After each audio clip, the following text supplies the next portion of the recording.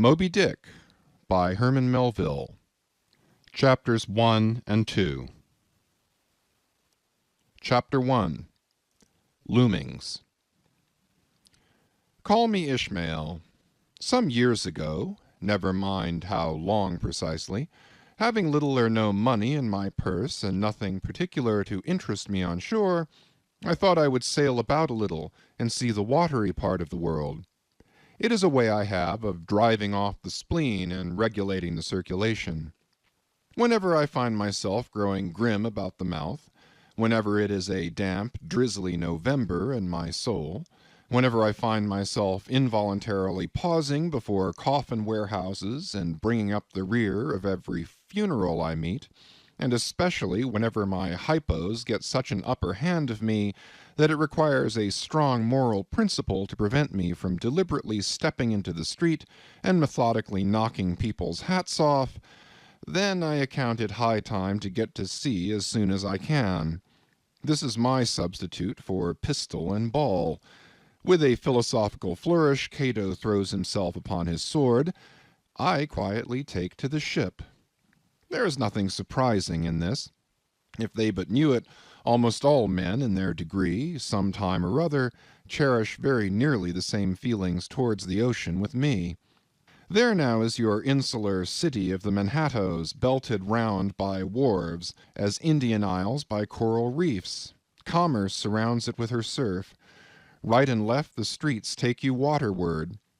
Its extreme downtown is the Battery, where that noble mole is washed by waves and cooled by breezes, which a few hours previous were out of sight of land.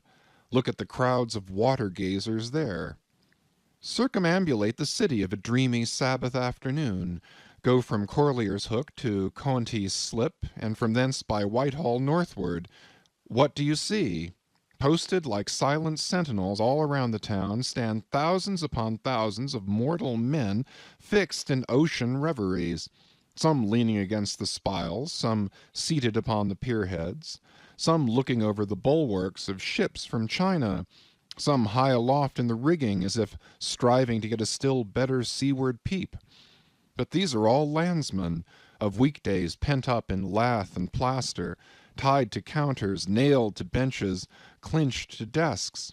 How then is this? Are the green fields gone? What do they here? But look, here come more crowds, pacing straight for the water, and seemingly bound for a dive. Strange. Nothing will content them but the extremest limit of the land. Loitering under the shady lee of yonder warehouses will not suffice. No, they must get just as nigh the water as they possibly can without falling in. And there they stand, miles of them, leagues. Inlanders all. They come from lanes and alleys, streets and avenues, north, east, south, and west. Yet here they all unite. Tell me, does the magnetic virtue of the needles of the compasses of all those ships attract them thither? Once more, say you are in the country, in some high land of lakes. Take almost any path you please, and 10 to 1 it carries you down in a dale and leaves you there by a pool in the stream. There is magic in it. Let the most absent-minded of men be plunged in his deepest reveries. Stand that man on his legs, set his feet a-going, and he will infallibly lead you to water, if water there be in all that region. Should you ever be athirst in the great American desert, try this experiment, if your caravan happen to be supplied with a metaphysical professor. Yes, as everyone knows, meditation and water are wedded forever. But here is the artist. He desires to paint you the dreamiest, shadiest, quietest, most enchanting bit of romantic landscape in all the valley of Asako. What is the chief element he employs? There stand his trees, each with a hollow trunk, as if a hermit and a crucifix were within.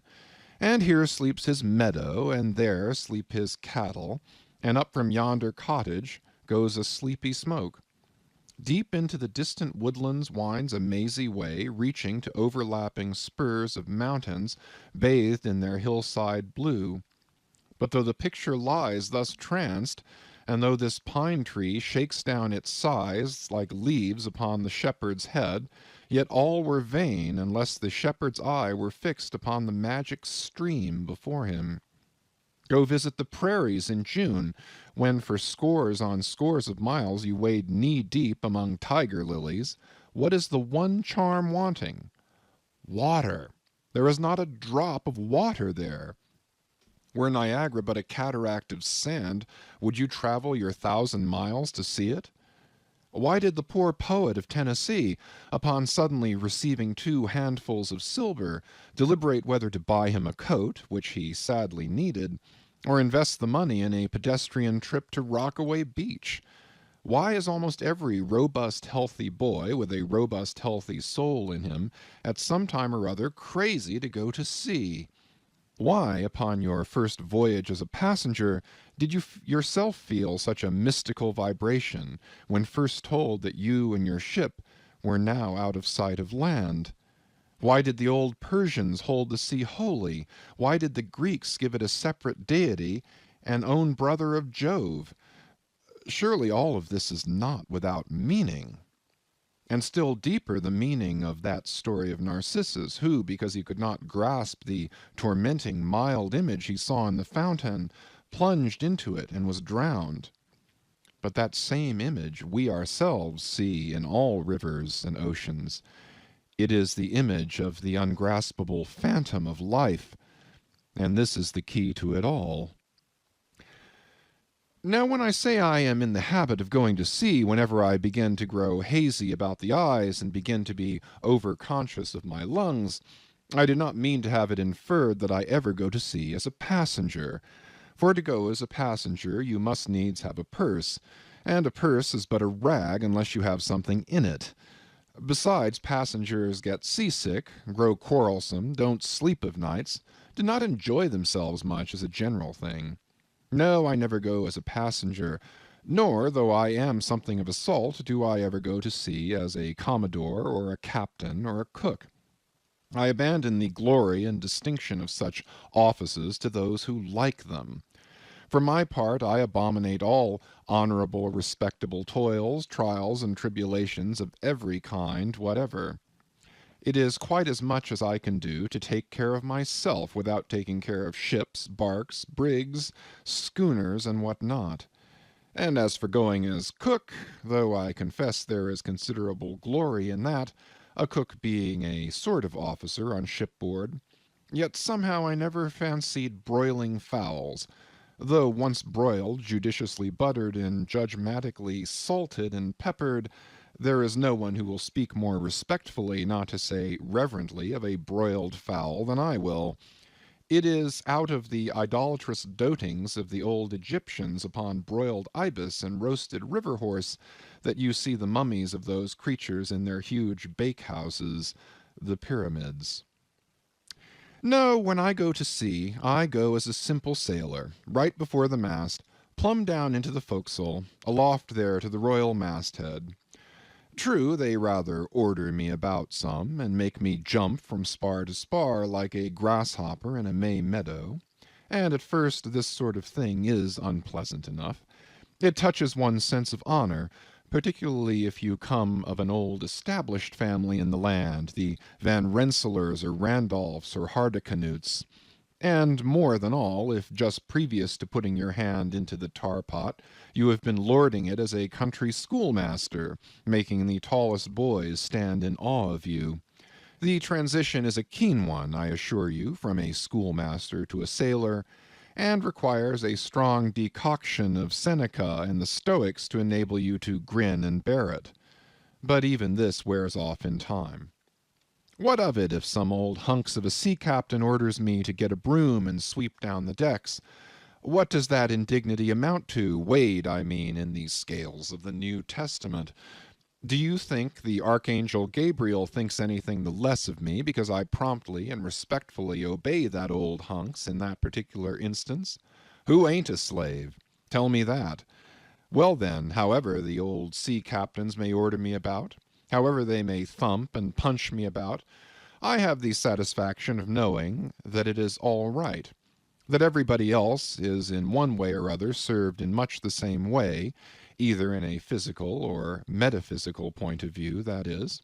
And so the universal thump is passed round, and all hands should rub each other's shoulder blades and be content.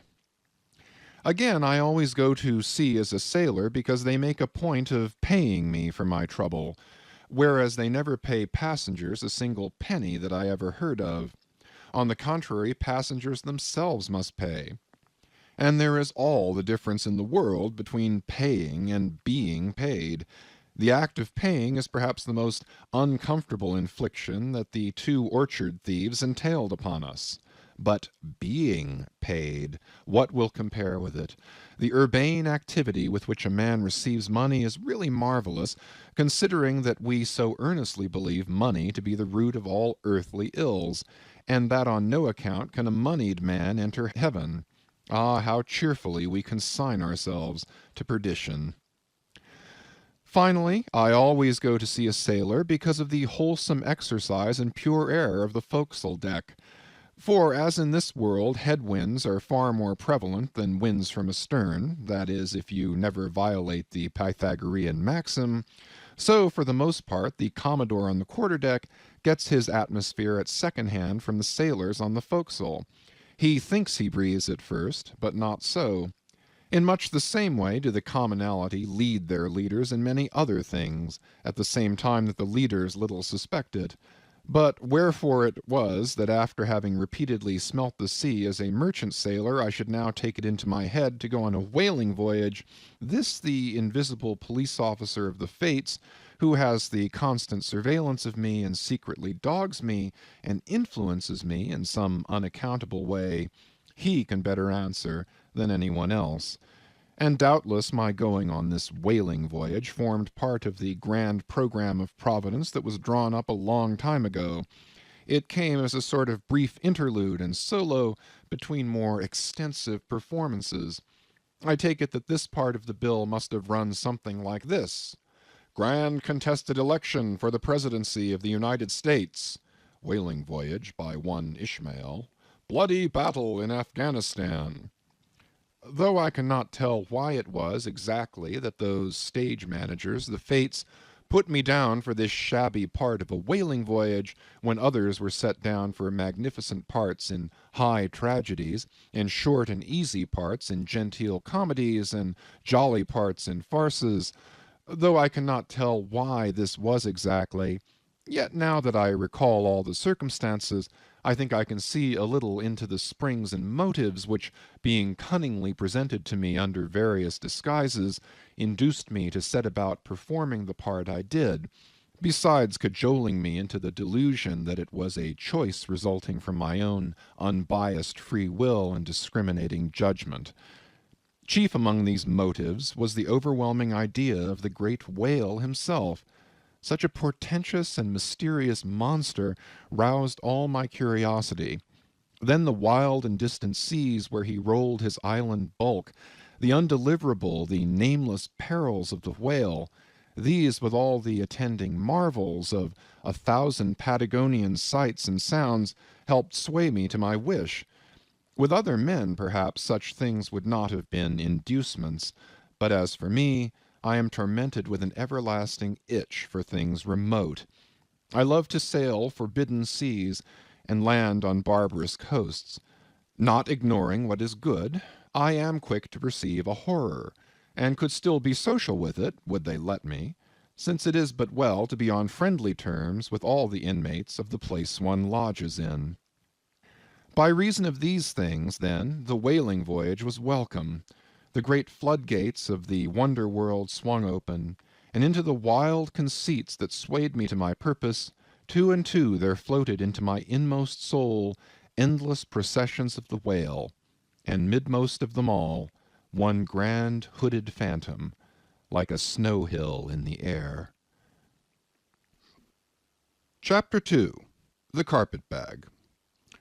I stuffed a shirt or two into my old carpet bag, tucked it under my arm, and started for Cape Horn in the Pacific.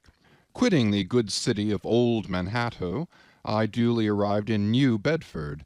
It was a Saturday night in December. Much was I disappointed upon learning that the little packet for Nantucket had already sailed, and that no way of reaching that place would offer till the following Monday. As most candidates for the pains and penalties of whaling stop at this same New Bedford, thence to embark on their voyage, it may as well be related that I, for one, had no idea of so doing. For my mind was made up to sail in no other than a Nantucket craft, because there was a fine boisterous something about everything connected with that famous old island which amazingly pleased me.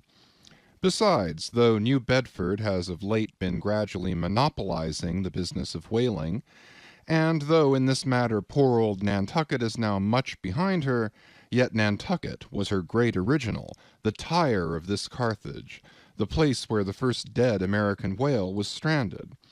Where else but from Nantucket did those aboriginal whalemen, the red men, first sally out in canoes to give chase to the Leviathan?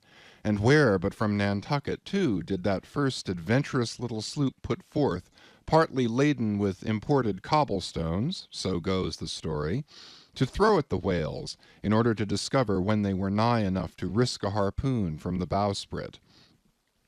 Now, having a night, a day, and still another night following before me in New Bedford, ere I could embark for my destined port, it became a matter of concernment where I was to eat and sleep meanwhile. It was a very dubious-looking, nay, a very dark and dismal night, bitingly cold and cheerless. I knew no one in the place. With anxious grapnels I had sounded my pocket, and only brought up a few pieces of silver. So wherever you go, Ishmael, said I to myself, as I stood in the middle of a dreary street shouldering my bag, and comparing the gloom toward the north with the darkness towards the south, wherever in your wisdom you may conclude to lodge for the night, my dear Ishmael, be sure to inquire the price, and don't be too particular. With halting steps I paced the streets, and passed the sign of the Crossed Harpoons, but it looked too expensive and jolly there. Further on, from the bright red windows of the Swordfish Inn, there came such fervent rays that it seemed to have melted the packed snow and ice before the house, for everywhere else the congealed frost lay 10 inches thick in a hard asphaltic pavement, rather weary for me when I struck my foot against the flinty projections, because from hard, remorseless service the soles of my boots were in a most miserable plight. Too expensive and jolly, again thought I, pausing one moment to watch the broad glare in the street and hear the sounds of the tinkling glasses within. But go on, Ishmael, said I at last, don't you hear? Get away from before the door, your patched boots are stopping the way. So on I went. I now by instinct followed the streets that took me waterward, for there doubtless were the cheapest, if not the cheeriest, inns.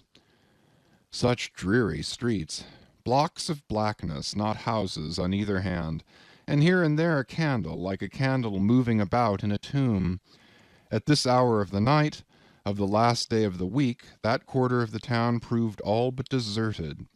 But presently I came to a smoky light proceeding from a low, wide building, the door of which stood invitingly open. It had a careless look, as if it were meant for the uses of the public, so entering, the first thing I did was to stumble over an ash-box in the porch. Ha! thought I. Ha! as the flying particles almost choked me. Are these ashes from that destroyed city, Gomorrah?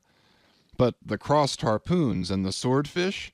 This, then, must needs be the sign of the trap. However, I picked myself up, and hearing a loud voice within, pushed on and opened a second interior door. It seemed a great black parliament sitting in Tophet. 100 black faces turned round in their rows to peer, and beyond a black angel of doom was beating a book in the pulpit. It was a Negro church, and the preacher's text was about the blackness of darkness, and the weeping and wailing and teeth-gnashing there. Ha, Ishmael, muttered I, backing out, wretched entertainment at the sign of the trap. Moving on, I at last came to a dim sort of light, not far from the docks, and heard a forlorn creaking in the air, and, looking up, saw a swinging sign over the door with a white painting on it, faintly representing a tall, straight jet of misty spray, and these words underneath, "The Spouter Inn, Peter Coffin." Coffin? Spouter. Rather ominous in that particular connection, thought I. But it is a common name in Nantucket, they say, and I suppose this Peter here is an emigrant from there. As the light looked so dim, and the place for the time looked quiet enough, and the dilapidated little wooden house itself looked as if it might have been carted here from the ruins of some burnt district, and as the swinging sign had a poverty-stricken sort of creak to it, I thought that here was the very spot for cheap lodgings and the best of pea coffee.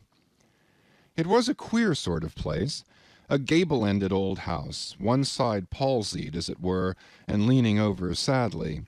It stood on a sharp, bleak corner, where that tempestuous wind Euroclydon kept up a worse howling than ever it did about poor Paul's tossed craft. Euroclydon, nevertheless, is a mighty pleasant zephyr to anyone indoors, with his feet on the hob, quietly toasting for bed. In judging of that tempestuous wind called Euroclydon, says an old writer, of whose works I possess the only copy extant, it maketh a marvellous difference whether thou lookest out at it from a glass window where the frost is all on the outside, or whether thou observest it from that sashless window where the frost is on both sides, and of which the white death is the only glazier. True enough, thought I, as this passage occurred to my mind. Old Blackletter, thou reasonest well. Yes, these eyes are windows, and this body of mine is the house. What a pity they didn't stop up the chinks and the crannies, though, and thrust in a little lint here and there. But it's too late to make any improvements now. The universe is finished, the copestone is on, and the chips were carted off 1,000,000 years ago. Poor Lazarus there, chattering his teeth against the curbstone for his pillow, and shaking off his tatters with his shiverings, he might plug up both ears with rags and put a corn-cob in his mouth, and yet that would not keep out the tempestuous Euroclydon. Euroclydon, says old Dives in his red silken wrapper. He had a redder one afterwards. Pooh, pooh, what a fine frosty night! How Orion glitters! What northern lights! Let them talk of their oriental summer climes of everlasting conservatories. Give me the privilege of making my own summer with my own coals. But what thinks Lazarus? Can he warm his blue hands by holding them up to the grand northern lights? Would not Lazarus rather be in Sumatra than here? Would he not far rather lay him down lengthwise along the line of the equator? Yea, ye gods! Go down to the fiery pit itself in order to keep out this frost? Now that Lazarus should lie stranded there on the curbstone before the door of Dives, this is more wonderful than that an iceberg should be moored to one of the Moluccas. Yet Dives himself, he too lives like a czar in an ice palace made of frozen sighs, and being president of a temperance society, he only drinks the tepid tears of orphans. But no more of this blubbering now. We are going a-whaling, and there is plenty of that yet to come. Let us scrape the ice from our frosted feet, and see what sort of a place this spouter may be.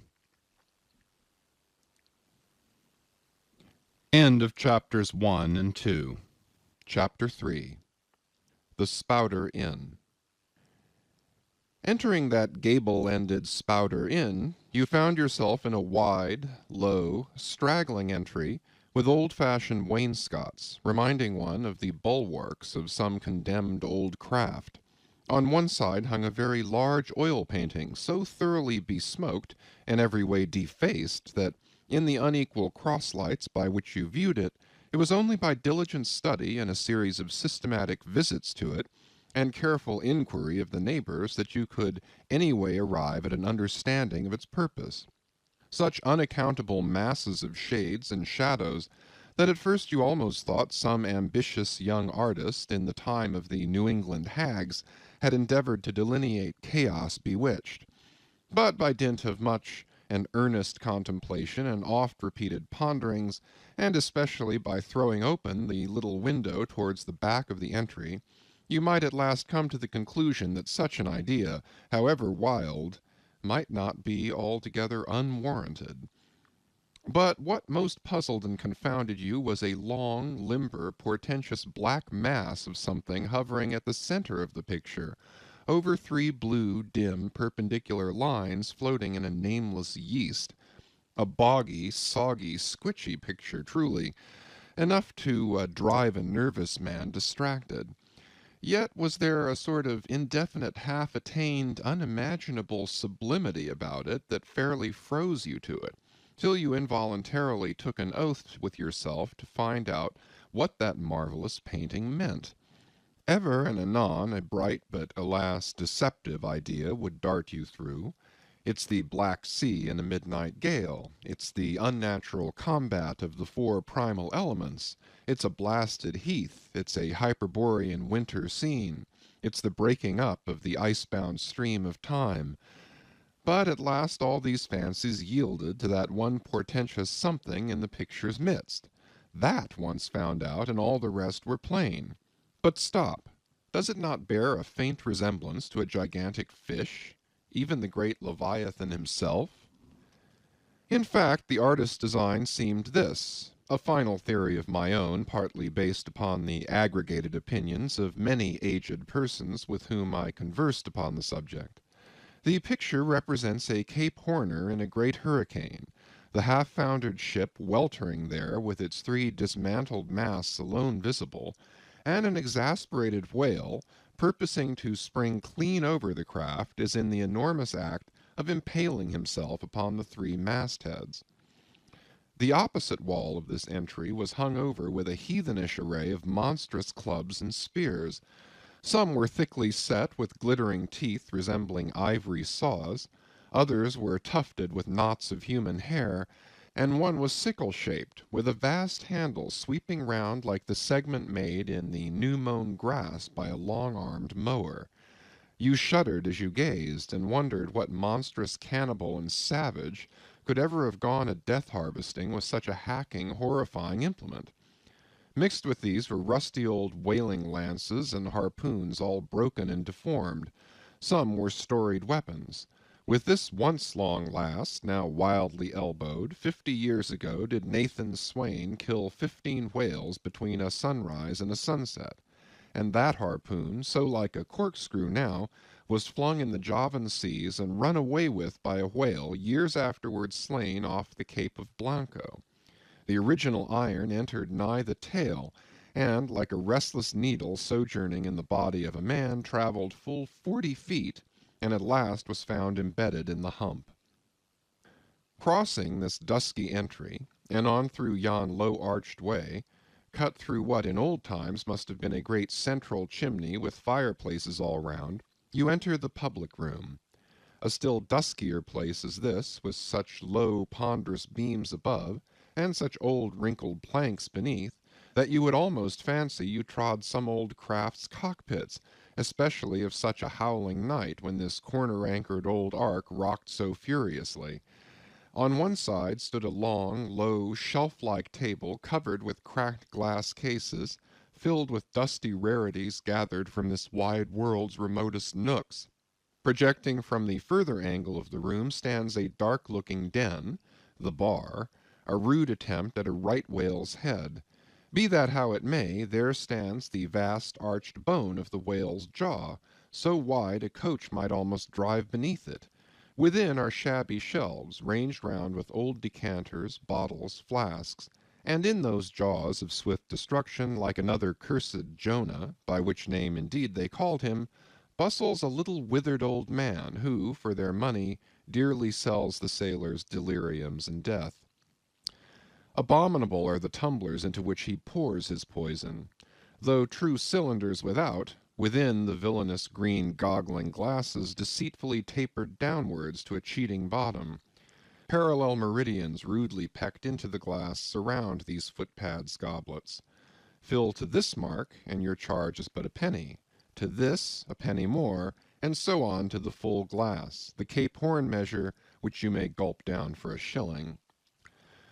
Upon entering the place, I found a number of young seamen gathered about a table, examining by a dim light the divers specimens of scrimshander.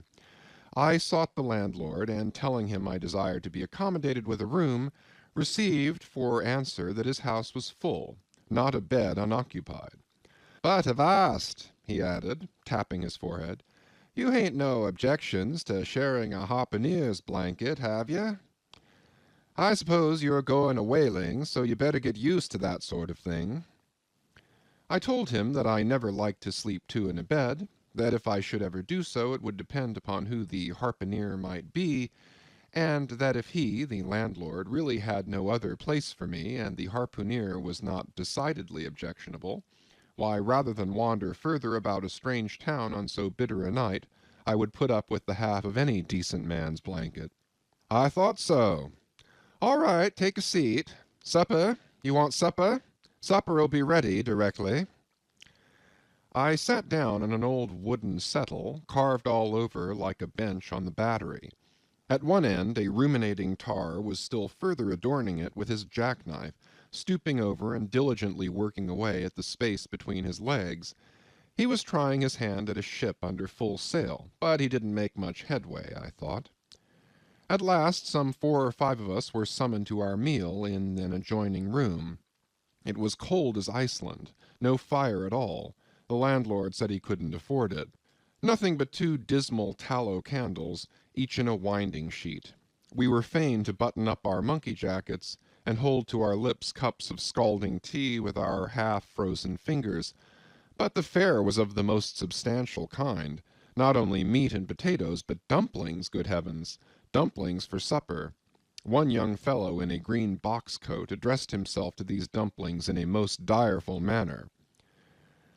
"My boy," said the landlord, "you'll have the nightmare to a dead certainty." "Landlord," I whispered, "that ain't the harpooner, is it?" "Oh, no," said he, looking sort of diabolically funny. "The harpooner is a dark-complexioned chap. He never eats dumplings, he don't. He eats nothing but steaks, and he likes 'em rare." "The devil he does," says I. "Where is that harpooner? Is he here?" "He'll be here 'fore long," was the answer. I could not help it, but I began to feel suspicious of this dark-complexioned harpooner. At any rate, I made up my mind that if it so turned out that we should sleep together, he must undress and get into bed before I did. Supper over, the company went back to the bar-room, when, knowing not what else to do with myself, I resolved to spend the rest of the evening as a looker-on. Presently a rioting noise was heard without. Starting up, the landlord cried, "That's the Grampus's crew. I seed her reported in the offing this morning. A 3 years' voyage and a full ship. Hurrah, boys! Now we'll have the latest news from the Fijis." A tramping of sea-boots was heard in the entry. The door was flung open, and in rolled a wild set of mariners enough. Enveloped in their shaggy watch-coats, and with their heads muffled in woolen comforters, all bedarned and ragged, and their beards stiff with icicles, they seemed an eruption of bears from Labrador. They had just landed from their boat, and this was the first house they entered. No wonder, then, that they made a straight wake for the whale's mouth, the bar, when the wrinkled little old Jonah, there officiating, soon poured them out brimmers all round. One complained of a bad cold in his head, upon which Jonah mixed him a pitch-like potion of gin and molasses, which he swore was a sovereign cure for all colds and catarrhs whatever, never mind of how long-standing, or whether caught off the coast of Labrador or on the weather side of an ice-island. The liquor soon mounted into their heads, as it generally does even with the arrantest hoppers newly landed from sea, and they began capering about most obstreperously. I observed, however, that one of them held somewhat aloof, and though he seemed desirous not to spoil the hilarity of his shipmates by his own sober face, yet upon the whole he refrained from making as much noise as the rest. This man interested me at once, and since the sea gods had ordained that he should soon be my shipmate, though but a sleeping partner one so far as this narrative is concerned, I will here venture upon a little description of him. He stood a full 6 feet in height, with noble shoulders, and a chest like a coffer-dam. I have seldom seen such brawn in a man. His face was deeply brown and burnt, making his white teeth dazzling by the contrast, while in the deep shadows of his eyes floated some reminiscences that did not seem to give him much joy. His voice at once announced that he was a Southerner, and from his fine stature I thought he must be one of those tall mountaineers from the Alleghanian Ridge in Virginia.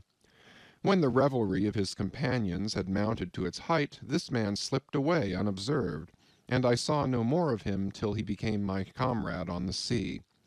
In a few minutes, however, he was missed by his shipmates, and being, it seems, for some reason a huge favourite with them, they raised a cry of "Bulkington! Bulkington! Where's Bulkington?" and darted out of the house in pursuit of him. It was now about 9 o'clock, and the room seeming almost supernaturally quiet after these orgies, I began to congratulate myself upon a little plan that had occurred to me just previous to the entrance of the seaman. No man prefers to sleep two in a bed. In fact, you would a good deal rather not sleep with your own brother. I don't know how it is, but people like to be private when they are sleeping.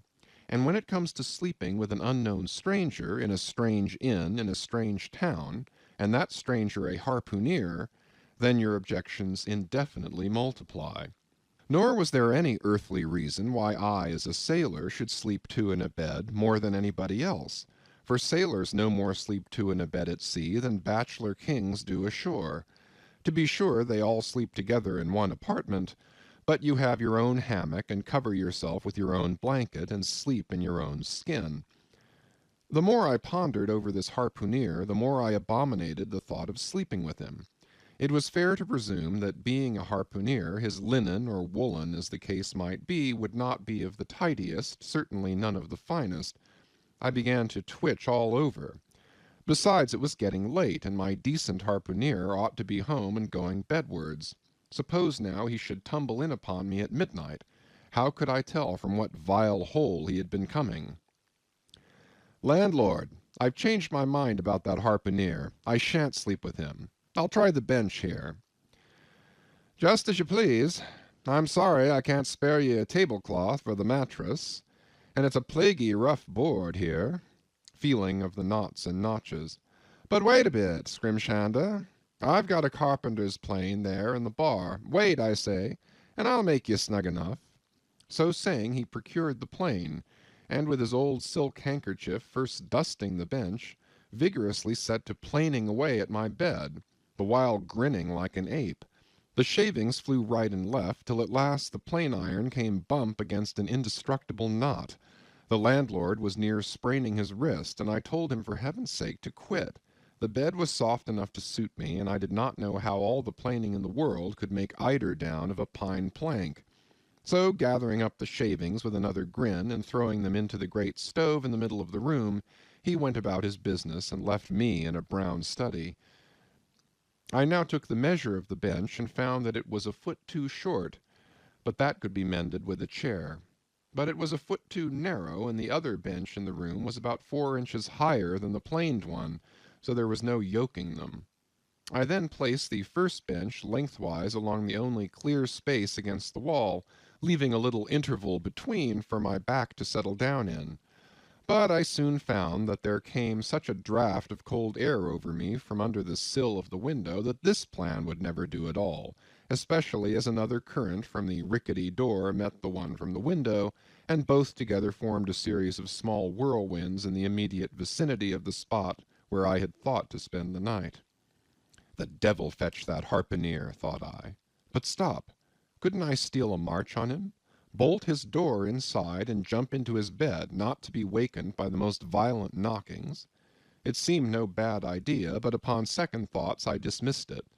For who could tell but what the next morning, so soon as I popped out of the room, the harpooneer might be standing in the entry, all ready to knock me down? Still, looking round me again, and seeing no possible chance of spending a sufferable night unless in some other person's bed, I began to think that after all I might be cherishing unwarrantable prejudices against this unknown harpooneer. Thinks I, I'll wait a while. He must be dropping in before long. I'll have a good look at him then, and perhaps we may become jolly good bedfellows after all. There's no telling. But though the other boarders kept coming in by ones, twos, and threes, and going to bed, yet no sign of my harpooneer. "Landlord," said I, "what sort of chap is he? Does he always keep such late hours?" It was now hard upon 12 o'clock. The landlord chuckled again with his lean chuckle, and seemed to be mightily tickled at something beyond my comprehension. No, he answered. Generally he's an early bird, early to bed and early to rise. Yes, he's the bird what catches the worm. But tonight he went out a-peddlin', you see, and I don't see what on earth keeps him so late, unless maybe he can't sell his head. Can't sell his head? What sort of a bamboozlingly story is this you're telling me? Getting into a towering rage. Do you pretend to say, landlord, that this harpooneer is actually engaged this blessed Saturday night, or rather Sunday morning, in peddling his head around town? That's precisely it, said the landlord, and I told him he couldn't sell it here, the market's overstocked. With what? Shouted I. With heads, to be sure. Ain't there too many heads in the world? I tell you what it is, landlord, I said quite calmly. You'd better stop spinning that yarn to me. I am not green. Maybe not, taking a stick out and whittling a toothpick, but I rather guess you'll be done brown if that 'ere harpooneer hears you a-slanderin' his head. I'll break it for him, said I, now flying into a passion against this unaccountable farrago of the landlord's. It's broke already, said he. Broke, said I. Broke, do you mean? Certain, and that's the very reason he can't sell it, I guess. Landlord, said I, going up to him as cool as Mount Hecla in a snowstorm, landlord, stop whittling. You and I must understand one another, and that too without delay. I come to your house and want a bed. You tell me you can only give me half of one, that the other half belongs to a certain harpooneer. And about this harpooneer, whom I have not yet seen, you persist in telling me the most mystifying and exasperating stories, tending to beget in me an uncomfortable feeling towards the man whom you design for my bedfellow. A sort of connection, landlord, which is an intimate and confidential one in the highest degree. I now demand of you to speak out and tell me who and what this harpooneer is, and whether I shall be in all respects safe to spend the night with him. And in the first place you will be so good as to unsay that story about selling his head, which, if true, I take to be good evidence that this harpooneer is stark mad, and I've no idea of sleeping with a madman. And you, sir, you, I mean, landlord, you, sir, by trying to induce me to do so knowingly, would thereby render yourself liable to a criminal prosecution. Well, said the landlord, fetching a long breath, that's a pretty long sermon for a chap that rips a little now and then. But be easy, be easy. This here harpooneer I've been telling you of has just arrived from the South Seas, where he bought up a lot of bomb New Zealand heads, great curios, you know, and he sold all of 'em but one, and that one he's trying to sell tonight, 'cause tomorrow's Sunday, and it would not do to be selling human heads about the streets when folks is going to churches. He wanted to last Sunday, but I stopped him just as he was going out the door with 4 heads strung on a string, for all the earth like a string of onions. This account cleared up the otherwise unaccountable mystery, and showed that the landlord after all had no idea of fooling me. But at the same time, what could I think of a harpooneer who stayed out of a Saturday night clean into the holy Sabbath, engaged in such a cannibal business as selling the heads of dead idolaters? Depend upon it, landlord, that harpooneer is a dangerous man. He pays regular, was the rejoinder. But come, it's getting dreadful late. You'd better be turning flukes. It's a nice bed. Sal and me slept in that 'ere bed the night we was spliced. There's plenty of room for 2 to kick about in that bed. It's an almighty big bed, that. Why, afore we give it up, Sal used to put our Sam and little Johnny in the foot of it. But I got a-dreamin' and sprawlin' about one night, and somehow Sam got pitched on the floor, and came near breaking his arm. After that, Sal said it wouldn't do. Come along here, I'll give you a glim in a jiffy. And so saying, he lighted a candle and held it towards me, offering to lead the way. But I stood irresolute, when, looking at a clock in the corner, he exclaimed, I vomit Sunday. You won't see that harpooneer tonight. He's come to anchor somewhere. Come along, then. Do come, won't you come? I considered the matter a moment, and then upstairs we went, and I was ushered into a small room, cold as a clam, and furnished, sure enough, with a prodigious bed, almost big enough, indeed, for any 4 harpooneers to sleep abreast. "There," said the landlord, placing the candle on a crazy old sea-chest that did double duty as a washstand and centre table. "There, make yourself comfortable now, and good night to ye." I turned round from eyeing the bed, but he had disappeared. Folding back the counterpane, I stood over the bed. Though none of the most elegant, it yet stood the scrutiny tolerable well. I then glanced round the room, and besides the bedstead and centre table could see no other furniture belonging to the place, but a rude shelf, the four walls, and a papered fireboard representing a man striking a whale. Of things not properly belonging to the room, there was a hammock lashed up and thrown upon the floor in one corner, also a large seaman's bag containing the harpooneer's wardrobe, no doubt in lieu of a land trunk. Likewise, there was a parcel of outlandish bone fish-hooks on the shelf over the fireplace, and a tall harpoon standing at the head of the bed. But what is this on the chest? I took it up, and held it close to the light, and felt it, and smelt it, and tried every way possible to arrive at some satisfactory conclusion concerning it.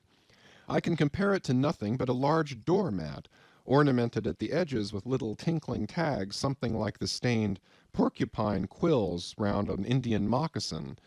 There was a hole or slit in the middle of this mat, as you see the same in South American ponchos. But could it be possible that any sober harpooneer could get into a door-mat and parade the streets of any Christian town in that sort of guise?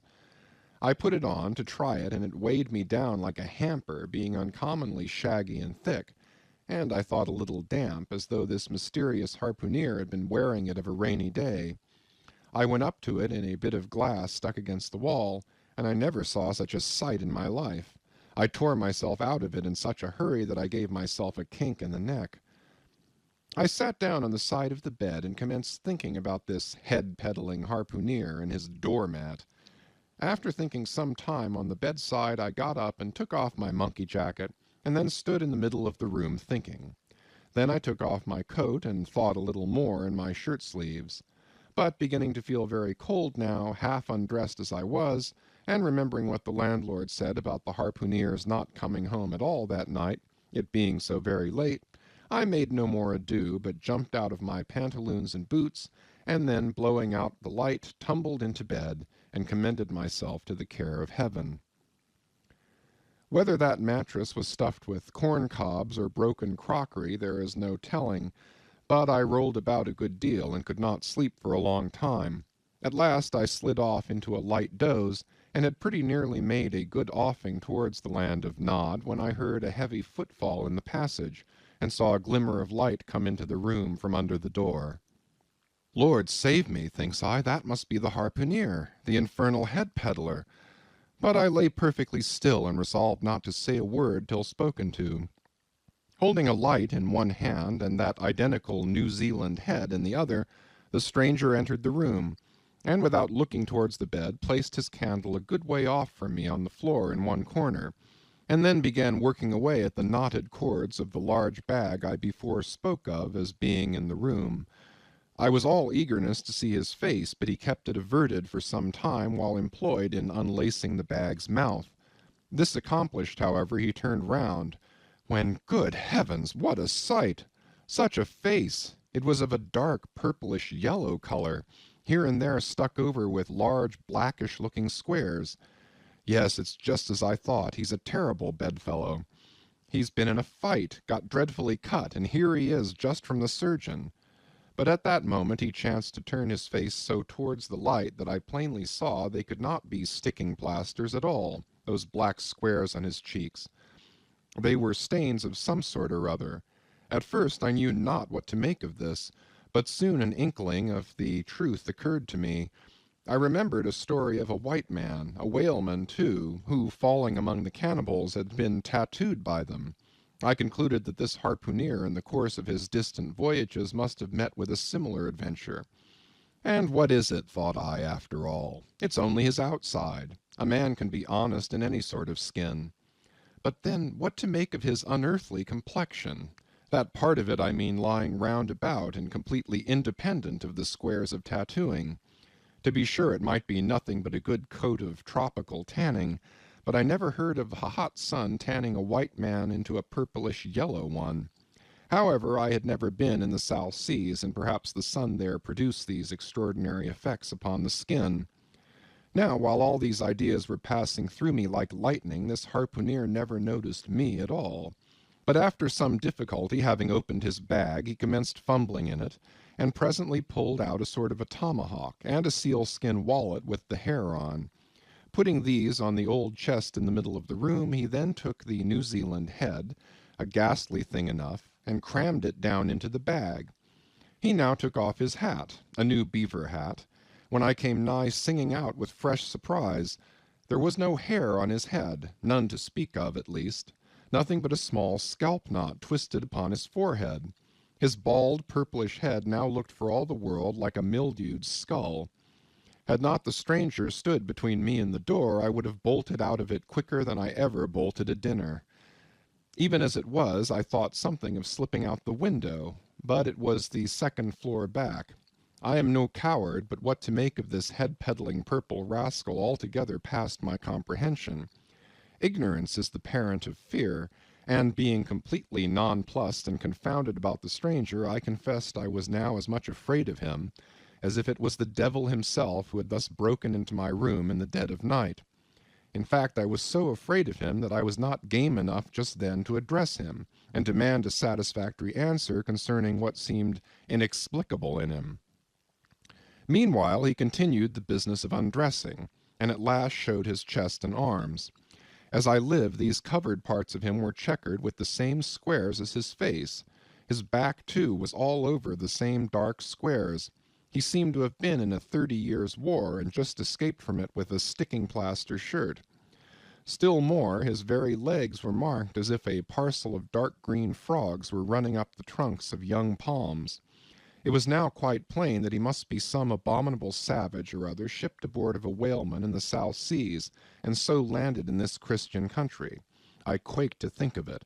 A peddler of heads, too, perhaps the heads of his own brothers. He might take a fancy to mine. Heavens, look at that tomahawk! But there was no time for shuddering, for now the savage went about something that completely fascinated my attention, and convinced me that he must indeed be a heathen. Going to his heavy grego, or rapall, or dreadnought, which he had previously hung on a chair, he fumbled in the pockets and produced at length a curious little deformed image, with a hunch on its back and exactly the color of a 3 days-old Congo baby.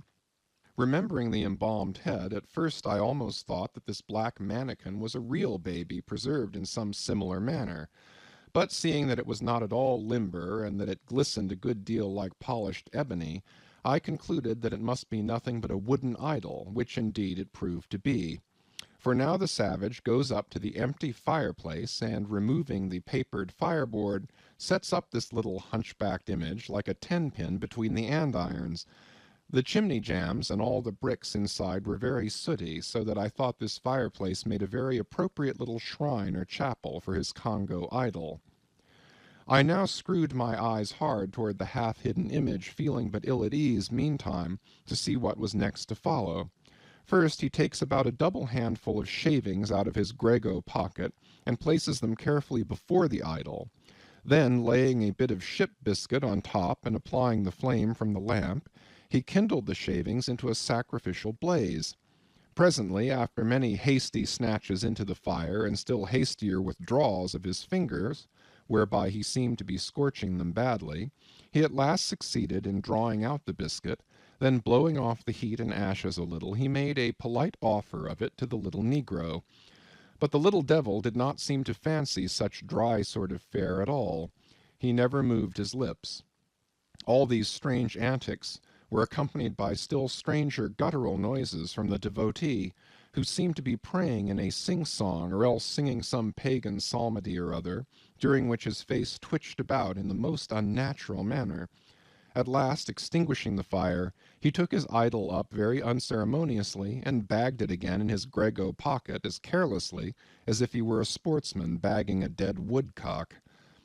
All these queer proceedings increased my uncomfortableness, and seeing him now exhibiting strong symptoms of concluding his business operations and jumping into bed with me, I thought it was high time, now or never, before the light was put out, to break the spell in which I had so long been bound. But the interval I spent in deliberating what to say was a fatal one. Taking his tomahawk from the table, he examined the head of it for an instant, and then holding it to the light, with his mouth at the handle, he puffed out great clouds of tobacco smoke. The next moment the light was extinguished, and this wild cannibal, tomahawk between his teeth, sprang into bed with me.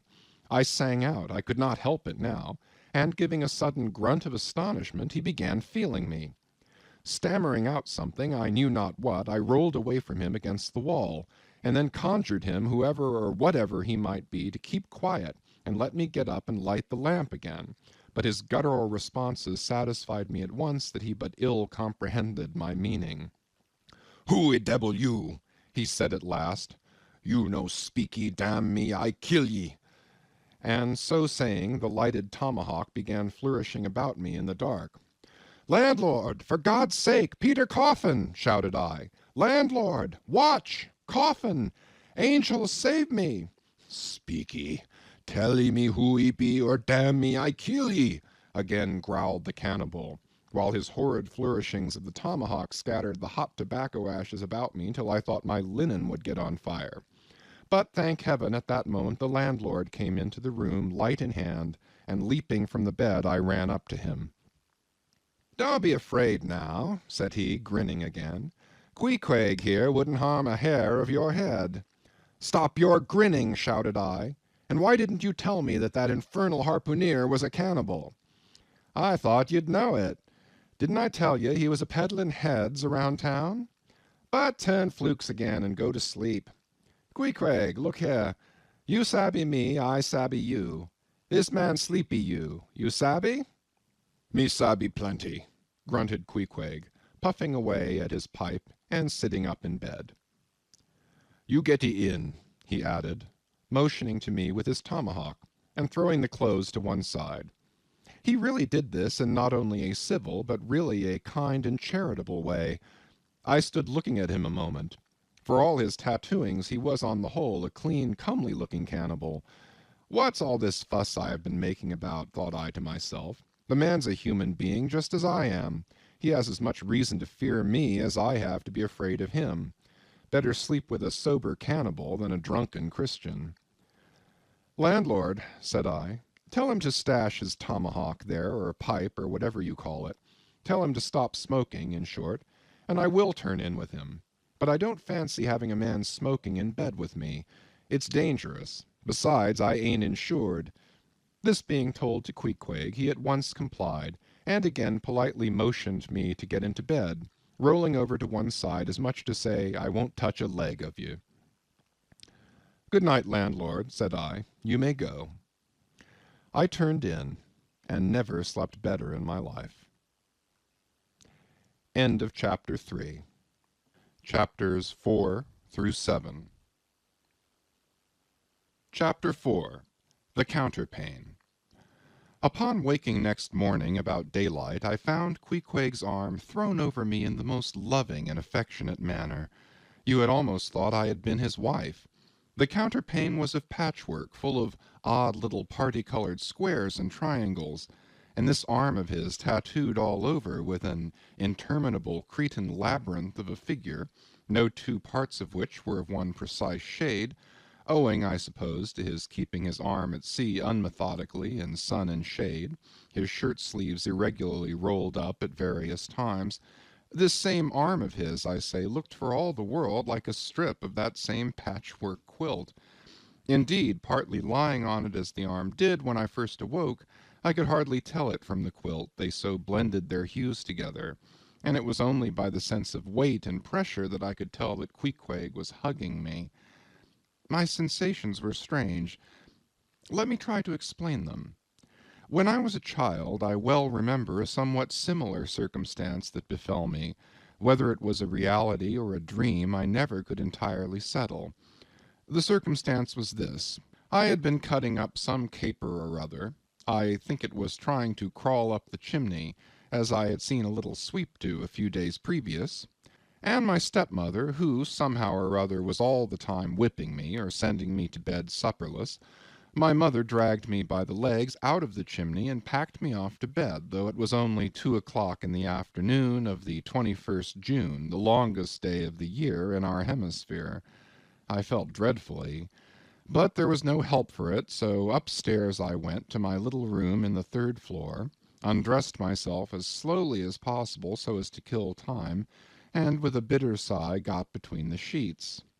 I lay there dismally calculating that 16 entire hours must elapse before I could hope for a resurrection.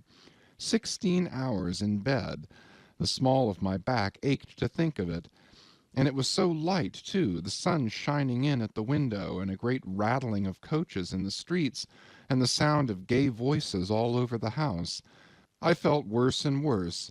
At last I got up, dressed, and, softly going down in my stocking feet, sought out my stepmother, and suddenly threw myself at her feet, beseeching her as a particular favor to give me a good slippering for my misbehavior, anything indeed but condemning me to lie abed such an endurable length of time.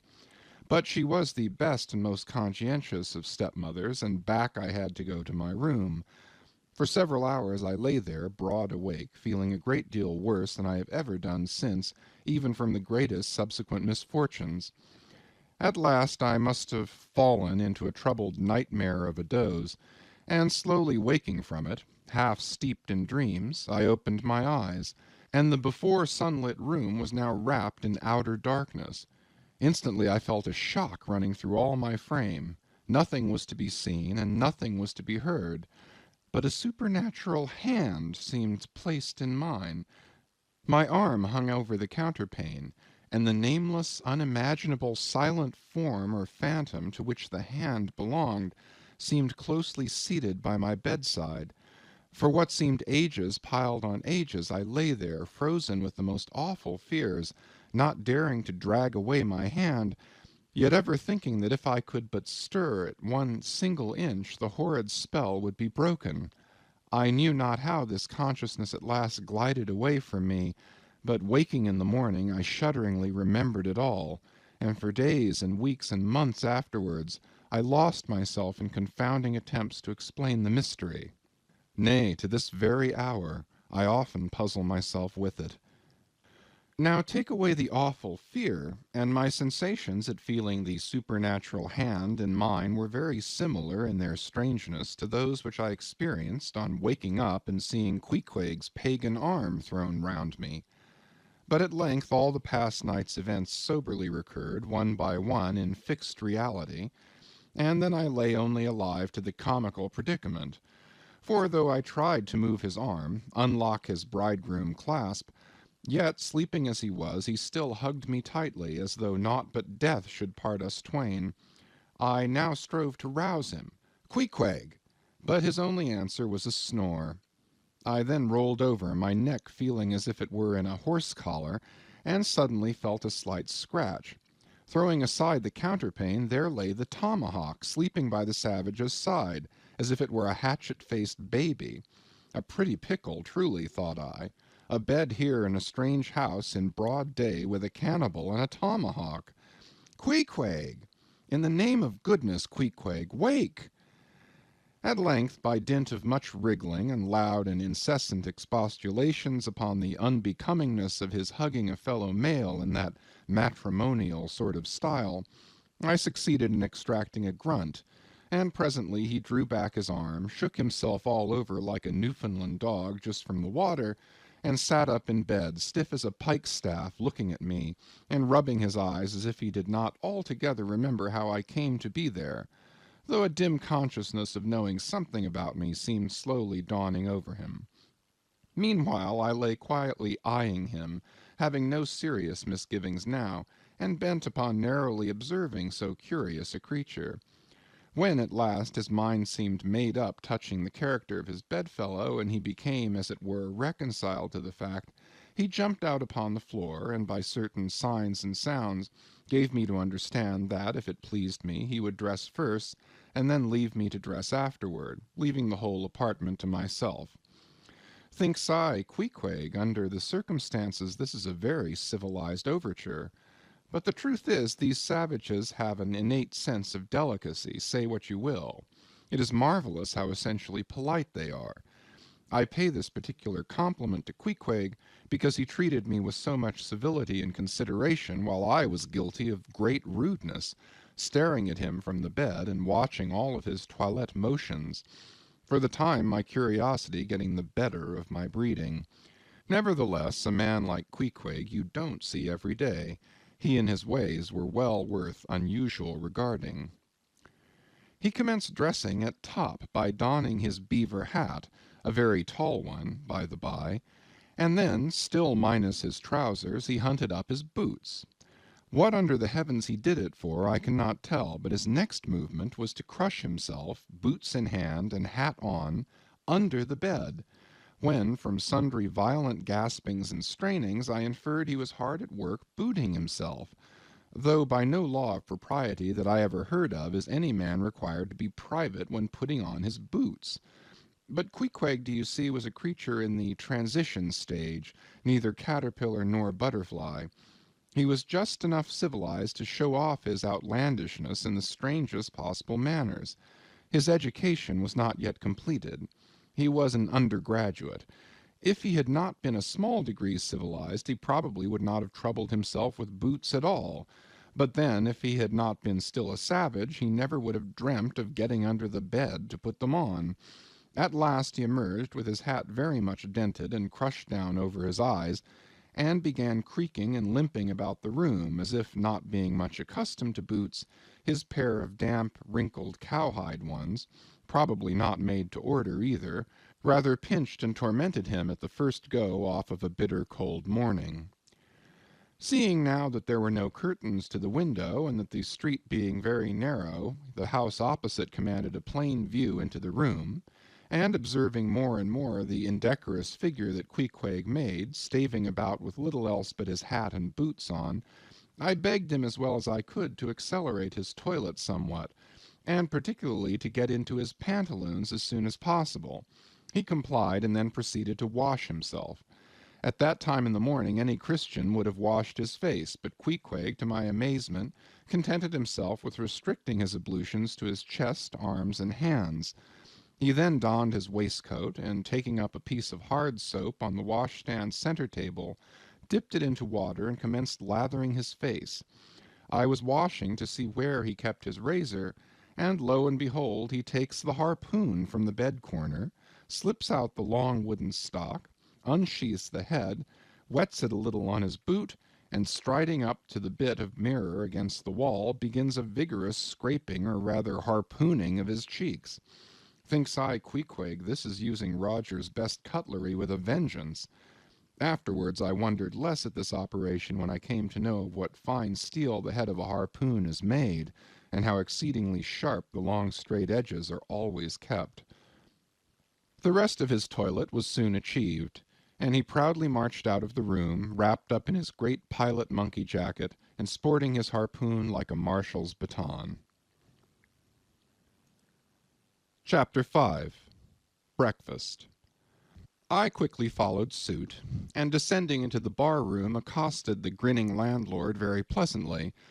I cherished no malice toward him, though he had been skylarking with me not a little in the matter of my bedfellow. However, a good laugh is a mighty good thing, and rather too scarce a good thing, the more's the pity. So if any one man in his own proper person affords stuff for a good joke to anybody, let him not be backward, but let him cheerfully allow himself to spend and be spent in that way. And the man that has anything bountifully laughable about him, be sure there is more in that man than you perhaps think for. The bar-room was now full of the boarders who had been dropping in the night previous, and whom I had not as yet had a good look at. They were nearly all whalemen, chief mates and second mates and third mates, and sea carpenters and sea coopers and sea blacksmiths, and harpooneers and ship-keepers, a brown and brawny company with bosky beards, an unshorn shaggy set, all wearing monkey jackets for morning gowns. You could pretty plainly tell how long each one had been ashore. This young fellow's healthy cheek is like a sun-toasted pear in hue, and would seem to smell almost as musky. He cannot have been 3 days landed from his Indian voyage. That man next him looks a few shades lighter. You might say a touch of satin wood is in him. In the complexion of a third still lingers a tropic tawn, but slightly bleached withal. He, doubtless, has tarried whole weeks ashore. But who could show a cheek like Queequeg, which, barred with various tints, seemed, like the Andes' western slope, to show forth in one array contrasting climates, zone by zone. "Grub, ho!" now cried the landlord, flinging open a door, and in we went to breakfast. They say that men who have seen the world thereby become quite at ease in manner, quite self-possessed in company.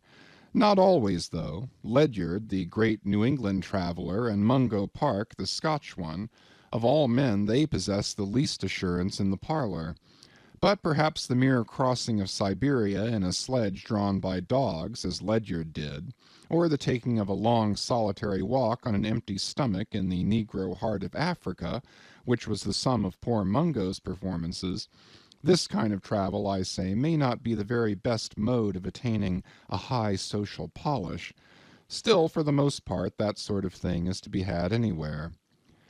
These reflections just here are occasioned by the circumstance that after we were all seated at the table, and I was preparing to hear some good stories about whaling, to my no small surprise nearly every man maintained a profound silence.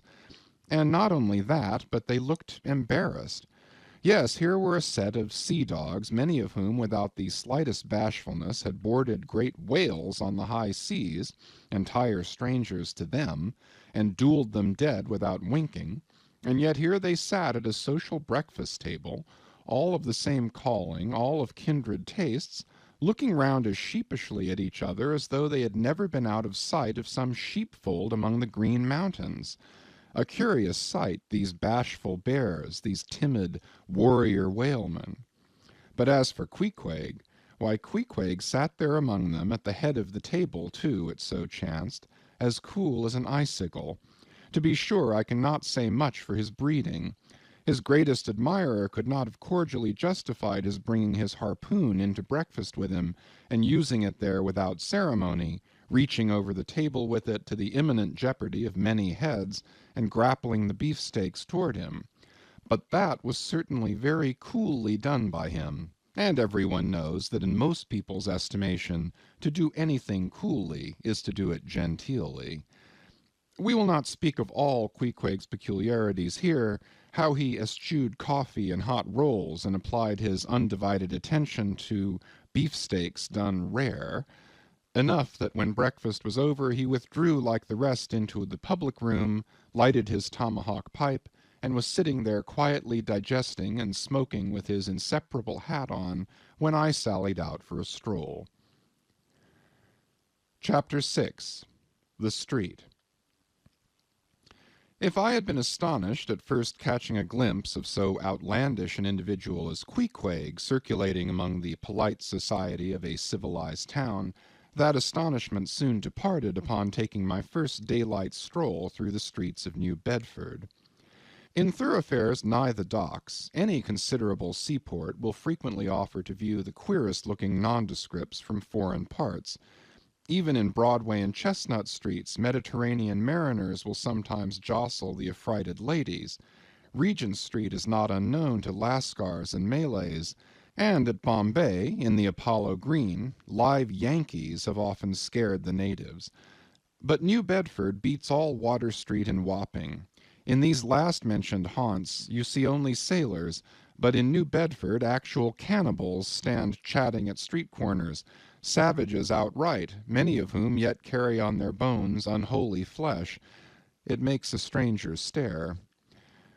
But besides the Fijians, Tonga-Tabouars, Arromangoans, Panangians, and Brigians, and besides the wild specimens of the whaling craft which, unheeded, reel about the streets, you will see other sights still more curious, certainly more comical.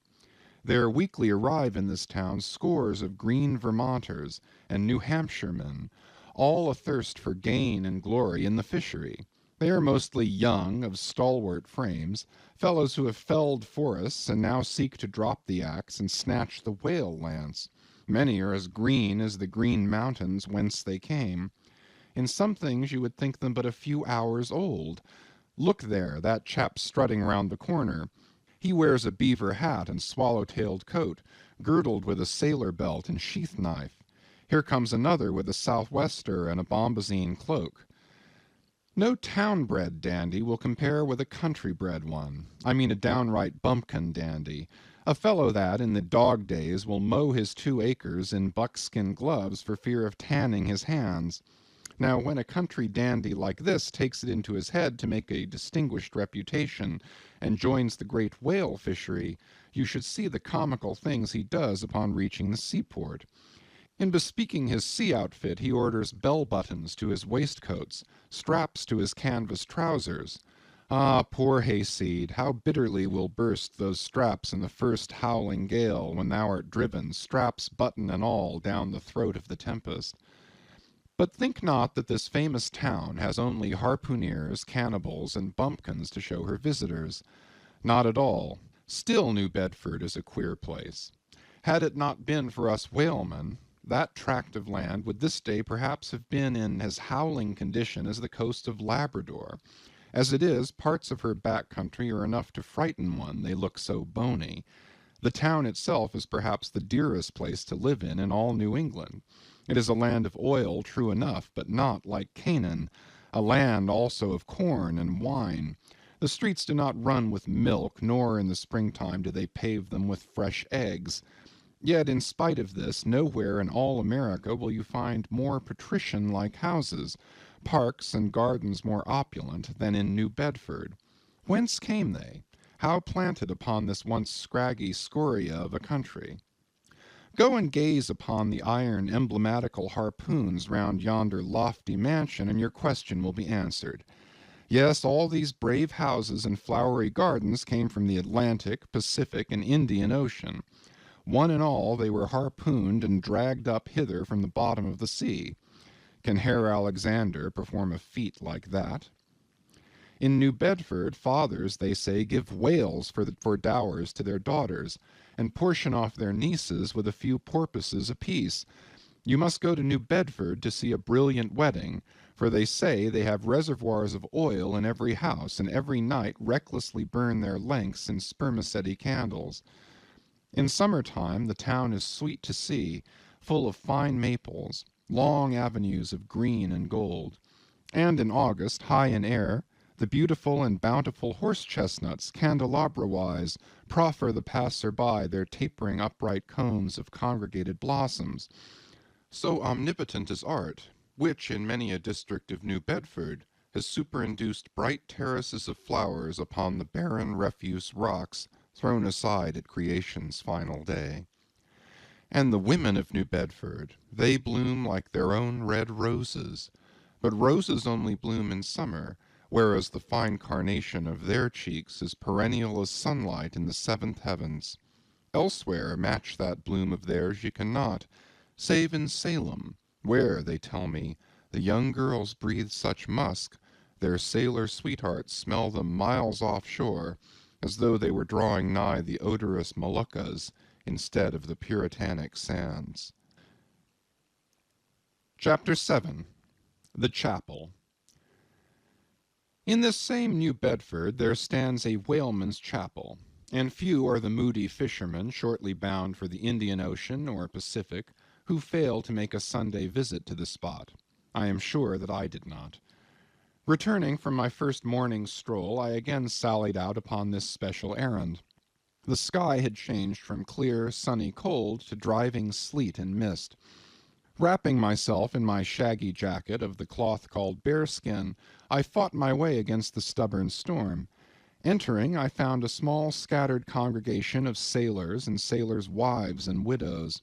A muffled silence reigned, only broken at times by the shrieks of the storm. Each silent worshipper seemed purposely sitting apart from the other, as if each silent grief were insular and incommunicable. The chaplain had not yet arrived, and there these silent islands of men and women sat steadfastly eyeing several marble tablets with black borders masoned into the walls on either side of the pulpit. 3 of them ran something like the following, but I do not pretend to quote. Sacred to the memory of John Talbot, who, at the age of 18, was lost overboard near the Isle of Desolation, off Patagonia, November 1st, 1836. This tablet is erected to his memory by his sister. Sacred to the memory of Robert Long, Willis Ellery, Nathan Coleman, Walter Canny, Seth Macy, and Samuel Gleig, forming one of the boat's crews of the ship Eliza, who were towed out of sight by a whale on the offshore ground in the Pacific, December 31st, 1839. This marble is here placed by their surviving shipmates.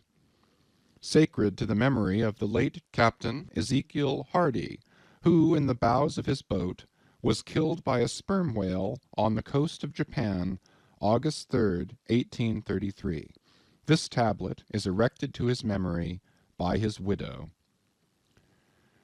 Shaking off the sleet from my ice-glazed hat and jacket, I seated myself near the door, and turning sideways was surprised to see Queequeg near me. Affected by the solemnity of the scene, there was a wondering gaze of incredulous curiosity in his countenance. This savage was the only person present who seemed to notice my entrance, because he was the only one who could not read, and therefore was not reading those frigid inscriptions on the wall. Whether any of the relatives of the seamen whose names appeared there were now among the congregation, I knew not, but so many are the unrecorded accidents in the fishery, and so plainly did several women present wear the countenance, if not the trappings, of some unceasing grief, that I feel sure that here before me were assembled those in whose unhealing hearts the sight of those bleak tablets sympathetically caused the old wounds to bleed afresh. Oh, ye whose dead lie buried beneath the green grass, who, standing among flowers, can say, Here, here lies my beloved, you know not the desolation that broods in bosoms like these. What bitter blanks in those black-bordered marbles which cover no ashes! What despair in those immovable inscriptions! What deadly voids and unbidden infidelities in the lines that seem to gnaw upon all faith, and refuse resurrections to the beings who have placelessly perished without a grave! As well might those tablets stand in the cave of Elephanta as here. In what census of living creatures the dead of mankind are included, why it is that a universal proverb says of them that they tell no tales, though containing more secrets than the Goodwin Sands, how it is that to his name who yesterday departed for the other world we prefix so significant and infidel a word, and yet do not thus entitle him if he but embarks for the remotest Indies of this living earth, why the life insurance companies pay death forfeitures upon immortals, in what eternal unstirring paralysis and deadly hopeless trance yet lies antique Adam who died 60 round centuries ago, how it is that we still refuse to be comforted for those who we nevertheless maintain are dwelling in unspeakable bliss, why all the living so strive to hush all the dead, wherefore but the rumor of a knocking in a tomb will terrify a whole city, all these things are not without their meanings.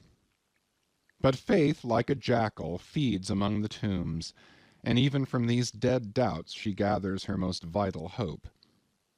It needs scarcely be told with what feelings on the eve of a Nantucket voyage I regarded those marble tablets, and by the murky light of that darkened doleful day read the fate of the whaleman who had gone before me. Yes, Ishmael, the same fate may be thine. But somehow I grew merry again. Delightful inducements to embark. Fine chance for promotion, it seems. Aye, a stove boat will make me an immortal by brevet. Yes, there is death in this business of whaling, a speechlessly quick, chaotic bundling of a man into eternity. But what then? Methinks we have hugely mistaken this matter of life and death.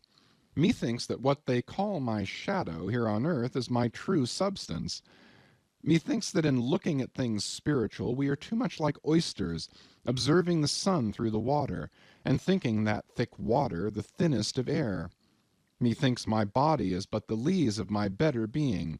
In fact, take my body who will. Take it, I say. It is not me. And, therefore, 3 cheers for Nantucket, and come a stove boat and stove body when they will, for stave my soul, Jove himself cannot. End of chapters 4 through 7. Chapters 8 and 9. Chapter 8. The Pulpit. I had not been seated very long ere a man of a certain venerable robustness entered. Immediately, as the storm-pelted door flew back upon admitting him, a quick, regardful eyeing of him by all of the congregation sufficiently attested that this fine old man was the chaplain.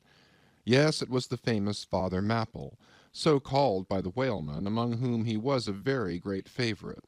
He had been a sailor and a harpooneer in his youth, but for many years past had dedicated his life to the ministry.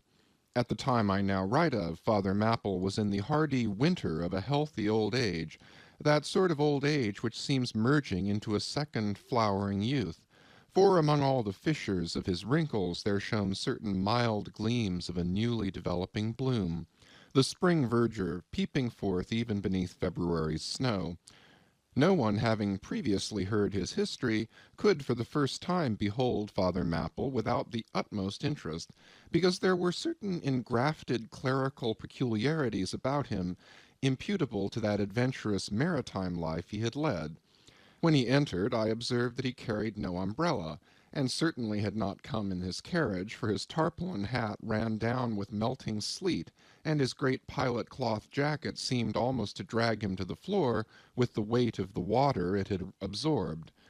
However, hat and coat and overshoes were one by one removed, and hung up in a little space in an adjacent corner, when, arrayed in a decent suit, he quietly approached the pulpit.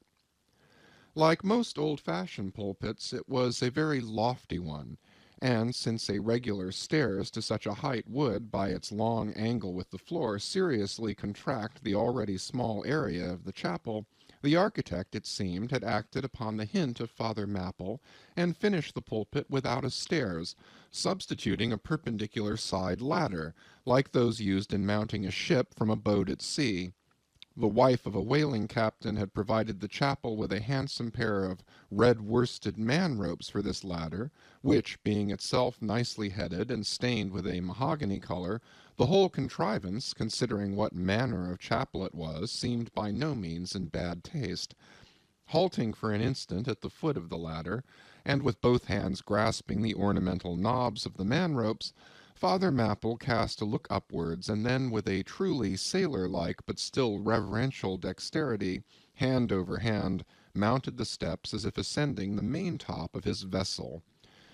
The perpendicular parts of this side ladder, as is usually the case with swinging ones, were of cloth-covered rope. Only the rounds were of wood, so that at every step there was a joint. At my first glimpse of the pulpit it had not escaped me that however convenient for a ship, these joints, in the present instance, seemed unnecessary, for I was not prepared to see Father Mapple, after gaining the height, slowly turn round, and stooping over the pulpit, deliberately drag up the ladder step by step, till the whole was deposited within, leaving him impregnable in his little Quebec. I pondered some time without fully comprehending the reason for this. Father Mapple enjoyed such a wide reputation for sincerity and sanctity that I could not suspect him of courting notoriety by any mere tricks of the stage. No, thought I, there must be some sober reason for this thing. Furthermore, it must symbolize something unseen. Can it be, then, that by that act of physical isolation he signifies his spiritual withdrawal for the time from all outward worldly ties and connections?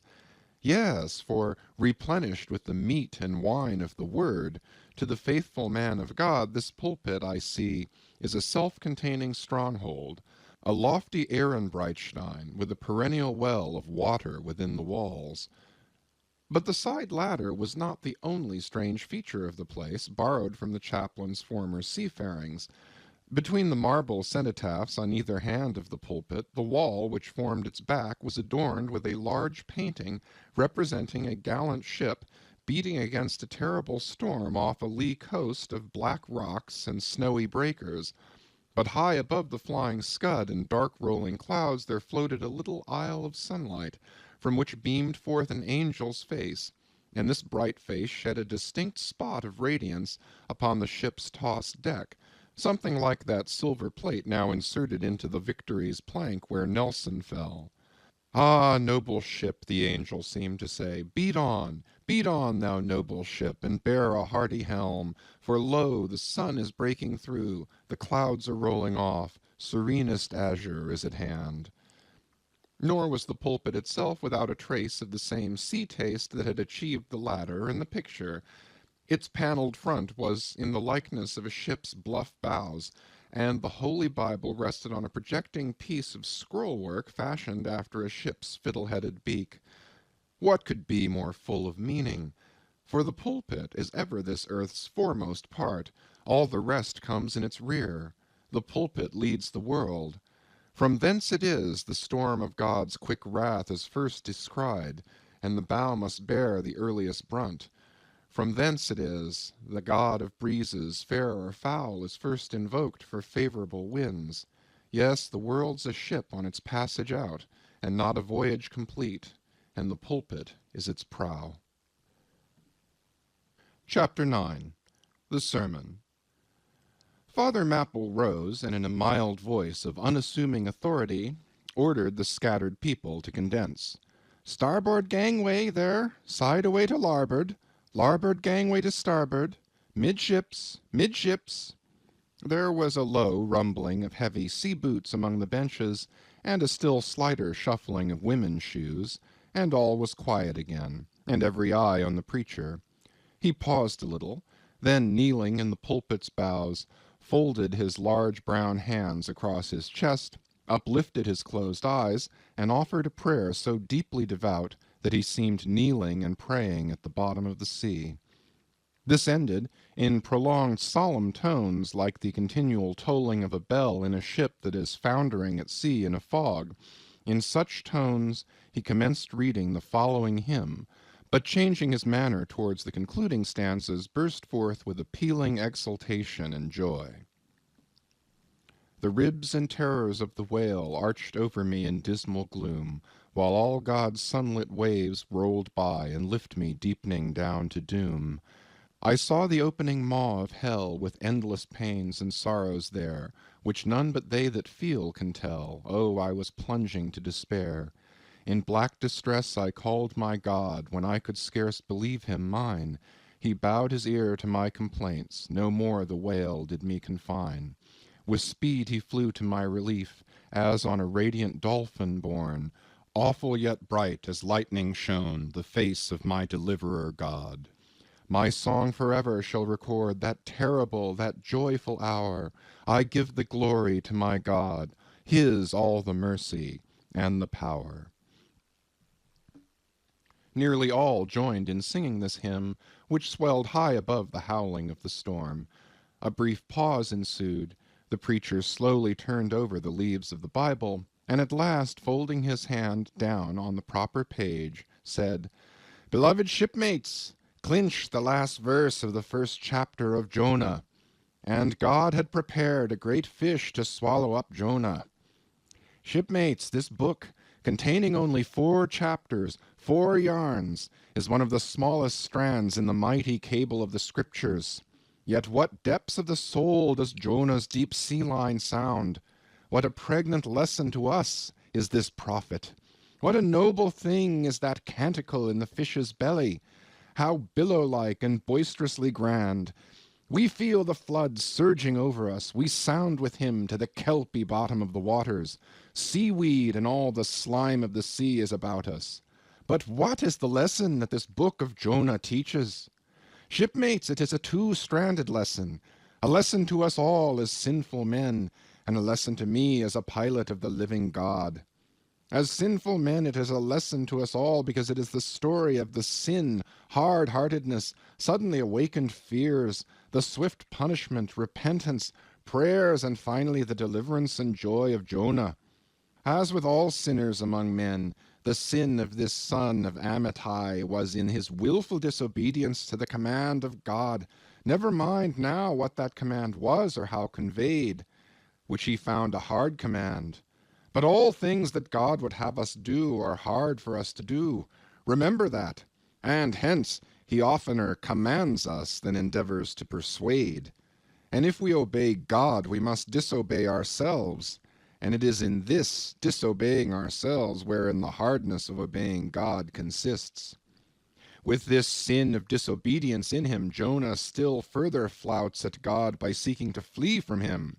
He thinks that a ship made by men will carry him into countries where God does not reign, but only the captains of this earth. He skulks about the wharves of Joppa and seeks a ship that's bound for Tarshish. There lurks perhaps a hitherto unheeded meaning here. By all accounts, Tarshish could have been no other city than the modern Cadiz. That's the opinion of learned men. And where is Cadiz, shipmates? Cadiz is in Spain, as far by water from Joppa as Jonah could possibly have sailed in those ancient days when the Atlantic was an almost unknown sea, because Joppa, the modern Jaffa, shipmates, is on the most easterly coast of the Mediterranean, the Syrian, and Tarshish or Cadiz more than 2,000 miles to the westward from that, just outside the Straits of Gibraltar. See ye not then, shipmates, that Jonah sought to flee world-wide from God? Miserable man! Oh, most contemptible, and worthy of all scorn, with slouched hat and guilty eyes, skulking from his God, prowling among the shipping like a vile burglar hastening to cross the seas. So disordered, self-condemning in his look, that had there been policemen in those days, Jonah, on the mere suspicion of something wrong, had been arrested ere he touched a deck. How plainly he's a fugitive! No baggage, not a hat-box, valise, or carpet-bag. No friends accompany him to the wharf with their adieus. At last, after much dodging search, he finds the Tarshish ship receiving the last items of her cargo, and as he steps on board to see its captain in the cabin, all the sailors, for the moment, desist from hoisting in the goods to mark the stranger's evil eye. Jonah sees this, but in vain he tries to look all ease and confidence. In vain essays his wretched smile. Strong intuitions of the men assure the mariners he can be no innocent. In their gamesome but still serious way, one whispers to the other, "Jack, he's robbed a widow," or "Joe, d'ye mark him? He's a bigamist," or "Harry, lad, I guess he's the adulterer that broke jail in old Gomorrah," or belike one of the missing murderers from Sodom. Another runs to read the bill that's stuck against the spile upon the wharf to which the ship is moored, offering 500 gold coins for the apprehension of a parricide, and containing a description of his person. He reads and looks from Jonah to the bill, while all his sympathetic shipmates now crowd round Jonah, prepared to lay their hands upon him. Frightened Jonah trembles, and summoning all his boldness to his face, only looks so much the more a coward. He will not confess himself suspected, but that itself is strong suspicion. So he makes the best of it, and when the sailors find him not to be the man that is advertised, they let him pass, and he descends into the cabin. "Who's there?" cries the captain at his busy desk, hurriedly making out his papers for the customs. "Who's there?" Oh, how that harmless question mangles Jonah. For the instant he almost turns to flee again, but he rallies.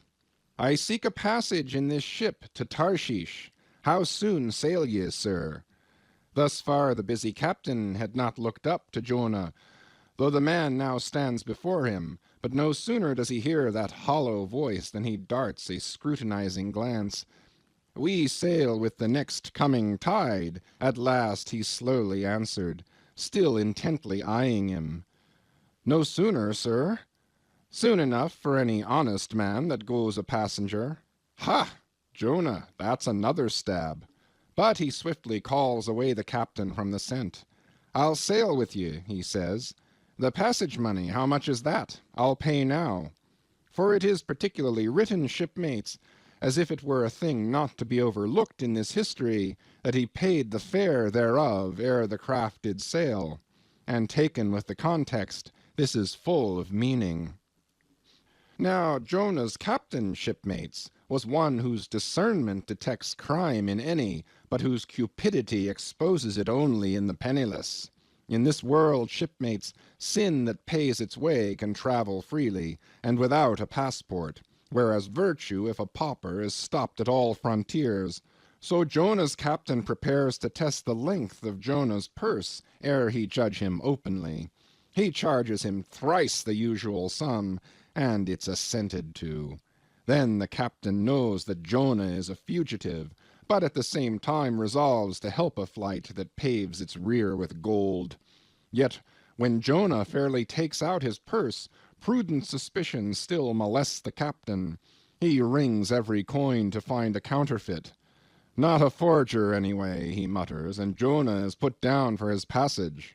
Point out my stateroom, sir, says Jonah now. I'm travel-weary. I need sleep.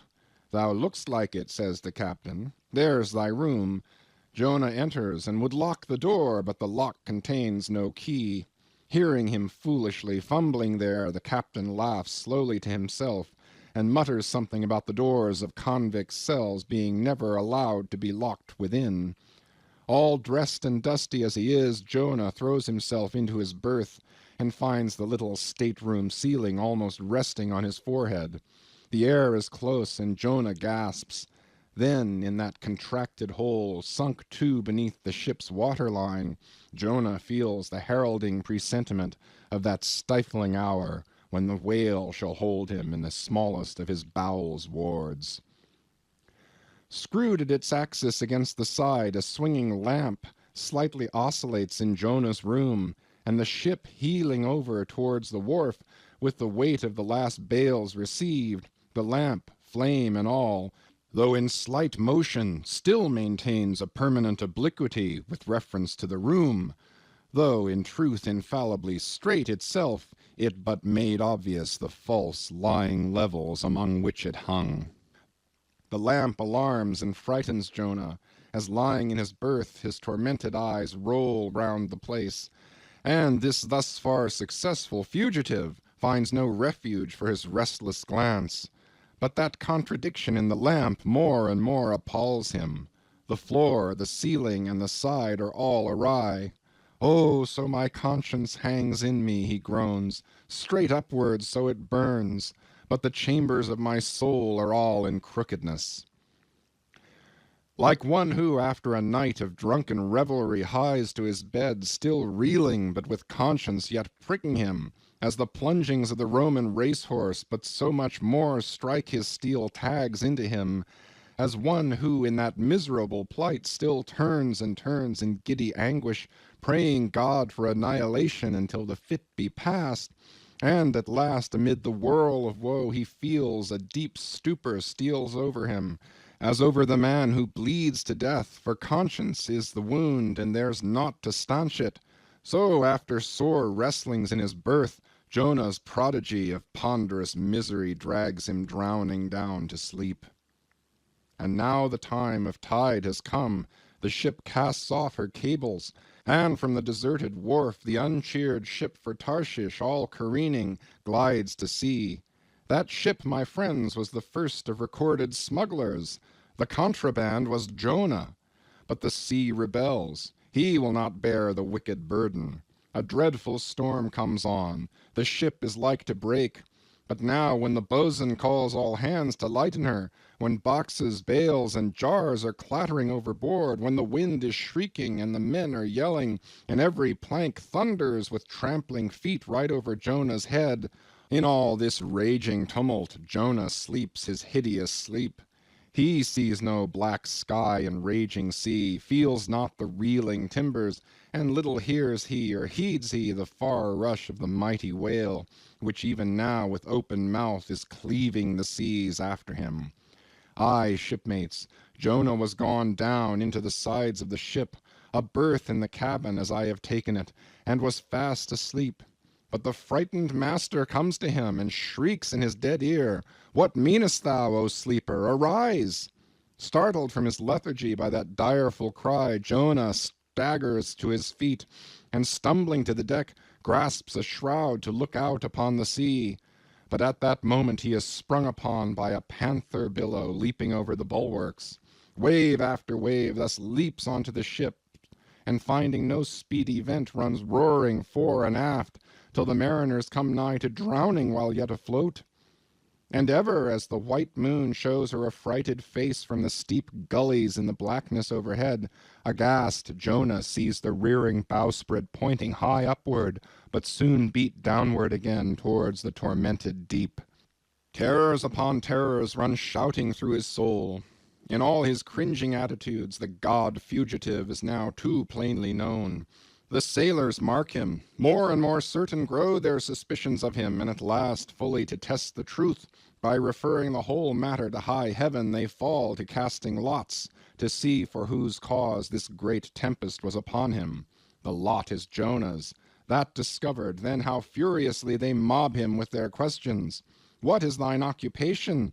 Whence comest thou? Thy country? What people? But mark now, shipmates, the behavior of poor Jonah.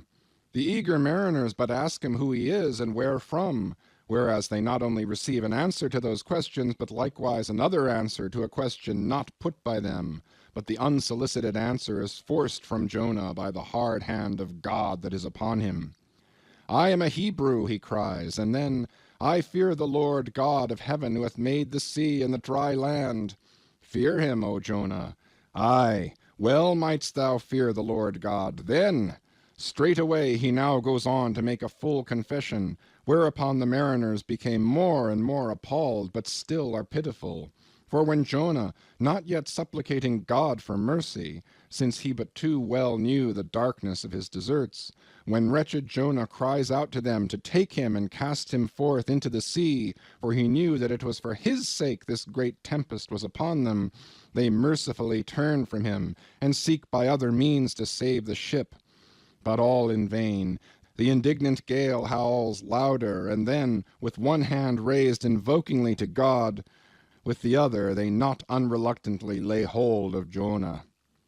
And now behold Jonah taken up as an anchor and dropped into the sea, when instantly an oily calmness floats out from the east, and the sea is still as Jonah carries down the gale with him, leaving smooth water behind. He goes down in a whirling heart of such a masterless commotion that he scarce heeds the moment when he drops seething into the yawning jaws awaiting him, and the whale shoots too all his ivory teeth, like so many white bolts upon his prison. Then Jonah prayed unto the Lord out of the fish's belly. But observe his prayer, and learn a weighty lesson. For sinful as he is, Jonah does not weep and wail for direct deliverance. He feels that his dreadful punishment is just. He leaves all his deliverance to God, contenting himself with this, that spite of all his pains and pangs he will still look towards his holy temple. And here, shipmates, is true and faithful repentance, not clamorous for pardon, but grateful for punishment. And how pleasing to God was this conduct in Jonah is shown in the eventual deliverance of him from the sea and the whale. Shipmates, I do not place Jonah before you to be copied for his sin, but I do place him before you as a model for repentance. Sin not, but if you do, take heed to repent of it like Jonah.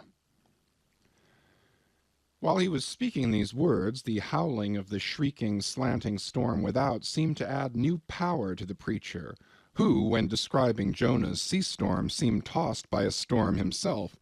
His deep chest heaved as with a groundswell, his tossed arms seemed the warring elements at work, and the thunders that rolled away from off his swarthy brow, and the light leaping from his eye, made all his simple hearers look on him with a quick fear that was strange to them.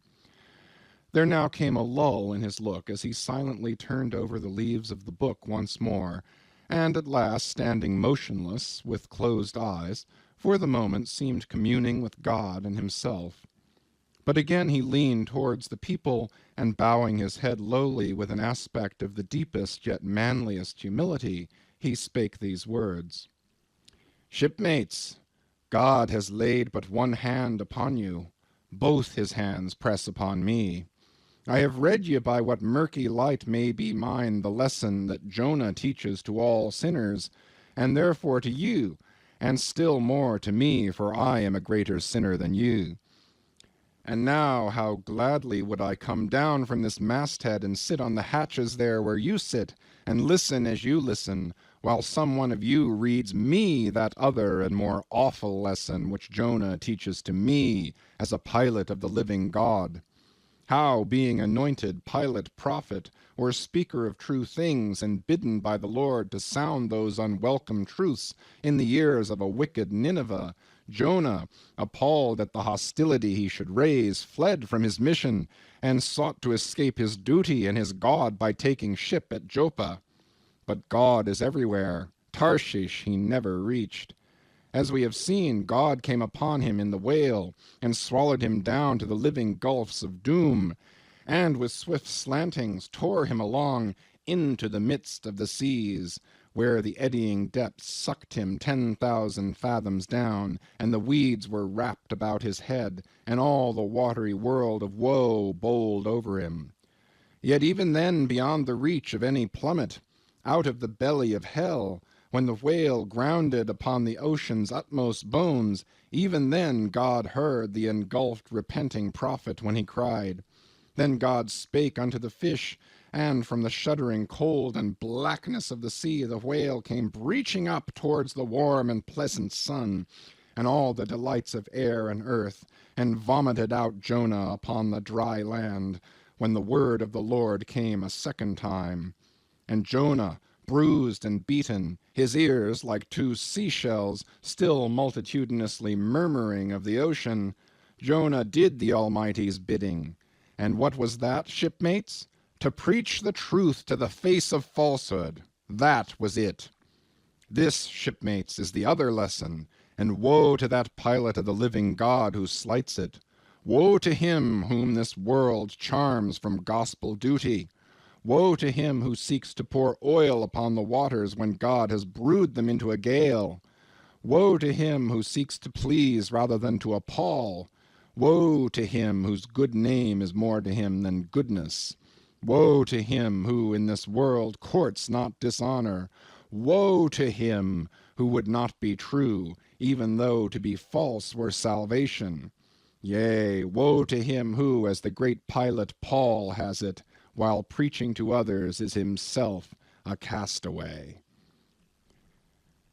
He dropped and fell away from himself for a moment, then lifting his face to them again, showed a deep joy in his eyes as he cried out with a heavenly enthusiasm, "But oh, shipmates, on the starboard hand of every woe there is a sure delight, and higher the top of that delight than the bottom of the woe is deep.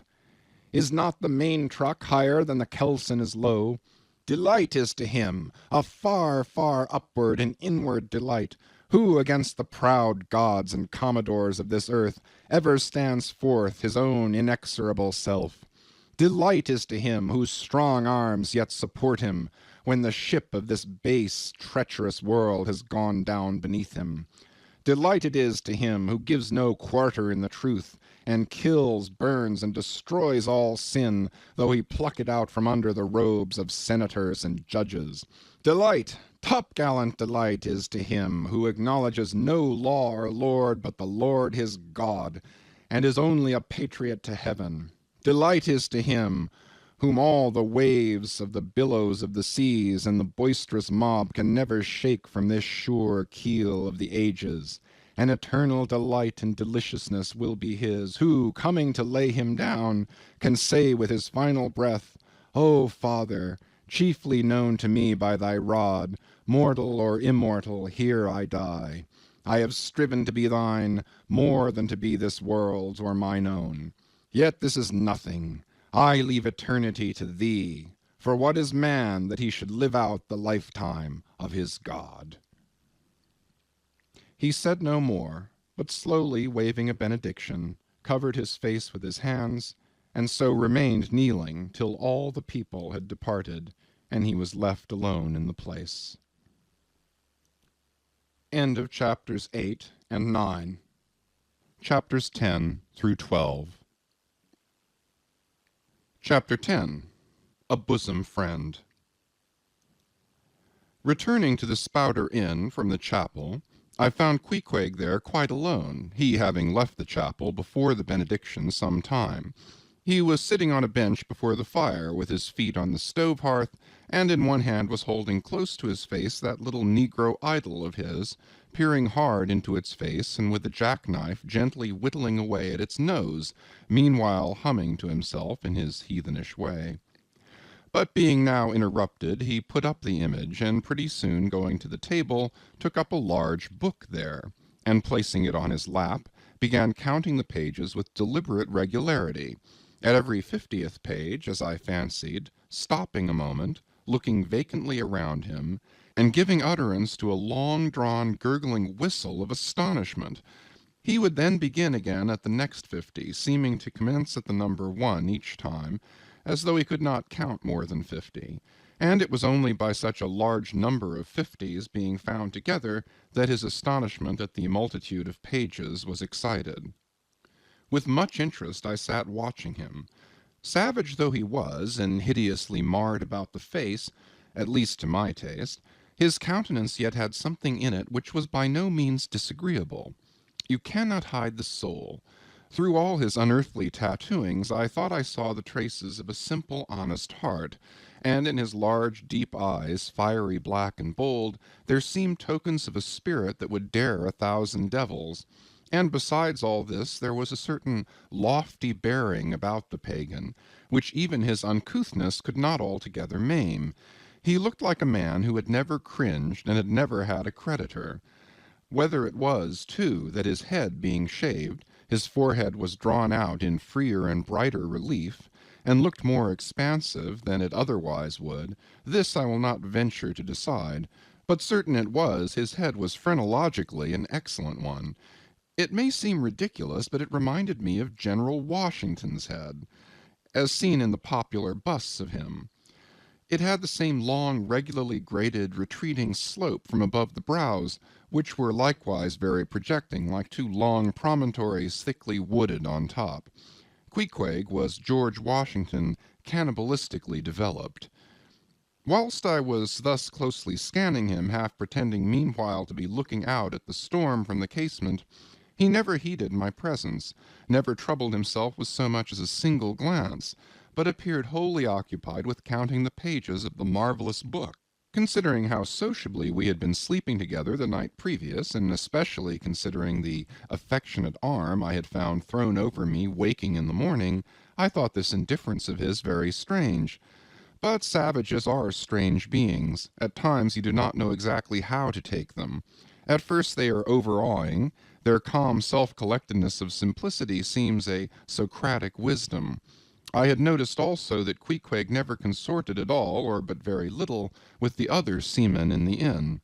He made no advances whatever, appeared to have no desire to enlarge the circle of his acquaintances. All this struck me as mighty singular, yet upon second thoughts there was something almost sublime in it. Here was a man some 20,000 miles from home, by way of Cape Horn, that is, which was the only way he could get there, thrown among people as strange to him as though he were in the planet Jupiter, and yet he seemed entirely at his ease, preserving the utmost serenity, content with his own companionship, always equal to himself. Surely this was a touch of fine philosophy, though no doubt he had never heard there was such a thing as that. But perhaps, to be true philosophers, we mortals should not be conscious of so living or so striving.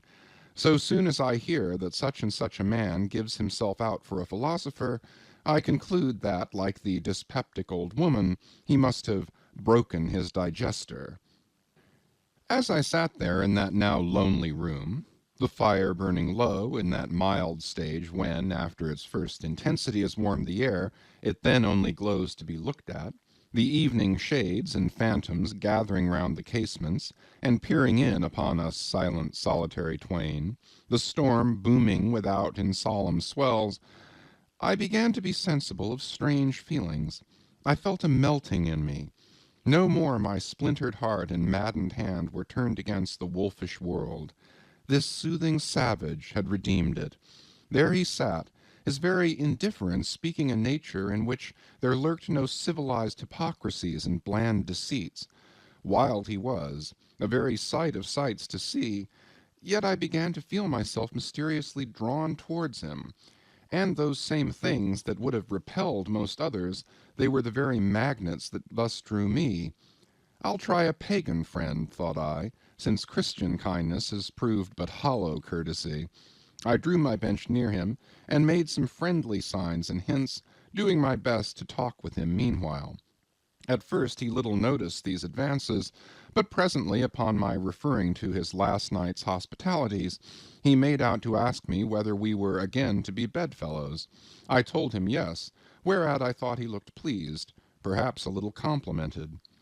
We then turned over the book together, and I endeavored to explain to him the purpose of the printing, and the meaning of the few pictures that were in it. Thus I soon engaged his interest, and from that we went to jabbering the best we could about the various outer sights to be seen in this famous town. Soon I proposed a social smoke, and producing his pouch and tomahawk, he quietly offered me a puff. And then we sat exchanging puffs from that wild pipe of his, and keeping it regularly passing between us. If there yet lurked any ice of indifference toward me in the pagan's breast, this pleasant, genial smoke we had soon thawed it out, and left us cronies. He seemed to take to me quite as naturally and unbiddenly as I to him, and when our smoke was over, he pressed his forehead against mine, clasped me round the waist, and said that henceforth we were married, meaning, in his country's phrase, that we were bosom friends. He would gladly die for me, if the need should be. In a countryman, this sudden flame of friendship would have seemed far too premature, a thing to be much distrusted, but in this simple savage those old rules would not apply. After supper and another social chat and smoke, we went to our room together. He made me a present of his embalmed head, took out his enormous tobacco wallet, and groping under the tobacco, drew out some $30 in silver. Then, spreading them on the table and mechanically dividing them into 2 equal portions, pushed one of them toward me, and said it was mine. I was going to remonstrate, but he silenced me by pouring them into my trousers pockets. I let them stay. He then went about his evening prayers, took out his idol, and removed the paper fireboard. By certain signs and symptoms, I thought he seemed anxious for me to join him, but well knowing what was to follow, I deliberated a moment whether, in case he invited me, I would comply or otherwise. I was a good Christian, born and bred in the bosom of the infallible Presbyterian Church. How then could I unite with this wild idolater in worshipping his piece of wood? But what is worship, thought I? Do you suppose now, Ishmael, that the magnanimous God of heaven and earth, pagans and all included, can possibly be jealous of an insignificant bit of black wood? Impossible. But what is worship? To do the will of God, that is worship. And what is the will of God? To do to my fellow man what I would have my fellow man do to me, that is the will of God. Now Queequeg is my fellow man, and what do I wish that this Queequeg would do to me? Why, unite with me in my particular Presbyterian form of worship. Consequently, I must then unite with him in his. Ergo, I must turn idolater. So I kindled the shavings, helped prop up the innocent little idol, offered him burnt biscuit with Queequeg, salaamed before him twice or thrice, kissed his nose, and that done, we undressed and went to bed, at peace with our own consciences and all the world. But we did not go to sleep without some little chat. How it is I know not, but there is no place like a bed for confidential disclosures between friends. Man and wife, they say, there open the very bottom of their souls to each other, and some old couples often lie and chat over old times till nearly morning. Thus, then, in our heart's honeymoon, lay I and Queequeg, a cozy, loving pair. Chapter 11. Nightgown.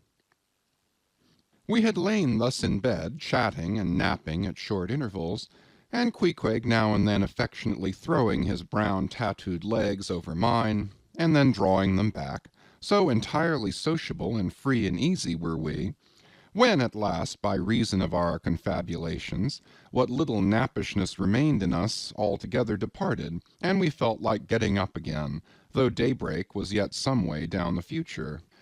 Yes, we became very wakeful, so much so that our recumbent position began to grow wearisome, and by little and little we found ourselves sitting up, the clothes well tucked around us, leaning against the headboard with our 4 knees drawn up close together and our 2 noses bending over them, as if our knee-pans were warming pans. We felt very nice and snug, the more so since it was so chilly out of doors. Indeed, out of bedclothes, too, seeing that there was no fire in the room. The more so, I say, because truly to enjoy bodily warmth, some small part of you must be cold, for there is no quality in this world that is not what it is merely by contrast. Nothing exists in itself. If you flatter yourself that you are all over comfortable, and have been so for a long time, then you cannot be said to be comfortable any more. But if, like Queequeg and me in the bed, the tip of your nose or the crown of your head be slightly chilled, why then indeed in the general consciousness you feel most delightfully and unmistakably warm. For this reason a sleeping apartment should never be furnished with a fire, which is one of the luxurious discomforts of the rich. For the height of this sort of deliciousness is to have nothing but the blanket between you and your snugness and the cold of the outer air. Then there you lie like the one warm spark in the heart of an Arctic crystal. We had been sitting in this crouching manner for some time, when all at once I thought I would open my eyes. For when between sheets, whether by day or by night, and whether asleep or awake, I have a way of always keeping my eyes shut, in order the more to concentrate on the snugness of being in bed. Because no man can ever feel his own identity aright except his eyes be closed, as if darkness were indeed the proper element of our essences, though light be more congenial to our clayey part.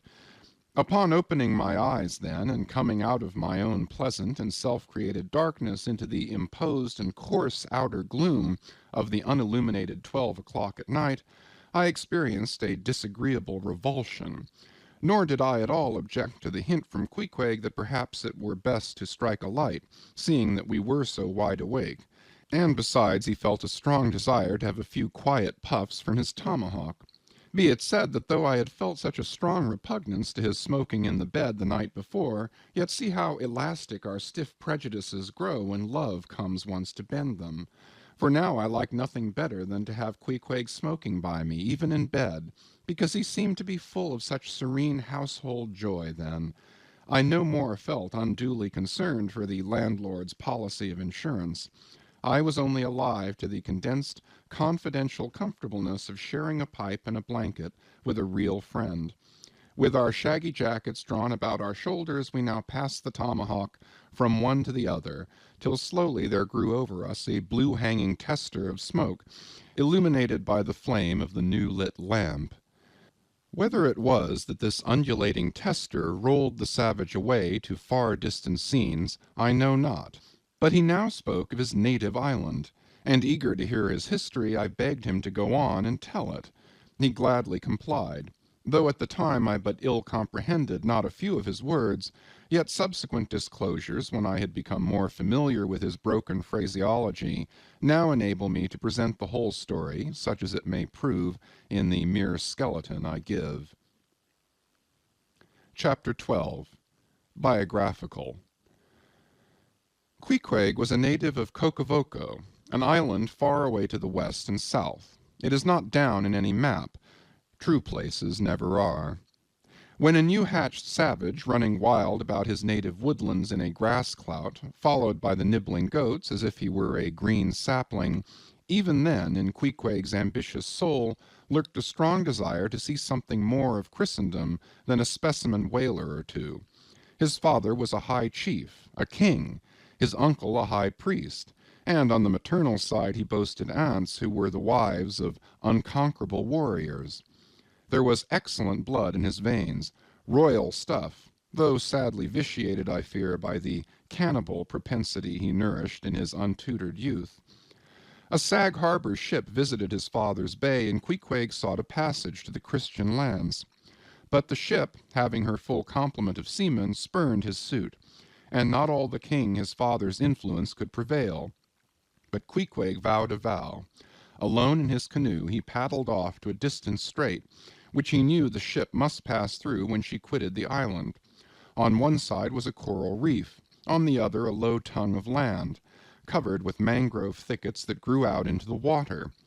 Hiding his canoe, still afloat among these thickets, with its prow seaward, he sat down in the stern, paddle low in hand, and when the ship was gliding by, like a flash he darted out, gained her side, and with one backward dash of his foot capsized and sank the canoe, climbed up the chains, and throwing himself at full length upon the deck, grappled a ring-bolt there, and swore not to let go, though hacked in pieces. In vain the captain threatened to throw him overboard, suspended a cutlass over his naked wrists. Queequeg was the son of a king, and Queequeg budged not. Struck by his desperate dauntlessness and his wild desire to visit Christendom, the captain at last relented, and told him he might make himself at home. But this fine young savage, this sea prince of Wales, never saw the captain's cabin. They put him down among the sailors and made a whaleman of him. But like Tsar Peter, content to toil in the shipyards of foreign cities, Queequeg disdained no seeming ignominy, if thereby he might happily gain the power of enlightening his untutored countrymen. For at bottom, so he told me, he was actuated by a profound desire to learn among the Christians the arts whereby to make his people still happier than they were, and more than that, still better than they were. But alas, the practices of whalemen soon convinced him that even Christians could be both miserable and wicked, infinitely more so than all his father's heathens. Arrived at last in Old Sag Harbor, and seeing what the sailors did there, and going on to Nantucket, and seeing how they spent their wages in that place also, poor Queequeg gave it up for lost. Thought he, it's a wicked world in all meridians. I'll die a pagan. And thus, an old idolater at heart, he yet lived among these Christians, wore their clothes, and tried to talk their gibberish. Hence the queer ways about him, though now some time from home. By hints I asked him whether he did not propose going back, and having a coronation, since he might now consider his father dead and gone, he being very old and feeble at the last accounts. He answered no, not yet, and added that he was fearful Christianity, or rather Christians, had unfitted him for ascending the pure and undefiled throne of 30 pagan kings before him. But by and by, he said, he would return, as soon as he felt himself baptized again. For the nonce, however, he proposed to sail about and sow his wild oats in all 4 oceans. They had made a harpooner of him, and that barbed iron was in lieu of a scepter now.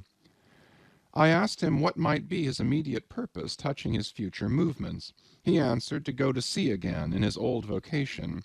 Upon this I told him that whaling was my own design, and informed him of my intention to sail out of Nantucket, as being the most promising port for an adventurous whaleman to embark from. He at once resolved to accompany me to that island, ship aboard the same vessel, get into the same watch, the same boat, the same mess with me, in short, to share my every hap, with both my hands in his, boldly dip into the potluck of both worlds. To all this I joyously assented, for besides the affection I now felt for Queequeg, he was an experienced harpooner, and as such could not fail to be of great usefulness to one who, like me, was wholly ignorant of the mysteries of whaling, though well acquainted with the sea, as known to merchant seamen. His story being ended with his pipe's last dying puff, Queequeg embraced me, pressed his forehead against mine, and blowing out the light, we rolled over from each other this way and that, and very soon were sleeping. End of chapters 10 through 12. Chapters 13 through 15. Chapter 13. Wheelbarrow. Next morning, Monday, after disposing of the embalmed head to a barber for a block, I settled my own and comrade's bill, using, however, my comrade's money. The grinning landlord, as well as the boarders, seemed amazingly tickled at the sudden friendship which had sprung up between me and Queequeg, especially as Peter Coffin's cock and bull stories about him had previously so much alarmed me concerning the very person whom I now companied with. We borrowed a wheelbarrow, and embarking our things, including my own poor carpet-bag and Queequeg's canvas sack and hammock, away went down to the Moss, a little Nantucket packet schooner moored at the wharf.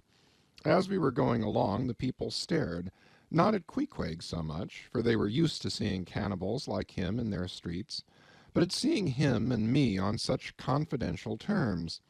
But we heeded them not, going along wheeling the barrow by turns, and Queequeg now and then stopping to adjust the sheath on his harpoon barbs. I asked him why he carried such a troublesome thing with him ashore, and whether all whaling ships did not find their own harpoons.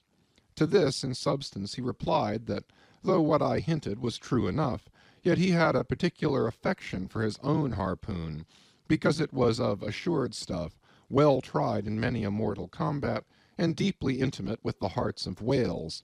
In short, like many inland reapers and mowers, who go into the farmers' meadows armed with their own scythes, though in no wise obliged to furnish them, even so Queequeg, for his own private reasons, preferred his own harpoon. Shifting the barrow from my hand to his, he told me a funny story about the first wheelbarrow he had ever seen. It was in Sag Harbor. The owners of his ship, it seems, had lent him one, in which to carry his heavy chest to his boarding-house. Not to seem ignorant about the thing, though in truth he was entirely so concerning the precise way in which to manage the barrow, Queequeg put his chest upon it, lashes it fast, and then shoulders the barrow and marches up the wharf. Why, said I, Queequeg, you might have known better than that, one would think. Didn't the people laugh? Upon this he told me another story. The people of his island of Cocavoco, it seems, at their wedding feasts express the fragrant water of young coconuts into a large stained calabash, like a punch bowl, and this punch bowl always forms the great central ornament on the braided mat where the feast is held. Now a certain grand merchant ship once touched at Cocavoco, and its commander, from all accounts a very stately, punctilious gentleman, at least for a sea captain, this commander was invited to the wedding feast of Queequeg's sister, a pretty young princess just turned of 10. Well, when all the wedding guests were assembled at the bride's bamboo cottage, this captain marches in, and being assigned the post of honor, placed himself over against the punch bowl, and between the high priest and his majesty the king, Queequeg's father. Grace being said, for those people have grace as well as we, though Queequeg told me that unlike us, who at such times look downward to our platters, they, on the contrary, copying the ducks, glance upward to the great giver of all feasts. Grace, I say, being said, the high priest opens the banquet by the immemorial ceremony of the island, that is, dipping his consecrated and consecrating fingers into the bowl before the blessed beverage circulates. Seeing himself placed next to the priest, and noting the ceremony, and thinking himself, being captain of a ship, as having plain precedence over a mere island king, especially in the king's own house, the captain coolly proceeds to wash his hands in the punch-bowl, taking it, I suppose, for a huge finger-glass. "Now," said Queequeg, "what you think now? Didn't our people laugh?" At last, passage paid and luggage safe, we stood on board the schooner. Hoisting sail, it glided down the Acushnet River. On one side New Bedford rose in terraces of streets, their ice-covered trees all glittering in the clear, cold air. Huge hills and mountains of casks on casks were piled upon her wharves, and side by side the world-wandering whale ships lay silent and safely moored at last, while from others came a sound of carpenters and coopers, with blended noises of fires and forges to melt the pitch, all betokening that new cruises were on the start, that one most perilous and long voyage ended only begins a second, and a second ended only begins a third, and so on, forever and for aye. Such is the endlessness, yea, the intolerableness of all earthly effort. Gaining the more open water, the bracing breeze waxed fresh. The little Moss tossed the quick foam from her bows as a young colt his snortings. How I snuffed that Tartar air! How I spurned that turnpike earth, that common highway all overdented with the marks of slavish heels and hoofs, and turned me to admire the magnanimity of the sea which will permit no records. At the same foam fountain, Queequeg seemed to drink and reel with me. His dusky nostrils swelled apart. He showed his filed and pointed teeth. On we flew, and our offing gained, the moss did homage to the blast, ducked and dived her bows as a slave before the Sultan. Sideways leaning, we sideways darted, every rope yarn tingling like a wire, the two tall masts buckling like Indian canes in land tornadoes. So full of this reeling scene were we, as we stood by the plunging bowsprit, that for some time we did not notice the jeering glances of the passengers, a lubber-like assembly, who marveled that two fellow beings should be so companionable, as though a white man were anything more dignified than a whitewashed negro. But there were some boobies and bumpkins there who, by their intense greenness, must have come from the heart and center of all verdure. Queequeg caught one of these young saplings mimicking him behind his back. I thought the bumpkin's hour of doom was come.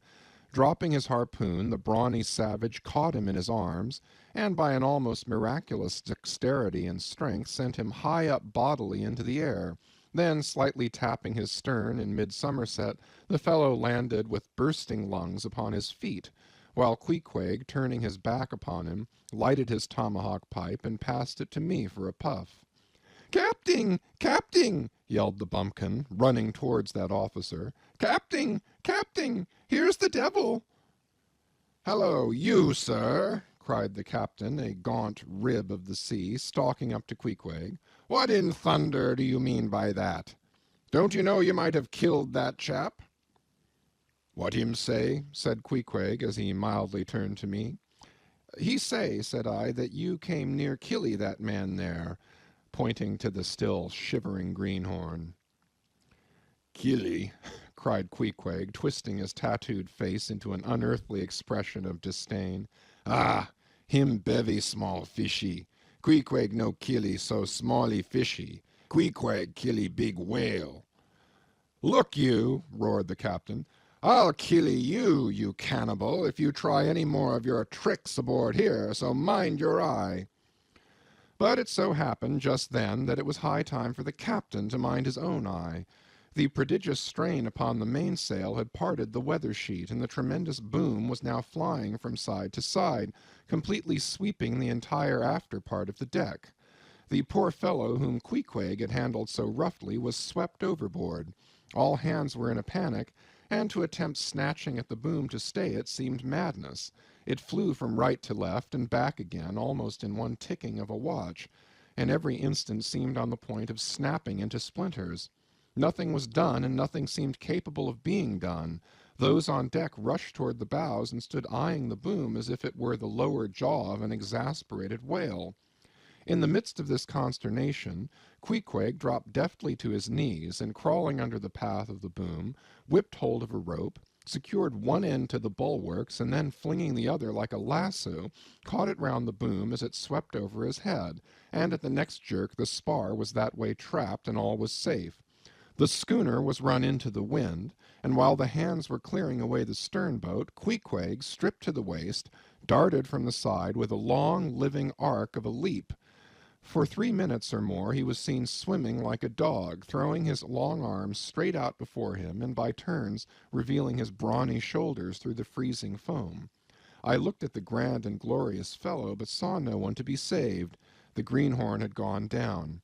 Shooting himself perpendicularly from the water, Queequeg now took an instant's glance around him, and seeming to see just how matters were, dived down and disappeared. A few minutes more, and he rose again, one arm still striking out, and with the other dragging a lifeless form. The boat soon picked them up. The poor bumpkin was restored. All hands voted Queequeg a noble trump. The captain begged his pardon. From that hour I clove to Queequeg like a barnacle. Yea, till poor Queequeg took his last long dive. Was there ever such unconsciousness? He did not seem to think that he at all deserved a medal from the humane and magnanimous societies. He only asked for water, fresh water, something to wipe the brine off. That done, he put on dry clothes, lighted his pipe, and leaning against the bulwarks and mildly eyeing those around him, seemed to be saying to himself, "It's a mutual joint-stock world in all meridians. We cannibals must help these Christians. Chapter 14. Nantucket. Nothing more happened on the passage worthy of mentioning, so after a fine run we safely arrived in Nantucket. Nantucket! Take out your map and look at it. See what a real corner of the world it occupies, how it stands there away offshore, more lonely than the Eddystone lighthouse.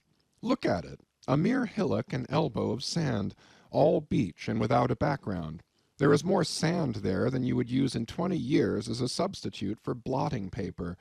Some gamesome whites will tell you that they have to plant weeds there, that they don't grow naturally, that they import Canada thistles, that they have to send beyond seas for a spile to stop a leak in an oil cask, that pieces of wood in Nantucket are carried about like bits of the true cross in Rome, that people there plant toadstools before their house to get under the shade in summertime, that one blade of grass makes an oasis, 3 blades in a day's walk a prairie, that they wear quicksand shoes, something like Laplander snowshoes, that they are so shut up, belted about, every way enclosed, surrounded, and made an utter island of by the ocean, that to their very chairs and tables small clams will sometimes be found adhering, as to the backs of sea-turtles. But these extravaganzas only show that Nantucket is no Illinois. Look now at the wondrous traditional story of how this island was settled by the red men. Thus goes the legend. In olden times an eagle swooped down upon the New England coast and carried off an infant Indian in its talons. With loud laments the parents saw their child borne out of sight over the wide waters. They resolved to follow in the same direction. Setting out in their canoes after a perilous passage, they discovered the island, and there they found an empty ivory casket, the poor little Indian's skeleton. What wonder, then, that these Nantucketers, born on a beach, should take to the sea for a livelihood? They first caught crabs and quahogs in the sand. Grown bolder, they waded out with nets for mackerel. More experienced, they pushed off in boats and captured cod, and at last, launching a navy of great ships on the sea, explored this watery world, put an incessant belt of circumnavigations round it, peeped in at Behring's Straits, and in all seasons and all oceans declared everlasting war with the mightiest animated mass that has survived the flood, most monstrous and most mountainous, that Himalayan salt sea mastodon, clothed with such portentousness of unconscious power that his very panics are more to be dreaded than his most fearless and malicious assaults. And thus of these naked Nantucketers, these sea hermits, issuing from their ant-hill in the sea, overrun and conquered the watery world like so many Alexanders, parceling out among them the Atlantic, Pacific, and Indian Oceans, as the 3 pirate powers did Poland. Let America add Mexico to Texas, and pile Cuba upon Canada. Let the English overswarm all India, and hang out their blazing banner from the sun. 2/3 of this terraqueous globe are the Nantucketers. For the sea is his. He owns it, as emperors own empires, other seamen having but a right of way through it. Merchant ships are but extension bridges, armed ones but floating forts. Even pirates and privateers, though following the sea as highwaymen the road, they but plunder other ships, other fragments of the land like themselves, without seeking to draw their living from the bottomless deep itself.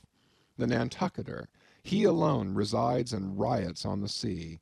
He alone, in Bible language, goes down to it in ships, to and fro plowing it as his own special plantation. There is his home. There lies his business, which a Noah's flood would not interrupt, though it overwhelmed all the millions in China. He lives on the sea, as prairie cocks in the prairie. He hides among the waves. He climbs them as chamois hunters climb the Alps. For years he knows not the land, so that when he comes to it at last, it smells like another world, more strangely than the moon would to an Earthsman. With the landless gull, that at sunset folds her wings and is rocked to sleep between billows, so at nightfall the Nantucketer, out of sight of land, furls his sails and lays him to his rest, while under his very pillow rush herds of walruses and whales. Chapter 15. Chowder. It was quite late in the evening when the little Moss came snugly to anchor, and Queequeg and I went ashore, so we could attend to no business that day, at least none but a supper and a bed. The landlord of the Spouter Inn had recommended us to his cousin, Hosea Hussey, of the Trypots, whom he asserted to be the proprietor of one of the best-kept hotels in all Nantucket, and moreover he had assured us that cousin Hosea, as he called him, was famous for his chowders. In short, he plainly hinted that we could not possibly do better than try potluck at the Trypots. But the directions he had given us about keeping a yellow warehouse on our starboard hand till we opened a white church to the larboard, and then keeping that on the larboard hand till we made a corner 3 points to the starboard, and that done, then ask the first man we met where the place was, these crooked directions of his very much puzzled us at first, especially as at the outset Queequeg insisted that the yellow warehouse, our first point of departure, must be left on the larboard hand, whereas I had understood Peter Coffin to say it was on the starboard. However, by dint of beating about a little in the dark, and now and then knocking up a peaceable inhabitant to inquire the way, we at last came to something which there was no mistaking.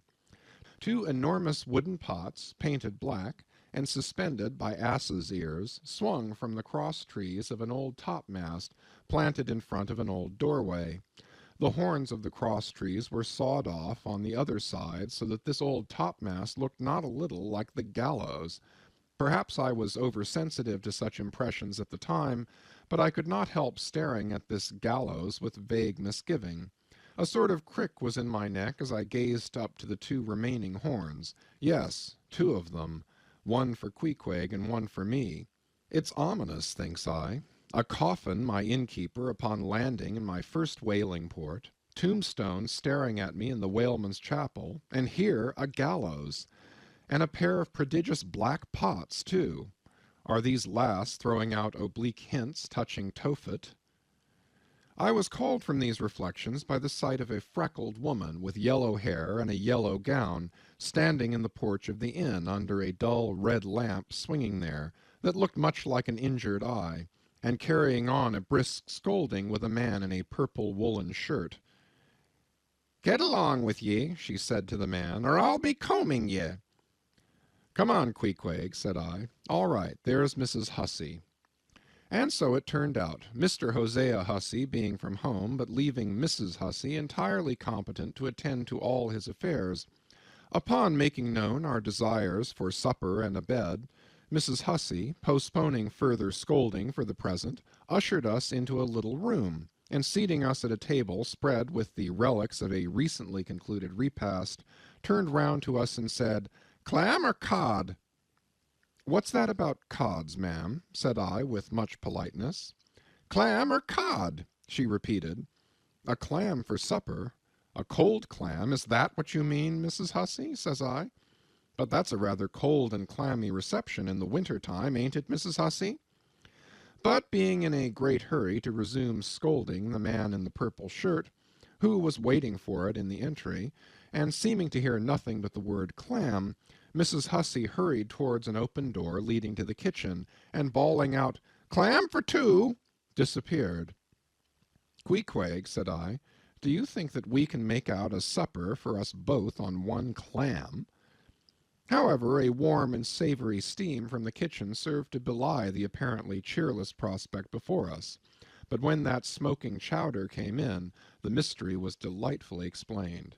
Oh, sweet friends, hearken to me.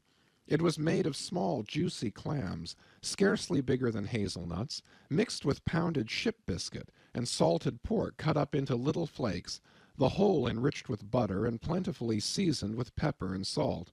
Our appetites being sharpened by the frosty voyage, and in particular Queequeg seeing his favorite fishing food before him, and the chowder being surpassingly excellent, we dispatched it with great expedition. When, leaning back a moment, and bethinking me of Mrs. Hussey's clam and cod announcement, I thought I would try a little experiment. Stepping to the kitchen door, I uttered the word "cod" with great emphasis, and resumed my seat. In a few moments, the savory steam came forth again, but with a different flavor, and in good time a fine cod chowder was placed before us. We resumed business, and while plying our spoons in the bowl, thinks I to myself, I wonder now if this here has any effect on the head. What's that stultifying saying about chowder-headed people? But look, Queequeg, ain't that a live eel in your bowl? Where's your harpoon? Fishiest of all fishy places was the trypots, which well deserved its name, for the pots there were always boiling chowders. Chowder for breakfast, and chowder for dinner, and chowder for supper, till you began to look for fish bones coming through your clothes. The area before the house was paved with clam shells. Mrs. Hussey wore a polished necklace of codfish vertebrae, and Hosea Hussey had his account books bound in superior old shark skin.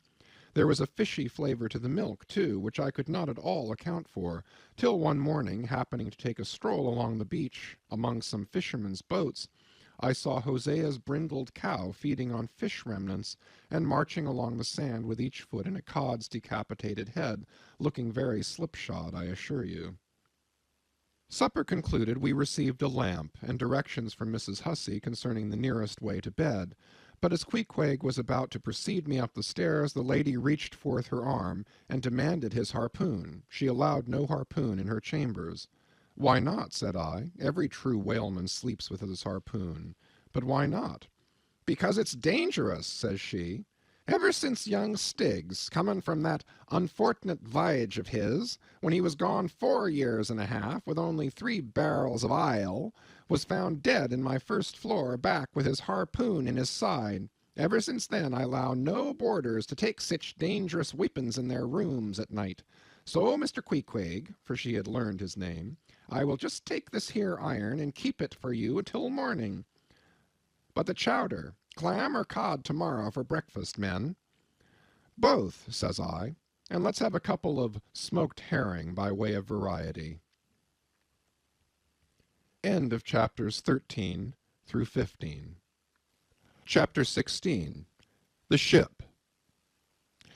In bed we concocted our plans for the morrow, but to my surprise and no small concern, Queequeg now gave me to understand that he had been diligently consulting Yojo, the name of his black little god, and Yojo had told him 2 or 3 times over, and strongly insisted upon it every way, that instead of our going together among the whaling fleet in the harbor, and in concert selecting our craft, instead of this, I say, Yojo earnestly enjoined that the selection of the ship should rest wholly with me, inasmuch as Yojo proposed befriending us, and, in order to do so, had already pitched upon a vessel, which, if left to myself, I, Ishmael, should infallibly light upon, for all the world as though it had turned out by chance, and in that vessel I must immediately ship myself, for the present irrespective of Queequeg. I have forgotten to mention that in many things Queequeg placed great confidence in the excellence of Yojo's judgment and surprising forecast of things, and cherished Yojo with considerable esteem, as a rather good sort of god, who perhaps meant well enough upon the whole, but in all cases did not succeed in his benevolent designs. Now this plan of Queequeg's, or rather Yojo's, touching the selection of our craft, I did not like that plan at all. I had not a little relied upon Queequeg's sagacity to point out the whaler best fitted to carry us and our fortunes securely. But as all my remonstrances produced no effect upon Queequeg, I was obliged to acquiesce, and accordingly prepared to set about this business with a determined, rushing sort of energy and vigor that should quickly settle that trifling little affair. Next morning, early, leaving Queequeg shut up with Yojo in our little bedroom, for it seemed that it was some sort of Lent or Ramadan or day of fasting, humiliation, and prayer with Queequeg and Yojo that day. How it was I never could find out, for though I applied myself to it several times, I never could master his liturgies and 39 articles. Leaving Queequeg, then, fasting on his tomahawk pipe, and Yojo warming himself at his sacrificial fire of shavings, I sallied out among the shipping. After much prolonged sauntering and many random inquiries, I learnt that there were 3 ships up for 3 years' voyages, the Devil Dam, the Titbit, and the Pequod. Devil Dam I do not know the origin of. Titbit is obvious. Pequod, you will no doubt remember, was the name of a celebrated tribe of Massachusetts Indians, now extinct as the ancient Medes. I peered in pride about the Devil Dam, from her hopped over to the Titbit, and finally going on board the Pequod looked around her for a moment and then decided that this was the very ship for us. You may have seen many a quaint craft in your day, for aught I know, square-toed luggers, mountainous Japanese junks, butterbox galliots, and what not, but take my word for it, you never saw such a rare old craft as this same rare old Pequod. She was a ship of the old school, rather small, if anything, with an old-fashioned, claw-footed look about her. Long seasoned and weather-stained in typhoons and calms of all four oceans, her old hull's complexion was darkened like a French grenadier's, who has alike fought in Egypt and Siberia. Her venerable bows looked bearded. Her masts, cut somewhere on the coasts of Japan, where her original ones were lost overboard in a gale, her masts stood stiffly up, like the spines of the three old kings of Cologne. Her ancient decks were worn and wrinkled like the pilgrim-worshipped flagstone in Canterbury Cathedral where Becket bled. But to all these, her old antiquities, were added new and marvelous features, pertaining to the wild business that for more than half a century she had followed. Old Captain Peleg, many years her chief mate before he commanded another vessel of his own, and now a retired seaman and one of the principal owners of the Pequod, this old Peleg, during the term of his chief mateship, had built upon her original grotesqueness and inlaid it all over, with a quaintness both of material and device unmatched by anything except it be Thorkill Hake's carved buckler or bedstead. She was apparelled like any barbaric Ethiopian emperor, his neck heavy with pendants of polished ivory. She was a thing of trophies, a cannibal of a craft, tricking herself forth in the chased bones of her enemies. All round her unpanelled, open bulwarks were garnished like one continuous jaw, with the long, sharp teeth of the sperm whale inserted there for pins to fasten her old hempen thews and tendons to. Those thews ran not through base blocks of land wood, but deftly travelled over sheaves of sea ivory. Scorning a turnstile wheel at her reverend helm, she sported there a tiller, and that tiller was in one mass, curiously carved from the long, narrow lower jaw of her hereditary foe. The helmsman who steered by that tiller in a tempest felt like the Tartar when he holds back his fiery steed by clutching its jaw. A noble craft, but somehow a most melancholy. All noble things are touched with that. Now, when I looked about the quarter-deck for someone having authority in order to propose myself as a candidate for the voyage, at first I saw nobody, but I could not well overlook a strange sort of tent, or rather wigwam, pitched a little behind the mainmast. It seemed only a temporary erection used in port. It was of a conical shape, some 10 feet high, consisting of the long, huge slabs of limber black bone taken from the middle and highest part of the jaws of the right whale. Planted with their broad ends on the deck, a circle of these slabs, laced together, mutually sloped towards each other, and at the apex united in a tufted point, where the loose, hairy fibers waved to and fro like the top-knot on some old Potawatomi sachem's head. A triangular opening faced towards the bows of the ship, so that the insider commanded a complete view forward. And half concealed in this queer tenement I at length found one who, by his aspect, seemed to have authority, and who, it being noon, and the ship's work suspended, was now enjoying respite from the burden of command. He was seated on an old-fashioned oaken chair, wriggling all over with curious carving, and the bottom of which was formed of a stout interlacing of the same elastic stuff of which the wigwam was constructed. There was nothing so very particular, perhaps, about the appearance of the elderly man I saw. He was brown and brawny, like most old seamen, and heavily rolled up in blue pilot cloth, cut in the Quaker style. only there was a fine and almost microscopic network of the minutest wrinkles interlacing round his eyes, which must have arisen from his continual sailings in many hard gales, and always looking to windward, for this causes the muscles about the eyes to become pursed together. Such eye wrinkles are very effectual in a scowl. "Is this the captain of the Pequod?" said I, advancing to the door of the tent. "Supposing it be the captain of the Pequod, what dost thou want of him?" he demanded. "I was thinking of shipping." "Thou wast thou? I see thou art no Nantucketer. Ever been in a stove boat?" "No, sir, I never have." "Dost know nothing at all about whaling, I dare say, eh?" "Nothing, sir, but I have no doubt I soon shall learn. I've been several voyages in the merchant service, and I think that—" "Merchant service be damned! Talk not that lingo to me. Dost see that leg? I'll take that leg away from thy stern if ever thou talkest of the marchant service to me again. Marchant service, indeed!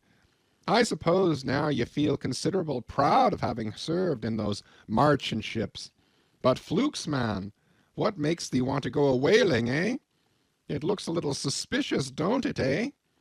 Hast not been a pirate, hast thou? Didst not rob thy last captain, didst thou? Didst not think of murdering the officers when thou gettest to sea?" I protested my innocence of these things. I saw that under the mask of these half-humorous innuendos this old seaman, as an insulated Quakerish Nantucketer, was full of his insular prejudices, and rather distrustful of all aliens unless they hailed from Cape Cod or the Vineyard. "But what takes thee a-whaling? I want to know that before I think of shipping ye." "Well, sir, I want to see what whaling is. I want to see the world." "Want to see what whaling is, eh? Have ye clapped an eye on Captain Ahab?" "Who is Captain Ahab, sir?" "Aye, aye, I thought so. Captain Ahab is the captain of this ship." "I am mistaken, then. I thought I was speaking to the captain himself." "Thou art speaking to Captain Peleg. That's who you're speaking to, young man. It belongs to me and Captain Bildad to see the Pequod fitted out for the voyage and supplied with all her needs, including crew. We are part owners and agents. But as I was going to say, if thou wantest to know what whaling is, as thou tellest ye do, I can put you in the way of finding it out before you bind yourself to it past backing out. Clap eye on Captain Ahab, young man, and thou wilt find that he has only one leg." "What do you mean, sir? Was the other lost by a whale?" "Lost by a whale? Young man, come nearer to me. It was devoured, chewed up, crunched by the monstrousest parmacetti that ever chipped a boat. Ah, ah." I was a little alarmed by his energy, perhaps also a little touched at the hearty grief in his concluding exclamation, but said as calmly as I could, "What you say is no doubt true enough, sir, but how could I know there was any peculiar ferocity in that particular whale, though indeed I might have inferred as much from the simple fact of the accident." "Now look ye, young man, thy lungs are a sort of a soft, d'ye see? Thou dost not talk shark a bit. Sure ye been to sea before now? Sure of that?" "Sir," said I thought I told you that I had been 4 voyages in the merchant—" "Hard down on that! Mind what I said about the marchant sarvice. Don't aggravate me. I won't have it. But let us understand each other. I have given thee a hint about what whaling is. Do ye yet feel inclined for it?" "I do, sir." "Very good. Now art thou the man to pitch a harpoon down a live whale's throat, and then jump after it? Answer quick." "I am, sir, if it should be positively indispensable to do so, not to be got rid of, that is, which I don't take to be the fact." "Good again. Now then, thou not only wantest to go whaling to find out by experience what whaling is, but ye also want to go in order to see the world. Was that not what ye said? I thought so. Well then, just step forward there and take a peep over the weather bow, and then back to me and tell me what ye see there." For a moment I stood a little puzzled by this curious request, not knowing exactly how to take it, whether humorously or in earnest. But concentrating all his crow's feet into one scowl, Captain Peleg started me on the errand. Going forward and glancing over the weather bow, I perceived that the ship swinging to her anchor with the flood tide was now obliquely pointing towards the open ocean. The prospect was unlimited, but exceedingly monotonous and forbidding, not the slightest variety that I could see. "Well, what's the report?" said Peleg when I came back. "What did you see?" "Not much," I replied. "Nothing but water. Considerable horizon, though, and there's a squall coming up, I think." "Well, what dost thou think, then, of seeing the world? Do you wish to go round Cape Horn to see any more of it, eh? Can't you see the world where you stand?" I was a little staggered, but go a-whaling I must, and I would, and the Pequod was as good a ship as any, I thought the best, and all this I now repeated to Peleg. Seeing me so determined, he expressed his willingness to ship me. "And thou mayest as well sign the papers right off," he added. "Come along with ye." And so saying, he led the way below deck into the cabin. Seated on the transom was what seemed to me a most uncommon and surprising figure. It turned out to be Captain Bildad, who, along with Captain Peleg, was one of the largest owners of the vessel, the other shares, as is sometimes the case in these ports, being held by a crowd of old annuitants, widows, fatherless children, and chancery wards, each owning about the value of a timber-head or a foot of plank or a nail or two in the ship. People in Nantucket invest their money in whaling vessels the same way that you do yours in approved state stocks bringing in good interest. Now Bildad, like Peleg, and indeed many other Nantucketers, was a Quaker, the island having been originally settled by that sect, and to this day its inhabitants in general retain in an uncommon measure the peculiarities of the Quaker, only variously and anomalously modified by things altogether alien and heterogeneous. For some of these same Quakers are the most sanguinary of all sailors and whale hunters. They are fighting Quakers. They are Quakers with a vengeance. So that there are instances among them of men who, named with Scripture names, a singularly common fashion on the island, and in childhood naturally imbibing the stately dramatic thee and thou of the Quaker idiom, still from the audacious daring and boundless adventure of their subsequent lives, strangely blend with these unoutgrown peculiarities 1,000 bold dashes of character not unworthy of a Scandinavian sea king or a poetical pagan Roman.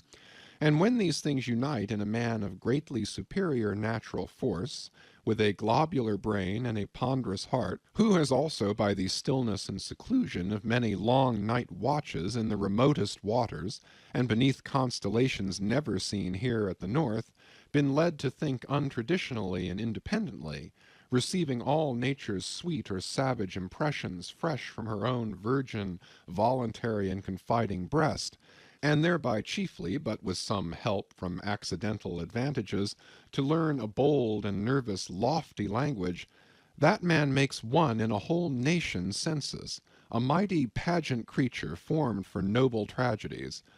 Nor will it at all detract from him, dramatically regarded, if either by birth or other circumstances he have what seems a half-wilful overruling morbidness at the bottom of his nature. For all men tragically great are made so through a certain morbidness. Be sure of this, O young ambition, all mortal greatness is but disease. But as yet we have not to do with such a one, but with quite another, and still a man who, if indeed peculiar, it only results again from another phase of the Quaker, modified by individual circumstances. Like Captain Peleg, Captain Bildad was a well-to-do, retired whaleman. But unlike Captain Peleg, who cared not a rush for what are called serious things, and indeed deemed those selfsame serious things the veriest of all trifles, Captain Bildad had not only been originally educated according to the strictest sect of Nantucket Quakerism, but all his subsequent ocean life and the sight of many unclad lovely island creatures round the Horn, all that had not moved this native-born Quaker one single jot, had not so much as altered one angle of his vest. Still, for all this immutableness, there was some lack of common consistency about the worthy Captain Bildad. Though refusing from conscientious scruples to bear arms against land invaders, yet himself had illimitably invaded the Atlantic and Pacific, and though a sworn foe to human bloodshed, yet had he, in his straight-bodied coat, spilled tons upon tons of Leviathan gore. How now, in the contemplative evening of his days, the pious Bildad reconciled these things in his reminiscence, I do not know, but it did not seem to concern him much, and very probably he had long since come to the sage and sensible conclusion that a man's religion is one thing, and this practical world quite another. This world pays dividends. Rising from a little cabin boy in short clothes of the drabbest drab to a harpooneer in the broad shad-bellied waistcoat, from that becoming boat-header, chief mate, and captain, and finally a ship-owner, Bildad, as I hinted before, had concluded his adventurous career by wholly retiring from active life at the goodly age of 60, and dedicating his remaining days to the quiet receiving of his well-earned income. Now, Bildad, I am sorry to say, had the reputation of being an incorrigible old hunks, and in his sea-going days a bitter, hard taskmaster. They told me in Nantucket, though it certainly seems a curious story, that when he sailed the old Cattegut whaleman, his crew, upon arriving home, were mostly all carried ashore to the hospital, sore exhausted and worn out. For a pious man, especially for a Quaker, he was certainly rather hard-hearted, to say the least. He never used to swear, though, at his men, they said, but somehow he got an inordinate quantity of cruel, unmitigated hard work out of them. When Bildad was a chief mate, to have his drab-colored eye intently looking at you made you feel completely nervous, till you could clutch something, a hammer or a marling-spike, and go to work like mad at something or other, never mind what. Indolence and idleness perished before him. His own person was the exact embodiment of his utilitarian character. On his long, gaunt body he carried no spare flesh, no superfluous beard, his chin having a soft, economical nap to it, like the worn nap of his broad-brimmed hat. Such, then, was the person that I saw seated on the transom when I followed Captain Peleg down into the cabin. The space between the decks was small, and there, bolt upright, sat old Bildad, who always sat so, and never leaned, and this to save his coat-tails. His broad brim was placed beside him, his legs were stiffly crossed, his drab vesture was buttoned up to his chin, and spectacles on nose, he seemed absorbed in reading from a ponderous volume. "Bildad!" cried Captain Peleg. "At it again, Bildad, eh? You've been studying those scriptures now for the last 30 years, to my certain knowledge. How far you get, Bildad?" As if long habituated to such profane talk from his old shipmate, Bildad, without noticing his present irreverence, quietly looked up, and seeing me, glanced again inquiringly towards Peleg. "He says he's our man, Bildad," said Peleg. "He wants to ship." "Dost thee?" said Bildad in a hollow tone, and turning round to me. "I dost," said I unconsciously, he was so intense a Quaker. "What do you think of him, Bildad?" said Peleg. "He'll do," said Bildad, eyeing me, and then went on spelling away at his book in a mumbling tone quite audible. I thought him the queerest old Quaker I ever saw, especially as Peleg, his friend and old shipmate, seemed such a blusterer. But I said nothing, only looking round me sharply. Peleg now threw open a chest, and drawing forth the ship's articles, placed pen and ink before him, and seated himself at a little table. I began to think it was high time to settle with myself at what terms I would be willing to engage for the voyage. I was already aware that in the whaling business they paid no wages, but all hands, including the captain, received certain shares of the profit, called lays, and that these lays were proportioned to the degree of importance pertaining to the respective duties of the ship's company.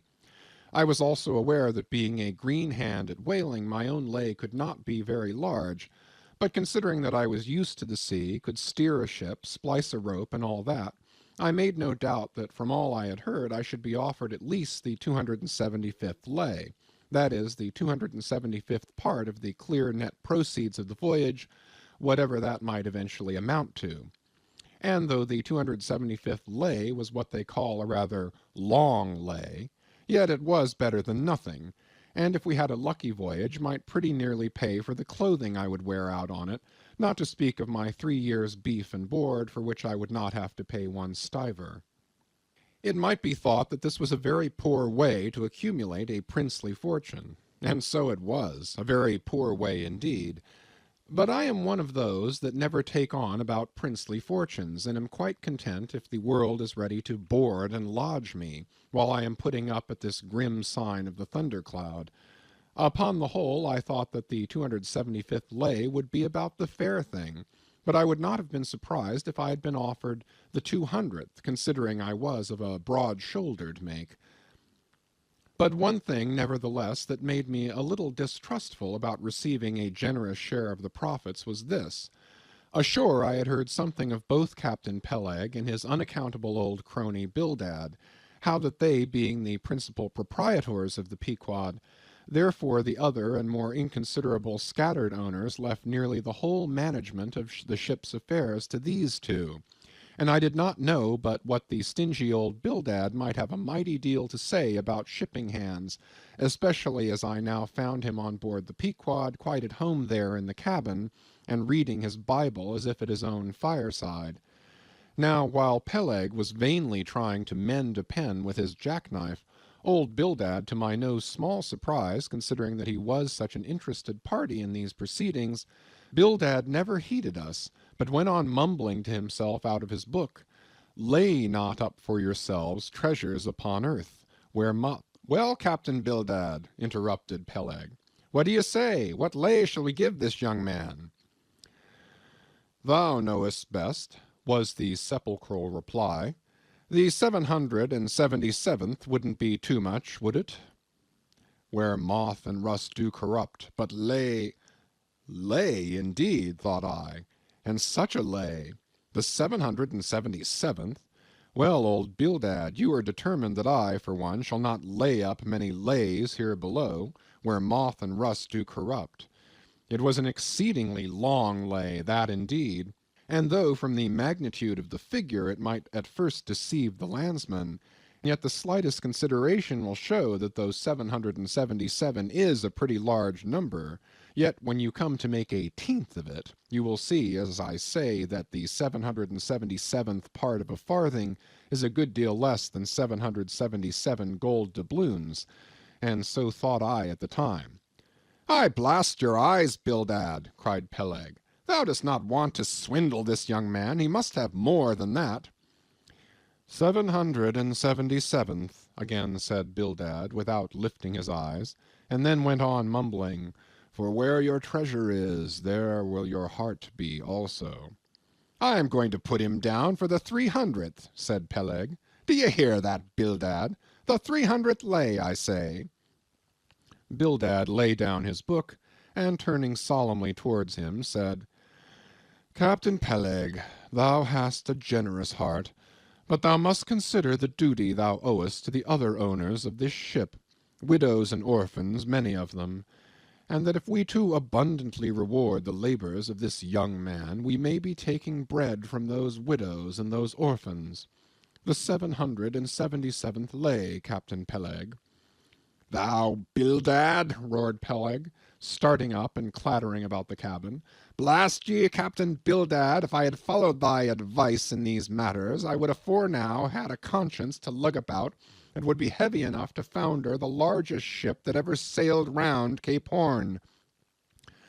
"Captain Peleg," said Bildad steadily, "thy conscience may be drawing 10 inches of water or 10 fathoms, I can't tell. But as thou art still an impenitent man, Captain Peleg, I greatly fear lest thy conscience be but a leaky one, and will in the end sink thee foundering down to the fiery pit, Captain Peleg." "Fiery pit? Fiery pit? Ye insult me, man. Past all natural bearing ye insult me. It's an all-fired outrage to tell any human creature that he's bound to hell. Flukes and flames, Bildad. Say that again to me, and start my soul bolts. Yes, I'll swallow a live goat with all his hair and horns on. Out of the cabin, ye canting, drab-colored son of a wooden gun. A straight wake with ye. As he thundered out this, he made a rush at Bildad, but with a marvelous oblique sliding celerity, Bildad for that time eluded him. Alarmed at this terrible outburst between the two principal and responsible owners of the ship, and feeling half a mind to give up all idea of sailing in a vessel so questionably owned and temporarily commanded, I stepped aside from the door to give egress to Bildad, who, I made no doubt, was all eagerness to vanish before the awakened wrath of Peleg. But to my astonishment he sat down again on the transom very quietly, and seemed to have not the slightest intention of withdrawing. He seemed quite used to the impenitent Peleg and his ways. As for Peleg, after letting off his rage as he had, there seemed no more left in him, and he too sat down like a lamb, though he twitched a little as if still nervously agitated. "Whew!" he whistled at last. "The squall's gone off to leeward, I think. Bildad, thou used to be good at sharpening a lance. Mend that pen, will you? My jackknife here needs the grindstone. That's he, thank you, Bildad. Now then, my young man, Ishmael's thy name, didn't you say? Well then, down you go here, Ishmael, for the 300th lay." "Captain Peleg," said I have a friend with me who wants to ship too. Shall I bring him down tomorrow?" "To be sure," said Peleg. "Fetch him along, and we'll look at him." "What lay does he want?" groaned Bildad, glancing up from the book in which he had again been burying himself. "Ah, never mind about that, Bildad," said Peleg. "Has he ever whaled at any?" turning to me. "Killed more whales than I can count, Captain Peleg." "Well, bring him along, then." And after signing the papers, off I went, nothing doubting but that I had done a good morning's work, and that the Pequod was the identical ship that Yojo had provided to carry Queequeg and me round the Cape.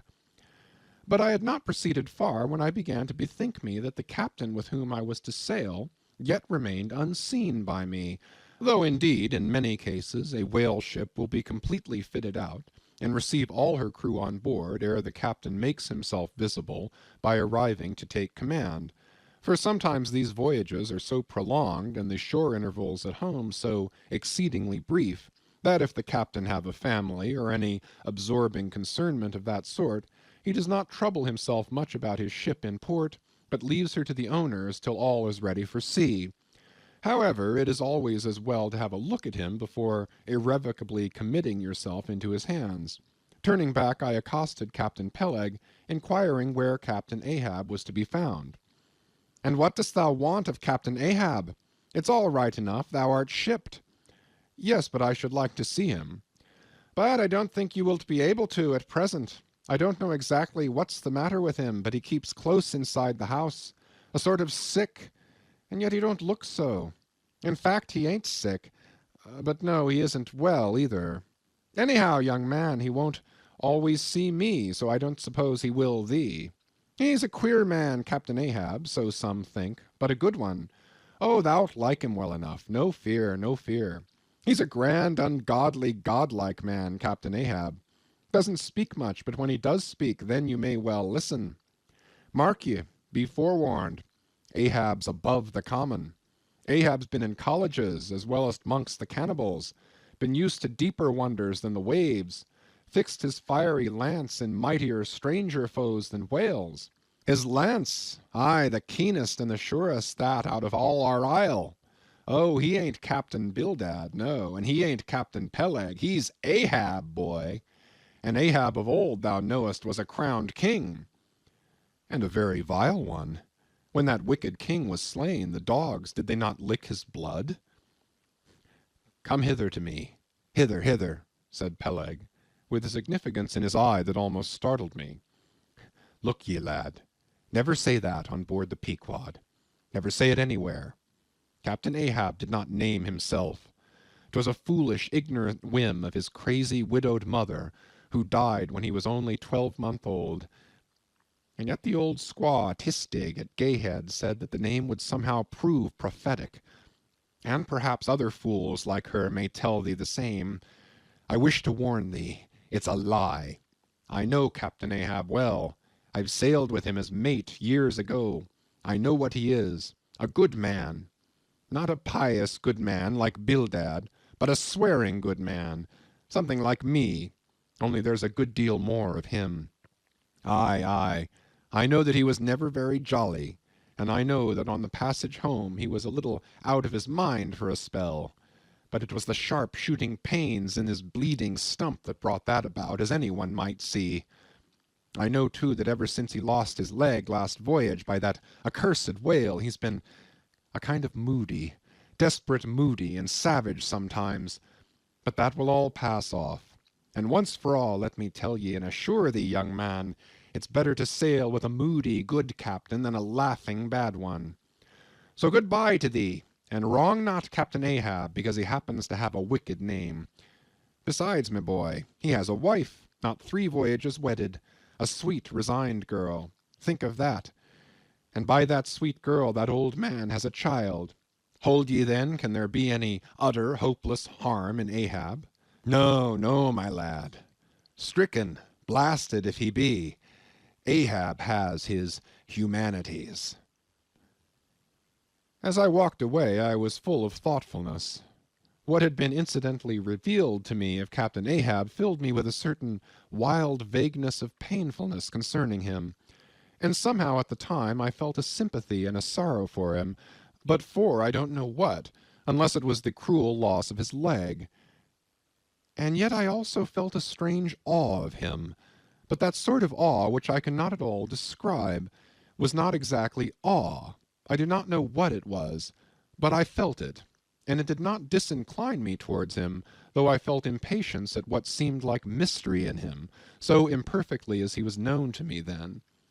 However, my thoughts were at length carried in other directions, so that for the present dark Ahab slipped my mind. End of chapter 16. Chapters 17 to 21. Chapter 17. The Ramadan. As Queequeg's Ramadan, or fasting and humiliation, was to continue all day, I did not choose to disturb him till towards nightfall, for I cherished the greatest respect towards everybody's religious obligations, never mind how comical, and couldn't find it in my heart to undervalue even a congregation of ants worshipping a toadstool, or those other creatures in certain parts of our earth who, with a degree of footmanism quite unprecedented in other planets, bow down before the torso of a deceased landed proprietor merely on account of the inordinate possessions yet owned and rented in his name. I say we good Presbyterian Christians should be charitable in these things, and not fancy ourselves so vastly superior to other mortals, pagans and what not, because of their half-crazy conceits on these subjects. There was Queequeg now, certainly entertaining the most absurd notions about Yojo and his Ramadan, but what of that? Queequeg thought he knew what he was about, I suppose. He seemed to be content, and there let him rest. All our arguing with him would not avail. Let him be, I say, and heaven have mercy on us all, Presbyterians and pagans alike, for we are all somehow dreadfully cracked about the head, and sadly need mending. Towards evening, when I felt assured that all his performances and rituals must be over, I went up to his room and knocked at the door, but no answer. I tried to open it, but it was fastened inside. "Queequeg," said I, softly, through the keyhole, all silent. "I say, Queequeg, why don't you speak? It's I, Ishmael." But all remained still as before. I began to grow alarmed. I had allowed him such abundant time I thought he might have had an apoplectic fit. I looked through the keyhole, but the door opening into an odd corner of the room, the keyhole prospect was but a crooked and sinister one. I could only see part of the footboard of the bed, and a line of the wall, but nothing more. I was surprised to behold, resting against the wall, the wooden shaft of Queequeg's harpoon, which the landlady the evening previous had taken from him before our mounting to the chamber. That's strange, thought I. But at any rate, since the harpoon stands yonder, and he seldom or never goes abroad without it, therefore he must be inside here, and no possible mistake. Queequeg! Queequeg! All still. Something must have happened. Apoplexy. I tried to burst open the door, but it stubbornly resisted. Running downstairs, I quickly stated my suspicions to the first person I met, the chambermaid. "La, la," she cried, "I thought something must be the matter. I went to make the bed after breakfast, and the door was locked, and not a mouse to be heard, and it's been just so silent ever since. But I thought maybe you had both gone off and locked your baggage in for safe keeping. La, la, ma'am, mistress, murder, Mrs. Hussey, apoplexy." And with these cries she ran toward the kitchen, I following. Mrs. Hussey soon appeared with a mustard pot in one hand and a vinegar cruet in the other, having just broken away from the occupation of attending to the castors and scolding her little black boy meantime. "Woodhouse," cried I, "which way to it? Run, for God's sake, and fetch something to pry open the door. The axe! The axe! He's had a stroke, depend upon it." And so saying, I was unmethodically rushing upstairs again empty-handed, when Mrs. Hussey interposed the mustard pot and vinegar cruet and the entire castor of her countenance. "What's the matter with you, young man? Get the axe. For God's sake, run for the doctor, someone, while I pry it open." "Look here," said the landlady, quickly putting down the vinegar cruet, so as to have one hand free. "Look here. Are you talking about prying open any of my doors?" And with that she seized my arm. "What's the matter with you? What's the matter with you, shipmate?" In as calm but as rapid a manner as possible, I gave her to understand the whole case. Unconsciously clapping the vinegar cruet to one side of her nose, she ruminated for an instant, then exclaimed, "No, I haven't seen it since I put it there." Running to the little closet under the landing of the stairs, she glanced in, and returning told me that Queequeg's harpoon was missing. "He's killed himself," she cried. "It's unfortunate Stiggs done over again. There goes another counterpane. God pity his poor mother.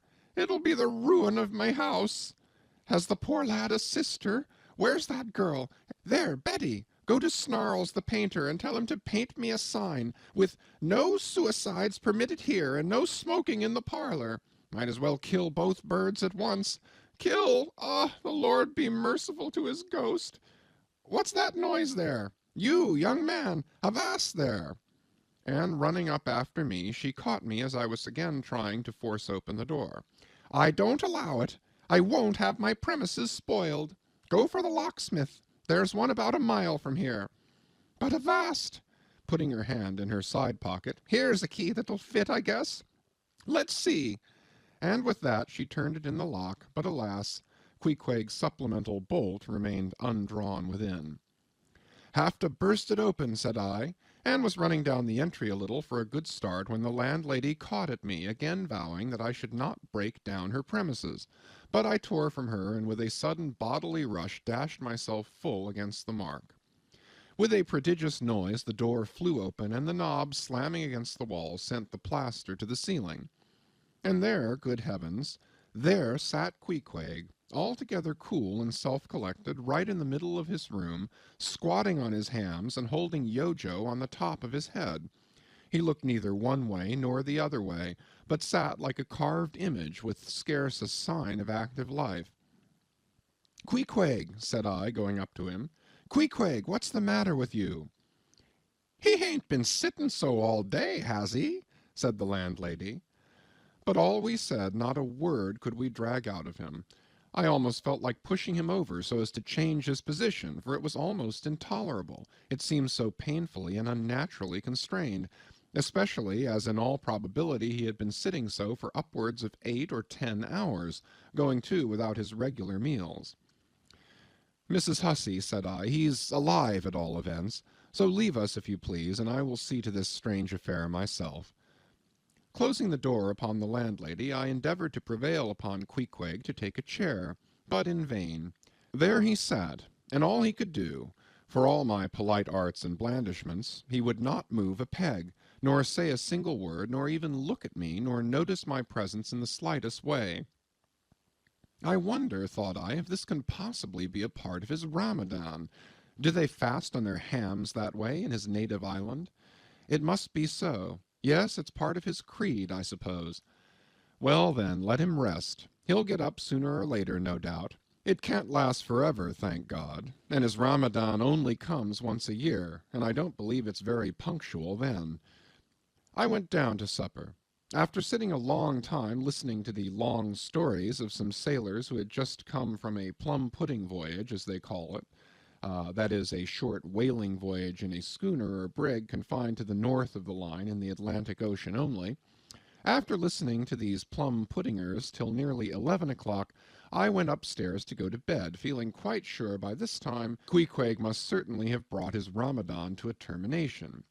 But no, there he was, just where I had left him. He had not stirred an inch. I began to grow vexed with him. It seemed so downright senseless and insane to be sitting there all day and half the night on his hams in a cold room, holding a piece of wood on his head. For heaven's sake, Queequeg, get up and shake yourself. Get up and have some supper. You'll starve.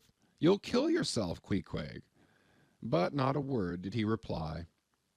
Despairing of him, therefore, I determined to go to bed and to sleep, and no doubt before a great while he would follow me.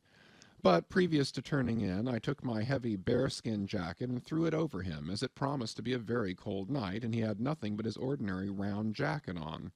For some time, do all I would, I could not get into the faintest doze. I had blown out the candle, and the mere thought of Queequeg, not 4 feet off, sitting there in that uneasy position, stark alone in the cold and dark, this made me really wretched. Think of it, sleeping all night in the same room with a wide-awake pagan on his hams in this dreary, unaccountable Ramadan.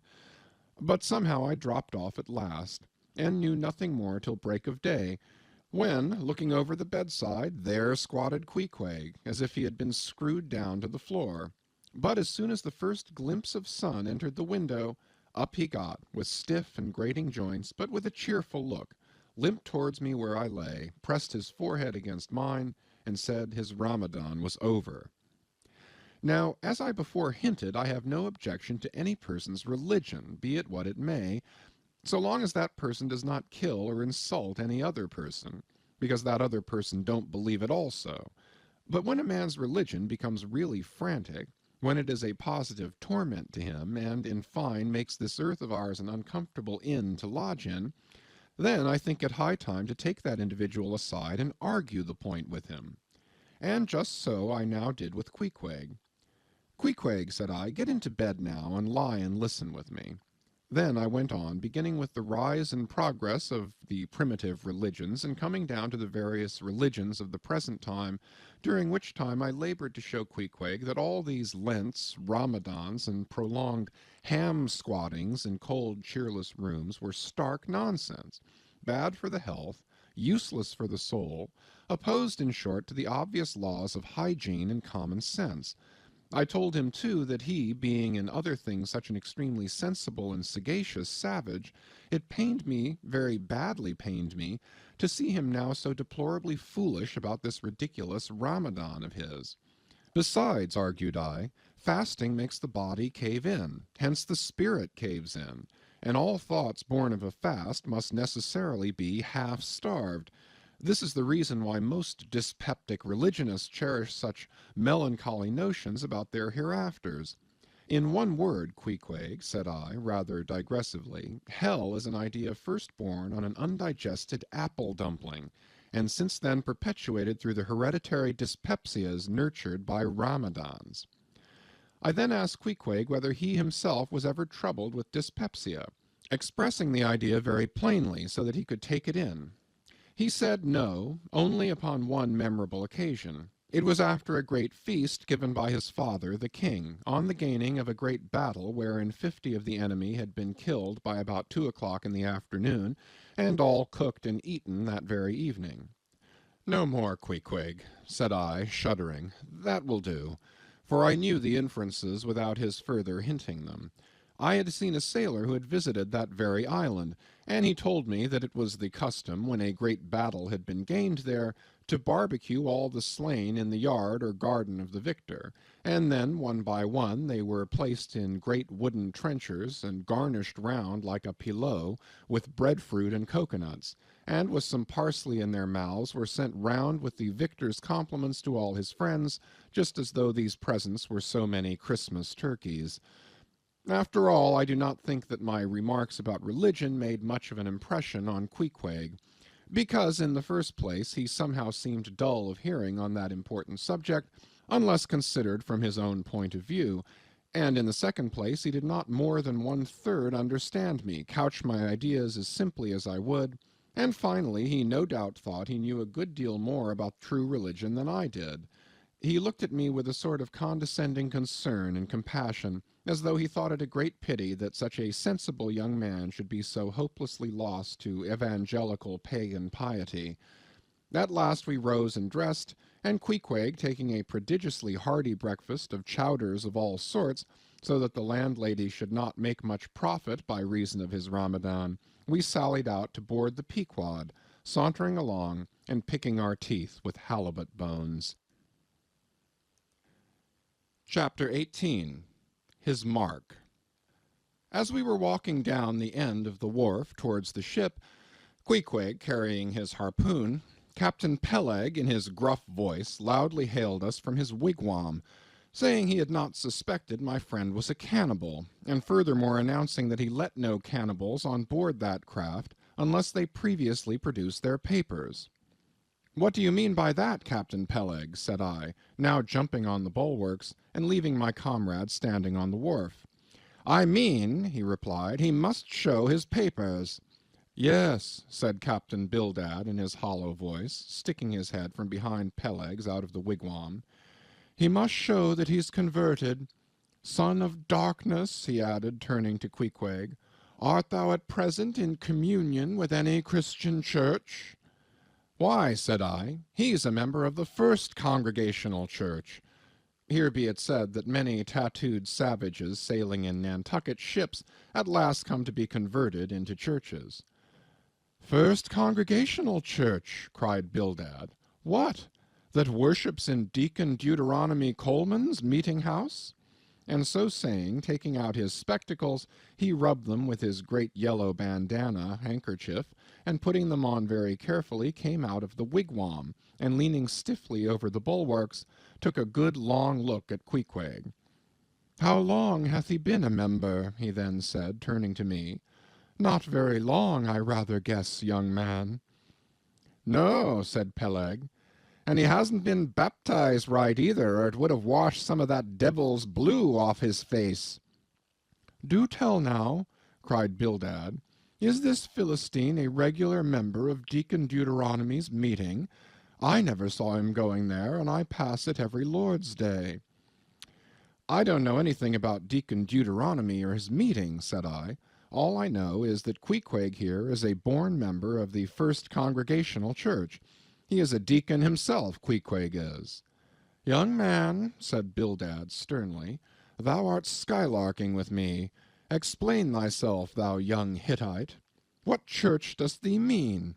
Answer me." Finding myself thus hard pushed, I replied, "I mean, sir, the same ancient Catholic Church to which you and I and Captain Peleg there and Queequeg here and all of us and every mother's son and soul of us belong, the great and everlasting first congregation of this whole worshipping world. We all belong to that. Only some of us cherish some queer crotchets, in no way touching the grand belief. In that we all join hands." "Splice, thou meanst, splice hands," cried Peleg, drawing nearer. "Young man, you'd better ship for a missionary instead of a foremast hand. I never heard a better sermon. Deacon Deuteronomy, why, Father Mapple himself couldn't beat it, and he's reckoned something. Come aboard, never mind about the papers. I say, tell Quohog there, what's that you call him? Tell Quohog to step along. By the great anchor, what a harpoon he's got there. Looks like good stuff, that, and he handles it about right.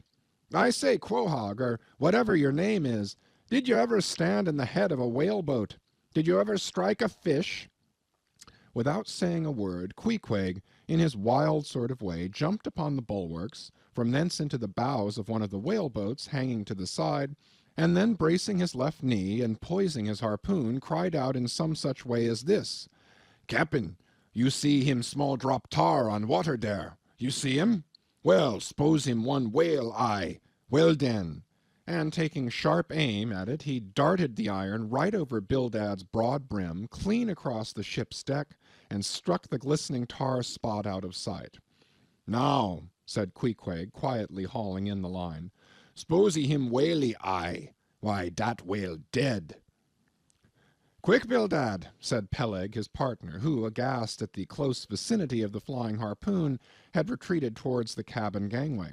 "Quick, I say you, Bildad, and get the ship's papers. We must have Quohog, in one of our boats. Look ye, Quohog, we'll give ye the 90th lay, and that's more than ever was given a harpooneer yet out of Nantucket." So down we went into the cabin, and to my great joy Queequeg was soon enrolled among the same ship's company to which I myself belonged. When all preliminaries were over, and Peleg had got everything ready for signing, he turned to me and said, "I guess Quohog there don't know how to write, does he? I say, Quohog, blast ye, dost thou sign thy name, or make thy mark?" But at this question Queequeg, who had twice or thrice before taken part in similar ceremonies, looked no ways abashed, but taking the offered pen, copied upon the paper, in the proper place, an exact counterpart of the queer round figure which was tattooed upon his arm, so that through Captain Peleg's obstinate mistake touching his appellative, it stood something like this: Quohog, his mark, X. Meanwhile Captain Bildad sat earnestly and steadfastly eyeing Queequeg, and at last, rising solemnly and fumbling in the huge pockets of his broad-skirted drab coat, took out a bundle of tracts, and selecting one entitled "The Latter Day Coming, or No Time to Lose," placed it in Queequeg's hands, and grasping them and the book with both his, looked earnestly into his eyes and said, "Son of darkness, I must do my duty by thee. I am part owner of this ship, and feel concerned for the souls of all its crew. If thou still clingest to thy pagan ways, which I sadly fear, I beseech thee remain not for aye a Belial bondsman. Spurn the idle bell and the hideous dragon. Turn from the wrath to come. Mind thine eye, I say. Ah, goodness gracious, steer clear of the fiery pit." Something of the salt sea yet lingered in old Bildad's language, heterogeneously mixed with scriptural and domestic phrases. Avast there, Bildad! Avast now spoiling our harpooneer!" cried Peleg. "Pious harpooneers never make good voyagers. It takes the shark out of 'em. No harpooneer is worth a straw who ain't pretty sharkish. There was young Nat Swain, once the bravest boat-header out of all Nantucket and the Vineyard. He joined the meeting and never came to good. He got so frightened about his plaguey soul that he shrinked and steered away from whales, for fear of afterclaps, in case he got stove and went to Davy Jones." "Peleg, Peleg," said Bildad, lifting his eyes and hands, "thou thyself, as I myself, hast seen many a perilous time. Thou knowest, Peleg, what it is to have the fear of death. How then canst thou prate in this ungodly guise?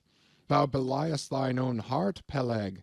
Tell me, when this same Pequod here had her 3 masts overboard in that typhoon on Japan, that same voyage when thou went mate with Captain Ahab, didst thou not think of death and the judgment then?" Hear him now," cried Peleg, marching across the cabin and thrusting his hands far down into his pockets. "Hear him, all of ye! Think of that, when every moment we thought the ship would sink. Death and the judgment then? What?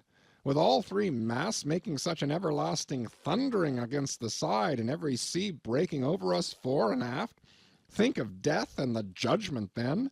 No time to think about death then. Life was what Captain Ahab and I was thinking of, and how to save all hands, how to rig jury masts, how to get into the nearest port. That's what I was thinking of." Bildad said no more, but buttoning up his coat, stalked on deck, where we followed him. There he stood, very quietly overlooking some sailmakers who were mending a topsail in the waist. Now and then he stooped to pick up a patch or save an end of tarred twine, which otherwise might have been wasted. Chapter 19. The Prophet. "Shipmates, have ye shipped in that ship?" Queequeg and I had just left the Pequod and were sauntering away from the water, for the moment each occupied with his own thoughts, when the above words were put to us by a stranger, who, pausing before us, levelled his massive forefinger at the vessel in question. He was but shabbily apparelled in faded jacket and patched trousers, a rag of a black handkerchief investing his neck. A confluent smallpox had in all directions flowed over his face, and left it like the complicated ribbed bed of a torrent when the rushing waters have been dried up. "Have ye shipped in her?" he repeated. "You mean the ship Pequod, I suppose," said I, trying to gain a little more time for an uninterrupted look at him. "Aye, the Pequod. That ship there," he said, drawing back his whole arm, and then rapidly shoving it straight out from him with the fixed bayonet of his pointed finger darted full at the object. "Yes," said I, "we have just signed the articles." "Anything down there about your souls?" "About what?" "Oh, perhaps ye haven't got any," he said quickly. "No matter, though. I know many chaps that haven't got any. Good luck to 'em, and they are all the better off for it. A soul's a sort of a fifth wheel to a wagon." "What are you jabbering about, shipmate?" said I. "He's got enough, though, to make up for all deficiencies of that sort in other chaps," abruptly said the stranger, placing a nervous emphasis upon the word he. "Queequeg," said I, "let's go. This fellow has broken loose from somewhere. He's talking about something and somebody we don't know." "Stop!" cried the stranger. "You said true. You haven't seen Old Thunder yet, have ye?" "Who's Old Thunder?" said I, again riveted with the insane earnestness of his manner. "Captain Ahab." "What, the captain of our ship, the Pequod?" "Aye, among some of us old sailor chaps he goes by that name. You haven't seen him yet, have ye?" "No, we haven't. He's sick, they say, but is getting better, and will be all right again before long." "All right again before long," laughed the stranger, with a solemnly derisive sort of laugh. "Look ye, when Captain Ahab is all right, then this left arm of mine will be all right. Not before." "What do you know about him?" "What did they tell you about him? Say that."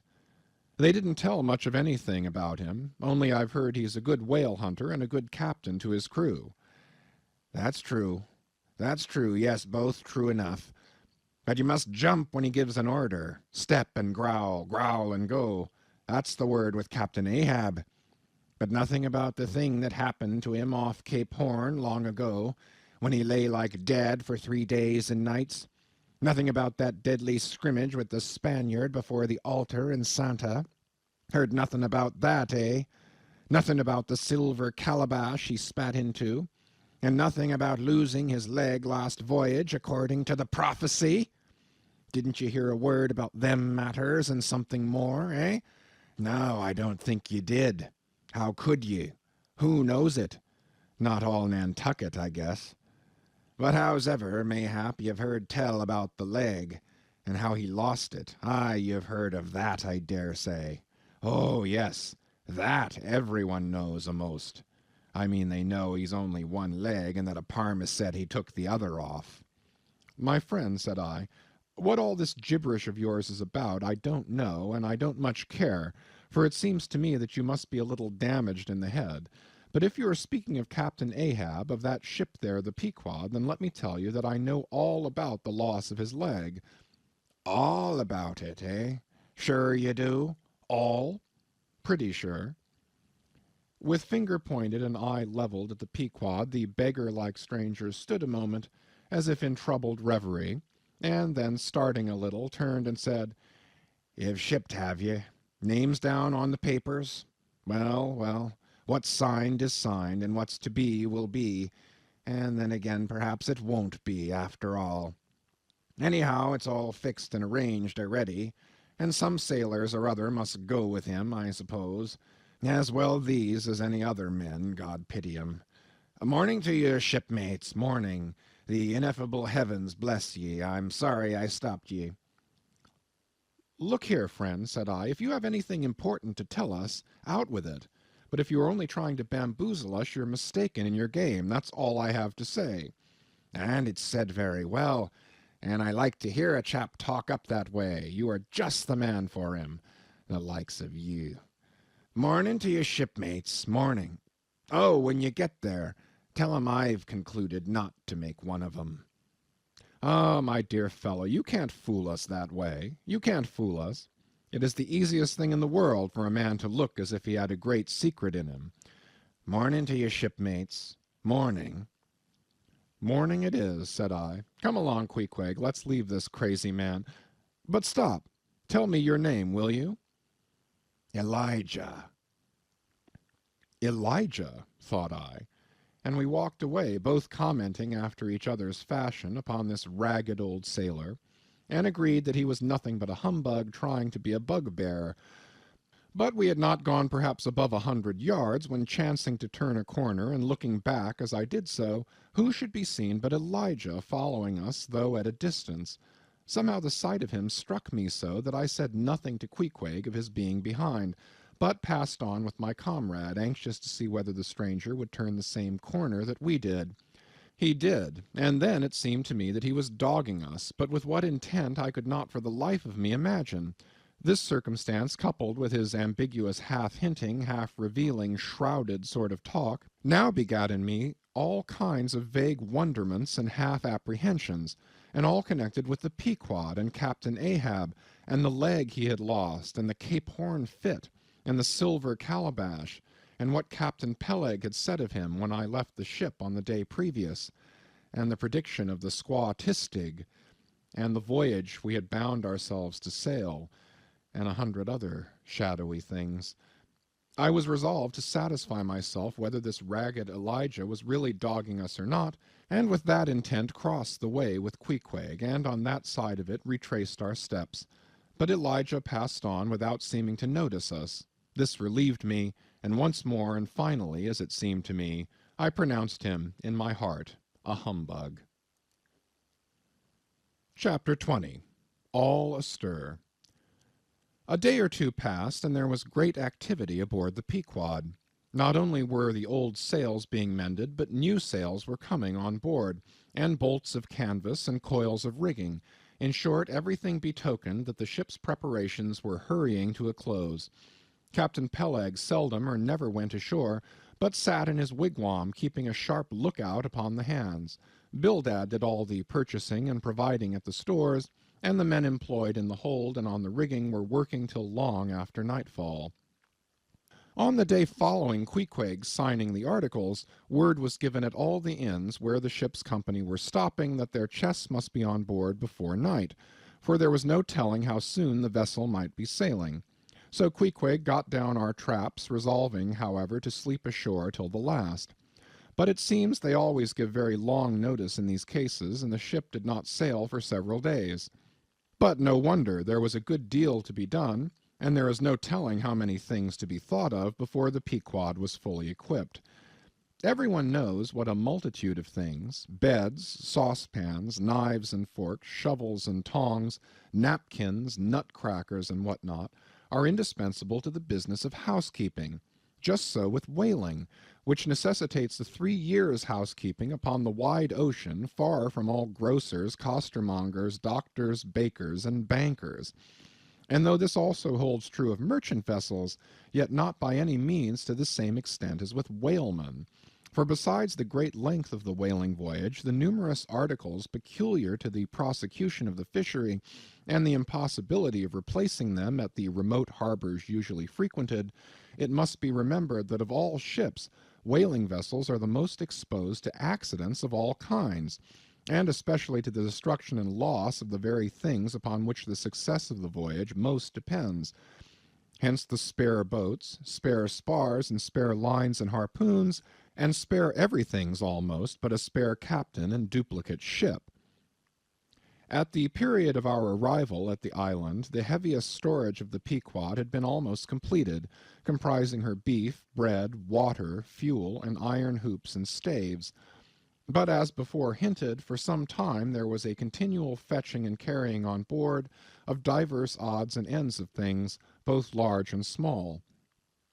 Chief among those who did this fetching and carrying was Captain Bildad's sister, a lean old lady of a most determined and indefatigable spirit, but withal very kind-hearted, who seemed resolved that if she could help it, nothing should be found wanting in the Pequod, after once fairly getting to sea. At one time she would come on board with a jar of pickles for the steward's pantry, another time with a bunch of quills for the chief mate's desk, where he kept his log, a third time with a roll of flannel for the small of someone's rheumatic back. Never did any woman better deserve her name, which was Charity, Aunt Charity, as everyone called her. And like a sister of charity did this charitable Aunt Charity bustle about hither and thither, ready to turn her hand and heart to anything that promised to yield safety, comfort, and consolation to all on board a ship in which her beloved brother Bildad was concerned, and in which she herself owned a score or two of well-saved dollars. But it was startling to see this excellent-hearted Quakeress coming on board, as she did the last day, with a long oil ladle in one hand and a still longer whaling lance in the other. Nor was Bildad himself nor Captain Peleg at all backward. As for Bildad, he carried about with him a long list of the articles needed, and at every fresh arrival down went his mark opposite that article upon the paper. Every once in a while Peleg came hobbling out of his whalebone den, roaring at the men down the hatchways, roaring up to the riggers at the masthead, and then concluding by roaring back into his wigwam. During these days of preparation Queequeg and I often visited the craft, and as often I asked about Captain Ahab, and how he was, and when he was going to come on board his ship. To these questions they would answer that he was getting better and better, and was expected aboard every day. Meantime the two captains, Peleg and Bildad, could attend to everything necessary to fit the vessel for the voyage. If I had been downright honest with myself, I would have seen very plainly in my heart that I did but half fancy being committed this way to so long a voyage, without once laying my eyes on the man who was to be the absolute dictator of it, so soon as the ship sailed out upon the open sea. But when a man suspects any wrong, it sometimes happens that if he be already involved in the matter, he insensibly strives to cover up his suspicions even from himself. And much this way it was with me. I said nothing, and tried to think nothing. At last it was given out that some time next day the ship would certainly sail. So next morning Queequeg and I took a very early start. Chapter 21. Going Aboard. It was nearly 6 o'clock, but only grey, imperfect, misty dawn when we drew nigh the wharf. "There are some sailors running ahead there, if I see right," said I to Queequeg. "It can't be shadows. She's off by sunrise, I guess. Come on." "Avast!" cried a voice, whose owner, at the same time coming close behind us, laid a hand upon both our shoulders, and then, insinuating himself between us, stood stooping forward a little, in the uncertain twilight, strangely peering from Queequeg to me. It was Elijah. "Going aboard?" "Hands off, will you?" said I. "Looky here," said Queequeg, shaking himself. "Go away." "Ain't going aboard, then?" "Yes, we are," said I, "but what business is that of yours? Do you know, Mr. Elijah, that I consider you a little impertinent?" No, I wasn't aware of that," said Elijah, slowly and wonderingly looking from me to Queequeg with the most unaccountable glances. "Elijah," said I, "you will oblige my friend and me by withdrawing. We are going to the Indian and Pacific Oceans, and would prefer not to be detained." "Ye be ye? Coming back before breakfast?" "He's cracked, Queequeg," said I. "Come on." "Hello!" cried stationary Elijah, hailing us when we had removed a few paces. "Never mind him," said I. "Queequeg, come on." But he stole up to us again, and suddenly clapping his hands on my shoulder, said, "Did you see anything looking like men going towards that ship a while ago?" Struck by this plain, matter-of-fact question, I answered, saying yes, I thought I did see 4 or 5 men, but it was too dim to be sure. Very dim, said Elijah. Morning to ye. Once more we quitted him, but once more he came softly after us, and touching my shoulder again, said, See if you can find 'em now, will ye? Find who? Morning to ye, he rejoined, again moving off. Oh, I was going to warn you against... But never mind. It's all one, all in the family, too. Sharp frost this morning, ain't it? Goodbye to you. Shan't see you again very soon, I guess, unless it's before the grand jury. And with these cracked words he finally departed, leaving me for the moment in no small wonderment at his frantic impudence. At last, stepping on board the Pequod, we found everything in profound quiet, not a soul moving. The cabin entrance was locked within, the hatches were all on, and lumbered with coils of rigging. Going forward to the forecastle, we found the slide of the scuttle open. Seeing a light, we went down, and found only an old rigger there, wrapped in a tattered pea-jacket. He was thrown at whole length upon 2 chests, his face downwards and enclosed in his folded arms. The profoundest slumber slept upon him. Those sailors we saw, Queequeg, where can they have gone to? Said I, looking dubiously at the sleeper. But it seemed that, when on the wharf, Queequeg had not at all noticed what I now alluded to. Hence I would have thought myself to have been optically deceived in that matter were it not for Elijah's otherwise inexplicable question. But I beat the thing down, and again marking the sleeper, jocularly hinted to Queequeg that perhaps we had best sit up with the body, telling him to establish himself accordingly. He put his hand upon the sleeper's rear as though feeling if it was soft enough, and then, without more ado, quietly sat down there. Gracious, Queequeg, don't sit there, said I. Oh, perry good seat, said Queequeg. My country way. Won't hurt him face. Face, said I. Call that his face? A very benevolent countenance, then. But how hard he breathes. He's heaving himself. Get off, Queequeg, you're heavy. It's grinding the face of the poor. Get off, Queequeg. Look, he'll twitch you off soon. I wonder he don't wake. Queequeg removed himself to just beyond the head of the sleeper and lighted his tomahawk pipe. I sat at the feet. We kept the pipe passing over the sleeper and from one to the other. Meanwhile, upon questioning him in his broken fashion, Queequeg gave me to understand that in his land, owing to the absence of settees and sofas of all sorts, the kings, chiefs, and great people generally were in the custom of fattening some of the lower orders for ottomans, and to furnish a house comfortably in that respect you had only to buy up 8 or 10 lazy fellows and lay them round in the piers and alcoves. Besides, it was very convenient on an excursion, much better than those garden chairs which are convertible into walking sticks. Upon occasion, a chief calling his attendant and desiring him to make a settee of himself under a spreading tea, perhaps in some damp, marshy place. While narrating these things, every time Queequeg received the tomahawk from me, he flourished the hatchet side of it over the sleeper's head. What's that for, Queequeg? Perry easy, killy. Oh, perry easy. He was going on with some wild reminiscences about his tomahawk pipe, which, it seemed, had in its 2 uses both brained his foes and soothed his soul, when we were directly attracted to the sleeping rigger. The strong vapor was now completely filling the contracted hole. It began to tell upon him. He breathed with a sort of muffledness, then seemed troubled in the nose, then revolved over once or twice, then sat up and rubbed his eyes. Hullo, he breathed at last. Who be ye smokers? Shipped men, answered I. When does she sail? Aye, you're going in her, be ye? She sails today. The captain came aboard last night. What captain? Ahab? Who but him, indeed? I was going to ask him some further questions concerning Ahab when we heard a noise on deck. Hallo, Starbuck's astir, said the rigger. He's a lively chief mate, that.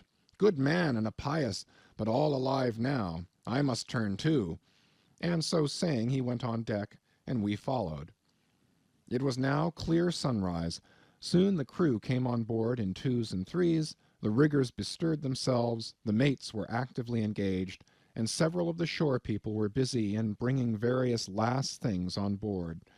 Meanwhile, Captain Ahab remained invisibly enshrined within his cabin. End of chapters 17 to 21. Chapter 22. Merry Christmas. At length, towards noon, upon the final dismissal of the ship's riggers, and after the Pequod had been hauled out from the wharf, and after the ever-thoughtful Charity had come off in a whaleboat, with her last gift, a nightcap for Stubb, the second mate, her brother-in-law, and a spare Bible for the steward, after all this, the two captains, Peleg and Bildad, issued from the cabin, and turning to the chief mate, Peleg said, "Now, Mr. Starbuck, are you sure everything is all right? Captain Ahab is all ready. Just spoke to him. Nothing more to be got from shore, eh? Well, call all hands, then. Muster 'em aft here, blast 'em." "No need of profane words, however great the hurry, Peleg," said Bildad. "But away with thee, friend Starbuck, and do our bidding." How now? Here, upon the very point of starting for the voyage, Captain Peleg and Captain Bildad were going it with a high hand on the quarter-deck, just as if they were to be joint commanders at sea, as well as, to all appearances, in port. And as for Captain Ahab, no sign of him was yet to be seen. Only, they said, he was in the cabin. But then the idea was that his presence was by no means necessary in getting the ship under way, and steering her well out to sea. Indeed, as that was not at all his proper business, but the pilot's, and as he was not yet completely recovered, so they said, therefore Captain Ahab stayed below. And all this seemed natural enough, especially as in the merchant service many captains never show themselves on deck for a considerable time after heaving up the anchor, but remain over the cabin table, having a farewell merry-making with their shore friends before they quit the ship for good with the pilot. But there was not much chance to think over the matter, for Captain Peleg was now all alive. He seemed to do most of the talking and commanding, and not Bildad. "Aft here, ye sons of bachelors!" he cried, as the sailors lingered at the mainmast. "Mr. Starbuck, drive 'em aft!" "Strike the tent there," was the next order. As I hinted before, this whalebone marquee was never pitched except in port, and on board the Pequod for 30 years the order to strike the tent was well known to be the next thing to heaving up the anchor. "Man the capstan! Blood and thunder! Jump!" was the next command, and the crew sprang for the handspikes. Now, in getting under way, the station generally occupied by the pilot is the forward part of the ship, and here Bildad, who, with Peleg, be it known, in addition to his other officers, was one of the licensed pilots of the port, he being suspected to have got himself made a pilot in order to save the Nantucket pilot fee to all the ships he was concerned in, for he never piloted any other craft, Bildad, I say, might now be seen actively engaged in looking over the bows for the approaching anchor, and at intervals singing what seemed a dismal stave of psalmody to cheer the hands at the windlass, who roared forth some sort of chorus about the girls in Booble Alley, with a hearty good will. Nevertheless, not 3 days previous, Bildad had told them that no profane songs would be allowed on board the Pequod, particularly in getting under way, and Charity, his sister, had placed a small, choice copy of Watts in each seaman's berth. Meantime, overseeing the other part of the ship, Captain Peleg ripped and swore astern in the most frightful manner. I almost thought he would sink the ship before the anchor could be got up. Involuntarily I paused on my handspike and told Queequeg to do the same, thinking of the perils we both ran in starting on the voyage with such a devil for a pilot.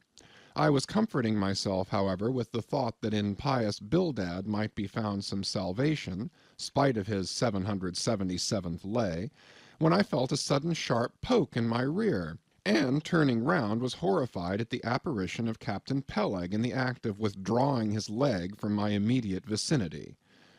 That was my first kick. Is that the way they heave in the merchant service?" he roared. "Spring, thou sheephead, spring, and break thy backbone. Why don't you spring, I say, all of ye? Spring! Quohog! Spring, thou chap with the red whiskers! Spring there, Scotch cap! Spring, thou green pants! Spring, I say, all of ye, and spring your eyes out!" And so saying, he moved along the windlass, here and there using his leg very freely, while imperturbable Bildad kept leading off with his psalmody. Thinks I, Captain Peleg must have been drinking something today. At last the anchor was up, the sails were set, and off we glided.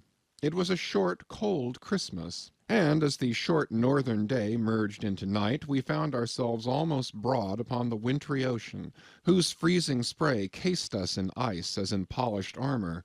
The long rows of teeth on the bulwarks glistened in the moonlight, and like the white ivory tusks of some huge elephant, vast curving icicles depended from the bows.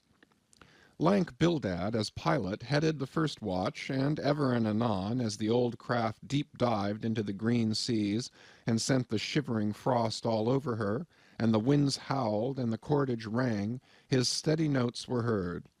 "Sweet fields beyond the swelling flood stand dressed in living green, so to the Jews old Canaan stood, while Jordan rolled between."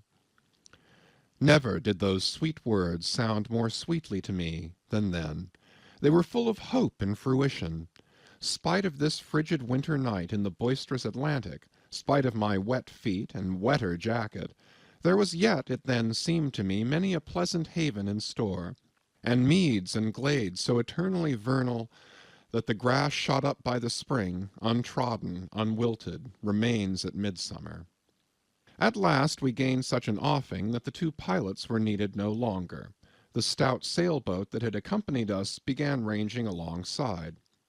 It was curious and not unpleasing how Peleg and Bildad were affected at this juncture, especially Captain Bildad, for loath to depart yet, very loath to leave for good a ship bound on so long and perilous a voyage, beyond both stormy capes, a ship in which some thousands of his hard-earned dollars were invested, a ship in which an old shipmate sailed as captain, a man almost as old as he, once more starting to encounter all the terrors of the pitiless jaw, loath to say good-bye to a thing so every way brimful of every interest to him, poor old Bildad lingered long, paced the deck with anxious strides, ran down into the cabin to speak another farewell word there, again came on deck, and looked to windward, looked towards the wide and endless waters, only bounded by the far-off, unseen eastern continents, looked toward the land, looked aloft, looked right and left, looked everywhere and nowhere, and at last, mechanically coiling a rope upon its pin, convulsively grasped stout Peleg by the hand, and holding up a lantern for the moment stood gazing heroically in his face, as much to say, "Nevertheless, friend Peleg, I can stand it. Yes, I can." As for Peleg himself, he took it more like a philosopher. But for all his philosophy, there was a tear twinkling in his eye when the lantern came too near, and he too did not a little run from cabin to deck, now a word below, now a word with Starbuck, the chief mate. But at last he turned to his comrade with a final sort of look about him. "Captain Bildad! Come, old shipmate, we must go. Back the main-yard there. Boat ahoy! Stand by to come close alongside now. Careful, careful. Come, Bildad, boy, say your last. Luck to you, Starbuck. Luck to you, Mr. Stubb. Luck to you, Mr. Flask. Good-bye and good luck to you all. And this day 3 years I'll have a hot supper smoking for ye in old Nantucket. Hurrah and away!" "God bless ye, and have ye in his holy keeping, men," murmured old Bildad almost incoherently. "I hope you'll have fine weather now, so that Captain Ahab may soon be moving among ye. A pleasant sun is all he needs, and you'll have plenty of them in the tropic voyage you go. Be careful in the hunt, ye mates. Don't stave the boats needlessly, you harpooneers. Good white cedar plank is raised full 3% within the year. Don't forget your prayers, either. Mr. Starbuck, mind that cooper don't waste the spare staves. Oh, the sail needles are in the green locker. Don't whale it too much on the Lord's days, men. But don't miss a fair chance, either. That's rejecting heaven's good gifts. Have an eye to the molasses tierce, Mr. Stubb. It was a little leaky, I thought. If ye touch at the islands, Mr. Flask, beware of fornication. Good-bye, good-bye. Don't keep that cheese too long down in the hold, Mr. Starbuck. It'll spoil. Be careful with the butter. 20 cents the pound it was. And mind ye if— Come, come, Captain Bildad, stop palavering. Away! And with that, Peleg hurried him over the side, and both dropped into the boat. Ship and boat diverged. The cold, damp night breeze blew between. A screaming gull flew overhead. The two hulls wildly rolled. We gave 3 heavy-hearted cheers, and blindly plunged, like fate, into the lone Atlantic. Chapter 23. The Lee Shore. Some chapters back, one Bulkington was spoken of, a tall, new-landed mariner encountered in New Bedford at the inn. When on that shivering winter's night the Pequod thrust her vindictive bows into the cold, malicious waves, who should I see standing at her helm but Bulkington?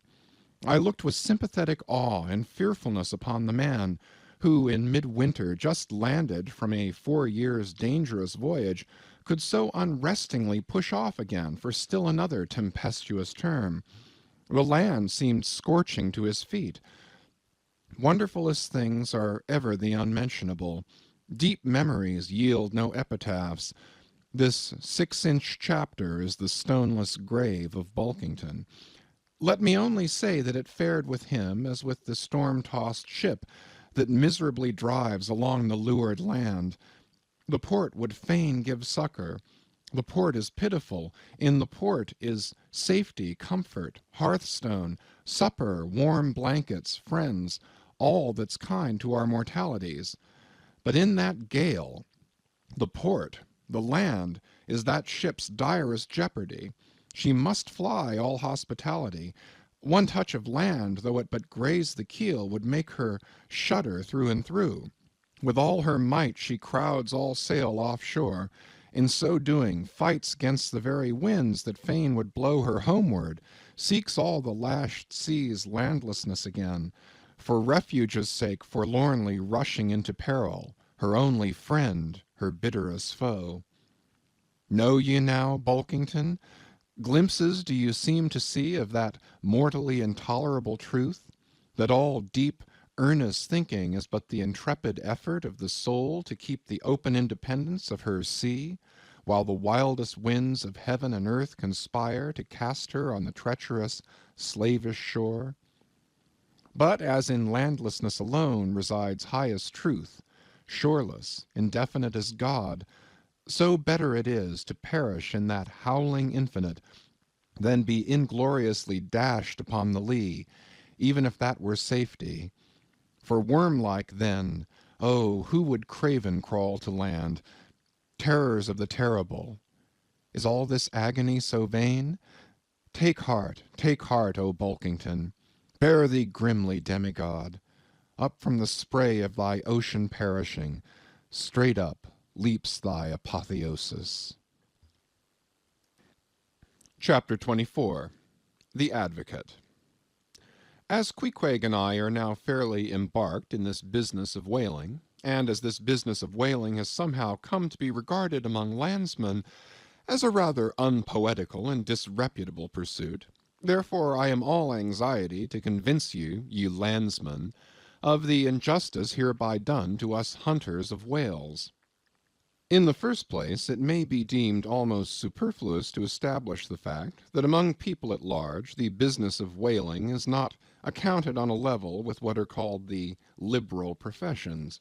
If a stranger were introduced into any miscellaneous metropolitan society, it would but slightly advance the general opinion of his merits were he presented to the company as a harpooneer, say, and if in emulation of the naval officers he should append the initials SWF, sperm whale fishery to his visiting card, such a procedure would be deemed preeminently presuming and ridiculous.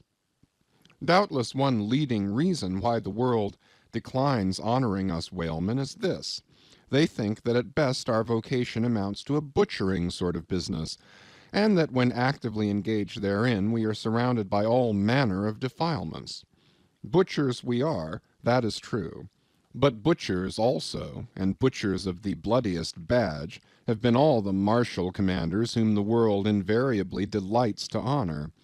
And as for the matter of the alleged uncleanliness of our business, you shall soon be initiated into certain facts hitherto pretty generally unknown, and which, upon the whole, will triumphantly plant the sperm whale ship at least among the cleanliest things of this tidy earth. But even granting the charge in question to be true, what disordered slippery decks of a whale ship are comparable to the unspeakable carrion of those battlefields from which so many soldiers return to drink in all ladies' plaudits? And if the idea of peril so much enhances the popular conceit of the soldier's profession, let me assure you that many a veteran who has freely marched up to a battery would quickly recoil at the apparition of the sperm whale's vast tail, fanning into eddies the air over his head. For what are the comprehensible terrors of man compared with the interlinked terrors and wonders of God? But though the world scouts at us whale hunters, yet does it unwittingly pay us the profoundest homage, yea, an all abounding adoration. For almost all the tapers, lamps, and candles that burn round the globe burn as before so many shrines to our glory. But look at this matter in other lights. Weigh it in all sorts of scales. See what we whalemen are and have been. Why did the Dutch in De Witt's time have admirals of their whaling fleets? Why did Louis XVI of France, at his own personal expense, fit out whaling ships from Dunkirk, and politely invite to that town some score or two of families from our own island of Nantucket? Why did Britain, between the years 1750 and 1788, pay her whalemen in bounties of upwards of £1,000,000?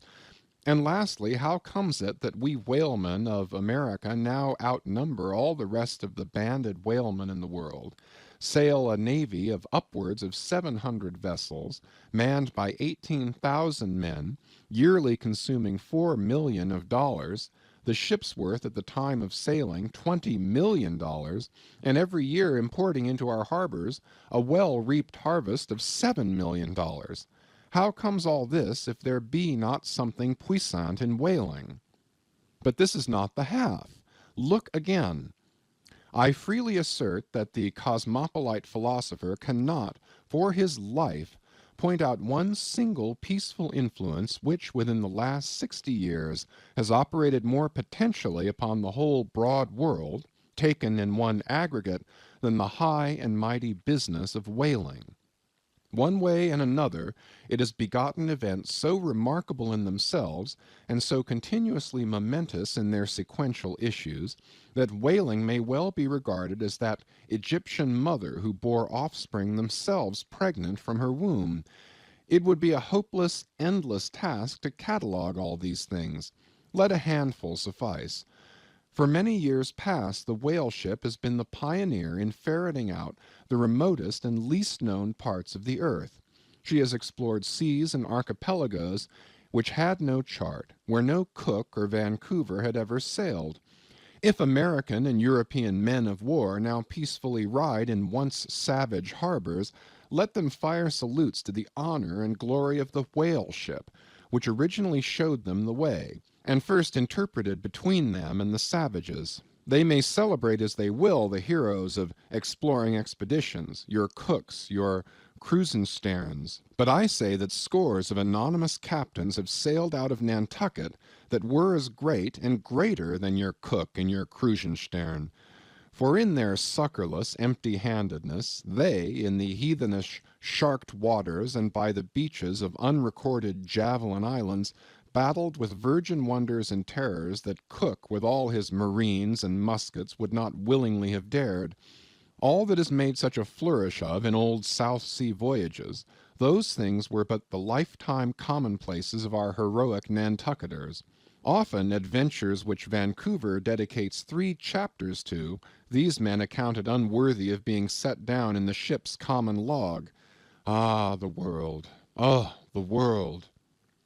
Until the whale fishery rounded Cape Horn, no commerce but colonial, scarcely any intercourse but colonial, was carried on between Europe and the long line of the opulent Spanish provinces on the Pacific coast. It was the whalemen who first broke through the jealous policy of the Spanish crown touching those colonies, and, if space permitted, it might be distinctly shown how from those whalemen at last eventuated the liberation of Peru, Chile, and Bolivia from the yoke of old Spain, and the establishment of eternal democracy in those parts. That great America on the other side of the sphere, Australia, was given to the enlightened world by the whalemen. After its first blunder-born discovery by a Dutchman, all other ships long shunned those shores as pestiferously barbarous. But the whale ship touched there. The whale ship is the true mother of that now mighty colony. Moreover, in the infancy of the first Australian settlement, the emigrants were several times saved from starvation by the benevolent biscuit of the whale ship luckily dropping an anchor in their waters. The uncounted isles of all Polynesia confess the same truth, and do commercial homage to the whale ship that cleared the way for the missionary and the merchant, and in many cases carried the primitive missionaries to their first destinations. If that double-bolted land, Japan, is ever to become hospitable, it is the whale ship alone to whom the credit will be due, for already she is on the threshold. But if, in the face of all this, you still declare that whaling has no aesthetically noble associations connected with it, then I am ready to shiver 50 lances with you there, and unhorse you with a split helmet every time. The whale has no famous author, and whaling no famous chronicler, you will say. The whale no famous author, and whaling no famous chronicler? Who wrote the first account of our Leviathan? Who but mighty Job? And who composed the first narrative of a whaling voyage? Who but no less a prince than Alfred the Great, who with his own royal pen took down the words from Other, the Norwegian whale hunter of those times, and who pronounced our glowing eulogy in Parliament? Who but Edmund Burke? True enough, but then whalemen themselves are poor devils. They have no good blood in their veins. No good blood in their veins? They have something better than royal blood there.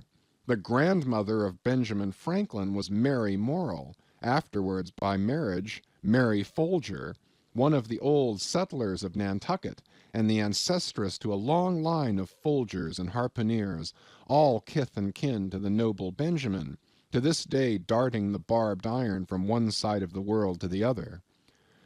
Good again, but then all confess that somehow whaling is not respectable. Whaling not respectable? Whaling is imperial. By the old English statutory law, the whale is declared a royal fish. Oh, that's only nominal. The whale himself has never figured in any grand, imposing way. The whale never figured in any grand, imposing way. In one of the mighty triumphs given to a Roman general upon his entering the world's capital, the bones of a whale, brought all the way from the Syrian coast, were the most conspicuous object in the symboled procession. Footnote. See subsequent chapters for something more on this head. End of footnote. Grant it, since you cite it, but say what you will, there is no real dignity in whaling.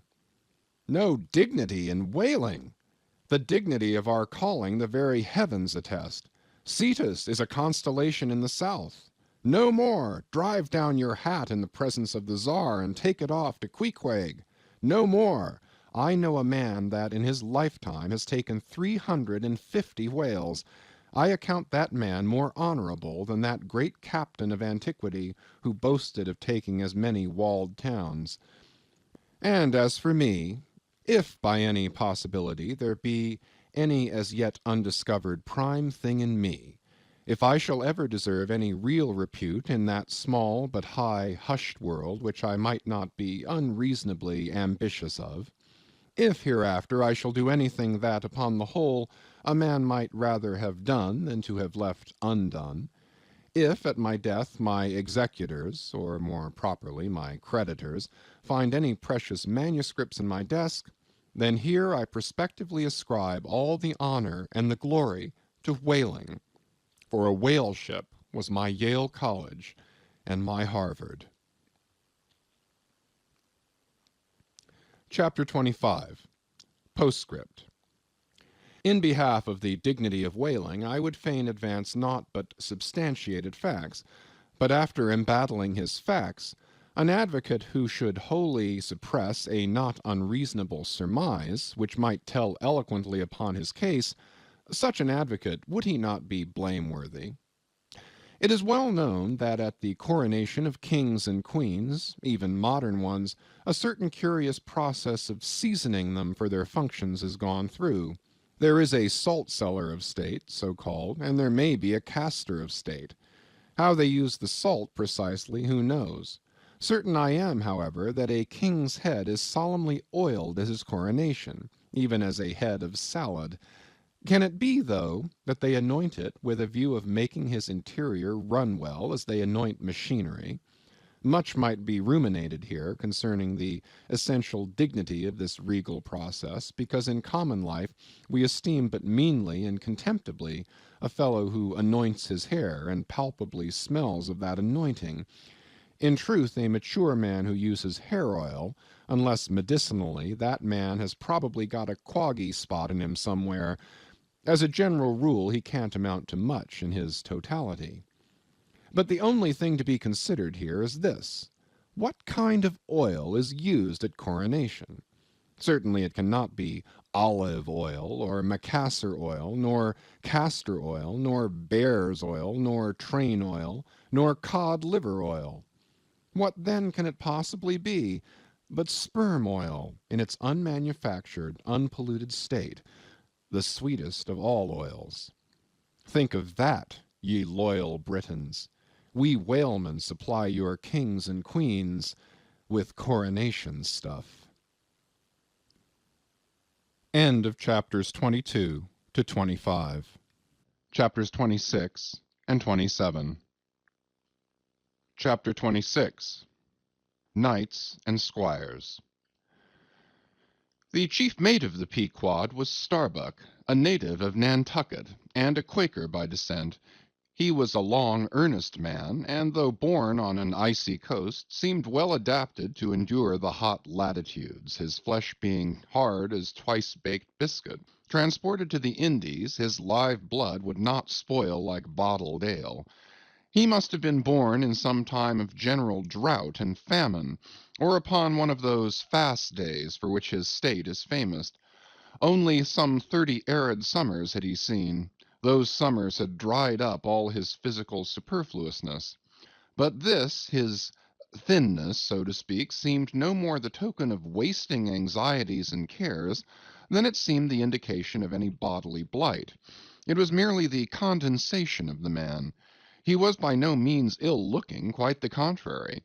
His pure, tight skin was an excellent fit, and closely wrapped up in it, and embalmed with inner health and strength like a revivified Egyptian, this Starbuck seemed prepared to endure for long ages to come, and to endure always as now, for be it polar snow or torrid sun, like a patent chronometer, his interior vitality was warranted to do well in all climates. Looking into his eyes, you seemed to see there the yet lingering images of those thousandfold perils he had calmly confronted through life. A staid, steadfast man, whose life for the most part was a telling pantomime of action, and not a tame chapter of sounds. Yet for all his hardy sobriety and fortitude, there were certain qualities in him which at times affected, and in some cases seemed well nigh to overbalance all the rest.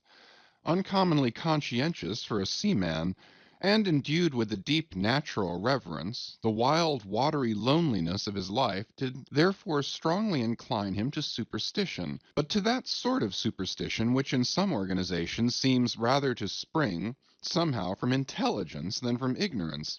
Outward portents and inward presentiments were his, and if at times these things bent the welded iron of his soul, so much more did his far-away domestic memories of his young Cape wife and child tend to bend him still more from the original ruggedness of his nature, and open him still further to those latent influences which, in some honest-hearted men, restrain the gush of dare-devil daring so often evinced by others in the more perilous vicissitudes of the fisheries. "I will have no man in my boat," said Starbuck, "who is not afraid of a whale." By this he seemed to mean, not only that the most reliable and useful courage was that which arises from the fair estimation of the encountered peril, but that an utterly fearless man is a far more dangerous comrade than a coward.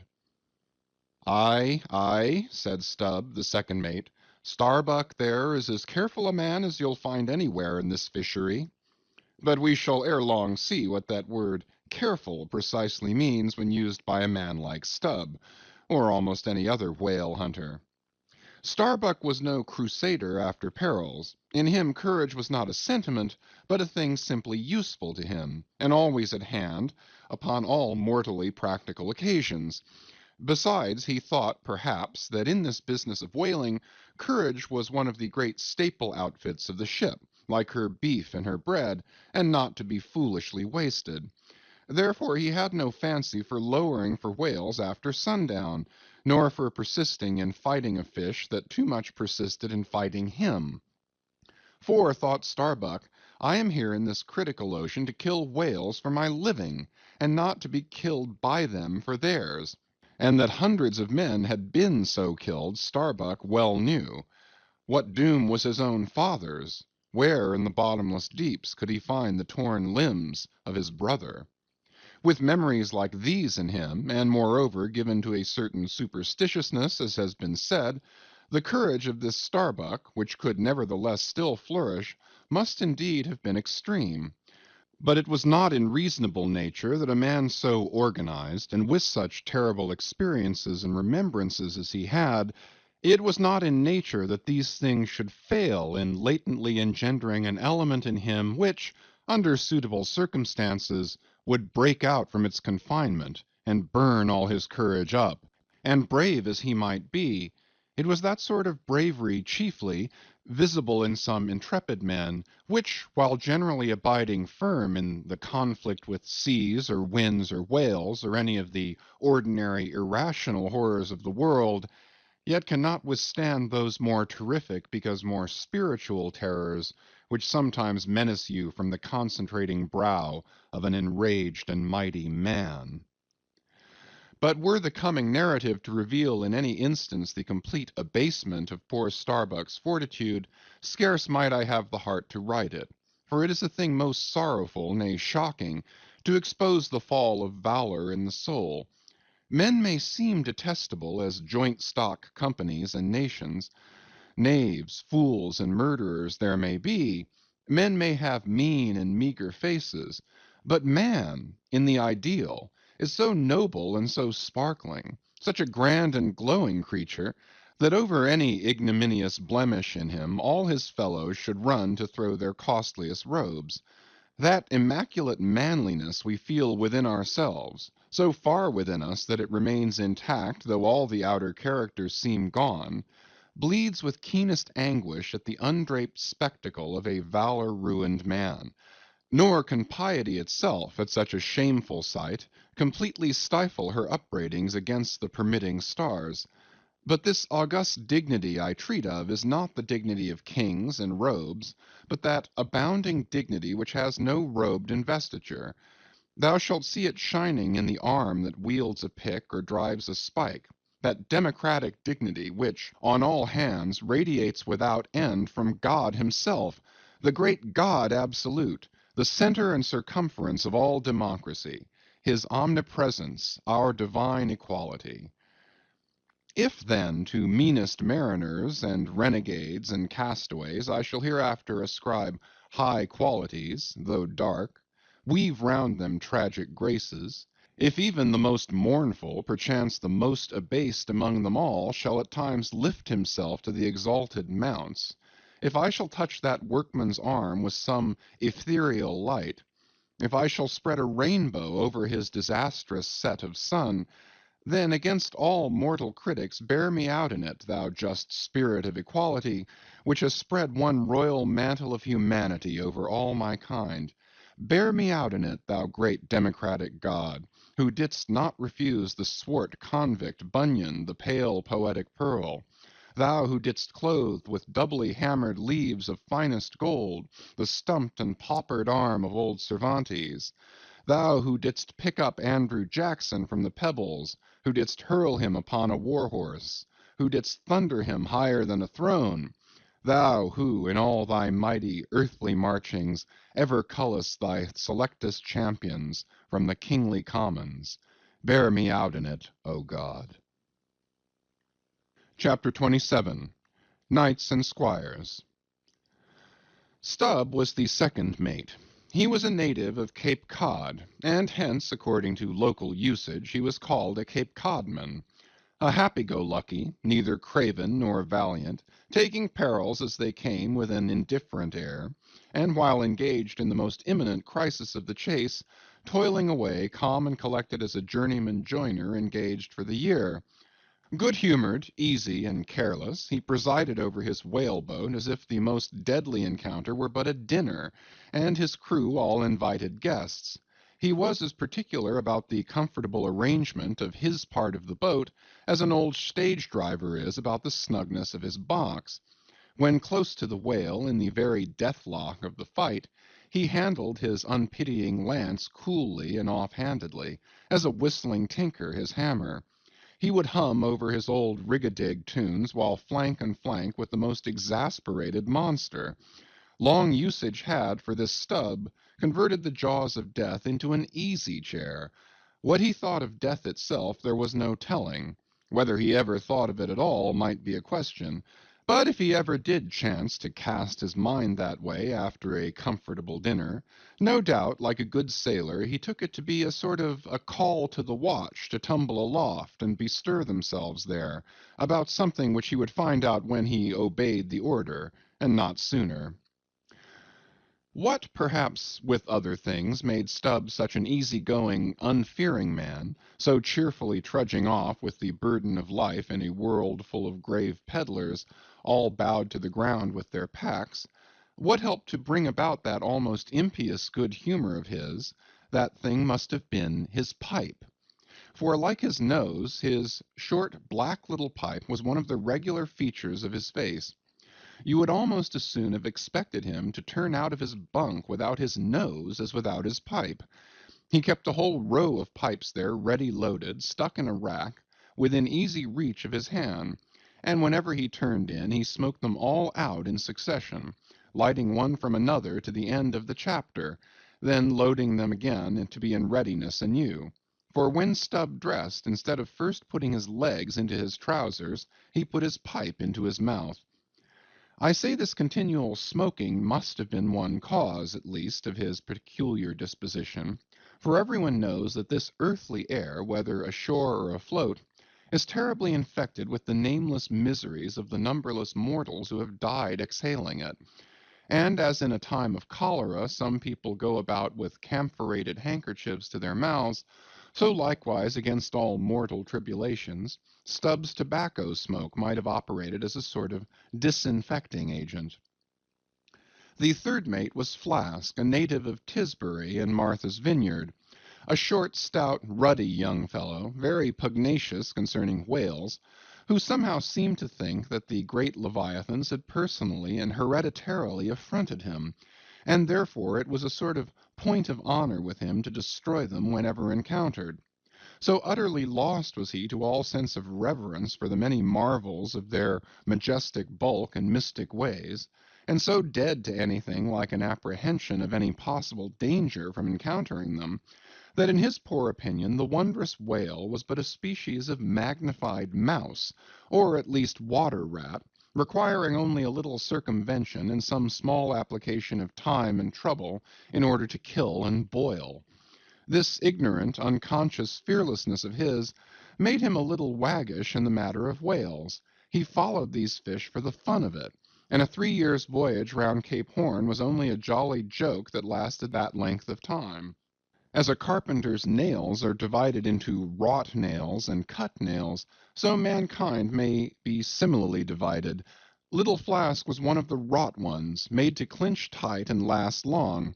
They called him King Post on board the Pequod because, in form, he could be well likened to the short, square timber known by that name in Arctic whalers, and which, by the means of many radiating side timbers inserted into it, serves to brace the ship against the icy concussions of those battering seas.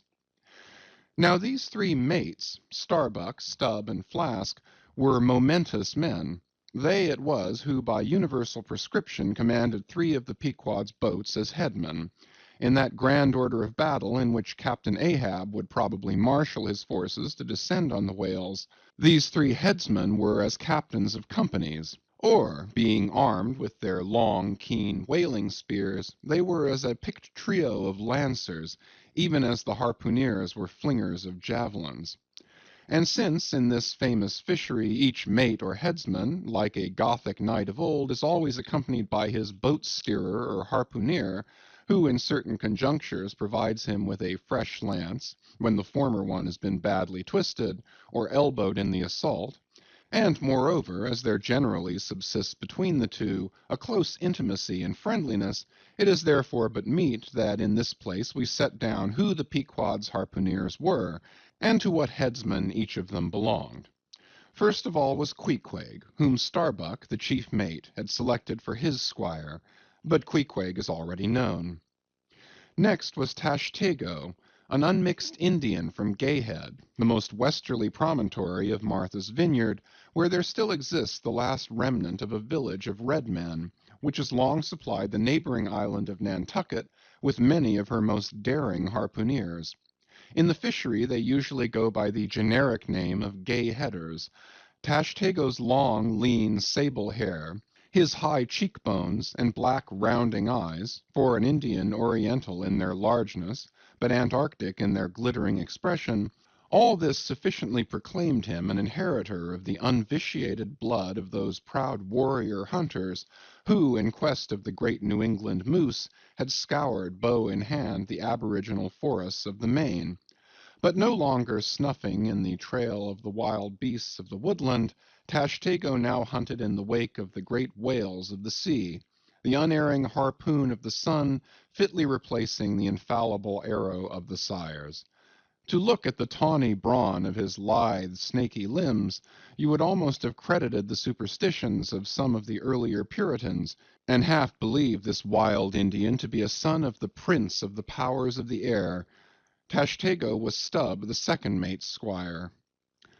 Third among the harpooneers was Daggoo, a gigantic coal-black negro savage with a lion-like tread, an Ahasuerus to behold.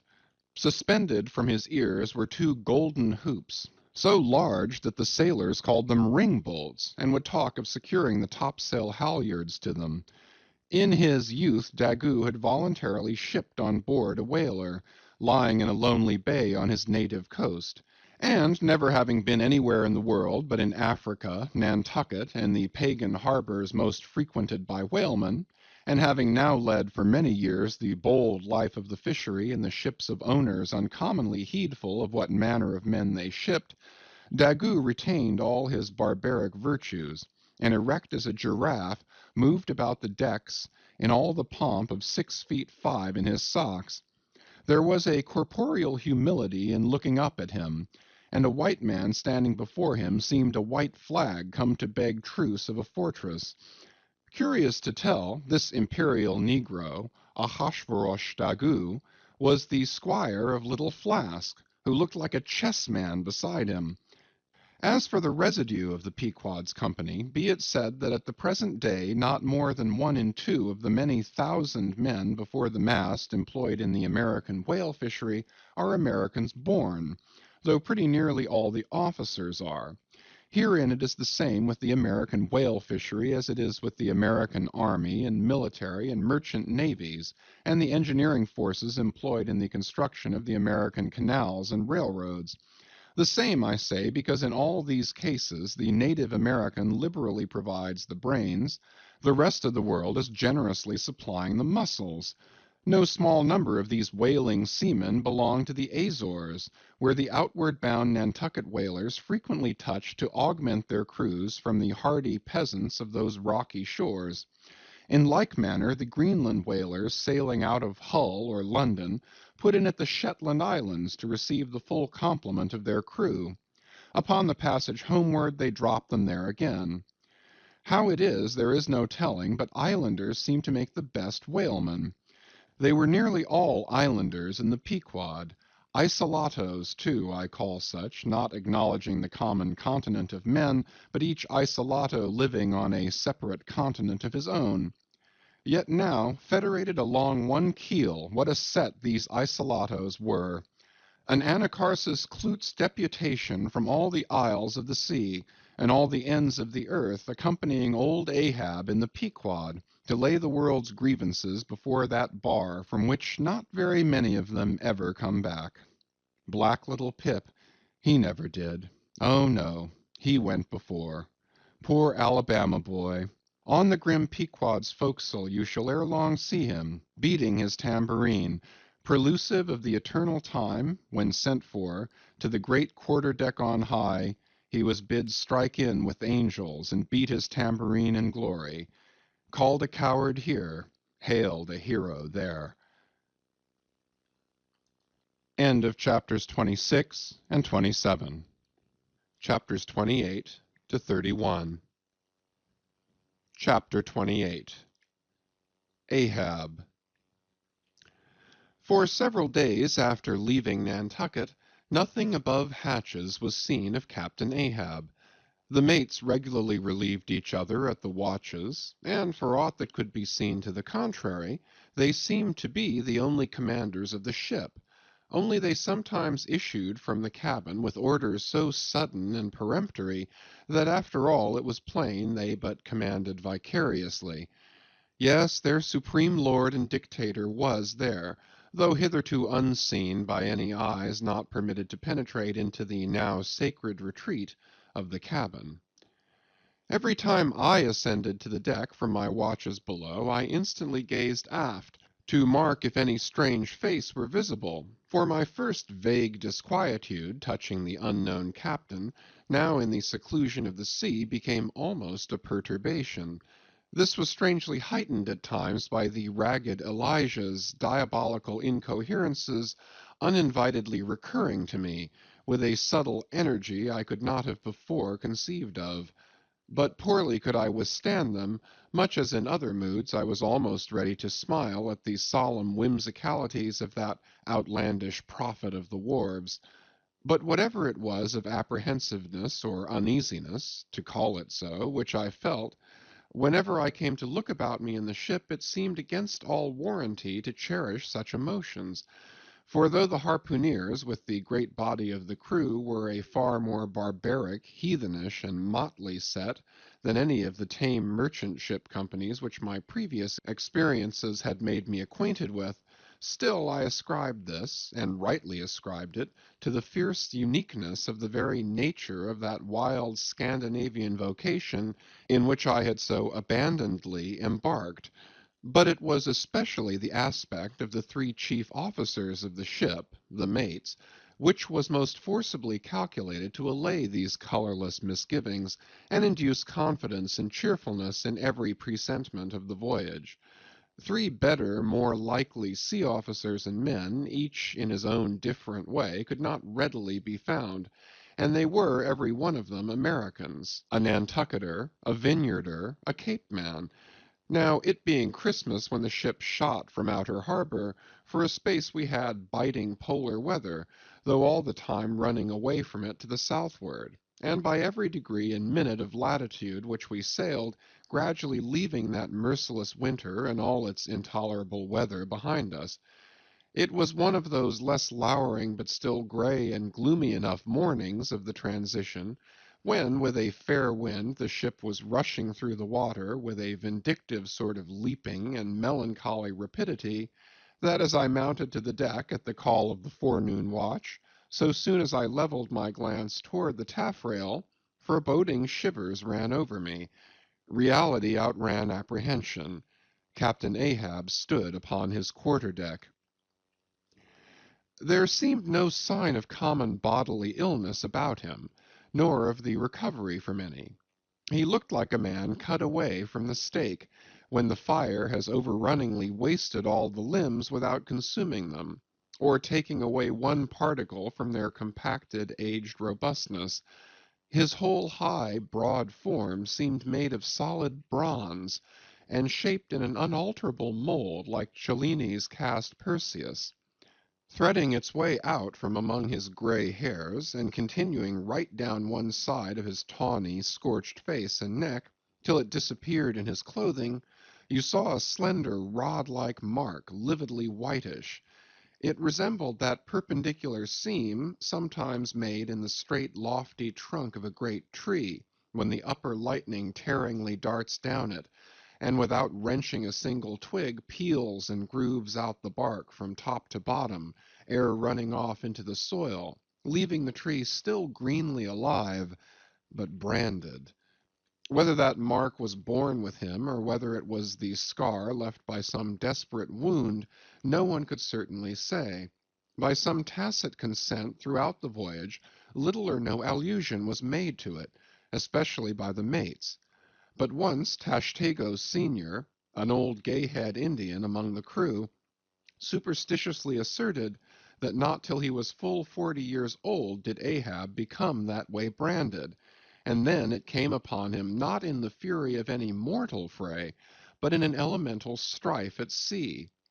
Yet this wild hint seemed inferentially negatived by what a gray Manxman insinuated, an old sepulchral man who, having never before sailed out of Nantucket, had never ere this laid eye upon wild Ahab.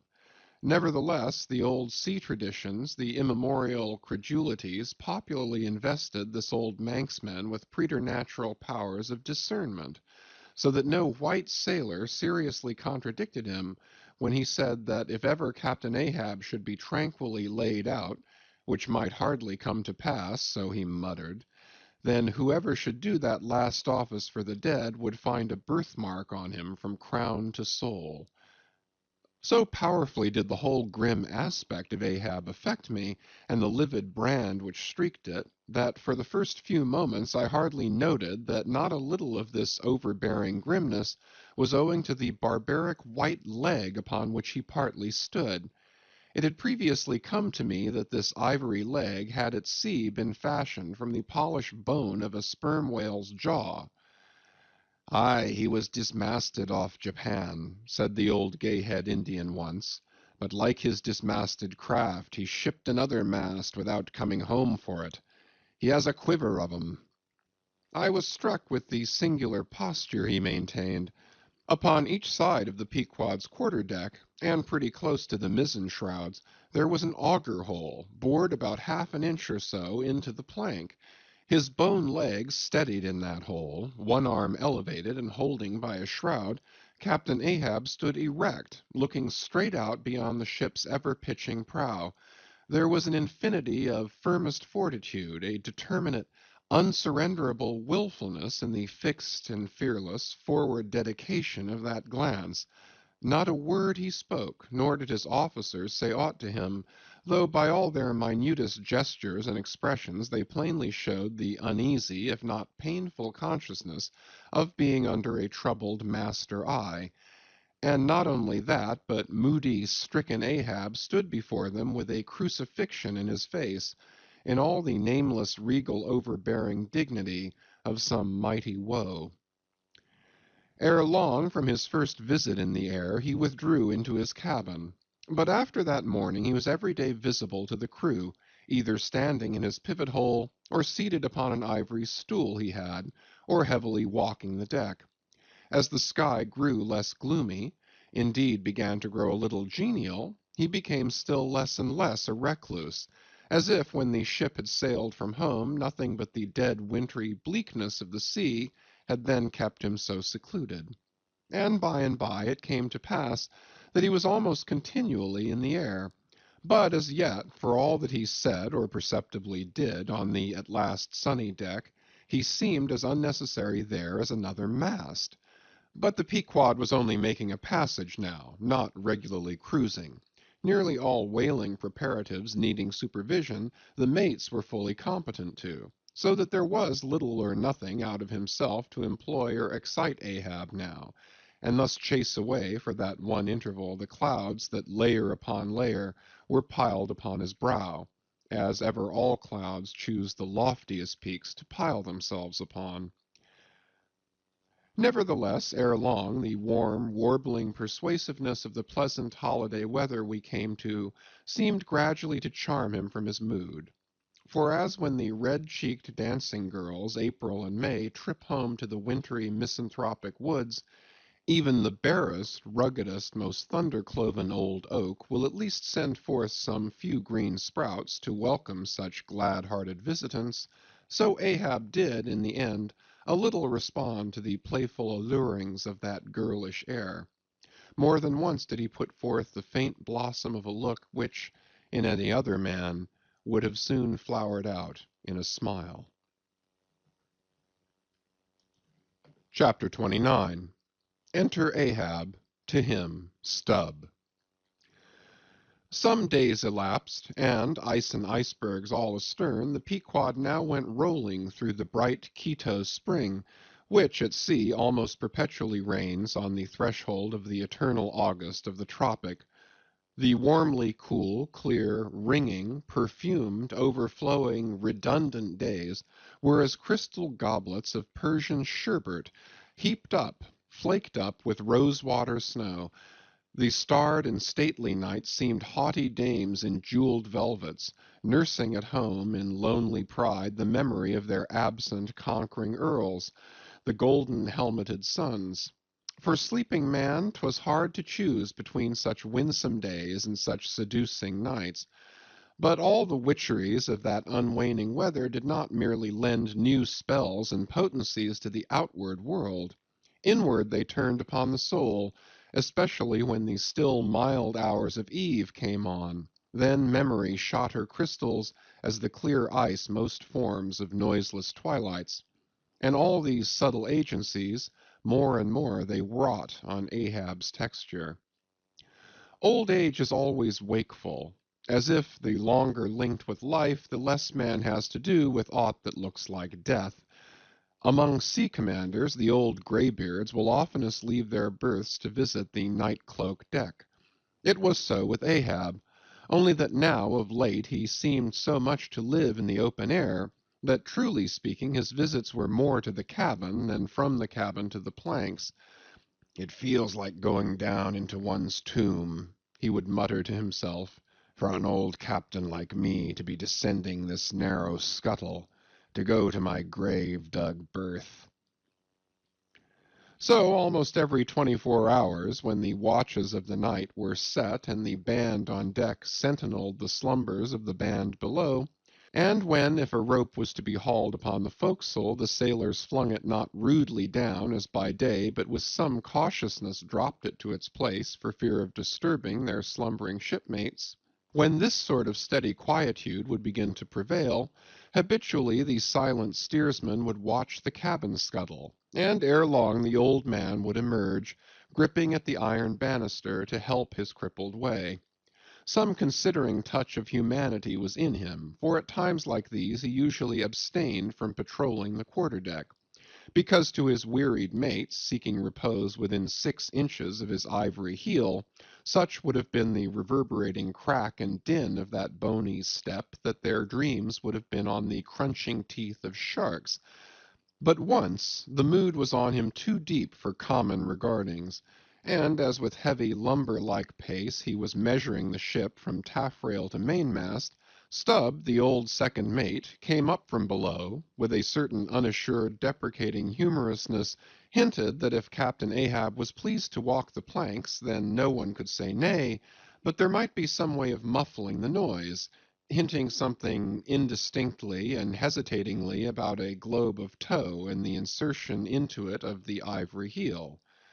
Ah, Stubb, thou didst not know Ahab then. "Am I a cannon ball, Stubb," said Ahab, "that thou wouldst wad me that fashion? But go thy ways, I had forgot. Below to thy nightly grave, where such as ye sleep between shrouds, to use ye to filling one at last. Down, dog, and kennel." Starting at the unforeseen concluding exclamation of the so suddenly scornful old man, Stubb was speechless for a moment, and then said excitedly, "I am not used to be spoken to that way, sir. I do but less than half like it, sir." "Avast!" gritted Ahab between his set teeth, and violently moving away as if to avoid some passionate temptation. "No, sir, not yet," said Stubb, emboldened. "I will not tamely be called a dog, sir." "And be called 10 times a donkey and a mule and an ass, and be gone, or I'll clear the world of thee." As he said this, Ahab advanced upon him with such overbearing terrors in his aspect that Stubb involuntarily retreated. "I was never served so before without giving a hard blow for it," muttered Stubb as he found himself descending the cabin scuttle. "It's very queer. Stop, Stubb. Somehow, now, I don't well know whether to go back and strike him, or what's that? Down here on my knees and pray for him? Yes, that was the thought coming up in me. But it would be the first time I ever did pray. It's queer, very queer. And he's queer, too. I take him fore and aft, he's about the queerest old man Stubb ever sailed with. How he flashed at me, his eyes like powder pans. Is he mad? Anyway, there's something on his mind, as sure as there must be something on a deck when it cracks. He ain't in his bed now, either, more than 3 hours out of 24, and he don't sleep then. Didn't that doughboy, the steward, tell me that of a morning he always finds the old man's hammock clothes all rumpled and tumbled, and the sheets down at the foot, and the coverlid almost tied into knots, and the pillow a sort of frightful hot, as though a baked brick had been on it. A hot old man. I guess he's got what some folks ashore call a conscience. It's a kind of tick-dolly row, they say. Worse nor a toothache. Well, well, I don't know what it is, but the Lord keep me from catching it. He's full of riddles. I wonder what he goes into the afterhold for every night, as Doughboy tells me he suspects. What's that for, I should like to know? Who's made appointments with him in the hold? Ain't that queer now? But there's no telling. It's the old game. Here goes for a snooze. Damn me, it's worth a fellow's while to be born into the world if only to fall right asleep. And now that I think of it, that's about the first thing babies do. And that's sort of queer, too. Damn me, but all things are queer, come to think of 'em. But that's against my principles. Think not is my 11th commandment, and sleep when you can is my 12th. So here goes again. But how's that? Didn't he call me a dog? Blazes, he called me 10 times a donkey and piled a lot of jackasses on top of that. He might as well have kicked me and be done with it. Maybe he did kick me, and I didn't observe it. I was so taken all aback with his brow, somehow. It flashed like a bleached bone. What the devil's the matter with me? I don't stand right on my legs. Coming afoul of that old man has a sort of turned me wrong side out. By the Lord, I must have been dreaming, though. How? But the only way is to stash it. So here goes to hammock again, and in the morning I'll see how this plaguey juggling thinks over by daylight. Chapter 30. The Pipe.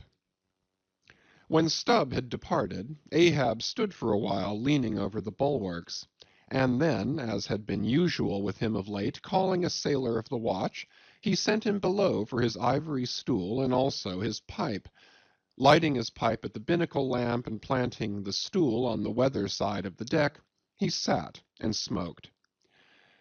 In Old Norse times the thrones of the sea-loving Danish kings were fabricated, saith tradition, of the tusks of the narwhal.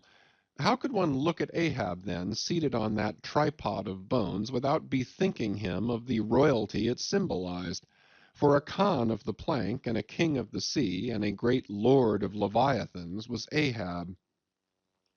Some moments passed, during which the thick vapor came from his mouth in quick and constant puffs, which blew back again into his face. "How now?" he soliloquized at last, withdrawing the tube. "This smoking no longer soothes. Oh, my pipe! Hard must it go with me if thy charm be gone. Here have I been, unconsciously toiling, not pleasuring, aye, and ignorantly smoking to windward all the while.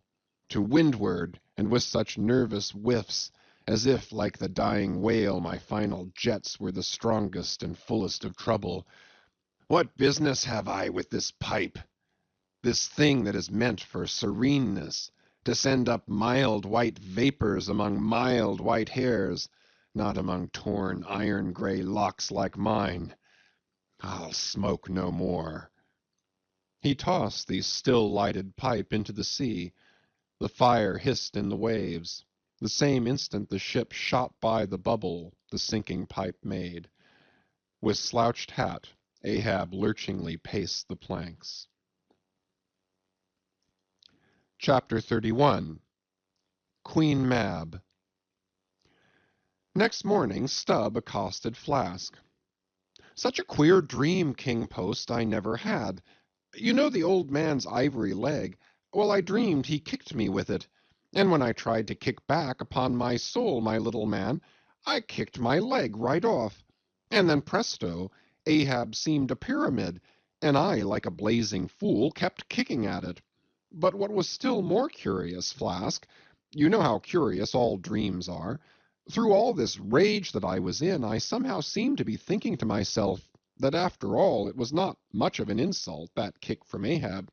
Why, thinks I, what's the row? It's not a real leg, only a false leg. And there's a mighty difference between a living thump and a dead thump. That's what makes a blow from the hand, Flask, 50 times more savage to bear than a blow from a cane. The living member. That makes the living insult, my little man. And thinks I to myself all the while, mind, while I was stubbing my silly toes against that cursed pyramid, so confoundedly contradictory was it all the while, I say, I was thinking to myself, what's his leg now but a cane? A whalebone cane. Yes, thinks I. It was only a playful cudgeling, in fact only a whaleboning that he gave me, not a base kick. Besides, thinks I, look at it once, why, the end of it, the foot part, what a small sort of end it is, whereas if a broad-footed farmer kicked me, there's a devilish broad insult. But this insult is whittled down to a point only. But now comes the greatest joke of the dream, Flask. While I was battering away at the pyramid, a sort of badger-haired old merman, with a hump on his back, takes me by the shoulders and slews me round. "What are you about?" says he. Slid, man, but I was frightened. Such a fizz! But somehow next moment I was over the fright. "What am I about?" says I at last. "And what business is that of yours, I should like to know, Mr. Humpback? Do you want a kick?" By the Lord, Flask, I had no sooner said that than he turned round his stern to me, bent over, and dragging up a lot of seaweed he had for a clout, what do you think I saw? Why, thunder alive, man, his stern was stuck full of marlin spikes, with the points out. Says I, on second thoughts, I guess I won't kick you, old fellow. "Wise Stubb," says he, "wise Stubb," and kept muttering it all the time, a sort of eating of his own gums like a chimney hag. Seeing he wasn't going to stop saying over his wise Stubb, I thought I might as well fall to kicking the pyramid again. But I had only just lifted my foot for it when he roared out, "Stop that kicking!" "Hallo!" says I, "what's the matter now, old fellow?" "Look ye here," says he, "let's argue the insult. Captain Ahab kicked you, didn't he?" Yes, he did, says I. Right here it was. Very good, says he. He used his ivory leg, didn't he? Yes, he did, says I. Well then, says he, wise stub, what have you to complain of? Didn't he kick you with right good will? It wasn't a common pitch-pine leg he kicked with, was it? No, you were kicked by a great man, and with a beautiful ivory leg, Stub. It's an honor. I consider it an honor. Listen, wise Stub. In old England, the greatest lords think it great glory to be slapped by a queen, and made garter knights of. But be your boast, Stub, that ye were kicked by old Ahab, and made a wise man of. Remember what I say. Be kicked by him. Account his kicks honors, and on no account kick back, for you can't help yourself, wise Stub. Don't you see that pyramid? With that, he all of a sudden seemed somehow, in some queer fashion, to swim off into the air. I snored, rolled over, and there I was in my hammock. Now what do you think of that dream, Flask? I don't know. It seems sort of foolish to me, though. Maybe, but it's made a wise man of me, Flask. Do you see Ahab standing there, sideways looking over the stern? Well, the best thing you can do, Flask, is to let the old man alone. Never speak to him, whatever he says. Hallo! What's that he shouts? Hark! Masthead there! Look sharp, all of ye! There are whales hereabouts. If you see a white one, split your lungs for him. What do you think of that now, Flask? Ain't there a small drop of something queer about that, eh?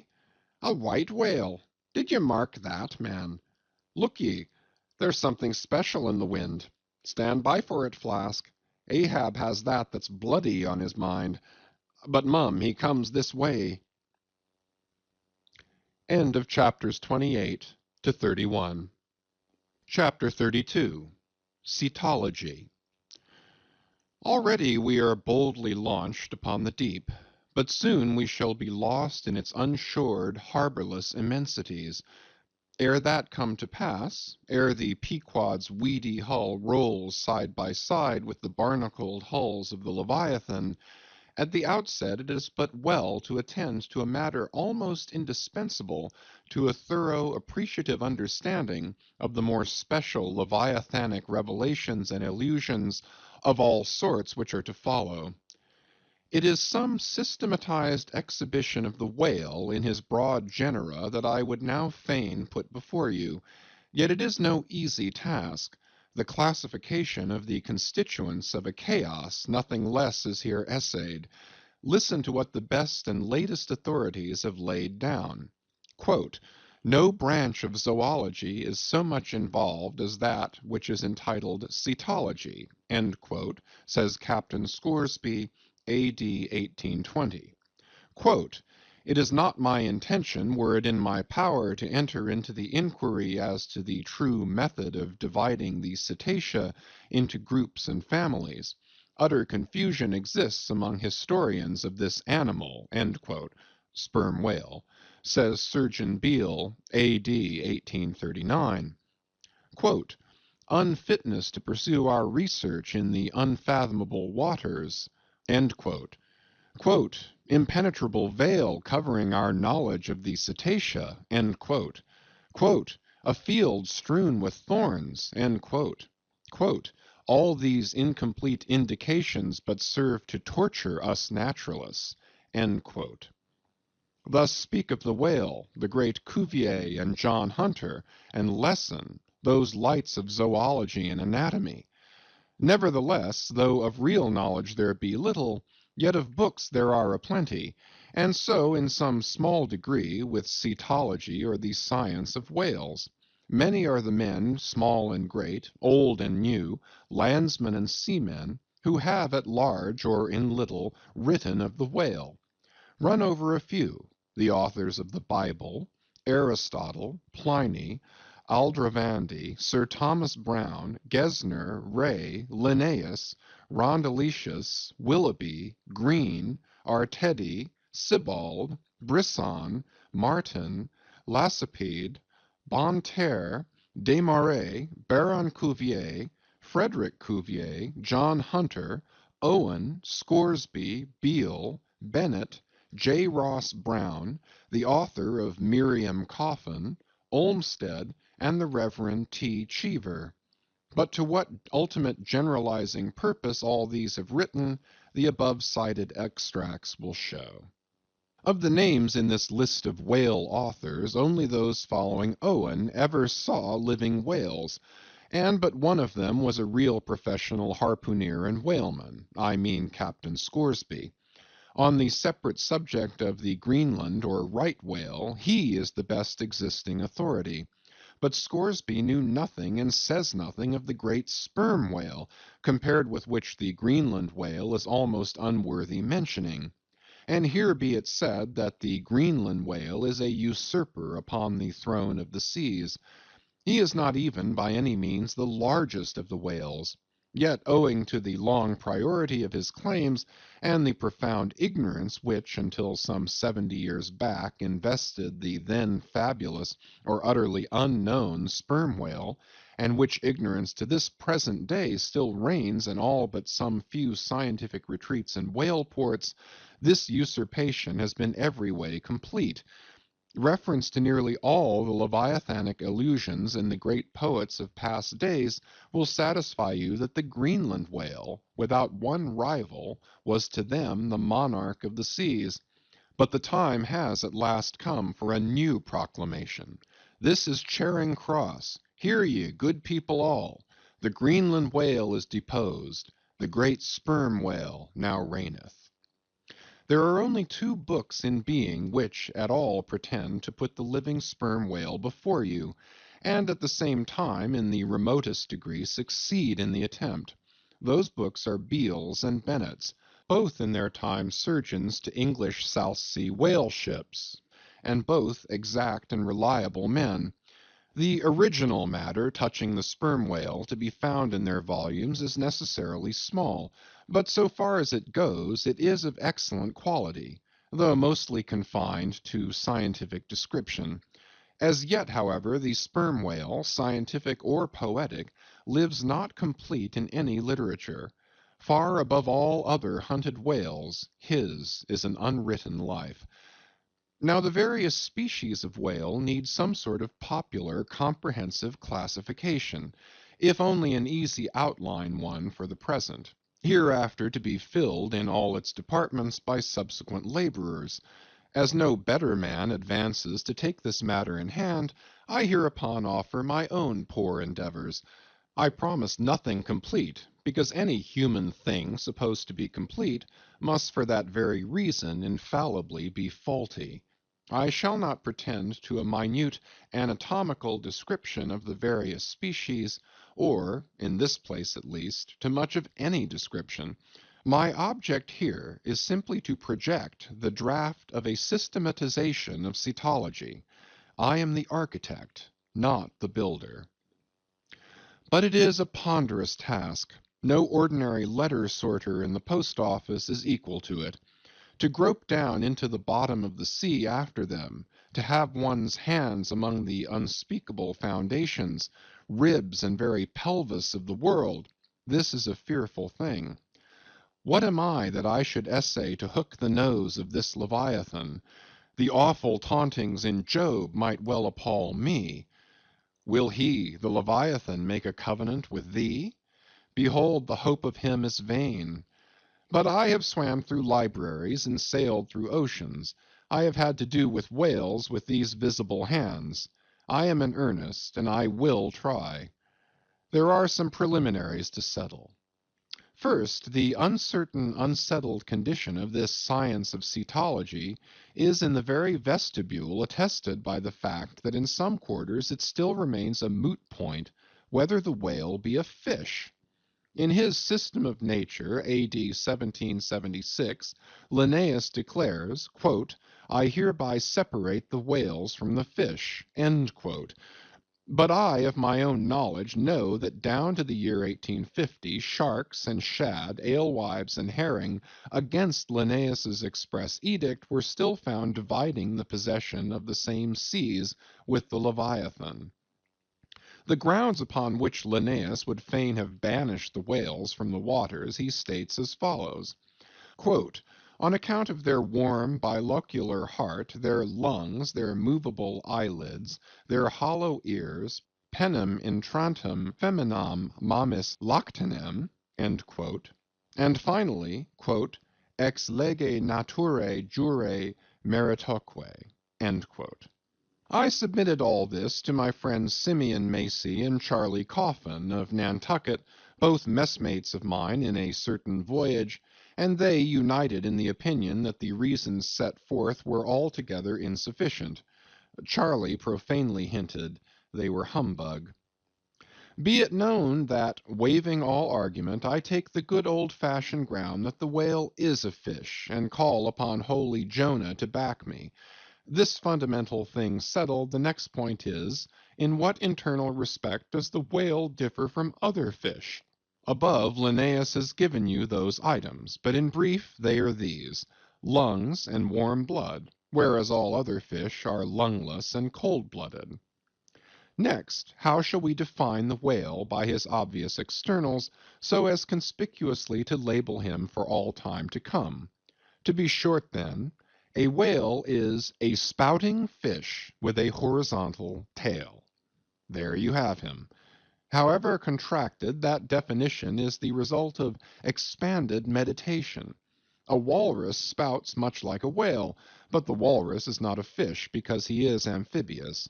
But the last term of the definition is still more cogent, as coupled with the first.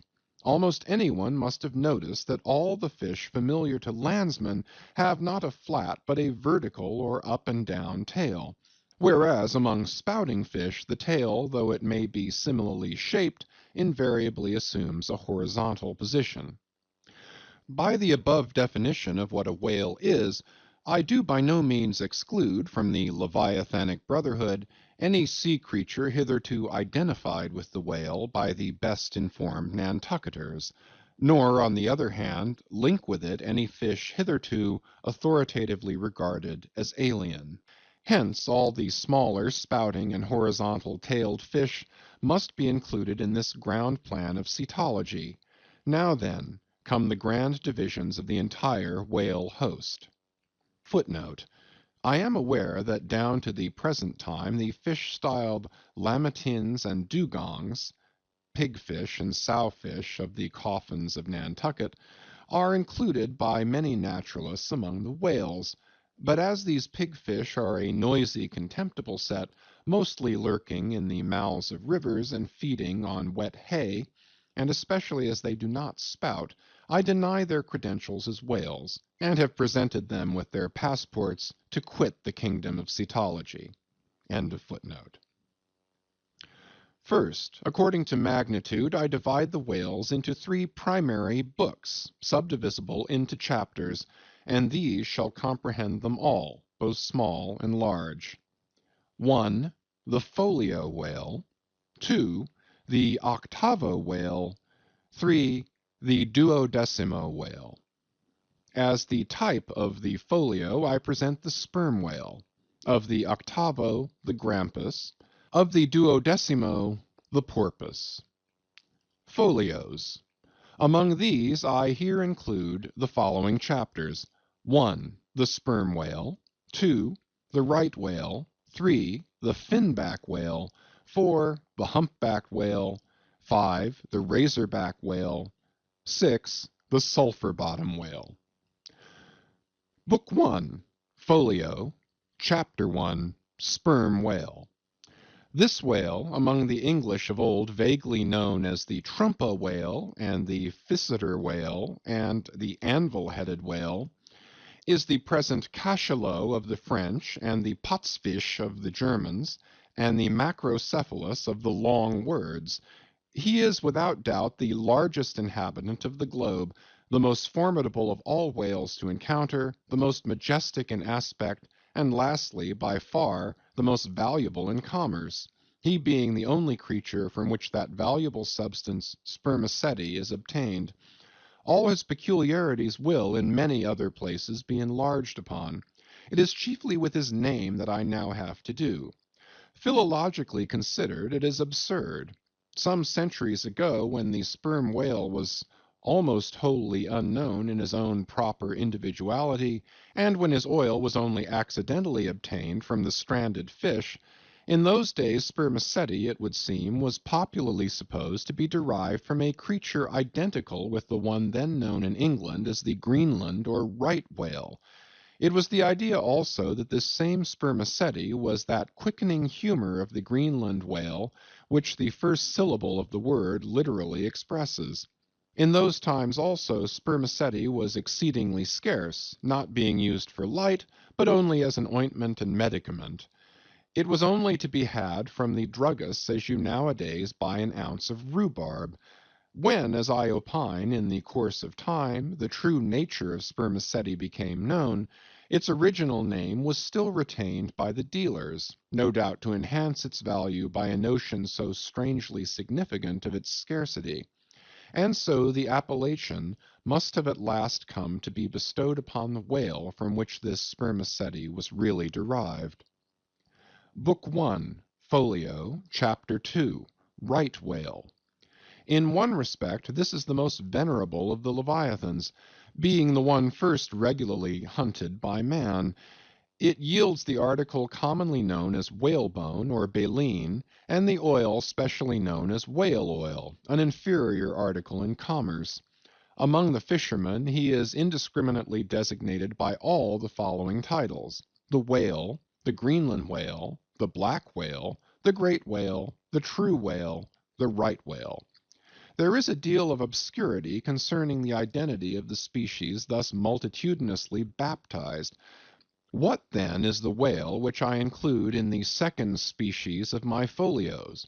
It is the great mysticetus of the English naturalists, the Greenland whale of the English whalemen, the Baleine ordinaire of the French whalemen, the Growlands walfish of the Swedes.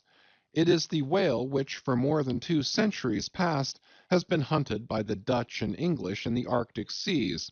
It is the whale which the American fishermen have long pursued in the Indian Ocean, on the Brazil banks, in the Norwest coast, and in various other parts of the world designated by them right whale cruising grounds. Some pretend to see a difference between the Greenland whale of the English and the right whale of the Americans, but they precisely agree in all their grand features. Nor has there yet been presented a single determinate fact upon which to ground a radical distinction. It is by endless subdivisions based upon the most inconclusive differences that some departments of natural history become so repellingly intricate. The right whale will elsewhere be treated of at some length with reference to elucidating the sperm whale. Book 1, Folio, Chapter 3, Finback. Under this head I reckon a monster which, by the various names of finback, tall spout, and long john, has been seen almost in every sea, and is commonly the whale whose distant jet is so often descried by passengers crossing the Atlantic, in the New York packet tracks. In the length he attains, and in his baleen, the finback resembles the right whale, but is of a less portly girth, and a lighter color, approaching to olive. His great lips present a cable-like aspect, formed by the intertwisting, slanting folds of large wrinkles. His grand distinguishing feature, the fin, from which he derives his name, is often a conspicuous object. This fin is some 3 or 4 feet long, growing vertically from the hinder part of the back, of an angular shape, and with a very sharp, pointed end. Even if not the slightest other part of the creature be visible, this isolated fin will, at times, be seen plainly projecting from the surface.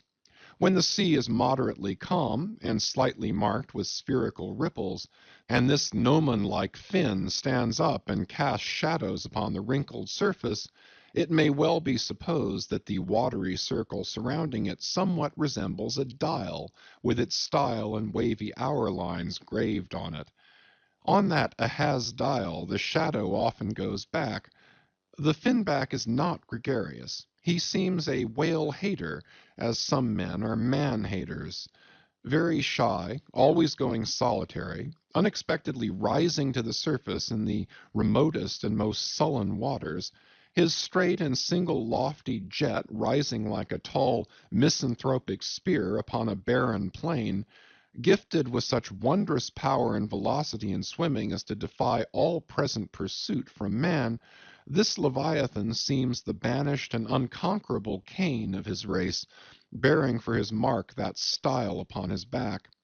From having the baleen in his mouth, the finback is sometimes included with the right whale among a theoretic species denominated whalebone whales, that is, whales with baleen. Of these so-called whalebone whales, there would seem to be several varieties, most of which, however, are little known. Broad-nosed whales and beaked whales, pike-headed whales, bunched whales, under-jawed whales, and rostrated whales are the fishermen's names for a few sorts. In connection with this appellative of whalebone whales, it is of great importance to mention that however such a nomenclature may be convenient in facilitating allusions to some kinds of whales, yet it is in vain to attempt a clear classification of the Leviathan, founded upon either his baleen, or hump, or fin, or teeth, notwithstanding that those marked parts or features very obviously seem better adapted to afford the basis for a regular system of cetology than any other detached bodily distinctions which the whale in his kinds presents. How then? The baleen, hump, back fin, and teeth, these are things whose peculiarities are indiscriminately dispersed among all sorts of whales, without any regard to what may be the nature of their structure and other and more essential particulars. Thus the sperm whale and the humpback whale each has a hump, but there the similitude ceases. Then this same humpback whale and the Greenland whale, each of these has baleen, but there again the similitude ceases. And it is just the same with the other parts above mentioned. In various sorts of whales they form such irregular combinations, or in the case of any one of them detached, such an irregular isolation, as utterly to defy all general methodization formed upon such a basis. On this rock every one of the whale naturalists has split. But it may possibly be conceived that in the internal parts of the whale, in his anatomy, there at least we shall be able to hit the right classification. Nay, what thing, for example, is there in the Greenland whale's anatomy more striking than his baleen? Yet we have seen that by his baleen it is impossible to correctly classify the Greenland whale. And if you descend into the bowels of the various leviathans, why there you will not find distinctions a 50th part as available to the systematizer as those external ones already enumerated. What then remains? Nothing but to take hold of the whales bodily, in their entire liberal volume, and boldly sort them that way. And this is the bibliographical system here adopted, and it is the only one that can possibly succeed, for it alone is practicable. To proceed. Book 1, Folio, Chapter 4, Humpback. This whale is often seen on the northern American coast. He has been frequently captured there and towed into harbor.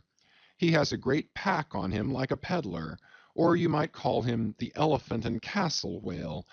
At any rate, the popular name for him does not sufficiently distinguish him, since the sperm whale also has a hump, though a smaller one. His oil is not very valuable. He has baleen.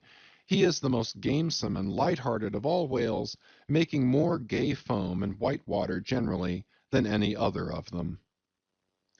Book 1, Folio, Chapter 5, Razorback. Of this whale little is known but his name.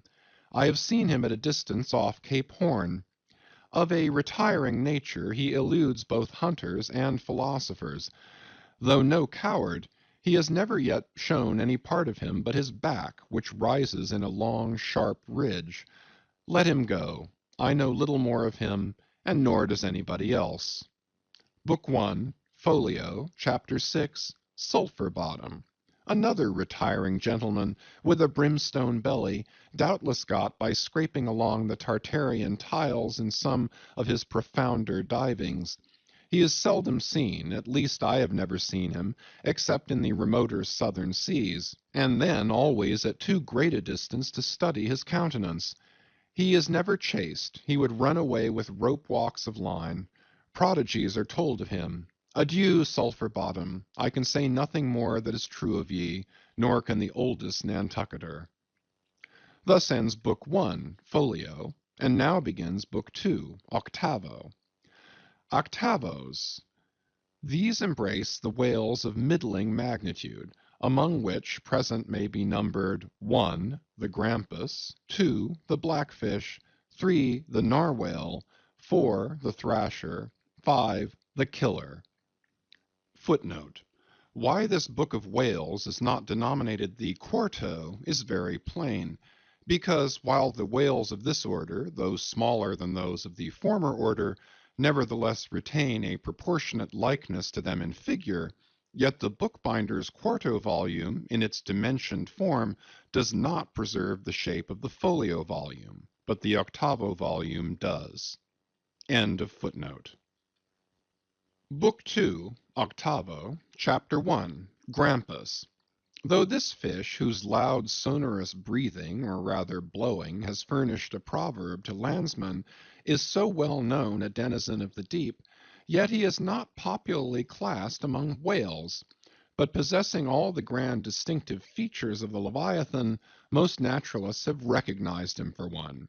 He is of moderate octavo size, varying from 15 to 25 feet in length, and of corresponding dimensions round the waist. He swims in herds.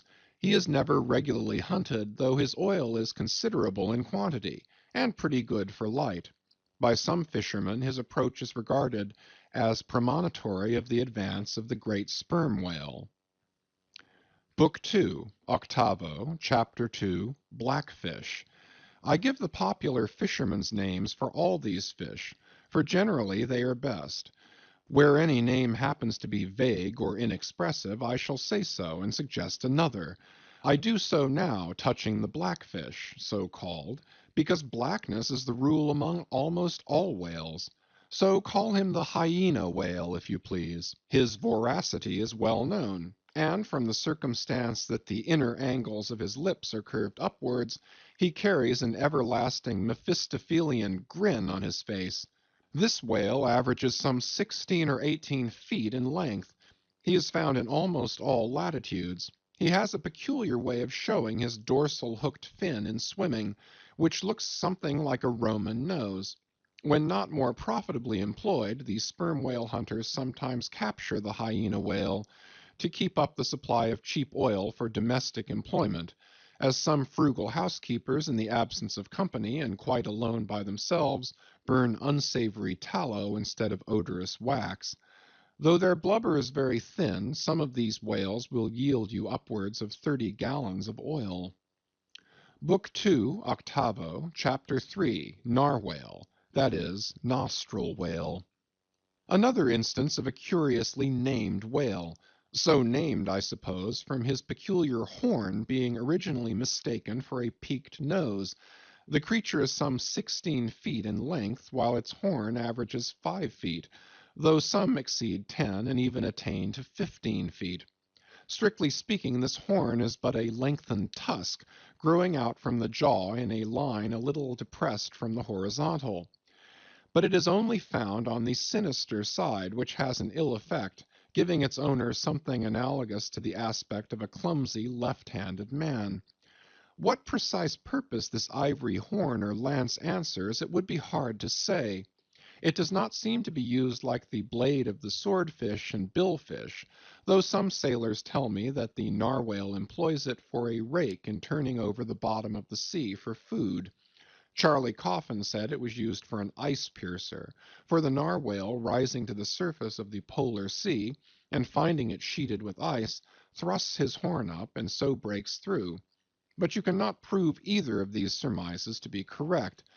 My own opinion is that however this one-sided horn may really be used by the narwhale, however that may be, it would certainly be very convenient to him for a folder in reading pamphlets. The narwhale I have heard called the tusked whale, the horned whale, and the unicorn whale. He is certainly a curious example of the unicornism to be found in almost every kingdom of animated nature. From certain cloistered old authors I have gathered that this same sea unicorn's horn was in ancient days regarded as the great antidote against poison, and as such preparations of it brought immense prices. It was also distilled to a volatile salts for fainting ladies, the same way that the horns of the male deer are manufactured into hartshorn. Originally it was in itself accounted an object of great curiosity. Blackletter tells me that Sir Martin Frobisher, on his return from that voyage when Queen Bess did gallantly wave her jewelled hand to him from a window of Greenwich Palace as his bold ship sailed down the Thames, quote, "When Sir Martin returned from that voyage," saith Blackletter, "on bended knees he presented to her Highness a prodigious long horn of the narwhale, which for a long period after hung in the castle at Windsor." End quote. An Irish author avers that the Earl of Leicester on bended knees did likewise present to her Highness another horn pertaining to a land beast of the unicorn nature. The narwhale has a very picturesque leopard-like look, being of a milk-white ground color dotted with round and oblong spots of black. His oil is very superior, clean and fine, but there is little of it and he is seldom hunted. He is mostly found in the circumpolar seas. Book 2, Octavo, Chapter 4, Killer. Of this whale little is precisely known to the Nantucketer, and nothing at all to the professed naturalist. From what I have seen of him at a distance, I should say he was about the bigness of a grampus. He is very savage, a sort of Fiji fish. He sometimes takes the great folio whales by the lip, and hangs there like a leech till the mighty brute is worried to death. The killer is never hunted. I never heard what sort of oil he has. Exception might be taken to the name bestowed upon this whale on the ground of its indistinctness. For we are all killers on land and on sea, Bonapartes and sharks included. Book 2, Octavo, Chapter 5, Thrasher. This gentleman is famous for his tail, which he uses for a ferule in thrashing his foes. He mounts the folio whale's back, and as he swims, he works his passage by flogging him, as some schoolmasters get along in the world by a similar process. Still less is known of the thrasher than of the killer. Both are outlaws, even in the lawless seas. Thus ends Book 2, Octavo, and begins Book 3, Duodecimo. Duodecimos. These include the smaller whales. 1. The huzzah porpoise. 2. The algerine porpoise. 3. The mealy-mouthed porpoise. To those who have not chanced specifically to study the subject, it may possibly seem strange that fishes not commonly exceeding 4 or 5 feet should be marshaled among whales, a word which, in the popular sense, always conveys the idea of hugeness. But the creatures set down above as duodecimos are infallibly whales, by the terms of my definition of what a whale is, i.e., a spouting fish with a horizontal tail. Book 3, Duodecimo, Chapter 1, Huzzah Porpoise. This is the common porpoise found almost all over the globe. The name is of my own bestowal, for there are more than one sort of porpoises, and something must be done to distinguish them. I call him thus because he always swims in hilarious shoals, which, upon the broad sea, keep tossing themselves to heaven like caps in a 4th of July crowd. Their appearance is generally hailed with delight by the mariner. Full of fine spirits, they invariably come from the breezy billows to windward. They are the lads that always live before the wind. They are accounted a lucky omen. If you yourself can withstand 3 cheers at beholding these vivacious fish, then heaven help you. The spirit of godly gamesomeness is not in you. A well-fed, plump huzzah porpoise will yield you 1 good gallon of good oil, but the fine and delicate fluid extracted from his jaws is exceedingly valuable. It is in request among jewelers and watchmakers. Sailors put it on their hones. Porpoise meat is good eating, you know. It may never have occurred to you that a porpoise spouts. Indeed, his spout is so small that it is not very readily discernible. But the next time you have a chance, watch him, and you will then see the great sperm whale himself in miniature. Book 3, 12, Chapter 2, Algerine Porpoise. A pirate. Very savage. He is only found, I think, in the Pacific. He is somewhat larger than the huzzah porpoise, but much of the same general make. Provoke him and he will buckle to a shark. I have lowered for him many times, but never yet saw him captured. Book 3, 12, Chapter 3, Mealy-mouthed Porpoise. The largest kind of porpoise, and only found in the Pacific, so far as it is known. The only English name by which he has hitherto been designated is that of the fishers, right whale porpoise, from the circumstance that he is chiefly found in the vicinity of that folio. In shape he differs in some degree from the huzzah porpoise, being of a less rotund and jolly girth. Indeed, he is of quite a neat and gentlemanlike figure. He has no fins on his back, most other porpoises have. He has a lovely tail, and sentimental Indian eyes of a hazel hue, but his mealy mouth spoils all. Though his entire back down to his side fins is of a deep sable, yet a boundary line, distinct as the mark in a ship's hull, called the bright waist, that line streaks him from stem to stern, with two separate colors, black above and white below. The white comprises part of his head and the whole of his mouth, which makes him look as if he had just escaped from a felonious visit to a meal bag, a most mean and mealy aspect.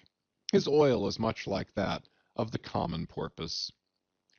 Beyond the 12, this system does not proceed, inasmuch as the porpoise is the smallest of the whales. Above you have all the leviathans of note, but there are a rabble of uncertain, fugitive, half-fabulous whales, which, as an American whaleman, I know by reputation, but not personally. I shall enumerate them by their forecastle appellations, for possibly such a list may be valuable to future investigators, who may complete what I have here but begun. If any of the following whales shall hereafter be caught and marked, then he can readily be incorporated into this system, according to his folio, octavo, or 12 magnitude. The bottlenose whale, the junk whale, the pudding-headed whale, the cape whale, the leading whale, the cannon whale, the scrag whale, the coppered whale, the elephant whale, the iceberg whale, the quag whale, the blue whale, etc. From Icelandic, Dutch, and Old English authorities, there might be quoted other lists of uncertain whales, blessed with all manner of uncouth names, but I omit them as altogether obsolete, and can hardly help suspecting them for mere sounds full of leviathanism, but signifying nothing. Finally, it was stated at the outset that this system would not be here and at once perfected. You cannot but plainly see that I have kept my word, but I now leave my cetological system standing thus unfinished, even as the great cathedral of Cologne was left, with the crane still standing upon the top of the uncompleted tower. For small erections may be finished by their first architects. Grand ones, true ones, ever leave the copestone to posterity. God keep me from ever completing anything. This whole book is but a draught, nay, but the draught of a draught. Oh, time, strength, cash, and patience. End of chapter 32. Chapters 33 to 35. Chapter 33. The Speck-Cinder. Concerning the officers of the whale-craft, this seems as good a place as any to set down a little domestic peculiarity on shipboard, arising from the existence of the harpooneer class of officers, a class unknown, of course, in any other marine than the whale fleet. The large importance attached to the harpooneer's vocation is evinced by the fact that originally, in the old Dutch fishery, 2 centuries or more ago, the command of a whale ship was not wholly lodged in the person now called the captain, but was divided between him and an officer called the Speck-Cinder, Literally, this word means fat cutter. Usage, however, in time made it equivalent to chief harpooner. In those days, the captain's authority was restricted to the navigation and general management of the vessel, while over the whale hunting department and all its concerns, the specksnyder or chief harpooner reigned supreme. In the British Greenland fishery, under the corrupted title of specksioneer, this old Dutch official is still retained, but his former dignity is sadly abridged. At present he ranks simply as senior harpooner, and as such is but one of the captain's more inferior subalterns. Nevertheless, as upon good conduct of the harpooneers the success of a whaling voyage largely depends, and since in the American fishery he is not only an important officer in the boat, but under certain circumstances, night watches on a whaling ground, the command of the ship's deck is also his. Therefore the grand political maxim of the sea demands that he should nominally live apart from the men before the mast, and be in some way distinguished as their professional superior, though always by them familiarly regarded as their social equal. Now the grand distinction drawn between officer and man at sea is this: the first lives aft, the last forward. Hence, in whale ships and merchantmen alike, the mates have their quarters with the captain, and so too, in most of the American whalers, the harpooneers are lodged in the after part of the ship. That is to say, they take their meals in the captain's cabin and sleep in a place indirectly communicating with it. Though the long period of a southern whaling voyage, by far the longest of all voyages now or ever made by man, the peculiar perils of it, and the community of interest prevailing among a company, all of whom, high or low, depend for their profits, not upon fixed wages, but upon their common luck, together with their common vigilance, intrepidity, and hard work, though all these things do, in some cases, tend to beget a less rigorous discipline than in merchantmen generally, yet never mind how much like an old Mesopotamian family these whalemen may, in some primitive instances, live together, for all that, the punctilious externals, at least, of the quarter-deck are seldom materially relaxed, and in no instance done away. Indeed, many are the Nantucket ships in which you will see the skipper parading his quarter-deck with an elated grandeur not surpassed in any military navy, nay, extorting almost as much outward homage as if he wore the imperial purple, not the shabbiest of pilot cloth. And though of all men the moody captain of the Pequod was the least given to that sort of shallowest assumption, and though the only homage he ever exacted was implicit, instantaneous obedience, though he required no man to remove the shoes from his feet ere stepping upon the quarter-deck, and though there were times when, owing to peculiar circumstances connected with events hereafter to be detailed, he addressed them in unusual terms, whether of condescension or in terrorem or otherwise, yet even Captain Ahab was by no means unobservant of the paramount forms and usages of the sea.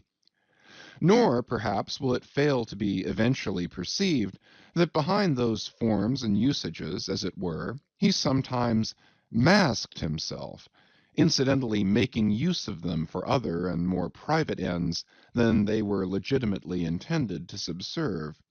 That certain sultanism of his brain, which had otherwise in good degree remained unmanifested, through those forms that same sultanism became incarnate in an irresistible dictatorship.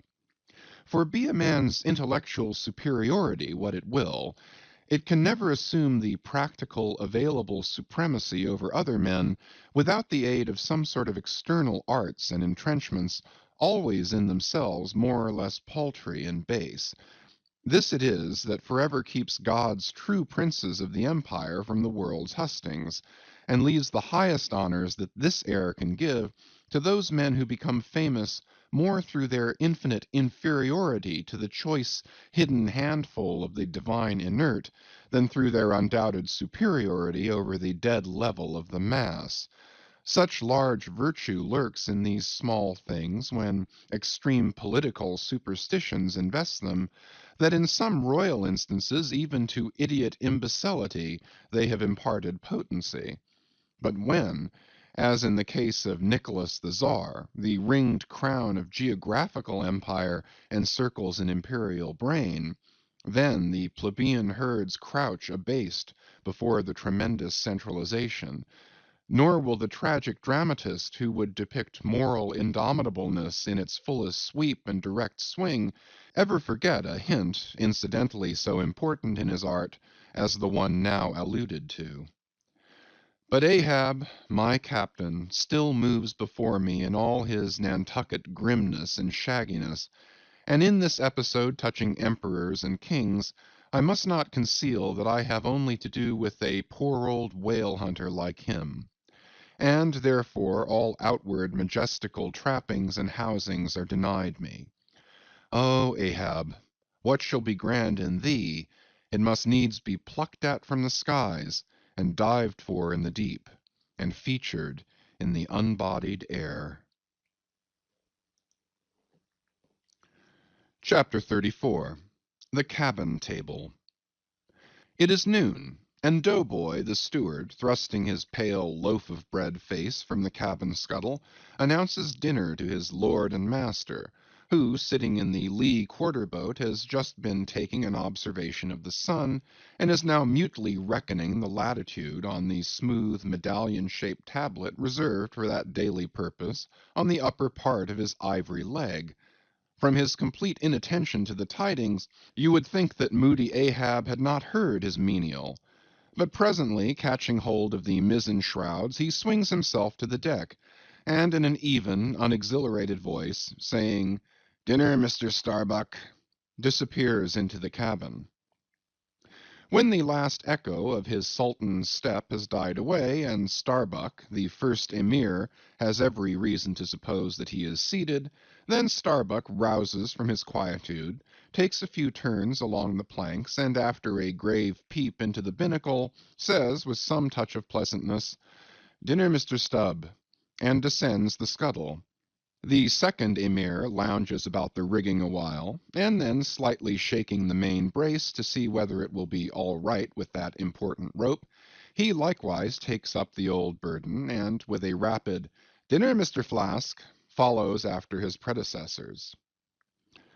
But the third emir, now seeing himself all alone on the quarter-deck, seems to feel relieved from some curious restraint, for tipping all sorts of knowing winks in all sorts of directions, and kicking off his shoes, he strikes into a sharp but noiseless squall of a hornpipe right over the Grand Turk's head, and then, by a dexterous sleight, pitching his cap up into the mizzen-top for a shelf, he goes down rollicking, so far at least as he remains visible from the deck, reversing all other processions by bringing up the rear with music.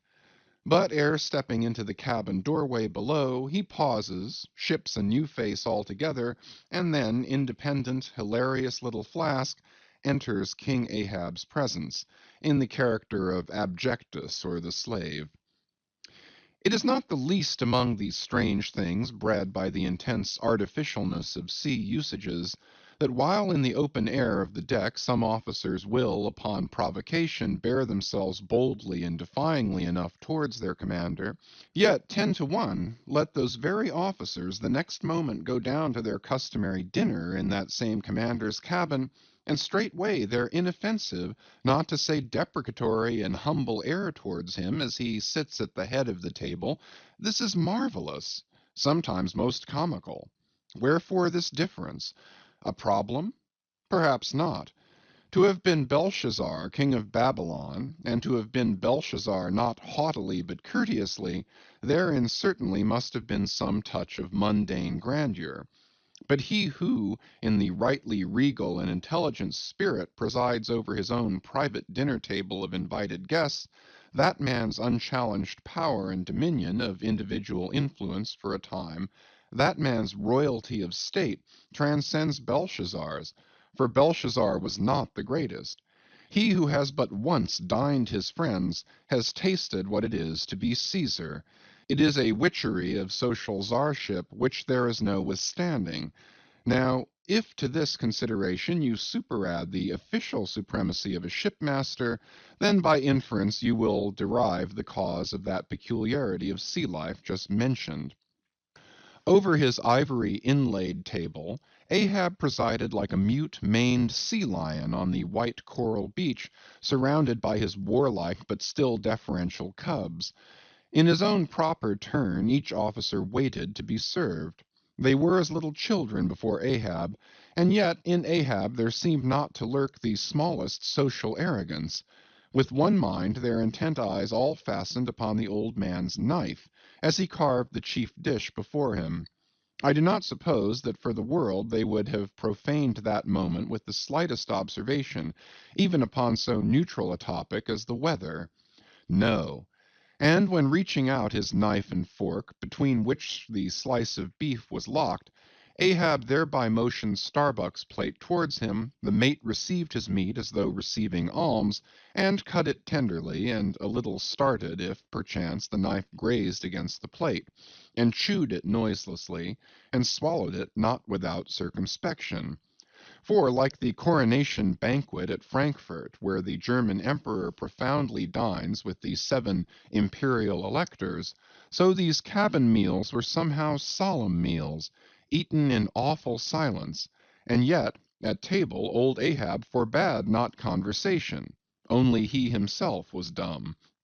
What a relief it was to choking Stubb when a rat made a sudden racket in the hold below. And poor little Flask, he was the youngest son, and little boy of this weary family party. His were the shin bones of the saline beef, his would have been the drumsticks. For Flask to have presumed to help himself, this must have seemed to him tantamount to larceny in the first degree. Had he helped himself at that table, doubtless never more would he have been able to hold his head up in this honest world. Nevertheless, strange to say, Ahab never forbade him. And had Flask helped himself, the chances were Ahab had never so much as noticed it. Least of all did Flask presume to help himself to butter. Whether he thought the owners of the ship denied it to him, on account of its clouding his clear, sunny complexion, or whether he deemed that on so long a voyage in such marketless waters butter was at a premium, and therefore was not for him a subaltern, however it was, Flask, alas, was a butterless man. Another thing, Flask was the last person down at dinner, and Flask is the first man up. Consider, for hereby Flask's dinner was badly jammed in point of time. Starbuck and Stubb both had the start of him, and yet they also have the privilege of lounging in the rear. If Stubb even, who is but a peg higher than Flask, happens to have but a small appetite, and soon shows symptoms of concluding his repast, then Flask must bestir himself. He will not get more than 3 mouthfuls that day, for it is against holy usage for Stubb to precede Flask to the deck. Therefore it was that Flask once admitted in private that ever since he had arisen to the dignity of an officer, from that moment he had never known what it was to be otherwise than hungry, more or less. For what he ate did not so much relieve his hunger as keep it immortal in him. Peace and satisfaction, thought Flask, have forever departed from my stomach. I am an officer, but how I wish I could fish a bit of old-fashioned beef in the forecastle as I used to when I was before the mast. There's the fruits of promotion now, there's the vanity of glory, there's the insanity of life. Besides, if it were so that any mere sailor of the Pequod had a grudge against Flask, in Flask's official capacity, all that sailor had to do in order to obtain ample vengeance was to go aft at dinner time and get a peep at Flask through the cabin skylight, sitting silly and dumbfounded before awful Ahab. Now Ahab and his 3 mates formed what may be called the first table in the Pequod's cabin. After their departure, taking place in inverted order to their arrival, the canvas cloth was cleared, or rather was restored to some hurried order by the pallid steward, and then the 3 harpooneers were bidden to the feast, they being its residuary legatees. They made a sort of temporary servants' hall of the high and mighty cabin. In strange contrast to the hardly tolerable constraint and nameless invisible domineerings of the captain's table was the entire carefree license and ease, the almost frantic democracy of those inferior fellows, the harpooneers. While their masters, the mates, seemed afraid of the sound of the hinges of their own jaws, the harpooneers chewed their food with such a relish that there was a report to it. They dined like lords. They filled their bellies like Indian ships all day loading with spices. Such portentous appetites had Queequeg and Tashtego that to fill out the vacancies made by the previous repast, often the pale doughboy was fain to bring on a great baron of salt junk, seemingly quarried out of the solid ox. And if he were not lively about it, if he did not go with a nimble hop, skip, and a jump, then Tashtego had an ungentlemanly way of accelerating him by darting a fork at his back, harpoon-wise. And once Daggoo, seized with a sudden humor, assisted Doughboy's memory by snatching him up bodily and thrusting his head into a great empty wooden trencher, while Tashtego, knife in hand, began laying out the circle preliminary to scalping him. He was naturally a very nervous, shuddering sort of little fellow, this bread-faced steward, the progeny of a bankrupt baker and a hospital nurse. And what with the standing spectacle of the black, terrific Ahab and the periodical, tumultuous visitations of these three savages, Doughboy's whole life was one continual lip-quiver. Commonly, after seeing the harpooneers furnished with all things they demanded, he would escape from their clutches into his little pantry adjoining, and fearfully peep out at them through the blinds of its door till all was over. It was a sight to see Queequeg seated over against Tashtego, opposing his filed teeth to the Indians, crosswise to them Daggoo seated on the floor, for a bench would have brought his hearse-plumed head to the low carlines, at every motion of his colossal limbs making the low cabin framework to shake, as when an African elephant goes passenger in a ship. But for all this, the great negro was wonderfully abstemious, not to say dainty. It seemed hardly possible that by such comparatively small mouthfuls he could keep up the vitality diffused through so broad, baronial, and superb a person.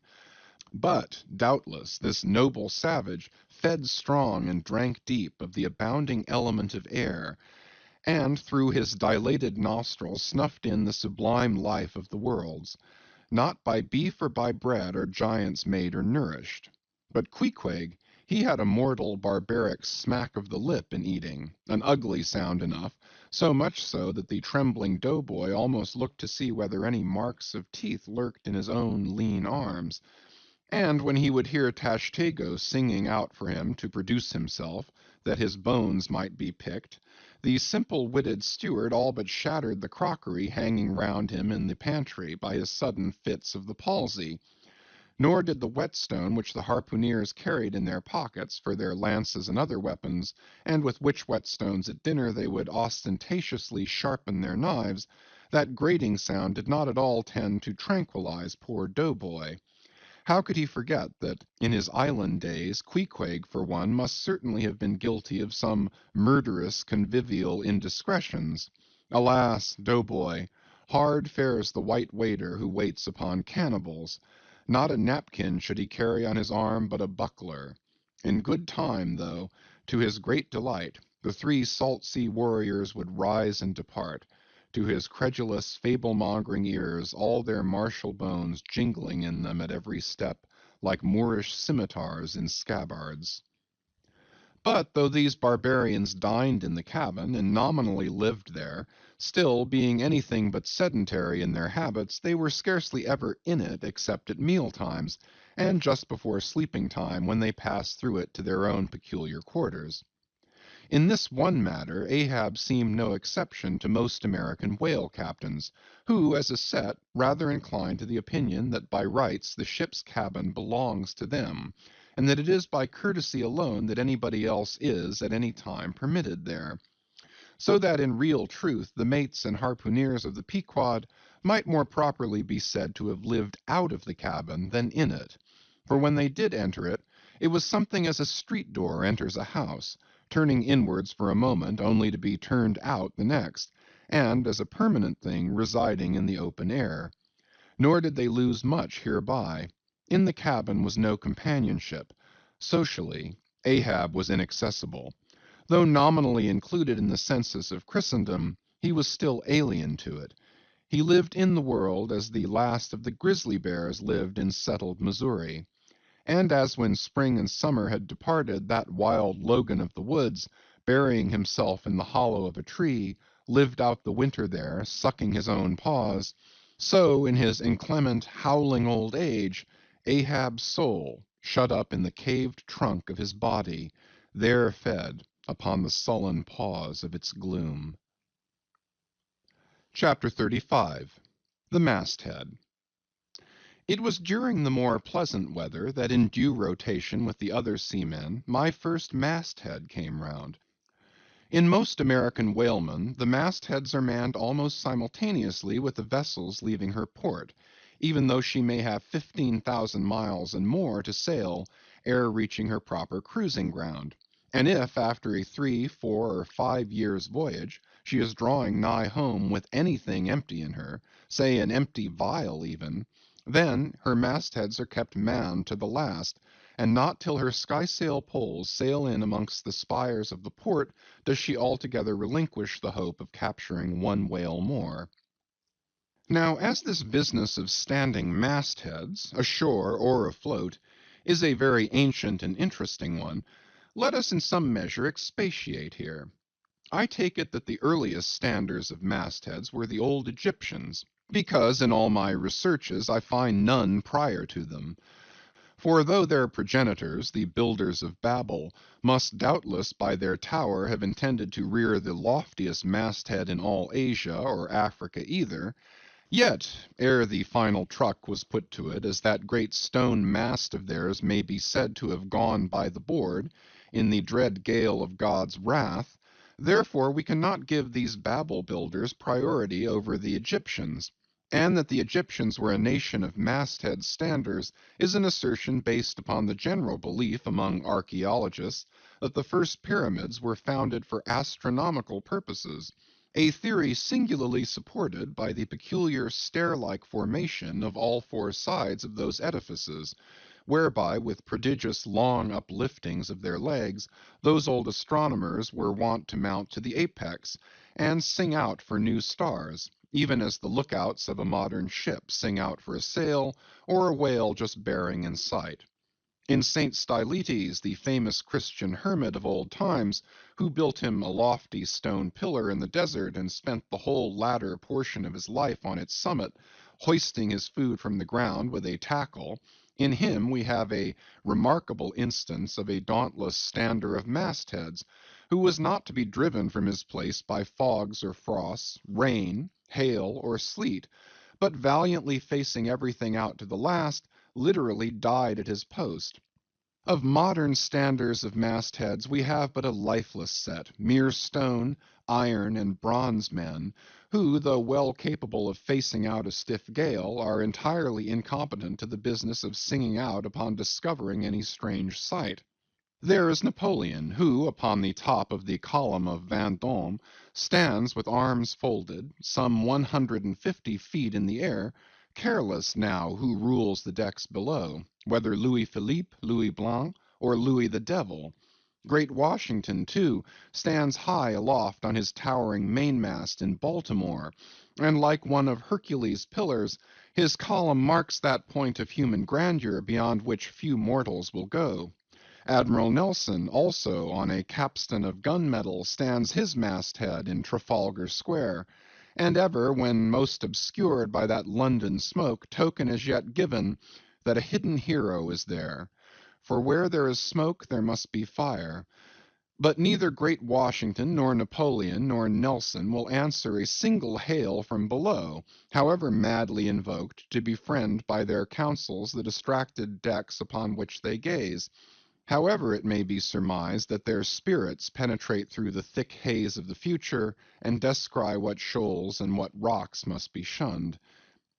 It may seem unwarrantable to couple in any respect the masthead standers of the land with those of the sea, but that in truth it is not so, is plainly evinced by an item for which Obed Macy, the sole historian of Nantucket, stands accountable.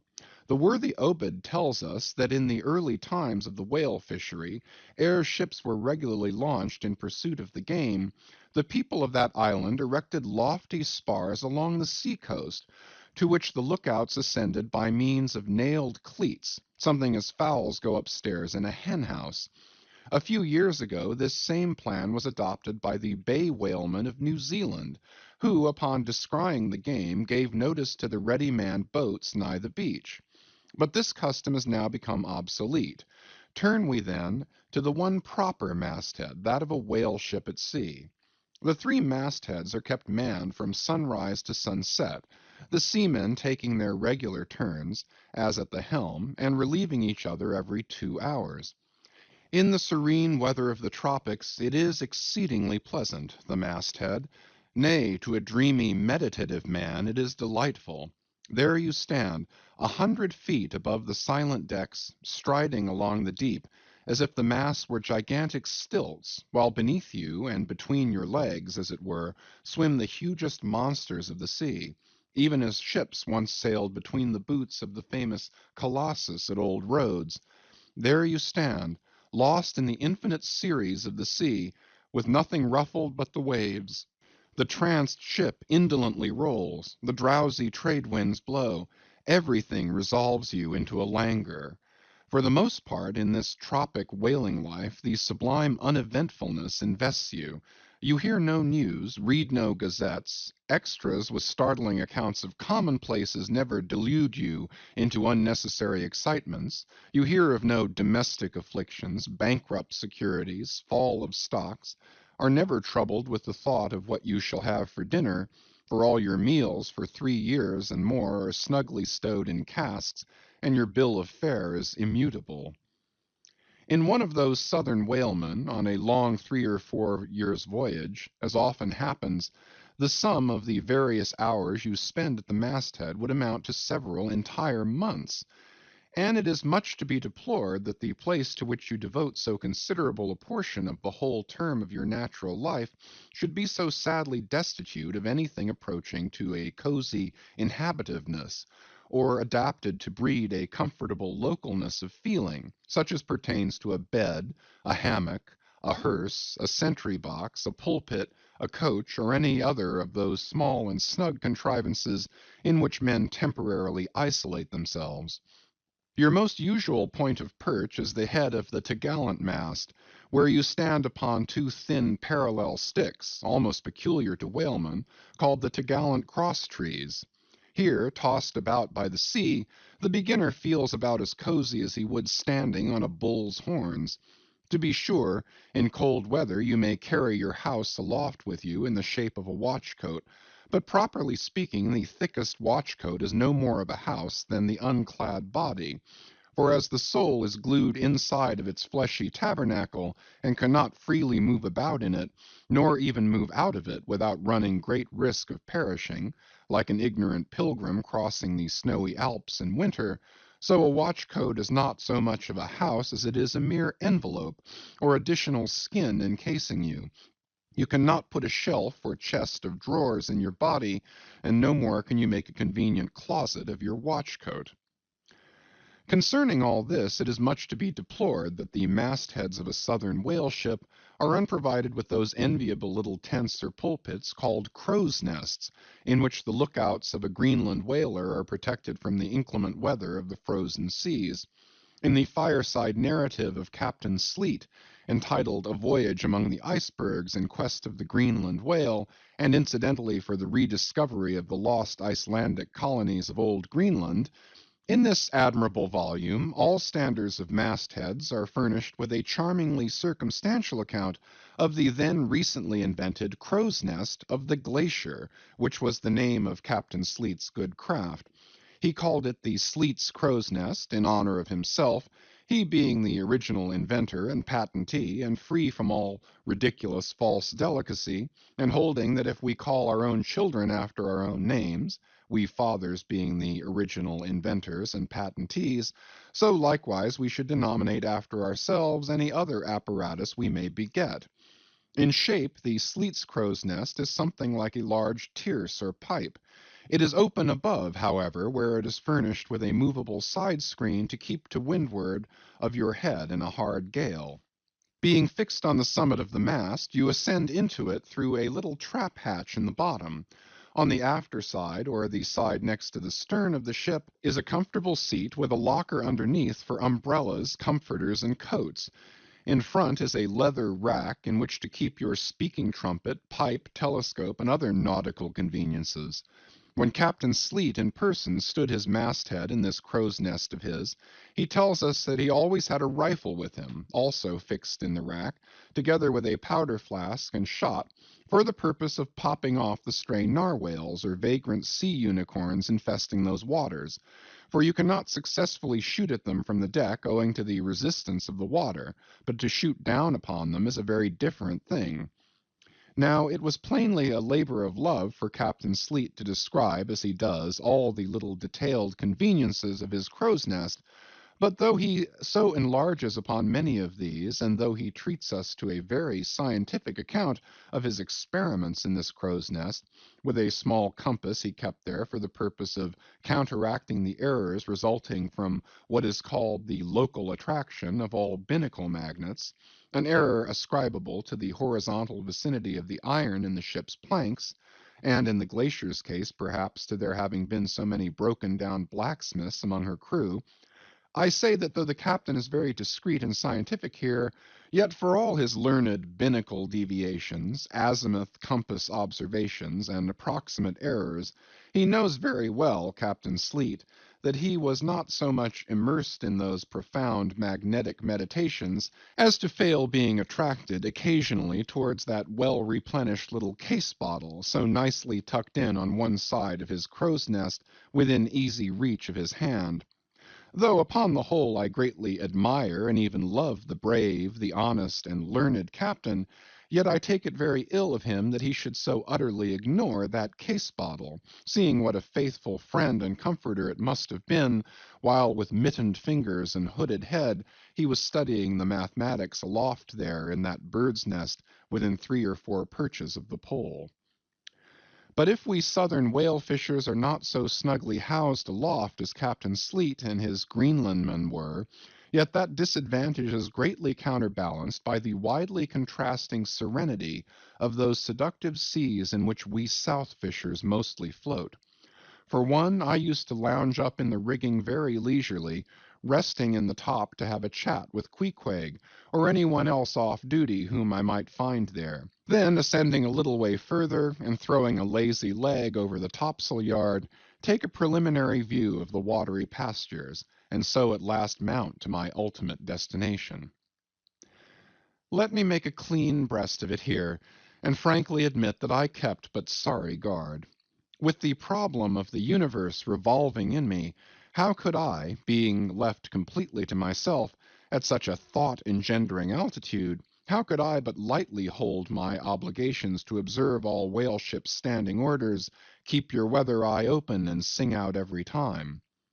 And let me in this place movingly admonish you, you shipowners of Nantucket, beware of enlisting in your vigilant fisheries any lad with lean brow and hollow eye, given to unseasonable meditativeness, and who offers to ship with the Phaedon instead of Bowditch in his head. Beware of such a one, I say. Your whales must be seen before they can be killed, and this sunken-eyed young Platonist will tow you 10 wakes round the world and never make you 1 pint of sperm the richer. Nor are these monitions at all unneeded. For nowadays the whale fishery furnishes an asylum for many romantic, melancholy, and absent-minded young men, disgusted with the carking cares of earth and seeking sentiment in tar and blubber. Childe Harold not infrequently perches himself upon the masthead of some luckless, disappointed whale ship, and in moody phrase ejaculates, "Roll on, thou deep, dark blue ocean, roll. 10,000 blubber hunters sweep over thee in vain." Very often do the captains of such ships take those absent-minded young philosophers to task, upbraiding them with not feeling sufficient interest in the voyage, half hinting that they are so hopelessly lost to all honorable ambition, as that in their secret souls they would rather not see whales than otherwise. But all in vain. Those young Platonists have a notion that their vision is imperfect. They are short-sighted. What use, then, to strain the visual nerve? They have left their opera glasses at home. "Why, thou monkey," said a harpooner to one of these lads, "we've been cruising now hard upon 3 years, and thou hast not raised a whale yet. Whales are scarce as hen's teeth whenever thou art up here." Perhaps they were. Or perhaps there might have been shoals of them in the far horizon, but lulled into such an opium-like listlessness of vacant, unconscious reverie is this absent-minded youth by the blending cadence of waves with thoughts, that at last he loses his identity, takes the mystic ocean at his feet for the visible image of that deep, blue, bottomless soul pervading mankind and nature, and every strange, half-seen, gliding, beautiful thing that eludes him, every dimly discovered, uprising fin of some undiscernible form seems to him the embodiment of those elusive thoughts that only people the soul by continually flitting through it. In this enchanted mood, thy spirit ebbs away to whence it came, becomes diffused through time and space like Cramer's sprinkled pantheistic ashes, forming at last a part of every shore the round globe over. There is no life in thee now except that rocking life imparted by a gently rolling ship, by her borrowed from the sea, by the sea from the inscrutable tides of God. But while this sleep, this dream is on you, move your foot or hand an inch, slip your hold at all, and your identity comes back in horror. Over Descartian vortices you hover, and perhaps at midday, in the fairest weather, with one half-throttled shriek you drop through that transparent air into the summer sea, no more to rise forever. Heed it well, you pantheists. End of chapters 33 to 35. Chapters 36 to 40. Chapter 36. The Quarterdeck. Enter Ahab, then all. It was not a great while after the affair of the pipe that one morning, shortly after breakfast, Ahab, as was his wont, ascended the cabin gangway to the deck. There most sea captains usually walk at that hour as country gentlemen, after the same meal take a few turns in the garden. Soon his steady, ivory stride was heard, as to and fro he paced his old rounds, upon planks so familiar to his tread that they were all over dented, like geological stones, with the peculiar mark of his walk. Did you fixedly gaze, too, upon that ribbed and dented brow, there also you would see still stranger footprints, the footprints of his one unsleeping, ever-pacing thought. But on the occasion in question those dents looked deeper, even as his nervous step that morning left a deeper mark. And so full of his thought was Ahab that at every uniform turn that he made, now at the mainmast and now at the binnacle, you could almost see that thought turn in him as he turned, and pace in him as he paced, so completely possessing him, indeed, that it all but seemed the inward mold of every outer movement. "D'ye mark him, Flask?" whispered Stubb. "The chick that's in him pecks the shell. 'Twill soon be out." The hours wore on. Ahab now shut up within his cabin, anon pacing the deck with the same intense bigotry of purpose in his aspect. It drew near the close of day. Suddenly he came to a halt by the bulwarks, and inserting his bone leg into the auger hole there, and with one hand grasping a shroud, he ordered Starbuck to send everybody aft. "Sir," said the mate, astonished at an order seldom or never given on shipboard except in some extraordinary case. "Send everybody aft," repeated Ahab, Mastheads there! Come down!" When the entire ship's company were assembled, and with curious and not wholly unapprehensive faces were eyeing him, for he looked not unlike the weather horizon when a storm is coming up, Ahab, after rapidly glancing over the bulwarks, and then darting his eyes among the crew, started from his standpoint, and, as though not a soul were nigh him, resumed his heavy turns upon the deck.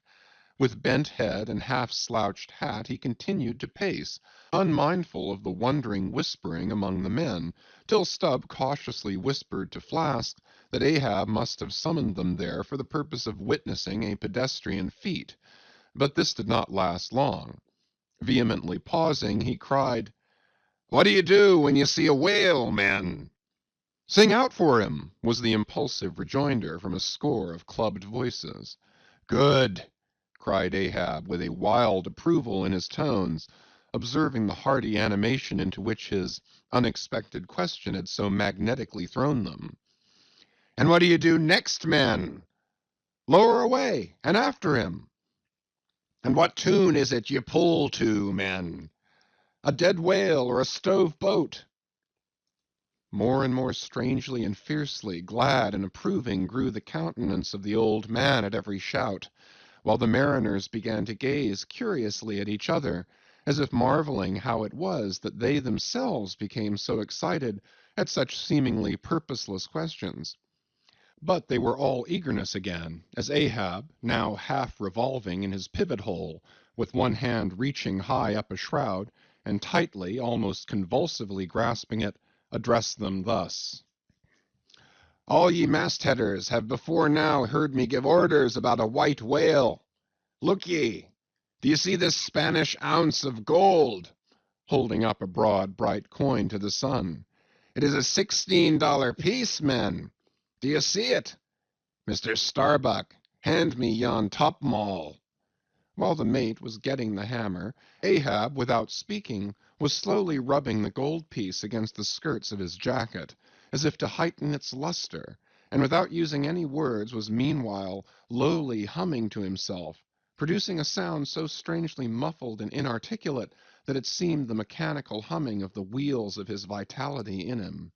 Receiving the top-maul from Starbuck, he advanced towards the mainmast with the hammer uplifted in one hand, exhibiting the gold with the other, and, with a high raised voice, exclaiming, "Whosoever of ye raises me a white-headed whale, with a wrinkled brow and a crooked jaw, whosoever of ye raises me that white-headed whale, with 3 holes punctured in his starboard fluke, look ye, whosoever of ye raises me that same white whale, he shall have this gold ounce, my boys." "Huzzah! Huzzah!" cried the seamen, as with swinging tarpaulins they hailed the act of nailing the gold to the mast. "It's a white whale, I say," resumed Ahab, as he threw down the top-maul. "A white whale. Skin your eyes for him, men. Look sharp, for white water. If you see but a bubble, sing out." All this while Tashtego, Daggoo, and Queequeg had looked on with even more intense interest and surprise than the rest, and at the mention of the wrinkled brow and crooked jaw they had started as if each was separately touched by some specific recollection. "Captain Ahab," said Tashtego, "that white whale must be the same that some call Moby Dick." "Moby Dick!" shouted Ahab. "Do you know the white whale, then, Tash?" "Does he fantail a little curious, sir, before he goes down?"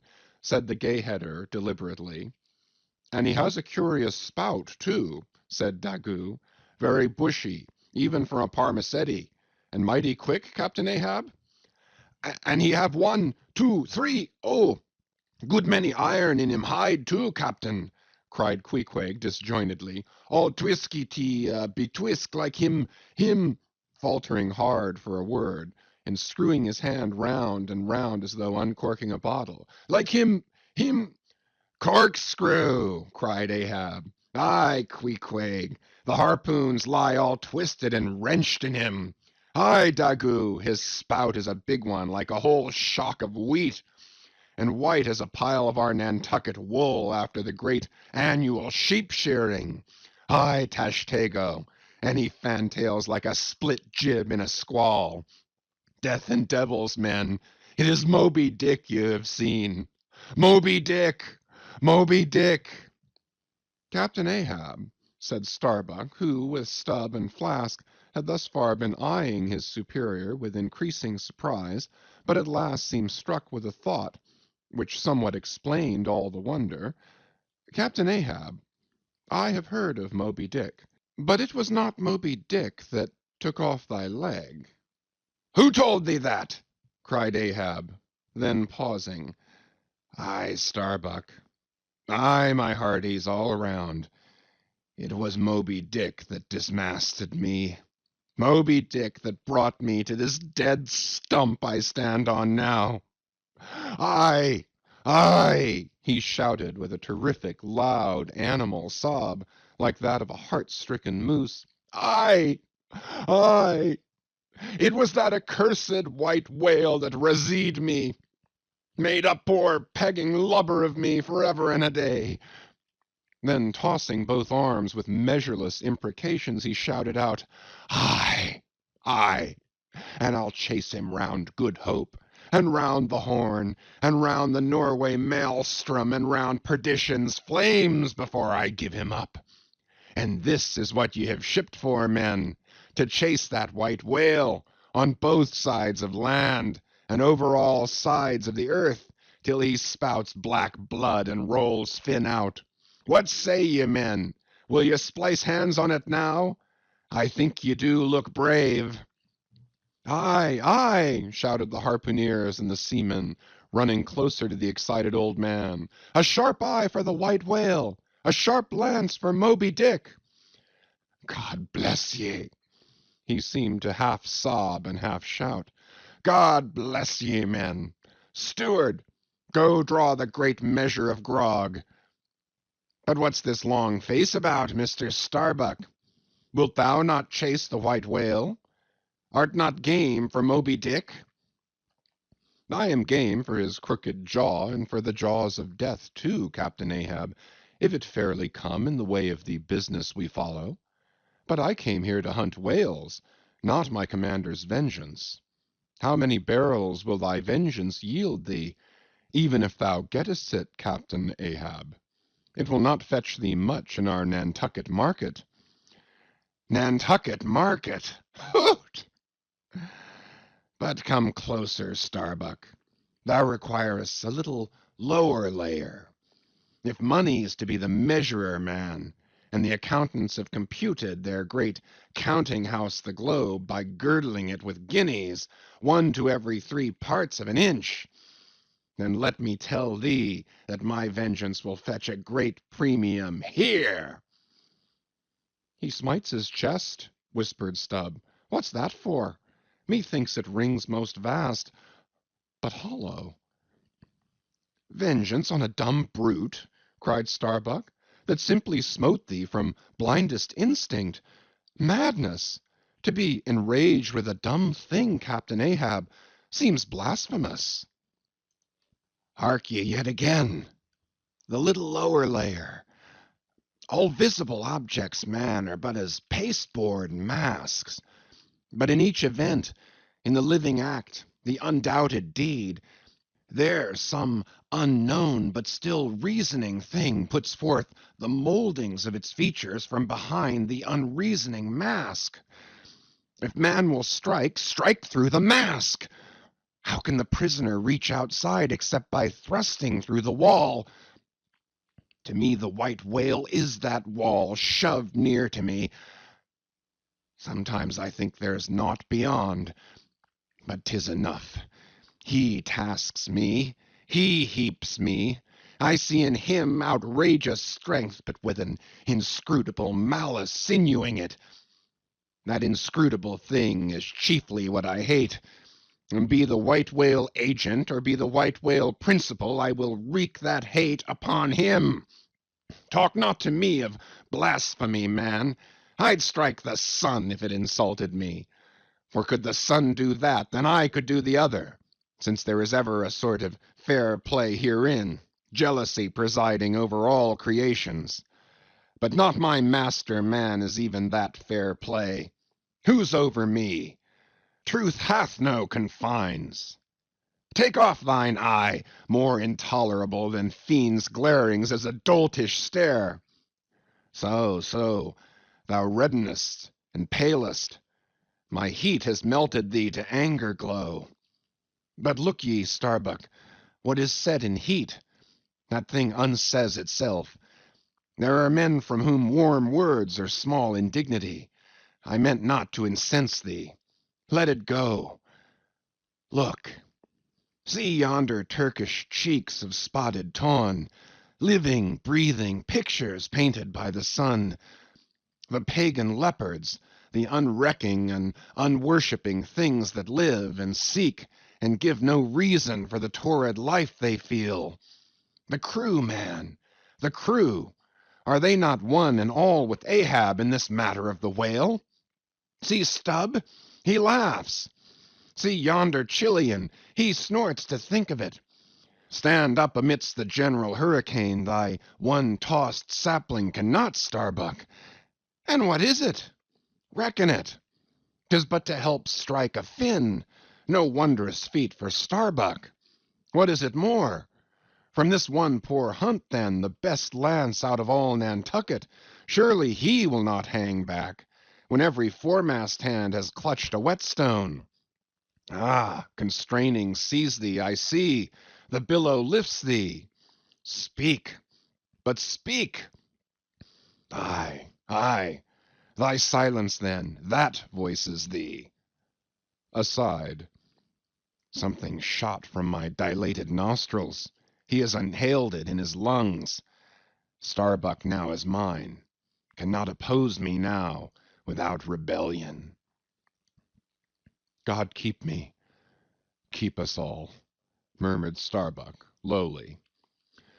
But in his joy at the enchanted, tacit acquiescence of the mate, Ahab did not hear his foreboding invocation, nor yet the low laugh from the hold, nor yet the presaging vibrations of the winds in the cordage, nor yet the hollow flap of the sails against the masts, as for a moment their hearts sank in.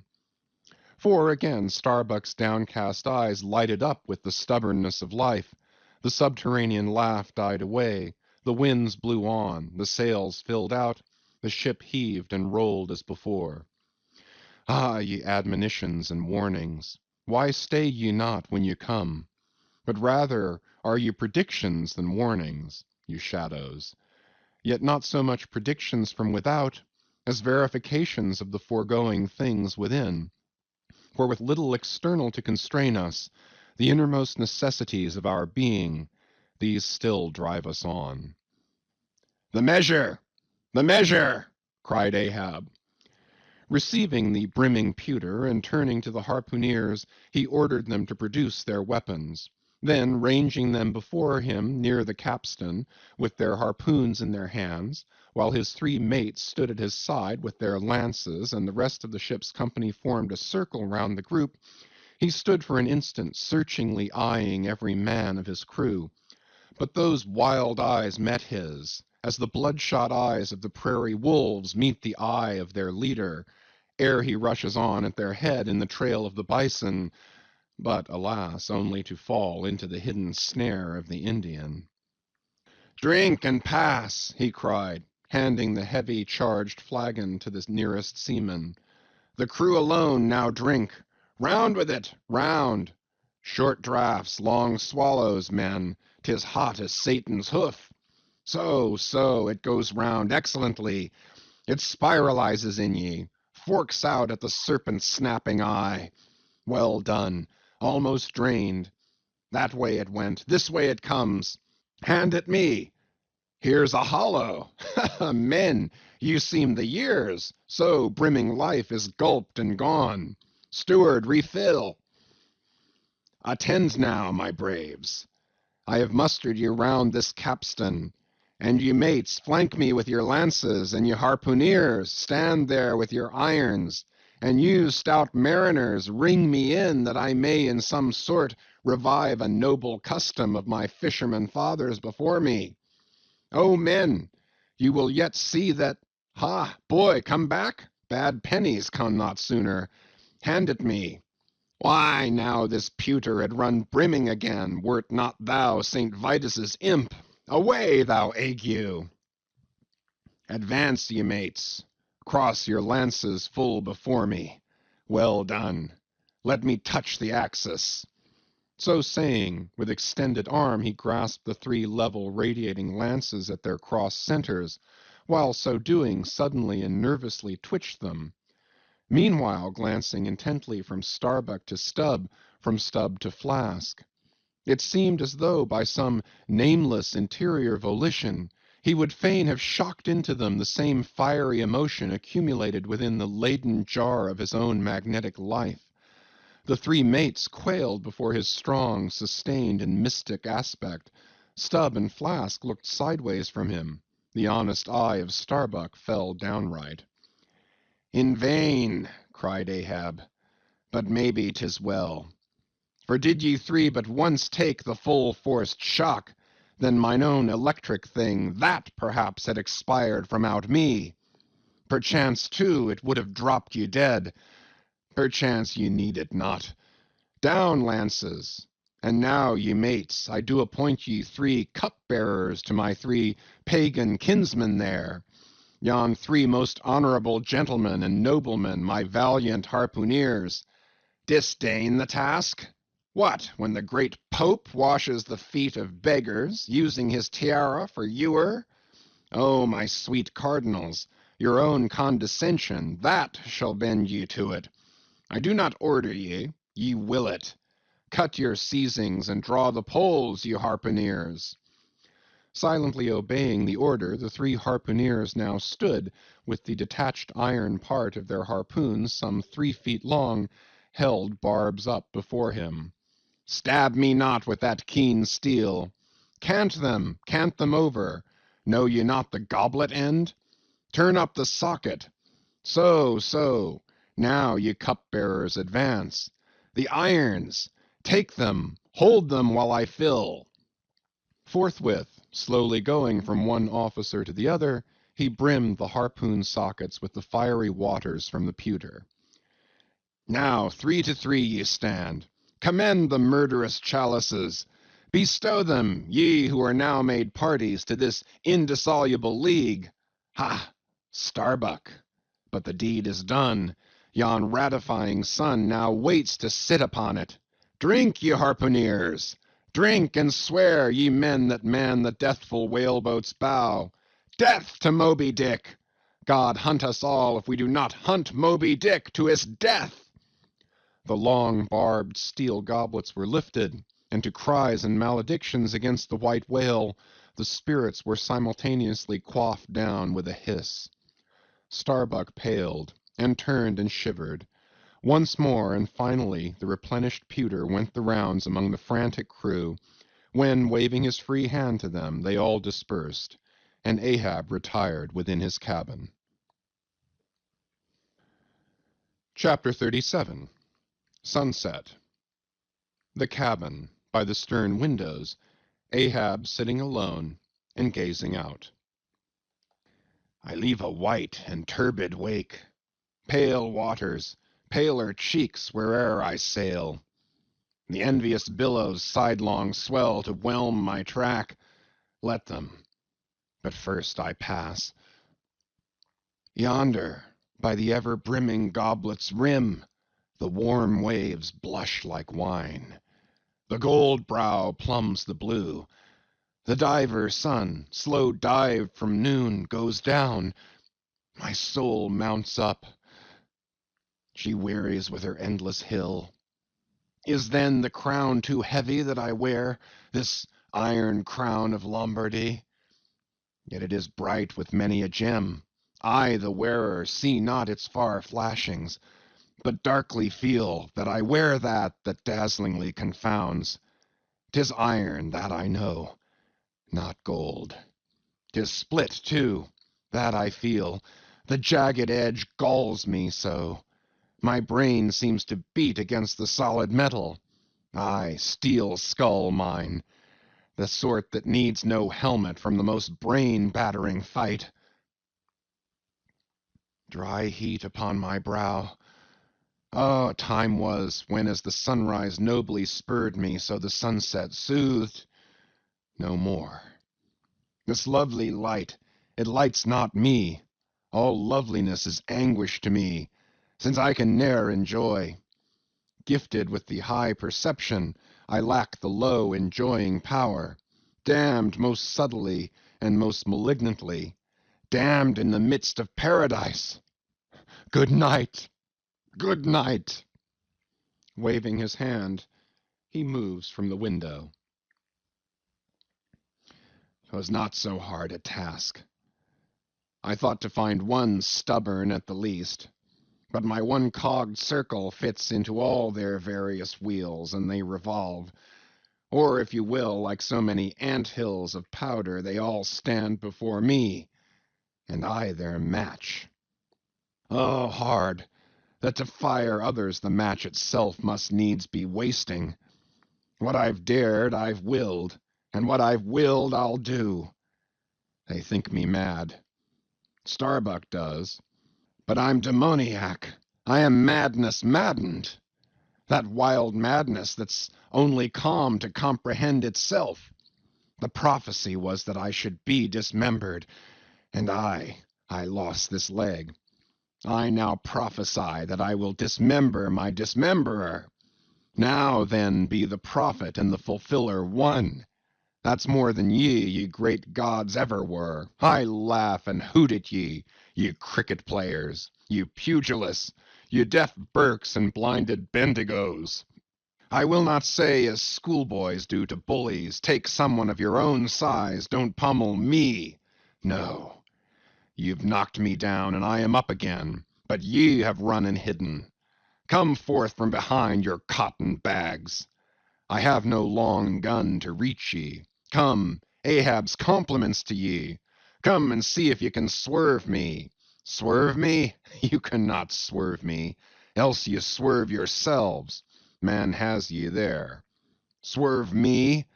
The path to my fixed purpose is laid with iron rails, whereon my soul is grooved to run.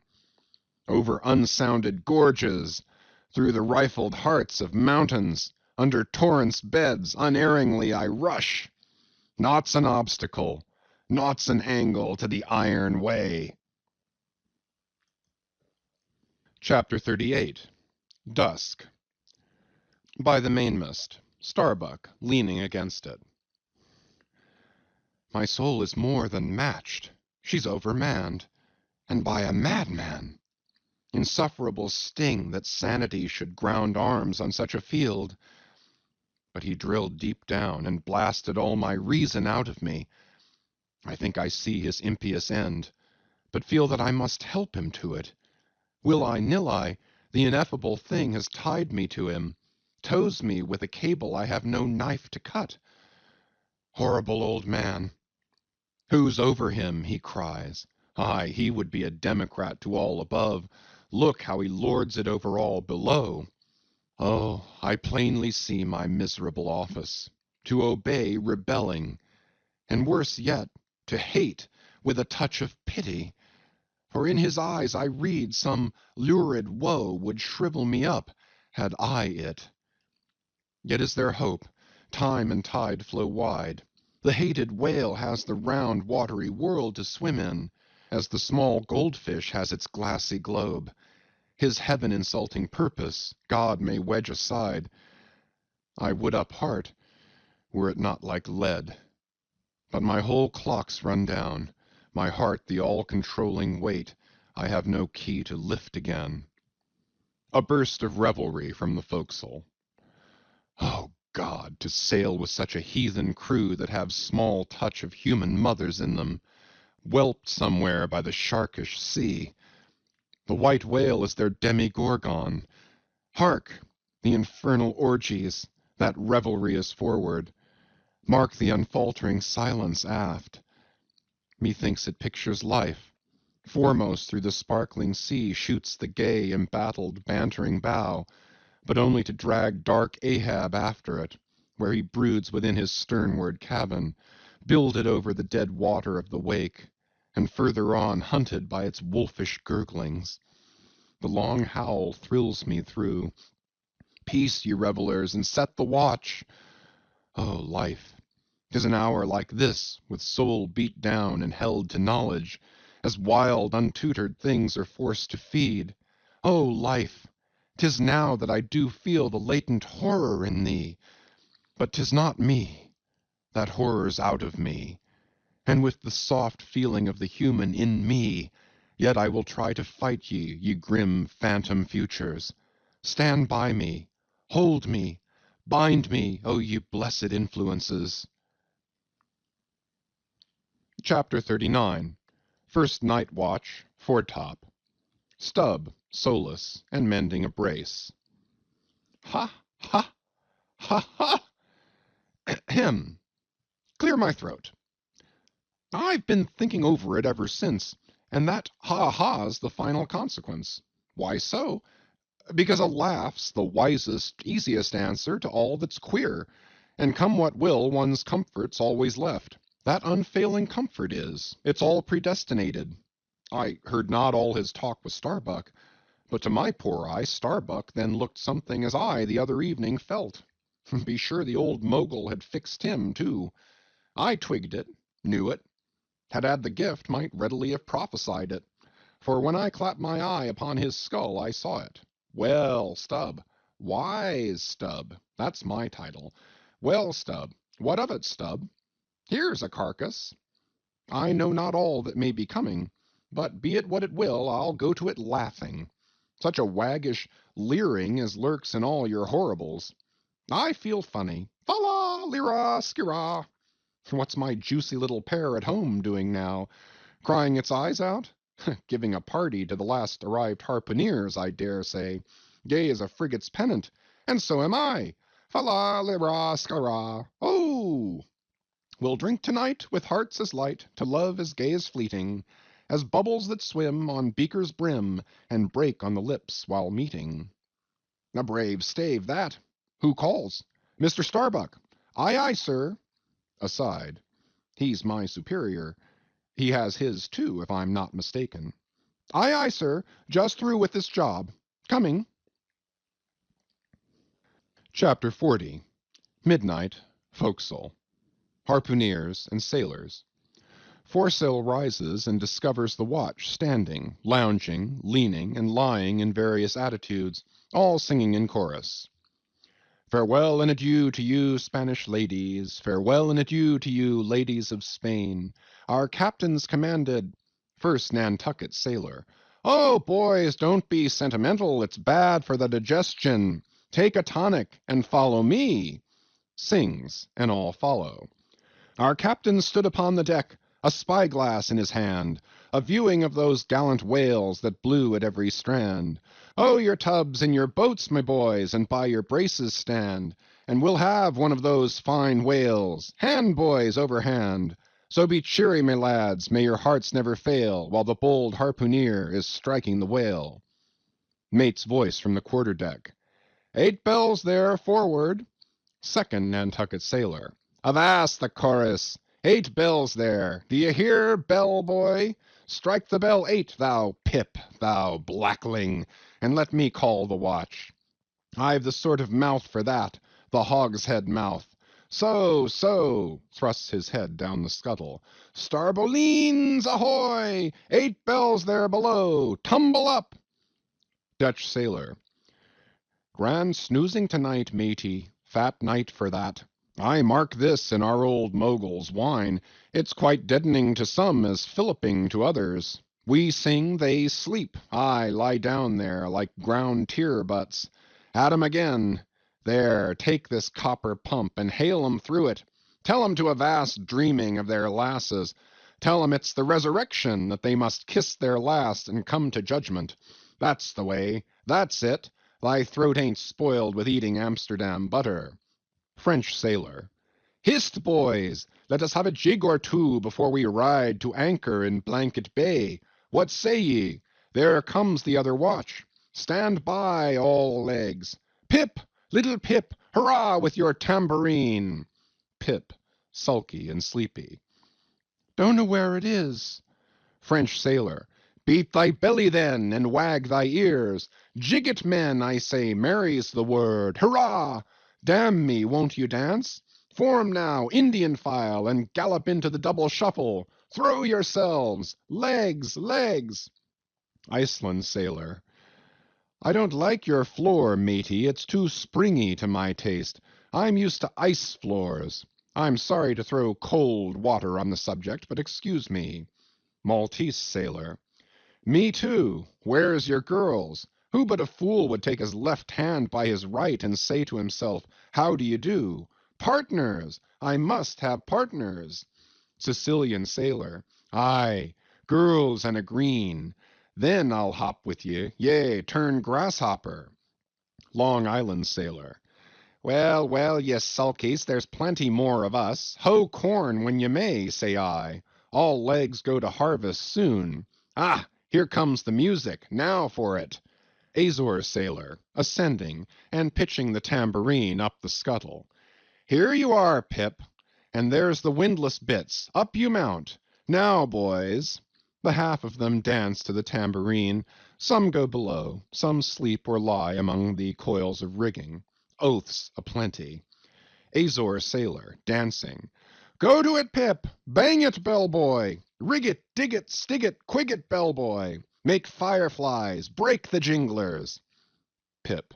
Jinglers, you say? There goes another, dropped off, I pound it so. China sailor. Rattle thy teeth then, and pound away, make a pagoda of thyself. French sailor. Marry mad! Hold up thy hoop, Pip, till I jump through it. Split jibs! Tear yourselves! Tashtego, quietly smoking. That's the white man. He calls that fun. Humph! I save my sweat. Old Manx sailor. I wonder whether those jolly lads bethink them of what they are dancing over. I'll dance over your grave, I will. That's the bitterest threat of your night women that beat headwinds round corners. Oh, Christ! To think of the green navies and the green-skulled crew. Well, well, belike the whole world's a ball, as you scholars have it, and so 'tis right to make one ballroom of it. Dance on, lads, you're young. I was once. Third Nantucket sailor. Spell! Oh, whew! This is worse than pulling after whales in a calm. Give us a whiff, Tash. They cease dancing and gather in clusters. Meantime the sky darkens, the wind rises. Lascar sailor. By Brahma, boys, it'll douse sail soon. The sky-born, high-tide Ganges turn to wind.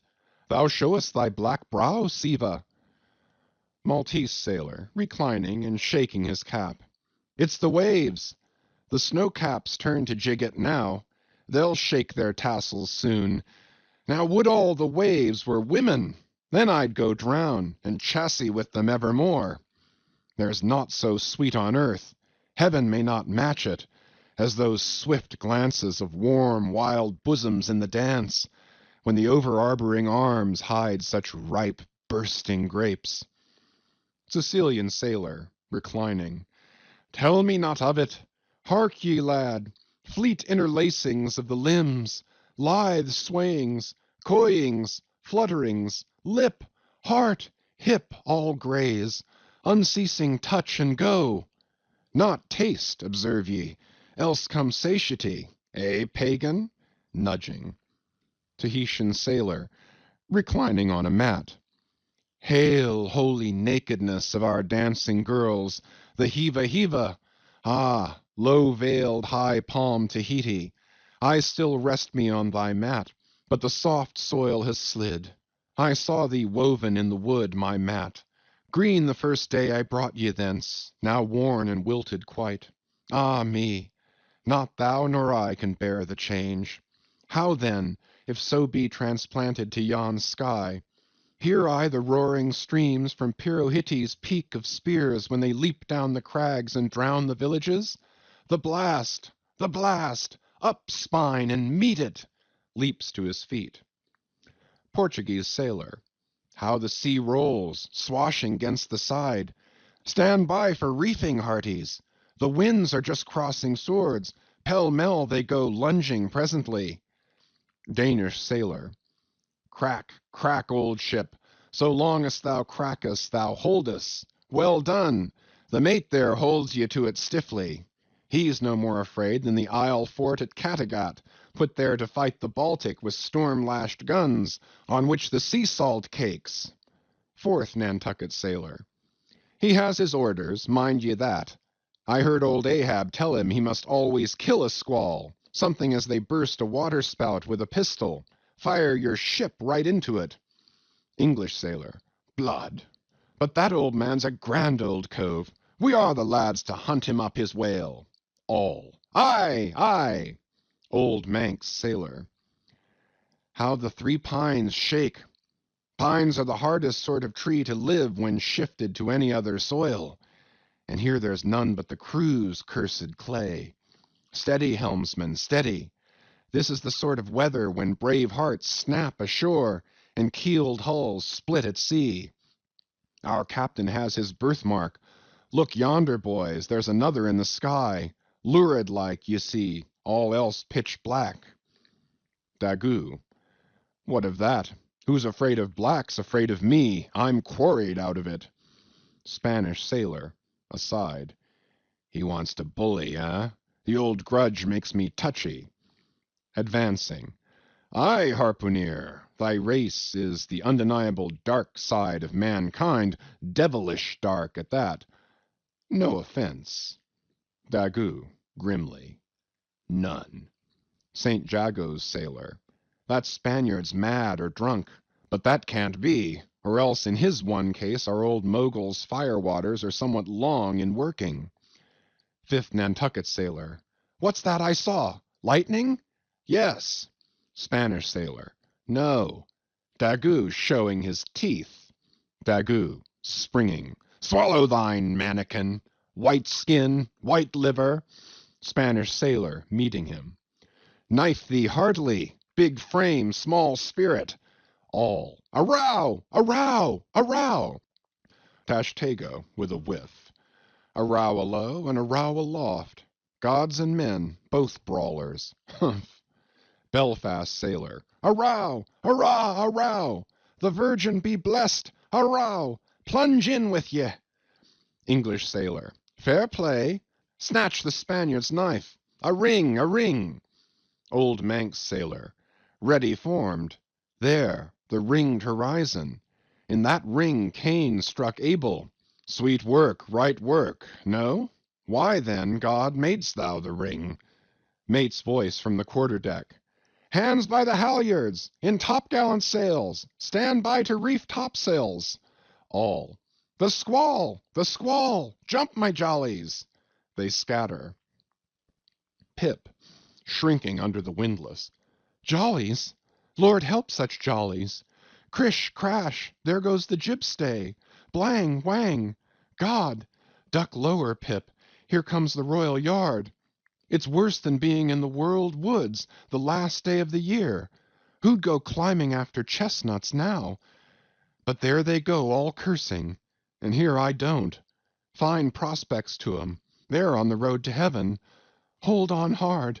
Jiminy, what a squall! But those chaps are worse yet. They are your white squalls, they. White squalls? White whale? Sure, sure.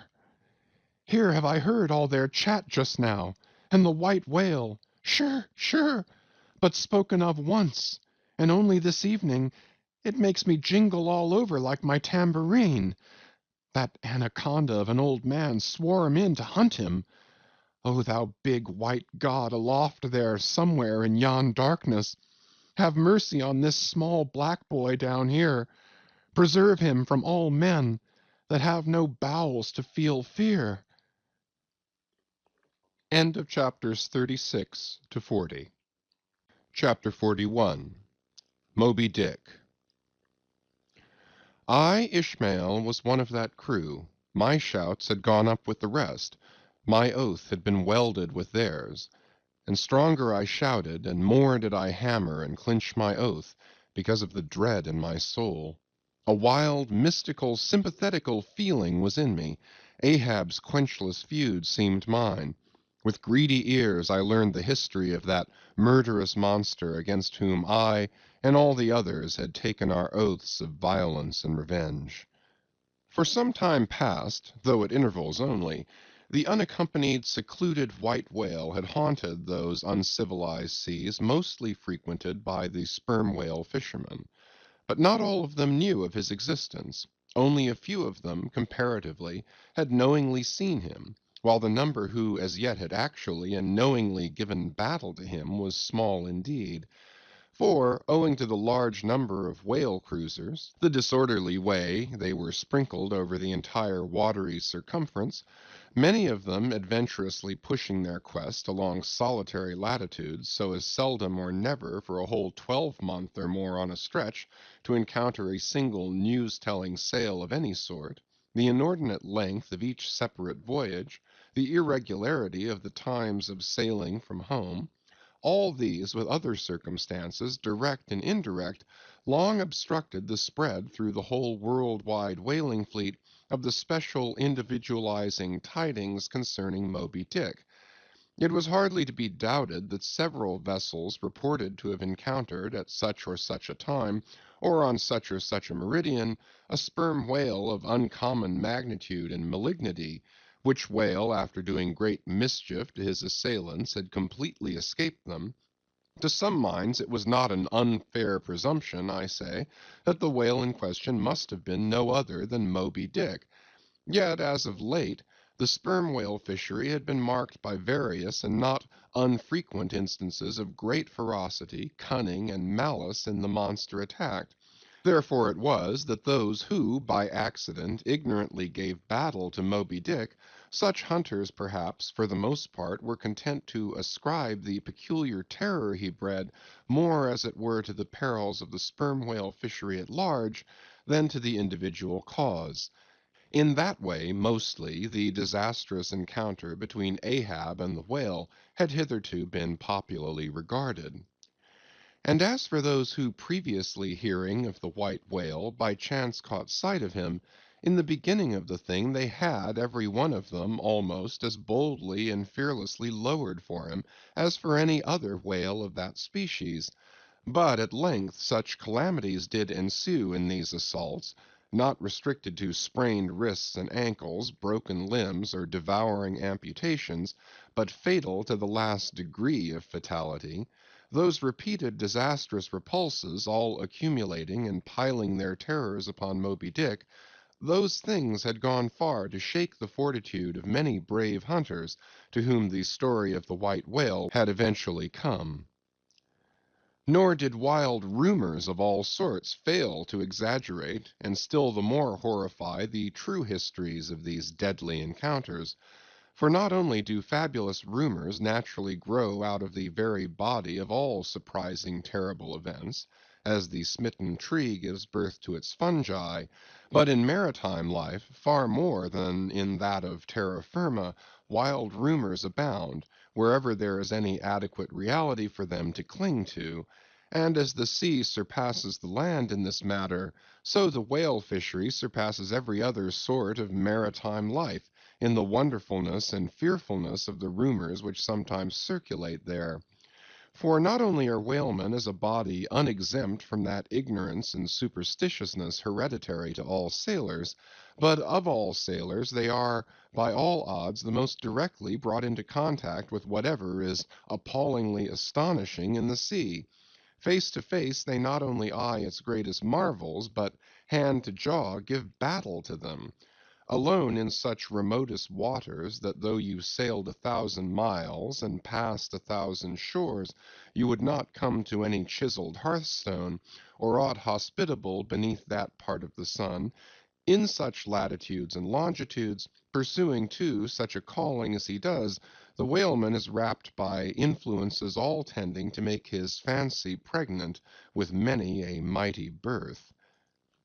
No wonder, then, that ever-gathering volume from the mere transit over the widest watery spaces, The outblown rumors of the white whale did in the end incorporate with themselves all manner of morbid hints and half-formed fetal suggestions of supernatural agencies which eventually invested Moby Dick with new terrors unborrowed from anything that visibly appears, so that in many cases such a panic did he finally strike that few who by those rumors at least had heard of the white whale, few of those hunters were willing to encounter the perils of his jaw.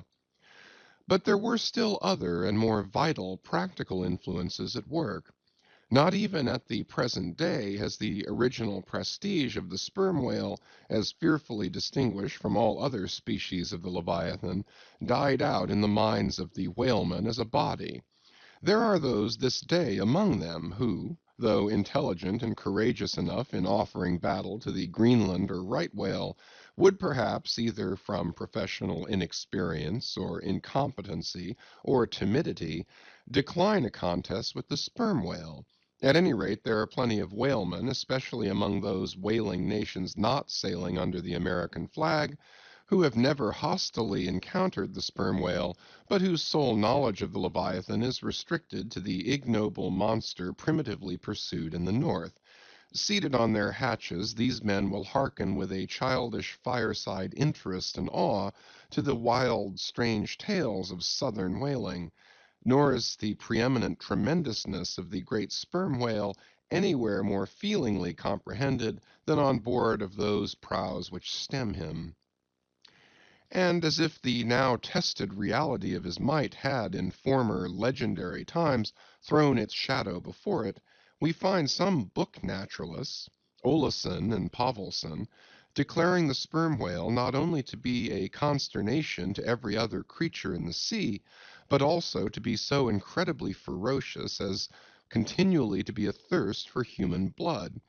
Nor even down to so late a time as Cuvier's were these or almost similar impressions effaced, for in his Natural History the Baron himself affirms that at sight of the sperm whale all fish, sharks included, are struck with the most lively terrors, and often in the precipitancy of their flight dash themselves against the rocks with such violence as to cause instantaneous death.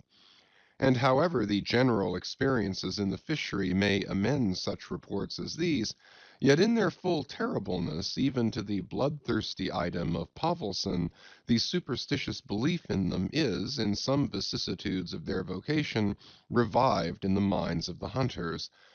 So that overawed by the rumors and portents concerning him, not a few of the fishermen recalled, in reference to Moby Dick, the earlier days of the sperm whale fishery, when it was oftentimes hard to induce long-practiced right whalemen to embark in the perils of this new and daring warfare, such men protesting that although other leviathans might be hopefully pursued, yet to chase and point lance at such an apparition as the sperm whale was not for mortal man, that to attempt it would be inevitably to be torn into a quick eternity. On this head there are some remarkable documents that may be consulted. Nevertheless, some there were who, even in the face of these things, were ready to give chase to Moby Dick, and a still greater number who, chancing only to hear of him distantly and vaguely, without the specific details of any certain calamity, and without superstitious accompaniments, were sufficiently hardy not to flee from the battle if offered.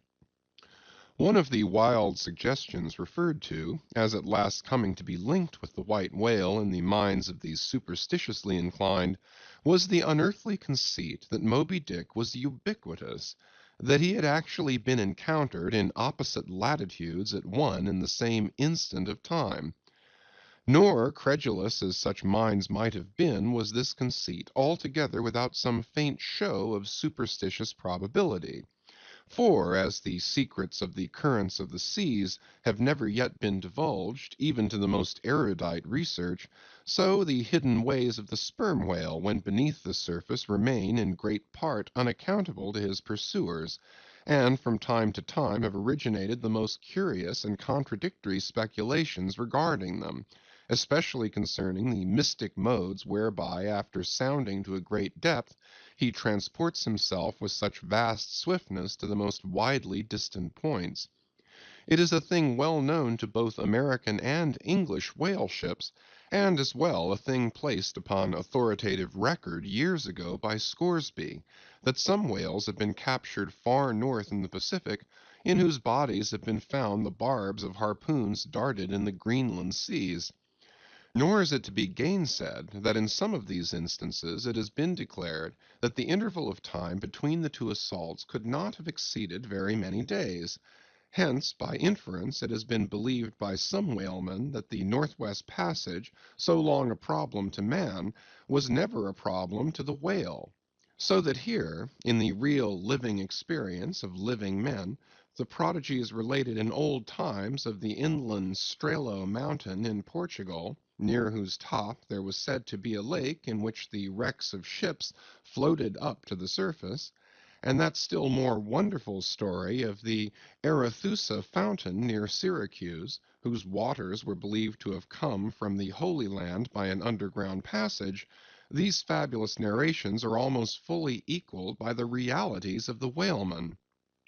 Forced into familiarity, then, with such prodigies as these, and knowing that after repeated intrepid assaults the white whale had escaped alive, it cannot be much matter of surprise that some whalemen should go still further in their superstitions, declaring Moby Dick not only ubiquitous, but immortal, for immortality is but ubiquity in time, that though groves of spears should be planted in his flanks, he would still swim away unharmed, or if indeed he should ever be made to spout thick blood, such a sight would be but a ghastly deception, for again in unsanguined billows, hundreds of leagues away, his unsullied jet would once more be seen.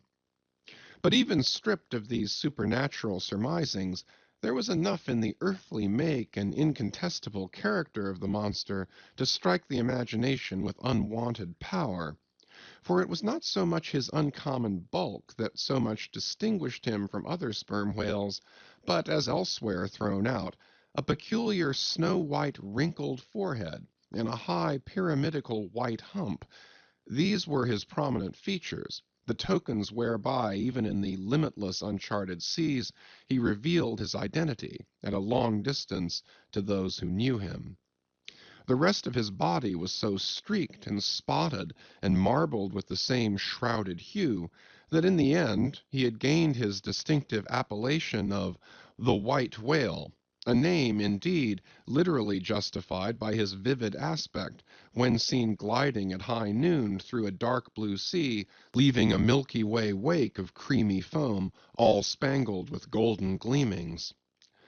Nor was it his unwonted magnitude, nor his remarkable hue, nor yet his deformed lower jaw that so much invested the whale with natural terror, as that unexampled intelligent malignity which, according to specific accounts, he had over and over again evinced in his assaults. More than all, his treacherous retreats struck more dismay than perhaps aught else. For when swimming before his exulting pursuers, with every apparent symptom of alarm, he had several times been known to turn round suddenly, and bearing down upon them, either stave their boats to splinters, or drive them back in consternation to their ship. Already several fatalities had attended his chase. But those similar disasters, however little bruited ashore, were by no means unusual in the fishery, yet in most instances such seemed the white whale's infernal aforethought of ferocity, that every dismembering or death that he caused was not wholly regarded as having been inflicted by an unintelligent agent. Judge, then, to what pitches of inflamed, distracted fury the minds of his more desperate hunters were impelled, when amid the chips of chewed boats and the sinking limbs of torn comrades, they swam out of the white curds of the whale's direful wrath into the serene, exasperating sunlight that smiled on as if at a birth or a bridal. His 3 boats stove around him, and oars and men both whirling in the eddies. One captain, seizing the line-knife from his broken prow, had dashed at the whale, as an Arkansas duelist at his foe, blindly seeking with a 6-inch blade to reach the fathom-deep life of the whale. That captain was Ahab, And then it was that, suddenly sweeping his sickle-shaped lower jaw beneath him, Moby Dick had reaped away Ahab's leg, as a mower a blade of grass in the field. No turbaned Turk, no hired Venetian or Malay could have smote him with more seeming malice.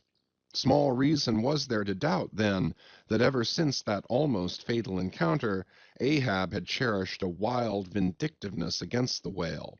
All the more fell, for that in his frantic morbidness he at last came to identify with him not only all his bodily woes, but all his intellectual and spiritual exasperations.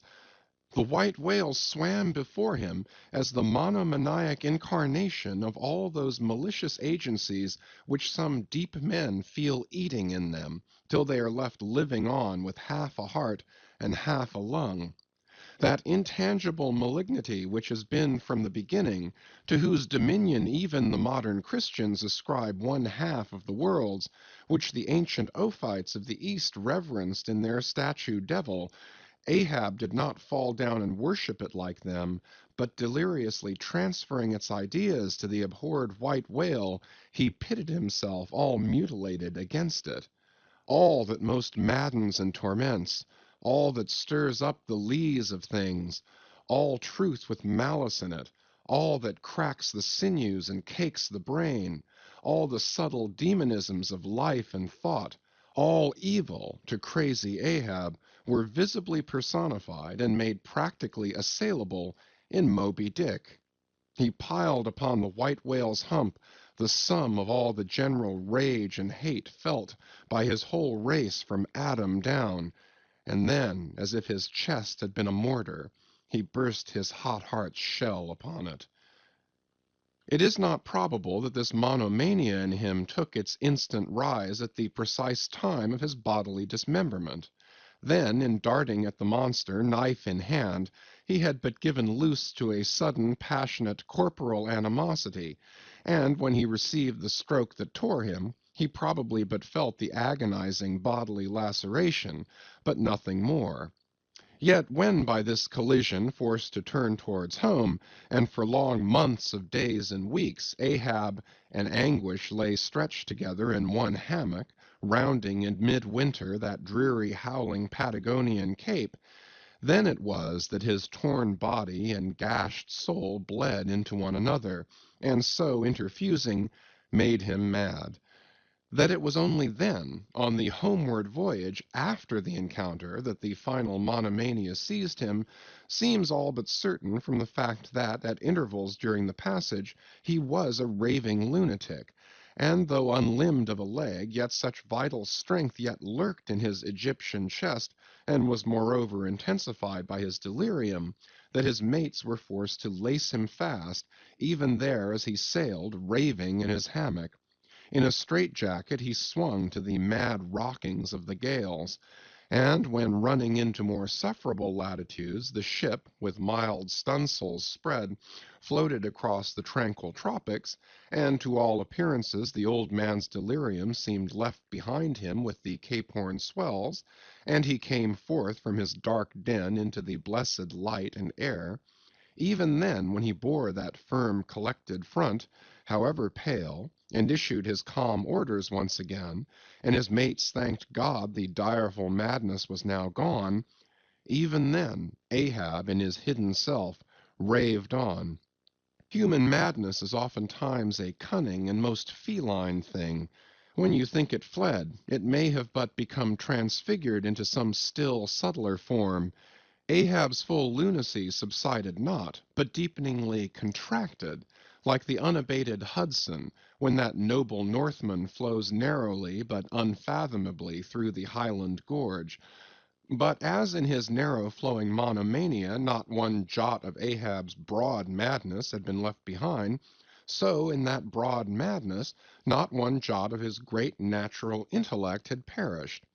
That before living agent now became the living instrument.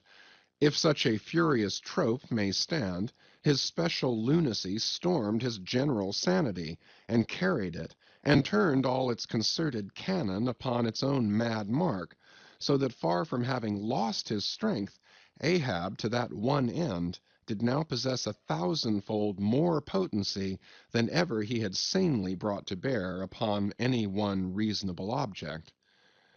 This is much, yet Ahab's larger, darker, deeper part remains unhinted. But vain to popularize profundities, and all truth is profound, winding far down from within the very heart of this spiked Hôtel de Cluny where we here stand, however grand and wonderful, now quit it, and take your way, ye nobler, sadder souls, to those vast Roman halls of Thermes, where far beneath the fantastic towers of man's upper earth, his root of grandeur, his whole awful essence, sits in bearded state, an antique buried beneath antiquities and throned on torsos. So with a broken throne the great gods mock that captive king. So like a caryatid his patient sits, upholding on his frozen brow the piled entablatures of ages. Wind ye down there, ye prouder, sadder souls. Question that proud, sad king. A family likeness? Aye, he did beget ye young exiled royalties, and from your grim sire only will the old state secret come. Now in his heart Ahab had some glimpse of this, namely, all my means are sane, my motive and my object mad. Yet without power to kill or change or shun the fact, he likewise knew that to mankind he did long dissemble, in some sort did still. But that thing of his dissembling was only subject to his perceptibility, not to his will determinate. Nevertheless, so well did he succeed in that dissembling, that when with ivory leg he stepped ashore at last, no Nantucketer thought him otherwise than but naturally grieved, and that to the quick, with the terrible casualty which had overtaken him. The report of his undeniable delirium at sea was likewise popularly ascribed to a kindred cause. And so too all the added moodiness which always afterwards, to the very day of sailing in the Pequod on the present voyage, sat brooding on his brow. Nor is it so very unlikely that far from distrusting his fitness for another whaling voyage, on account of such dark symptoms, the calculating people of that prudent isle were inclined to harbor the conceit that for those very reasons he was all the better qualified and set on edge for a pursuit so full of rage and wildness as the bloody hunt of whales. Gnawed within and scorched without by the infixed, unrelenting fangs of some incurable idea, such a one, could he be found, would seem the very man to dart his iron and lift his lance against the most appalling of all brutes.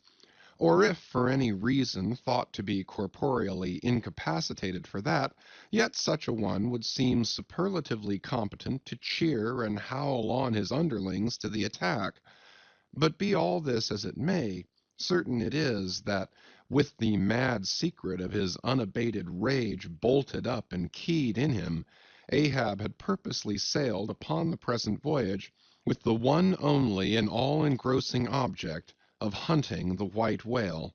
Had any one of his old acquaintances on shore but half dreamed of what was lurking in him then, how soon would their aghast and righteous souls have wrenched the ship from such a fiendish man. They were bent on profitable cruises, the profit to be counted down in dollars from the mint. He was intent on an audacious, immitigable, and supernatural revenge.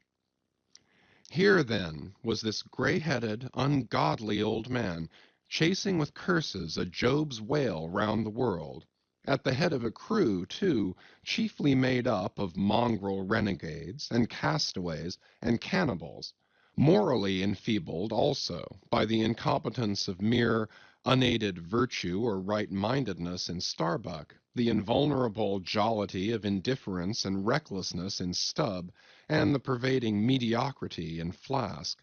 Such a crew, so officered, seemed specially picked and packed by some infernal fatality to help him in his monomaniac revenge.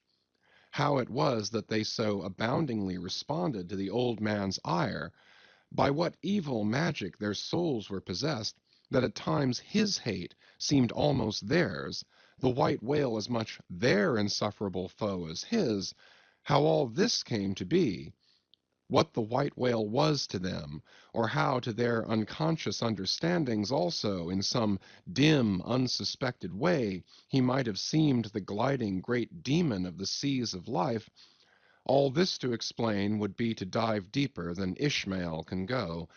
The subterranean miner that works in us all, how can one tell whither leads his shaft by the ever-shifting, muffled sound of his pick? Who does not feel the irresistible arm drag? What skiff in tow of a 74 can stand still? For one, I gave myself up to the abandonment of the time and the place, but while yet all a rush to encounter the whale, could see naught in that brute but the deadliest ill. End of chapter 41. Chapters 42 to 44. Chapter 42. The Whiteness of the Whale. What the white whale was to Ahab has been hinted. What at times he was to me, as yet remains unsaid. Aside from those more obvious considerations touching Moby Dick, which could not but occasionally awaken in any man's soul some alarm, there was another thought, or rather vague, nameless horror concerning him, which at times by its intensity completely overpowered all the rest, and yet so mystical and well-nigh ineffable was it, that I almost despair of putting it in a comprehensible form. It was the whiteness of the whale that above all things appalled me. But how can I hope to explain myself here? And yet in some dim random way explain myself I must, else all these chapters might be naught.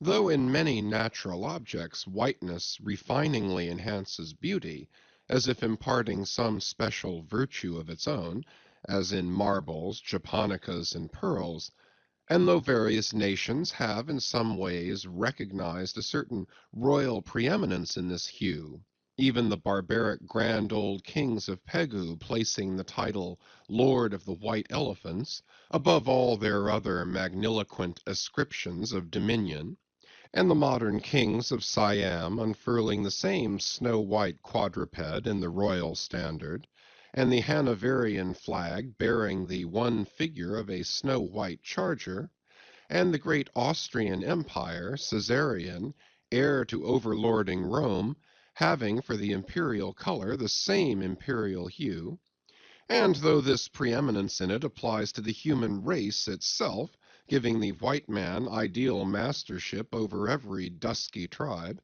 and though, besides all this, whiteness has been even made significant of gladness, for among the Romans a white stone marked a joyful day, and though in other mortal sympathies and symbolizings this same hue is made the emblem of many touching, noble things, the innocence of brides, the benignity of age, though among the red men of America the giving of the white belt of wampum was the deepest pledge of honor, though in many climes whiteness typifies the majesty of justice in the ermine of the judge, and contributes to the daily state of kings and queens drawn by milk-white steeds, though even in the higher mysteries of the most august religions it has been made the symbol of the divine spotlessness and power, by the Persian fire worshippers, the white-forked flame being held the holiest on the altar, and in the Greek mythologies great Jove himself being made incarnate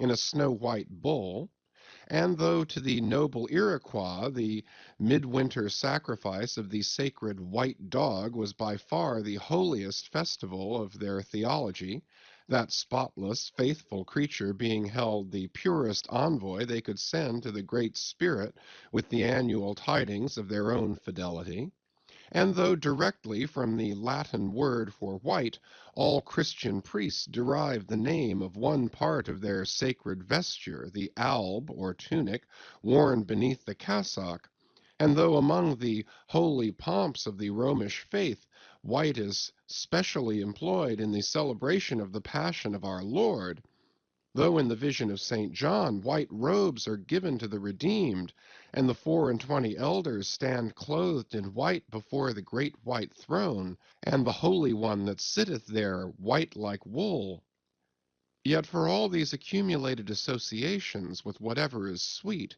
and honorable and sublime, there yet lurks an elusive something in the innermost idea of this hue which strikes more of panic to the soul than that redness which affrights in blood. This elusive quality it is which causes the thought of whiteness, when divorced from more kindly associations, and coupled with any object terrible in itself, to heighten that terror to the furthest bounds. Witness the white bear of the poles, and the white shark of the tropics. What but their smooth, flaky whiteness makes them the transcendent horrors they are? That ghastly whiteness it is which imparts such an abhorrent mildness, even more loathsome than terrific, to the dumb gloating of their aspect, so that not the fierce-fanged tiger in his heraldic coat can so stagger courage as the white-shrouded bear or shark. Footnote. With reference to the polar bear, it may possibly be urged by him who would fain go still deeper into this matter, that it is not the whiteness separately regarded which heightens the intolerable hideousness of that brute, for analyzed, that heightened hideousness, it might be said, only rises from the circumstance that the irresponsible ferociousness of the creature stands invested in the fleece of celestial innocence and love, and hence by bringing together two such opposite emotions in our minds, the polar bear frightens us with so unnatural a contrast. But even assuming all this to be true, yet were it not for the whiteness, you would not have that intensified terror. As for the white shark, the white gliding ghostliness of repose in that creature, when beheld in his ordinary moods, strangely tallies with the same quality in the polar quadruped. This peculiarity is most vividly hit by the French in the name they bestow upon that fish. The Romish Mass for the dead begins with Requiem Aeternam, eternal rest, whence Requiem denominating the Mass itself and any other funeral music. Now, in allusion to the white, silent stillness of death in this shark, and the mild deadliness of his habits, the French call him Requin. End of footnote. Bethink thee of the albatross. Whence come those clouds of spiritual wonderment and pale dread in which that white phantom sails in all imaginations? Not Coleridge first threw that spell, but God's great unflattering laureate, Nature. Footnote. I remember the first albatross I ever saw. It was during a prolonged gale, in waters hard upon the Antarctic seas. From my forenoon watch below, I ascended to the overclouded deck, and there, dashed upon the main hatches, I saw a regal, feathery thing of unspotted whiteness, and with a hooked Roman bill sublime. At intervals it arched forth its vast archangel wings, as if to embrace some holy ark. Wondrous flutterings and throbbings shook it. Though bodily unharmed, it uttered cries as some king's ghost in supernatural distress. Through its inexpressible, strange eyes, methought I peeped to secrets which took hold of God. As Abraham before the angels, I bowed myself. The white thing was so white, its wings so wide, and in those forever exiled waters I had lost the miserable warping memories of traditions and of towns. Long I gazed at that prodigy of plumage. I cannot tell, can only hint the things that darted through me then. But at last I awoke, and turning, asked a sailor what bird was this. A goney, he replied. Goney? Never had heard that name before. Is it conceivable that this glorious thing is utterly unknown to men ashore? Never. But some time after I learned that goney was some seaman's name for albatross, so that by no possibility could Coleridge's wild rhyme have had aught to do with those mystical impressions which were mine when I saw that bird upon our deck. For neither had I then read the rhyme, nor knew the bird to be an albatross. Yet in saying this I do but indirectly burnish a little brighter the noble merit of the poem and the poet.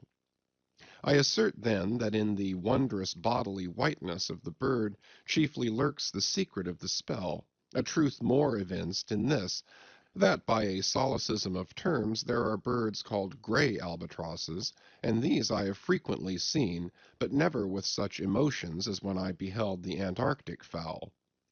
But how had the mystic thing been caught?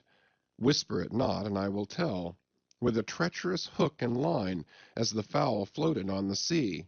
At last the captain made a postman of it, tying a lettered leathern tally round its neck, with the ship's time and place, and then letting it escape. But I doubt not that leathern tally, meant for man, was taken off in heaven, when the white fowl flew to join the wing-folding, the invoking and adoring cherubim. End of footnote. Most famous in our Western annals and Indian traditions is that of the white steed of the prairies, a magnificent milk-white charger, large-eyed, small-headed, bluff-chested, and with the dignity of 1,000 monarchs in his lofty, over-scorning carriage. He was the elected Xerxes of vast herds of wild horses, whose pastures in those days were only fenced by the Rocky Mountains and the Alleghanies. At their flaming head he westward trooped it, like that chosen star which every evening leads on the hosts of light. The flashing cascade of his mane, the curving comet of his tail, invested him with housings more resplendent than gold and silver beaters could have furnished him. A most imperial and archangelical apparition of that unfallen western world, which to the eyes of the old trappers and hunters revived the glories of those primeval times, when Adam walked majestic as a god, bluff-browed and fearless as this mighty steed. Whether marching amid his aides and marshals in the van of countless cohorts that endlessly streamed it over the plains like an Ohio, or whether with his circumambient subjects browsing all around at the horizon, the white steed gallopingly reviewed them with warm nostrils reddening through his cool milkiness, in whatever aspect he presented himself, always to the bravest Indians he was the object of trembling reverence and awe. Nor can it be questioned from what stands on legendary record of this noble horse, that it was his spiritual whiteness chiefly which so clothed him with divineness, and that this divineness had that in it which, though commanding worship, at the same time enforced a certain nameless terror. But there are other instances where this whiteness loses all that accessory and strange glory which invests it in the white steed and albatross. What is it that in the albino man so peculiarly repels and often shocks the eye, as that sometimes he is loathed by his own kith and kin? It is that whiteness which invests him, a thing expressed by the name he bears. The albino is as well made as other men, has no substantive deformity, and yet this mere aspect of all-pervading whiteness makes him more strangely hideous than the ugliest abortion. Why should this be so? Nor in quite other aspects does nature, in her least palpable but not the less malicious agencies, fail to enlist among her forces this crowning attribute of the terrible. From its snowy aspect, the gauntleted ghost of the southern seas has been denominated the white squall, nor in some historic instances has the art of human malice omitted so potent an auxiliary. How wildly it heightens the effect of that passage in Froissart, when, masked in the snowy symbol of their faction, the desperate white hoods of Ghent murder their bailiff in the marketplace. Nor in some things does the common hereditary experience of all mankind fail to bear witness to the supernaturalism of this hue.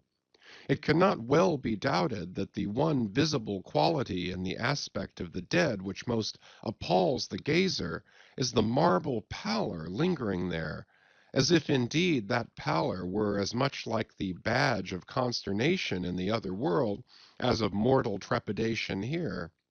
and from that pallor of the dead we borrow the expressive hue of the shroud in which we wrap them. Nor even in our superstitions do we fail to throw the same snowy mantle round our phantoms, all ghosts rising in a milk-white fog. Yea, while these terrors seize us, let us add that even the king of terrors, when personified by the evangelist, rides on his pallid horse. Therefore, in his other moods, symbolize whatever grand or gracious thing he will by whiteness, no man can deny that in its profoundest idealized significance it calls up a peculiar apparition to the soul. But though without dissent this point be fixed, how is mortal man to account for it? To analyze it would seem impossible. Can we, then, by the citation of some of those instances wherein this thing of whiteness, though for the time either wholly or in great part stripped of all direct associations calculated to impart to it aught fearful, but nevertheless is found to exert over us the same sorcery, however modified, can we thus hope to light upon some chance clue to conduct us to the hidden cause we seek? Let us try. But in a matter like this, subtlety appeals to subtlety, and without imagination no man can follow another into these halls. And though doubtless some at least of the imaginative impressions about to be presented may have been shared by most men, yet few perhaps were entirely conscious of them at the time, and therefore may not be able to recall them now. Why, to the man of untutored ideality, who happens to be but loosely acquainted with the peculiar character of the day, does the bare mention of Whitsuntide marshal in the fancy such long, dreary, speechless processions of slow-pacing pilgrims, downcast and hooded with new-fallen snow? Or to the unread, unsophisticated Protestant of middle American states, why does the passing mention of a white friar or a white nun evoke such an eyeless statue in the soul?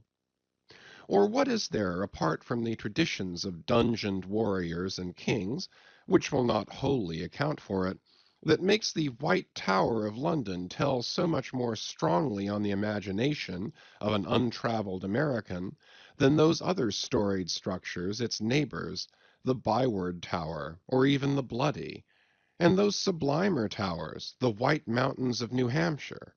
Whence, in peculiar moods, comes that gigantic ghostliness over the soul at the bare mention of that name, while the thought of Virginia's Blue Ridge is full of a soft, dewy, distant dreaminess? Or why, irrespective of all latitudes and longitudes, does the name of the White Sea exert such a spectralness over the fancy, while that of the Yellow Sea lulls us with mortal thoughts of long, lacquered, mild afternoons on the waves, followed by the gaudiest and yet sleepiest of sunsets? Or, to choose a wholly unsubstantial instance, purely addressed to the fancy, why, in reading the old fairy tales of Central Europe, does the tall, pale man of the Hartz forests, whose changeless pallor unrustlingly glides through the green of the groves, why is this phantom more terrible than all the whooping imps of the Blocksberg?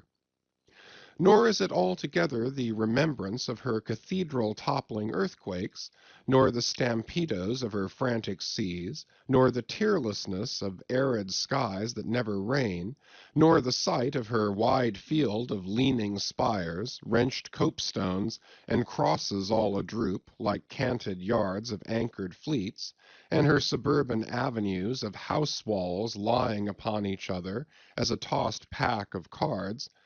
It is not these things alone which make tearless Lima the strangest, saddest city thou canst see. For Lima has taken the white veil, and there is a higher horror in this whiteness of her woe. Old as Pizarro, this whiteness keeps her ruins forever new, admits not the cheerful greenness of complete decay, spreads over her broken ramparts the rigid pallor of an apoplexy that fixes its own distortions. I know that to the common apprehension, this phenomenon of whiteness is not confessed to be the prime agent in exaggerating the terror of objects otherwise terrible, nor to the unimaginative mind is there aught of terror in those appearances whose awfulness to another mind almost solely consists in this one phenomenon, especially when exhibited under any form at all approaching to muteness or universality. What I mean by these two statements may perhaps be respectively elucidated by the following examples. First, the mariner, when drawing nigh the coasts of foreign lands, if by night he hear the roar of breakers, starts to vigilance, and feels just enough of trepidation to sharpen all his faculties. But under precisely similar circumstances, let him be called from his hammock to view his ship sailing through a midnight sea of milky whiteness, as if from encircling headlands shoals of combed white bears were swimming round him, then he feels a silent superstitious dread. The shrouded phantom of the whitened waters is horrible to him as a real ghost. In vain the lead assures him he is still off soundings. Heart and helm they both go down. He never rests till blue water is under him again. Yet where is the mariner who will tell thee, Sir, it was not so much the fear of striking hidden rocks as the fear of that hideous whiteness that so stirred me. Second, to the native Indian of Peru, the continual sight of the snow-howdahed Andes conveys naught of dread, except perhaps in the mere fancying of the eternal frosted desolateness reigning at such vast altitudes, and the natural conceit of what a fearfulness it would be to lose oneself in such inhuman solitudes. Much the same is it with the backwoodsman of the West, who with comparative indifference views an unbounded prairie sheeted with driven snow, no shadow of tree or twig to break the fixed trance of whiteness. Not so the sailor, beholding the scenery of the Antarctic seas, where at times by some infernal trick of legerdemain in the powers of frost and air, he, shivering and half shipwrecked, instead of rainbows speaking hope and solace to his misery, views what seems a boundless churchyard grinning upon him with its lean ice monuments and splintered crosses.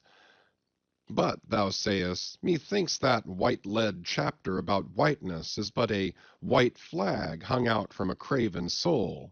Thou surrenderest to a hypo, Ishmael.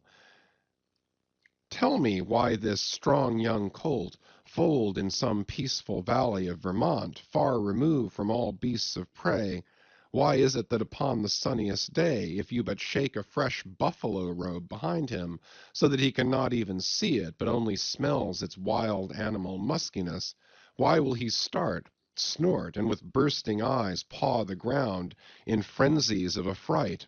There is no remembrance in him of any gorings of wild creatures in his green northern home, so that the strange muskiness he smells cannot recall to him anything associated with the experience of former perils.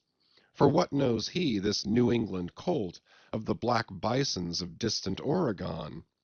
No, but here thou beholdest, even in a dumb brute, the instinct of the knowledge of the demonism in the world. Though thousands of miles from Oregon, still when he smells that savage musk, the rending, goring bison herds are as present as to the deserted, wild foal of the prairies, which in this instant they may be trampling into dust. Thus, then, the muffled rollings of a milky sea, the bleak rustlings of the festooned frosts of mountains, the desolate shiftings of the wind-rowed snows of prairies, all these to Ishmael are as the shaking of that buffalo robe to the frightened colt. Though neither knows where lie the nameless things of which the mystic sign gives forth such hints, yet with me, as with the colt, somewhere those things must exist, though in many of its aspects this visible world seems formed in love, the invisible spheres were formed in fright. But not yet have we solved the incantation of this whiteness, and learned why it appeals with such power to the soul, and more strange and far more portentous. Why, as we have seen, it is at once the most meaning symbol of spiritual things, nay, the very veil of the Christian deity, and yet should be, as it is, the intensifying agent in things most appalling to mankind. Is it that by its indefiniteness it shadows forth the heartless voids and immensities of the universe, and thus stabs us from behind with the thought of annihilation when beholding the white depths of the Milky Way? Or is it that as in essence whiteness is not so much a color as the visible absence of color, and at the same time the concrete of all colors? Is it for these reasons that there is such a dumb blankness, full of meaning in a wide landscape of snows, a colorless all color of atheism from which we shrink? And when we consider that other theory of the natural philosophers, that all other earthly hues, every stately or lovely emblazoning, the sweet tinges of sunset skies and woods, yea, the gilded velvets of butterflies, and the butterfly cheeks of young girls, all these are but subtle deceits, not actually inherent in substances, but only laid on from without, so that all deified nature absolutely paints like a harlot, whose allurements cover nothing but the charnel house within. And when we proceed further and consider that the mystical cosmetic, which produces every one of her hues, the great principle of light, forever remains white or colorless in itself, and, if operating without medium upon matter, would touch all objects, even tulips and roses, with its own blank tinge, pondering all this, the palsied universe lies before us a leper, and like willful travelers in Lapland who refuse to wear colored and coloring glasses upon their eyes, so the wretched infidel gazes himself blind at the monumental white shroud that wraps all the prospect around him. And of all these things, the albino whale was the symbol. Wonder ye then at the fiery hunt? Chapter 43. Hark! Hist! Did you hear that noise, Kabako? It was the middle watch, a fair moonlight. The seamen were standing in a cordon extending from one of the fresh-water butts in the waist to the scuttle-butt near the taffrail. In this manner they passed the buckets to fill the scuttle-butt. Standing for the most part on the hallowed precincts of the quarter-deck, they were careful not to speak or rustle their feet. From hand to hand the buckets went in the deepest silence, only broken by the occasional flap of a sail and the steady hum of the unceasingly advancing keel. It was in the midst of this repose that Archie, one of the cordon, whose post was near the after-hatches, whispered to his neighbor, a cholo, the words above. Hist! Did you hear that noise, Kabako? Take the bucket, will you, Archie? What noise do you mean? There it is again, under the hatches. Don't you hear it? A cough. It sounded like a cough. Cough be damned. Pass along that return bucket. There again. There it is. It sounds like 2 or 3 sleepers turning over now. Caramba! Have done, shipmate, will ye? It's the 3 soaked biscuits ye ate for supper turning over inside of ye. Nothing else. Look to the bucket. Say what you will, shipmate, I've sharp ears. Aye, you are the chap, ain't you, that heard the hum of the old Quakeress's knitting needles 50 miles at sea from Nantucket? You're the chap. Grin away. We'll see what turns up. Hark ye, Kabako. There is somebody down in the after hold that has not yet been seen on deck, and I suspect our old mogul knows something of it, too. I heard Stubb tell Flask one morning watch that there was something of that sort in the wind. Tish, the bucket. Chapter 44. The Chart. Had you followed Captain Ahab down into his cabin after the squall that took place on the night succeeding that wild ratification of his purpose with his crew, you would have seen him go to a locker in the transom, and bringing out a large wrinkled roll of yellowish sea charts, spread them before him on his screwed-down table. Then, seating himself before it, you would have seen him intently study the various lines and shadings which there met his eye, and with slow but steady pencil trace additional courses over spaces that before were blank. At intervals he would refer to piles of old log-books beside him, wherein were set down the seasons and places in which, on various former voyages of various ships, sperm whales had been captured or seen. While thus employed, the heavy pewter lamp suspended in chains over his head continually rocked with the motion of the ship, and forever threw shifting gleams and shadows of lines upon his wrinkled brow, till it almost seemed that while he himself was marking out lines and courses on the wrinkled charts, some invisible pencil was also tracing lines and courses upon the deeply marked chart of his forehead. But it was not this night in particular that, in the solitude of his cabin, Ahab thus pondered over his charts. Almost every night they were brought out. Almost every night some pencil marks were effaced and others were substituted. For with the charts of all four oceans before him, Ahab was threading a maze of currents and eddies with a view to the more certain accomplishment of that monomaniac thought of his soul. Now, to anyone not fully acquainted with the ways of the Leviathans, it might seem an absurdly hopeless task thus to seek out one solitary creature in the unhooped oceans of this planet. But not so did it seem to Ahab, who knew the sets of all tides and currents, and thereby calculating the driftings of the sperm whale's food, and also calling to mind the regular ascertained seasons for hunting him in particular latitudes, could arrive at reasonable surmises, almost approaching to certainties, concerning the timeliest day to be upon this or that ground in search of his prey. So assured, indeed, is the fact concerning the periodicalness of the sperm whale's resorting to given waters, that many hunters believe that, could he be closely observed and studied throughout the world, were the logs for one voyage of the entire whale fleet carefully collated, then the migrations of the sperm whale would be found to correspond in invariability to those of the herring shoals or the flights of swallows. On this hint, attempts have been made to construct elaborate migratory charts of the sperm whale.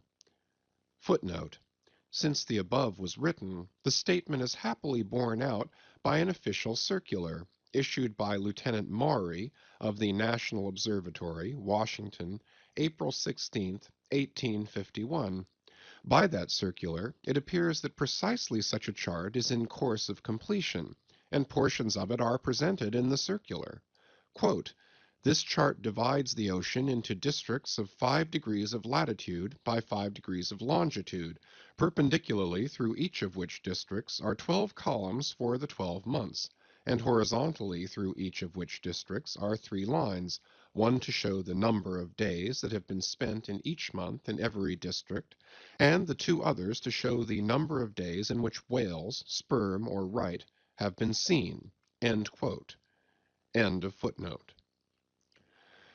Besides, when making a passage from one feeding ground to another, the sperm whales, guided by some infallible instinct, say rather secret intelligence from the deity, mostly swim in veins, as they are called, continuing their way along a given ocean line with such undeviating exactitude that no ship ever sailed her course by any chart with one tithe of such marvelous precision.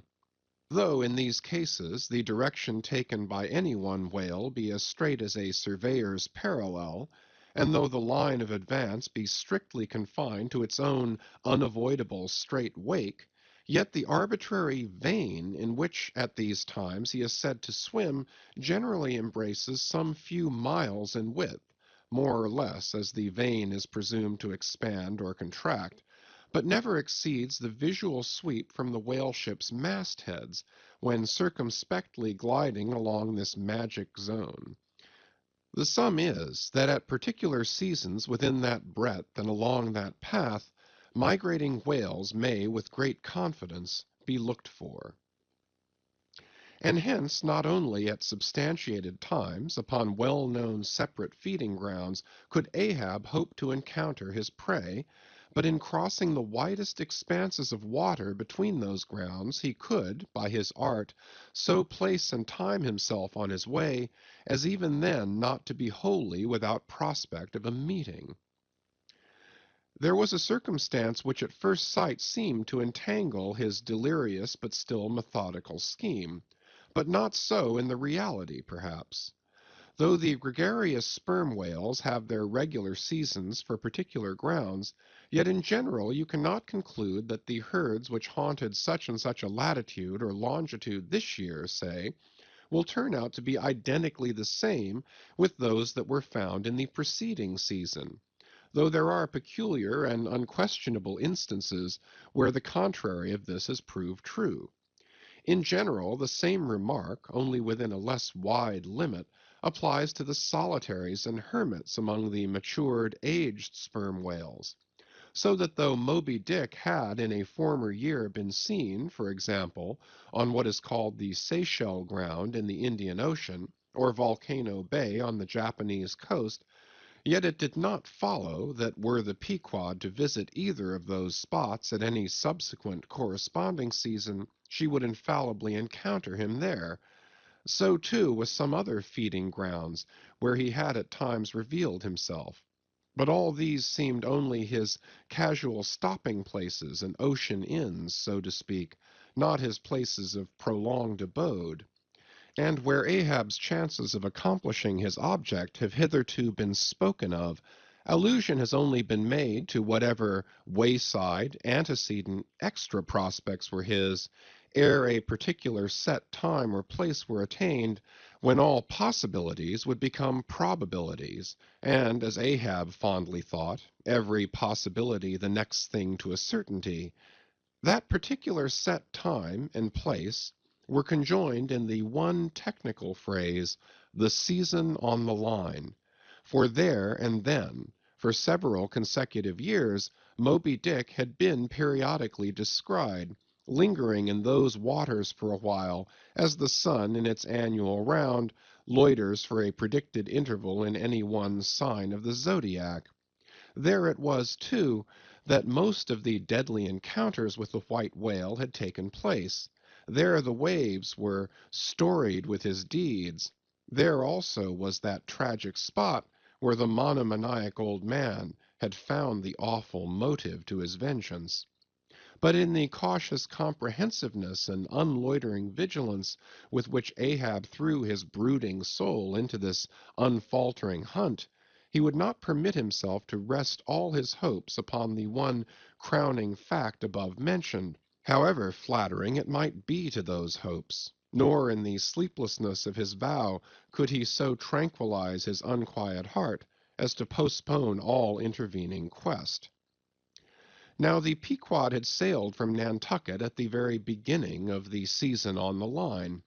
No possible endeavor, then, could enable her commander to make the great passage southwards, double Cape Horn, and then, running down 60 degrees of latitude, arrive in the equatorial Pacific in time to cruise there. Therefore he must wait for the next ensuing season. Yet the premature hour of the Pequod's sailing had, perhaps, been correctly selected by Ahab with a view to this very complexion of things, because an interval of 365 days and nights was before him, an interval which, instead of impatiently enduring ashore, he would spend in a miscellaneous hunt. If by chance the white whale, spending his vacation in the seas far remote from his periodical feeding grounds, should turn up his wrinkled brow off the Persian Gulf, or in the Bengal Bay, or China Seas, or in any other waters haunted by his race, so that monsoons, pampas, nor'westers, harmattans, trades, any wind but the levanter and simoon, might blow Moby Dick into the devious zigzag world circle of the Pequod's circumnavigating wake. But, granting all this, yet regarded discreetly and coolly, seems it not but a mad idea, this, that in the broad boundless ocean, one solitary whale, even if encountered, should be thought capable of individual recognition from his hunter, even as a white-bearded mufti in the thronged thoroughfares of Constantinople?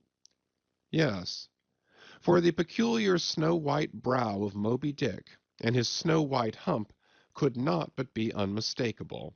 And have I not tallied the whale, Ahab would mutter to himself, as after poring over his charts till long after midnight he would throw himself back in reveries, tallied him, and shall he escape? His broad fins are bored and scalloped out like a lost sheep's ear, and here his mad mind would run on in a breathless race, till a weariness and faintness of pondering came over him, and in the open air of the deck he would seek to recover his strength. Ah, God! What trances of torment does that man endure who is consumed with one unachieved revengeful desire? He sleeps with clenched hands, and wakes with his own bloody nails in his palms. Often, when forced from his hammock by exhausting and intolerably vivid dreams of the night, which, resuming his own intense thoughts through the day, carried them on amid a clashing of frenzies, and whirled them round and round and round in his blazing brain till the very throbbing of his life-spot became insufferable anguish, and when, as was sometimes the case, these spiritual throes in him heaved his being up from its base, and a chasm seemed opening in him, from which forked flames and lightning shot up, and accursed fiends beckoned him to leap down among them, when this hell in himself yawned beneath him, a wild cry would be heard through the ship, and with glaring eyes Ahab would burst from his stateroom, as though escaping from a bed that was on fire. Yet these, perhaps, instead of being the unsuppressible symptoms of some latent weakness, or fright at his own resolve, were but the plainest tokens of its intensity. For at such times crazy Ahab, the scheming, unappeasedly steadfast hunter of the white whale, this Ahab that had gone to his hammock, was not the agent that so caused him to burst from it in horror again. The latter was the eternal living principle or soul in him, and in sleep, being for the time dissociated from the characterizing mind, which at other times employed it for its outer vehicle or agent, it spontaneously sought escape from the scorching contiguity of the frantic thing, of which, for the time, it was no longer an integral. But as the mind does not exist unless leagued with the soul, therefore it must have been that, in Ahab's case, yielding up all his thoughts and fancies to his one supreme purpose, that purpose, by its own sheer inveteracy of will, forced itself against gods and devils into a kind of self-assumed independent being of its own, nay, could grimly live and burn, while the common vitality to which it was conjoined fled, horror-stricken, from the unbidden and unfathered birth. Therefore, the tormented spirit that glared out of bodily eyes when what seemed Ahab rushed from his room was for the time but a vacated thing, a formless, somnambulistic being, a ray of living light, to be sure, but without an object to color, and therefore a blankness in itself.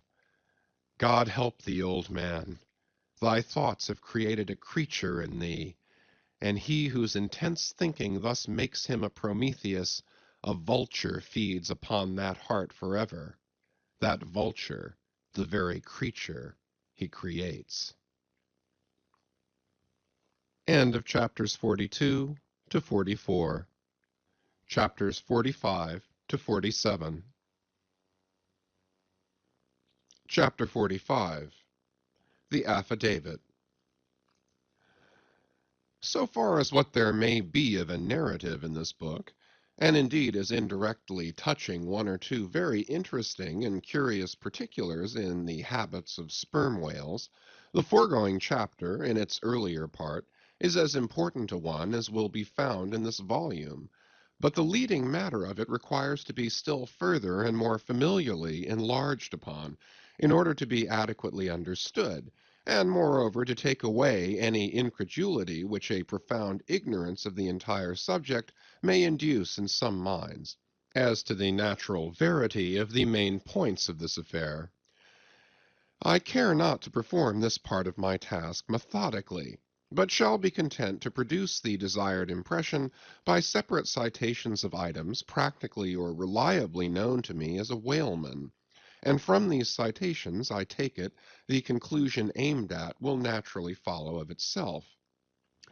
First, I have personally known 3 instances where a whale, after receiving a harpoon, has effected a complete escape, and after an interval, in one instance of 3 years, has been again struck by the same hand and slain, when the 2 irons, both marked by the same private cipher, have been taken from the body.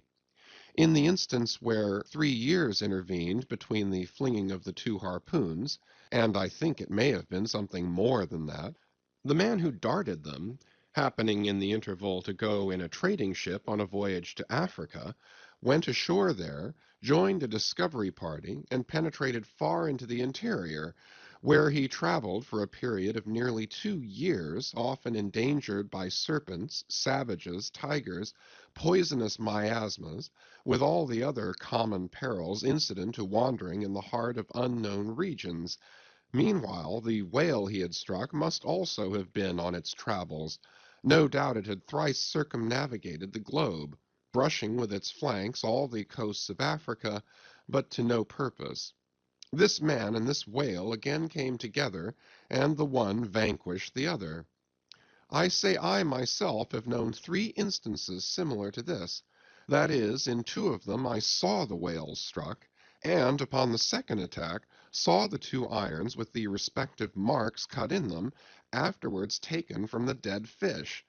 In the 3 year instance, it so fell out that I was in the boat both times, first and last, and the last time distinctly recognized a peculiar sort of huge mole under the whale's eye, which I had observed there 3 years previous.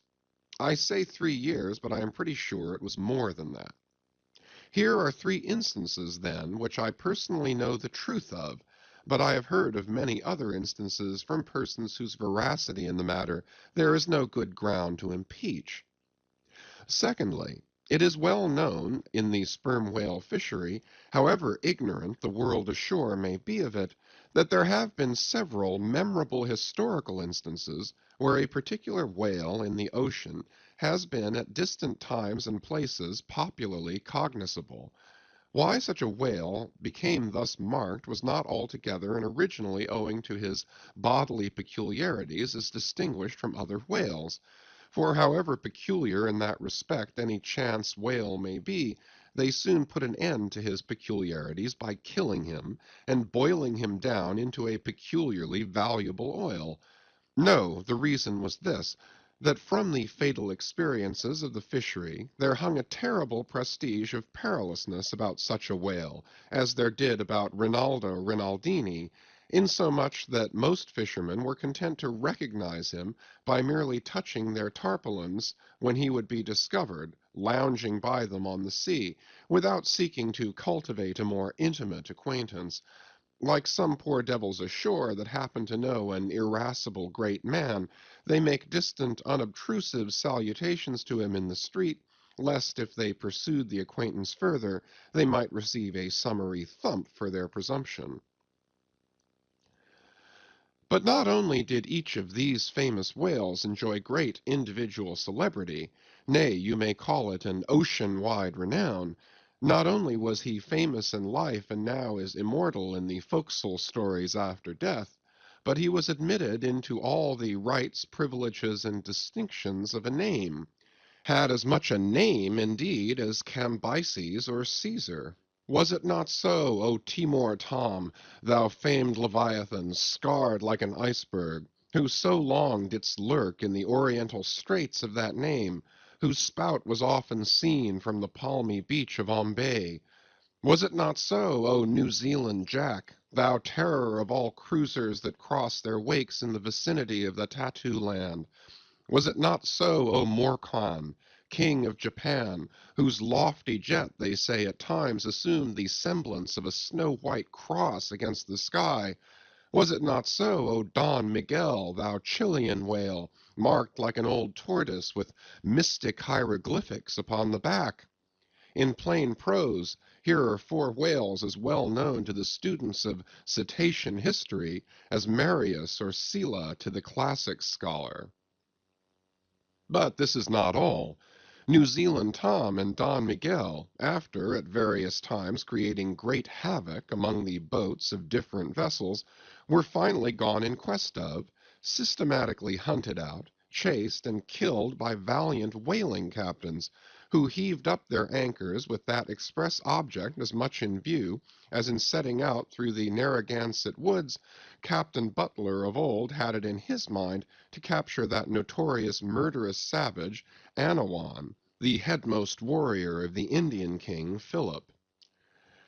I do not know where I can find a better place than just here to make mention of 1 or 2 other things which seem to me important, as in printed form establishing in all respects the reasonableness of the whole story of the white whale, more especially the catastrophe. For this is one of those disheartening instances where truth requires full as much bolstering as error. So ignorant are most landsmen of some of the plainest and most palpable wonders of the world, that without some hints touching the plain facts, historical and otherwise, of the fishery, they might scoff at Moby Dick as a monstrous fable, or still worse and more detestable, a hideous and intolerable allegory. First, though most men have some vague, flitting ideas of the general perils of the grand fishery, yet they have nothing like a fixed, vivid conception of those perils, and the frequency with which they recur. One reason, perhaps, is that not 1 in 50 of the actual disasters and deaths by casualties in the fishery ever finds a public record at home, however transient and immediately forgotten that record.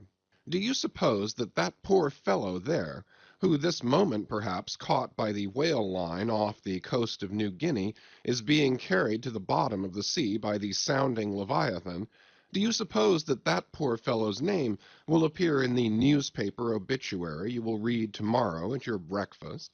No, because the mails are very irregular between here and New Guinea. In fact, did you ever hear what might be called regular news, direct or indirect, from New Guinea? Yet I tell you that upon one particular voyage which I made to the Pacific, among many others, we spoke 30 different ships, every one of which had a death by a whale, some of them more than one, and 3 that had each lost a boat's crew. For God's sake, be economical with your lamps and candles. Not a gallon you burn, but at least 1 drop of a man's blood was spilled for it. Secondly, people ashore have indeed some indefinite idea that a whale is an enormous creature of enormous power, but I have ever found that when narrating to them some specific example of this twofold enormousness, they have significantly complimented me upon my facetiousness, when I declare upon my soul I had no more idea of being facetious than Moses when he wrote the history of the plagues of Egypt. But fortunately, the special point I here seek can be established upon testimony entirely independent of my own. The point is this: the sperm whale is, in some cases, sufficiently powerful, knowing, and judiciously malicious, as with direct aforethought, to stave in, utterly destroy, and sink a large ship. And what is more, the sperm whale has done it. First, in the year 1820, the ship Essex, Captain Pollard of Nantucket, was cruising in the Pacific Ocean. One day she saw spouts, lowered her boats, and gave chase to a shoal of sperm whales. Ere long several of the whales were wounded, when suddenly a very large whale, escaping from the boats, issued from the shoal and bore directly down upon the ship.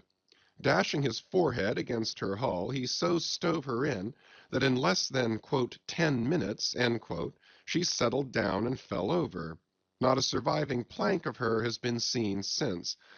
After the severest exposure, part of the crew reached the land in their boats. Being returned home at last, Captain Pollard once more sailed for the Pacific in command of another ship, but the gods shipwrecked him again upon unknown rocks and breakers. For the second time his ship was utterly lost, and forthwith forswearing the sea, he has never tempted it since. At this day Captain Pollard is a resident of Nantucket. I have seen Owen Chase, who was chief mate of the Essex at the time of the tragedy. I have read his plain and faithful narrative. I have conversed with his son, and all this within a few miles of the scene of the catastrophe. Footnote. The following are extracts from Chase's narrative. Quote, "Every fact seemed to warrant me in concluding that it was anything but chance which directed his operations. He made too several attacks upon the ship, at a short interval between them, both of which, according to their direction, were calculated to do us the most injury by being made ahead, and thereby combining the speed of the two objects for the shock, to effect which the exact maneuvers which he made were necessary. His aspect was most horrible, and such as indicated resentment and fury. He came directly from the shoal which we had just before entered, and in which we had struck 3 of his companions, as if fired with revenge for their sufferings." End quote. Again, quote, "At all events, the whole circumstances taken together, all happening before my own eyes and producing at the time impressions in my mind of decided calculating mischief on the part of the whale, many of which impressions I cannot now recall, induce me to be satisfied that I am correct in my opinion." End quote. Here are his reflections some time after quitting the ship, during a black night in an open boat, when almost despairing of reaching any hospitable shore. Quote, "The dark ocean and swelling waters were nothing. The fears of being swallowed up by some dreadful tempest or dashed upon hidden rocks, with all the other ordinary subjects of fearful contemplation, seemed scarcely entitled to a moment's thought. The dismal-looking wreck, and the horrid aspect and revenge of the whale, wholly engrossed my reflections, until day again made its appearance." End quote. In another place, page 45, he speaks of, quote, "the mysterious and mortal attack of the animal." End quote. End of footnote. Secondly, the ship Union, also of Nantucket, was in the year 1807 totally lost off the Azores by a similar onset, but the authentic particulars of this catastrophe I have never chanced to encounter, though from the whale hunters I have now and then heard casual allusions to it. Thirdly, some 18 or 20 years ago, Commodore J, then commanding an American sloop of war of the first class, happened to be dining with a party of whaling captains on board a Nantucket ship in the harbor of Oahu, Sandwich Islands. Conversation turning upon whales, the Commodore was pleased to be skeptical touching the amazing strength ascribed to them by the professional gentlemen present. He peremptorily denied, for example, that any whale could so smite his stout sloop of war as to cause her to leak so much as a thimbleful. Very good, but there is more coming. Some weeks after, the Commodore set sail in this impregnable craft for Valparaiso, but he was stopped on the way by a portly sperm whale that begged a few moments' confidential business with him. That business consisted in fetching the Commodore's craft such a thwack that with all his pumps going he made straight for the nearest port to heave down and repair. I am not superstitious, but I consider the Commodore's interview with that whale as providential. Was not Saul of Tarsus converted from unbelief by a similar fright? I tell you, the sperm whale will stand no nonsense. I will now refer you to Langsdorff's voyages for a little circumstance in point, peculiarly interesting to the writer hereof. Langsdorff, you must know, by the way, was attached to the Russian Admiral Krusenstern's famous discovery expedition in the beginning of the present century. Captain Langsdorff thus begins his 17th chapter. Quote, By the 13th of May our ship was ready to sail, and the next day we were out in the open sea on our way to Okoch. The weather was very clear and fine, but so intolerably cold that we were obliged to keep on our fur clothing. For some days we had very little wind. It was not till the 19th that a brisk gale from the northwest sprang up. An uncommon large whale, the body of which was larger than the ship itself, lay almost at the surface of the water, but was not perceived by anyone on board till the moment when the ship, which was in full sail, was almost upon him, so that it was impossible to prevent its striking against him. We were thus placed in the most imminent danger, as this gigantic creature, setting up its back, raised the ship 3 feet at least out of the water. The mast reeled, and the sails fell altogether, while we who were below all sprang instantly upon the deck, concluding that we had struck upon some rock. Instead of this, we saw the monster sailing off with the utmost gravity and solemnity. Captain de Wolfe applied immediately to the pumps to examine whether or not the vessel had received any damage from the shock, but we found that, very happily, it had escaped entirely uninjured." Now the Captain de Wolfe here alluded to as commanding the ship in question is a New Englander, who, after a long life of unusual adventures as a sea captain, this day resides in the village of Dorchester near Boston. I have the honor of being a nephew of his. I have particularly questioned him concerning this passage in Langsdorff. He substantiates every word. The ship, however, was by no means a large one, a Russian craft built on the Siberian coast and purchased by my uncle after bartering away the vessel in which he sailed from home. In that up-and-down, manly book of old-fashioned adventure, so full, too, of honest wonders, The Voyage of Lionel Wafer, one of Ancient Dampier's old chums, I found a little matter set down so like that just quoted from Langsdorff that I cannot forbear inserting it here for a corroborative example, if such be needed.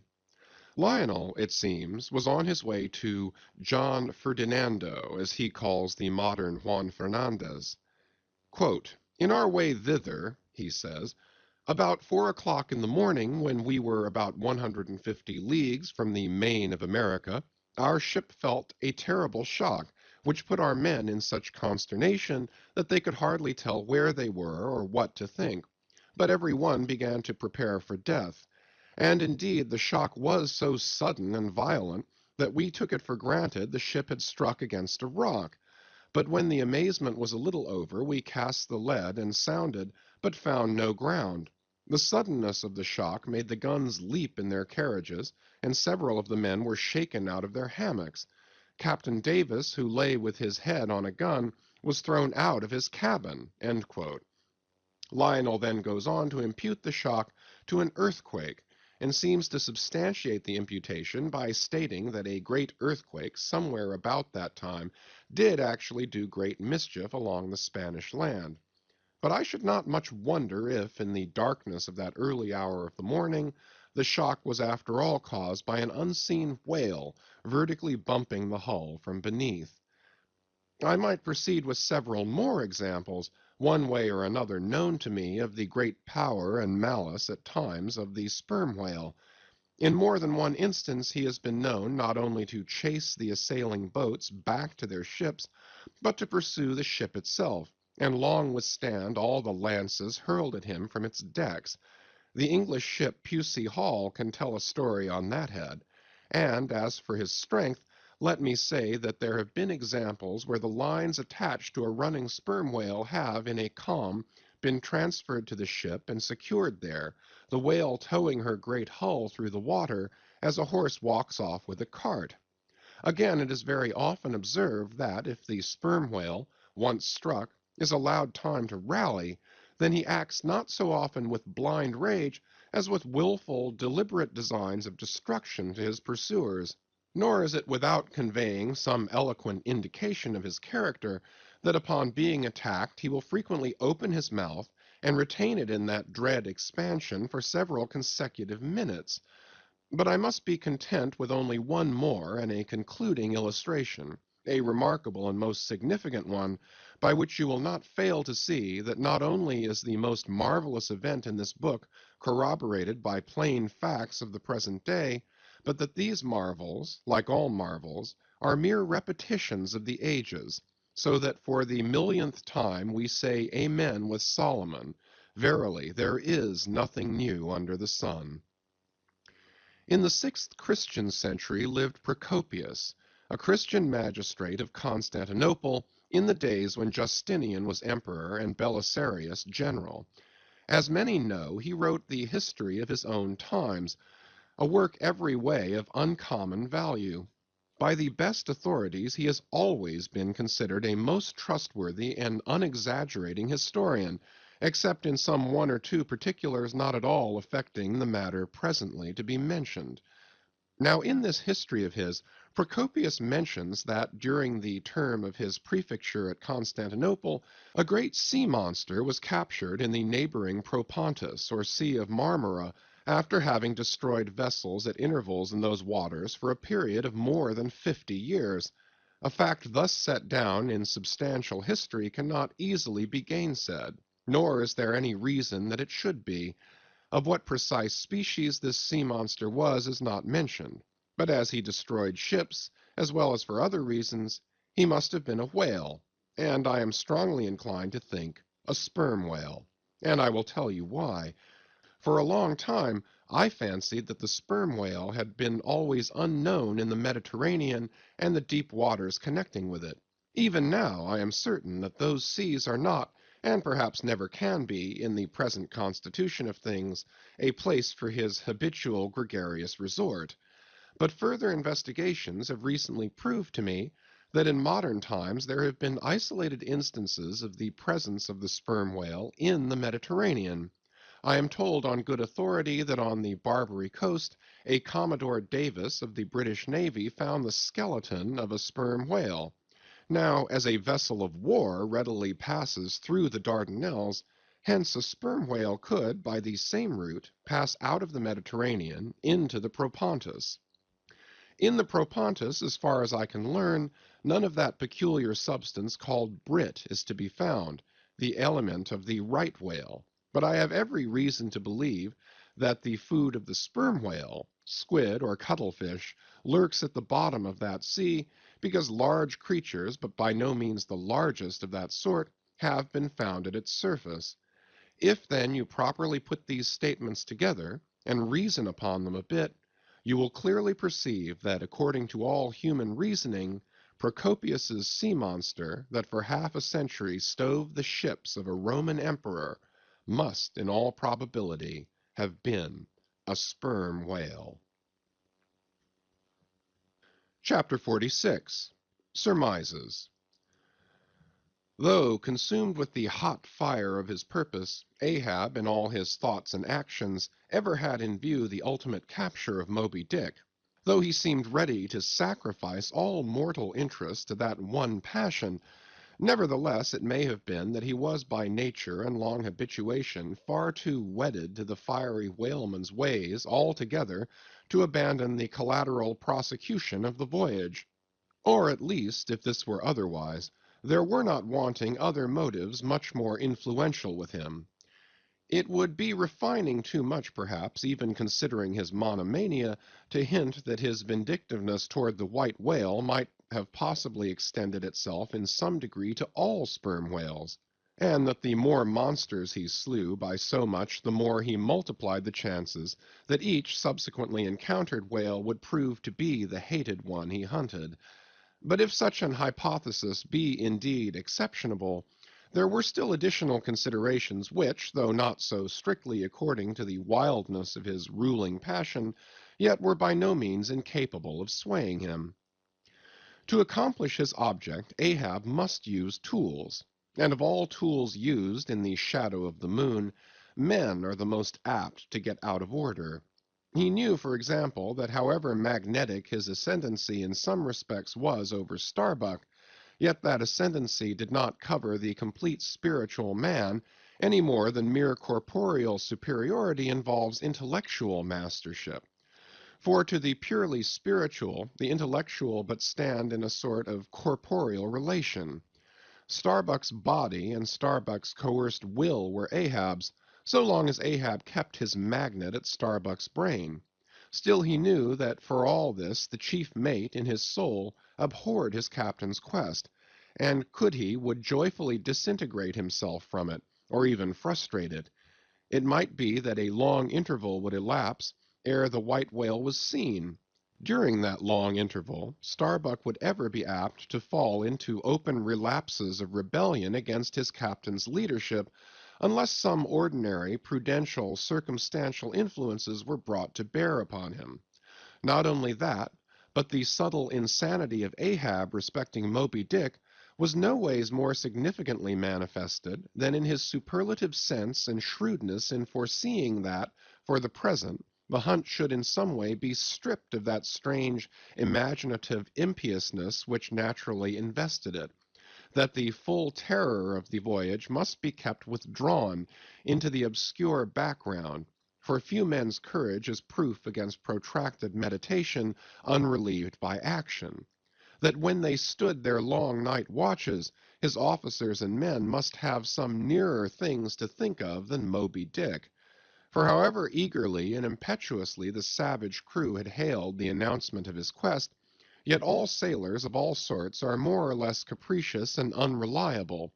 They live in the varying outer weather, and they inhale its fickleness.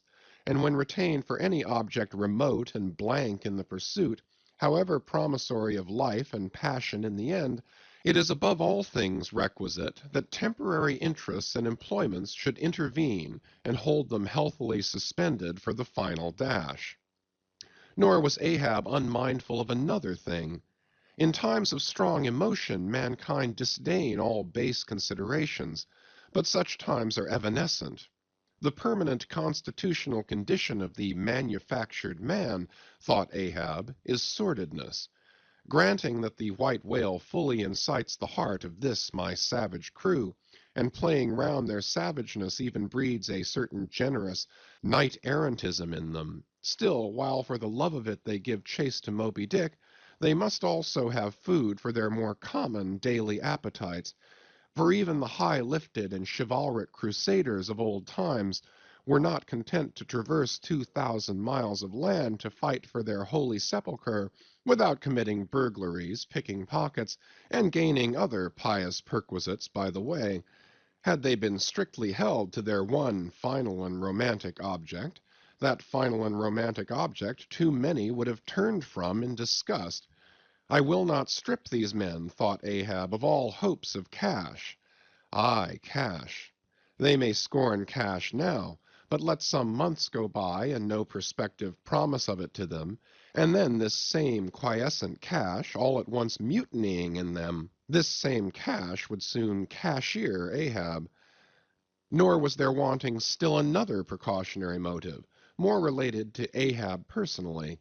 Having impulsively, it is probable, and perhaps somewhat prematurely, revealed the prime but private purpose of the Pequod's voyage, Ahab was now entirely conscious that in so doing he had indirectly laid himself open to the unanswerable charge of usurpation, and with perfect impunity, both moral and legal, his crew, if so disposed, and to that end competent, could refuse all further obedience to him, and even violently wrest from him the command.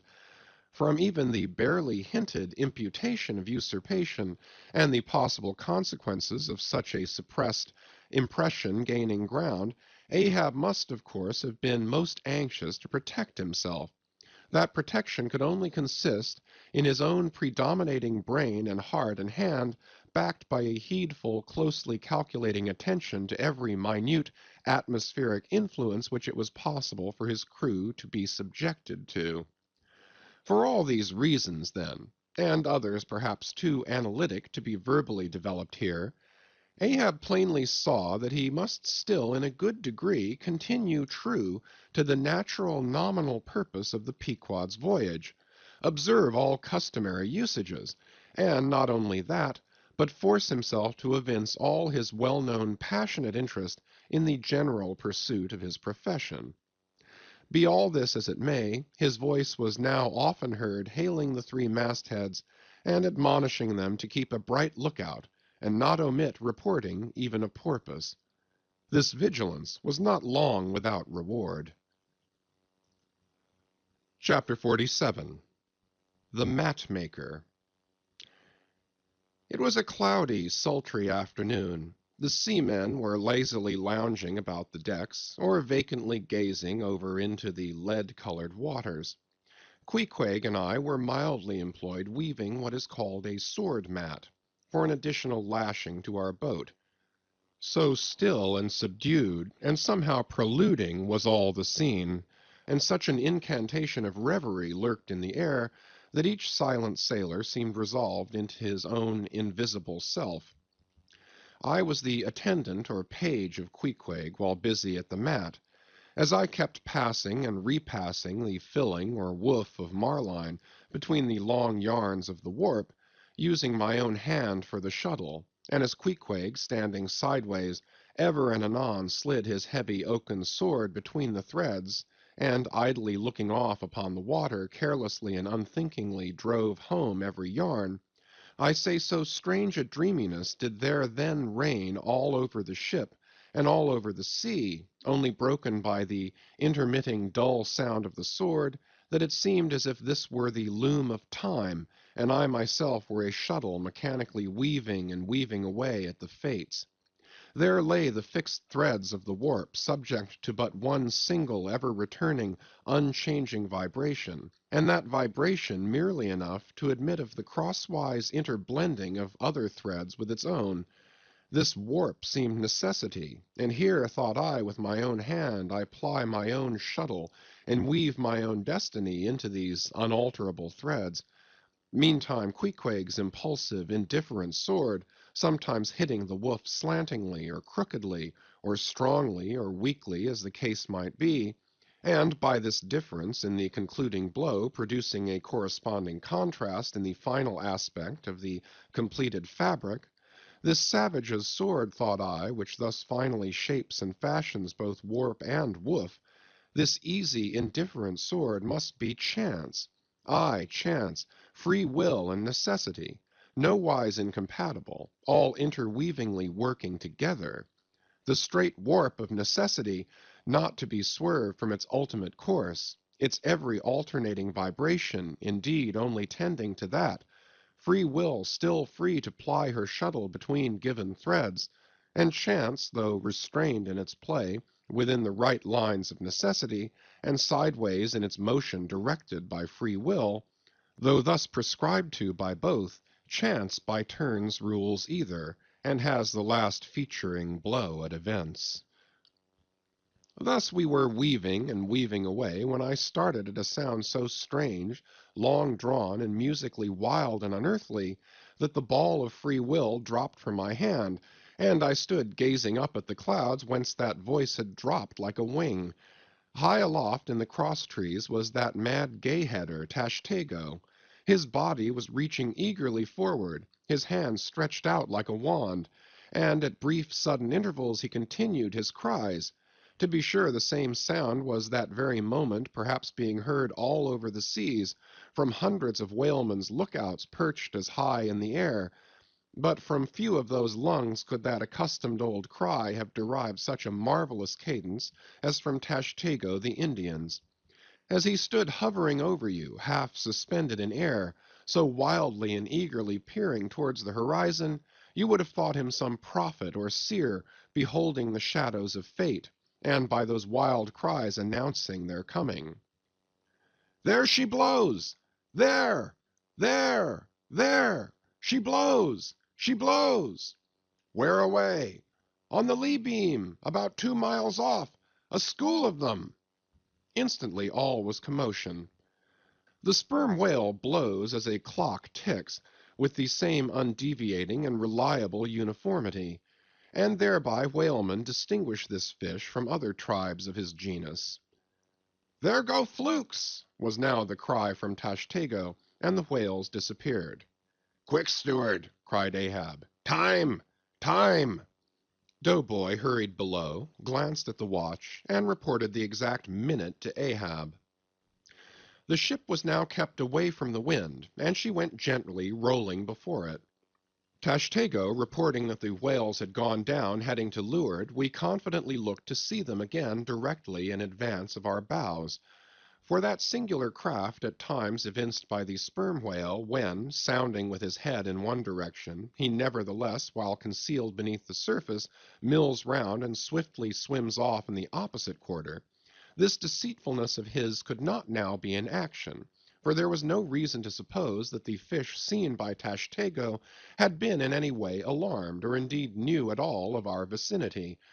One of the men selected for shipkeepers, that is, those not appointed to the boats, by this time relieved the Indian at the main masthead. The sailors at the fore and mizzen had come down, the line tubs were fixed in their places, the cranes were thrust out, the mainyard was backed, and the 3 boats swung over the sea like 3 samphire baskets over high cliffs. Outside of the bulwarks, their eager crews with one hand clung to the rail, while one foot was expectantly poised on the gunwale. So looked the long line of man-of-war's men about to throw themselves on board an enemy's ship. But at this critical instant, a sudden exclamation was heard that took every eye from the whale. With a start, all glared at dark Ahab, who was surrounded by 5 dusky phantoms that seemed fresh formed out of air. End of chapters 45 to 47. Chapters 48 to 50. Chapter 48. The First Lowering. The phantoms, for so they seemed, were flitting on the other side of the deck, and, with a noiseless celerity, were casting loose the tackles and bands of the boat which swung there. This boat had always been deemed one of the spare boats, though technically called the captain's, on account of its hanging from the starboard quarter. The figure that now stood by its bows was tall and swart, with one white tooth evilly protruding from its steel-like lips. A rumpled Chinese jacket of black cotton funereally invested him, with wide black trousers of the same dark stuff, but strangely crowning this ebonness was a glistening white-pleated turban, the living hair braided and coiled round and round upon his head. Less swart in aspect, the companions of this figure were of that vivid, tiger-yellow complexion peculiar to some of the aboriginal natives of the Manilas, a race notorious for a certain diabolism of subtlety, and by some honest white mariners supposed to be the paid spies and secret confidential agents on the water of the devil, their lord, whose counting-room they supposed to be elsewhere. While yet the wondering ship's company were gazing upon these strangers, Ahab cried out to the white-turbaned old man at their head, "All ready there, Fedallah?" "Ready," was the half-hissed reply. "Lower away, then, d'ye hear?" shouting across the deck. "Lower away there, I say." Such was the thunder of his voice that, spite of their amazement, the men sprang over the rail, the sheaves whirled around in the blocks, with a wallow the 3 boats dropped into the sea, while, with a dexterous, off-handed daring, unknown in any other vocation, the sailors, goat-like, leaped down the rolling ship's side into the tossed boats below. Hardly had they pulled out from under the ship's lee, when a 4th keel, coming from the windward side, pulled round under the stern, and showed the 5 strangers rowing Ahab, who, standing erect in the stern, loudly hailed Starbuck, Stubb, and Flask to spread themselves widely, so as to cover a large expanse of water. But with all their eyes again riveted upon the swart Fedallah and his crew, the inmates of the other boats obeyed not the command. "Captain Ahab," said Starbuck. "Spread yourselves," cried Ahab. "Give way, all 4 boats. Thou, Flask, pull out more to leeward." "Aye, aye, sir," cheerfully cried little King-Post, sweeping round his great steering oar. "Lay back," addressing his crew. "There, there, there again! There she blows right ahead, boys! Lay back! Never heed yonder yellow boys, Archie." "Oh, I don't mind 'em, sir," said Archie. "I knew it all before now. Didn't I hear 'em in the hold? And didn't I tell Cabaco here of it? What say ye, Cabaco? They're stowaways, Mr. Flask." Pull, pull, my fine hearts alive! Pull, my children! Pull, my little ones! Drawlingly and soothingly sighed Stubb to his crew, some of whom still showed signs of uneasiness. Why don't you break your backbones, my boys? What is it you stare at? Those chaps in yonder boat? Tut! They are only 5 more hands come to help us. Never mind from where. The more the merrier. Pull, then. Do pull. Never mind the brimstone. Devils are good fellows enough. So, so. There you are now. That's the stroke for 1,000 pounds. That's the stroke to sweep the stakes. Hurrah for the gold cup of sperm oil, my heroes! 3 cheers, men, all hearts alive! Easy, easy. Don't be in a hurry. Don't be in a hurry. Why don't you snap your oars, you rascals? Bite something, you dogs. So, so, so then. Softly, softly. That's it. That's it. Long and strong. Give way there. Give way. The devil fetch you, you ragamuffin rapscallions. You're all asleep. Stop snoring, you sleepers, and pull. Pull, will ye? Pull, can't ye? Pull, won't ye? Why in the name of gudgeons and ginger cakes don't you pull? Pull and break something. Pull and start your eyes out. Here, whipping out the sharp knife from his girdle. Every mother's son of you draw his knife and pull with the blade between your teeth. That's it. That's it. Now you do something. That looks like it, my steel bits. Starter, starter, my silver spoons. Starter, marling spikes. Stubb's exordium to his crew is given here at large because he had a rather peculiar way of talking to them in general, and especially in inculcating the religion of rowing. But you must not suppose from this specimen of his sermonizings that he ever flew into downright passions with his congregation. Not at all, and therein consisted his chief peculiarity. He would say the most terrific things to his crew, in a tone so strangely compounded of fun and fury, and the fury seemed so calculated merely as a spice to the fun, that no oarsman could hear such queer invocations without pulling for dear life, and yet pulling for the mere joke of the thing. Besides, he all the time looked so easy and indolent himself, so loungingly managed his steering oar, and so broadly gaped, open-mouthed at times, that the mere sight of such a yawning commander, by sheer force of contrast, acted like a charm upon the crew. Then again, Stubb was one of those odd sort of humorists whose jollity is sometimes so curiously ambiguous as to put all inferiors on their guard in the matter of obeying them. In obedience to a sign from Ahab, Starbuck was now pulling obliquely across Stubb's bow, and when for a minute or so the 2 boats were pretty near to each other, Stubb hailed the mate. "Mr. Starbuck, larboard boat there, ahoy! A word with ye, sir, if you please." "Hello!" returned Starbuck, turning round not a single inch as he spoke, still earnestly but whisperingly urging his crew, his face set like a flint from Stubb's. "What think ye of those yellow boys, sir?" "Smuggled on board, somehow, before the ship sailed. Strong, strong boys!" in a whisper to his crew, then speaking out loud again. "A sad business, Mr. Stubb." See there, my lads." "But never mind, Mr. Stubb, all for the best. Let your crew pull strong, come what will. Spring, my men, spring.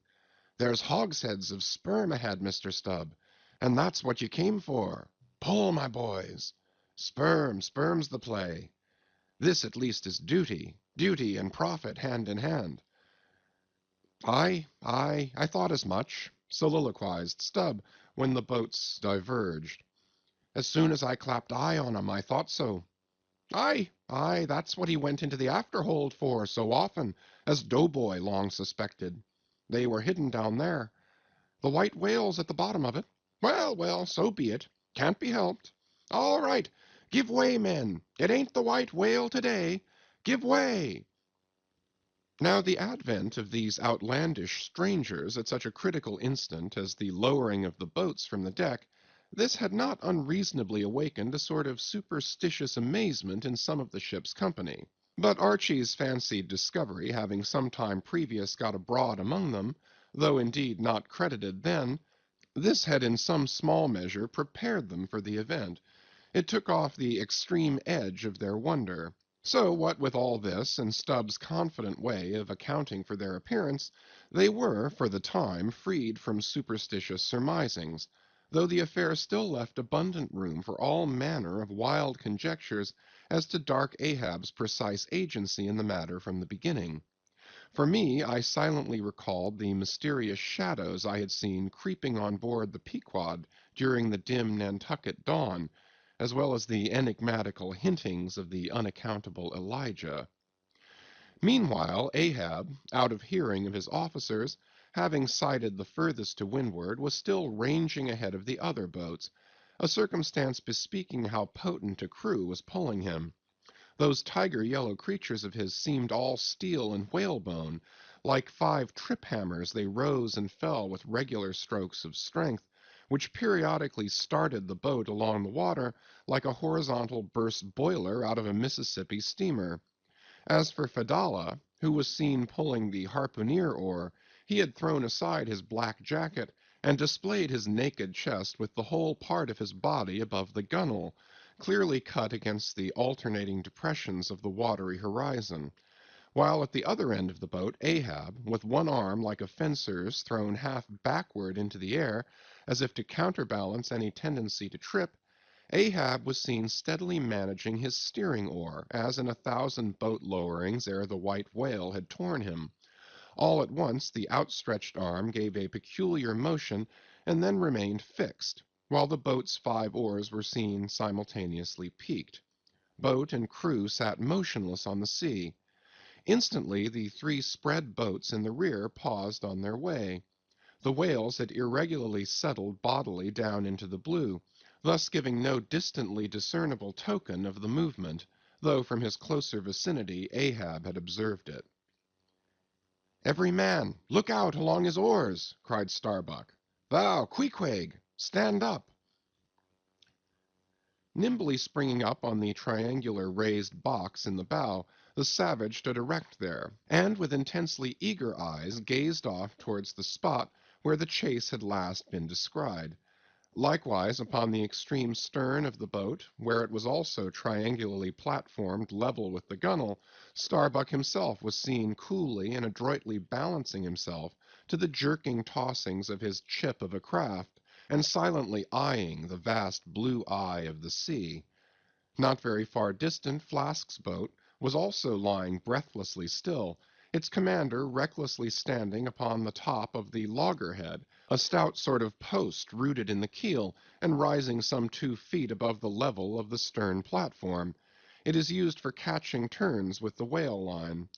Its top is not more spacious than the palm of a man's hand, and standing upon such a base as that, Flask seemed perched at the masthead of some ship which had sunk to all but her trucks. But Little King Post was small and short, and at the same time Little King Post was full of a large and tall ambition, so that this loggerhead standpoint of his did by no means satisfy King Post. "I can't see 3 seas off. Tip us up an oar there, and let me on to that." Upon this Daggoo, with either hand upon the gunwale to steady his way, swiftly slid aft, and then erecting himself, volunteered his lofty shoulders for a pedestal. "Good a masthead as any, sir. Will you mount?" "That I will, and thank you very much, my fine fellow. Only I wish you 50 feet taller." Whereupon, planting his feet firmly against 2 opposite planks of the boat, the gigantic negro, stooping a little, presented his flat palm to Flask's foot, and then putting Flask's hand on his hearse-plumed head, and bidding him spring as he himself should toss, with one dexterous fling landed the little man high and dry on his shoulders, and here was Flask now standing, Daggoo with one lifted arm furnishing him with a breastband to lean against and steady himself by. At any time it is a strange sight to the tyro to see with what wondrous habitude of unconscious skill the whaleman will maintain an erect posture in his boat, even when pitched about by the most riotously perverse and cross-running seas. Still more strange to see him giddily perched upon the loggerhead itself under such circumstances. But the sight of little Flask mounted upon gigantic Daggoo was yet more curious, for sustaining himself with a cool, indifferent, easy, unthought-of, barbaric majesty, the noble negro to every roll of the sea harmoniously rolled his fine form. On his broad back, flaxen-haired Flask seemed a snowflake. The bearer looked nobler than the rider. Though truly vivacious, tumultuous, ostentatious little Flask would now and then stamp with impatience, but not one added heave did he thereby give to the negro's lordly chest. So have I seen passion and vanity stamping the living, magnanimous earth, but the earth did not alter her tides and her seasons for that. Meanwhile Stubb, the third mate, betrayed no such far-gazing solicitudes. The whales might have made one of their regular soundings, not a temporary dive from mere fright. And if that were the case, Stubb, as his wont in such cases, it seems, was resolved to solace the languishing interval with his pipe. He withdrew it from his hat-band, where he always wore it aslant like a feather. He loaded it, and rammed home the loading with his thumb-end. But hardly had he ignited his match across the rough sandpaper of his hand, when Tashtego, his harpooneer, whose eyes had been setting to windward like two fixed stars, suddenly dropped like light from his erect attitude to his seat, crying out in a quick frenzy of hurry, "Down, down all, and give way! There they are!" To a landsman, no whale, nor any sign of a herring would have been visible at that moment, nothing but a troubled bit of greenish-white water, and thin scattered puffs of vapor hovering over it, and suffusingly blowing off to leeward, like the confused scud from white rolling billows. The air around suddenly vibrated and tingled, as it were, like the air over intensely heated plates of iron. Beneath this atmospheric waving and curling, and partially beneath a thin layer of water also, the whales were swimming. Seen in advance of all the other indications, the puffs of vapor they spouted seemed their forerunning couriers and detached flying outriders. All 4 boats were now in keen pursuit of that one spot of troubled water and air. But it bade fair to outstrip them. It flew on, as a mass of interblending bubbles borne down a rapid stream from the hills. "Pull, pull, my good boys," said Starbuck in the lowest possible, but intensest concentrated whisper to his men, while the sharp fixed glance from his eyes darted straight ahead of the bow, almost seemed as 2 visible needles in 2 unerring binnacle compasses. He did not say much to his crew, though, nor did his crew say anything to him. Only the silence of the boat was at intervals startlingly pierced by one of his peculiar whispers, now harsh with command, now soft with entreaty. How different the loud little king-post! "Sing out and say something, me hearties! Roar and pull, my thunderbolts! Beach me on their black backs, boys! Only do that for me, and I'll sign over to you my Martha's Vineyard plantation, boys, including wife and children, boys! Lay me on! Lay me on! Oh, Lord, Lord, but I shall go stark, staring mad! See that white water!" And so shouting, he pulled his hat from his head, and stamped up and down on it, then picking it up, flirted it far off upon the sea, and finally fell to rearing and plunging in the boat's stern like a crazed colt from the prairie. "Look at that chap now," philosophically drawled Stubb, who, with his unlighted short pipe mechanically retained between his teeth at a short distance, followed after. "He's got fits, that Flask has. Fits?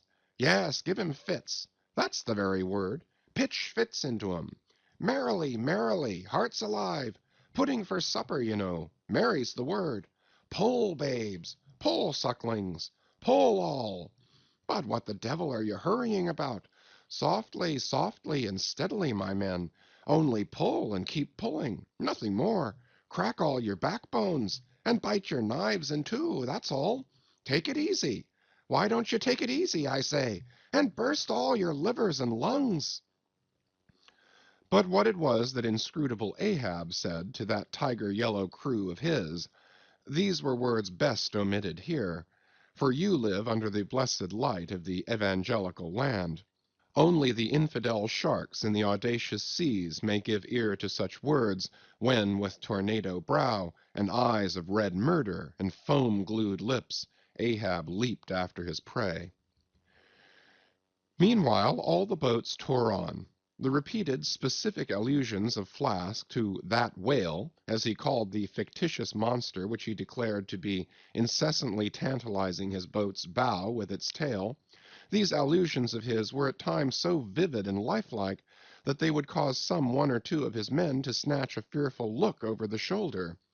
But this was against all rule, for the oarsmen must put out their eyes and ram a skewer through their necks, usage pronouncing that they must have no organs but ears, and no limbs but arms in these critical moments.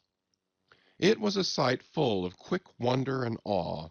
The vast swells of the omnipotent sea, the surging hollow roar they made as they rolled along the 8 gunwales, like gigantic bowls in a boundless bowling green, the brief suspended agony of the boat as it would tip for an instant on the knife-like edge of the sharper waves that almost seemed threatening to cut it in two, the sudden profound dip into the watery glens and hollows, the keen spurrings and goadings to gain the top of the opposite hill, the headlong, sled-like slide down its other side, all these, with the cries of the headsmen and harpooneers, and the shuddering gasps of the oarsmen, with the wondrous sight of the ivory Pequod bearing down upon her boats with outstretched sails, like a wild hen after her screaming brood, all this was thrilling.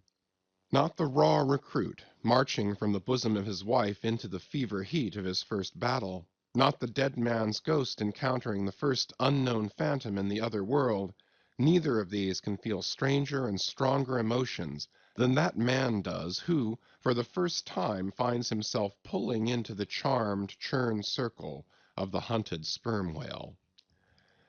The dancing white water made by the chase was now becoming more and more visible, owing to the increasing darkness of the dun cloud shadows flung upon the sea. The jets of vapor no longer blended, but tilted everywhere to right and left. The whales seemed separating their wakes. The boats were pulled more apart, Starbuck giving chase to 3 whales running dead to leeward. Our sail was now set, and with the still rising wind we rushed along, the boat going with such madness through the water that the lee oars could scarcely be worked rapidly enough to escape being torn from the rowlocks. Soon we were running through a suffusing wide veil of mist, neither ship nor boat to be seen. "Give way, men," whispered Starbuck, drawing still further aft the sheet of his sail. "There is time to kill a fish yet before the squall comes. There's white water again. Close to! Spring!" Soon after, 2 cries in quick succession on each side of us denoted that the other boats had got fast, but hardly were they overheard when, with a lightning-like, hurtling whisper, Starbuck said, "Stand up!" and Queequeg, harpoon in hand, sprang to his feet. Though not one of the oarsmen was then facing the life-and-death peril so close to them ahead, yet with their eyes on the intense countenance of the mate in the stern of the boat, they knew that the imminent instant had come. They heard, too, an enormous wallowing sound, as of 50 elephants stirring in their litter. Meanwhile the boat was still booming through the mist, the waves curling and hissing around us like the erected crests of enraged serpents. "That's his hump! There! There! Give it to him!" whispered Starbuck. A short, rushing sound leaped out of the boat. It was the darted iron of Queequeg. Then, all in one welded commotion, came an invisible push from astern, while forward the boat seemed striking on a ledge. The sail collapsed and exploded. A gush of scalding vapor shot up nearby. Something rolled and tumbled like an earthquake beneath us. The whole crew were half suffocated as they were tossed, helter-skelter, into the white curdling cream of the squall. Squall, whale, and harpoon had all blended together, and the whale, merely grazed by the iron, escaped. Though completely swamped, the boat was nearly unharmed. Swimming round it, we picked up the floating oars, and lashing them across the gunwale, tumbled back to our places. There we sat up to our knees in the sea, the water covering every rib and plank, so that to our downward-gazing eyes the suspended craft seemed a coral boat grown up to us from the bottom of the ocean. The wind increased to a howl, the waves dashed their bucklers together, the whole squall roared, forked, and crackled around us like a white fire upon the prairies, in which, unconsumed, we were burning, immortal in these jaws of death. In vain we hailed the other boats, as well roar to the live coals down the chimney of a flaming furnace as hail those boats in that storm. Meanwhile the driving scud, rack, and mist grew darker with the shadows of night. No sign of the ship could be seen. The rising sea forbade all attempts to bail out the boat. The oars were useless as propellers, performing now the office of life-preservers. So, cutting the lashing of the waterproof match-keg, after many failures, Starbuck contrived to ignite the lamp in the lantern. Then, stretching it on a waif-pole, handed it to Queequeg as the standard-bearer of this forlorn hope. There, then, he sat, holding up that imbecile candle in the heart of that almighty forlornness. There, then, he sat, the sign and symbol of a man without faith, hopelessly holding up hope in the midst of despair.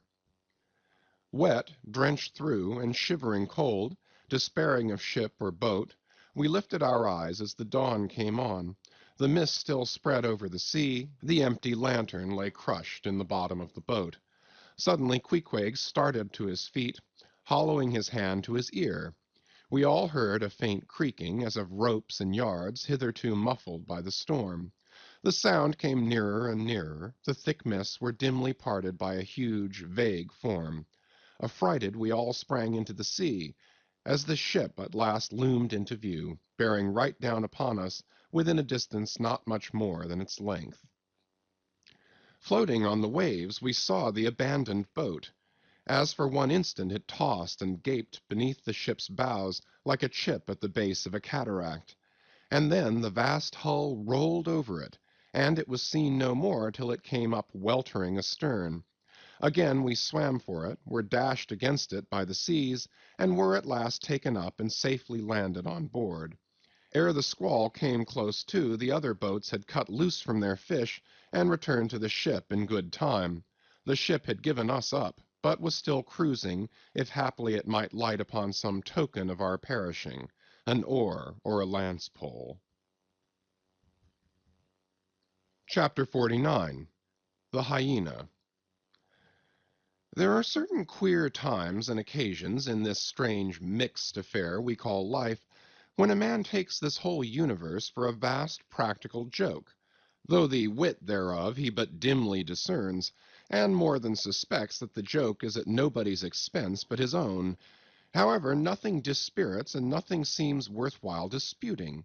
He bolts down all events, all creeds and beliefs and persuasions, all hard things, visible and invisible, never mind how knobby, as an ostrich of potent digestion gobbles down bullets and gun-flints.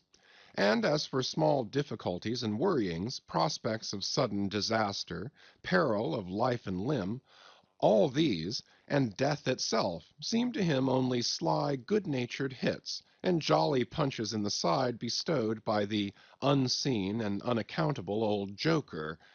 That odd sort of wayward mood I am speaking of comes over a man only in some time of extreme tribulation. It comes in the very midst of his earnestness, so that what just before might have seemed to him a thing most momentous now seems but a part of the general joke. There is nothing like the perils of whaling to breed this free and easy sort of genial desperado philosophy, and with it I now regarded this whole voyage of the Pequod, and the great white whale its object. "Queequeg," said I, when they had dragged me, the last man, to the deck, and I was still shaking myself in my jacket to fling off the water, "Queequeg, my fine friend, does this sort of thing often happen?" Without much emotion, though soaked through just like me, he gave me to understand that such things did often happen. "Mr. Stubbs," said I, turning to that worthy, who, buttoned up in his oil jacket, was now calmly smoking his pipe in the rain, "Mr. Stubb, I think I have heard you say that of all whalemen you ever met, our chief mate, Mr. Starbuck, is by far the most careful and prudent." I suppose, then, that going plump on a flying whale with your sail set in a foggy squall is the height of a whaleman's discretion. Certain. I've lowered for whales from a leaking ship in a gale off Cape Horn. Mr. Flask, said I, turning to little Kingpost, who was standing close by, you are experienced in these things, and I am not. Will you tell me whether it is an unalterable law in this fishery, Mr. Flask, for an oarsman to break his own back, pulling himself back foremost into death's jaws? Can't you twist that smaller? Said Flask. Yes, that's the law. I should like to see a boat's crew backing water up to a whale face foremost. Ha ha! The whale would give them squint for squint, mind that. Here, then, from three impartial witnesses, I had a deliberate statement of the entire case. Considering, therefore, that squalls and capsizings in the water and consequent bivouacs on the deep were matters of common occurrence in this kind of life, considering that at the superlatively critical instant of going on to the whale, I must resign my life into the hands of him who steered the boat, oftentimes a fellow who, at that very moment, is in his impetuousness upon the point of scuttling the craft with his own frantic stampings, considering that the particular disaster to our own particular boat was chiefly to be imputed to Starbuck's driving on to his whale almost in the teeth of a squall, and considering that Starbuck, notwithstanding, was famous for his great heedfulness in the fishery, considering that I belonged to this uncommonly prudent Starbuck's boat, and finally considering in what a devil's chase I was implicated touching the white whale, taking all things together, I say, I thought I might as well go below and make a rough draft of my will. Queequeg, said I, come along. You shall be my lawyer, executor, and legatee. It may seem strange that of all men, sailors should be tinkering at their last wills and testaments, but there are no people in the world more fond of that diversion. This was the fourth time in my nautical life that I had done the same thing. After the ceremony was concluded, upon the present occasion, I felt all the easier. A stone was rolled away from my heart. Besides, all the days I should now live would be as good as the days that Lazarus lived after his resurrection, a supplementary clean gain of so many months or weeks, as the case might be. I survived myself. My death and burial were locked up in my chest. I looked round me tranquilly and contentedly, like a quiet ghost with a clean conscience sitting inside the bars of a snug family vault. Now then, thought I, unconsciously rolling up the sleeves of my frock, here goes for a cool, collected dive at death and destruction, and the devil fetch the hindmost. Chapter 50. Ahab's Boat and Crew. Fidallah. Who would have thought it, Flask? Cried Stubb. If I had but one leg, you would not catch me in a boat, unless maybe to stop the plug-hole with my timber toe. Ha! He's a wonderful old man. I don't think it's so strange, after all, on that account, said Flask. If his leg were off at the hip, now, it would be a different thing. That would disable him. But he has one knee, and a good part of the other left, you know. I don't know that, my little man. I never yet saw him kneel. Among whale-wise people it has often been argued whether, considering the paramount importance of his life to the success of the voyage, it is right for a whaling captain to jeopardize that life in the active perils of the chase. So Tamerlane's soldiers often argued with tears in their eyes whether that invaluable life of his ought to be carried into the thickest of the fight. But with Ahab the question assumed a modified aspect.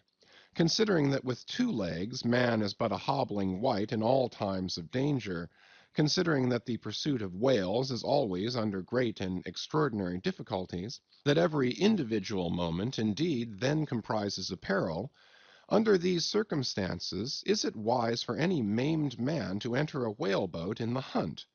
As a general thing, the joint owners of the Pequod must plainly have thought not.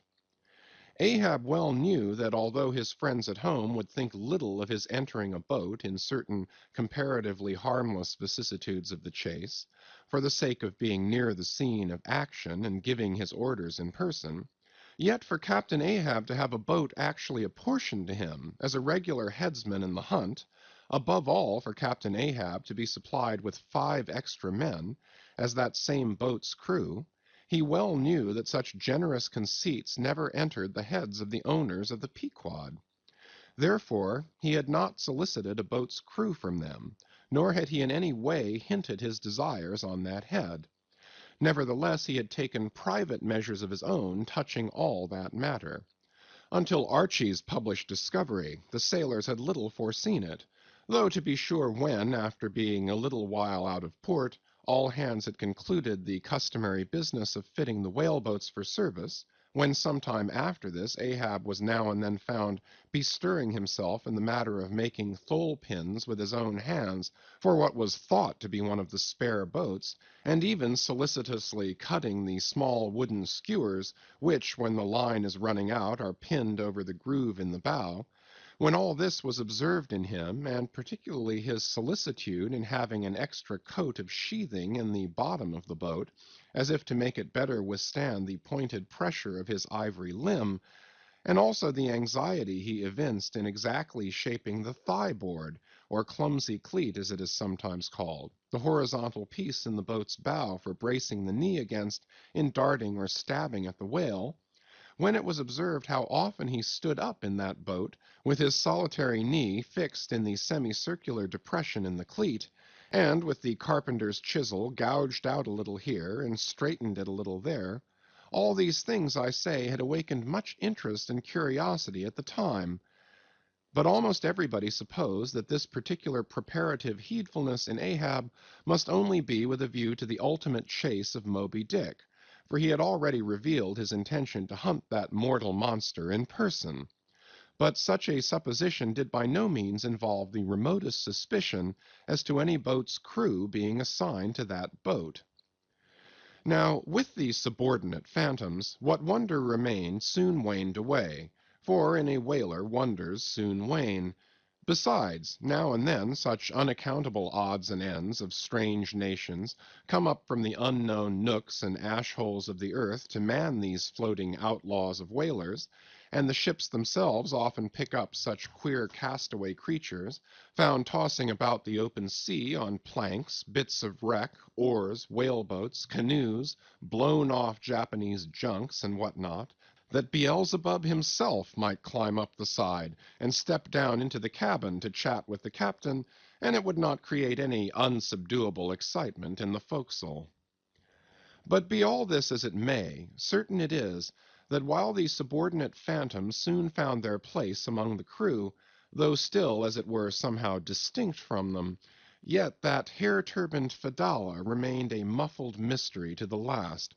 Whence he came in a mannerly world like this, by what sort of unaccountable tie he soon evinced himself to be linked with Ahab's peculiar fortunes, nay, so far as to have some sort of half-hinted influence, heaven knows, but it might have been even authority over him.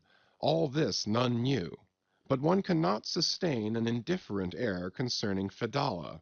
He was such a creature as civilized domestic people in the temperate zone only see in their dreams, and that but dimly, but the like of whom now and then glide among the unchanging Asiatic communities, especially the Oriental isles to the east of the continent, those insulated, immemorial, unalterable countries, which even in these modern days still preserve much of the ghostly aboriginalness of the earth's primal generations, when the memory of the first man was a distinct recollection, and all men his descendants, unknowing whence he came, eyed each other as real phantoms, and asked of the sun and the moon why they were created, and to what end. When though, according to Genesis, the angels indeed consorted with the daughters of men, the devils also, add the uncanonical rabbins, indulged in mundane amours. End of chapters 48 to 50. Chapters 51 to 53. Chapter 51. The Spirit Spout. Days, weeks passed, and under easy sail the ivory Pequod had slowly swept across 4 several cruising grounds, that off the Azores, off the Cape de Verdes, on the Plate, so called, being off the mouth of the Rio de la Plata, and the Carroll Ground, an unstaked watery locality southerly from St. Helena. It was while gliding through these latter waters that one serene and moonlight night, when all the waves rolled by like scrolls of silver, and by their soft, suffusing seethings made what seemed a silvery silence, not a solitude. On such a silent night a silvery jet was seen far in advance of the white bubbles at the bow. Lit up by the moon, it looked celestial, seemed some plumed and glittering god uprising from the sea. Fedallah first descried this jet. For of these moonlight nights it was his wont to mount to the main masthead and stand a lookout there, with the same precision as if it had been day. And yet, though herds of whales were seen by night, not one whaleman in 100 would venture a lowering for them. You may think with what emotions, then, the seamen beheld this old Oriental, perched aloft at such unusual hours, his turban and the moon, companions in one sky. But when, after spending his uniform interval there for several successive nights, without uttering a single sound, when, after all this silence, his unearthly voice was heard announcing that silvery moonlit jet, every reclining mariner started to his feet, as if some winged spirit had lighted in the rigging, and hailed the mortal crew. "There she blows!" Had the trump of judgment blown, they could not have quivered more, yet still they felt no terror, rather pleasure, for though it was a most unwonted hour, yet so impressive was the cry, and so deliriously exciting, that almost every soul on board instinctively desired a lowering. Walking the deck with quick side-lunging strides, Ahab commanded the topgallant sails and royals to be set, and every stunsail spread. The best man in the ship must take the helm. Then, with every masthead manned, the piled-up craft rolled down before the wind. The strange, upheaving, lifting tendency of the taffrail breeze, filling the hollows of so many sails, made the buoyant, hovering deck to feel like air beneath the feet, while still she rushed along as if 2 antagonistic influences were struggling in her, one to mount direct to heaven, the other to drive yawingly to some horizontal goal. And had you watched Ahab's face that night, you would have thought that in him also 2 different things were warring. While his one live leg made lively echoes along the deck, every stroke of his dead limb sounded like a coffin tap. On life and death this old man walked. But though the ship so swiftly sped, and though from every eye, like arrows, the eager glances shot, yet the silvery jet was no more seen that night. Every sailor swore he saw it once, but not a second time. This midnight spout had almost grown a forgotten thing, when some days after, lo, at the same silent hour, it was again announced. Again it was described by all, but upon making sail to overtake it, once more it disappeared as if it had never been. And so it served us night after night, till no one heeded it but to wonder at it. Mysteriously jetted into the clear moonlight, or starlight, as the case may be, disappearing again for one whole day, or 2 days, or 3, and somehow seeming at every distinct repetition to be advancing still further and further in our van, this solitary jet seemed forever alluring us on. Nor, with the immemorial superstition of their race, and in accordance with the preternaturalness, as it seemed, which in many things invested the Pequod, were there wanting some of the seamen who swore that whenever and wherever descried, at however remote times, or in however far apart latitudes and longitudes, that unnearable spout was cast by one self-same whale, and that whale Moby Dick. For a time there reigned, too, a sense of peculiar dread at this flitting apparition, as if it were treacherously beckoning us on and on, in order that the monster might turn round upon us and rend us at last in the remotest and most savage seas.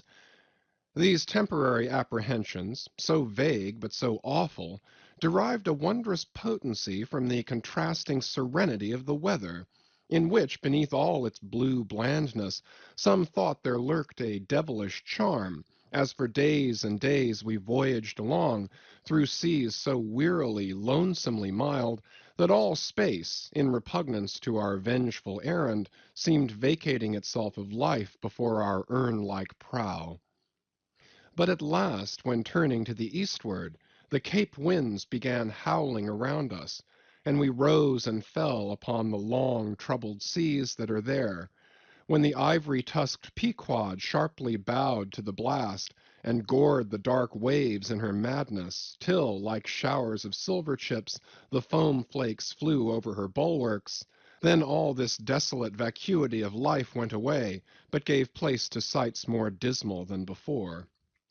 Close to our bows, strange forms in the water darted hither and thither before us, while thick in our rear view flew the inscrutable sea-ravens, and every morning, perched on our stays, rows of these birds were seen, and, spite of our hootings, for a long time obstinately clung to the hemp, as though they deemed our ship some drifting, uninhabited craft, a thing appointed to desolation, and therefore fit roosting place for their homeless selves, and heaved, still unrestingly heaved the black sea, as if its vast tides were a conscience, and the great mundane soul were in anguish and remorse for the long sin and suffering it had bred.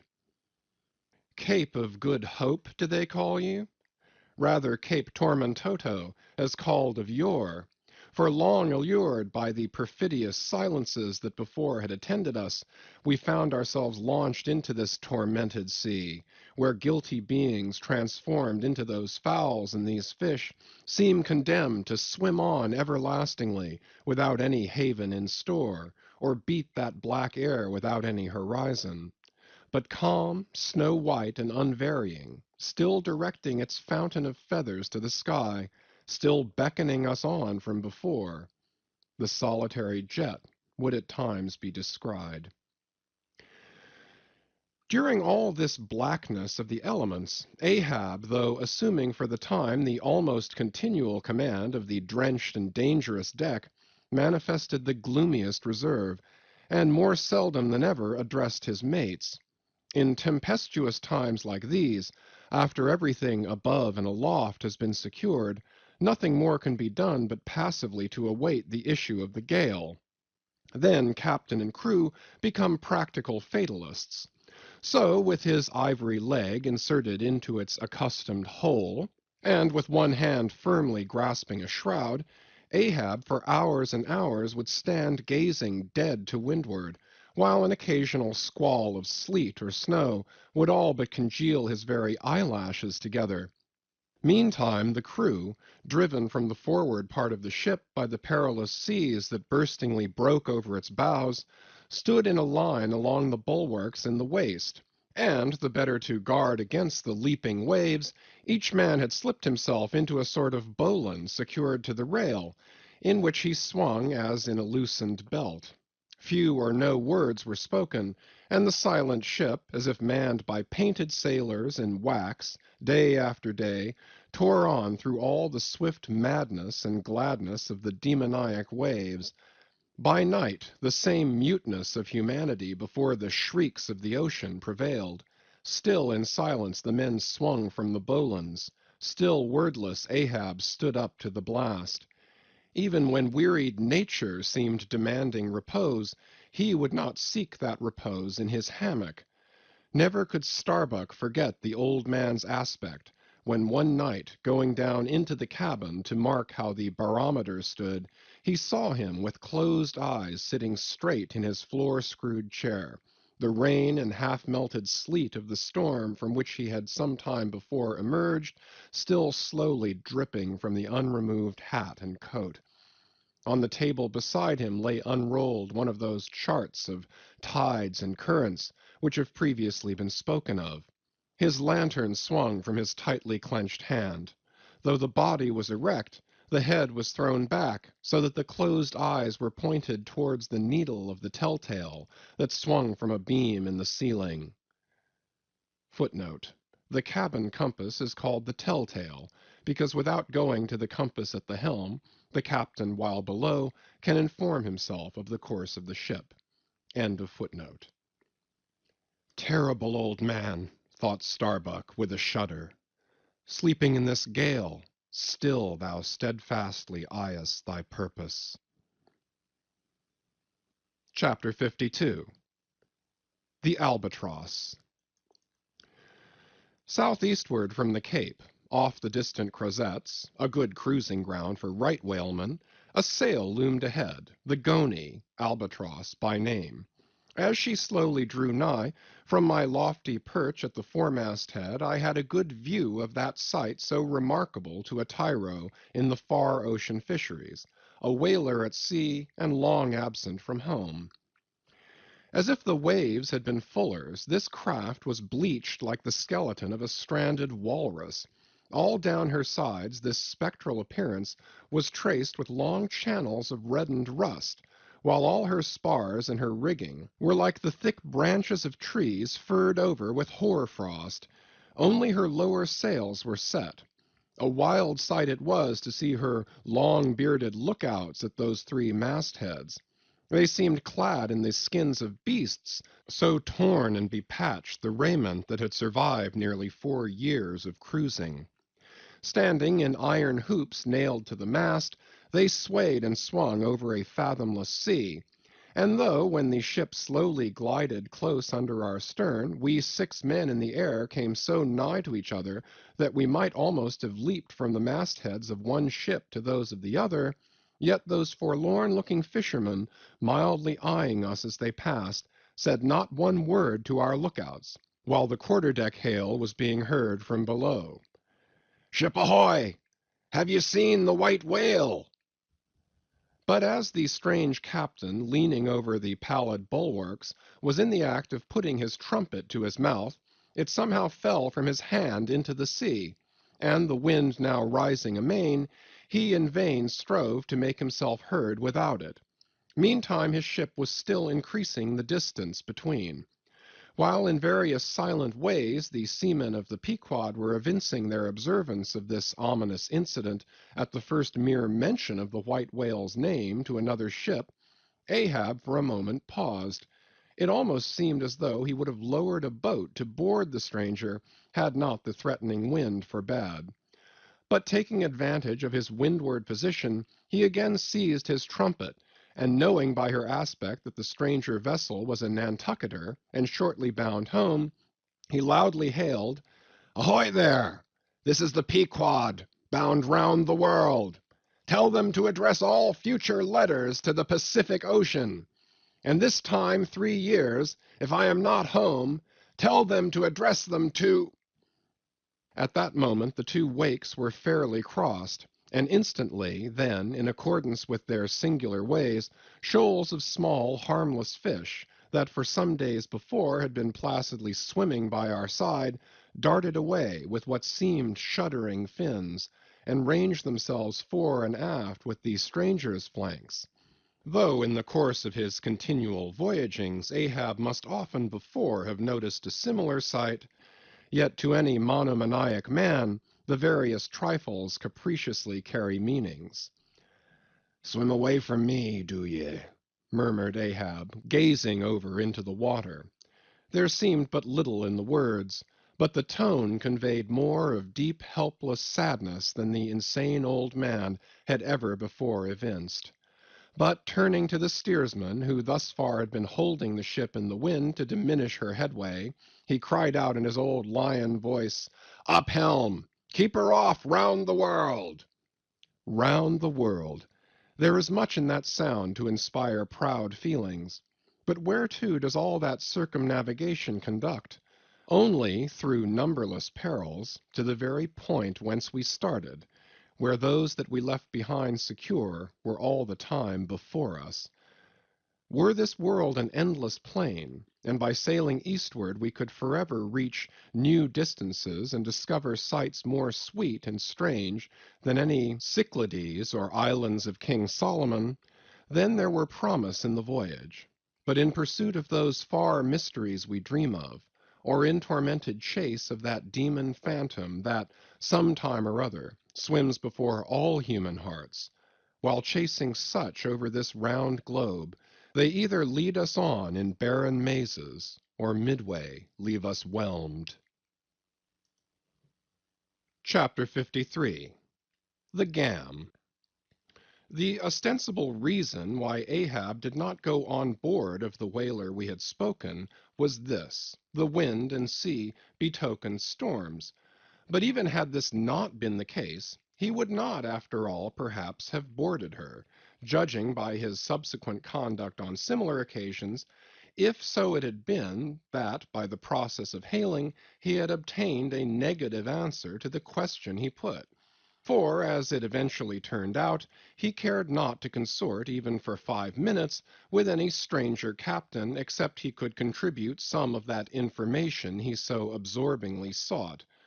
But all this might remain inadequately estimated were not something said here of the peculiar usages of whaling vessels when meeting each other in foreign seas, and especially on a common cruising ground. If two strangers crossing the Pine Barrens in New York State, or the equally desolate Salisbury Plain in England, if casually encountering each other in such inhospitable wilds, these twain, for the life of them, cannot well avoid a mutual salutation, and stopping for a moment to interchange the news, and perhaps sitting down for a while and resting in concert, then how much more natural that upon the illimitable pine barrens and Salisbury plains of the sea, two whaling vessels descrying each other at the ends of the earth, off Lone Fanning's Island or the faraway King's Mills, how much more natural, I say, that under such circumstances these ships should not only interchange hails, but come into still closer, more friendly and sociable contact. And especially would this seem to be a matter of course in the case of vessels owned in one seaport, and whose captains, officers, and not a few of the men are personally known to each other, and consequently have all sorts of dear domestic things to talk about. For the long-absent ship, the outward bounder perhaps has letters on board. At any rate, she will be sure to let her have some papers of a date a year or two later than the last one on her blurred and thumb-worn files. And in return for that courtesy, the outward-bound ship would receive the latest whaling intelligence from the cruising ground to which she may be destined, a thing of the utmost importance to her. And in degree, all of this will hold true concerning whaling vessels crossing each other's track on the cruising ground itself, even though they are equally long absent from home. For one of them may have received a transfer of letters from some third and now far remote vessel, and some of those letters may be for the people of the ship she now meets. Besides, they would exchange the whaling news and have an agreeable chat. For not only would they meet with all the sympathies of sailors, but likewise with all the peculiar congenialities arising from a common pursuit and mutually shared privations and perils. Nor would difference of country make any very essential difference, that is, so long as both parties speak one language, as is the case with Americans and English, though to be sure, from the small number of English whalers, such meetings do not very often occur, and when they do occur, there is too apt to be a sort of shyness between them, for your Englishman is rather reserved, and your Yankee, he does not fancy that sort of thing in anybody but himself. Besides, the English whalers sometimes affect a kind of metropolitan superiority over the American whalers, regarding the long, lean Nantucketer, with his nondescript provincialisms, as a sort of sea peasant. But where this superiority in the English whaleman does really consist, it would be hard to say, seeing that the Yankees in one day collectively kill more whales than all the English collectively in 10 years. But this is a harmless little foible in the English whale hunters, which the Nantucketer does not take much to heart, probably because he knows he has a few foibles himself. So then, we see that of all ships separately sailing the sea, the whalers have most reason to be sociable, and they are so. Whereas some merchant ships crossing each other's wake in the mid-Atlantic will oftentimes pass on without so much as a single word of recognition, mutually cutting each other on the high seas like a brace of dandies in Broadway, and all the time indulging, perhaps, in finical criticism upon each other's rig. As for men of war, when they chance to meet at sea, they first go through such a string of silly bowings and scrapings, such a ducking of ensigns, that there does not seem to be much right-down hearty good-will and brotherly love about it at all. As touching slave ships meeting, why, they are in such a prodigious hurry they run away from each other as soon as possible. And as for pirates, when they chance to cross each other's crossbones, the first hail is, "How many skulls?" the same way that whalers hail, "How many barrels?" And that question once answered, pirates straightway steer apart, for they are infernal villains on both sides, and don't like to see overmuch of each other's villainous likenesses. But look at the godly, honest, unostentatious, hospitable, sociable, free and easy whaler. What does the whaler do when she meets another whaler in any sort of decent weather? She has a gam, a thing so utterly unknown to all other ships that they never heard of the name even, and if by chance they should hear of it, they only grin at it and repeat gamesome stuff about spouters and blubber boilers and such like pretty exclamations. Why it is that all merchant seamen, and also all pirates and man-of-war's men and slave ship sailors, cherish such a scornful feeling towards whale ships, this is a question it would be hard to answer, because in the case of pirates, say, I should like to know whether that profession of theirs has any particular glory about it.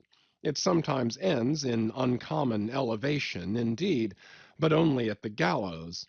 And besides, when a man is elevated in that odd fashion, he has no proper foundation for his superior altitude. Hence I conclude that in boasting himself to be high lifted above a whaleman, in that assertion the pirate has no solid basis to stand on. But what is a gam? You might wear out your index finger running up and down the columns of dictionaries and never find the word. Dr. Johnson never attained to that erudition. Noah Webster's ark does not hold it. Nevertheless, this same expressive word has now for many years been in constant use among some 15,000 true-born Yankees. Certainly it needs a definition, and should be incorporated into the lexicon. With that view, let me learnedly define it. Gam, noun, a social meeting of two or more whale ships, generally on a cruising ground, when, after exchanging hails, they exchange visits by boat's crews, the two captains remaining for the time on board of one ship, and the two chief mates on the other. There is another little item about gamming which must not be forgotten here. All professions have their own little peculiarities of detail, so has the whale fishery. In a pirate, man-of-war, or slave ship, when the captain is rowed anywhere in his boat, he always sits in the stern sheets on a comfortable, sometimes cushioned seat there, and often steers himself with a pretty little milliner's tiller decorated with gay cords and ribbons. But the whaleboat has no seat astern, no sofa of that sort whatever, and no tiller at all. High times indeed, if whaling captains were wheeled about the water on casters, like gouty old aldermen in patent chairs. And as for the tiller, the whaleboat never admits of any such effeminacy, and therefore, as in gamming a complete boat's crew must leave the ship, and hence as the boat steerer or harpooneer is of that number, that subordinate is the steersman upon the occasion, and the captain, having no place to sit in, is pulled off to his visit all standing like a pine tree. and often you will notice that being conscious of the eyes of the whole visible world resting on him from the sides of the two ships, this standing captain is all alive to the importance of sustaining his dignity by maintaining his legs. Nor is this any very easy matter, for in his rear is the immense projecting steering oar hitting him now and then in the small of his back, the after oar reciprocating by rapping his knees in front. He is thus completely wedged before and behind, and can only expand himself sideways by settling down on his stretched legs. But a sudden violent pitch of the boat will often go far to topple him, because length of foundation is nothing without corresponding breadth. Merely make a spread angle of two poles, and you cannot stand them up. Then, again, it would never do in plain sight of the world's riveted eyes, it would never do, I say, for this straddling captain to be seen steadying himself the slightest particle by catching hold of anything with his hands. Indeed, as token of his entire, buoyant self-command, he generally carries his hands in his trousers pockets, but perhaps being generally very large, heavy hands, he carries them there for ballast. Nevertheless, there have occurred instances, well authenticated ones too, where the captain has been known for an uncommonly critical moment or two, in a sudden squall, say, to seize hold of the nearest oarsman's hair, and hold on there like grim death. End of chapters 51 to 53. Chapter 54. The Town Hose Story. As told at the Golden Inn. The Cape of Good Hope, and all the watery region about there, is much like some noted four corners of a great highway, where you meet more travelers than in any other part. It was not very long after speaking the Goney that another homeward-bound whaleman, the Town Ho, was encountered. She was manned almost wholly by Polynesians. In the short gam that ensued, she gave us strong news of Moby Dick. To some, the general interest in the white whale was now wildly heightened by a circumstance of the Town Ho's story, which seemed obscurely to involve with the whale a certain wondrous, inverted visitation of one of those so-called judgments of God which are at times said to overtake some men. This latter circumstance, with its own particular accompaniments, forming what may be called the secret part of the tragedy about to be narrated, never reached the ears of Captain Ahab or his mates, for that secret part of the story was unknown to the captain of the Town Ho himself. It was the private property of 3 Confederate white seamen of that ship, one of whom, it seems, communicated it to Tashtego with Romish injunctions of secrecy, but the following night Tashtego rambled in his sleep, and revealed so much of it in that way that when he was wakened he could not well withhold the rest. Nevertheless, so potent an influence did this thing have on those seamen in the Pequod who came to the full knowledge of it, and by such a strange delicacy, to call it so, were they governed in this matter, that they kept the secret among themselves so that it never transpired abaft the Pequod's mainmast. Interweaving in its proper place this darker thread with the story as publicly narrated on the ship, the whole of this strange affair I now proceed to put on lasting record. Footnote: Town Ho, the ancient whale cry upon first sighting a whale from the masthead, still used by whalemen in hunting the famous Galapagos terrapin. End of footnote. For my humor's sake, I shall preserve the style in which I once narrated it at Lima, to a lounging circle of my Spanish friends, one Saint's Eve, smoking upon the thick-gilt, tiled piazza of the Golden Inn. Of those fine cavaliers, the young Dons Pedro and Sebastian were on closer terms with me, and hence the interluding questions they occasionally put, and which are duly answered at the time. Quote, Some 2 years prior to my first learning the events which I am about rehearsing to you, gentlemen, the town-ho, sperm whaler of Nantucket, was cruising in your Pacific here, not very many days' sail eastward from the eaves of this good Golden Inn. She was somewhere to the northward of the line. One morning, upon handling the pumps, according to daily usage, it was observed that she made more water in her hold than common. They supposed a swordfish had stabbed her, gentlemen.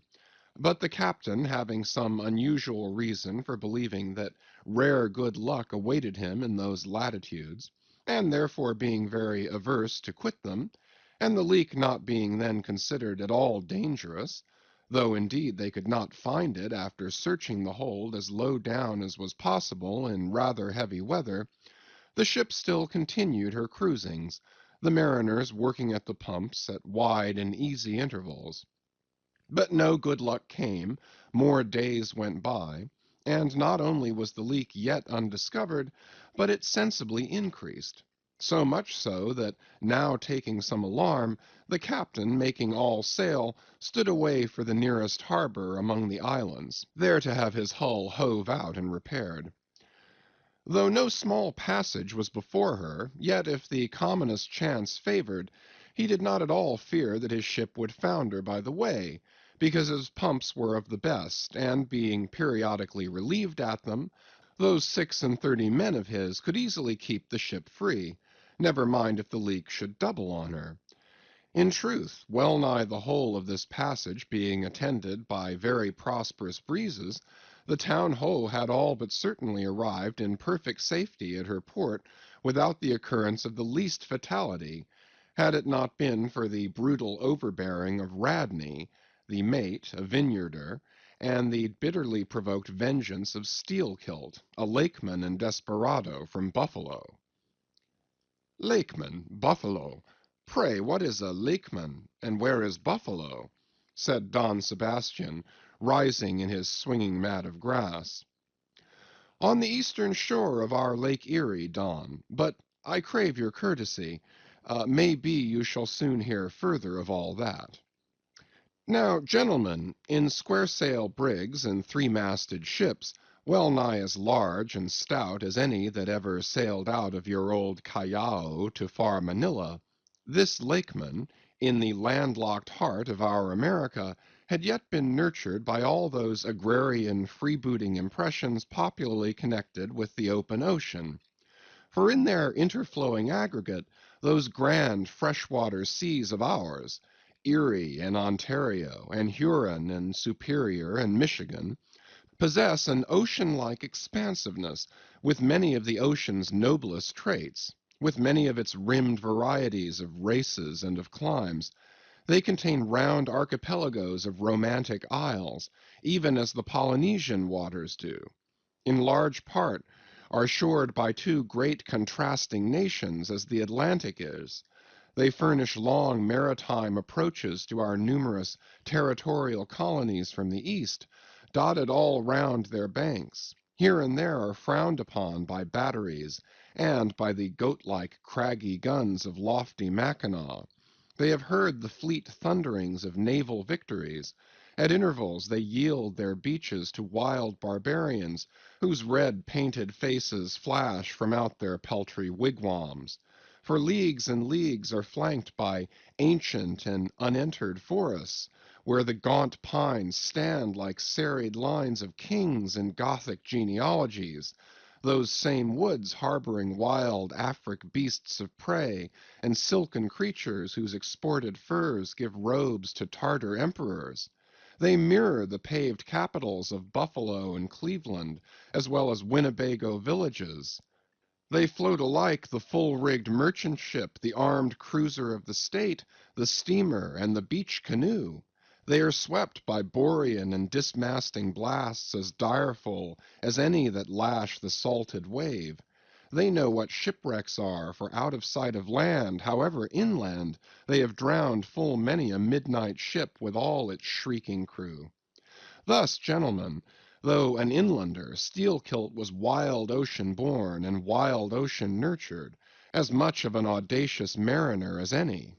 And for Radney, though in his infancy he may have laid him down on the lone Nantucket beach, to nurse at his maternal sea, though in after life he had long followed our austere Atlantic and your contemplative Pacific, yet he was quite as vengeful and full of social quarrel as the backwoods seaman, fresh from the latitudes of buckhorn-handled bowie knives.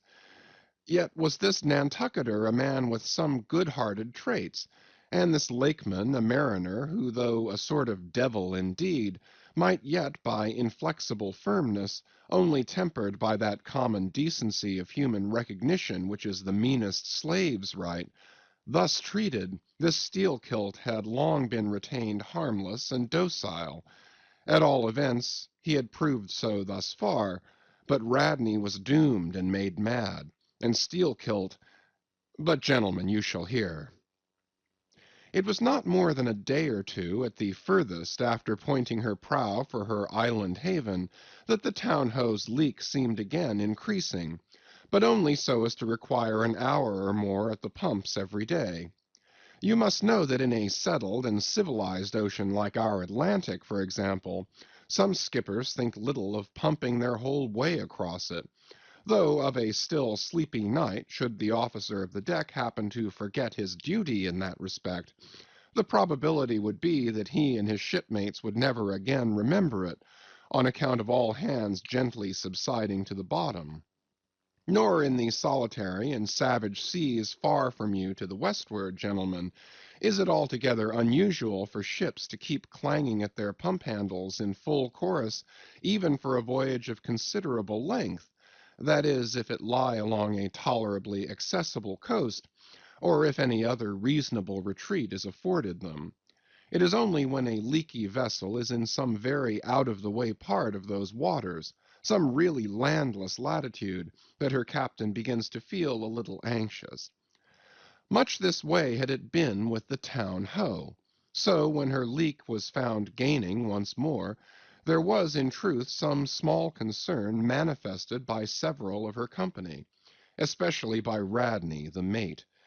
He commanded the upper sails to be well hoisted, sheeted home anew, and every way expanded to the breeze.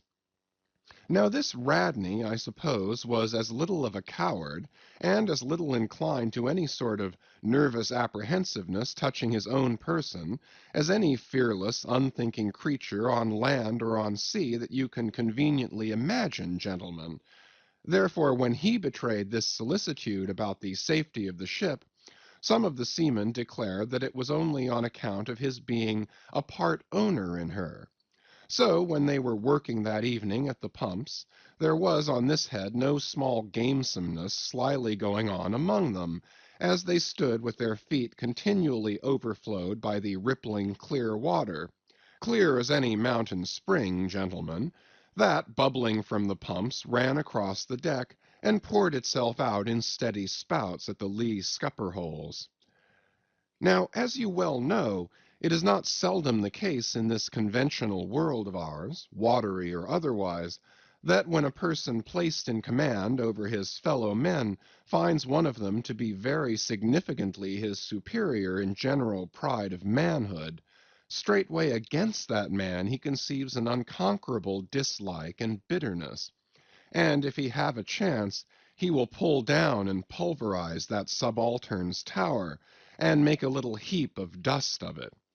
Be this conceit of mine as it may, gentlemen, at all events Steelkilt was a tall and noble animal with a head like a Roman, and a flowing golden beard like the tasseled housings of your last viceroy's snorting charger, and a brain and a heart and a soul in him, gentlemen, which had made Steelkilt Charlemagne, had he been born son to Charlemagne's father. But Radney, the mate, was as ugly as a mule, yet as hardy, as stubborn, as malicious. He did not love Steelkilt, and Steelkilt knew it. Espying the mate drawing near as he was toiling at the pump with the rest, the lakeman affected not to notice him, but unawed went on with his gay banterings. "Aye, aye, my merry lads, it's a lively leak, this. Hold a cannikin, one of ye, and let's have a taste. By the Lord, it's worth bottling. I tell you what, men, old Rad's investment must go for it. He had best cut away his part of the hull and tow it home. The fact is, boys, that swordfish only began the job. He's come back again with a gang of ship carpenters, sawfish, and filefish, and what not, and the whole posse of 'em are now hard at work, cutting and slashing the bottom, making improvements, I suppose. If old Rad were here now, I'd tell him to jump overboard and scatter 'em. They're playing the devil with his estate, I can tell him. But he's a simple old soul, Rad, and a beauty, too. Boys, they say the rest of his property is invested in looking-glasses. I wonder if he'd give a poor devil like me the model of his nose. Damn your eyes! What's that pump stopping for? Roared Radney, pretending not to have heard the sailors talk. Thunder away at it. Aye, aye, sir, said Steelkilt, merry as a cricket. Lively, boys, lively now. And with that the pump clanged like 50 fire engines. The men tossed their hats off to it, and ere long that peculiar gasping of the lungs was heard, which denotes the fullest tensions of life's utmost energies. Quitting the pump at last with the rest of his band, the lakeman went forward all panting, and sat himself down on the windlass, his face fiery red, his eyes bloodshot, and wiping the profuse sweat from his brow. Now what cozening fiend it was, gentlemen, that possessed Radney to meddle with such a man in that corporeally exasperated state, I know not. But so it happened. Intolerably striding along the deck, the mate commanded him to get a broom and sweep down the planks, and also a shovel, and remove some offensive matters consequent upon allowing a pig to run at large. Now, gentlemen, sweeping a ship's deck at sea is a piece of household work which in all times but raging gales is regularly attended to every evening. It has been known to be done in the case of ships actually foundering at the time. Such, gentlemen, is the inflexibility of sea usages, and the instinctive love of neatness in seamen, some of whom would not willingly drown without first washing their faces. But in all vessels this broom business is the prescriptive province of the boys, if boys there be aboard. Besides, it was the stronger men in the town-ho that had been divided into gangs, taking turns at the pumps, and being the most athletic seaman of them all, Steelkilt had been regularly assigned captain of one of the gangs. Consequently, he should have been freed from any trivial business not connected with truly nautical duties, such being the case with his comrades. I mention all of these particulars so that you may understand exactly how this affair stood between the two men. But there was more than this. The order about the shovel was almost as plainly meant to sting and insult Steelkilt as though Radney had spat in his face. Any man who has gone sailor in a whale ship will understand this, and all this, and doubtless much more, the lakeman fully comprehended when the mate uttered his command.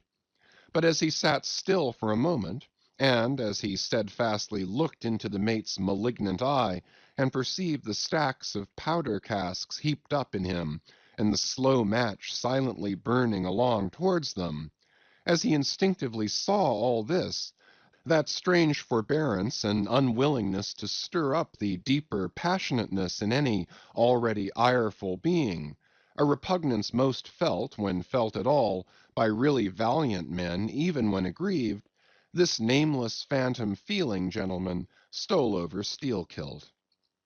Therefore, in his ordinary tone, only a little broken by the bodily exhaustion he was temporarily in, he answered him, saying that sweeping the deck was not his business, and he would not do it. And then, without at all alluding to the shovel, he pointed to 3 lads as the customary sweepers, who, not being billeted at the pumps, had done little or nothing all day. To this Radney replied with an oath, in a most domineering and outrageous manner, unconditionally reiterating his command, meanwhile advancing upon the still seated lakeman with an uplifted cooper's club hammer, which he had snatched from a cask near by. Heated and irritated as he was by his spasmodic toil at the pumps, for all his first nameless feeling of forbearance, the sweating steel-kilt could but ill brook this bearing in the mate. But somehow, still smothering the conflagration within him, without speaking he remained doggedly rooted to his seat, till at last the incensed Radney shook the hammer within a few inches of his face, furiously commanding him to do his bidding. Steelkilt rose, and slowly retreating round the windlass, steadily followed by the mate with his menacing hammer, deliberately repeated his intention not to obey. Seeing, however, that his forbearance had not the slightest effect, by an awful and unspeakable intimation with his twisted hand, he warned off the foolish and infatuated man. But it was to no purpose, and in this way the two went once slowly round the windlass, when resolved at last no longer to retreat, bethinking him that he had now forborne as much as comported with his humour, the Lakeman paused on the hatches, and thus spoke to the officer. "Mr. Radney, I will not obey you. Take that hammer away, or look to yourself." But the predestinated mate, coming still closer to him, where the Lakeman stood fixed, now shook the heavy hammer within an inch of his teeth, meanwhile repeating a string of insufferable maledictions, retreating not the thousandth part of an inch, stabbing him in the eye with the unflinching poniard of his glance, Steelkilt, clenching his right hand behind him, and creepingly drawing it back, told his persecutor that if the hammer but grazed his cheek, he, Steelkilt, would murder him. But, gentlemen, the fool had been branded for the slaughter by the gods. Immediately the hammer touched his cheek, the next instant the lower jaw of the mate was stove in his head. He fell on the hatch, spouting blood like a whale.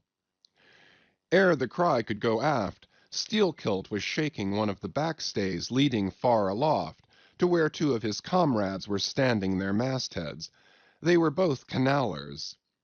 "Canallers!" cried Don Pedro. "We have seen many whale ships in our harbors, but never heard of your canallers.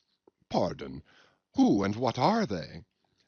"Canallers, Don, are the boatmen belonging to our Grand Erie Canal. You must have heard of it." "Nay, Signor. Hereabouts in this dull, warm, most lazy and hereditary land, we know but little of your vigorous north." "Aye? Well then, Don, refill my cup. Your chicha's very fine, and ere proceeding further I will tell you what our canallers are, for such information may throw sidelight upon my story. For 360 miles, gentlemen, through the entire breadth of the state of New York, through numerous populous cities and most thriving villages, through long, dismal, uninhabited swamps and affluent cultivated fields, unrivaled for fertility, by billiard room and bar room, through the holy of holies of great forests, on Roman arches over Indian rivers, through sun and shade, by happy hearts or broken, through all the wide contrasting scenery of those noble Mohawk counties, and especially by rows of snow-white chapels, whose spires stand almost like milestones, flows one continual stream of Venetianly corrupt and often lawless life. There's your true Ashanti, gentlemen. There howl your pagans, where you ever find them, next door to you, under the long-flung shadow and the snug patronizing lee of churches. For by some curious fatality, as it is often noted of your metropolitan freebooters that they ever encamp around the halls of justice, so sinners, gentlemen, most abound in holiest vicinities. "Is that a friar passing?" said Don Pedro, looking downwards into the crowded piazza with humorous concern. "Well, for our northern friend, Dame Isabella's Inquisition wanes in Lima," laughed Don Sebastian. "Proceed, Senor." "A moment! Pardon!" cried another of the company. "In the name of all us Limise, I but desire to express to you, Sir Sailor, that we have by no means overlooked your delicacy in not substituting present Lima for distant Venice in your corrupt comparison. Oh, no, do not bow and look surprised. You know the proverb along all this coast, corrupt as Lima. It but bears out your saying, too. Churches more plentiful than billiard tables, and forever open, and corrupt as Lima. So too Venice. I have been there, the holy city of the blessed evangelist Saint Mark. Saint Dominic, purge it. Your cup. Thanks, here I refill. Now, you pour out again. Freely depicted in his own vocation, gentlemen, the canaller would make a fine dramatic hero, so abundantly and picturesquely wicked is he. Like Mark Antony, for days and days along his green-turfed, flowery Nile, he indolently floats, openly toying with his red-cheeked Cleopatra, ripening his apricot thigh upon the sunny deck. But ashore all this effeminacy is dashed. The brigandish guise which the canaller so proudly sports, his slouched and gaily ribboned hat betoken his grand features. A terror to the smiling innocence of the villages through which he floats, his swart visage and bold swagger are not unshunned in cities. Once a vagabond on his own canal, I have received good turns from one of these canallers. I thanked him heartily, would fain not be ungrateful, but it is often one of the prime redeeming qualities of your man of violence that at times he is as stiff an arm to back a poor stranger in a strait as to plunder a wealthy one. In sum, gentlemen, what the wildness of this canal life is emphatically evinced by this, that our wild whale fishery contains so many of its most finished graduates, and that scarce any race of mankind, except Sydney men, are so much distrusted by our whaling captains. Nor does it at all diminish the curiousness of this matter, that to many thousands of our rural boys and young men born along its line, the probationary life of the Grand Canal furnishes the sole transition between quietly reaping in a Christian cornfield and recklessly plowing the waters of the most barbaric seas. I see, impetuously exclaimed Don Pedro, spilling his chicha upon his silvery ruffles. No need to travel. The world's one Lima. I had thought now that at your temperate north the generations were cold and holy as the hills. But the story. I left off, gentlemen, where the lakeman shook the backstay.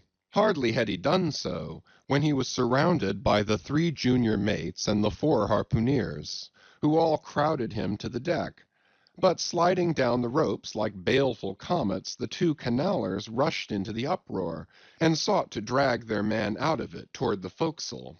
Others of the sailors joined with them in this attempt, and a twisted turmoil ensued.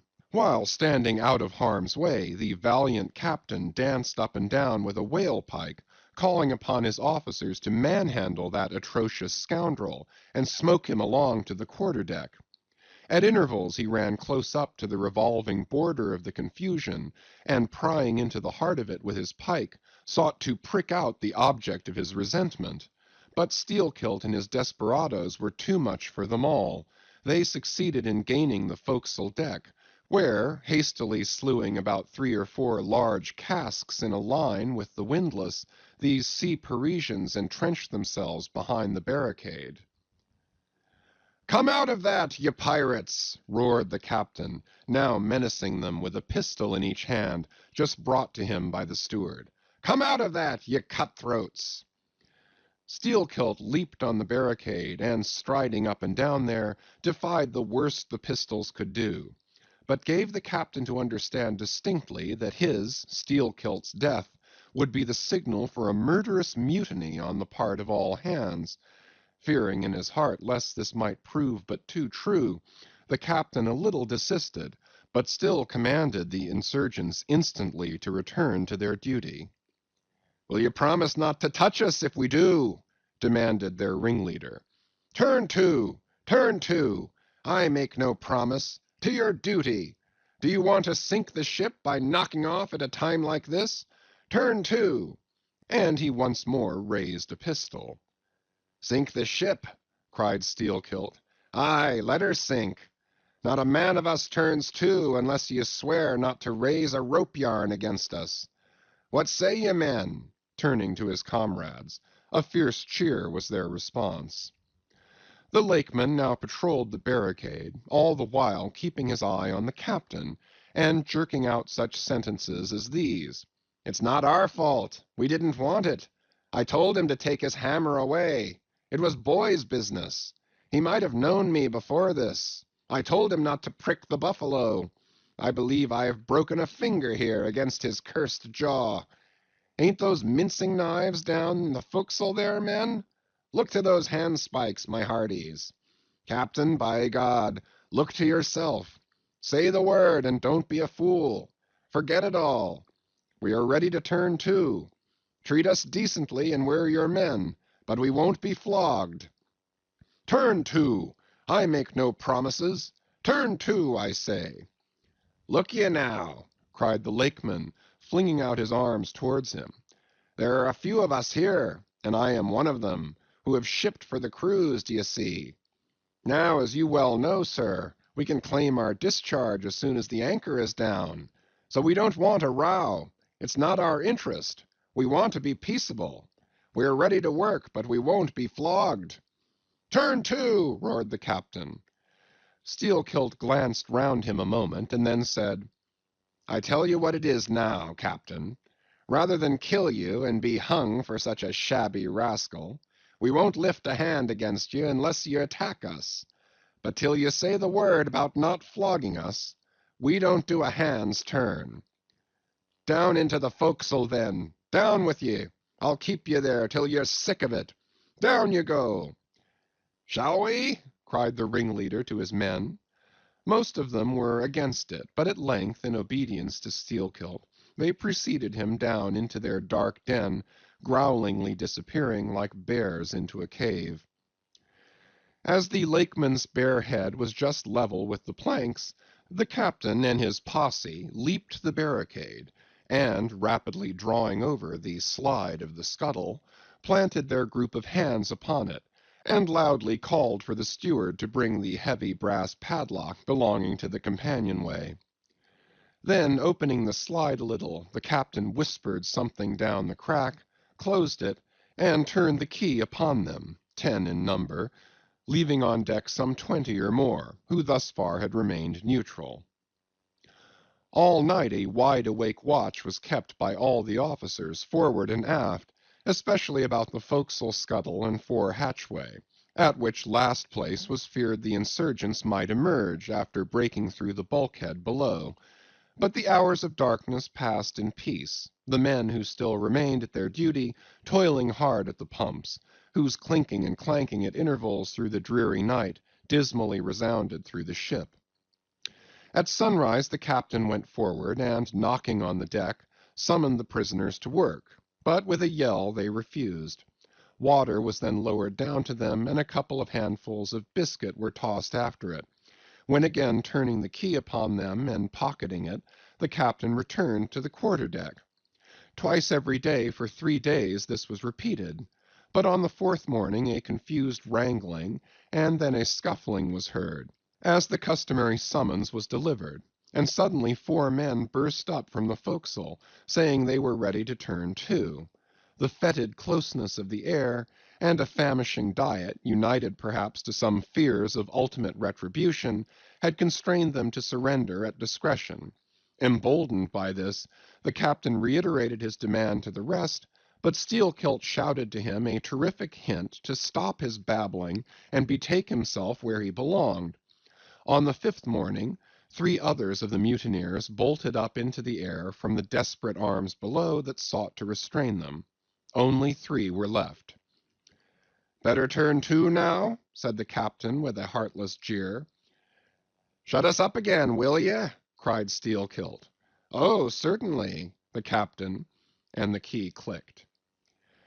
It was at this point, gentlemen, that, enraged by the defection of 7 of his former associates, and stung by the mocking voice that had last hailed him, and maddened by his long entombment in a place as black as the bowels of despair, it was then that Steelkilt proposed to the 2 Canallers, thus far apparently of one mind with him, to burst out of their hole at the next summoning of the garrison, and armed with their keen mincing knives, long crescentic, heavy implements with a handle at each end, run amuck from bowsprit to taffrail, and if by any devilishness of desperation possible, seize the ship.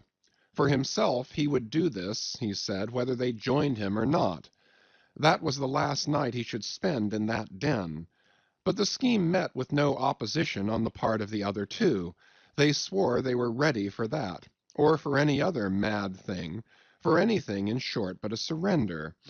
And what was more, they each insisted on being the first man on deck, when the time to make the rush should come.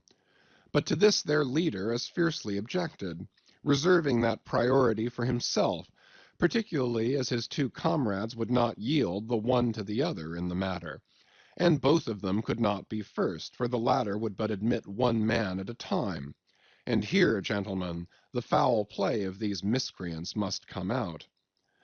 Upon hearing the frantic project of their leader, each in his own separate soul had suddenly lighted, it would seem, upon the same piece of treachery, namely, to be foremost in breaking out, in order to be the first of the 3, though the last of the 10, to surrender, and thereby secure whatever small chance of pardon such conduct might merit. But when Steelkilt made known his determination still to lead them to the last, they in some way, by some subtle chemistry of villainy, mixed their before secret treacheries together, and when their leader fell into a doze, verbally opened their souls to each other in 3 sentences, and bound the sleeper with cords, and gagged him with cords, and shrieked out for the captain at midnight. Thinking murder at hand, and smelling in the dark for the blood, he and all his armed mates and harpooneers rushed for the forecastle. In a few minutes the scuttle was opened, and, bound hand and foot, the still struggling ringleader was shoved up into the air by his perfidious allies, who at once claimed the honor of securing a man who had been fully ripe for murder. But all these were collared and dragged along the deck like dead cattle, and side by side were seized up into the mizzen rigging, like 3/4 of meat, and there they hung till morning.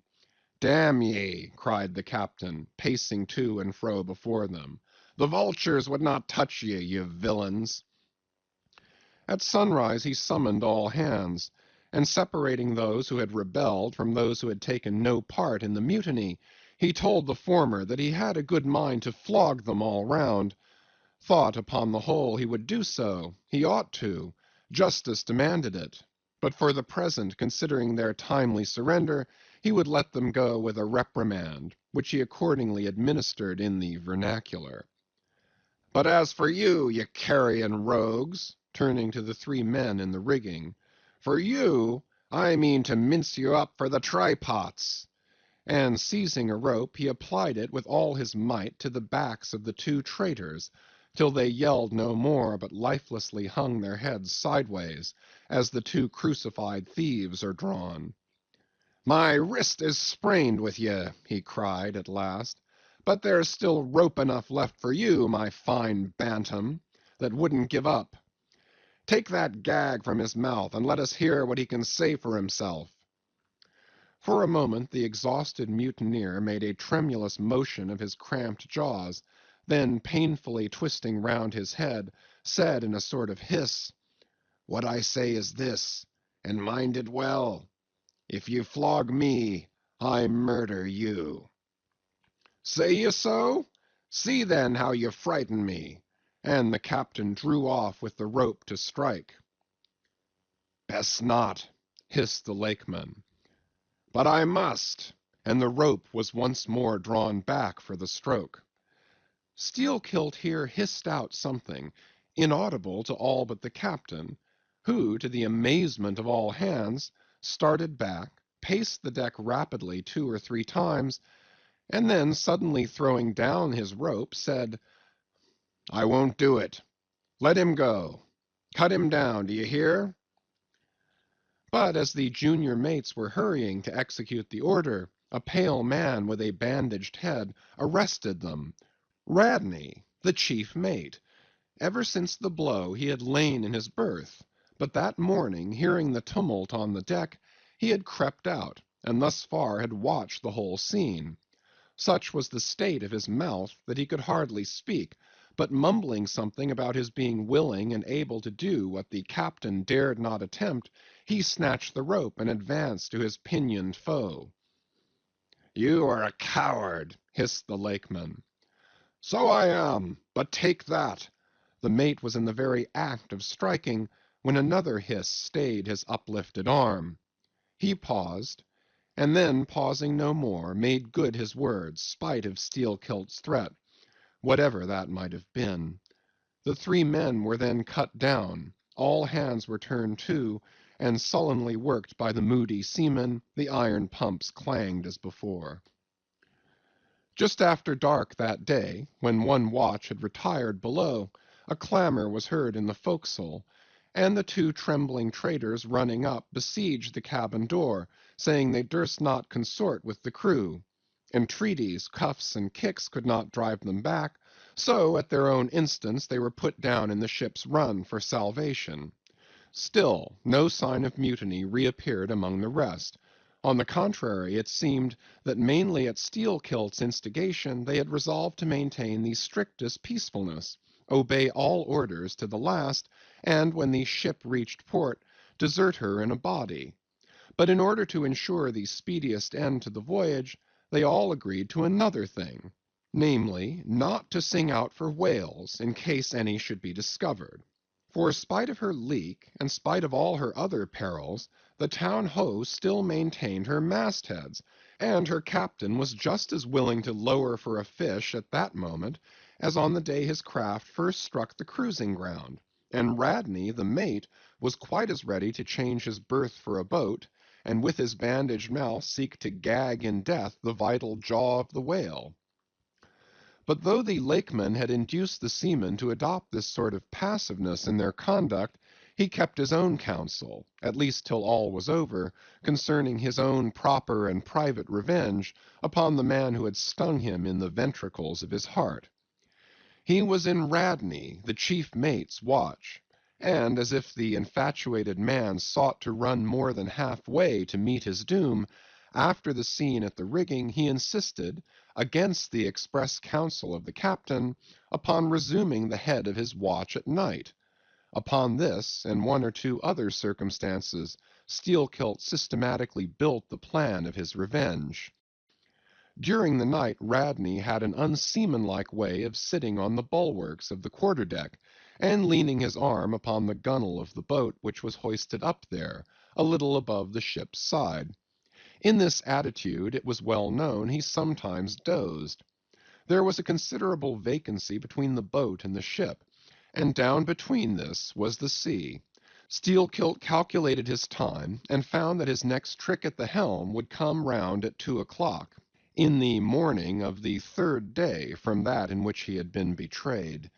At his leisure he employed the interval in braiding something very carefully in his watches below. "What are you making there?" said a shipmate. "What do you think? What does it look like?" "Like a lanyard for your bag, but it's an odd one, seems to me." "Yes, rather oddish," said the lakeman, holding it at arm's length before him, "but I think it will answer. Shipmate, I haven't enough twine. Have you any?" But there was none in the forecastle. "Then I must get some from old Rad." And he rose to go aft. "You don't mean to go a-begging to him?" said a sailor. "Why not? Do you think he won't do me a turn when it's to help himself in the end, shipmate?" And going to the mate, he looked at him quietly, and asked him for some twine to mend his hammock. It was given him. Neither twine nor lanyard were seen again, but the next night an iron ball, closely netted, partly rolled from the pocket of the lakeman's monkey jacket, as he was tucking the coat into his hammock for a pillow. 24 hours after, his trick at the silent helm, nigh to the man who was apt to doze over the grave always ready dug to the seaman's hand, that fatal hour was then to come, and in the foreordaining soul of Steelkilt, the mate was already stark and stretched as a corpse, with his forehead crushed in. But, gentlemen, a fool saved the would-be murderer from the bloody deed he had planned. Yet complete revenge he had, and without being the avenger, for by a mysterious fatality, heaven itself seemed to step in and take out of his hands into its own the damning thing he would have done. It was just between daybreak and sunrise of the morning of the second day, when they were washing down the decks, that a stupid Tenerife man, drawing water in the main-chains, all at once shouted out, "There she rolls! There she rolls! Jeez you, what a whale!" It was Moby Dick. "Moby Dick!" cried Don Sebastian. "Saint Dominic! Sir Sailor, but do whales have christenings? Whom call you Moby Dick?" "A very white and famous and most deadly immortal monster, Don, but that would be too long a story." "How? How?" cried all the young Spaniards crowding. "Nay, Dons, nay, nay, I cannot rehearse that now. Let me get more into the air, sirs." "The chicha!" cried Don Pedro. "Our vigorous friend looks faint. Fill up his empty glass." "No need, gentlemen. One moment, and I proceed. Now, gentlemen, so suddenly perceiving the snowy whale within 50 yards of the ship, forgetful of the compact among the crew, in the excitement of the moment the Tenerife man had instinctively and involuntarily lifted his voice for the monster, though for some little time past it had been plainly beheld from the 3 sullen mastheads. All was now a frenzy. "The white whale! The white whale!" was the cry from the captain, mates, and harpooneers, who, undeterred by fearful rumors, were all anxious to capture so famous and precious a fish, while the dogged crew eyed askance, and with curses, the appalling beauty of the vast milky mass that, lit up by a horizontal spangling sun, shifted and glistened like a living opal in the blue morning sea.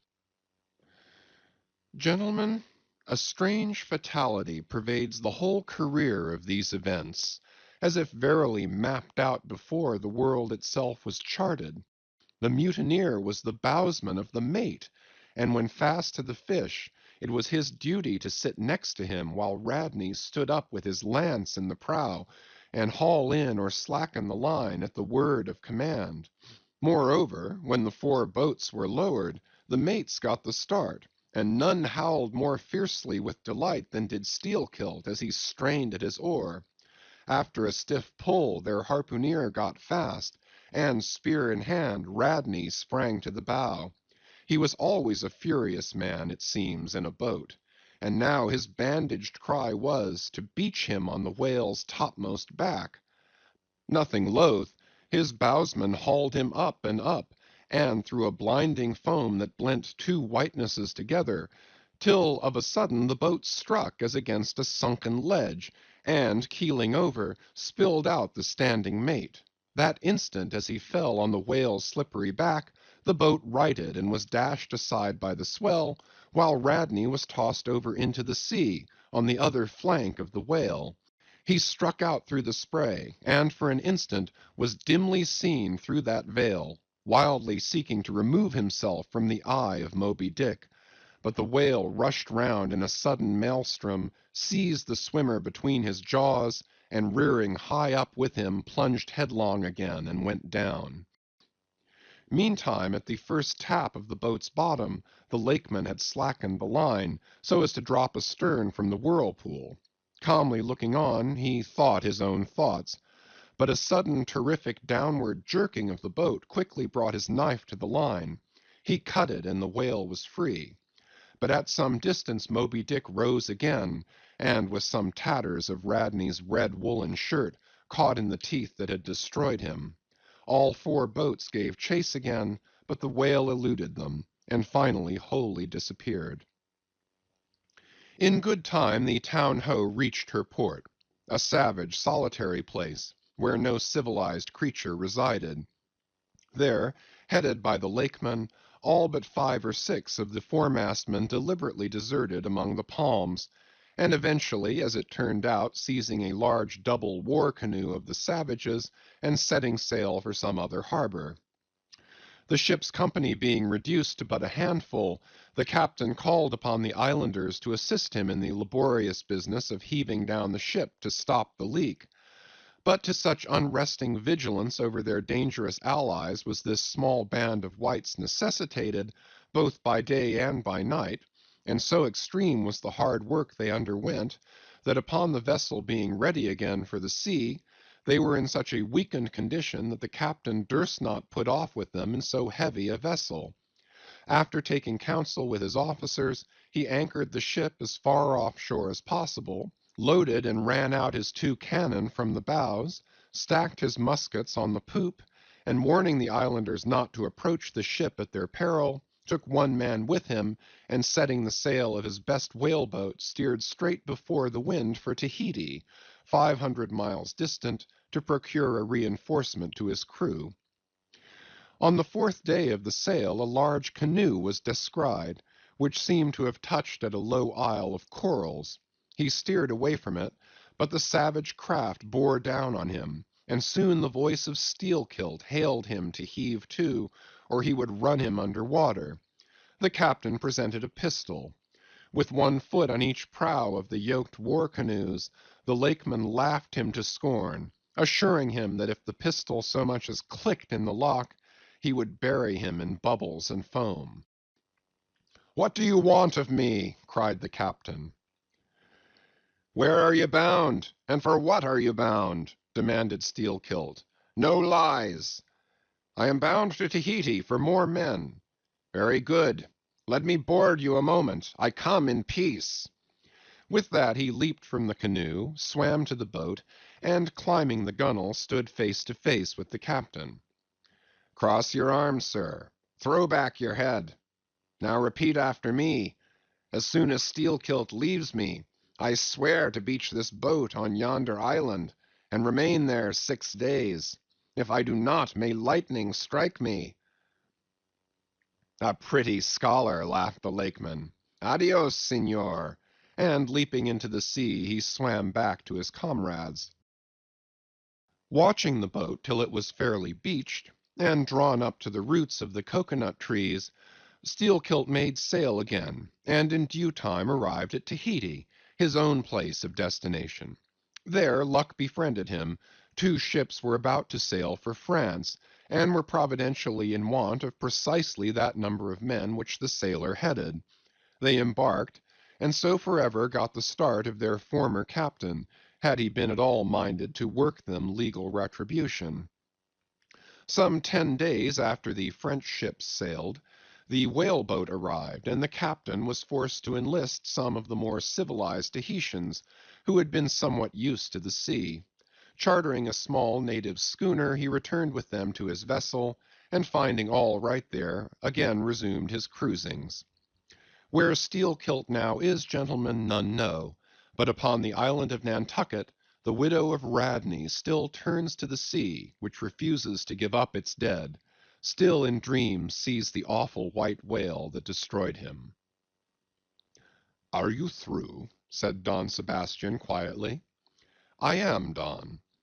"Then I entreat you, tell me if to the best of your own convictions this your story is in substance really true. It is so passing wonderful. Did you get it from an unquestionable source? Bear with me if I seem to press." "Also bear with all of us, Sir Sailor, for we all join in Don Sebastian's suit," cried the company, with exceeding interest. "Is there a copy of the Holy Evangelists at the Golden Inn, gentlemen?" "Nay," said Don Sebastian, "but I know a worthy priest near by, who will quickly procure one for me." "I go for it. But are you well advised? This may grow too serious." "Will you be so good as to bring the priest also, Don?" "Though there are no auto da fes in Lima now," said one of the company to another, I fear our sailor friend runs risk of the archiepiscopacy. Let us withdraw more out of the moonlight. I see no need of this. Excuse me for running after you, Don Sebastian, but may I also beg that you will be particular in procuring the largest-sized evangelists you can. This is the priest, and he brings you the evangelists, said Don Sebastian gravely, returning with a tall and solemn figure. Let me remove my hat. Now, venerable priest, further into the light, and hold the holy book before me that I may touch it. So help me heaven, and on my honor, the story I have told you, gentlemen, is in substance and its great items true. I know it to be true. It happened on this ball. I trod the ship. I knew the crew. I have seen and talked with Steelkilt since the death of Radney. End of chapter 54. Chapters 55 to 58. Chapter 55. Of the monstrous pictures of whales. I shall ere long paint to you, as well as one can without canvas, something like the true form of the whale as he actually appears to the eye of the whaleman when in his own absolute body the whale is moored alongside the whale ship, so that he can be fairly stepped upon there. It may be worthwhile, therefore, previously to advert to those curious imaginary portraits of him which, even down to the present day, confidently challenge the faith of the landsman. It is time to set the world right in this matter by proving such pictures of the whale all wrong. It may be that the primal source of all those pictorial delusions will be found among the oldest Hindu, Egyptian, and Grecian sculptures, for ever since those inventive but unscrupulous times when, on the marble panellings of temples, the pedestals of statues, and on shields, medallions, cups, and coins, the dolphin was drawn in scales of chain armor like Saladin's, and a helmeted head like St. George's, ever since then has something of the same sort of license prevailed, not only in most popular pictures of the whale, but in many scientific presentations of him. Now, by all odds, the most ancient extant portrait, anyways purporting to be the whale's, is to be found in the famous cavern pagoda of Elephanta in India. The Brahmins maintain that in the almost endless sculptures of that immemorial pagoda, all the trades and pursuits, every conceivable avocation of man, were prefigured ages before any of them actually came into being. No wonder, then, that in some sort our noble profession of whaling should have been there shadowed forth. The Hindu whale referred to occurs in a separate department of the wall, depicting the incarnation of Vishnu in the form of Leviathan, learnedly known as the Matsya Avatar. But though this sculpture is half man and half whale, so as only to give the tail of the latter, yet that small section of him is all wrong.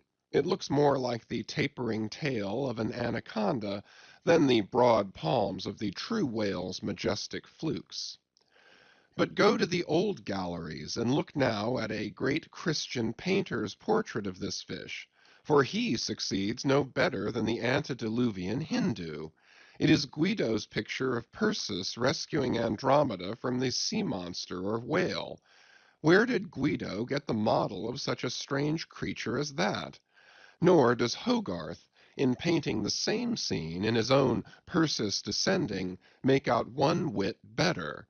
The huge corpulence of that Hogarthian monster undulates on the surface, scarcely drawing 1 inch of water.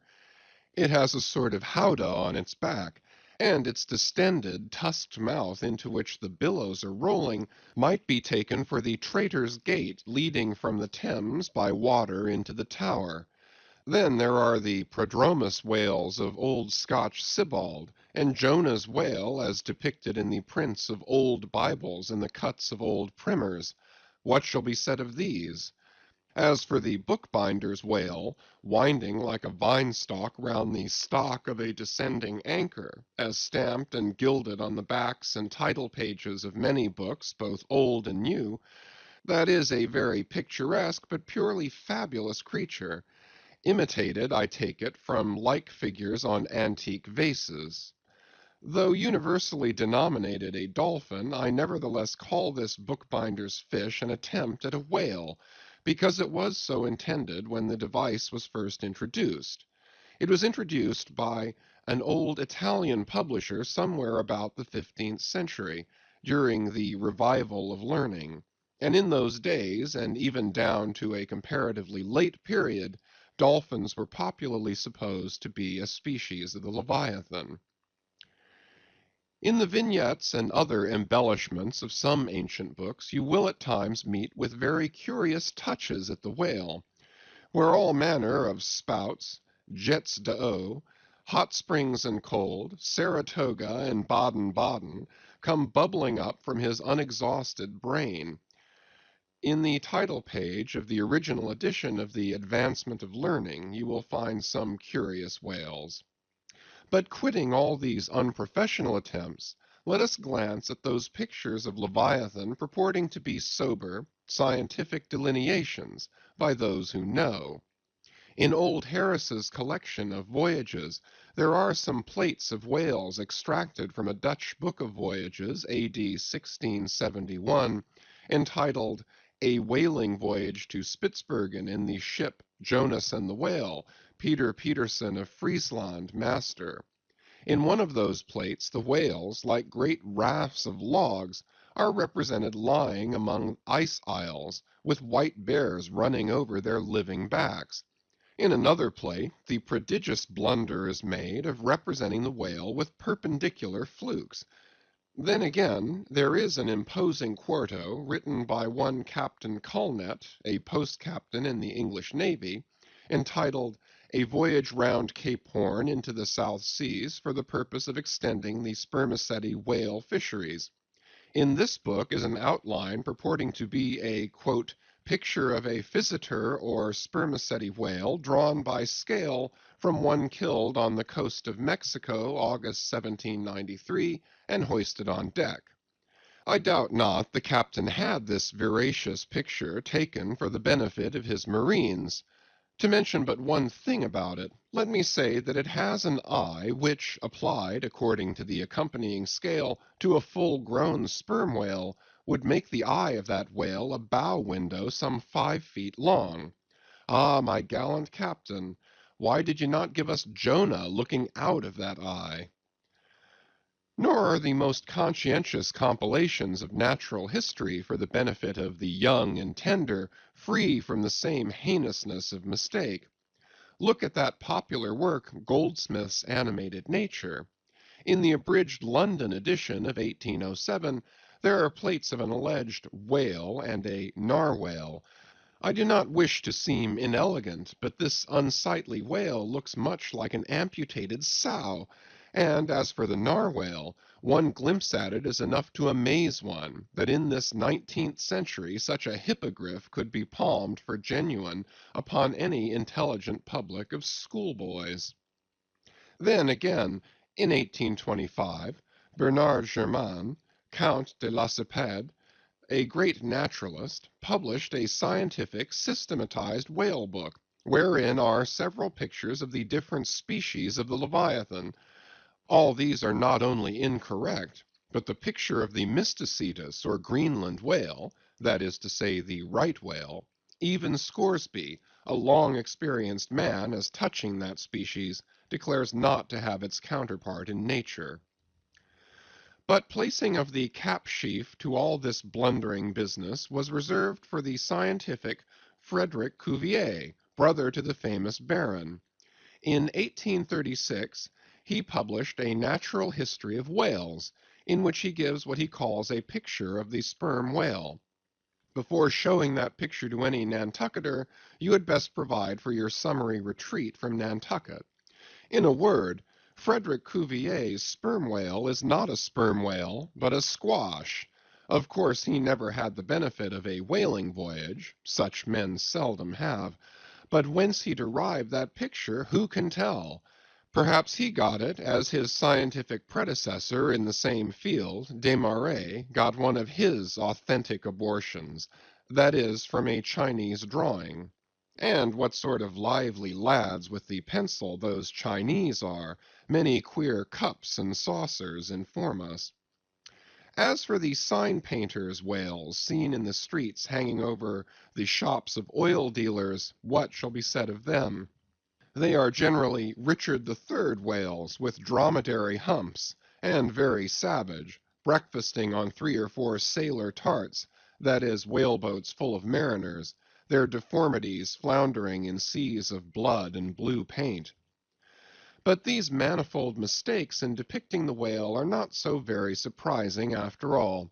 Consider, most of these scientific drawings have been taken from the stranded fish, and these are about as correct as a drawing of a wrecked ship with broken back would correctly represent the noble animal itself in all its undashed pride of hull and spars. Though elephants have stood for their full lengths, the living Leviathan has never yet fairly floated himself for his portrait. The living whale, in all his full majesty and significance, is only to be seen at sea in unfathomable waters, and afloat the vast bulk of him is out of sight, like a launched line of battle-ship. And out of that element it is a thing eternally impossible for mortal man to hoist him bodily into the air, so as to preserve all his mighty swells and undulations. And not to speak of the highly presumable difference of contour between a young sucking whale and a full-grown Platonian leviathan, yet even in the case of one of those young sucking whales hoisted to a ship's deck, such is then the outlandish, eel-like, limbered, varying shape of him that his precise expression the devil himself could not catch. But it may be fancied that from the naked skeleton of the stranded whale, accurate hints may be derived touching his true form. Not at all, for it is one of the more curious things about this Leviathan that his skeleton gives very little idea of his general shape, though Jeremy Bentham's skeleton, which hangs for candelabra in the library of one of his executors, correctly conveys the idea of a burly-browed utilitarian old gentleman, with all Jeremy's other leading personal characteristics, yet nothing of this kind could be inferred from any Leviathan's articulated bones. In fact, as the great Hunter says, the mere skeleton of the whale bears the same relation to the fully invested and padded animal as the insect does to the chrysalis that so roundingly envelops it. This peculiarity is strikingly evinced in the head, as in some parts of this book will incidentally be shown. It is also very curiously displayed in the side fin, the bones of which almost exactly answer to the bones of the human hand, minus only the thumb. This fin has 4 regular bone fingers, the index, middle, ring, and little finger, but all these are permanently lodged in their fleshy covering, as the human fingers in an artificial covering. However recklessly the whale may sometimes serve us, said humorous Stubb one day, he can never be truly said to handle us without mittens. For all these reasons, then, any way you may look at it, you must needs conclude that the great Leviathan is that one creature in the world which must remain unpainted to the last. True, one portrait may hit the mark much nearer than another, but none can hit it with any very considerable degree of exactness. So there is no earthly way of finding out precisely what the whale really looks like, and the only mode in which you can derive even a tolerable idea of his living contour is by going a whaling yourself. But by so doing you run no small risk of being eternally stove and sunk by him. Wherefore it seems to me you had best not be too fastidious in your curiosity touching this Leviathan. Chapter 56. Of the less erroneous pictures of whales and the true pictures of whaling scenes. In connection with the monstrous pictures of whales, I am strongly tempted here to enter upon those still more monstrous stories of them which are to be found in certain books, both ancient and modern, especially in Pliny, Purchas, Hakluyt, Harris, Cuvier, etc. But I pass that matter by. I know of only 4 published outlines of the great sperm whale: Colnett's, Huggins's, Frederick Cuvier's, and Beale's. In the previous chapter, Colnett and Cuvier have been referred to. Huggins's is far better than theirs, but by great odds Beale's is the best. All Beale's drawings of this whale are good, excepting the middle figure in the picture of 3 whales in various attitudes, capping his second chapter.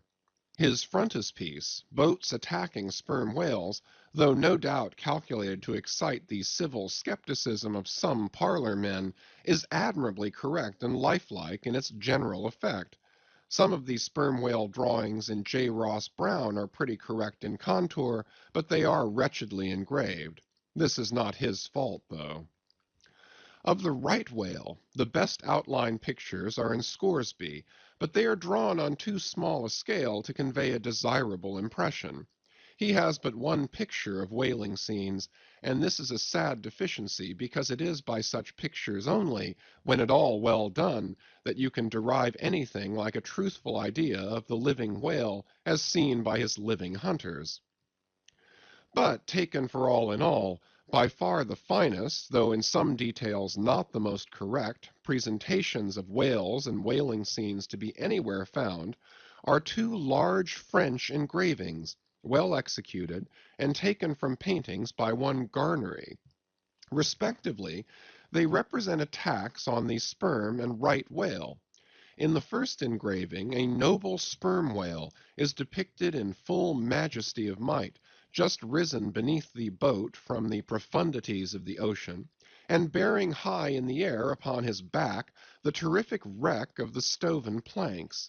The prow of the boat is partially unbroken, and is drawn just balancing upon the monster's spine, and standing in that prow, for that one single incomputable flash of time, you behold an oarsman, half shrouded by the incensed boiling spout of the whale, and in the act of leaping as if from a precipice.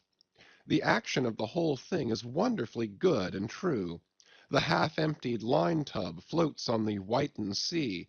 The wooden poles of the spilled harpoons obliquely bob in it. The heads of the swimming crew are scattered about the whale in contrasting expressions of affright, while in the black stormy distance the ship is bearing down upon the scene. Serious fault might be found with the anatomical details of this whale, but let that pass, since for the life of me I could not draw so good a one. In the second engraving, the boat is in the act of drawing alongside the barnacled flank of a large running right whale, that rolls his black weedy bulk in the sea like some mossy rock slide from the Patagonian cliffs. His jets are erect, full, and black like soot, so that from so abounding a smoke in the chimney you would think that there must be a brave supper cooking in the great bowels below. Sea-fowls are pecking at the small crabs, shellfish, and other sea candies and macaroni which the right whale sometimes carries on his pestilent back, and all the while the thick-lipped leviathan is rushing through the deep, leaving tons of tumultuous white curds in his wake, and causing the slight boat to rock in the swells like a skiff caught nigh the paddle wheels of an ocean steamer. Thus the foreground is all raging commotion, but behind, in admirable artistic contrast, is the glassy level of a sea becalmed, the drooping unstarched sails of the powerless ship, and the inert mass of a dead whale, a conquered fortress with the flag of capture lazily hanging from the whale pole inserted into his spout-hole. Who Garnery, the painter, is or was, I know not, but my life for it, he was either practically conversant with his subject, or else marvelously tutored by some experienced whaleman. The French are the lads for painting action. Go and gaze upon all the paintings of Europe, And where will you find such a gallery of living and breathing commotion on canvas as in that triumphal hall at Versailles, where the beholder fights his way pell-mell through the consecutive great battles of France, where every sword seems a flash of the northern lights, and the successive armed kings and emperors dash by like a charge of crowned centaurs? Not wholly unworthy of a place in that gallery are these sea battle pieces of Garnery. The natural aptitude of the French for seizing the picturesqueness of things seems to be peculiarly evinced in what paintings and engravings they have of their whaling scenes. With not 1/10 of England's experience in the fishery, and not the 1,000th part of that of the Americans, they have nevertheless furnished both nations with the only finished sketches at all capable of conveying the real spirit of the whale hunt. For the most part, the English and American whale draftsmen seem entirely content with presenting the mechanical outline of things, such as the vacant profile of the whale, which, so far as picturesqueness of effect is concerned, is about tantamount to sketching the profile of a pyramid. Even Scoresby, the justly renowned right whaleman, after giving us a stiff, full length of the Greenland whale, and 3 or 4 delicate miniatures of narwhales and porpoises, treats us to a series of classical engravings of boat hooks, chopping knives, and grapnels, and, with the microscopic diligence of a Leeuwenhoek, submits to the inspection of a shivering world 96 facsimiles of magnified Arctic snow crystals. I mean no disparagement to the excellent voyager.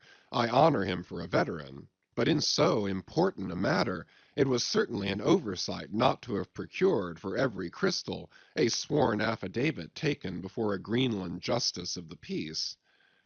In addition to those fine engravings from Garnery, there are 2 other French engravings worthy of note by someone who subscribes himself H. Duran.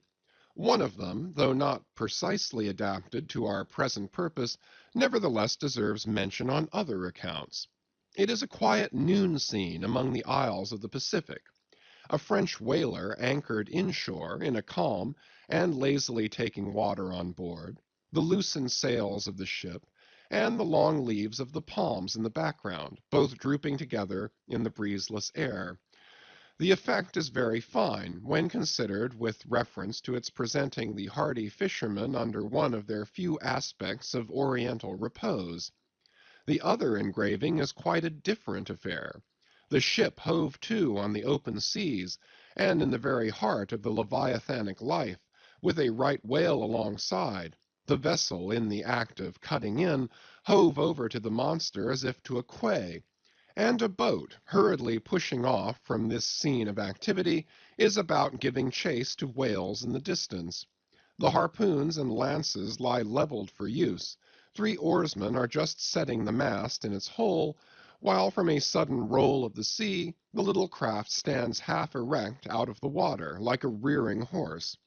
From the ship, the smoke of the torments of the boiling whale is going up like the smoke over a village of smithies, and to windward a black cloud, rising up with earnest of squalls and rains, seems to quicken the activity of the excited seamen. Chapter 57.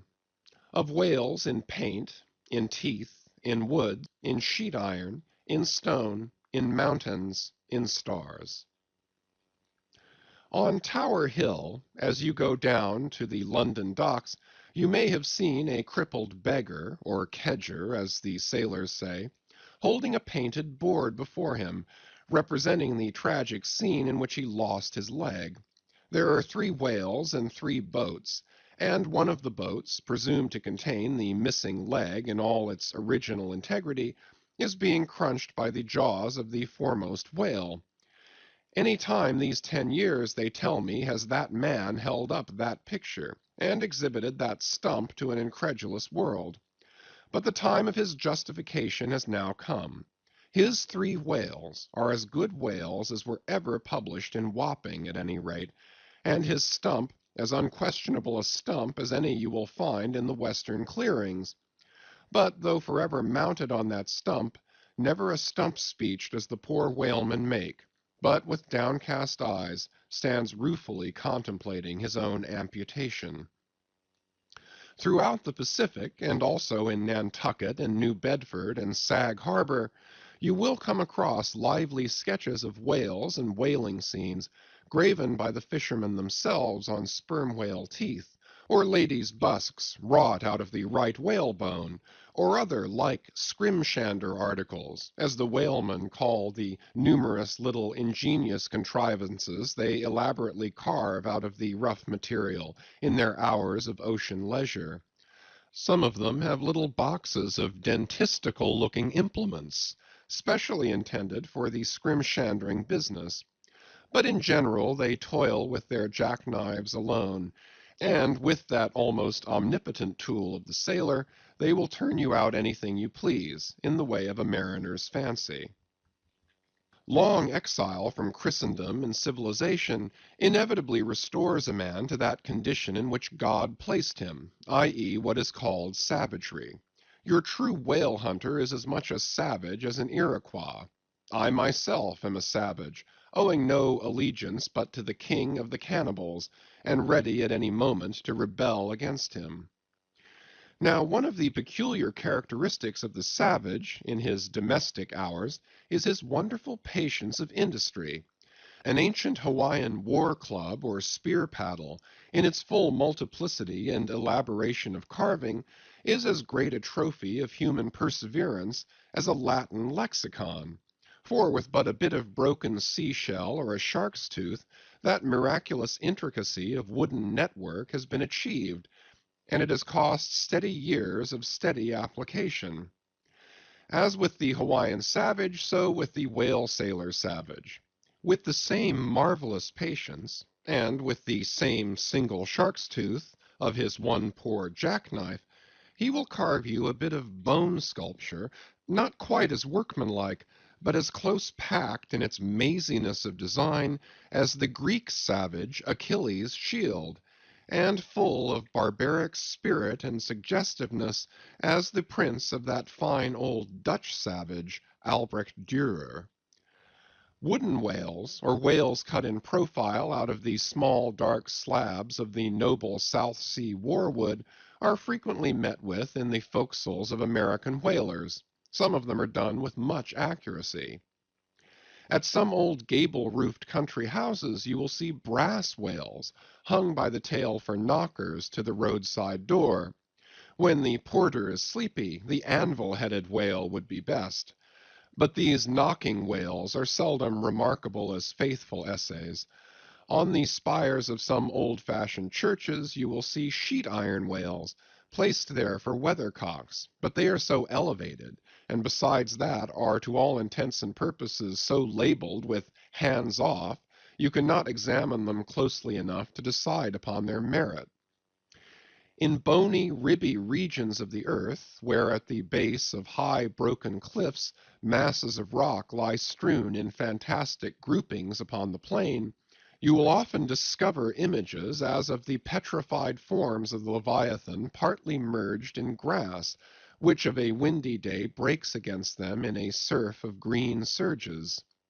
Then again, in mountainous countries, where the traveler is continually girdled by amphitheatrical heights, here and there, from some lucky point of view, you will catch passing glimpses of the profiles of whales defined along the undulating ridges. But you must be a thorough whaleman to see these sights, and not only that, but if you wish to return to such a sight again, you must be sure and take the exact intersecting latitude and longitude of your first standpoint, else so chance-like are such observations of the hills that your precise previous standpoint would require a laborious rediscovery, like the Saloma Islands, which still remain incognita, though once high-ruffed Medana trod them, and old Figuera chronicled them. Nor, when expandingly lifted by your subject, can you fail to trace out great whales in the starry heavens, and boats in pursuit of them, as when, long filled with thoughts of war, the Eastern nations saw armies locked in battle among the clouds. Thus at the north have I chased Leviathan round and round the pole, with the revolutions of the bright points that first defined him to me. And beneath the effulgent Antarctic skies I have boarded the Argo Navis, and joined the chase against the starry Cetus, far beyond the utmost stretch of Hydrus and the flying fish. With a frigate's anchors for my bridle bits, and fasces of harpoons for spurs, would I could mount that whale, and leap the topmost skies, to see whether the fabled heavens, with all their countless tents, really lie encamped beyond my mortal sight. Chapter 58. Brit. Steering northeastward from the Crozettes, we fell in with vast meadows of brit, the minute yellow substance upon which the right whale largely feeds. For leagues and leagues it undulated round us, so that we seemed to be sailing through boundless fields of ripe and golden wheat. On the second day numbers of right whales were seen, who, secure from the attack of a sperm whaler like the Pequod, with open jaws sluggishly swam through the brit, which, adhering to the fringing fibres of that wondrous Venetian blind in their mouths, was in that manner separated from the water that escaped at the lip. As morning mowers, who side by side slowly and seethingly advance their scythes through the long wet grass of marshy meads, even so these monsters swam, making a strange grassy cutting sound, and leaving behind them endless swaths of blue upon the yellow sea. Footnote: that part of the sea known among whalemen as the Brazil Banks does not bear that name as the banks of Newfoundland do, because of there being shallows and soundings there, but because of this remarkable meadow-like appearance caused by the vast drifts of brit continually floating in those latitudes where the right whale is often chased. End of footnote. But it was only the sound they made as they parted the brit which at all reminded one of mowers. Seen from the mastheads, especially when they paused and were stationary for a while, their vast black forms looked more like lifeless masses of rock than anything else, and as in the great hunting countries of India, the stranger at a distance will sometimes pass on the plains recumbent elephants without knowing them to be such, taking them for bare, blackened elevations of the soil, even so often for him who, for the first time, beholds this species of leviathans on the sea. And even when recognized at last, their immense magnitude renders it very hard really to believe that such bulky masses of overgrowth can possibly be instinct in all parts with the same sort of life that lives in a dog or a horse. Indeed, in other respects, you can hardly regard any creatures of the deep with the same feelings that you do of those of the shore. For though some old naturalists have maintained that all creatures of the land are of their kind in the sea, and though taking a broad general view of the thing this may very well be, yet, coming to specialties, where, for example, does the ocean furnish any fish that in disposition answers to the sagacious kindness of the dog? The accursed shark alone can in any generic respect be said to bear comparative analogy to him.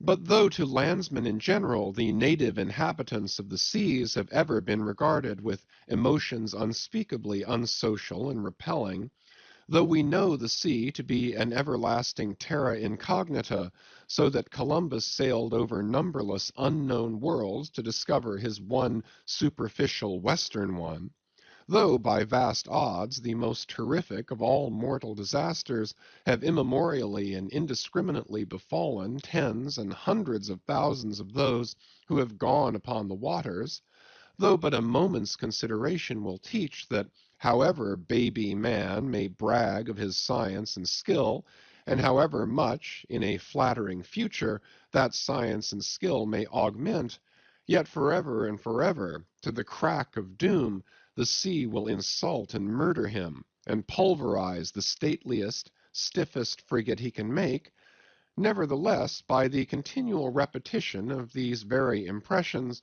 man has lost that sense of the full awfulness of the sea which aboriginally belongs to it.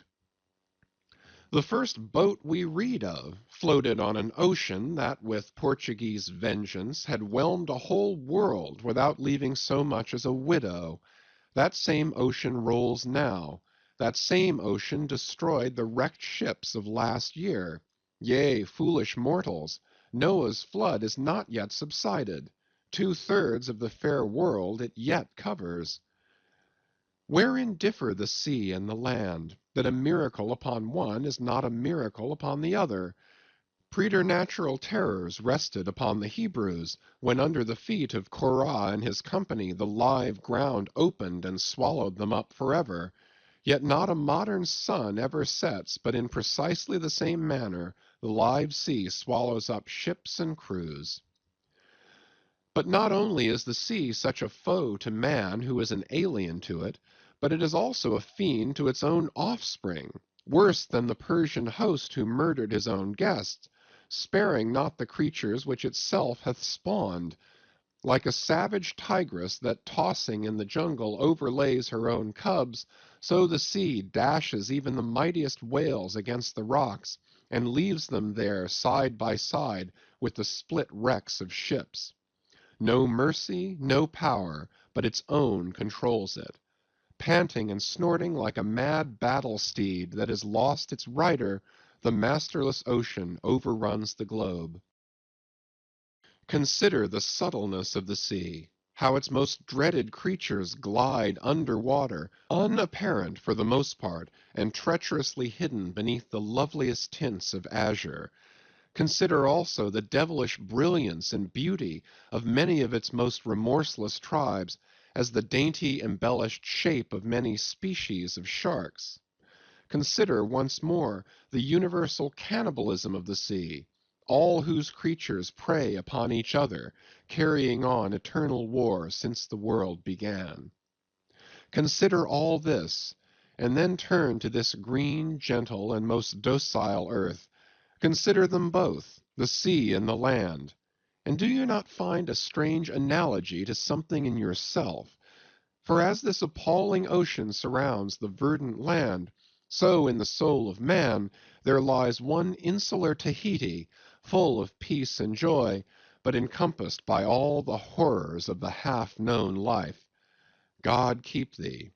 Push not off from that isle. Thou canst never return. End of chapters 55 to 58.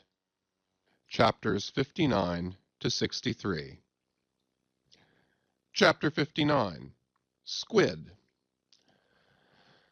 Slowly wading through the meadows of Brit, the Pequod still held on her way northeastward towards the island of Java, a gentle air impelling her keel, so that in the surrounding serenity her 3 tall, tapering masts mildly waved to that languid breeze, as 3 mild palms on a plain.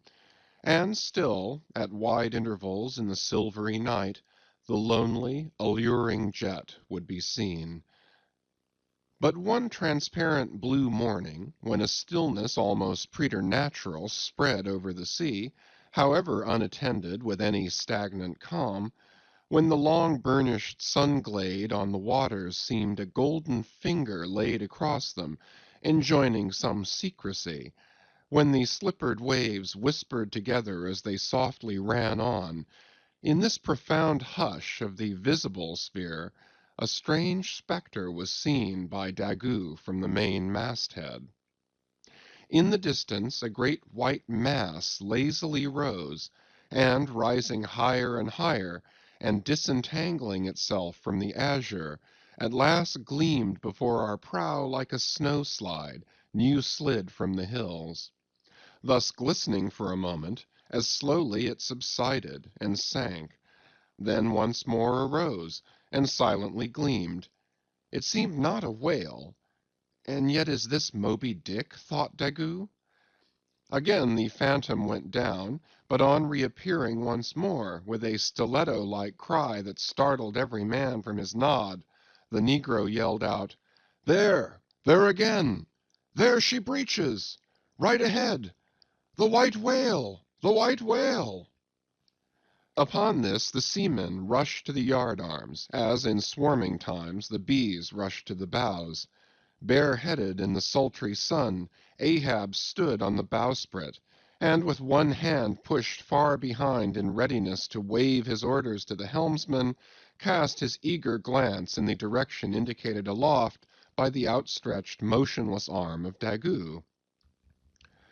Whether the flitting attendance of one still and solitary jet had gradually worked upon Ahab, so that he was now prepared to connect the ideas of mildness and repose with the first sight of the particular whale he pursued, however this was, or whether his eagerness betrayed him, whichever way it might have been, no sooner did he distinctly perceive the white mass, than with a quick intensity he instantly gave orders for lowering.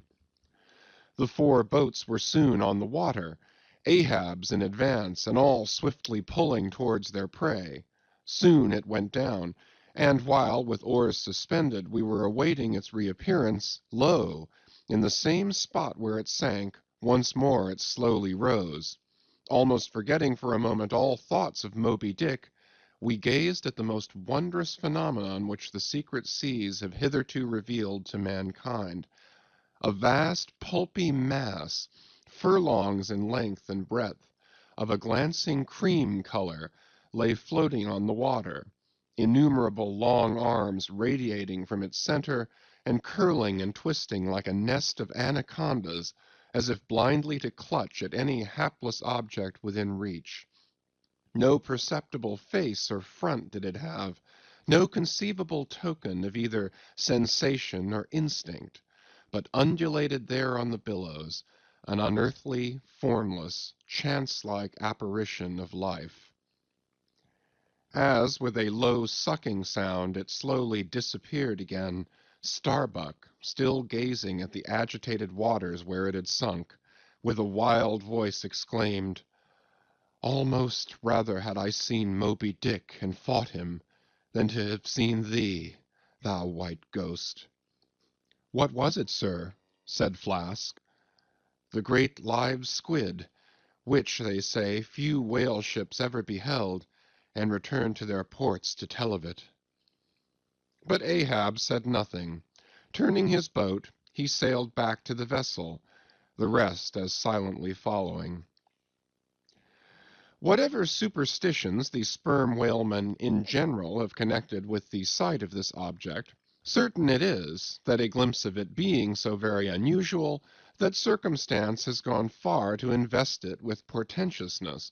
So rarely is it beheld, that though one and all of them declare it to be the largest animated thing in the ocean, yet very few of them have any but the most vague ideas concerning its true nature and form. Notwithstanding, they believe it to furnish the sperm whale his only food.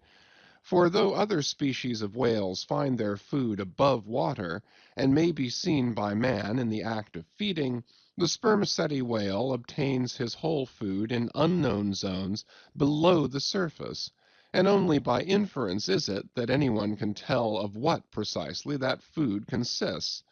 At times, when closely pursued, he will disgorge what are supposed to be the detached arms of the squid, some of them, thus exhibited, exceeding 20 and 30 feet in length. They fancy that the monster to which these arms belonged ordinarily clings by them to the bed of the oceans, and that the sperm whale, unlike other species, is supplied with teeth in order to attack and tear it. There seems some ground to imagine that the great kraken of Bishop Pontoppidan may ultimately resolve itself into squid. The manner in which the bishop describes it, as alternately rising and sinking, with some other particulars he narrates, in all this the two correspond. But much abatement is necessary with respect to the incredible bulk he assigns it. By some naturalists who have vaguely heard rumors of the mysterious creature here spoken of, it is included among the class of cuttlefish, to which, indeed, in certain external respects it would seem to belong, but only as the anak of the tribe. Chapter 60. The Line. With reference to the whaling scene shortly to be described, as well as for the better understanding of all similar scenes elsewhere presented, I have here to speak of the magical, sometimes horrible, whale line. The line originally used in the fishery was of the best hemp, slightly vapored with tar, not impregnated with it, as in the case of ordinary ropes. For while tar, as ordinarily used, makes the hemp more pliable to the rope maker, and also renders the rope itself more convenient to the sailor for common ship use, yet not only would the ordinary quantity too much stiffen the whale line for the close coiling to which it must be subjected, but as most seamen are beginning to learn, tar in general by no means adds to the rope's durability or strength, however much it may give it compactness and gloss. Of late years, the Manila rope has, in the American fishery, almost entirely superseded hemp as a material for whale lines, for though not so durable as hemp, it is stronger and far more soft and elastic, and, I will add, since there is an aesthetics in all things, is much more handsome and becoming to the boat than hemp. Hemp is a dusky, dark fellow, a sort of Indian, but Manila is as a golden-haired Circassian to behold. The whale line is only 2/3 of an inch in thickness. At first sight you would not think it so strong as it really is. By experiment its 1 and 50 yarns will each suspend a weight of 120 pounds, so that the whole rope will bear a strain nearly equal to 3 tons. In length, the common sperm whale line measures something over 200 fathoms. Towards the stern of the boat it is spirally coiled away in the tub, not like the worm pipe of a still, though, but so as to form one round, cheese-shaped mass of densely bedded sheaves or layers of concentric spiralizations, without any hollow but the heart, or minute vertical tube formed at the axis of the cheese. As the least tangle or kink in the coiling would, in running out, infallibly take somebody's arm, leg, or entire body off, the utmost precaution is used in stowing the line in its tub. Some harpooneers will consume almost an entire morning in this business, carrying the line high aloft and then reeving it downward through a block towards the tub, so as in the act of coiling to free it from all possible wrinkles and twists. In the English boats, 2 tubs are used instead of 1, the same line being continuously coiled in both tubs. There is some advantage in this, because these twin tubs being so small, they fit more readily into the boat and do not strain it so much, whereas the American tub, nearly 3 feet in diameter and of proportionate depth, makes a rather bulky freight for a craft whose planks are but 1/2 inch in thickness, for the bottom of the whaleboat is like critical ice, which will bear up under a considerable distributed weight, but not very much of a concentrated one. When the painted canvas cover is clapped on the American line tub, the boat looks as if it were pulling off with a prodigious great wedding cake to present to the whales. Both ends of the line are exposed, the lower end terminating in an eye-splice or loop coming up from the bottom against the side of the tub, and hanging over its edge completely disengaged from everything. This arrangement of the lower end is necessary on 2 accounts. First, in order to facilitate the fastening to it of an additional line from a neighboring boat, in case the stricken whale should sound so deep as to threaten to carry off the entire line originally attached to the harpoon. In these instances, the whale, of course, is shifted like a mug of ale, as it were, from one boat to the other, though the first boat always hovers at hand to assist its consort. Second, this arrangement is indispensable for common safety's sake, for were the lower end of the line in any way attached to the boat, and were the whale then to run the line out to the end almost in a single smoking minute as he sometimes does, He would not stop there, for the doomed boat would infallibly be dragged down after him into the profundity of the sea, and in that case no town crier would ever find her again.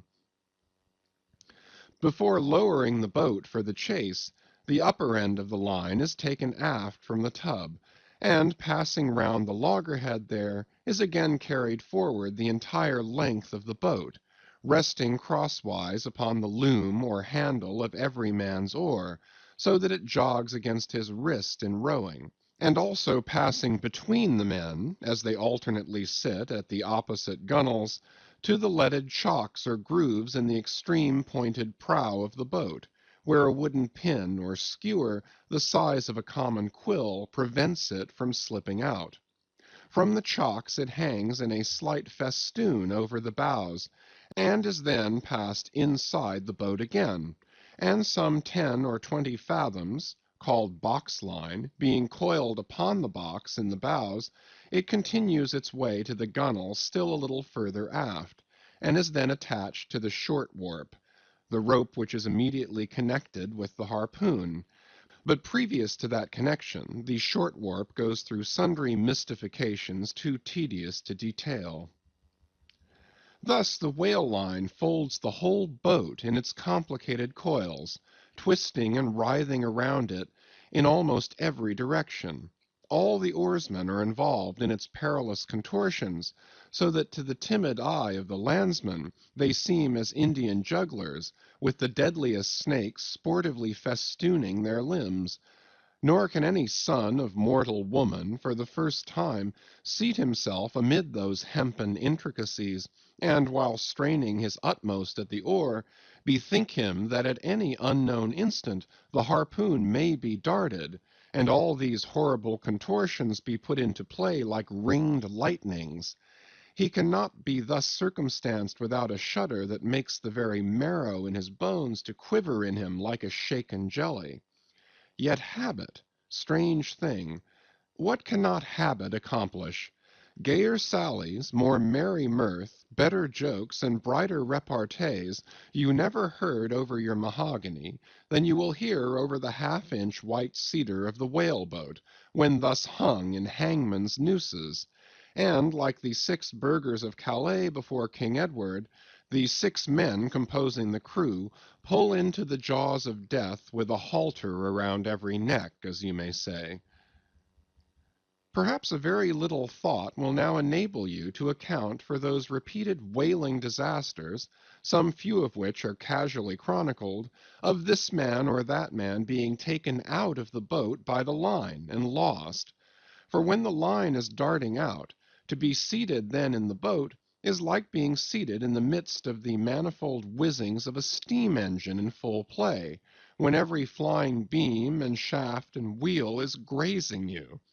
It is worse, for you cannot sit motionless in the heart of these perils, because the boat is rocking like a cradle, and you are pitched one way and the other, without the slightest warning, and only by a certain self-adjusting buoyancy and simultaneousness of volition and action can you escape being made a Mazeppa of, and run away with where the all-seeing sun himself could never pierce you out.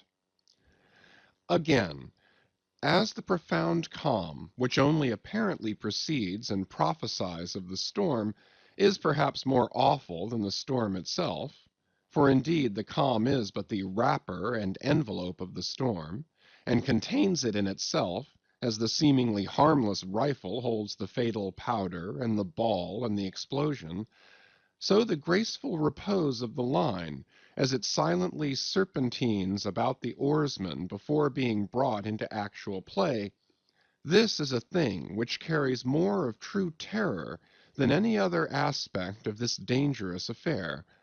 But why say more? All men live enveloped in whale lines. All are born with halters round their necks. But it is only when caught in the swift, sudden turn of death that mortals realize the silent, subtle, ever-present perils of life. And if you be a philosopher, though seated in a whale-boat, you would not at heart feel one whit more of terror. than those seated before your evening fire with a poker and not a harpoon by your side. Chapter 61. Stubb Kills a Whale. If, to Starbuck, the apparition of the squid was a thing of portents, to Queequeg it was quite a different object. "When you see him quid," said the savage, honing his harpoon in the bow of his hoisted boat, "then you quick see him parm whale." The next day was exceedingly still and sultry, and with nothing special to engage them, the Pequod's crew could hardly resist the spell of sleep induced by such a vacant sea. For this part of the Indian Ocean through which we were voyaging is not what whalemen call a lively ground.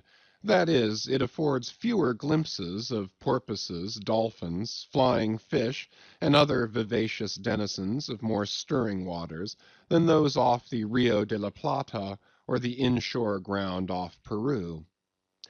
It was my turn to stand at the foremast head, and, with my shoulders leaning against the slackened royal shrouds, to and fro I idly swayed in what seemed an enchanted air. No resolution could withstand it. In that dreamy mood, losing all consciousness, at last my soul went out of my body, though my body still continued to sway as a pendulum will, long after the power which first moved it is withdrawn. Ere forgetfulness altogether came over me, I had noticed that the seamen at the main and mizzen-mast heads were already drowsy, so that at last all three of us lifelessly swung from the spars, and for every swing that we made there was a nod from below from the slumbering helmsman.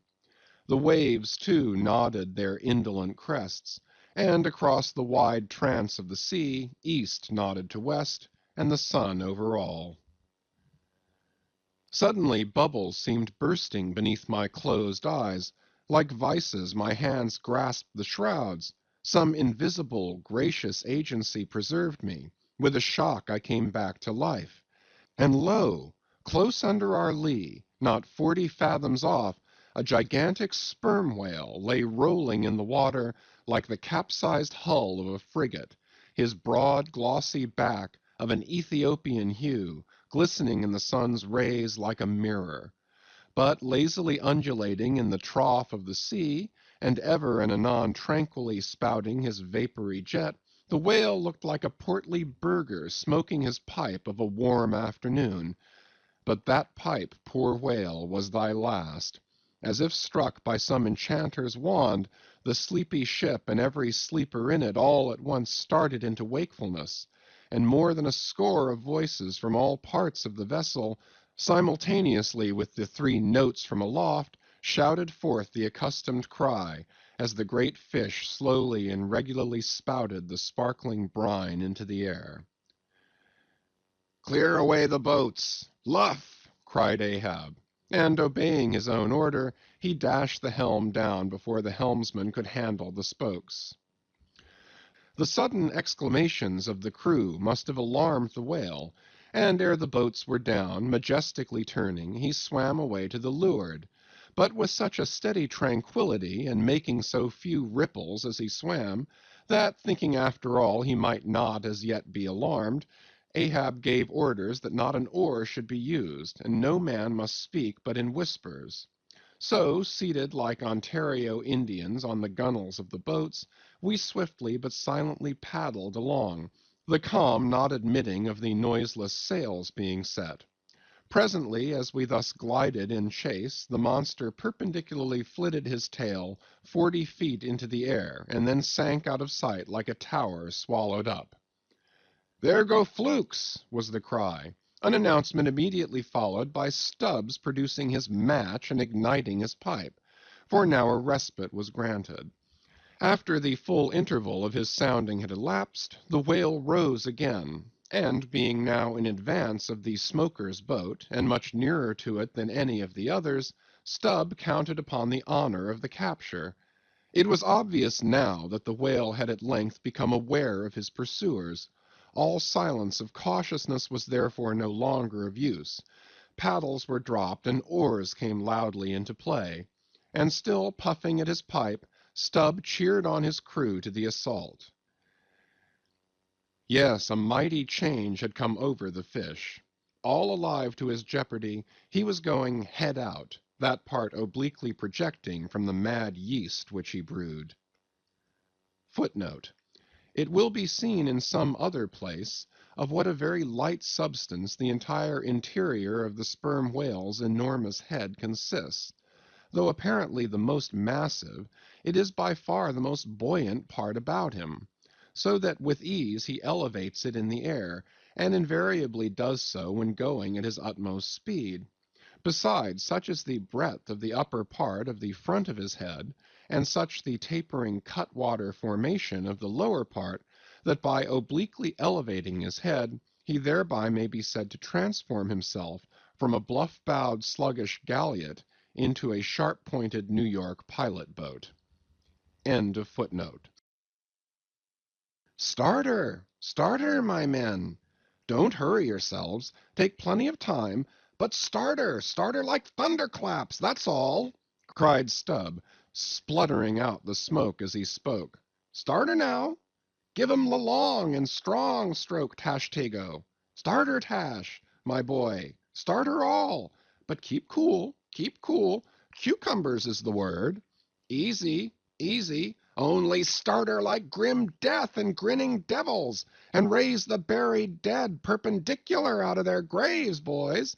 That's all. Starter! Woohoo! Why-hee! Screamed the gay-header in reply, raising some old war-whoop to the skies, as every oarsman in the strained boat involuntarily bounced forward with the one tremendous leading stroke which the eager Indian gave. But his wild screams were answered by others quite as wild. Ki-hee! Ki-hee! Yelled Daggoo, straining forwards and backwards on his seat like a pacing tiger in his cage.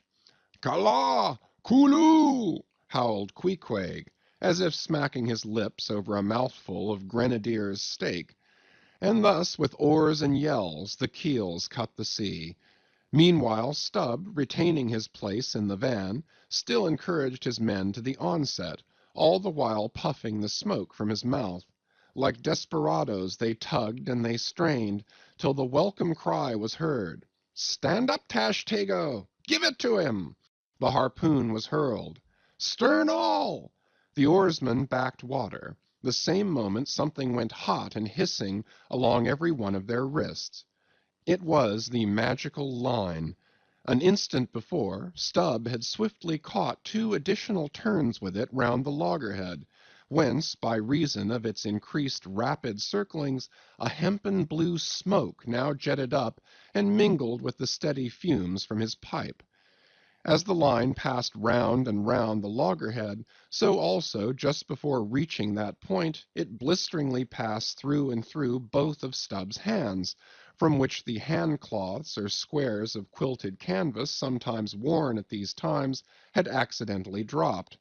It was like holding an enemy's sharped, 2-edged sword by the blade, and that enemy all the time striving to wrest it out of your clutch. Wet the line! Wet the line! Cried Stubb to the tub oarsman, him seated by the tub, who, snatching off his hat, dashed sea-water into it. Footnote: partly to show the indispensableness of this act, it may here be stated that in the old Dutch fishery a mop was used to dash the running line with water. In many other ships a wooden piggin or baler is set apart for that purpose. Your hat, however, is the most convenient. End of footnote. More turns were taken, so that the line began holding its place. The boat now flew through the boiling water, like a shark all fins.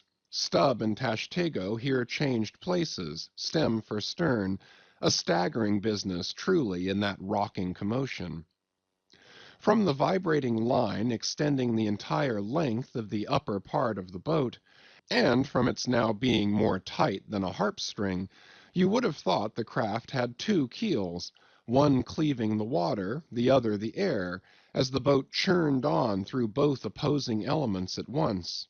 A continual cascade played at the bows, a ceaseless whirling eddy in her wake, and at the slightest motion from within, but even of a little finger, the vibrating, cracking craft canted over her spasmodic gunwale into the sea. Thus they rushed, each man with might and main clinging to his seat, to prevent being tossed to the foam, and the tall form of Tashtego at the steering oar crouching almost double in order to bring down his center of gravity. Whole Atlantics and Pacifics seemed past as they shot on their way, till at length the whale somewhat slackened his flight. "Haul in! Haul in!" cried Stubb to the bowsman, and facing round towards the whale, all hands began pulling the boat up to him, while yet the boat was being towed on. Soon ranging up by his flank, Stubb, firmly planting his knee in the clumsy cleat, darted dart after dart into the flying fish, at the word of command the boat alternately sterning out of the way of the whale's horrible wallow, and then ranging up for another fling.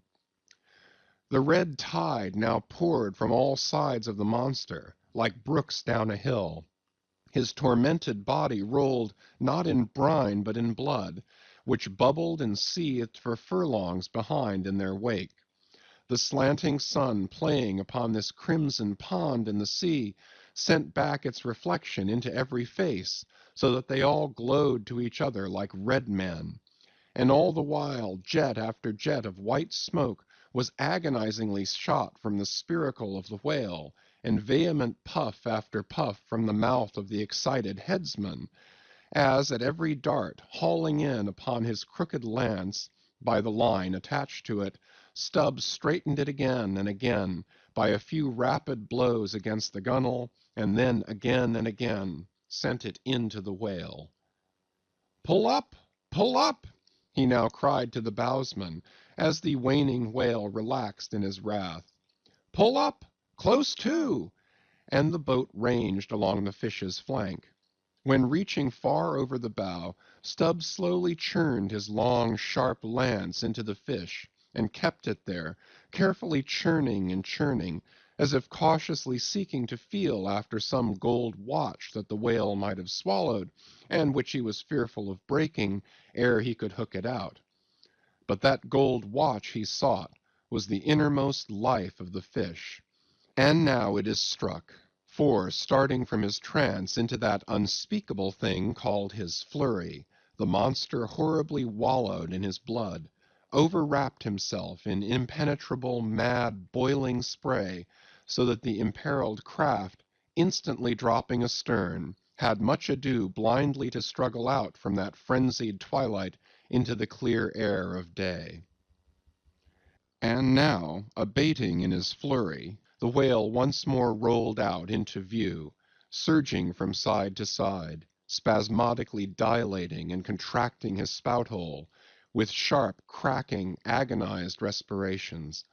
At last, gush after gush of clotted red gore, as if it had been the purple lees of red wine, shot into the frighted air, and, falling back again, ran dripping down his motionless flanks into the sea. His heart had burst. "He's dead, Mr. Stubb," said Tashtego. "Yes, both pipes smoked out," and withdrawing his own from his mouth, Stubb scattered the dead ashes over the water, and for a moment stood thoughtfully eyeing the vast corpse he had made. Chapter 62. The Dart. A word concerning an incident in the last chapter. According to the invariable usage of the fishery, the whaleboat pushes off from the ship, with the headsman or whale killer as temporary steersman, and the harpooneer or whale fastener pulling the foremost oar, the one known as the harpooneer oar. Now, it needs a strong, nervous arm to strike the first iron into the fish, for often, in what is called a long dart, the heavy implement has to be flung to the distance of 20 or 30 feet. But however prolonged and exhausting the chase, the harpooneer is expected to pull his oar meanwhile to the uttermost, Indeed, he is expected to set an example of superhuman activity to the rest, not only by incredible rowing, but by repeated loud and intrepid exclamations. And what it is to keep shouting at the top of one's compass, while all the other muscles are strained and half started, what that is none know but those who have tried it. For one, I cannot bawl very heartily and work very recklessly at one and the same time. In this straining, bawling state, then, with his back to the fish, all at once the exhausted harpooner hears the exciting cry, "Stand up and give it to him." He now has to drop and secure his oar, turn round on his center halfway, seize his harpoon from the crotch, and with what little strength may remain, he essays to pitch it somehow into the whale. No wonder, taking the whole fleet of whalemen in a body, that out of 50 fair chances for a dart, not 5 are successful. No wonder that so many hapless harpooneers are madly cursed and disrated. No wonder that some of them actually burst their blood vessels in the boat. No wonder that some sperm whalemen are absent 4 years with 4 barrels. No wonder that to many ship owners whaling is but a losing concern, for it is the harpooner that makes the voyage, and if you take the breath out of his body, how can you expect to find it there when most wanted? Again, if the dart be successful, then at the second critical instant, that is when the whale starts to run, the boat-header and harpooner likewise start to running fore and aft, to the imminent jeopardy of themselves and everyone else. It is then they change places, and the headsman, the chief officer of the little craft, takes his proper station in the bows of the boat. Now, I care not who maintains the contrary, but all this is both foolish and unnecessary. The headsman should stay in the bows from first to last. He should both dart the harpoon and the lance, and no rowing whatever should be expected of him, except under circumstances obvious to any fisherman. I know that this would sometimes involve a slight loss of speed in the chase, but long experience in various whalemen of more than one nation has convinced me that in the vast majority of failures in the fishery, it has not by any means been so much the speed of the whale as the before described exhaustion of the harpooner that has caused them. To ensure the greatest efficiency in the dart, the harpooneers of this world must start to their feet from out of idleness, and not from out of toil. Chapter 63. The Crotch. Out of the trunk the branches grow, out of them the twigs. So, in productive subjects, grow the chapters. The crotch alluded to on a previous page deserves independent mention. It is a notched stick of a peculiar form, some 2 feet in length, which is perpendicularly inserted into the starboard gunwale near the bow, for the purpose of furnishing a rest for the wooden extremity of the harpoon, whose other naked, barbed end slopingly projects from the prow. Thereby the weapon is instantly at hand to its hurler, who snatches it up as readily from its rest as a backwoodsman swings his rifle from the wall. It is customary to have 2 harpoons reposing in the crotch, respectively called the first and second irons.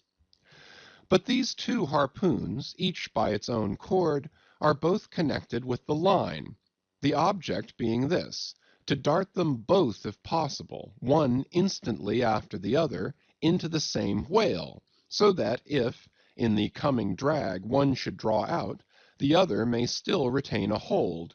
It is a doubling of the chances. But it very often happens that owing to the instantaneous, violent, convulsive running of the whale upon receiving the first iron, it becomes impossible for the harpooner, however lightning-like in his movements, to pitch the second iron into him.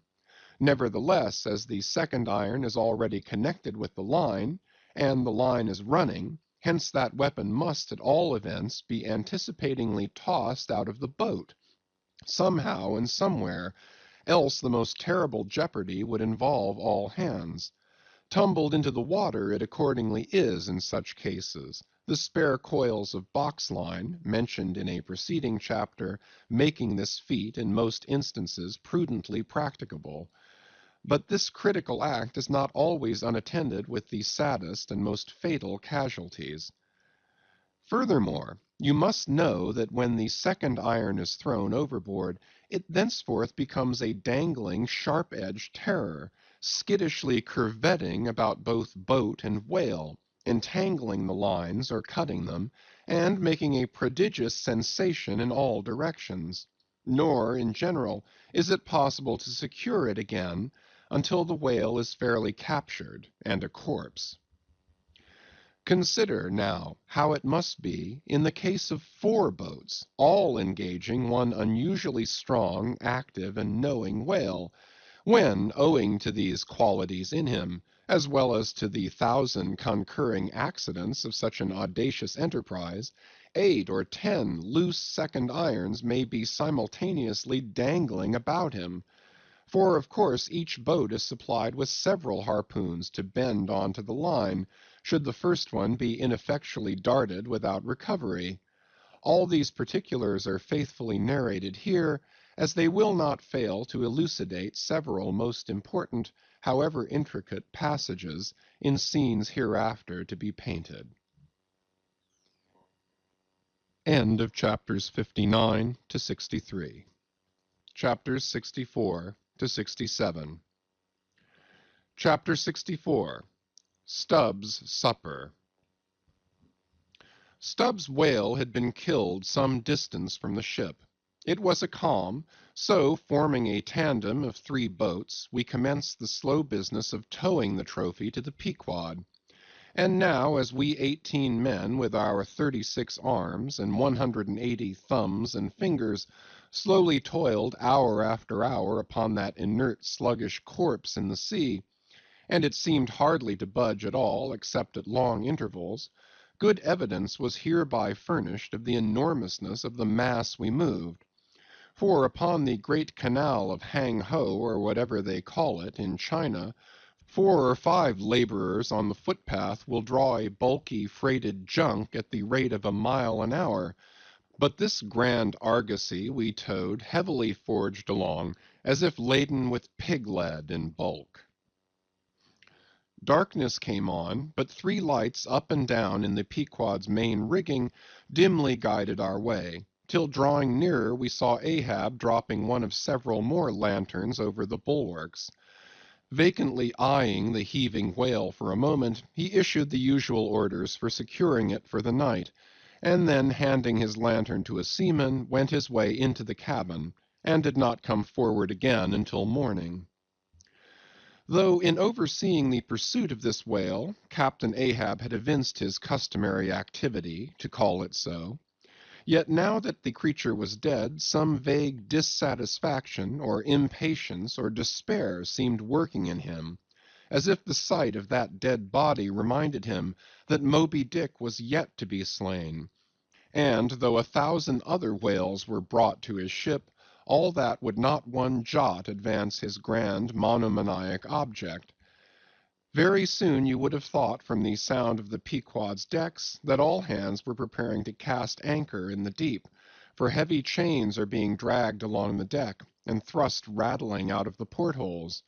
But by those clanking links the vast corpse itself, not the ship, is to be moored, tied by the head to the stern and by the tail to the bows. The whale now lies with its black hull close to the vessels, and seen through the darkness of the night, which obscured the spars and rigging aloft, the 2, ship and whale, seemed yoked together like colossal bullocks, whereof one reclines while the other remains standing. Footnote: a little item may as well be related here. The strongest and most reliable hold which the ship has upon the whale, when moored alongside, is by the flukes or tail, and as from its greater density that part is relatively heavier than any other, excepting the side fins, its flexibility, even in death, causes it to sink low beneath the surface, so that with the hand you cannot get at it from the boat in order to put the chain around it. But this difficulty is ingeniously overcome. A small, strong line is prepared with a wooden float at its outer end and a weight in its middle, while the other end is secured to the ship. By adroit management, the wooden float is made to rise on the other side of the mass, so that now having girdled the whale, the chain is readily made to follow suit, and being slipped along the body, is at last locked fast round the smallest part of the tail, at the point of junction with its broad flukes or lobes. End of footnote. If moody Ahab was now all quiescence, at least so far as could be known on deck, Stubb, his second mate, flushed with conquest, betrayed an unusual but still good-natured excitement. Such an unwonted bustle was he in, that the Stead Starbuck, his official superior, quietly resigned to him for the time the sole management of affairs. One small helping cause of all this liveliness in Stubb was soon made strangely manifest. Stubb was a high liver. He was somewhat intemperately fond of the whale, as a flavorish thing to his palate. A steak, ere I sleep! You, Daggoo, overboard you go, and cut me one from his small. Here be it known that though these wild fishermen do not as a general thing, according to the great military maxim, make the enemy defray the current expenses of the war, at least before receiving the proceeds of the voyage, yet now and then you find some of these Nantucketers who have a genuine relish for that particular part of the sperm whale designated by Stubb, comprising the tapering extremity of the body. About midnight that steak was cut and cooked, and lighted by 2 lanterns of sperm oil, Stubb stoutly stood up to his spermaceti supper at the capstan head, as if that capstan were a sideboard. Nor was Stubb the only banqueter on whale's flesh that night. Mingling their mumblings with his own mastications, thousands on thousands of sharks, swarming round the dead leviathan, smackingly feasted on its fatness. The few sleepers below in their bunks were often startled by the sharp slapping of their tails against the hull, within a few inches of the sleepers' hearts.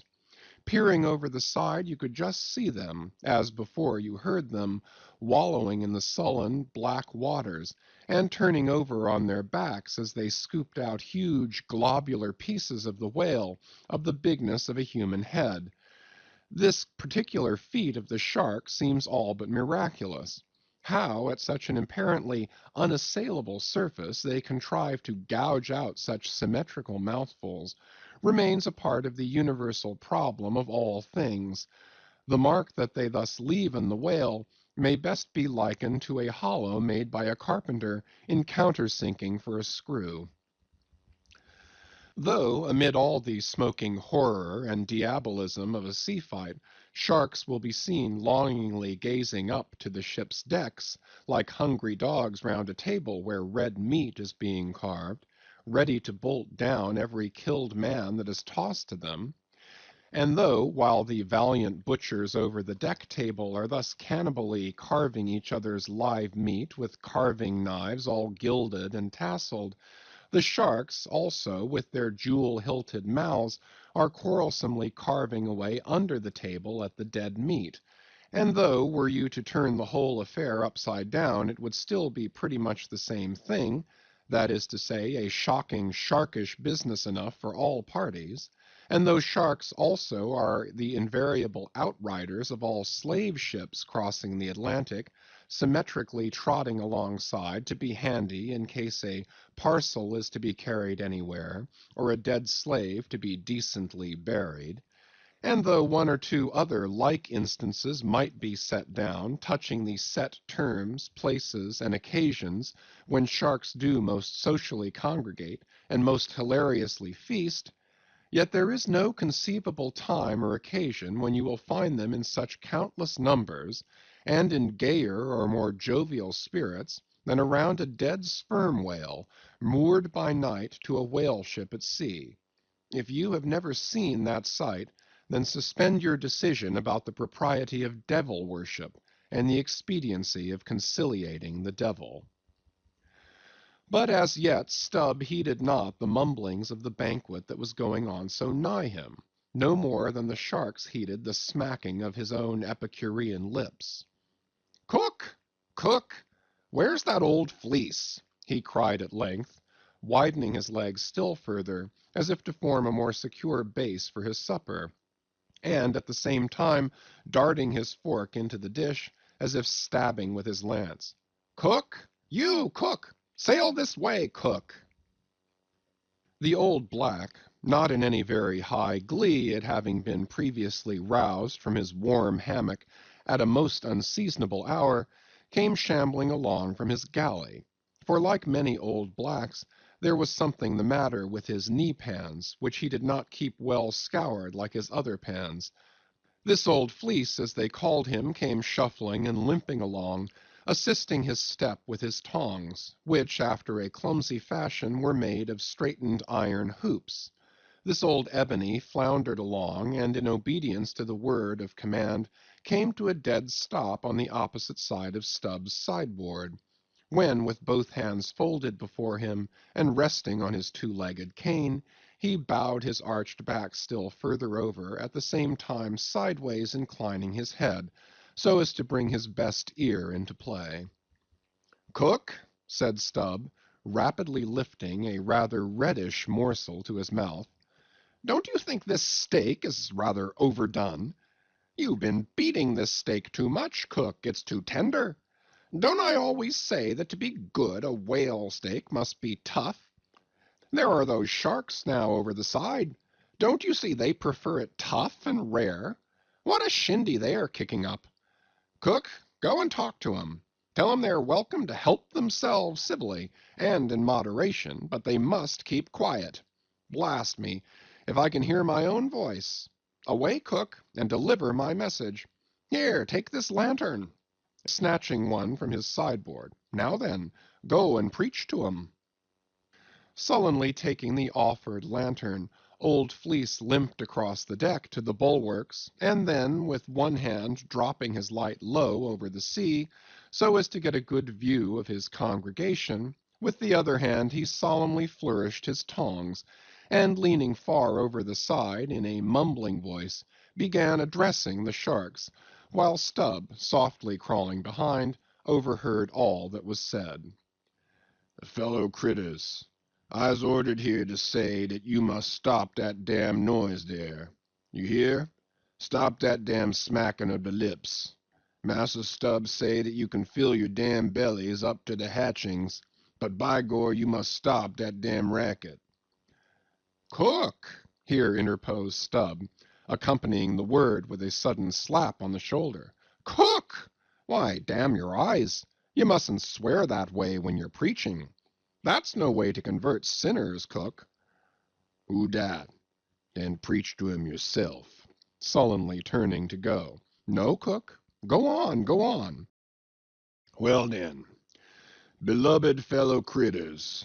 "Right!" exclaimed Stubb approvingly. "Coax 'em to it. Try that." And Fleece continued.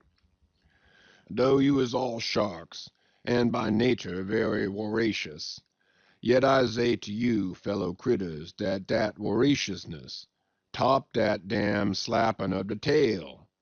How you tink to hear, s'pose you keep up such de damn slappin' and bitin' dere?" "Cook!"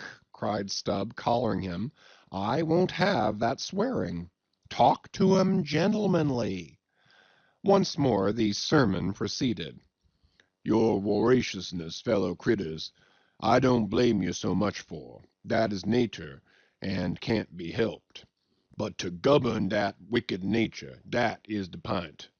You is sharks, sartin, but if you govern de shark in you, why den you be angel, for all angel is nothing more than de shark well governed. Now look here, brethren, just try once to be civil, a-helping yourselves from dat whale. Don't be tearing de blubber out of your neighbor's mout, I say. Is not one shark dood right as t'other to dat whale? And, by gor, none of you has de right to dat whale. Dat whale belong to someone else. I know some of you has berry brig mout, bigger than others. But den de big mouths sometimes had the small bellies, so that the bigness of the mouth is not to swallow with, but to bit off the blubber for the small fried sharks that can't get into the scrouge to help themselves. Well done, old fleece, cried Stubb. That's Christianity. Go on. No use going on. The damn willains will keep a scourging and a slapping each other, Massa Stubb. They don't hear one word. No use a preaching to such damn gluttons as you call 'em, till their bellies is full, and their bellies is bottomless. And when they do get 'em full, they won't hear you then, for then they sink in the sea, go fast asleep on the coral, and can't hear nothing at all, no more, forever and ever. Upon my soul, I am about of the same opinion. So give the benediction, Fleece, and I'll away to my supper. Upon this, Fleece, holding both hands over the fishy mob, raised his shrill voice and cried, Cursed fellow critters, kick up the damnedest row as ever you can. Fill your damn bellies till they burst, and then die. Now, cook, said Stubb, resuming his supper at the capstan. Stand just where you stood before there, over against me, and pay particular attention. All attention, said Fleece, again stooping over his tongs in the desired position. Well, said Stubb, helping himself freely meanwhile, I shall now go back to the subject of this steak. In the first place, how old are you, cook? What dat to do with the take? Said the old black testily. Silence! How old are you, cook? About 90, they say, he gloomily muttered. And you have lived in this world hard upon 100 years, cook, and don't know yet how to cook a whale steak, rapidly bolting another mouthful at the last word, so that morsel seemed a continuation of the question. Where were you born, cook? On the hatchway, in ferry boat, going over to Roanoke. Born in a ferry boat? That's queer, too. But I want to know what country you were born in, cook. Didn't I say to Roanoke country? He cried sharply. No, you didn't, cook. But I'll tell you what I'm coming to, cook. You must go home and be born over again. You don't know how to cook a whale steak yet. Bless my soul if I cook nudder one, he growled, angrily turning round to depart. Come back here, cook. Here, hand me those tongs. Now take that bit of steak there, and tell me if you think that steak cooked as it should be. Take it, I say, holding the tongs toward him. Take it, and taste it. Faintly smacking his withered lips over it for a moment, the old negro muttered, Best cooked steak I ever taste. Juicy, very juicy. Cook, said Stubbs, squaring himself once more, do you belong to the church? Passed one once in Cape Town, said the old man sullenly. And you have once in your life passed a holy church in Cape Town, where you doubtless overheard a holy parson addressing his hearers as his beloved fellow creatures, have you, cook? And yet you come here and tell me such a dreadful lie as you did just now, eh? Said Stubb. Where do you expect to go to, cook? Go to bed very soon, he mumbled, half turning as he spoke. Avast! Heave to! I mean when you die, cook. It's an awful question. Now what's your answer? When this old black man dies, said the negro slowly, changing his whole air and demeanor, he hisself won't go nowhere, but some blessed angel will come and fetch him. Fetch him? How? In a coach and four, as they fetched Elijah? And fetch him where? Up there, said Fleece, holding his tongs straight over his head and keeping it there very solemnly. So then, you expect to go up into our main top, do you, cook, when you are dead? But don't you know the higher you climb, the colder it gets? Main top, eh?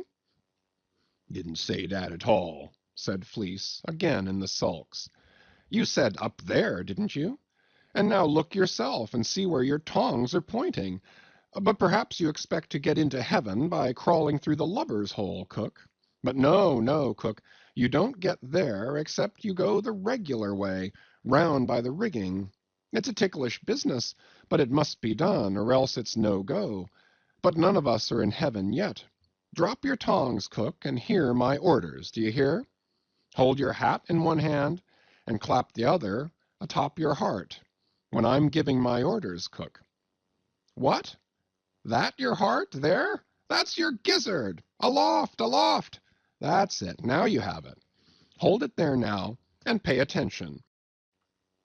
All attention, said the old black, with both hands placed as desired, vainly wriggling his grizzled head as if to get both ears in front at one and the same time.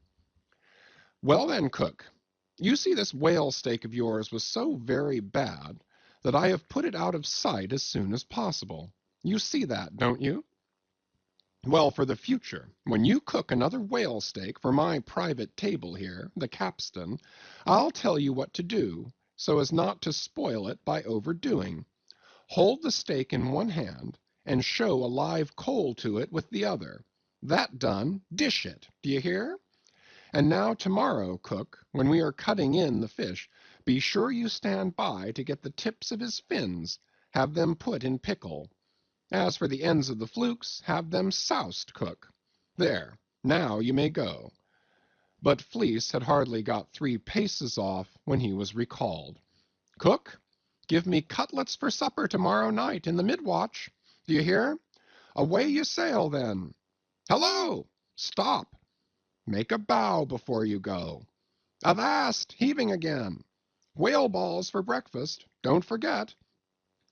Wish, by gor, whale eat him, 'stead of him eat whale. I'm brest if he ain't more of shark than Massa Shark hisself, muttered the old man, limping away, with which sage ejaculation he went to his hammock. Chapter 65. The Whale as a Dish. That mortal man should feed upon the creature that feeds his lamp, and, like Stubb, eat him by his own light, as you may say, this seems so outlandish a thing that one must needs go a little into the history and philosophy of it. It is upon record that 3 centuries ago the tongue of the right whale was esteemed a great delicacy in France, and commanded large prices there. Also, that in Henry VIII's time, a certain cook of the court obtained a handsome reward for inventing an admirable sauce to be eaten with barbecued porpoises, which, you remember, are a species of whale. Porpoises, indeed, are to this day considered fine eating. The meat is made into balls about the size of billiard balls, and being well seasoned and spiced, might be taken for turtle balls or veal balls. The old monks of Dunfermline were very fond of them. They had a great porpoise grant from the crown. The fact is that among his hunters at least, the whale would by all hands be considered a noble dish were there not so much of him. But when you come to sit down before a meat pie nearly 100 feet long, it takes away your appetite. Only the most unprejudiced of men, like Stubb, nowadays partake of cooked whales. But the Eskimos are not so fastidious. We all know how they live upon whales, and have rare old vintages of prime old train oil. Zogranda, one of their most famous doctors, recommends strips of blubber for infants as being exceedingly juicy and nourishing.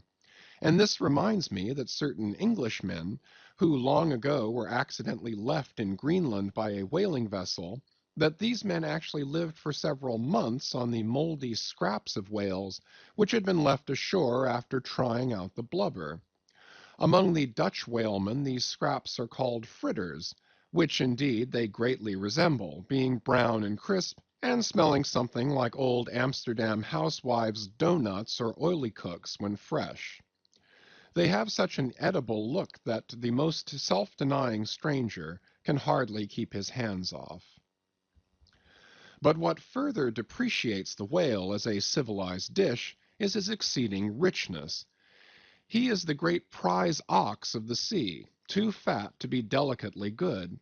Look at his hump, which would be as fine eating as the buffalo's, which is esteemed a rare dish, were it not such a solid pyramid of fat. But the spermaceti itself, how bland and creamy that is, like the transparent, half-jellied white meat of a coconut in the 3rd month of its growth, yet far too rich to supply a substitute for butter. Nevertheless, many whalemen have a method of absorbing it into some other substance and then partaking of it. In the long try-watches of the night it is a common thing for the seamen to dip their ship biscuit into the huge oil pots and let them fry there a while. Many a good supper have I thus made. In the case of a small sperm whale, the brains are accounted a fine dish. The casket of the skull is broken into with an axe, and the 2 plump, whitish lobes being withdrawn, precisely resembling 2 large puddings, they are then mixed with flour and cooked into a most delectable mess, in flavor somewhat resembling calves' heads, which is quite a dish among some epicures. And everyone knows that some young bucks among the epicures, by continually dining upon calves' brains, by and by get to have a little brains of their own, so as to be able to tell a calf's head from their own heads, which indeed requires uncommon discrimination.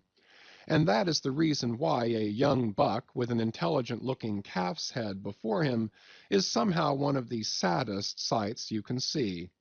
The head looks a sort of reproachfully at him with an et tu, Brute expression. It is not perhaps entirely because the whale is so excessively unctuous that landsmen seem to regard the eating of him with abhorrence. That appears to result in some way from the consideration before mentioned, i.e., that a man should eat a newly murdered thing of the sea, and eat it too by its own light. But no doubt the first man that ever murdered an ox was regarded as a murderer. Perhaps he was hung, and if he had been put on his trial by oxen, he certainly would have been, and he certainly deserved it, if any murderer does. Go to the meat market of a Saturday night and see the crowds of live bipeds staring up at the long rows of dead quadrupeds. Does not that sight take a tooth out of the cannibal's jaw? Cannibals? Who is not a cannibal? I tell you, it will be more tolerable for the Fiji that salted down a lean missionary in his cellar against a coming famine. It will be more tolerable for that provident Fiji, I say, in the day of judgment, than for thee, civilized and enlightened gourmand, who nailest geese to the ground and feastest on their bloated livers in thy pâté de foie gras. But Stubb, he eats the whale by its own light, does he? And that is adding insult to injury, is it? Look at your knife handle there, my civilized and enlightened gourmand, dining off that roast beef. What is that handle made of? What but the bones of the brother of the very ox you are eating?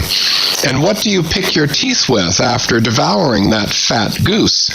With a feather of the same fowl. And with what quill did the secretary of the Society for the Suppression of Cruelty to Ganders formally indict his circulars? It is only within the last month or two that that society passed a resolution to patronize nothing but steel pens. Chapter 66. The Shark Massacre.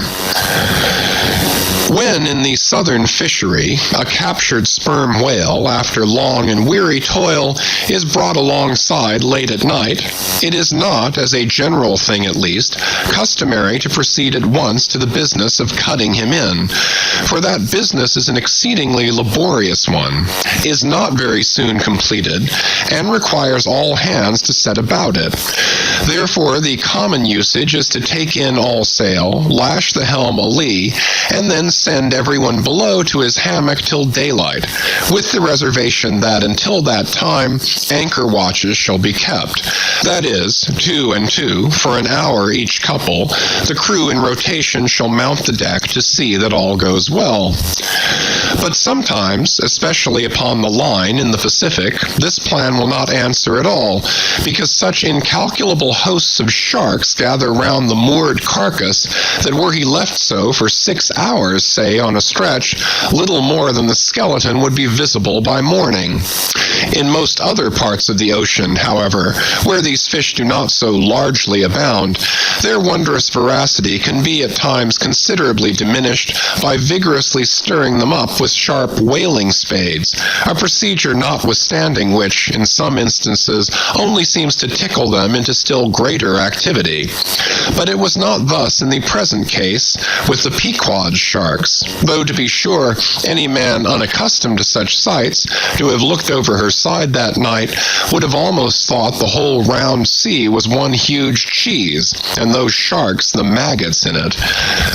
Nevertheless, upon Stubbs setting the anchor watch after his supper was concluded, and when, accordingly, Queequeg and a forecastle seaman came on deck, no small excitement was created among the sharks, for immediately suspending the cutting stages over the side, and lowering 3 lanterns so that they cast long gleams of light over the turbid seas, these 2 mariners, darting their long whaling spades, kept up an incessant murdering of the sharks, by striking the keen steel deep into their skulls, seemingly their only vital part. Footnote: the whaling spade used for cutting in is made of the very best steel, is about the bigness of a man's spread hand, and in general shape corresponds to the garden implement after which it is named, only its sides are perfectly flat, and its upper end considerably narrower than the lower.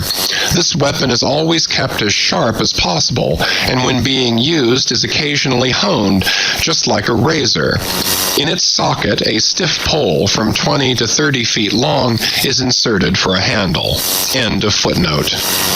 But in the foamy confusion of their mixed and struggling hosts, the marksmen could not always hit their mark, and this brought about new revelations of the incredible ferocity of the foe. They viciously snapped, not only at each other's disembowelments, but, like flexible bows, bent round and bit their own, till those entrails seemed swallowed over and over again by the same mouth, to be oppositely voided by the gaping wound. Nor was this all. It was unsafe to meddle with the corpses and ghosts of these creatures. A sort of generic or pantheistic vitality seemed to lurk in their very joints and bones, after what might be called the individual life had departed. Killed and hoisted on deck for the sake of his skin, one of these sharks almost took poor Queequeg's hand off when he tried to shut down the dead lid of his murderous jaw. Queequeg no care what god made him shark, said the savage, agonizingly lifting his hand up and down, whether Fiji god or Nantucket god. But the god what made shark must be one damn Injun. Chapter 67, Cutting In. It was a Saturday night, and such a Sabbath as followed. Ex officio professors of Sabbath breaking are all whalemen. The ivory Pequod was turned into what seemed a shamble, every sailor a butcher. You would have thought we were offering up 10,000 red oxen to the sea gods. In the first place, the enormous cutting tackles, among other ponderous things comprising a cluster of blocks generally painted green, and which no single man can possibly lift, this vast bunch of grapes was swayed up to the maintop and firmly lashed to the lower masthead, the strongest point anywhere above a ship's deck. The end of the hawser-like rope winding through these intricacies was then conducted to the windlass, and the huge lower block of the tackles was swung over the whale. To this block the great blubber hook, weighing some 100 pounds, was attached, and now, suspended in stages over the side, Starbuck and Stubb, the mates, armed with their long spades, began cutting a hole in the body for the insertion of the hook, just above the nearest of the 2 side fins. This done, a broad semicircular line is cut round the hole, the hook is inserted, and the main body of the crew, striking up a wild chorus, now commence heaving in one dense crowd at the windlass, when instantly the entire ship careens over on her side. Every bolt in her starts like the nail heads of an old house in frosty weather. She trembles, quivers, and nods her frighted mastheads to the sky. More and more she leans over to the whale, while every gasping heave of the windlass is answered by a helping heave from the billows, till at last a swift, startling snap is heard. With a great swash, the ship rolls upward and backwards from the whale, and the triumphant tackle rises into sight, dragging after it the disengaged semicircular end of the first strip of blubber. Now, as the blubber envelops the whale precisely as the rind does an orange, so it is stripped off from the body precisely as an orange is sometimes stripped by spiralizing it. For the strain constantly kept up by the windlass continually keeps the whale rolling over and over in the water, and as the blubber in one strip uniformly peels off along the line called the scarf, simultaneously cut by the spades of Starbuck and Stubb, the mates, and just as fast as it is thus peeled off, and indeed by that very act itself, it is all the time being hoisted higher and higher aloft, till its upper end grazes the maintop. The men at the windlass then cease heaving, and for a moment or two the prodigious blood-dripping mass sways to and fro as if let down from the sky, and everyone present must take good heed to dodge it when it swings, else it may box his ears and pitch him headlong overboard. One of the attending harpooneers now advances with a long, keen weapon called a boarding sword, and watching his chance, he dexterously slices out a considerable hole in the lower part of the swaying mass. Into this hole, the end of the second alternating great tackle is then hooked so as to retain a hold upon the blubber, in order to prepare for what follows, whereupon this accomplished swordsman, warning all hands to stand off, once more makes a scientific dash at the mass, and with a few sidelong, desperate, lunging slicings, severs it completely in twain, so that while the short lower part is still fast, the long upper strip, called a blanket piece, swings clear, and is all ready for lowering. The heavers forward now resume their song, and while the one tackle is peeling and hoisting a second strip from the whale, the other is slowly slackened away, and down goes the first strip through the main hatchway right beneath into an unfurnished parlor called the blubber room. Into this twilight apartment, sundry nimble hands keep coiling away the long blanket piece as if it were a great live mass of pleated serpents, and thus the work proceeds, the two tackles hoisting and lowering simultaneously, both whale and windlass heaving, the heavers singing, the blubber room gentlemen coiling, the mates scarfing, the ship straining, and all hands swearing occasionally by way of assuaging the general friction. End of chapters 64 to 67. Chapters 68 to 71. Chapter 68. The Blanket. I have given no small attention to that not unvexed subject, the skin of the whale. I have had controversies about it with experienced whalemen afloat and learned naturalists ashore. My original opinion remains unchanged, but it is only an opinion. The question is, what and where is the skin of the whale? Already you know what his blubber is. That blubber is something of the consistence of firm, close-grained beef, but tougher, more elastic and compact, and ranges from 8 or 10 to 12 and 15 inches in thickness.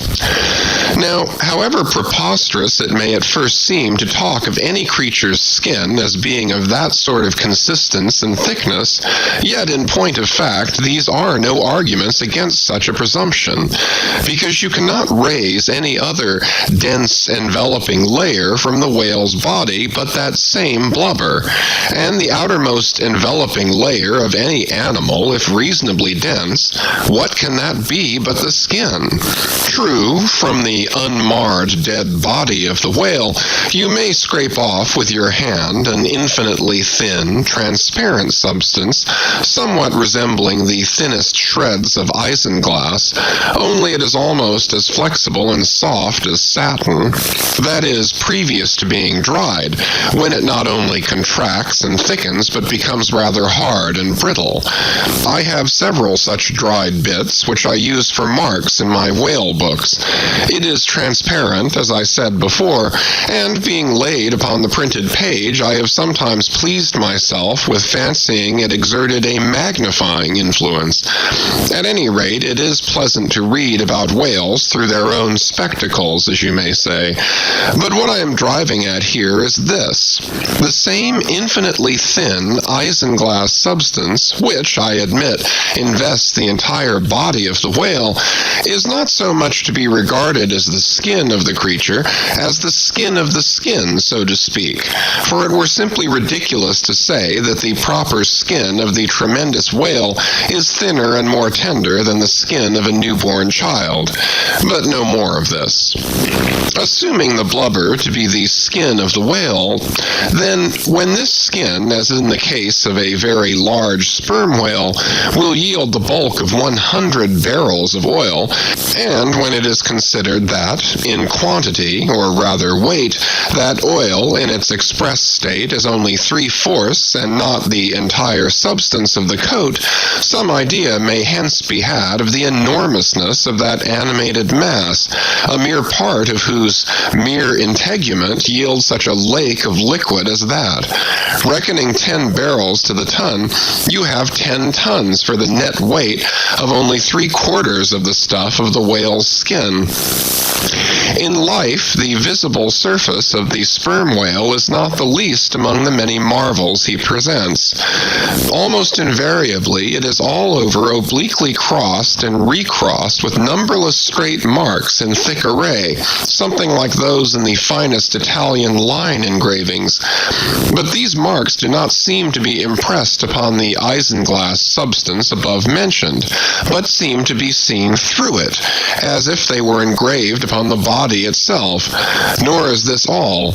In some instances, to the quick, observant eye, those linear marks, as in a veritable engraving, but afford the ground for far other delineations. These are hieroglyphical. That is, if you call those mysterious ciphers on the walls of the pyramids hieroglyphics, then that is the proper word to use in the present connection. By my retentive memory of the hieroglyphics upon one sperm whale in particular, I was much struck with a plate representing the old Indian characters chiseled on the famous hieroglyphic palisades on the banks of the upper Mississippi. Like those mystic rocks, too, the mystic-marked whale remains undecipherable. This allusion to the Indian rocks reminds me of another thing. Besides all the other phenomena which the exterior of the sperm whale presents, he not seldom displays the back, and more especially his flanks, effaced in great part of the regular linear appearance by reason of numerous rude scratches, altogether of an irregular, random aspect. I should say that those New England rocks on the seacoast, which Agassiz imagines to bear the marks of violent scraping contact with vast floating icebergs, I should say that those rocks must not a little resemble the sperm whale in this particular. It also seems to me that such scratches in the whale are probably made by hostile contact with other whales, for I have most remarked them in the large, full-grown bulls of the species. A word or two more concerning this matter of the skin or blubber of the whale. It has already been said that it is stripped from him in long pieces called blanket pieces. Like most sea terms, this one is very happy and significant, for the whale is indeed wrapped up in his blubber as in a real blanket or counterpane, or still better, an Indian poncho slipped over his head and skirting his extremity. It is by reason of this cozy blanketing of his body that the whale is enabled to keep himself comfortable in all weathers, in all seas, times, and tides. What would become of a Greenland whale, say, in those shuddering icy seas of the north, if unsupplied with his cozy surtout? True, other fish are found exceedingly brisk in those Hyperborean waters, but these, be it observed, are your cold-blooded, lungless fish, whose very bellies are refrigerators, creatures that warm themselves under the lee of an iceberg, as a traveler in winter would bask before an inn fire. Whereas, like man, the whale has lungs and warm blood.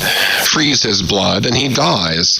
How wonderful it is, then, except after explanation, that this great monster, to whom corporeal warmth is as indispensable as it is to man, how wonderful that he should be found at home, immersed to his lips for life in those Arctic waters, where, when seamen fall overboard, they are sometimes found months afterward, perpendicularly frozen into the hearts of fields of ice, as a fly is found glued in amber. But more surprising it is to know, as has been proved by experiment, that the blood of a polar whale is warmer than that of a Borneo Negro in summer. It does seem to me that herein we see the rare virtue of a strong individual vitality, and the rare virtue of thick walls, and the rare virtue of interior spaciousness. Oh, man, admire and model thyself after the whale. Do thou, too, remain warm among ice. Do thou, too, live in this world without being of it. Be cool at the equator. Keep thy blood fluid at the pole. Like the great dome of St. Peter's, and like the great whale, retain, O man, in all seasons, a temperature of thine own. But how easy and how hopeless to teach these fine things. Of erections, how few are domed like St. Peter's. Of creatures, how few vast as the whale. Chapter 69. The Funeral. Haul in the chains, let the carcass go astern. The vast tackles have now done their duty. The peeled white body of the beheaded whale flashes like a marble sepulchre. Though changed in hue, it has not perceptibly lost anything in bulk. It is still colossal. Slowly it floats more and more away, the water round it torn and splashed by the insatiate sharks, and the air above vexed with rapacious flights of screaming fowls, whose beaks are like so many insulting poniards in the whale. The vast white headless phantom floats further and further from the ship, and every rod that it so floats, what seems square roods of sharks and cubic roods of fowls augment the murderous din. For hours and hours from the almost stationary ship that hideous sight is seen. Beneath the unclouded and mild azure sky, upon the fair face of the pleasant sea, wafted by the joyous breezes, that great mass of death floats on till lost in infinite perspectives. There's a most doleful and most mocking funeral. The sea vultures all in pious mourning, the air sharks all punctiliously in black or speckled. In life but few of them would have helped the whale, I ween, if peradventure he had needed it. But upon the banquet of his funeral they most piously do pounce. O horrible vulturism of earth, from which not the mightiest whale is free. Nor is this the end. Desecrated as the body is, a vengeful ghost survives and hovers over it to scare. Espied by some timid man-of-war or blundering discovery vessel from afar, when the distance obscuring the swarming fowls nevertheless still shows the white mass floating in the sun, and the white spray heaving high against it, straightway the whale's unharming corpse with trembling fingers is set down in the log. Shoals, rocks, and breakers hereabouts, beware. And for years afterwards, perhaps, ships shun the place, leaping over it as silly sheep leap over a vacuum, because their leader originally leaped there when a stick was held. There's your law of precedent. precedents. There's your utility of traditions.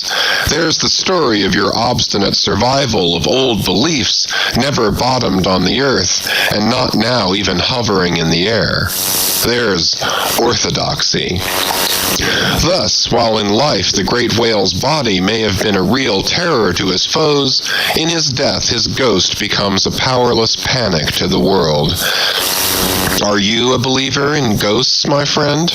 There are other ghosts than the Cock Lane one, and far deeper men than Dr. Johnson who believe in them. Chapter 70. The Sphinx.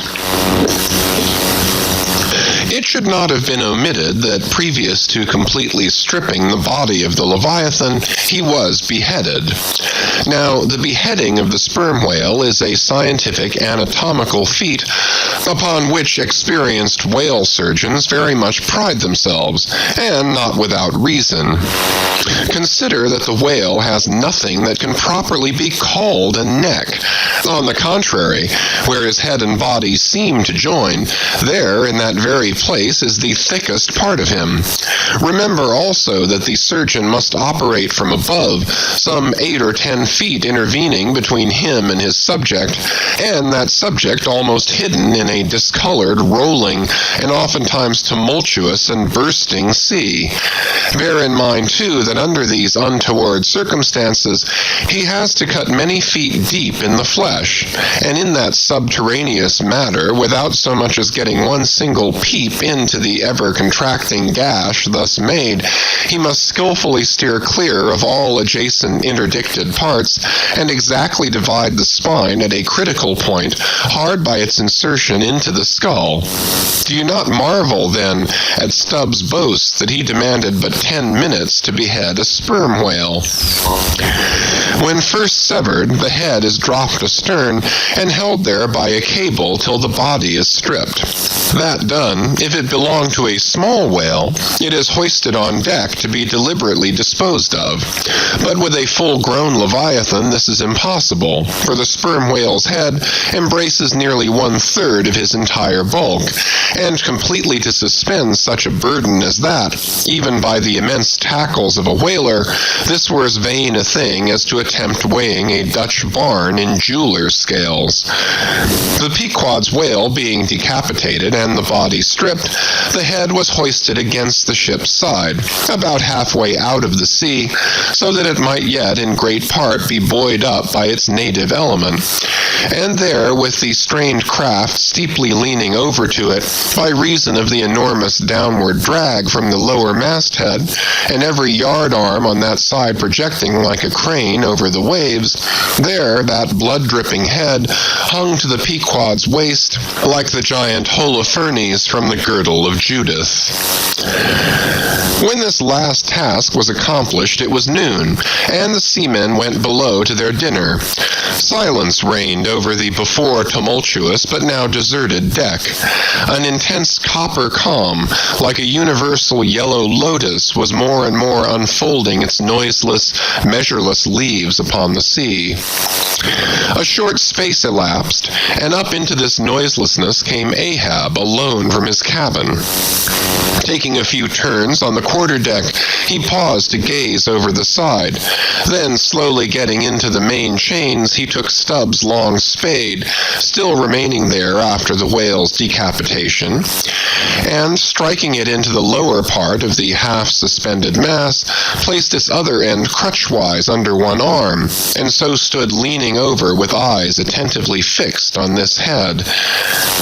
It was a black and hooded head, and hanging there in the midst of so intense a calm, it seemed the sphinxes in the desert. "Speak, thou vast and venerable head," muttered Ahab, "which, though ungarnished with a beard, yet here and there lookest hoary with mosses.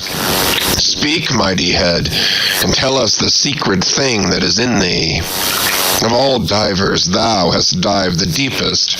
That head upon which the upper sun now gleams has moved amid this world's foundations, where unrecorded names and navies rust, and untold hopes and anchors rot, where in her murderous hold this frigate earth is ballasted with bones of millions of the drowned. There in that awful waterland, there was thy most familiar home. Thou hast been where bell or diver never went, hast slept by many a sailor's side, where sleepless mothers would give their lives to lay them down. Thou sawest the locked lovers when leaping from their flaming ship, heart to heart they sank beneath the exulting wave, true to each other when heaven seemed false to them. Thou sawest the murdered mate when tossed by pirates from the midnight deck. For hours he fell into the deeper midnight of the insatiate maw, and his murderers still sailed on unharmed, while swift lightnings shivered the neighboring ship that would have borne a righteous husband to outstretched longing arms. O head, thou hast seen enough to split the planets and make an infidel of Abraham, and not one syllable is thine. "Sail ho!" cried a triumphant voice from the main masthead. "Aye, well now, that's cheering," cried Ahab, suddenly erecting himself, while whole thunderclouds swept aside from his brow. That lively cry upon this deadly calm might almost convert a better man. "Where away?" "3 points on the starboard bow, sir, and bringing down her breeze to us." "Better and better, man. Would now St. Paul would come along that way, and to my breezelessness bring his breeze. O nature, and O soul of man, how far beyond all utterances are your linked analogies. Not the smallest atom stirs or lives on matter, but has its cunning duplicate in mind. Chapter 71. The Jeroboam Story. Hand in hand, ship and breeze blew on, but the breeze came faster than the ship, and soon the Pequod began to rock. By and by, through the glass, the stranger's boats and manned mastheads proved her a whale ship. But as she was so far to windward and shooting by, apparently making a passage to some other ground, the Pequod could not hope to reach her. So the signal was set to see what response would be made. Here be it said that like the vessels of military marines, the ships of the American whale fleet have each a private signal, all which signals being collected in a book with the names of the respective vessels attached, and every captain provided with it. Thereby the whale commanders are enabled to recognize each other upon the ocean, even at considerable distances and with no small facility. The Pequod's signal was at last responded to by these strangers setting her own, which proved the ship to be the Jeroboam of Nantucket. Squaring her yards, she bore down, ranged a beam under the Pequod's lee, and lowered a boat. It soon drew nigh, but as the side ladder was being rigged by Starbuck's order to accommodate the visiting captain, the stranger in question waved his hand from the boat's stern in token of that proceeding being entirely unnecessary. It turned out that the Jeroboam had a malignant epidemic on board, and that Mayhew, her captain, was fearful of infecting the Pequod's company. For though himself and boat's crew remained untainted, and though his ship was half a rifle shot off, and an incorruptible sea and air rolling and flowing between, yet conscientiously adhering to the timid quarantine of the land, he peremptorily refused to come into direct contact with the Pequod. But this did by no means prevent all communications. Preserving an interval of some few yards between itself and the ship, the Jeroboam's boat, by the occasional use of its oars, contrived to keep parallel to the Pequod, as she heavily forged through the sea, for by this time it blew very fresh, with her main main topsail aback, though indeed, at times, by the sudden onset of a large rolling wave, the boat would be pushed some way ahead, but would be soon skillfully brought to her proper bearings again. Subject to this, and other the like interruptions now and then, a conversation was sustained between the two parties, but at intervals not without still another interruption of a very different sort. Pulling an oar in the Jeroboam's boat was a man of singular appearance, even in that wild whaling life where individual notabilities make up all totalities. He was a small, short, youngish man, sprinkled all over his face with freckles, and wearing redundant yellow hair. A long-skirted, cabalistically cut coat of a faded walnut tinge enveloped him, the overlapping sleeves of which were rolled up on his wrists. A deep, settled, fanatic delirium was in his eyes. So soon as this figure had been first descried, Stubb had exclaimed, "That's he! That's he! The long-togged scaramouche the town hose company told us of." Stubb here alluded to a strange story told of the Jeroboam and a certain man among her crew sometime previous when the Pequod spoke the town ho. According to this account and what was subsequently learned, it seemed that the scaramouche in question had gained a wonderful ascendancy over almost everybody in the Jeroboam. His story was this. He had originally been nurtured among the crazy society of Nesciuna Shakers, where he had been a great prophet. In their cracked secret meetings, having several times descended from heaven by way of a trap door, announcing the speedy opening of the seventh vial, which he carried in his vest pocket, but which, instead of containing gunpowder, was supposed to be charged with laudanum. A strange apostolic whim having seized him, he had left Nesciuna for Nantucket, where, with that cunning peculiar to craziness, he assumed a steady, common-sense exterior, and offered himself as a green-hand candidate for the Jeroboam's whaling voyage. They engaged him, but straightway upon the ship's getting out of sight of land, his insanity broke out in a freshet. He announced himself as the Archangel Gabriel, and commanded the captain to jump overboard. He published his manifesto, whereby he set himself forth as the deliverer of the isles of the sea and vicar general of all Oceanica. The unflinching earnestness with which he declared these things, the dark, daring play of his sleepless, excited imagination, and all the preternatural terrors of real delirium, united to invest this Gabriel in the minds of the majority of the ignorant crew with an atmosphere of sacredness. Moreover, they were afraid of him. As such a man, however, was not of much practical use in the ship, especially as he refused to work except when he pleased, the incredulous captain would fain have been rid of him, but apprised that that individual's intention was to land him in the first convenient port, the Archangel forthwith opened all his seals and vials, devoting the ship and all hands to unconditional perdition in case this intention was carried out. So strongly did he work upon his disciples among the crew that at last in a body they went to the captain and told him if Gabriel was sent from the ship, not a man of them would remain. He was therefore forced to relinquish his plan. Nor would they permit Gabriel to be any way maltreated, say or do what he would, so that it came to pass that Gabriel had the complete freedom of the ship.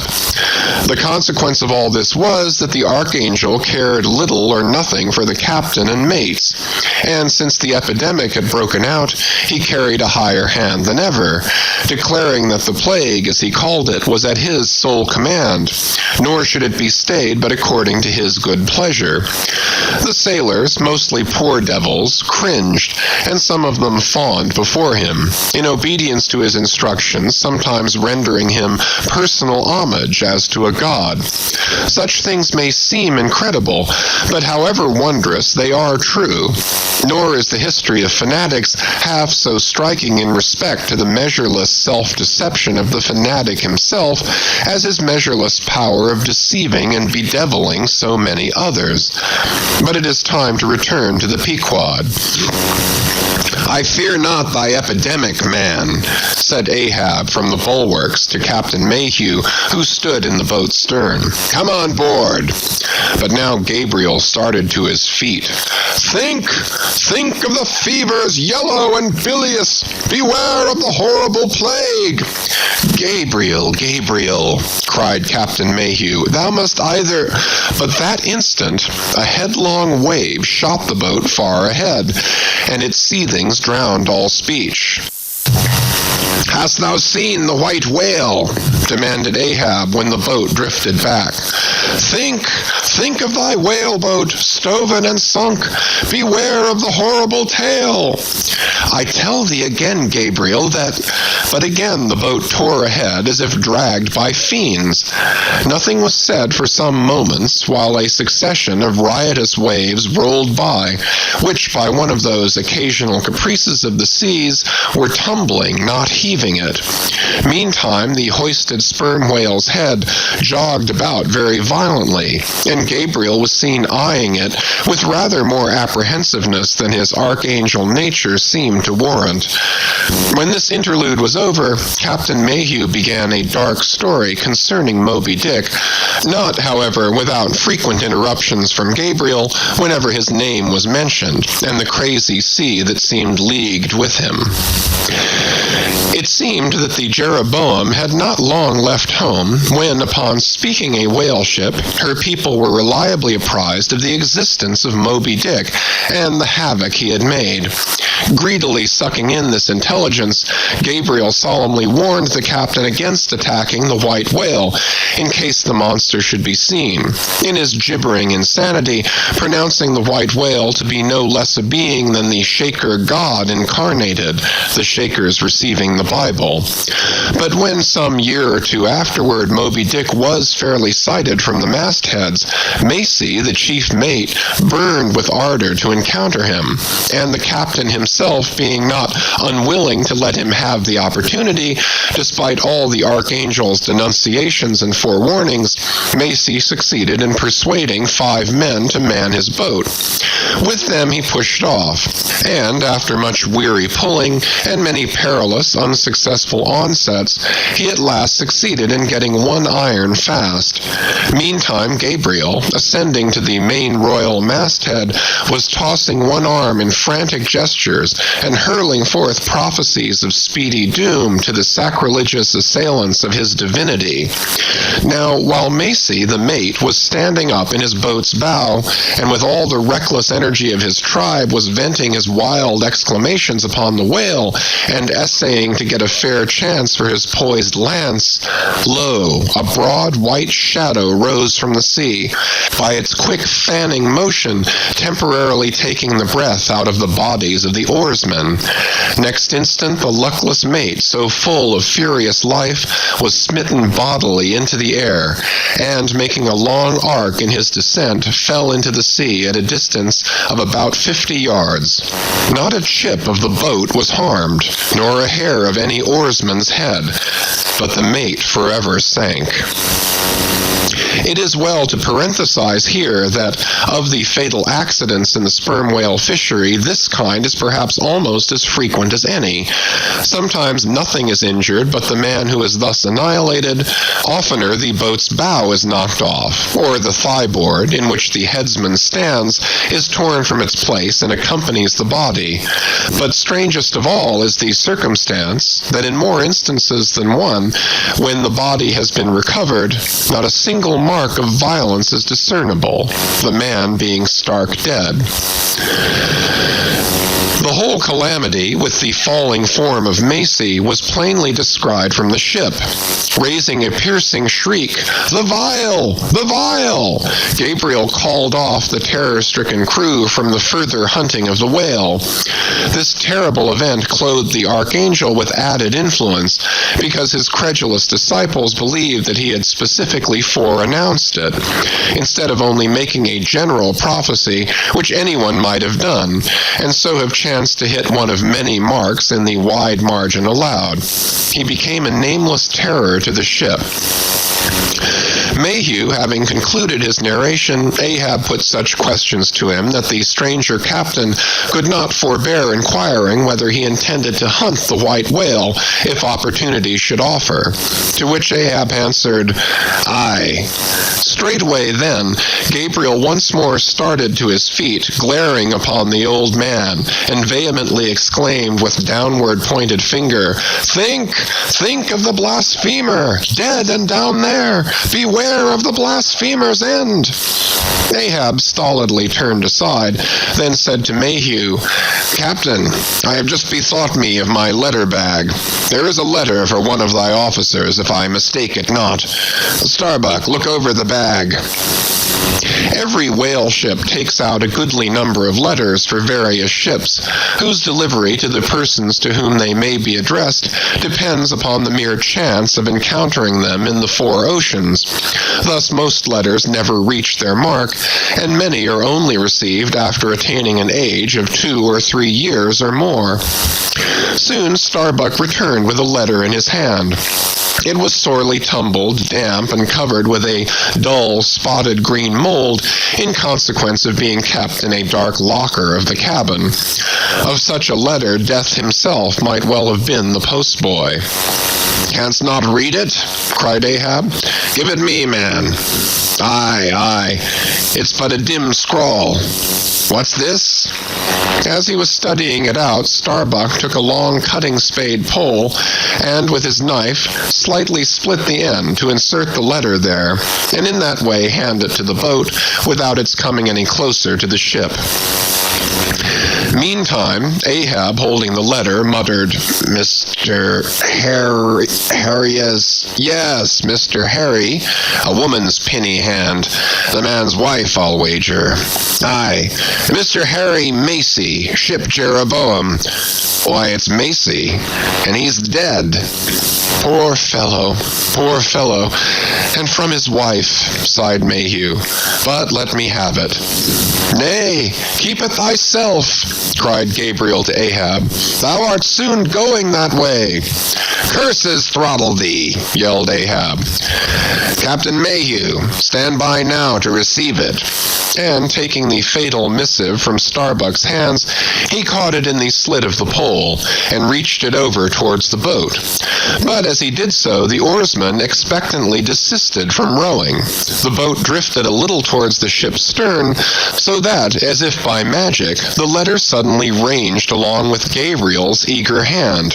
He clutched it in an instant, seized the boat knife, and, impaling the letter on it, sent it thus loaded back into the ship. It fell at Ahab's feet. Then Gabriel shrieked out to his comrades to give way with their oars, and in that manner the mutinous boat rapidly shot away from the Pequod. As, after this interlude, the seamen resumed their work upon the jacket of the whale, many strange things were hinted in reference to this wild affair. End of chapters 68 to 71. Chapters 72 and 73. Chapter 72. The Monkey Rope. In the tumultuous business of cutting in and attending to a whale, there is much running backwards and forwards among the crew. Now hands are wanted here, and then again hands are wanted there. There is no staying in any one place, for at one and the same time everything has to be done everywhere. It is much the same with him who endeavors the description of the scene. We must now retrace our way a little. It was mentioned that upon first breaking ground in the whale's back, the blubber hook was inserted into the original hole there cut by the spades of the mates. But how did so clumsy and weighty a mass as that same hook get fixed in that hole? It was inserted there by my particular friend Queequeg, whose duty it was, as harpooner, to descend upon the monster's back for the special purpose referred to. But in very many cases, circumstances require require that the harpooner shall remain on the whale till the whole tensing or stripping operation is concluded. The whale, be it observed, lies almost entirely submerged, excepting the immediate parts operated upon. So down there, some 10 feet below the level of the deck, the poor harpooner flounders about, half on the whale and half in the water, as the vast mass revolves like a treadmill beneath him. On the occasion in question, Queequeg figured in the Highland costume, a shirt and socks, in which, to my eyes at least, he appeared to uncommon advantage, and no one had a better chance to observe him, as will presently be seen. Being the savage's bowsman, that is, the person who pulled the bow oar in his boat, the second one from forward, it was my cheerful duty to attend upon him while taking that hard scramble upon the dead whale's back. You have seen Italian organ boys holding a dancing ape by a long cord. Just so, from the ship's steep side, did I hold Queequeg down there in the sea, by what is technically called in the fishery a monkey rope, attached to a strong strip of canvas belted round his waist. It was a humorously perilous business for both of us, for before we proceed further, it must be said that the monkey rope was fast at both ends, fast to Queequeg's broad canvas belt, and fast to my narrow leather one, so that, for better or for worse, we two, for the time, were wedded, and should poor Queequeg sink to rise no more, then both usage and honor demanded that instead of cutting the cord, it should drag me down in his wake. So then, an elongated Siamese ligature united us. Queequeg was my own inseparable twin brother, nor could I anyway get rid of the dangerous liabilities which the hempen bond entailed. So strongly and metaphysically did I conceive of my situation then, that while earnestly watching his motions, I seemed distinctly to perceive that my own individuality was now merged in a joint stock company of two, that my free will had received a mortal wound, and that another's mistake or misfortune might plunge innocent me into unmerited disaster and death. Therefore, I saw that here was a sort of interregnum in Providence, for its even-handed equity never could have so gross an injustice. And yet, still further pondering, while I jerked him now and then from between the whale and the ship, which would threaten to jam him, still further pondering, I say, I saw that this situation of mind was the precise situation of every mortal that breathes. Only in most cases, he, one way or other, has this Siamese connection with a plurality of other mortals. If your banker breaks, you snap. If your apothecary by mistake sends you poison in your pills, you die. True, you may say that by exceeding caution, you may possibly escape these and multitudinous other evil chances of life. But handle Queequeg's monkey rope heedfully as I would, sometimes he jerked it so that I came very near sliding overboard. Nor could I possibly forget that, do what I would, I had only the management of one end of it. Footnote: the monkey rope is found in all whalers, but it was only in the Pequod that the monkey and his holder were ever tied together. This improvement upon the original usage was introduced by no less a man than Stubb, in order to afford the imperiled harpooner the strongest possible guarantee for the faithfulness and vigilance of his monkey rope holder. End of footnote. I have hinted that I would often jerk poor Queequeg from between the whale and the ship, where he would occasionally fall from the incessant rolling and swaying of both. But this was not the only jamming jeopardy he was exposed to. Unappalled by the massacre made upon them during the night, the sharks, now freshly and more keenly allured by the before-pent blood which began to flow from the carcass, the rabid creatures swarmed round it like bees in a beehive. And right in among those sharks was Queequeg, who often pushed them aside with his floundering feet, a thing altogether incredible were it not that, attracted by such prey as a dead whale, the otherwise miscellaneous carnivorous sharks will seldom touch a man. Nevertheless, it may well be believed that since they have such a ravenous finger in the pie, it is deemed but wise to look sharp to them. Accordingly, besides the monkey rope with which I now and then jerked the poor fellow from too close a vicinity to the maw of what seemed a peculiarly ferocious shark, he was provided with still another protection. Suspended over the side in one of the stages, Tashtego and Dagu continually flourished over his head a couple of keen whale spades, wherewith they slaughtered as many sharks as they could reach. This procedure of theirs, to be sure, was very disinterested and benevolent of them.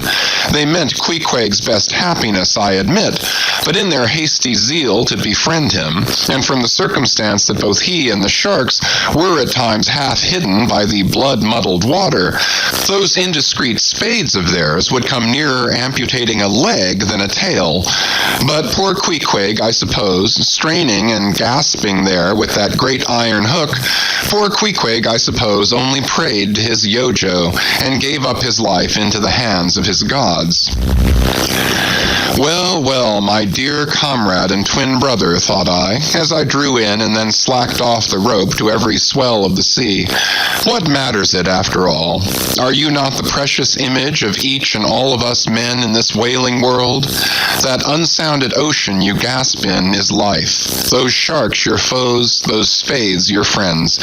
And what between sharks and spades, you are in a sad pickle and peril, poor lad. But courage, there is good cheer in store for you, Queequeg. For now, as with blue lips and bloodshot eyes the exhausted savage at last climbs up the chains and stands all dripping and involuntarily trembling over the side, the steward advances and with a benevolent consolatory glance hands him, what, some hot cognac? No, hands him, ye god, hands him a cup of tepid ginger and water. Ginger? Do I smell ginger? Suspiciously asked Stubb, coming near. Yes, this must be ginger, peering into the as yet untasted cup. Then, standing as if incredulous for a while, he calmly walked toward the astonished steward, slowly saying, Ginger, ginger, and will you have the goodness to tell me, Mr. Doughboy, where lies the virtue of ginger? Ginger? Is ginger the sort of fuel you used, Doughboy, to kindle a fire in this shivering cannibal? Ginger? What the devil is ginger? Sea coal? Firewood? Lucifer matches? Tinder? Gunpowder? What the devil is ginger, I say, that you offer this cup to our poor Queequeg here? There is some sneaking temperance society movement about this business, he suddenly added, now approaching Starbuck, who had just come from forward. Will you look at that cannikin, sir? Smell of it, if you please. Then, watching the mate's countenance, he added, the steward, Mr. Starbuck, had the face to offer that calomel and jalap to Queequeg there, this instant off the whale. Is the steward an apothecary, sir? And may I ask whether this is the sort of bitters by which he blows back the life into a half-drowned man? I trust not, said Starbuck. It is poor stuff enough. Aye, steward, cried Stubb. We'll teach you to drug it, harpooner. None of your apothecary's medicine here. You want to poison us, do you? You have got out insurance on our lives and want to murder us all and pocket the proceeds, do you? It was not me, cried Doughboy. It was Aunt Charity that brought the ginger on board and bade me never give the harpooneers any spirits, but only this ginger jub, so she called it. Ginger jub, you gingery rascal. Take that and run along with you to the lockers and get something better. I hope I do no wrong, Mr. Starbuck. It is the captain's orders. Grog for the harpooneer on a whale. Enough, replied Starbuck. Only don't hit him again. But, oh, I never hurt when I hit, except when I hit a whale or something of that sort. And this fellow's a weasel. What were you about saying, sir? Only this. Go down with him, and get what thou wantest thyself. When Stubb reappeared, he came with a dark flask in one hand and a sort of tea caddy in the other. The first contained strong spirits and was handed to Queequeg. The second was Aunt Charity's gift, and that was freely given to the waves. Chapter 73. Stubb and Flask kill a right whale, and then have a talk over him.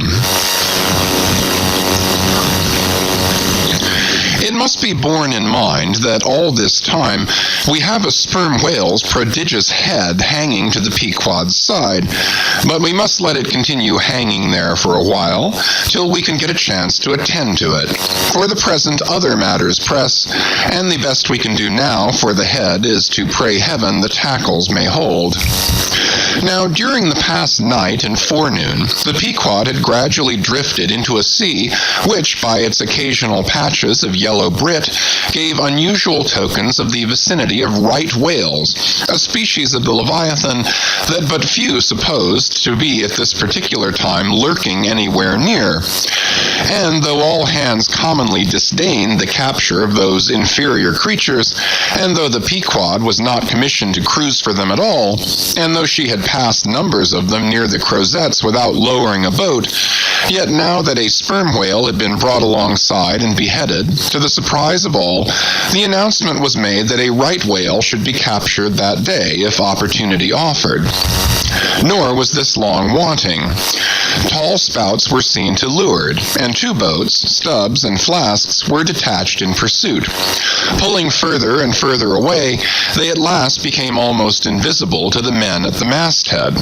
But suddenly in the distance they saw a great heap of tumultuous white water, and soon after news came from aloft that one or both the boats must be fast. An interval passed, and the boats were in plain sight, in the act of being dragged right towards the ship by the towing whale. So close did the monster come to the hull that at first it seemed as if he meant it malice, but suddenly going down in a maelstrom, within 3 rods of the planks, he wholly disappeared from view, as if diving under the keel. "Cut! Cut!" was the cry from the ship to the boats, which for one instant seemed on the point of being brought with a deadly dash against the vessel's side.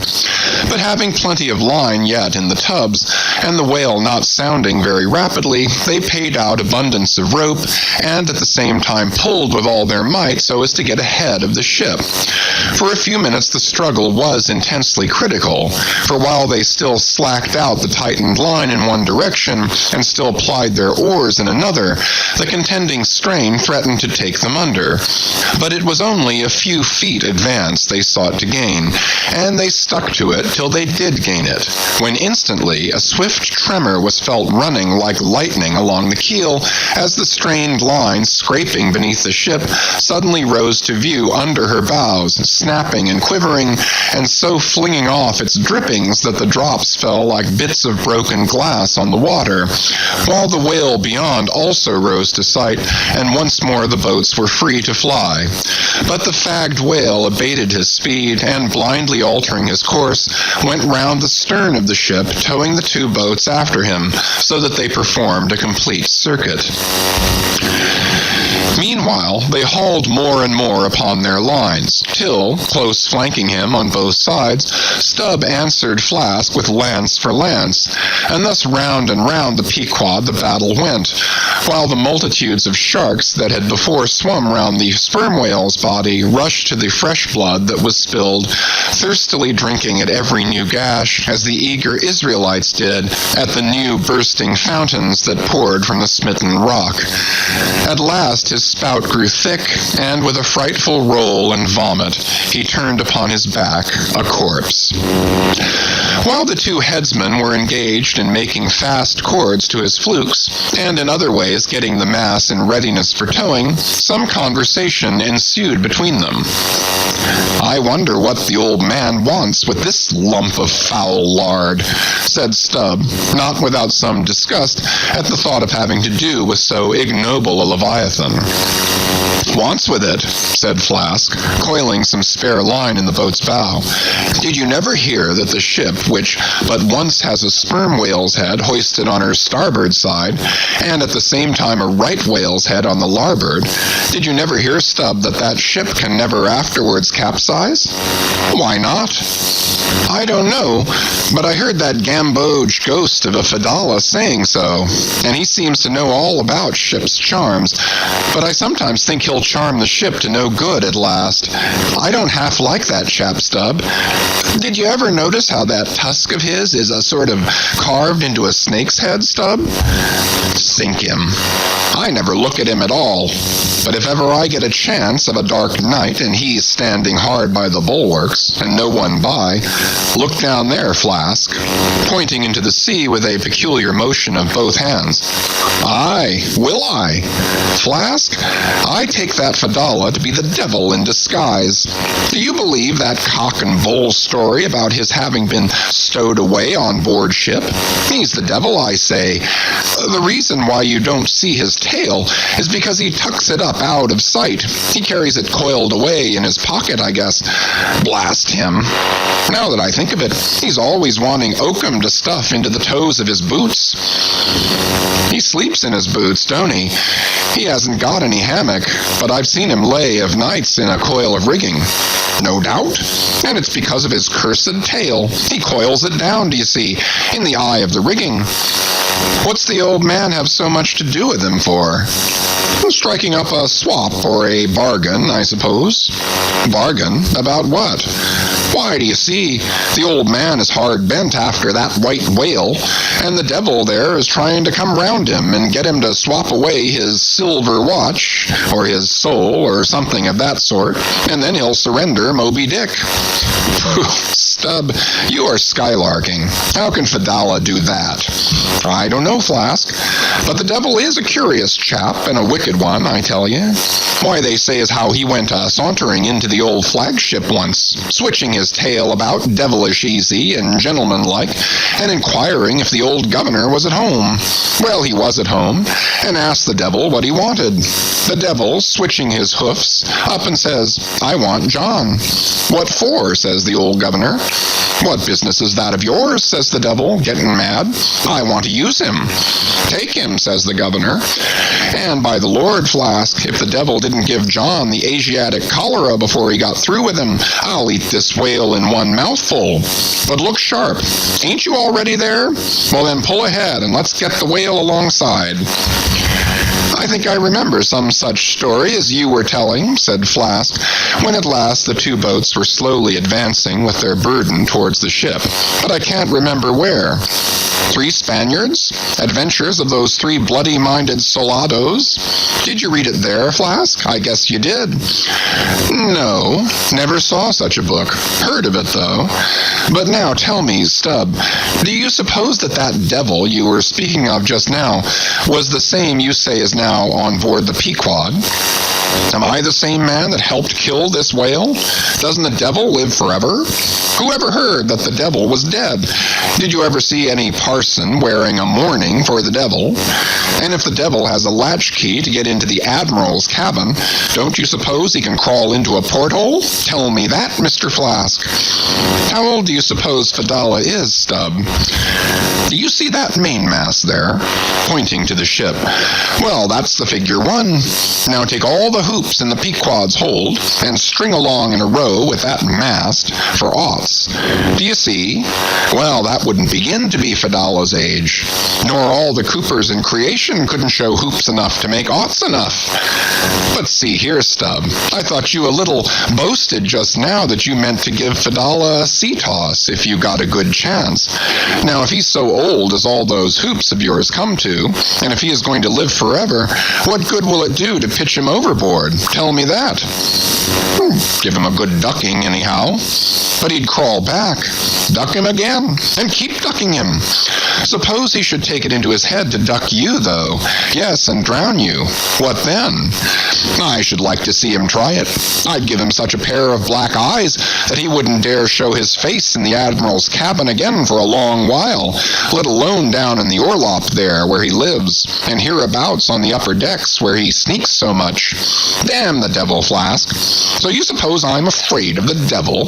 Who's afraid of him? Except the old governor, who daresn't catch him and put him in double darbies as he deserves, but lets him go about kidnapping people. Aye, and signed a bond with him, that all the people the devil kidnapped he'd roast for him. There's a governor. Do you suppose Fedallah wants to kidnap Captain Ahab? Do I suppose it? You'll know it before long, Flask. But I am going now to keep a sharp lookout on him. And if I see anything very suspicious going on, I'll just take him by the nape of the neck and say, "Look here, Beelzebub, you don't do it."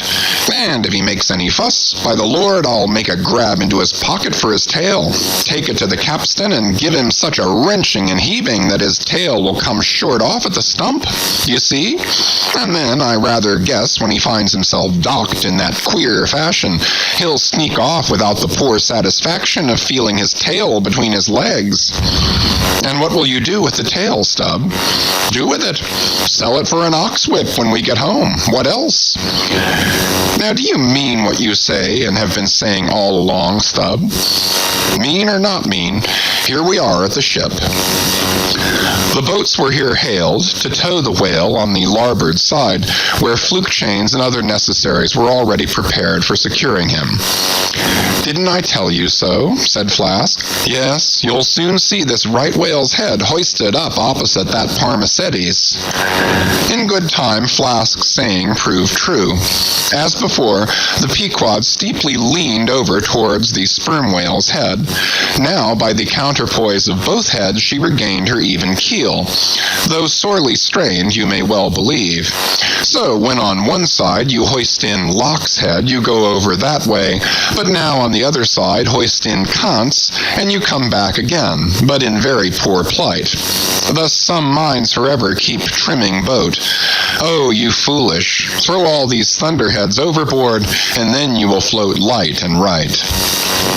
In disposing of the body of a right whale, when brought alongside the ship, the same preliminary proceedings commonly take place as in the case of a sperm whale. Only in the latter instance the head is cut off whole, but in the former the lips and tongue are separately removed and hoisted on deck, with all the well-known black bone attached to what is called the crown piece. But nothing like this in the present case had been done.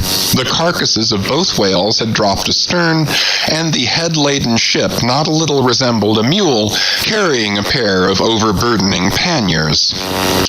Meantime, Fedallah was calmly eyeing the right whale's head, and ever and anon glancing from the deep wrinkles there to the lines in his own hand. And Ahab chanced so to stand that the Parsee occupied his shadow, while if the Parsee's shadow was there at all, it seemed only to blend with and lengthen Ahab's. As the crew toiled on, Laplandish speculations were bandied among them concerning all these passing things. End of chapters 72 and 73. Chapters 74 to 77. Chapter 74. The Sperm Whale's Head, Contrasted View. Here now are two great whales laying their heads together. Let us join them and lay together our own. Of the grand order of folio leviathans, the sperm whale and the right whale are by far the most noteworthy. They are the only whales regularly hunted by man. To the Nantucketer, they present the two extremes of all the known varieties of the whale. As the external difference between them is mainly observable in their heads, and as a head of each is this moment hanging from the Pequod's side, and as we may freely go from one to the other by merely stepping across the deck, where, I should like to know, will you obtain a better chance to study practical cetology than here? In the first place, you are struck by the general contrast between these heads. Both are massive enough in all conscience, but there is a certain mathematical symmetry in the sperm whales which the right whale's sadly lacks. There is more character in the sperm whale's head.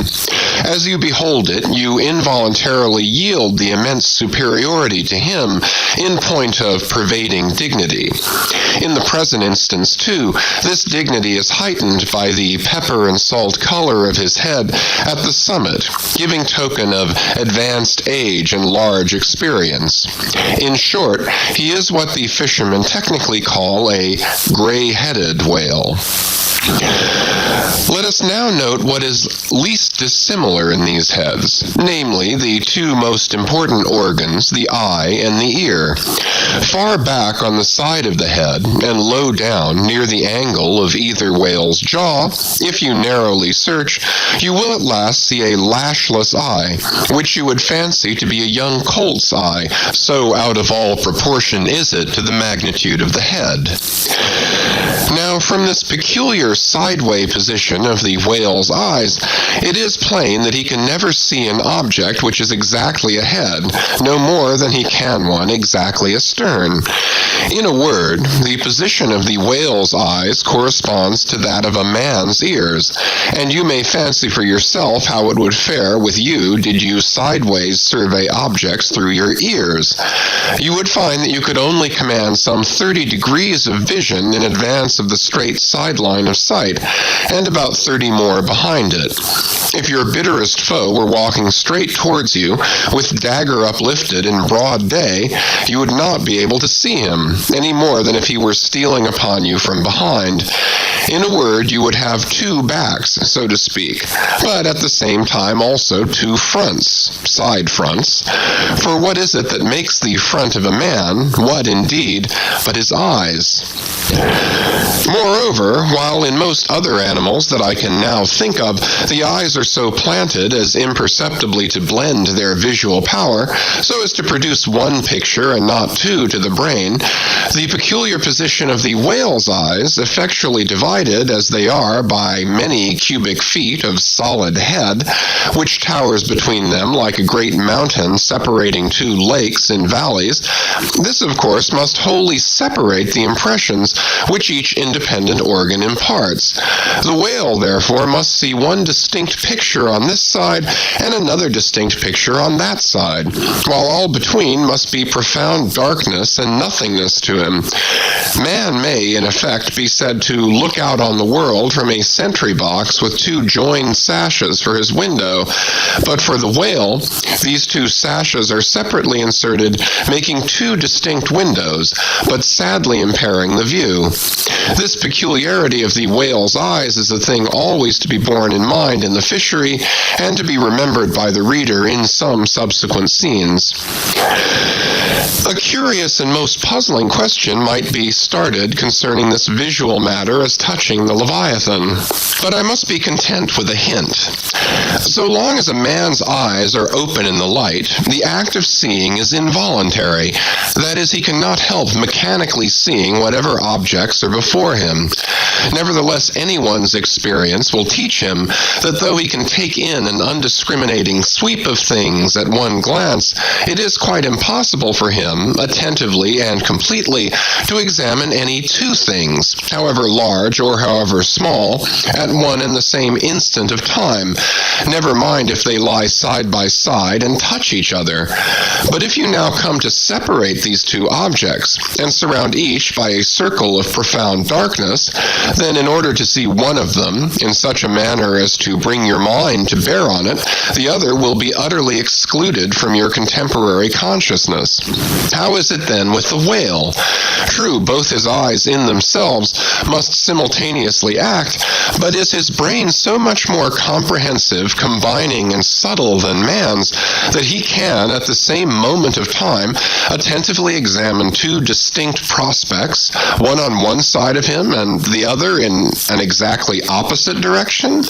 If he can, then is it a marvelous thing in him, as if a man were able to simultaneously go through the demonstrations of two distinct problems in Euclid. Nor, strictly investigated, is there any incongruity in this comparison. It may be but an idle whim, but it has always seemed to me that the extraordinary vacillations of movement displayed by some whales when beset by 3 or 4 boats, the timidity and liability to queer frights so common to such whales, I think that all this indirectly proceeds from the helpless perplexity of volition in which their divided and diametrically opposite powers of vision must involve them. But the ear of the whale is full as curious as the eye. If you are an entire stranger to their race, you might hunt over these two heads for hours and never discover that organ. The ear has no external leaf whatever, and into the hole itself you can hardly insert a quill, so wondrously minute is it. It is lodged a little behind the eye. With respect to their ears, this important difference is to be observed between the sperm whale and the right. While the ear of the former has an external opening, that of the latter is entirely and evenly covered over with a membrane, so as to be quite imperceptible from without.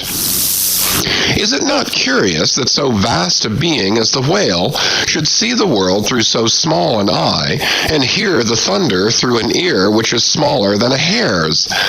But if the eye were broad as the lens of Herschel's great telescope, and his ears capacious as the porches of cathedrals, would that make him any longer of sight or sharper of hearing? Not at all. Why then do you try to enlarge your mind? Subtleize it. Let us now, with whatever levers and steam engines we have at hand, cant over the sperm whale's head, that it may lie bottom up. Then, ascending by a ladder to the summit, have a peep down the mouth. And were it not that the body is now completely separated from it, with a lantern we might descend into the great Kentucky mammoth cave of the stomach. But let us hold on here by this tooth and look about us where we are. What a really beautiful and chaste-looking mouth, from floor to ceiling, lined, or rather papered, with a glistening white membrane, glossy as bridal satins. But come out now and look at this portentous lower jaw, which seems like the long, narrow lid of an immense snuff-box, with the hinge at one end instead of one side. If you pry it up so as to get it overhead and expose its rows of teeth, it seems a terrific portcullis, and such, alas, it proves to many a poor wight in the fishery, upon whom these spikes fall with impaling force. But far more terrible is it to behold when fathoms down in the sea you see some sulky whale floating there suspended with his prodigious jaw, some 15 feet long, hanging straight down at right angles with his body, for all the world like a ship's jib boom. This whale is not dead. He is only dispirited, out of sorts perhaps, hypochondriac, and so supine that the hinges of his jaw have relaxed, leaving him there in that ungainly sort of plight, a reproach to all his tribe, who must, no doubt, imprecate lockjaws upon him. In most cases, this lower jaw, being easily unhinged by a practiced artist, is disengaged and hoisted on deck for the purpose of extracting the ivory teeth and furnishing a supply of that hard white whalebone with which the fishermen fashion all sorts of curious articles, including canes, umbrella stocks, and handles to riding whips. With a long, weary hoist, the jaw is dragged on board, as if it were an anchor, and when the proper time comes, some few days after the other work, Queequeg, Daggoo, and Tashtego, all being accomplished dentists, are set to drawing teeth. With a keen cutting spade, Queequeg lances the gums, then the jaw is lashed down to ring bolts, and a tackle being rigged from aloft, they drag out these teeth, as Michigan oxen drag stumps of old oaks out of wild woodlands. There are generally 42 teeth in all, small, in old whales much worn down, but undecayed, nor filled after our artificial fashion. The jaw is afterwards sawn into slabs and piled away like joists for building houses. Chapter 75. The right whale's head. Contrasted view. Crossing the deck, let us now have a good long look at the right whale's head. As in general shape, the noble sperm whale's head may be compared to a Roman war chariot, especially in front where it is so broadly rounded. So, at a broad view, the right whale's head bears a rather inelegant resemblance to a gigantic galliot-toed shoe. 200 years ago, an old Dutch voyager likened its shape to that of a shoemaker's last. And in this same last or shoe, that old woman of the nursery tale with her swarming brood might very comfortably be lodged, she and all her progeny. But as you come nearer to this great head, it begins to assume different aspects according to your point of view. If you stand on its summit and look at these two F-shaped spout holes, you would take the whole head for an enormous bass viol, and these spiracles the apertures in its sounding board. Then again, if you fix your eyes upon this strange, crested, comb-like incrustation on the top of the mass, this green barnacled thing which the Greenlanders call the crown, and the southern fishers the bonnet of the right whale, fixing your eyes solely on this, you would take the head for a trunk of some huge oak, with a bird's nest in its crotch. At any rate, when you watch those live crabs that nestle here on this bonnet, such an idea will be almost sure to occur to you, unless indeed your fancy has been fixed by the technical term crown also bestowed upon it, in which case you will take great interest in thinking how this mighty monster is actually a diademed king of the sea, whose green crown has been put together for him in this marvelous manner. But if this whale be a king, he is a very sulky-looking fellow to grace a diadem. Look at that hanging lower lip. What a huge sulk and pout is there. A sulk and pout by carpenter's measurement, about 20 feet long and 5 feet deep.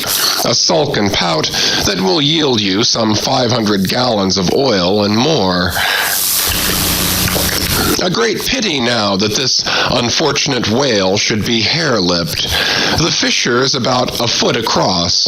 Probably the mother, during an important interval, was sailing down the Peruvian coast when earthquakes caused the beach to gape. Over this lip, as over a slippery threshold, we now slide into the mouth. Upon my word, were I at Mackinac, I should take this to be the inside of an Indian wigwam. Good Lord! Is this the road that Jonah went? The roof is about 12 feet high and runs to a pretty sharp angle, as if there were a regular ridgepole there, while these ribbed, arched, hairy sides present us with those wondrous half-vertical scimitar-shaped slats of whalebone, say 300 on a side, which, depending from the upper part of the head or crown bone, form those Venetian blinds which have elsewhere been cursorily mentioned. The edges of these bones are fringed with hairy fibers, through which the right whale strains the water, and in whose intricacies he retains the small fish when open-mouthed he goes through the seas of Brit in feeding time. In the central blinds of bone, as they stand in their natural order, there are certain curious marks, curves, hollows, and ridges, whereby some whalemen calculate the creature's age, as the age of an oak by its circular rings. Though the certainty of this criterion is far from demonstrable, yet it has the savor of analogical probability. At any rate, if we yield to it, we must grant a far greater age to the right whale than at first glance will seem reasonable. In old times there seem to have prevailed the most curious fancies concerning these blinds. One voyager in Purchas calls them the wondrous whiskers inside of the whale's mouth, another hog's bristles. A third old gentleman in Hakluyt uses the following elegant language, quote, "There are about 250 fins growing on each side of his upper chop, which arch over his tongue on each side of his mouth." End quote. Footnote. This reminds us that the right whale really has a sort of whisker, or rather a mustache, consisting of a few scattered white hairs on the upper part of the outer end of the lower jaw. Sometimes these tufts impart a rather brigandish expression to his otherwise solemn countenance. End of footnote. As everyone knows, these same hog's bristles, fins, whiskers, blinds, or whatever you please, furnish to the ladies their busks and other stiffening contrivances. But in this particular, the demand has long been on the decline. It was in Queen Anne's time that the bone was in its glory, the farthingale being then all the fashion. And as those ancient dams moved about gaily, though in the jaws of the whale, as you may say, even so in a shower, with like thoughtlessness, do we nowadays fly under the same jaws for protection, the umbrella being a tent spread over the same bone. But now forget all about blinds and whiskers for a moment, and standing in the right whale's mouth, look around you afresh. Seeing all these colonnades of bone so methodically ranged about, would you not think you were inside of the great Harlem organ, and gazing upon its 1,000 pipes? For a carpet to the organ we have a rug of the softest Turkey, the tongue, which is glued, as it were, to the floor of the mouth.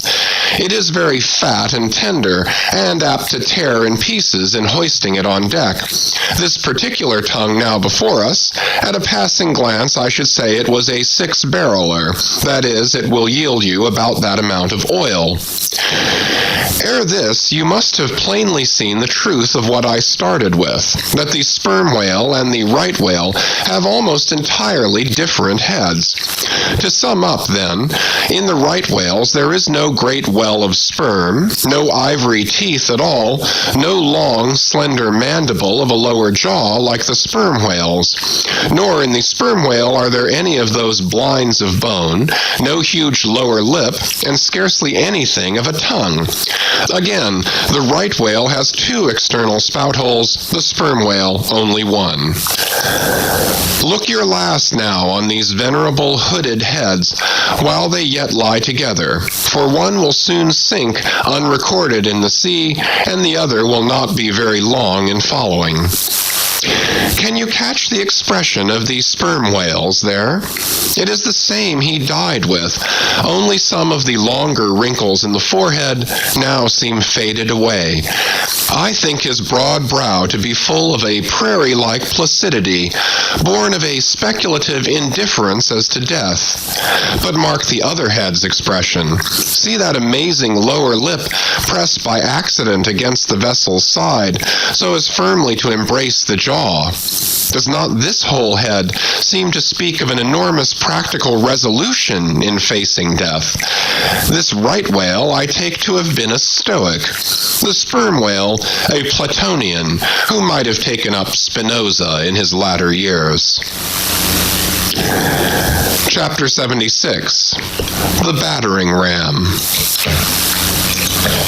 Ere quitting for the nonce the sperm whale's head, I would have you, as a sensible physiologist simply, particularly remark its front aspect in all its compacted collectedness. I would have you investigate it now with the sole view of forming to yourself some unexaggerated, intelligent estimate of whatever battering ram power may be lodged there. Here is a vital point, for you must either satisfactorily settle this matter with with yourself, or forever remain an infidel as to one of the most appalling, but not the less true events perhaps anywhere to be found in all recorded history. You observe that in the ordinary swimming position of the sperm whale, the front of his head presents an almost wholly vertical plane to the water. You observe that the lower part of that front slopes considerably backwards so as to furnish more of a retreat for the long socket which receives the boom-like lower jaw. You observe that the mouth is entirely under the head, much in the same way indeed as though your own mouth were entirely under your chin. Moreover, you observe that the whale has no external nose, and that what nose he has, his spout hole, is on the top of his head. You observe that his eyes and ears are at the sides of his head, nearly 1/3 of his entire length from the front. Wherefore, you must now have perceived that the front of the sperm whale's head is a dead, blind wall, without a single organ or tender prominence of any sort whatsoever.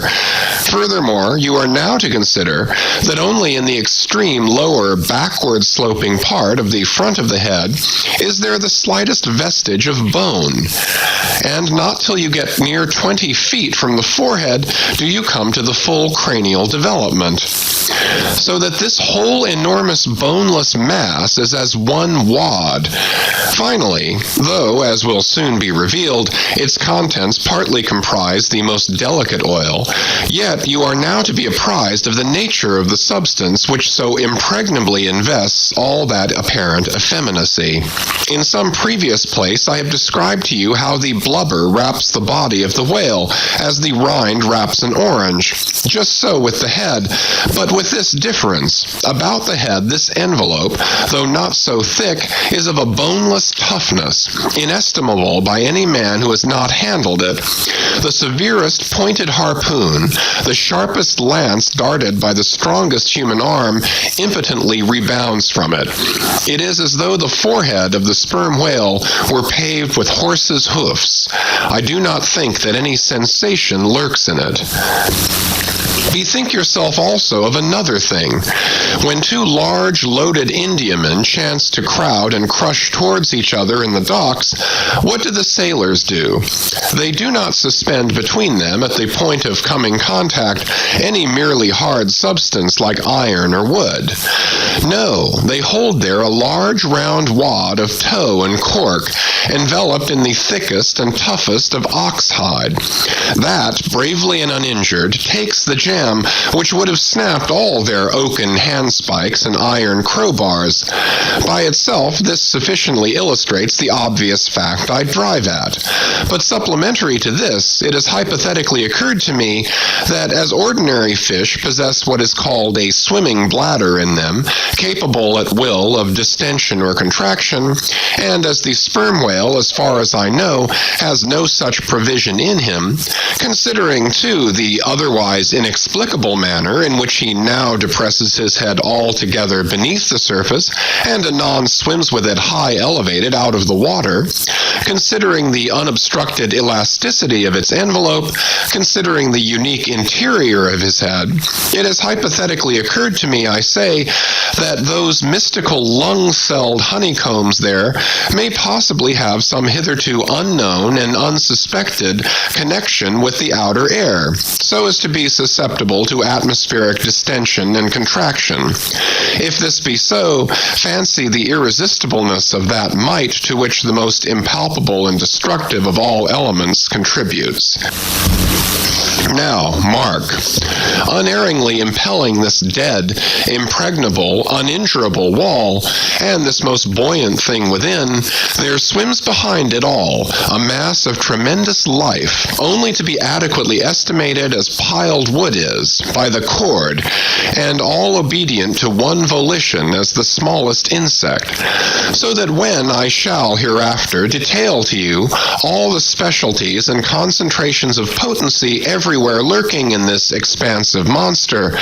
When I shall show you some of his more inconsiderable braining feats, I trust you will have renounced all ignorant incredulity, and be ready to abide by this, that though the sperm whale stove a passage through the Isthmus of Darien and mixed the Atlantic with the Pacific, you would not elevate one hair of your eyebrow.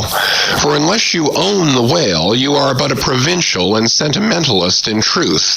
But clear truth is a thing for salamander giants only to encounter. How small the chances for the provincials, then? What befell the weakling youth, lifting the dread goddess's veil at Lais?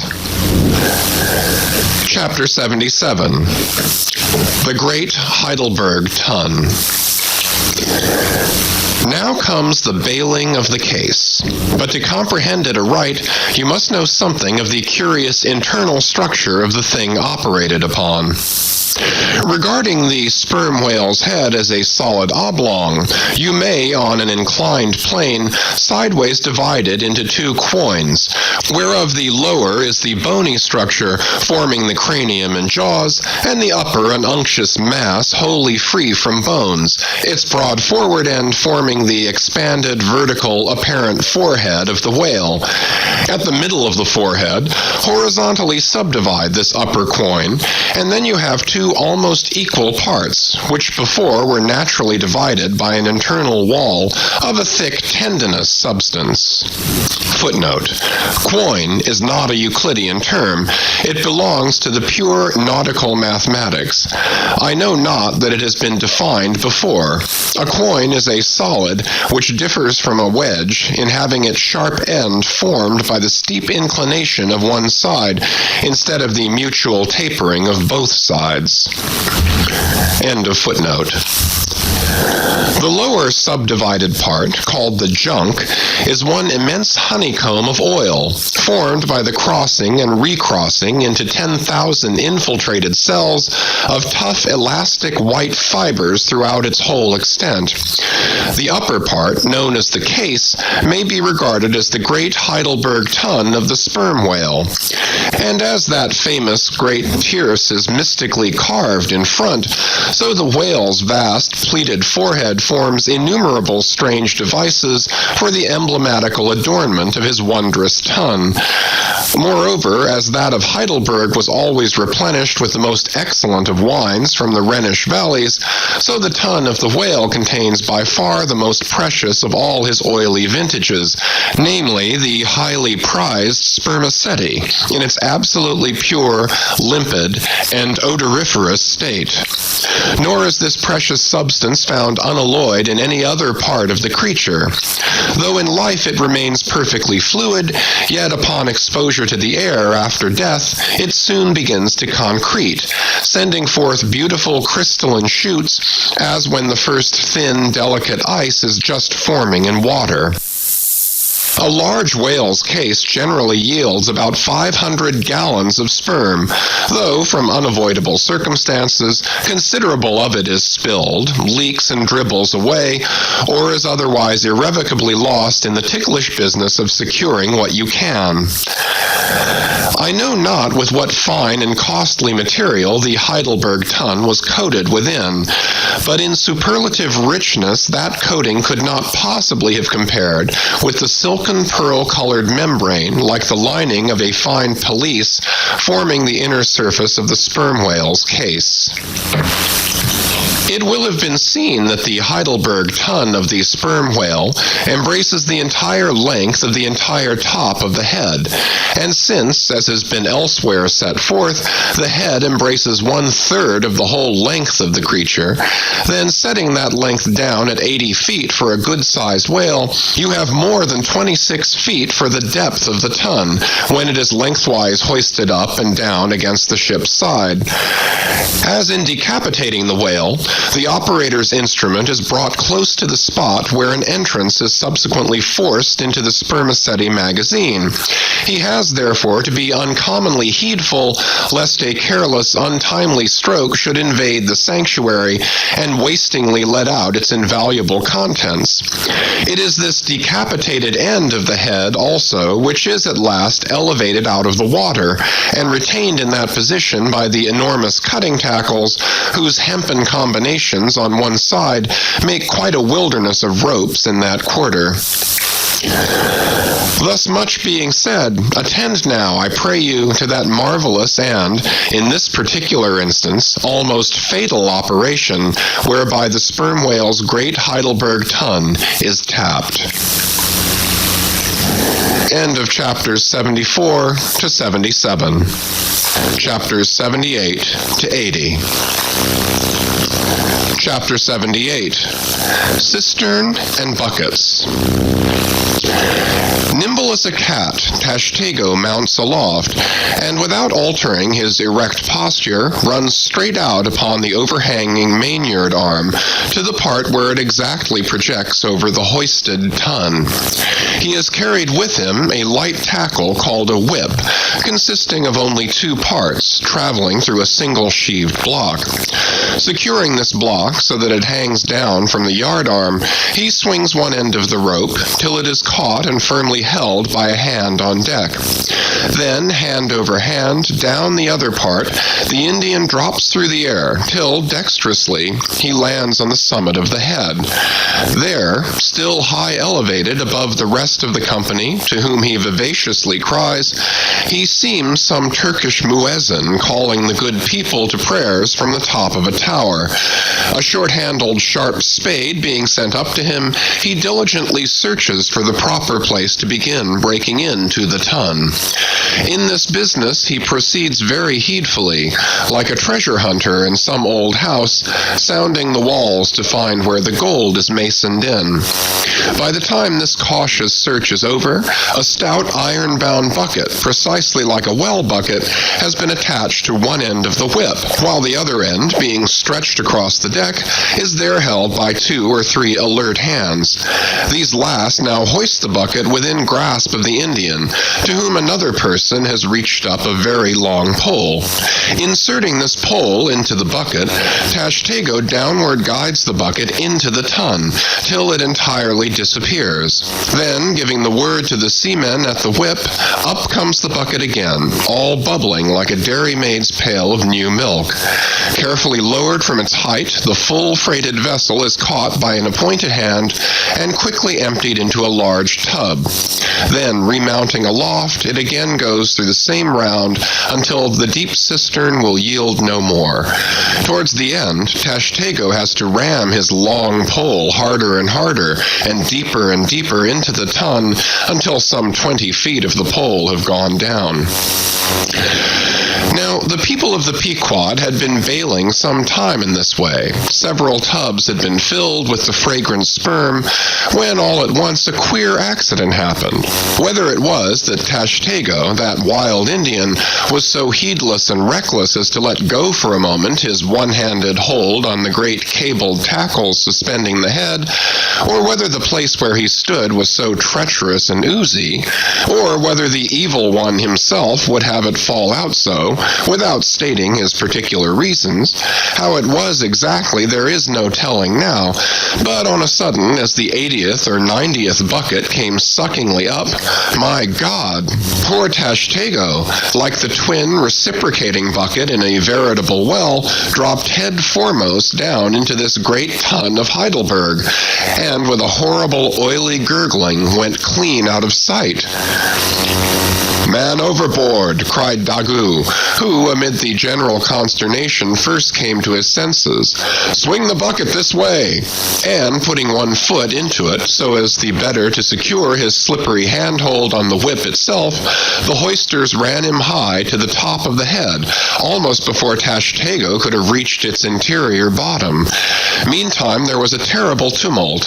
Looking over the side, they saw the before lifeless head throbbing and heaving just below the surface of the sea, as if that moment seized with some momentous idea, whereas it was only the poor Indian unconsciously revealing by those struggles the perilous depth to which he had sunk.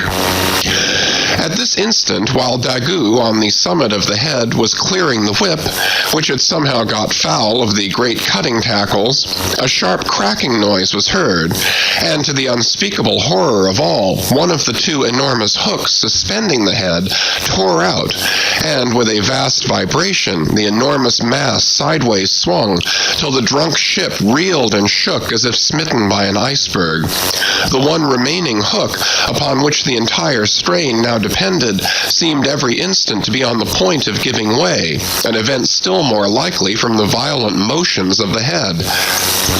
Come down, yelled the seamen to Daggoo, but with one hand holding on to the heavy tackles so that if the head should drop he would still remain suspended, the Negro, having cleared the foul line, rammed down the bucket into the now collapsed well, meaning that the buried harpooner should grasp it, and so be hoisted out. In heaven's name, man, cried Stubb, are you ramming home a cartridge there? Avast! How'll that help him? Jamming that iron-bound bucket on top of his head. Avast, will ye? Stand clear of the tackle, cried a voice like the bursting of a rocket.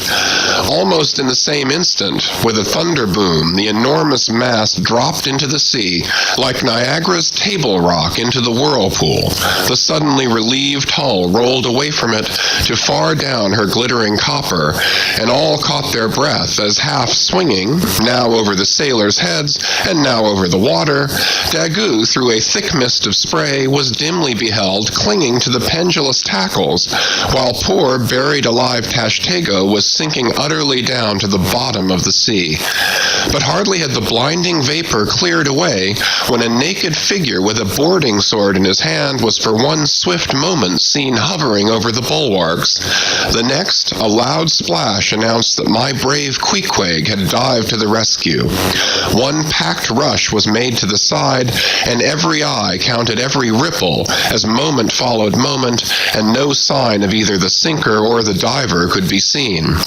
Some hands now jumped into a boat alongside and pushed a little off from the ship. "Ha ha!" cried Daggoo all at once from his now quiet swinging perch overhead, and looking further off from the side, we saw an arm thrust upright from the blue waves, a strange sight to see, as an arm thrust forth from the grass over a grave.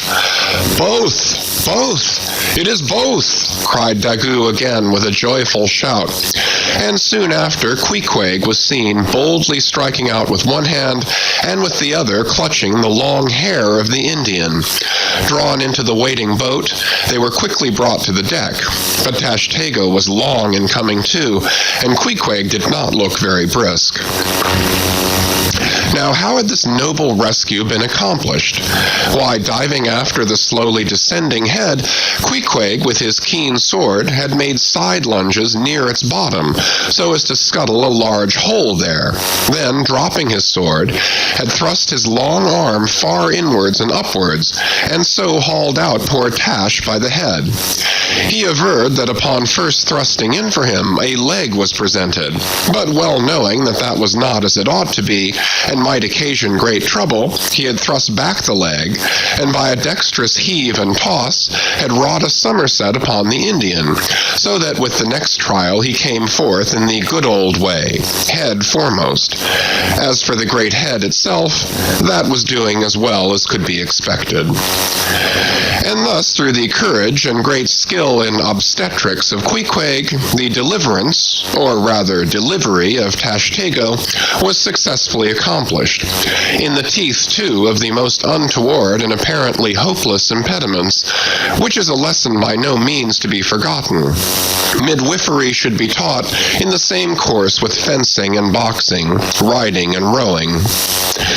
I know that this queer adventure of the gay headers will be sure to seem incredible to some landsmen, though they themselves have either seen or heard of someone's falling into a cistern ashore, an accident which not seldom happens, and with much less reason, too, than the Indians, considering the exceeding slipperiness of the curb of the sperm whale's well. But, peradventure, it may be sagaciously urged, how is this? We thought the tissued, infiltrated head of the sperm whale was the lightest and most corky part about him, and yet thou makest it sink in an element of far greater specific gravity than itself. We have thee there. Not at all, but I have ye. For at the time poor Tash fell in, the case had been nearly emptied of its lighter contents, leaving little but the dense tendinous wall of the well, a double-welded, hammered substance, as I have before said, much heavier than the sea-water, and a lump of which sinks in it like lead almost. But the tendency to rapid sinking in this substance was in the present instance materially counteracted by the other parts of the head remaining undetached from it, so that it sank very slowly and deliberately indeed, affording Queequeg a fair chance for performing his agile obstetrics on the run, as you may say. Yes, it was a running delivery, so it was. Now, had Tashtego perished in that head, it had been a very precious perishing. Smothered in the very whitest and daintiest of fragrant spermaceti, coffined, hearsed, and tombed in the secret inner chamber and sanctum sanctorum of the whale, only one sweeter end can readily be recalled, the delicious death of an Ohio honey hunter, who, seeking honey in the crotch of a hollow tree, found such an exceeding store of it that, leaning too far over, it sucked him in, so that he died embalmed. How many, think ye, have likewise fallen into Plato's honey head, and sweetly perished there? Chapter 79. The Prairie. To scan the lines of his face or feel the bumps on the head of this Leviathan, this is a thing which no physiognomist or phrenologist has as yet undertaken. Such an enterprise would seem almost as hopeful as for Lavater to have scrutinized the wrinkles on the Rock of Gibraltar, or for Gaul to have mounted a ladder and manipulated the dome of the Pantheon. Still, in that famous work of his, Lavater not only treats of the various faces of men, but also attentively studies the faces of horses, birds, serpents, and fish, and dwells in detail upon the modifications of expression discernible therein. Nor have Gall and his disciple Spurzheim failed to throw out some hints touching the phrenological characteristics of other beings than man. Therefore, though I am but ill qualified for a pioneer in the application of these two semi-sciences to the whale, I will do my endeavor. I try all things. I achieve what I can. Physiognomically regarded, the sperm whale is an anomalous creature. He has no proper nose, and since the nose is the central and most conspicuous of the features, and since it perhaps most modifies and finally controls their combined expression, hence it would seem that its entire absence as an external appendage must very largely affect the countenance of the whale. For, as in landscape gardening, a spire, cupola, monument, or tower of some sort is deemed almost indispensable to the completion of the scene, so no face can be physiognomically in keeping without the elevated open-work belfry of the nose. Dash the nose from Phidias's marble Jove, and what a sorry remainder. Nevertheless, Leviathan is of so mighty a magnitude, all his proportions are so stately, that the same deficiency which in the sculptured Jove were hideous, in him is no blemish at all. Nay, it is an added grandeur. A nose to the whale would have been impertinent. As on your physiognomical voyage you sail round his vast head in your jolly boat, your noble conceptions of him are never insulted by the reflection that he has a nose to be pulled, a pestilent conceit which so often will insist upon obtruding even when beholding the mightiest royal beadle on his throne. In some particulars, perhaps the most imposing imposing physiognomical view to be had of the sperm whale is that of the full front of his head. This aspect is sublime. In thought, a fine human brow is like the east when troubled with the morning. In the repose of the pasture, the curled brow of the bull has a touch of the grand in it. Pushing heavy cannon up mountain defiles, the elephant's brow is majestic. Human or animal, the mystical brow is as that great golden seal affixed by the German emperors to their decrees. It signifies, God, done this day by my hand. But in most creatures, nay, in man himself, very often the brow is but a mere strip of alpine land lying along the snow line. Few are the foreheads which, like Shakespeare's or Melanchthon's, rise so high and descend so low that the eyes themselves seem clear, eternal, tideless mountain lakes, and all above them in the forehead's wrinkles you seem to track the antlered thoughts descending there to drink, as the Highland hunters track the snow prints of the deer. But in the great sperm whale, this high and mighty, godlike dignity inherent in the brow is so immensely amplified that gazing on it, in that full front view, you feel the deity and the dread powers more forcibly than in beholding any other object of living nature. For you see no one point precisely, not one distinct feature is revealed, no nose, eyes, ears, or mouth, no face. He has none proper. Nothing but that one broad firmament of a forehead, pleated with riddles, dumbly lowering with the doom of boats and ships and men. Nor, in profile, does this wondrous brow diminish, though that way viewed its grandeur does not domineer upon you so. In profile, you plainly perceive that horizontal, semi-crescentic depression in the forehead's middle, which in man is Lavater's mark of genius. But how? Genius in the sperm whale? Has the sperm whale ever written a book, spoken a speech? No, his great genius is declared in his doing nothing particular to prove it. It is, moreover, declared in his pyramidical silence. And this reminds me that had the great sperm whale been known to the young Orient world, he would have been deified by their child Magian thoughts. They deified the crocodile of the Nile because the crocodile is tongueless, and the sperm whale has no tongue, or at least it is so exceedingly small as to be incapable of protrusion. If hereafter any highly cultured, poetical nation shall lure back to their birthright the merry May-Day gods of old, and livingly enthrone them again in the now egotistical sky, in the now unhaunted hill, then be sure, exalted to Jove's high seat, the great sperm whale shall lord it.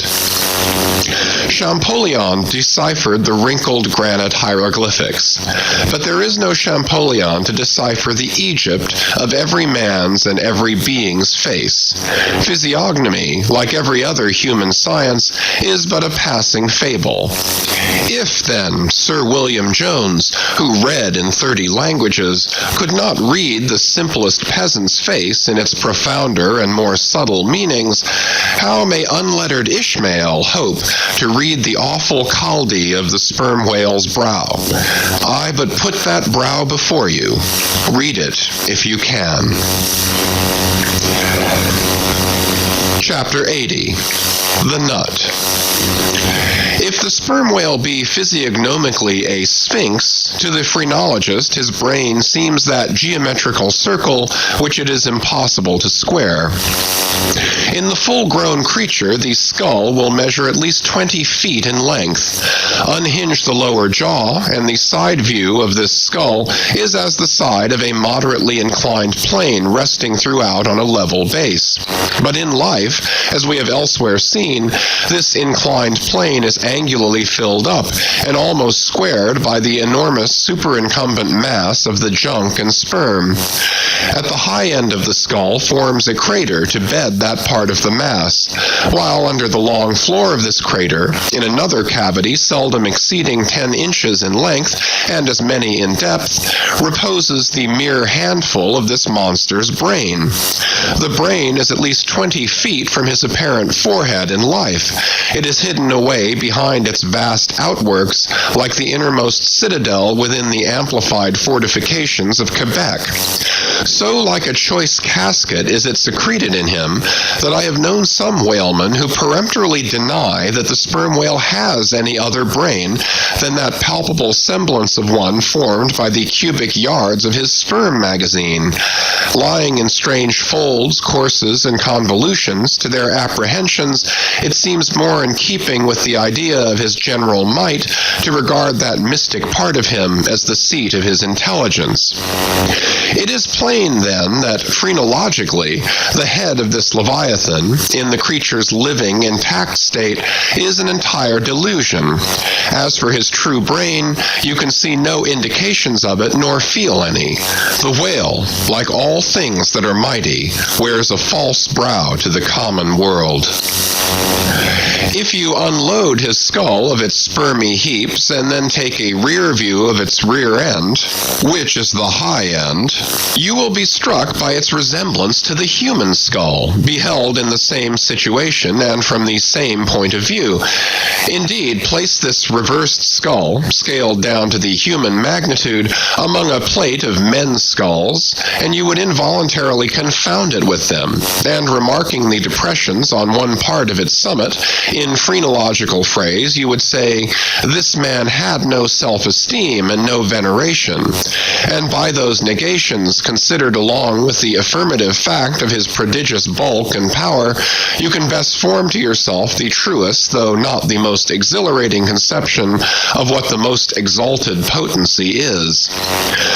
But if from the comparative dimensions of the whale's proper brain you deem it incapable of being adequately charted, then I have another idea for you. If you attentively regard almost any quadruped's spine, you will be struck by the resemblance of its vertebrae to a strung necklace of dwarfed skulls, all bearing rudimental resemblance to the skull proper. It is a German conceit that the vertebrae are absolutely undeveloped skulls. But the curious external resemblance, I take it the Germans were not the first men to perceive. A foreign friend once pointed it out to me in the skeleton of a foe he had slain, and with the vertebrae of which he was inlaying in a sort of basso relievo the beaked prow of his canoe. Now, I consider that the phrenologists have omitted an important thing in not pushing their investigations from the cerebellum through the spinal canal, for I believe that much of a man's character will be found betokened in his backbone. I would rather feel your spine than your skull, whoever you are. A thin joist of a spine never yet upheld a full and noble soul. I rejoice in my spine, as in the firm, audacious staff of that flag which I fling half out to the world. Apply this spinal branch of phrenology to the sperm whale. His cranial cavity is continuous with the first neck vertebra, and in that vertebra the bottom of the spinal canal will measure 10 inches across, being 8 in height, and of a triangular figure with the base downwards. As it passes through the remaining vertebrae, the canal tapers in size, but for a considerable distance remains of large capacity. Now, of course, this canal is filled with much the same strangely fibrous substance, the spinal cord, as the brain, and directly communicates with the brain. And what is still more, for many feet after emerging from the brain's cavity, the spinal cord remains of an undecreasing girth, almost equal to that of the brain. Under all these circumstances, would it be unreasonable to survey and map out the whale's spine phrenologically? For viewed in this light, the wonderful comparative smallness of his brain proper is more than compensated by the wonderful comparative magnitude of his spinal cord. But leaving this hint to operate as it may with the phrenologist, I would merely assume the spinal theory for a moment in reference to the sperm whale's hump. This august hump, if I mistake not, rises over one of the larger vertebrae, and is therefore in some sort the outer convex mold of it. From its relative situation, then, I should call this high hump the organ of firmness or indomitableness in the sperm whale, and that the great monster is indomitable, you will yet have reason to know. End of chapters 78 to 80. Chapters 81 and 82. Chapter 81. The Pequod Meets the Virgin. The predestinated day arrived, and we duly met the ship Jungfrau, Derek de Der, master of Bremen. At one time the greatest whaling people in the world, the Dutch and Germans are now among the least, but here and there, at very wide intervals of latitude and longitude, you still occasionally meet with their flag in the Pacific. For some reason, the Jungfrau seemed quite eager to pay her respects, while yet some distance from the Pequod she rounded to, and dropping a boat, her captain was impelled toward us, impatiently standing in the bows instead of the stern. "What has he in his hand there?" cried Starbuck, pointing to something wavingly held by the German. "Impossible! A lamp feeder?" "Not that," said Stubb. No, it's a coffee pot, Mr. Starbuck. He's coming off to make us our coffee, is the yarman. Don't you see that big tin can there alongside of him? That's his boiling water. Oh, he's all right, is the yarman." "Get along with you," cried Flask. "It's a lamp feeder and an oil can. He's out of oil and has come a-begging." However curious it may seem for an oil ship to be borrowing oil on the whale ground, and however much it may inadvertently contradict the old proverb about carrying coals to Newcastle, yet sometimes such a thing really happens, and in the present case Captain Derek de Der did indubitably conduct a lamp feeder, as Flask did declare. As he mounted the deck, Ahab abruptly accosted him, without at all heeding what he had in his hand, but in his broken lingo the German soon evinced his complete ignorance of the white whale, immediately turning the conversation to his lamp feeder and oil can, with some remarks touching his having to turn into his hammock at night in profound darkness, his last drop of Bremen oil being gone, and not a single flying fish yet captured to supply the deficiency, concluding by hinting that his ship was indeed what in the fishery is technically called a clean one, that is, an empty one, well deserving the name of Jungfrau, or the Virgin. His necessities supplied, Derek departed, but he had not gained his ship's side when whales were almost simultaneously raised from the mastheads of both vessels, and so eager for the chase was Derek that without pausing to put his oil can and lamp feeder aboard, he slewed round his boat and made after the Leviathan lamp feeders. Now, the game having risen to the leeward, he and the other 3 German boats that soon followed him had considerably the start of the Pequod's keels. There were 8 whales, an average pod. Aware of their danger, they were going all abreast with great speed straight before the wind, rubbing their flanks as closely as so many spans of horses in harness. They left a great wide wake, as though continually unrolling a great wide parchment upon the sea. Full in this rapid wake, and many fathoms in the rear, swam a huge humped old bull, which by his comparatively slow progress, as well as by the unusual yellowish incrustations overgrowing him, seemed afflicted with the jaundice or some other infirmity. Whether this whale belonged to the pod in advance seemed questionable, for it is not customary for such venerable leviathans to be at all social. Nevertheless, he stuck to their wake, though though indeed their backwater must have retarded him, because the white bone or swell at his broad muzzle was a dashed one, like the swell formed when two hostile currents meet. His spout was short, slow, and laborious, coming forth with a choking sort of gush, and spending itself in torn shreds, followed by strange subterranean commotions in him, which seemed to have egress at his other buried extremity, causing the waters behind him to upbubble. "Who's got some paregoric?" said Stubb. "He has the stomach ache, I'm afraid. Lord, think of having half an acre of stomach ache. Adverse winds are holding mad Christmas in him, boys. It's the first foul wind I ever knew to blow from astern. But look, did ever whale yaw so before? It must be he's lost his tiller." As an overladen Indiaman bearing down the Hindustan coast with a deckload of frightened horses careens, berries, rolls, and wallows on her way, so did this old whale heave his aged bulk, and now and then, partly turning over on his cumbrous rib ends, expose the cause of his devious wake in the unnatural stump of his starboard fin. Whether he had lost that fin in battle or had been born without it, it were hard to say. "Only wait a bit, old chap, and I'll give you a sling for that wounded arm," cried cruel Flask, pointing to the whale line near him. "Mind he don't sling thee with it," cried Starbuck. "Give way, or the German will have him."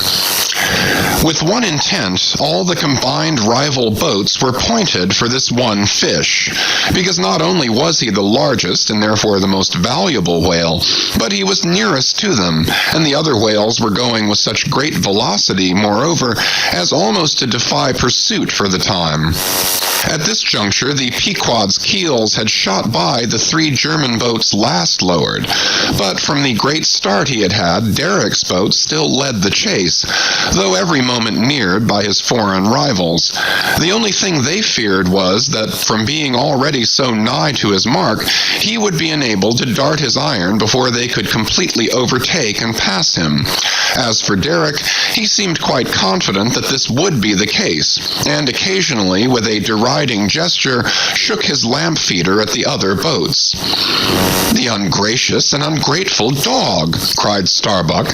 "He mocks and dares me with the very poor box I filled for him not 5 minutes ago." Then, in his old intense whisper, "Give way, greyhounds! Dog to it!" "I tell you what it is, men," cried Stubb to his crew. "It's against my religion to get mad, but I'd like to eat that villainous Yarman. Pull, won't you? Are you going to let that rascal beat you? Do you love brandy? A hogshead of brandy, then, to the best man. Come, why don't some of you burst a blood vessel? Who's that been dropping an anchor overboard? We don't budge an inch. We're becalmed. Halloo, here's grass growing in the boat's bottom, and by the Lord, the mast there, budding. This won't do, boys. Look at that Yarman. The short and long of it is, men, will you spit fire or not?" "Oh, see the suds he makes," cried Flask, dancing up and down. "What a hump! Oh, do pile on the beef. Lays like a log. Oh, my lads, do spring. Slapjacks and quahogs for supper, you know, my lads. Baked clams and muffins. Oh, do spring. He's 100-barreler. Don't lose him now. Oh, don't. See that Yarman. Oh, won't you pull for your duff, my lads? Such a sog, such a sogger. Don't you love sperm? There goes $3,000, men. A bank, a whole bank, the Bank of England. Oh, do. What's that Yarman about now?" At this moment, Derrick was in the act of pitching his lamp feeder at the advancing boats, and also his oil can, perhaps with the double view of retarding his rival's way, and at the same time economically accelerating his own by the momentary impetus of the backward toss. "The unmannerly Dutch dogger!" cried Stubb. "Pull now, men, like 50,000 line of battleship loads of red-haired devils. What do you say, Tashtego? Are you the man to snap your spine in 22 pieces for the honor of old Gayhead? What do you say?" "I say, pull like goddamn," cried the Indian. Fiercely but evenly incited by the taunts of the German, the Pequod's 3 boats now began ranging almost abreast, and so disposed, momentarily neared him, in that fine, loose, chivalrous attitude of the headsman when drawing near to his prey. The 3 mates stood up proudly, occasionally backing the after oarsman with an exhilarating cry of, "There she slides now! Hurrah for the white ash breeze! Down with the yarman! Sail over him!" But so decided an original start had Derrick had, that spite of all their gallantry he would have proved the victor in this race, had not a righteous judgment descended upon him in a crab which caught the blade of his midship oarsman. While this clumsy lubber was striving to free his white ash, and while in consequence Derrick's boat was nigh to capsizing, and he thundering away at his men in a mighty rage, that was a good time for Starbuck, Stubb, and Flask. With a shout, they took a mortal start forward, and slantingly ranged up on the German's quarter. An instant more, and all 4 boats were diagonally in the whale's immediate wake, while stretching from them on both sides was the foaming swell that he made. It was a terrific, most pitiable, and maddening sight. The whale was now going head out, and sending his spout before him in a continual tormented jet, while his one poor fin beat his side in an agony of fright. Now to this hand, now to that, he yawed in his faltering flight, and still at every billow that he broke he spasmodically sank in the sea, or sideways rolled towards the sky his one beating fin. So have I seen a bird with clipped wing making affrighted, broken circles in the air, vainly striving to escape the piratical hawks. But the bird has a voice, and with plaintive cries will make known her fear. But the fear of this vast, dumb brute of the sea was chained up and enchanted in him. He had no voice, save that choking respiration through his spiracle, and this made the sight of him unspeakably pitiable, while still, in his amazing bulk, portcullis jaw, and omnipotent tail, there was enough to appall the stoutest man who so pitied. Seeing now that but a very few moments more would give the Pequod's boats the advantage, and rather than be thus foiled of his game, Derrick chose to hazard what to him must have seemed a most unusually long dart, ere the last chance would forever escape. But no sooner did his harpooneer stand up for the stroke than all 3 tigers, Queequeg, Tashtego, and Daggoo, instinctively sprang to their feet, and standing in a diagonal row, simultaneously pointed their barbs, and darted over the head of the German harpooneer their 3 Nantucket irons entered the whale. Blinding vapors of foam and white fire, the 3 boats, in the first fury of the whale's headlong rush, bumped the Germans aside with such force that both Derrick and his baffled harpooneer were spilled out and sailed over by the 3 flying keels. "Don't be afraid, my butter boxes," cried Stubb, casting a passing glance upon them as he shot by. "You'll be picked up presently. All right. I saw some sharks astern, St. Bernard's dogs, you know, relieve distressed travelers. Hurrah! This is the way to sail now, every keel a sunbeam. Hurrah! Here we go like 3 tin kettles at the tail of a mad cougar. This puts me in mind of fastening to an elephant in a tilbury on a plain. Makes the wheel spokes fly, boys, when you fasten to him that way. And there's danger of being pitched out, too, when you strike a hill. Hurrah! This is the way a fellow feels when he's going to Davy Jones, all a rush down an endless inclined plane. Hurrah! This whale carries the everlasting mail." But the monster's run was a brief one. Giving a sudden gasp, he tumultuously sounded. With a grating rush, the 3 lines flew round the loggerheads with such force as to gouge deep grooves in them, while so fearful were the harpooneers that this rapid sounding would soon exhaust the lines, that using all their dexterous might, they caught repeated smoking turns with the rope to hold on, till at last, owing to the perpendicular strain from the lead-lined chalk rocks of the boats, whence the 3 ropes went straight down into the blue, the gunwales of the bows were almost even with the water, while the 3 sterns were tilted high in the air. And the whale soon ceasing to sound, for some time they remained in that attitude, fearful of expending more line, though the position was a little ticklish. But though boats have been taken down and lost in this way, yet it is this holding on, as it is called, this hooking up by the sharp barbs of his live flesh from the back, this it is that often torments the Leviathan into soon rising again to meet the sharp lance of his foes. Yet not to speak of the peril of the thing, it is to be doubted whether this course is always the best, for it is but reasonable to presume that the longer the stricken whale stays under water, the more he is exhausted, because owing to the enormous surface of him, in a full-grown sperm whale something less than 2,000 square feet, the pressure of the water is immense. We all know what an astonishing atmospheric weight we ourselves stand up under, even here above ground in the air.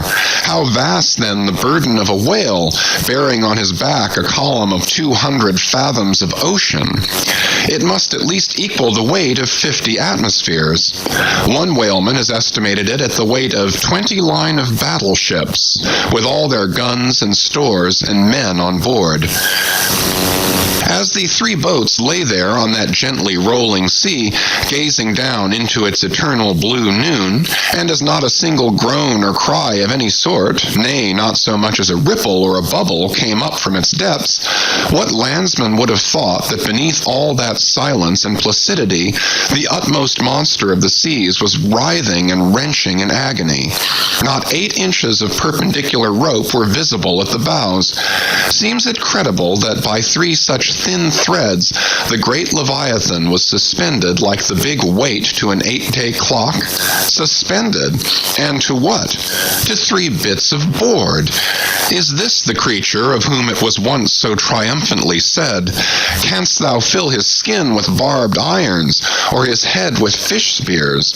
The sword of him that layeth at him cannot hold, the spear, the dart, nor the habergeon. He esteemeth iron as straw. The arrow cannot make him flee. Darts are counted as stubble. He laugheth at the shaking of a spear." This the creature? This he? Oh, that unfulfillment should follow the prophets. For with the strength of 1,000 thighs in his tail, Leviathan had run his head under the mountains of the sea to hide him from the Pequod's fish spears. In that sloping afternoon sunlight, the shadows that the 3 boats sent down beneath the surface must have been long enough and broad enough to shade half Xerxes' army. Who can tell how appalling to the wounded whale must have been such huge phantoms flitting over his head?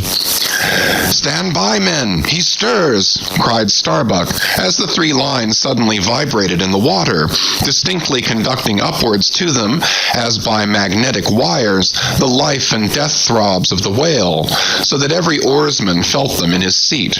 The next moment, relieved in great part from the downward strain at the bows, the boats gave a sudden bounce upward, as a small ice field will when a dense herd of white bears are scared from it into the sea.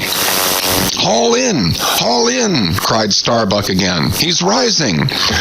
The lines, of which hardly an instant before not one hand's breadth could have been gained, were now in long, quick coils flung back, all dripping into the boats, and soon the whale broke water within 2 ship's lengths of the hunters. His motions plainly denoted his extreme exhaustion. In most land animals there are certain valves or floodgates in many of their veins, whereby, when wounded, the blood is, in some degree at least, instantly shut off in certain directions. Not so with the whale, one of whose peculiarities it is to have an entire non-valvular structure of the blood vessels, so that when pierced even by so small a point as a harpoon, a deadly drain is at once begun upon his whole arterial system, and when this is heightened by the extraordinary pressure of water at a great distance below the surface, his life may be said to pour from him in incessant streams. Yet so vast is the quantity of blood in him, and so distant and numerous its interior fountains, that he will keep thus bleeding and bleeding for a considerable period, Even as in a drought, a river will flow, whose source is in the well springs of far-off and undiscernible hills. Even now, when the boats pulled upon the whale, and perilously drew over his swaying flukes, and the lances were darted into him, they were followed by steady jets from the new-made wound, which kept continually playing, while the natural spout-hole in his head was only at intervals, however rapid, sending its affrighted moisture into the air. From this last vent no blood yet came, because no vital part of him had thus far been struck. His life, as they significantly call it, was untouched.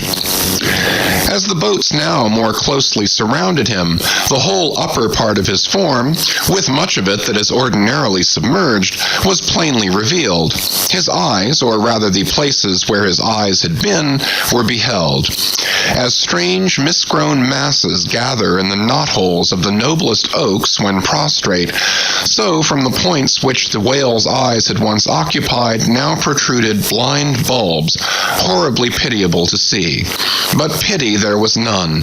For all his old age, and his one arm, and his blind eyes, he must die the death and be murdered in order to light the gay bridals and other merry makings of men, and also to illuminate these solemn churches that preach unconditional inoffensiveness by all to all. Still rolling in his blood, at last he partially disclosed a strangely discolored bunch or protuberance, the size of a bushel, low down on the flank. "A nice spot," cried Flask. "Just let me prick him there once." "Avast," cried Starbuck. "There's no need of that." But humane Starbuck was too late.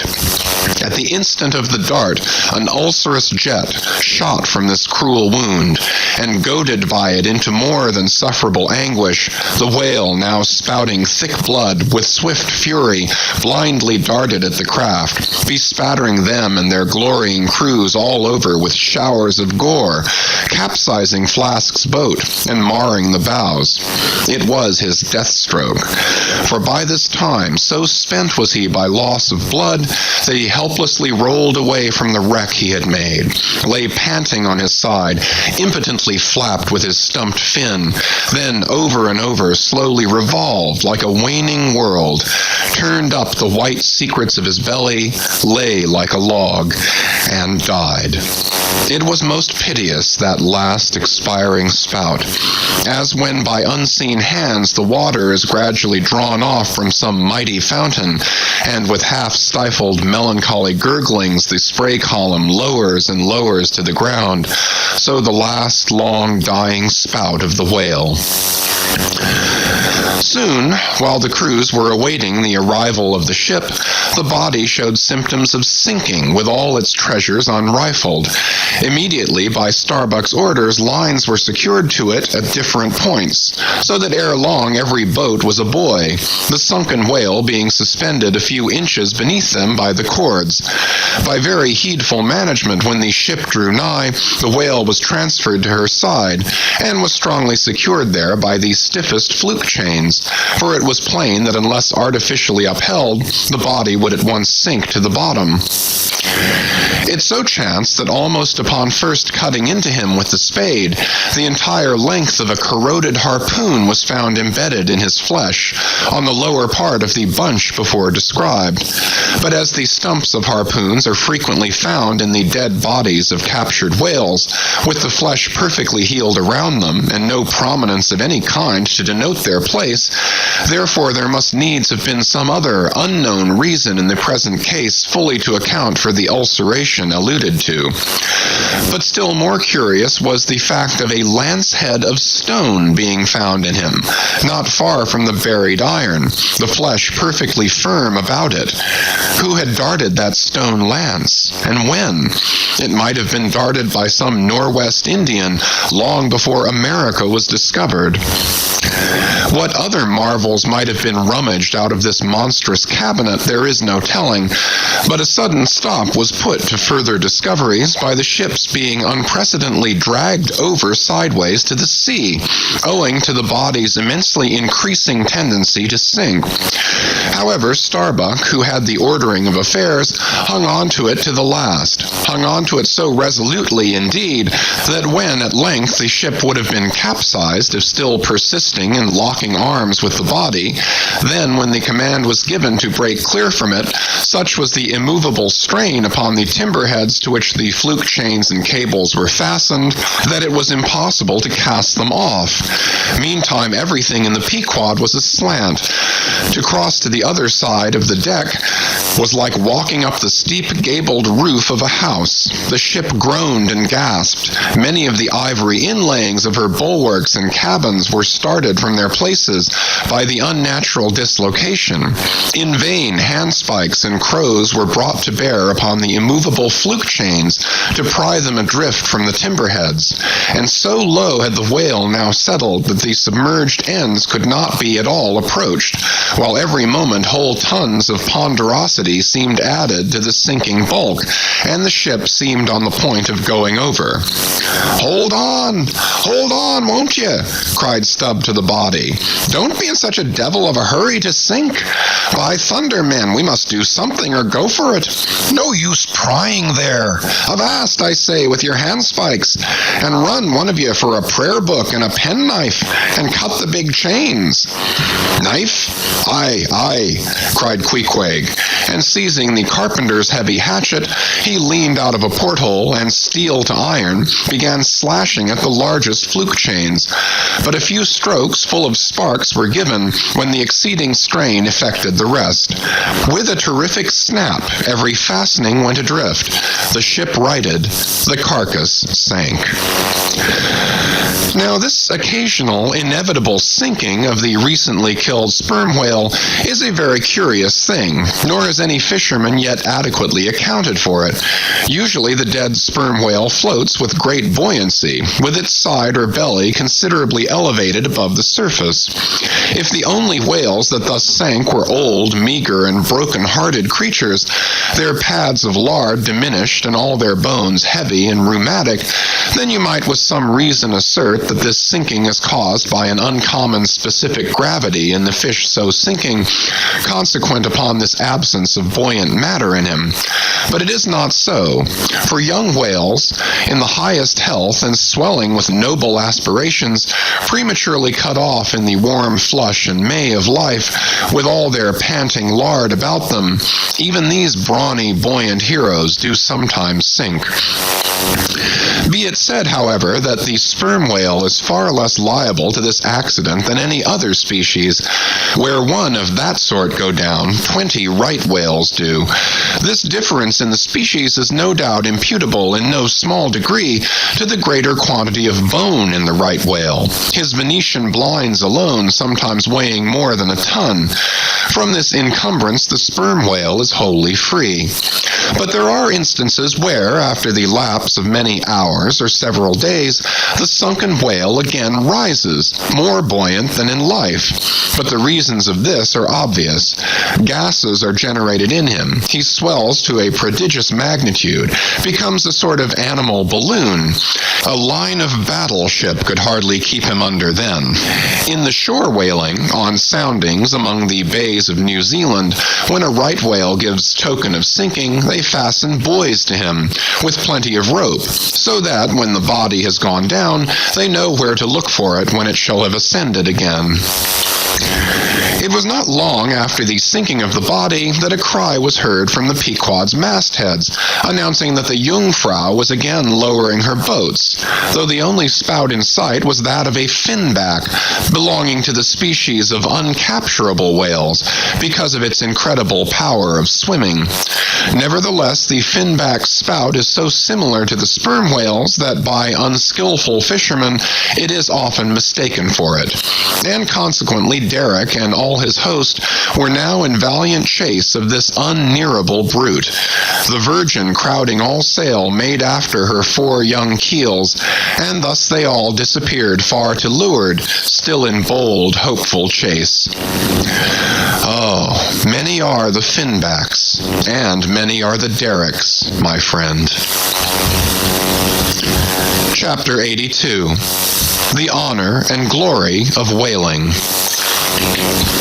There are some enterprises in which a careful disorderliness is the true method.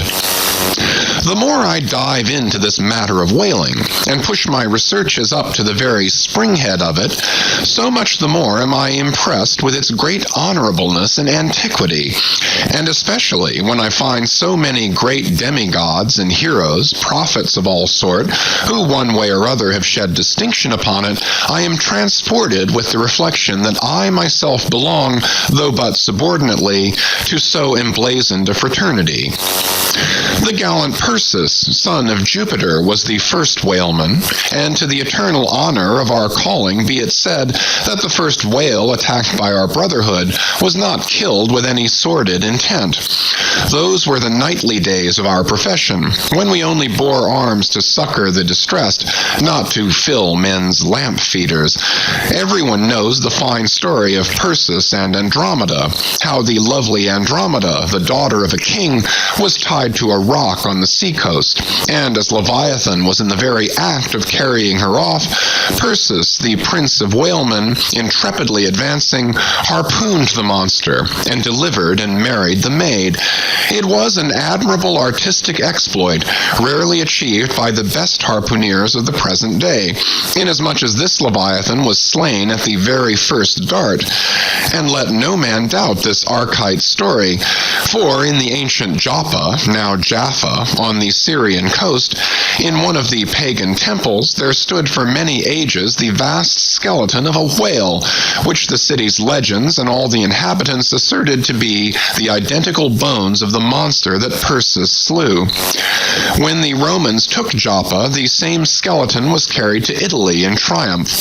What seems most singular and suggestively important in this story is this: it was from Joppa that Jonah set sail. Akin to the adventure of Perseus and Andromeda, indeed by some supposed to be indirectly derived from it, is that famous story of St. George and the dragon, which dragon I maintain to have been a whale, for in many old chronicles whales and dragons are strangely jumbled together, and often stand for each other. Thou art as a lion of the waters, and as a dragon of the sea, saith Ezekiel, hereby plainly meaning a whale. In truth, some versions of the Bible use that word itself. Besides, it would much subtract from the glory of the exploit had St. George but encountered a crawling reptile of the land, instead of doing battle with the great monster of the deep. Any man may kill a snake, but only a Perseus, a St. George, a coffin, have the heart in them to march boldly up to a whale. Let not the modern paintings of this scene mislead us, for though the creature encountered by that valiant whaleman of old is vaguely represented of a griffin-like shape, and though the battle is depicted on land and the saint on horseback, yet, considering the great ignorance of those times, when the true form of the whale was unknown to artists, and considering that, as in Perseus's case, St. George's whale might have crawled up out of the sea on the beach, and considering that the animal ridden by St. George might have been only a large seal or seahorse, bearing all this in mind, it will not appear altogether incompatible with the sacred legend and the ancientest drafts of the scene to hold this so-called dragon no other than the great Leviathan himself. In fact, placed before the strict and piercing truth, this whole story will fare like that fish, flesh, and foul idol of the Philistines, Dagon by name, who, being planted before the ark of Israel, his horse's head and both the palms of his hands fell off from him, and only the stump or fishy part of him remained. Thus, then, one of our own noble stamp, even a whaleman, is the tutelary guardian of England, and by good rights we harpooneers of Nantucket should be enrolled in the most noble order of St. George. And therefore let not the knights of that honorable company, none of whom I venture to say have ever had to do with a whale like their great patron, let them never eye a Nantucketer with disdain, since even in our woolen frocks and tarred trousers we are much better entitled to St. George's decoration than they. Whether to admit Hercules among us or not, concerning this I long remained dubious. For though, according to the Greek mythologies, that antique Crockett and Kit Carson, that brawny doer of rejoicing good deeds, was swallowed down and thrown up by a whale, still whether that strictly makes a whaleman of him, that might be mooted. It nowhere appears that he ever actually harpooned his fish, unless indeed from the inside. Nevertheless, he may be deemed a sort of involuntary whaleman. At any rate, the whale caught him if he did not the whale. I claim him for one of our clan. But by the best contradictory authorities, this Grecian story of Hercules and the whale is considered to be derived from the still more ancient Hebrew story of Jonah and the whale, and vice versa. Certainly they are very similar. If I claim the demigod, then, why not the prophet? Nor do heroes, saints, demigods, and prophets alone comprise the whole roll of our order. Our Grand Master is still to be named, for like royal kings of old times, we find the headwaters of our fraternity in nothing short of the great gods themselves. That wondrous oriental story is now to be rehearsed from the Shaster, which gives us the dread Vishnu, one of the three persons of the Godhead of the Hindus, gives us this divine Vishnu himself for our Lord. Vishnu, who by the first of his 10 earthly incarnations has forever set apart and sanctified the whale. When Brahma, or the god of gods, saith the Shaster, resolved to recreate the world after one of its periodical dissolutions, he gave birth to Vishnu to preside over the work. But the Vedas, or mystical books, whose perusal would seem to have been indispensable to Vishnu before beginning the creation, and which therefore must have contained something in the shape of practical hints to young architects, these Vedas were lying at the bottom of the waters.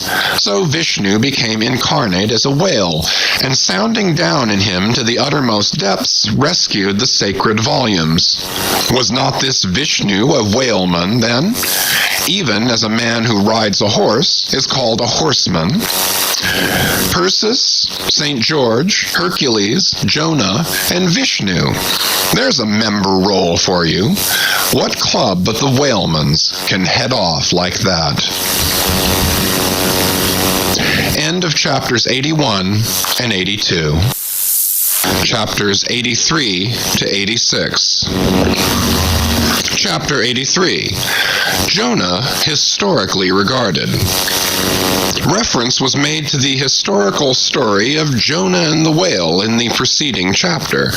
Now, some Nantucketers rather distrust this historical story of Jonah and the whale, but then there were some skeptical Greeks and Romans who, standing out from the orthodox pagans of their times, equally doubted the story of Hercules and the whale, and Arion and the dolphin.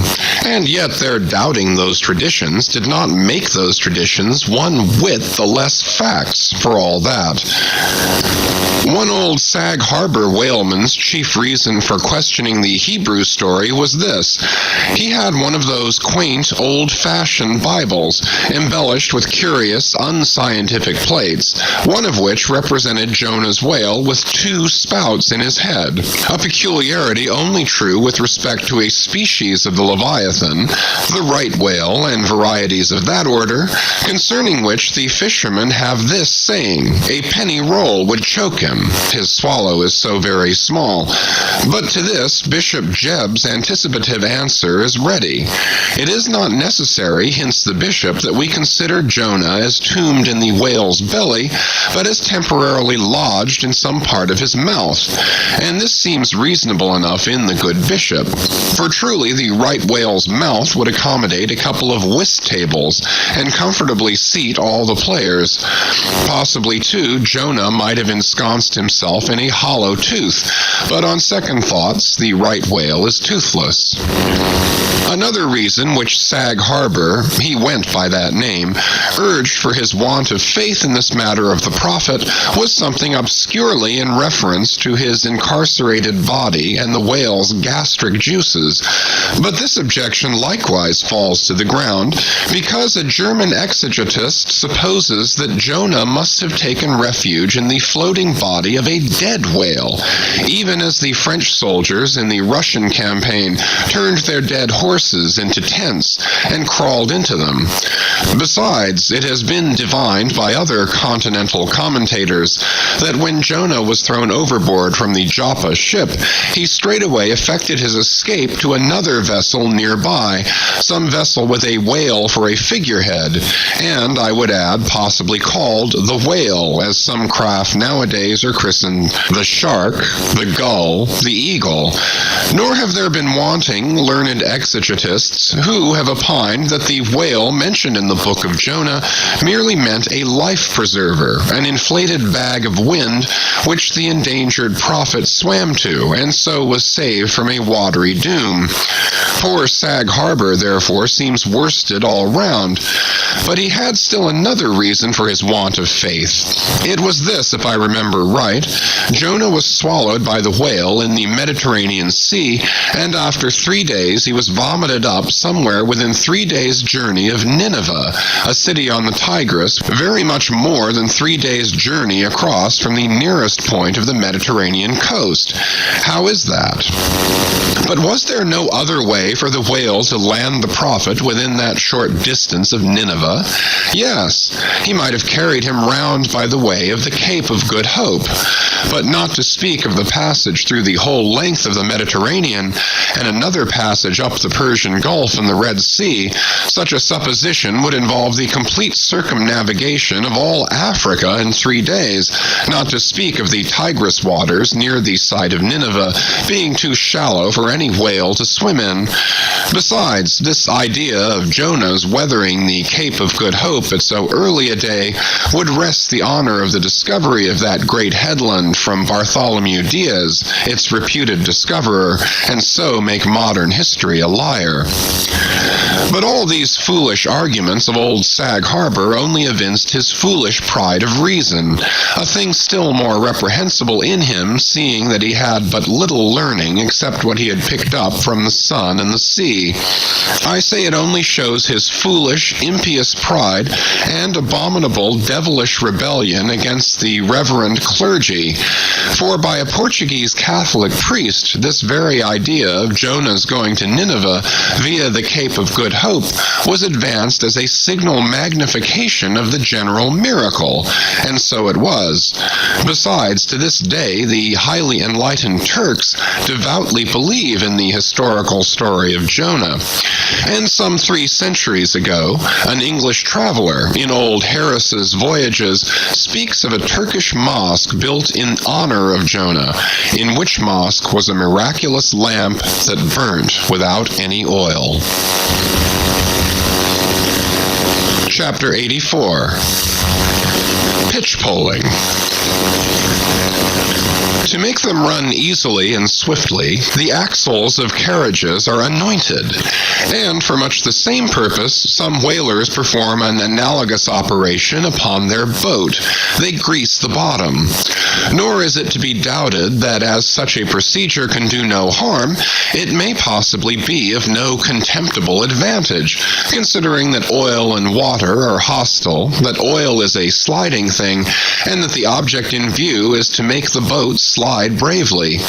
Queequeg believed strongly in anointing his boat, and one morning, not long after the German ship Jungfrau disappeared, took more than customary pains in that occupation, crawling under its bottom where he hung over the side, and rubbing in the unctuousness as though diligently seeking to ensure a crop of hair from the craft's bald keel. He seemed to be working in obedience to some particular presentiment, nor did it remain unwarranted by the event. Towards noon, whales were raised, but so soon as the ship sailed down to them, they turned and fled with swift precipitancy, a disordered flight as of Cleopatra's barges from Actium. Nevertheless, the boats pursued, and Stubbs was foremost. By great exertion, Tashtego at last succeeded in planting one iron, but the stricken whale, without at all sounding, still continued his horizontal flight, with added fleetness. Such unintermitted strainings upon the planted iron must sooner or later inevitably extract it. It became imperative to lance the flying whale, or be content to lose him. But to haul the boat up to his flank was impossible. He swam so fast and furious. What then remained? Of all the wondrous devices and dexterities, the sleights of hand and countless subtleties to which the veteran whaleman is so often forced, none exceed that fine maneuver with the lance called pitch-poling. Small sword or broadsword, in all its exercises, boasts nothing like it. It is only indispensable with an inveterate running whale.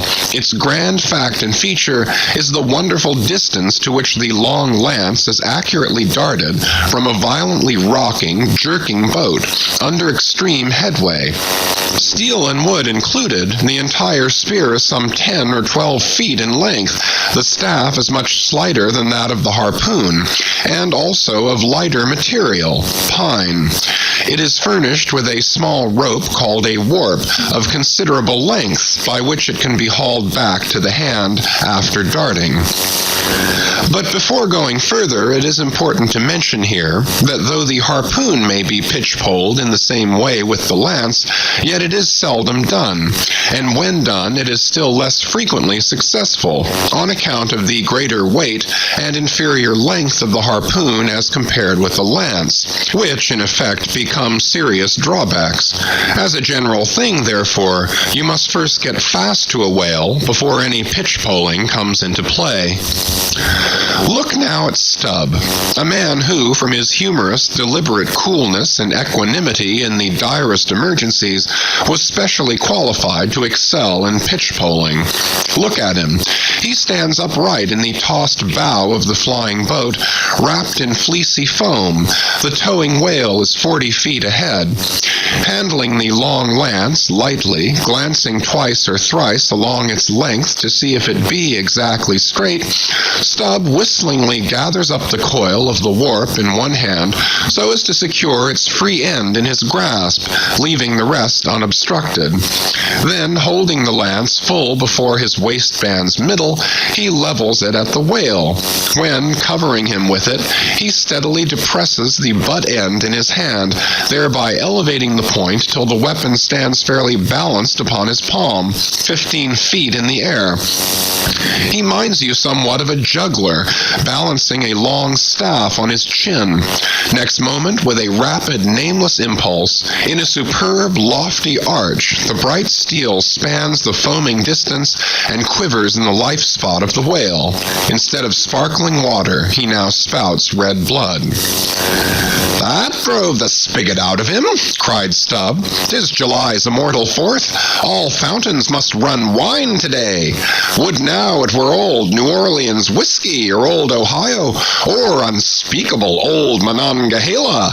Then, Tashtego, lad, I'd have you hold a cannikin to the jet, and we'd drink round of it. Yea, verily, hearts alive, we'd brew choice punch in the spread of his spout-hole there. From that live punch bowl quaff the living stuff."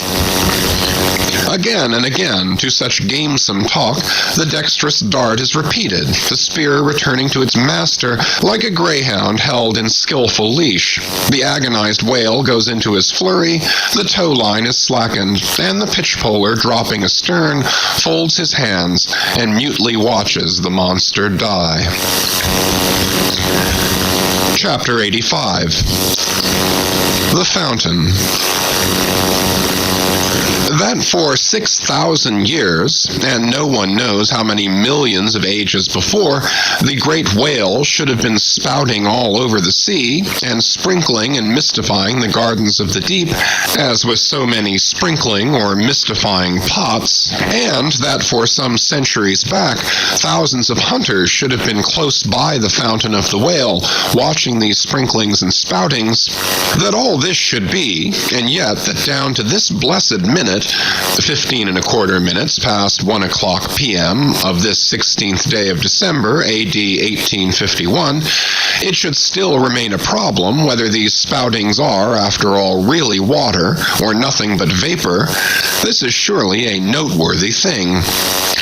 Let us then look at this matter, along with some interesting items contingent.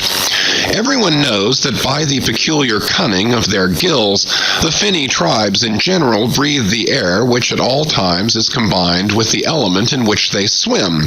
Hence a herring or cod might live a century and never once raise its head above the surface.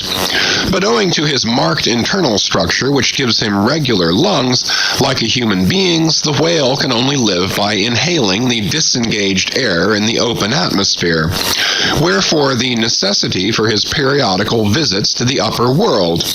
But he cannot in any degree breathe through his mouth, for in his ordinary attitude, the sperm whale's mouth is buried at least 8 feet beneath the surface, and what is still more, his windpipe has no connection with his mouth.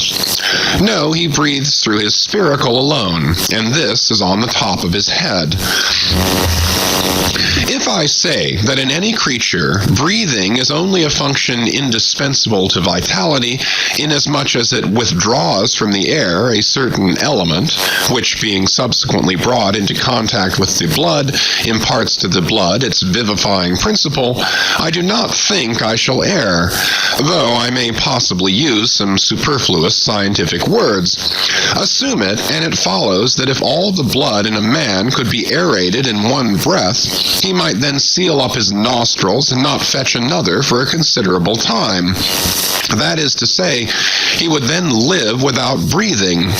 Anomalous as it may seem, this is precisely the case with the whale, who systematically lives by intervals his full hour and more, when at the bottom, without drawing a single breath, or so much as in any way inhaling a particle of air, for remember, he has no gills. How is this? Between his ribs and on each side of his spine, he is supplied with a remarkable, involved Cretan labyrinth of vermicelli-like vessels, which vessels, when he quits the surface, are completely distended with oxygenated blood, so that for an hour or more, 1,000 fathoms in the sea, he carries a surplus stock of vitality in him, just as the camel crossing the waterless desert carries a surplus supply of drink for future use in its 4 supplementary stomachs. The anatomical fact of this labyrinth is indisputable, and that the supposition founded upon it is reasonable and true seems the more cogent to me when I consider the otherwise inexplicable obstinacy of that Leviathan in having his spoutings out, as the fishermen phrase it. This is what I mean. If unmolested, upon rising to the surface, the sperm whale will continue there for a period of time exactly uniform with all his other unmolested risings. Say he stays 11 minutes and jets 70 times, that is, respires 70 breaths, then whenever he rises again, he will be sure to have his 70 breaths all over again to a minute. Now if, after he fetches a few breaths, you alarm him so that he sounds, he will be always dodging up again to make good his regular allowance of air, and not till those 70 breaths are told will he finally go down to stay out his full term below. Remark, however, that in different individuals these rates are different, but in any one they are alike. Now why should the whale thus insist upon having his spoutings out, unless it be to replenish his reservoir of air ere descending for good? How obvious is it, too, that this necessity for the whale's rising exposes him to all the fatal hazards of the chase. For not by hook or by net could this vast Leviathan be caught when sailing sailing 1,000 fathoms beneath the sunlight. Not so much thy skill, then, O hunter, as the great necessities that strike the victory to thee. In man, breathing is incessantly going on, one breath only serving for 2 or 3 pulsations, so that whatever other business he has to attend to, waking or sleeping, breathe he must, or die he will. But the sperm whale only breathes about 1/7 or Sunday of his time. It has been said that the whale only breathes through his spout hole. If it could truthfully be added that his spouts are mixed with water, then I opine we should be furnished with the reason why his sense of smell seems obliterated in him. For the only thing about him that at all answers to his nose is that identical spout hole, and being so clogged with 2 elements, it could not be expected to have the power of smelling. But owing to the mystery of the spout, whether it be water or whether it be vapor, no absolute certainty can as yet be arrived at on this head. Sure it is, nevertheless, that the sperm whale has no proper olfactories. But what does he want of them? No roses, no violets, no cologne water in the sea. Furthermore, as his windpipe solely opens into the tube of his spouting canal, and as that long canal, like the Grand Erie Canal, is furnished with a sort of locks that open and shut for the downward retention of air or the upward exclusion of water, therefore the whale has no voice, unless you insult him by saying that when he so strangely rumbles, he talks through his nose. But then again, what has the whale to say? Seldom have I known any profound being that had anything to say to this world, unless forced to stammer out something by way of getting a living. Oh, happy that the world is such an excellent listener. Now, the spouting canal of the sperm whale, chiefly intended as it is for the conveyance of air, and for several feet laid along horizontally just beneath the upper surface of his head, and a little to one side, this curious canal is very much like a gas pipe laid down in a city on one side of a street. But the question returns whether this gas pipe is also a water pipe. In other words, whether the spout of the sperm whale is the mere vapor of the exhaled breath, or whether that exhaled breath is mixed with water taken in at the mouth and discharged through the spiracle. It is certain that the mouth indirectly communicates with the spouting canal, but it cannot be proved that this is for the purpose of discharging water through the spiracle, because the greatest necessity for so doing would seem to be when in feeding he accidentally takes in water. But the sperm whale's food is far beneath the surface, and there he cannot spout even if he would. Besides, if you regard him very closely and time him with your watch, you will find that when unmolested, there is an undeviating rhyme between the periods of his jets and the ordinary periods of respiration. But why pester one with all this reasoning on the subject? Speak out. You have seen him spout, then declare what the spout is. Can you not tell water from air? My dear sir, in this world it is not so easy to settle these plain things. I have ever found your plain things the knottiest of all, and as for this whale spout, you might almost stand in it and yet be undecided as to what it is precisely.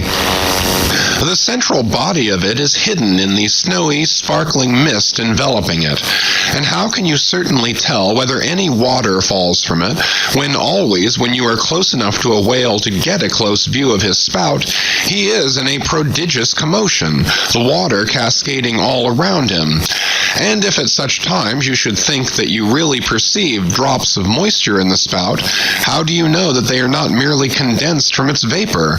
Or how do you know that they are not those identical drops superficially lodged in the spout hole fissure, which is countersunk into the summit of the whale's head?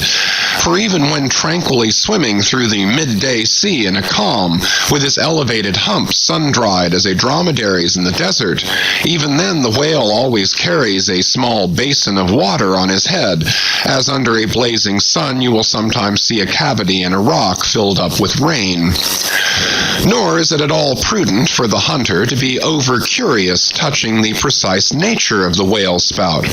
It will not do for him to be peering into it and putting his face in it. You cannot go with your pitcher to this fountain and fill it and bring it away.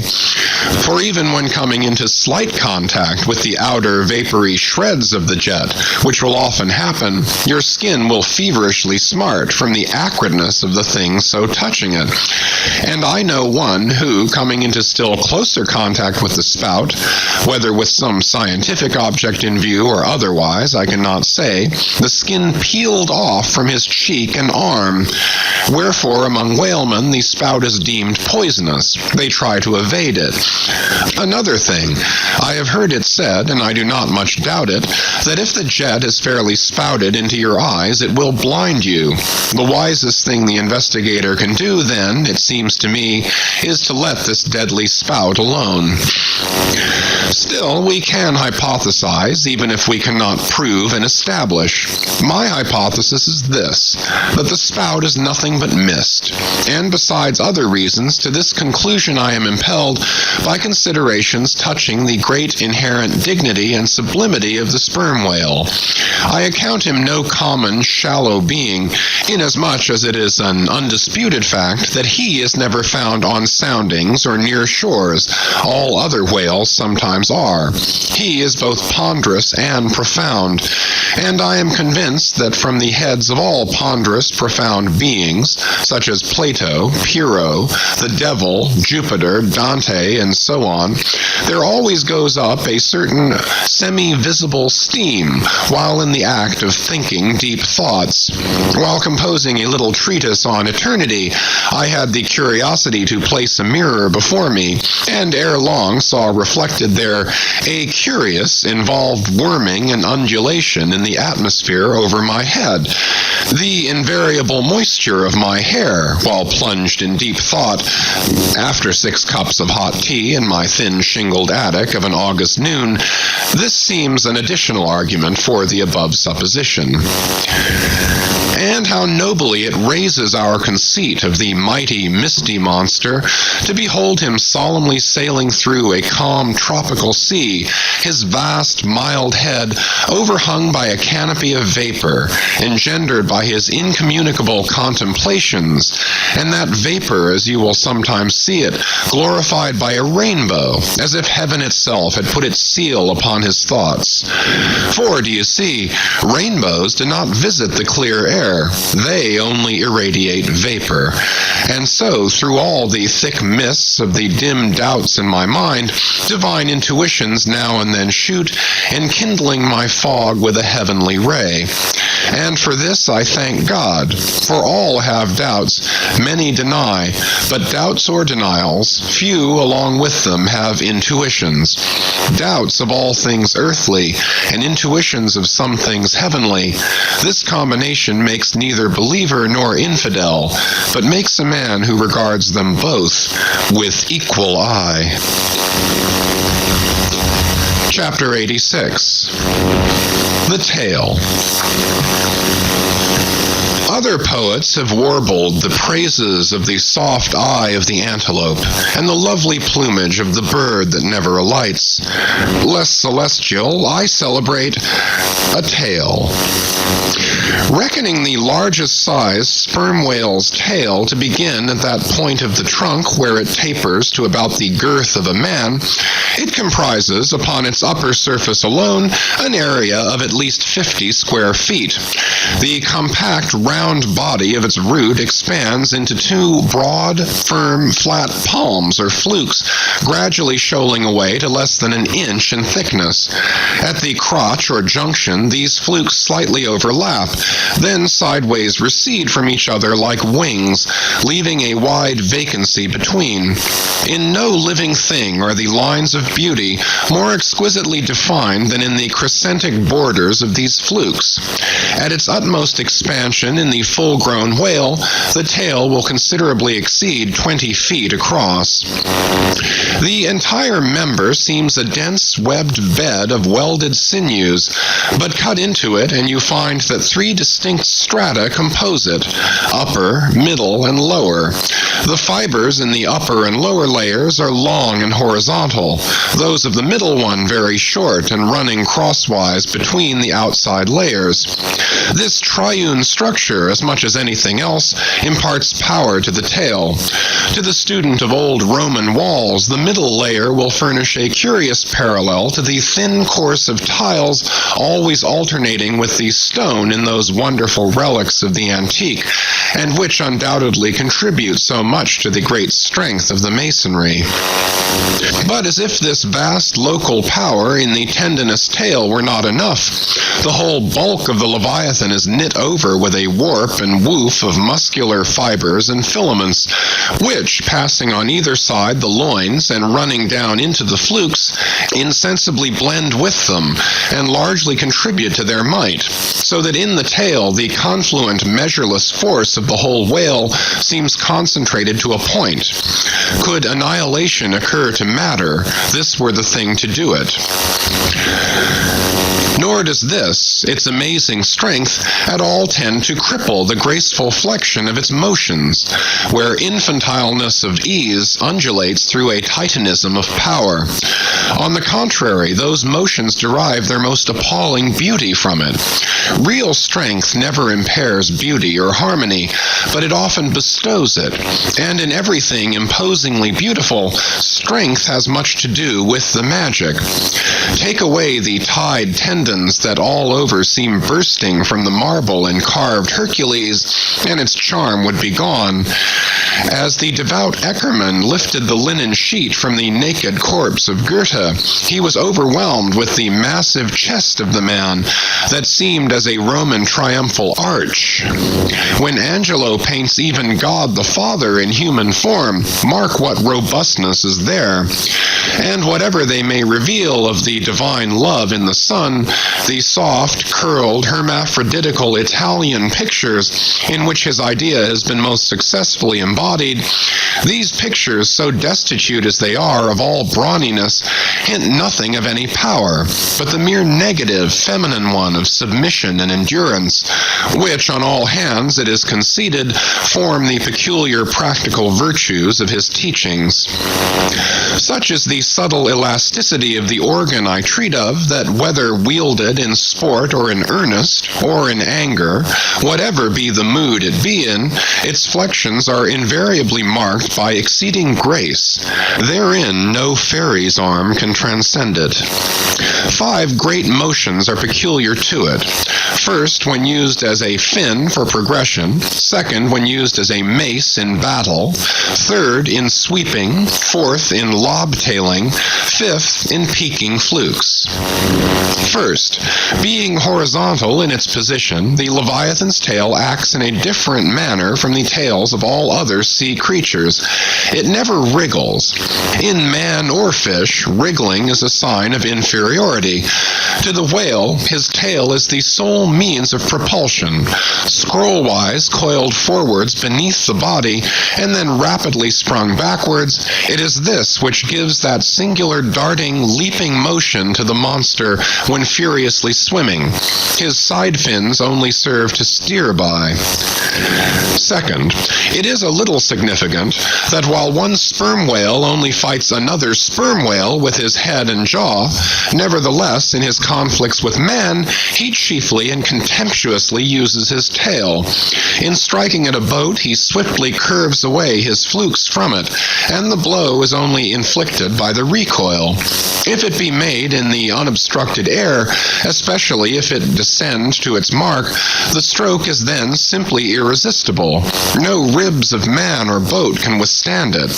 Your only salvation lies in eluding it, but if it comes sideways through the opposing water, then partly owing to the light buoyancy of the whaleboat and the elasticity of its materials, a cracked rib or a dashed plank or two, a sort of stitch in the side, is generally the most serious result.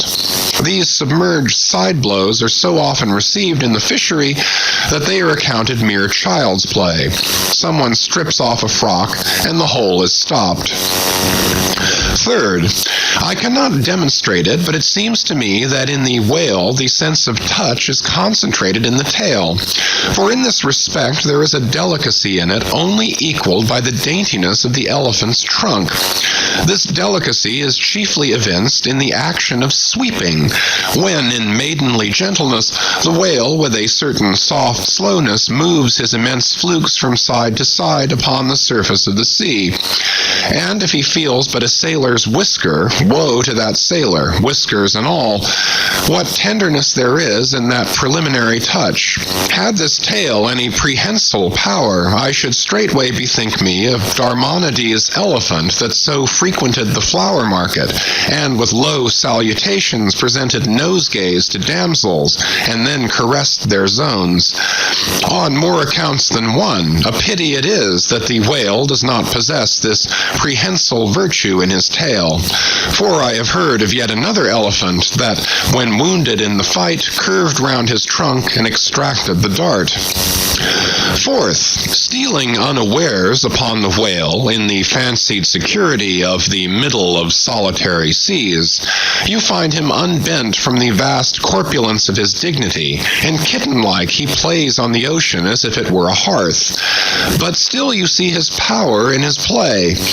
The broad palms of his tail are flirted high into the air, then smiting the surface, the thunderous concussion resounds for miles. You would almost think a great gun had been discharged, and if you notice the light wreath of vapor from the spiracle at his other extremity, you would think that that was the smoke from the touch-hole. Fifth, as in the ordinary floating posture of the Leviathan, the flukes lie considerably below the level of his back. They are then completely out of sight beneath the surface, but when he is about to plunge into the deeps, his entire flukes with at least 30 feet of his body are tossed erect in the air, and so remain vibrating a moment, till they downward shoot out of view. Excepting the sublime breach, somewhere else to be described, this peaking of the whale's flukes is perhaps the grandest sight to be seen in all animated nature. Out of the bottomless profundities, the gigantic tail seems spasmodically snatching at the highest heaven. So in dreams have I seen majestic Satan thrusting forth his tormented colossal claw from the flame Baltic of hell. But in gazing at such scenes, it is all in all what mood you are in. If in the Dantean, the devils will occur to you. If in that of Isaiah, the archangels.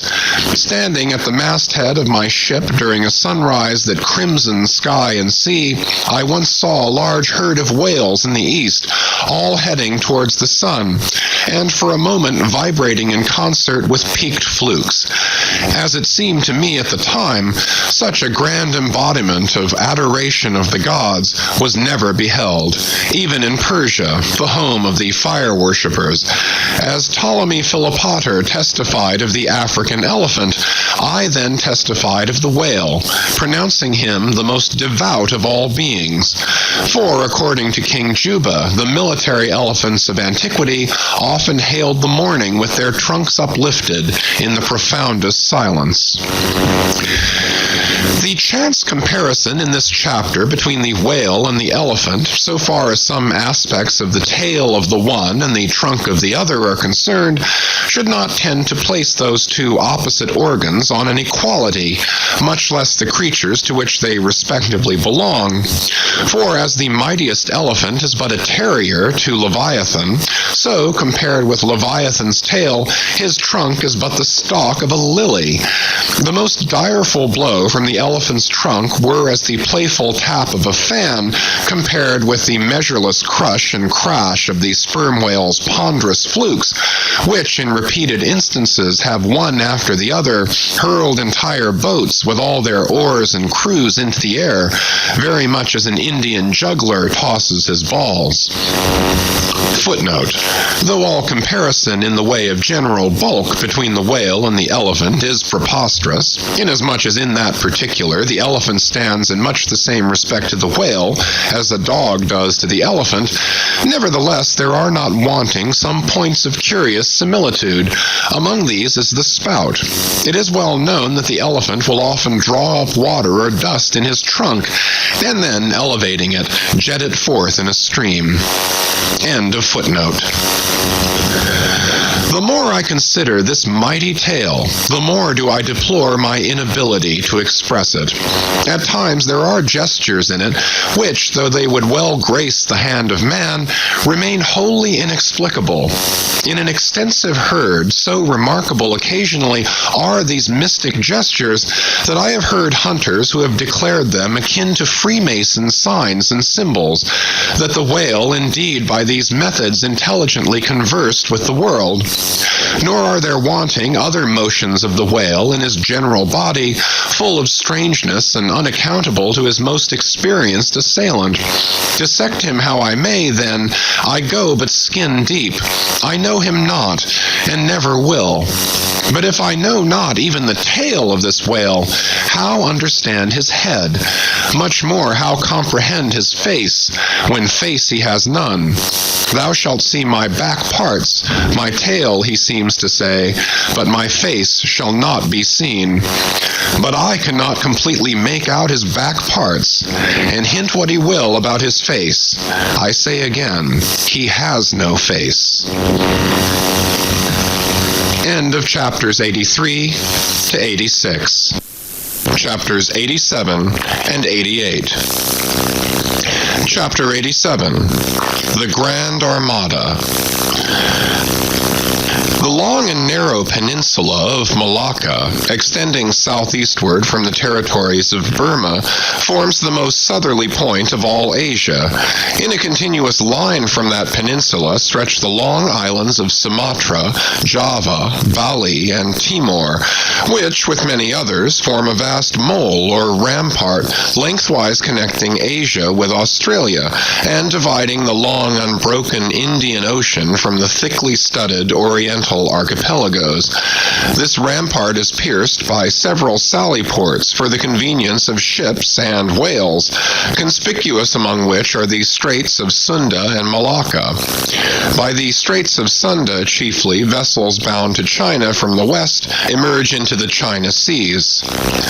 Those narrow Straits of Sunda divide Sumatra from Java, and standing midway in that vast rampart of islands, buttressed by that bold green promontory known to seamen as Java Head, they not a little correspond to the central gateway opening into some vast walled empire, and considering the inexhaustible wealth of spices and silks and jewels and gold and ivory with which the 1,000 islands of that oriental sea are enriched, it seems a significant provision of nature that such treasures, by the very formation of the land, should at least bear the appearance, however ineffectual, of being guarded from the all-grasping Western world.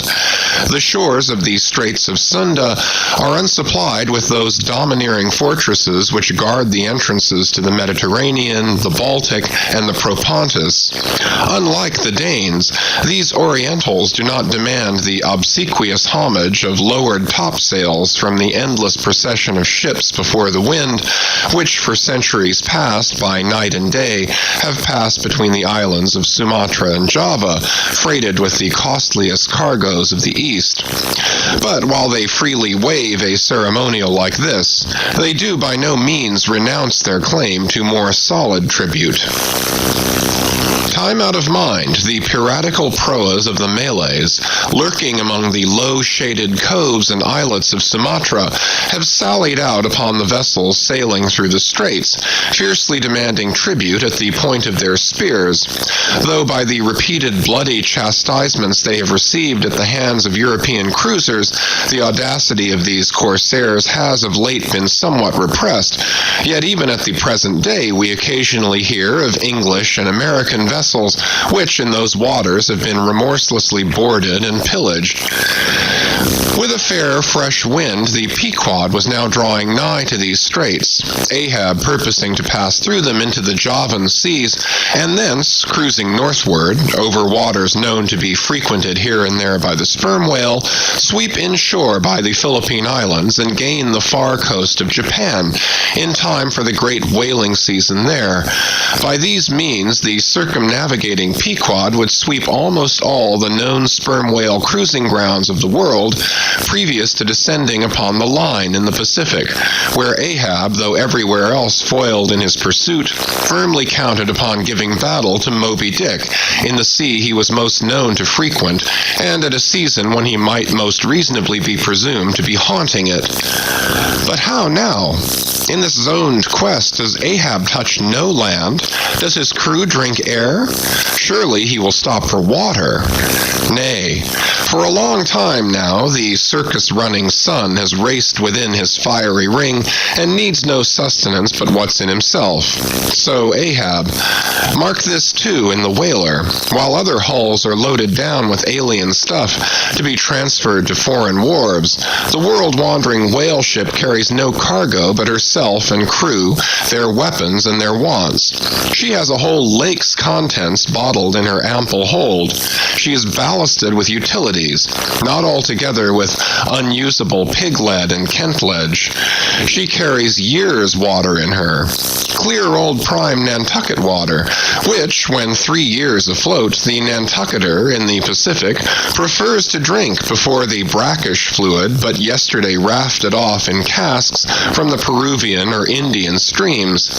Hence it is that, while other ships may have gone to China from New York and back again, touching at a score of ports, the whale ship in all that interval may not have sighted one grain of soil, her crew having seen no man but floating seamen like themselves.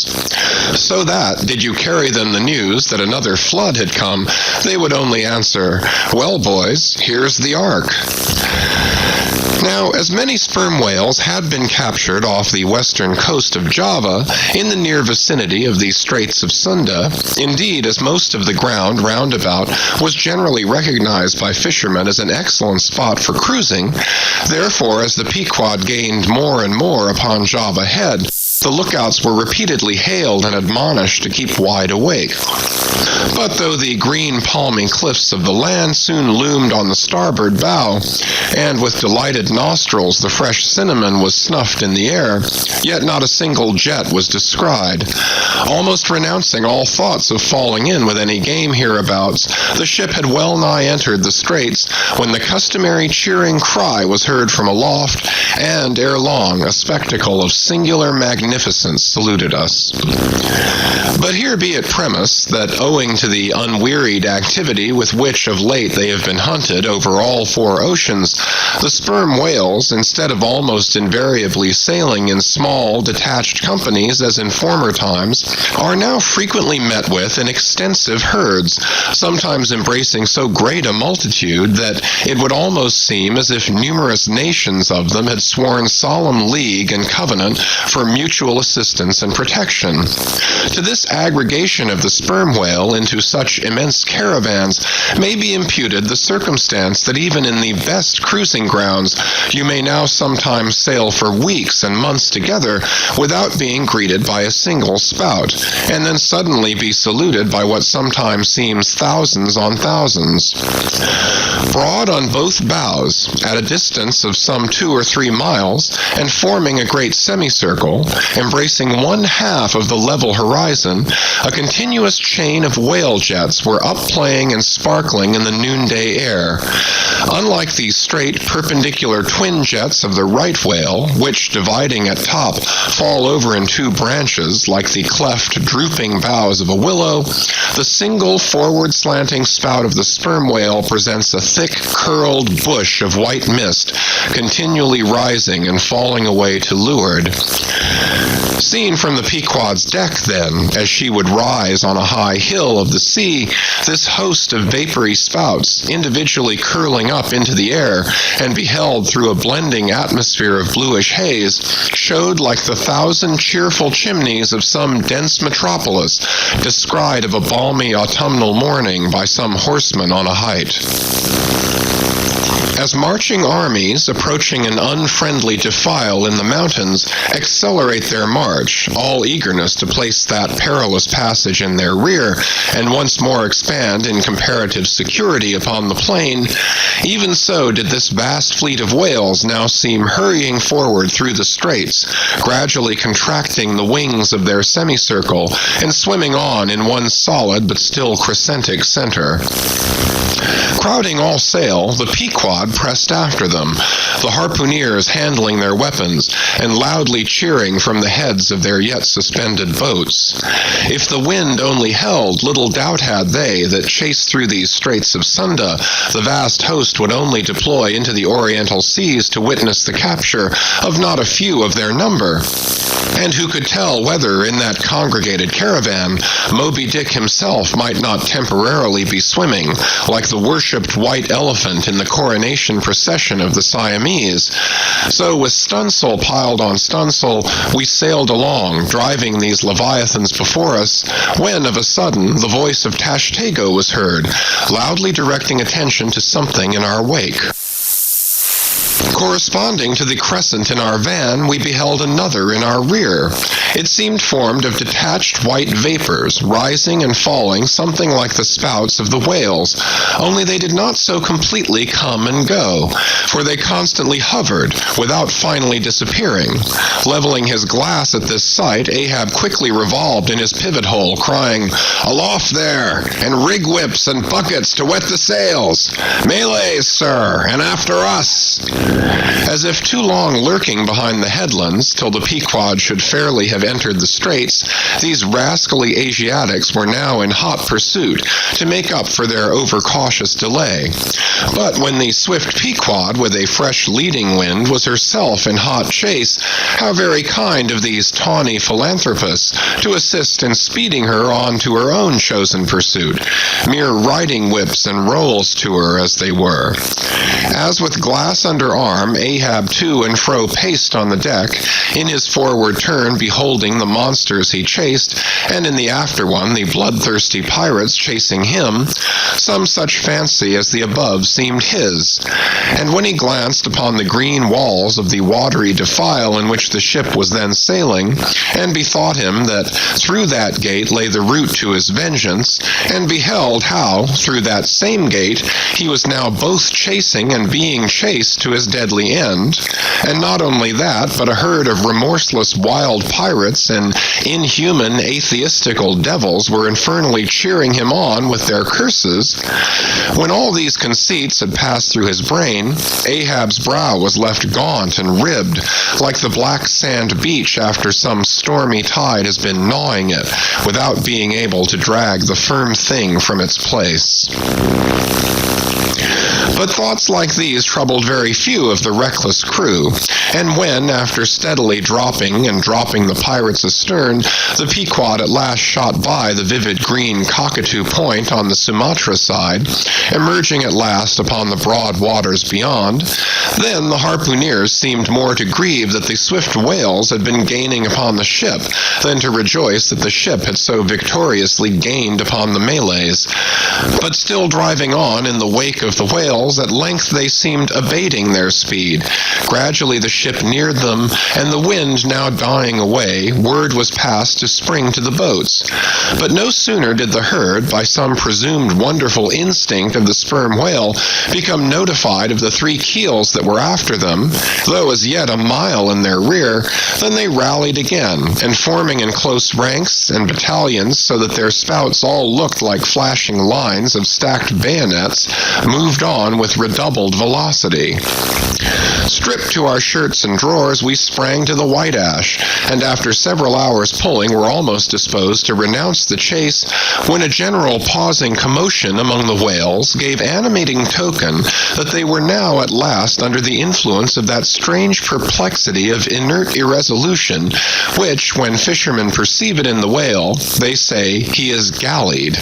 The compact martial columns in which they had been hitherto rapidly and steadily swimming, were now broken up in one measureless rout, and like King Porus's elephant in the Indian battle with Alexander, they seemed going mad with consternation. In all directions expanding in vast irregular circles, and aimlessly swimming hither and thither by their short, thick spoutings, they plainly betrayed their distraction of panic. This was still more strangely evinced by those of their number who, completely paralyzed as it were, helplessly floated like waterlogged, dismantled ships on the sea. Had these leviathans been but a flock of simple sheep, pursued over the pasture by 3 fierce wolves, they could not possibly have evinced such excessive dismay. But this occasional timidity is characteristic of almost all herding creatures. Though banding together in tens of thousands, the lion-maned buffaloes of the West have fled before a solitary horseman. Witness, too, all human beings, how when herded together in the sheepfold of a theater's pit, they will, at the slightest alarm of fire, rush helter-skelter for the outlets, crowding, trampling, jamming, and remorselessly dashing each other to death. Best, therefore, withhold any amazement at the strangely gallied whales before us, for there is no folly of the beasts of the earth which is not infinitely outdone by the madness of men. Though many of the whales, as has been said, were in violent motion, yet it is to be observed that as a whole the herd neither advanced nor retreated, but collectively remained in one place. As is customary in those cases, the boats at once separated, each making for some one lone whale on the outskirts of the shoal. In about 3 minutes' time, Queequeg's harpoon was flung. The stricken fish darted blinding spray in our faces, and then running away with us like light, steered straight for the heart of the herd. Though such a movement on the part of the whale struck under such circumstances is in no wise unprecedented, and indeed is almost always more or less anticipated, yet does it present one of the more perilous vicissitudes of the fishery. For as the swift monster drags you deeper and deeper into the frantic shoal, you bid adieu to circumspect life and only exist in a delirious throb. As, blind and deaf, the whale plunged forward, as if by sheer power of speed to rid himself of the iron leech that had fastened to him. As we thus tore a white gash in the sea, on all sides menaced as we flew by the crazed creatures to and fro rushing about us, our beset boat was like a ship mobbed by ice isles in a tempest, and striving to steer through their complicated channels and straits, not knowing at what moment it may be locked in and crushed. But not a bit daunted, Queequeg steered us manfully, now sheering off from this monster directly across our route in advance, now edging away from that, whose colossal flukes were suspended overhead, while all the time Starbuck stood up in the bows, lance in hand, pricking out of our way whatever whales he could reach by short darts, for there was no time to make long ones. Nor were the oarsmen quite idle, though their wonted duty was now altogether dispensed with. They chiefly attended to the shouting part of the business. "Out of the way, Commodore!" cried one, to a great dromedary that of a sudden rose bodily to the surface and for an instant threatened to swamp us. "Hard down with your tail there!" cried a second to another, which, close to our gunwale, seemed calmly cooling himself with his own fan-like extremity. All whaleboats carry certain curious contrivances, originally invented by the Nantucket Indians, called drugs. 2 thick squares of wood of equal size are stoutly clenched together, so that they cross each other's grain at right angles. A line of considerable length is then attached to the middle of this block, and the other end of the line being looped, it can in a moment be fastened to a harpoon. It is chiefly among gallied whales that this drug is used, for then more whales are close round you than you can possibly chase at one time. But sperm whales are not every day encountered, while you may then, you must kill all you can. And if you cannot kill them all at once, you must wing them, so that they can be afterwards killed at your leisure. Hence it is that at times like these, the drug comes into requisition. Our boat was furnished with 3 of them. The first and second were successfully darted, and we saw the whales staggeringly running off, fettered by the enormous sidelong resistance of the towing drug. They were cramped like malefactors with the chain and ball. But upon flinging the third, in the act of tossing overboard the clumsy wooden block, it caught under one of the seats of the boat, and in an instant tore it out and carried it away, dropping the oarsman in the boat's bottom as the seat slid from under him. On both sides the sea came in at the wounded planks, but we stuffed 2 or 3 drawers and shirts in, and so stopped the leaks for the time. It had been next to impossible to dart these drugged harpoons, were it not that as we advanced into the herd, our whale's way greatly diminished. Moreover, that as we went still further and further from the circumference of commotion, the direful disorders seemed waning, so that when at last the jerking harpoon drew out and the towing whale sideways vanished, then, with the tapering force of his parting momentum, we glided between 2 whales into the innermost heart of the shoal. As if from some mountain torrent, we had slid into a serene valley lake. Here the storms in the roaring glens between the outermost whales were heard, but not felt. In this central expanse, the sea presented that smooth, satin-like surface called a sleek, produced by the subtle moisture thrown off by the whale in his more quiet moods.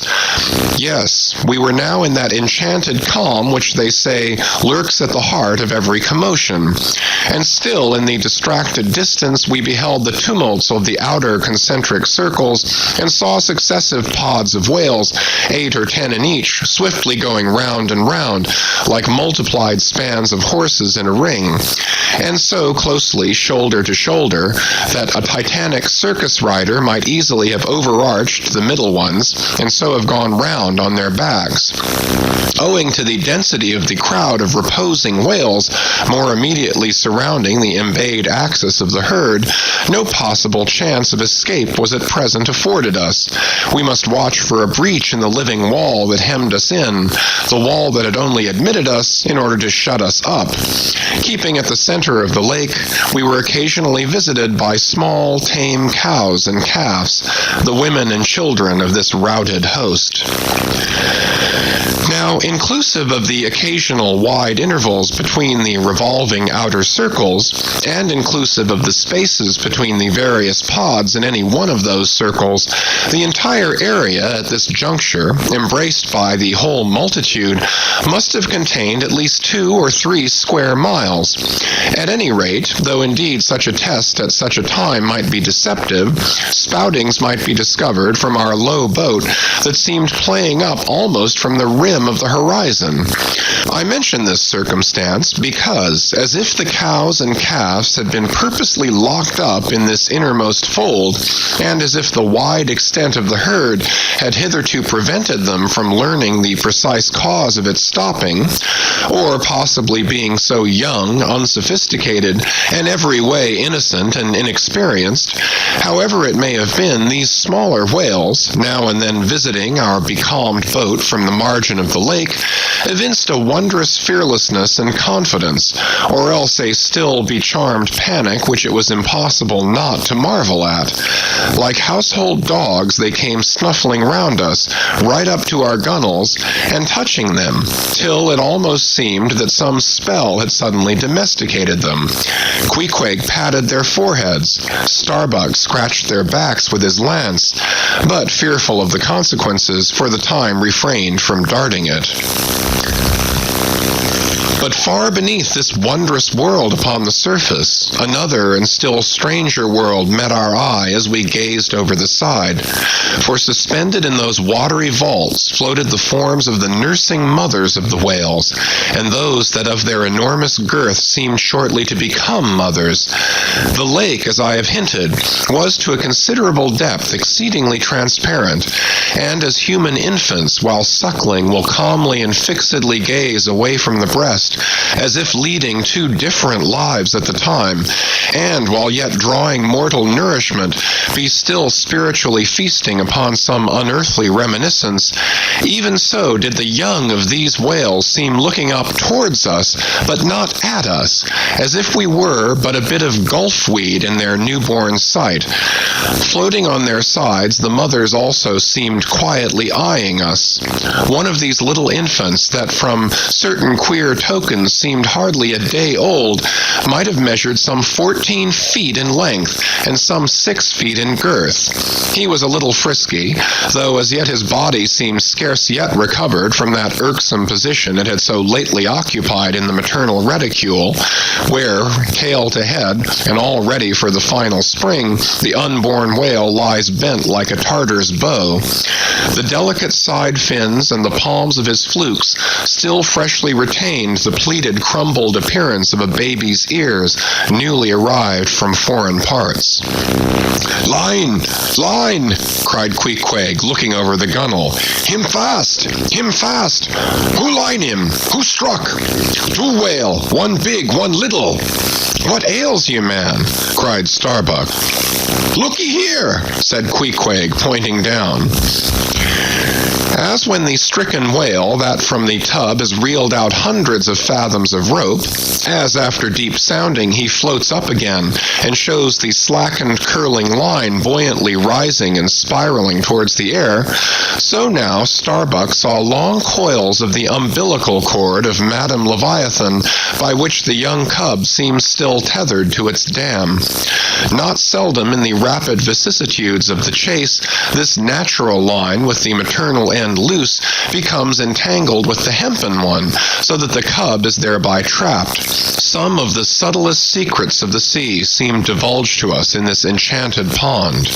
We saw young Leviathan amours in the deep. Footnote: the sperm whale, as with all other species of the Leviathan, but unlike most other fish, breeds indifferently at all seasons, after a gestation which may probably be set down at 9 months, producing but one at a time, though in some few known instances giving birth to an Esau and a Jacob, a contingency provided for in suckling by 2 teats, curiously situated, one on each side of the anus, but the breasts themselves extend upwards from that. When by chance these precious parts in a nursing whale are cut by the hunter's lance, the mother's pouring milk and blood rivalingly discolor the sea for rods.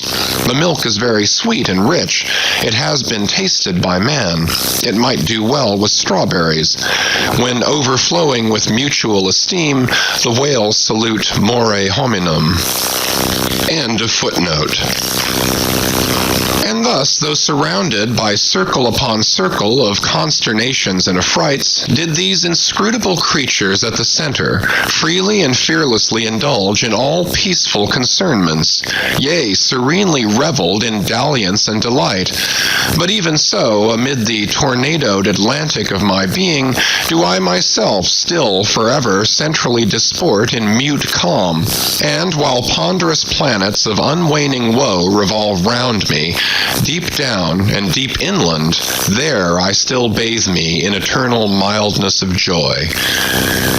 Meanwhile, as we thus lay entranced, the occasional sudden frantic spectacles in the distance evinced the activity of the other boats, still engaged in drugging the whales on the frontier of the host, or possibly carrying on the war within the first circle, where abundance of room and some convenient retreats were afforded them. But the sight of the enraged, drugged whales now and then blindly darting to and fro across the circles was nothing to what at last met our eyes. It is sometimes the custom, when fast to a whale more than commonly powerful and alert, to seek to hamstring him, as it were, by sundering or maiming his gigantic tail tendon. It is done by darting a short-handled cutting spade, to which is attached a rope for hauling it back again. A whale wounded, as we afterwards learned, in this part, but not effectually as it seemed, had broken away from the boat, carrying along with him half of the harpoon line, and in the extraordinary agony of the wound, he was now dashing among the revolving circles like the lone-mounted desperado Arnold at the Battle of Saratoga, carrying dismay wherever he went. But agonizing as was the wound of this whale, and an appalling spectacle enough anyway, yet the peculiar horror with which he seemed to inspire the rest of the herd was owing to a cause which at first the intervening distance obscured from us. But at length we perceived that by one of the unimaginable accidents of the fishery, this whale had become entangled in the harpoon line that he towed. He had also run away with the cutting spade in him, and while the free end of the rope attached to that weapon had permanently caught in the coils of the harpoon line round his tail, the cutting spade itself had worked loose from his flesh, so that, tormented to madness, he was now churning through the water, violently flaying with his flexible tail and tossing the keen spade about him, wounding and murdering his own comrades. This terrific object seemed to recall the whole herd from their stationary fright. First, the whales, forming the margin of our lake, began to crowd a little and tumble against each other, as if lifted by half-spent billows from afar. Then the lake itself began faintly to heave and swell. The submarine bridal chambers and nurseries vanished. In more and more contracting orbits, the whales in the more central circles began to swim in thickening clusters. Yes, the long calm was departing. A low advancing hum was soon heard, and then, like the tumultuous masses of block ice when the great river Hudson breaks up in the spring, the entire host of whales came tumbling upon their inner center, as if to pile themselves up in one common mountain. Instantly Starbuck and Queequeg changed places, Starbuck taking the stern. "Oars, oars," he intensely whispered, seizing the helm. "Grip your oars and clutch your souls now. My God, men, stand by. Shove him off, you, Queequeg. The whale there. Prick him. Hit him. Stand up and stay so. Spring, men. Pull, men. Never mind their backs. Scrape them. Scrape away." The boat was now all but jammed between two vast black bulks, leaving a narrow Dardanelles between their long lengths. But by desperate endeavor we at last shot into a temporary opening, then giving way rapidly, and at the same time earnestly watching for another outlet. After many similar hairbreadth escapes, we at last swiftly glided into what had just been one of the outer circles, but now crossed by random whales all violently making for one center. This lucky salvation was cheaply purchased by the loss of Queequeg's hat, who, while standing in the bows to prick the fugitive whales, had his hat taken clean from his head by the air eddy made by the sudden tossing of a pair of broad flukes close by. Riotous and disordered as the universal commotion now was, it soon resolved itself into what seemed a systematic movement, for having clumped together at last in one dense body, they then renewed their onward flight with augmented fleetness. Further pursuit was useless, but the boats still lingered in their wake to pick up what drugged whales might be dropped astern, and likewise to secure one which Flask had killed and waifed. The waif is a pennant pole, 2 or 3 of which are carried by every boat, and which, when additional game is at hand, are inserted upright into the floating body of a dead whale, both to mark its place on the sea and also as token of prior possession should the boats of any other ship draw near. The result of this lowering was somewhat illustrative of that sagacious saying in the fishery, "The more whales, the less fish." Of all the drugged whales, only one was captured. The rest contrived to escape for the time, but only to be taken, as will hereafter be seen, by some other craft than the Pequod. Chapter 88, Schools and Schoolmasters. The previous chapter gave account of an immense body or herd of sperm whales, and there was also then given the probable cause inducing those vast aggregations. Now, though such great bodies are at times encountered, yet, as must have been seen, even at the present day, small detached bands are occasionally observed, embracing from 20 to 50 individuals each. Such bands are known as schools. They generally are of two sorts, those composed almost entirely of females, and those mustering none but young, vigorous males, or bulls as they are familiarly designated. In cavalier attendance upon the school of females, you invariably see a male of full-grown magnitude, but not old, who, upon any alarm, evinces his gallantry by falling in the rear and covering the flight of his ladies. In truth, this gentleman is a luxurious ottoman, swimming about over the watery world, surroundingly accompanied by all the solaces and endearments of the harem. The contrast between this ottoman and his concubines is striking, because while he is always of the largest leviathanic proportions, the ladies, even at full growth, are not more than 1/3 of the bulk of an average-sized male. They are comparatively delicate indeed, I dare say not to exceed half a dozen yards round the waist. Nevertheless, it cannot be denied that, upon the whole, they are hereditarily entitled to embonpoint. It is very curious to watch this harem and its lord in their indolent ramblings. Like fashionables, they are forever on the move in leisurely search of variety. You meet them on the line in time for the full flower of the equatorial feeding season, having just returned perhaps from spending the summer in the northern seas, and so cheating summer of all unpleasant weariness and warmth. By the time they have lounged up and down the promenade of the equator a while, they start for the oriental waters in anticipation of the cool season there, and so evade the other excessive temperature of the year. When serenely advancing on one of these journeys, if any strange, suspicious sights are seen, my Lord Whale keeps a wary eye on his interesting family. Should any unwarrantably pert young Leviathan coming that way presume to draw confidentially close to one of the ladies, with what prodigious fury the bashaw assails him and chases him away. High times indeed, if unprincipled young rakes like him are to be permitted to invade the sanctity of domestic bliss.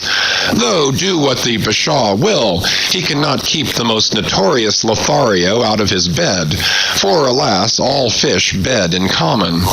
As ashore, the ladies often cause the most terrible duels among their rival admirers, just so with the whales, who sometimes come to deadly battle, and all for love. They fence with their long lower jaws, sometimes locking them together, and so striving for the supremacy, like elks that warringly interweave their antlers. Not a few are captured, having deep scars of these encounters, furrowed heads, broken teeth, scalloped fins, and in some instances, wrenched and dislocated mouths. But supposing the invader of domestic bliss to betake himself away at the first rush of the harem's lord, then it is very diverting to watch that lord. Gently he insinuates his vast bulk among them again, and revels there a while, still in tantalizing vicinity to young Lothario, like pious Solomon devoutly worshipping among his 1,000 concubines.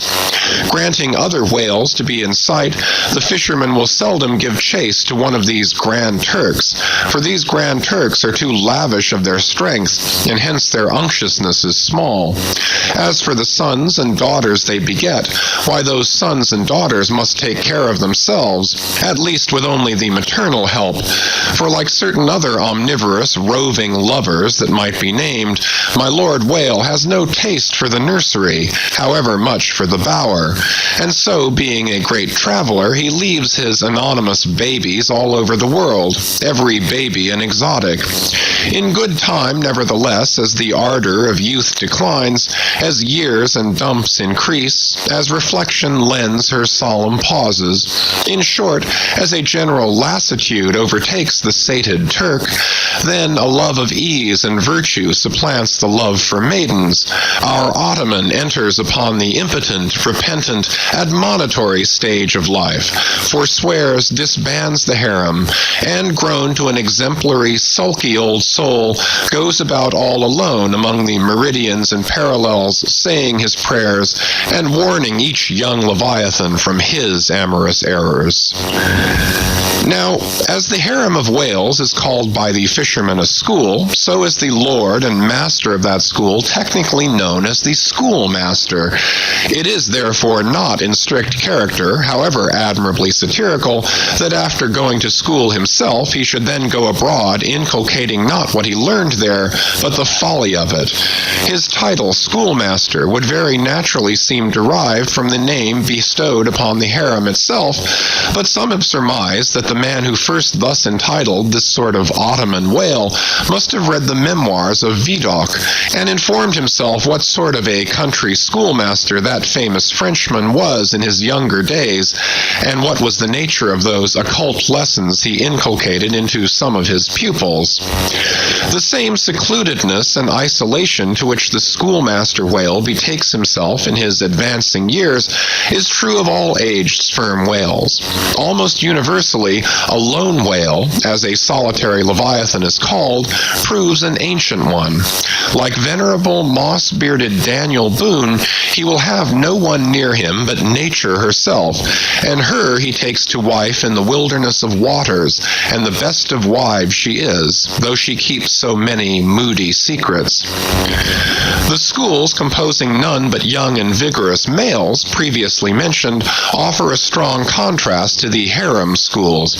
For while those female whales are characteristically timid, the young males, or 40-barrel bulls as they call them, are by far the most pugnacious of all leviathans, and proverbially the most dangerous to encounter, excepting those wondrous gray-headed, grizzled whales sometimes met, and these will fight you like grim fiends exasperated by a penal gout. The 40-barrel bull schools are larger than the harem schools. Like a mob of young collegians, they are full of fight, fun, and wickedness, tumbling round the world at such a reckless, rollicking rate that no prudent underwriter would insure them any more than he would a riotous lad at Yale or Harvard. They soon relinquish this turbulence, though, and when about three-fourths grown, break up and separately go about in quest of settlements, that is, harems. Another point of difference between the male and female schools is still more characteristic of the sexes. Say you strike a 40-barrel bull, poor devil, all his comrades quit him. But strike a member of the harem school, and her companions swim around her with every token of concern, sometimes lingering so near her and so long as themselves to fall a prey. End of chapters 87 and 88. Chapters 89 to 91. Chapter 89. Fast fish and loose fish.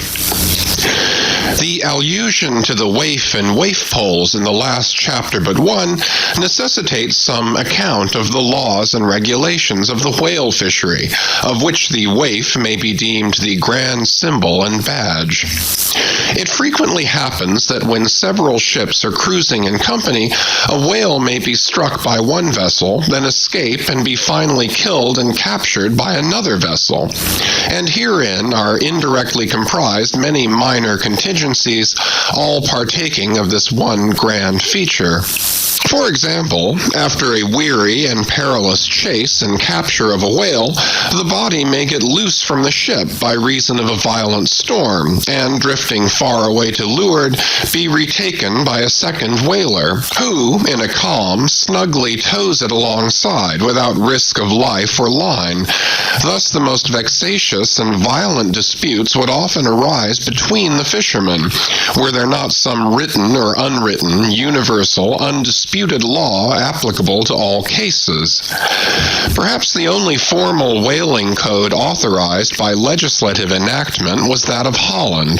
It was decreed by the States General in A.D. 1695. But though no other nation has ever had any written whaling law, yet the American fishermen have been their own legislators and lawyers in this matter. They have provided a system which for terse comprehensiveness surpasses Justinian's Pandex and the bylaws of the Chinese Society for the suppression of meddling with other people's business.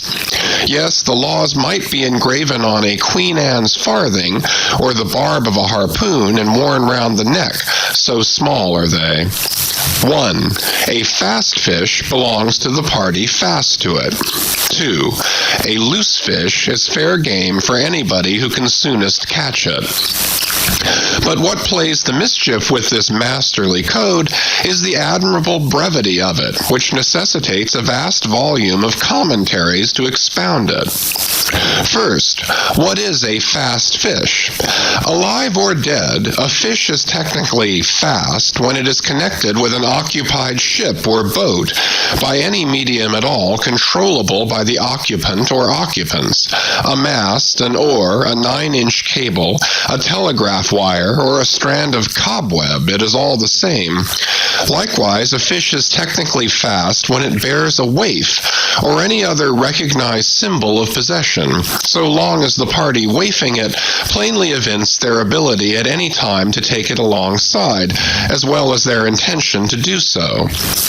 These are scientific commentaries, but the commentaries of the whalemen themselves sometimes consist in hard words and harder knocks, the coke upon Littleton of the fist. True, among the more upright and honorable whalemen, allowances are always made for particular cases where it would be an outrageous moral injustice for one party to claim possession of a whale previously chased or killed by another party. But others are by no means so scrupulous. Some 50 years ago, there was a curious case of a whale trover litigated in England, wherein the plaintiffs set forth that after a hard chase of a whale in the northern seas, and when indeed they, the plaintiffs, had succeeded in harpooning the fish, they were at last, through peril of their lives, obliged to forsake not only their lines, but their boat itself. Ultimately, the defendants, the crew of another ship, came up with the whale, struck, killed, seized, and finally appropriated it before the very eyes of the plaintiffs. And when those defendants were remonstrated with, their captain snapped his fingers in the plaintiffs' teeth and assured them that by way of doxology to the deed he had done, he would now retain their line, harpoons, and boat, which had remained attached to the whale at the time of the seizure. Wherefore the plaintiffs now sued for the recovery of the value of their whale, line, harpoons, and boat. Mr. Erskine was counsel for the defendants. Lord Ellenborough was the judge. In the course of the defense, the witty Erskine went on to illustrate his position by alluding to a recent Crim Con case wherein a gentleman, after in vain trying to bridle his wife's viciousness, had at last abandoned her upon the seas of life. But in the course of years, repenting of that step, he instituted an action to recover possession of her.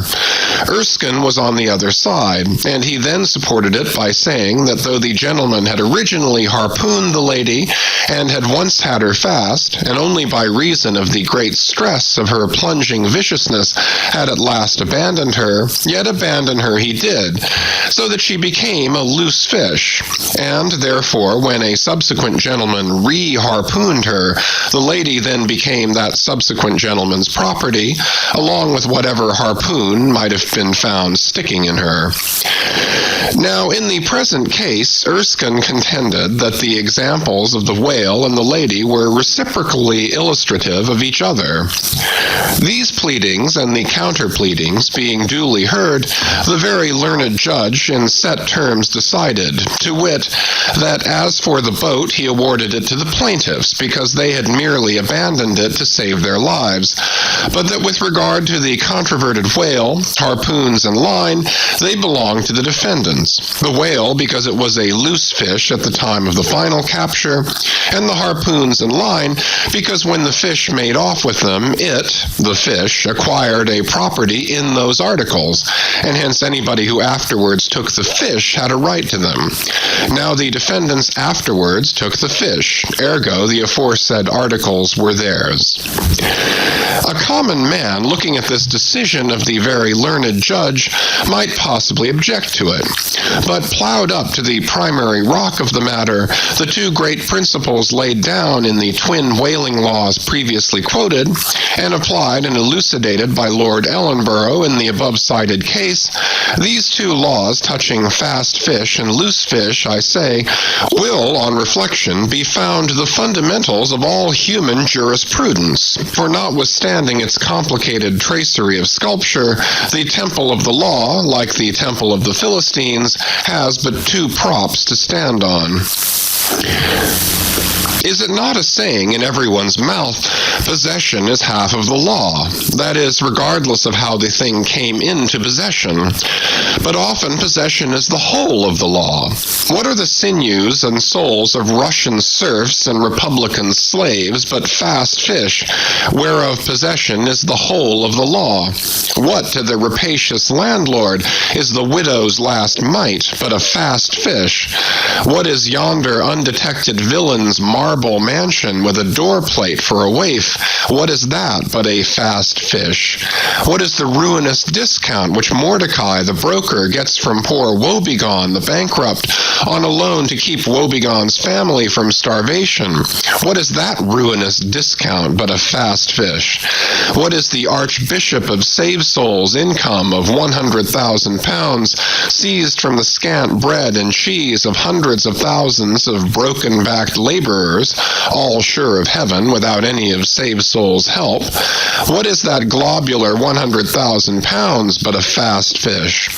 What are the Duke of Dunder's hereditary towns and hamlets but fast fish? What to that redoubted harpooner John Bull is poor Ireland but a fast fish?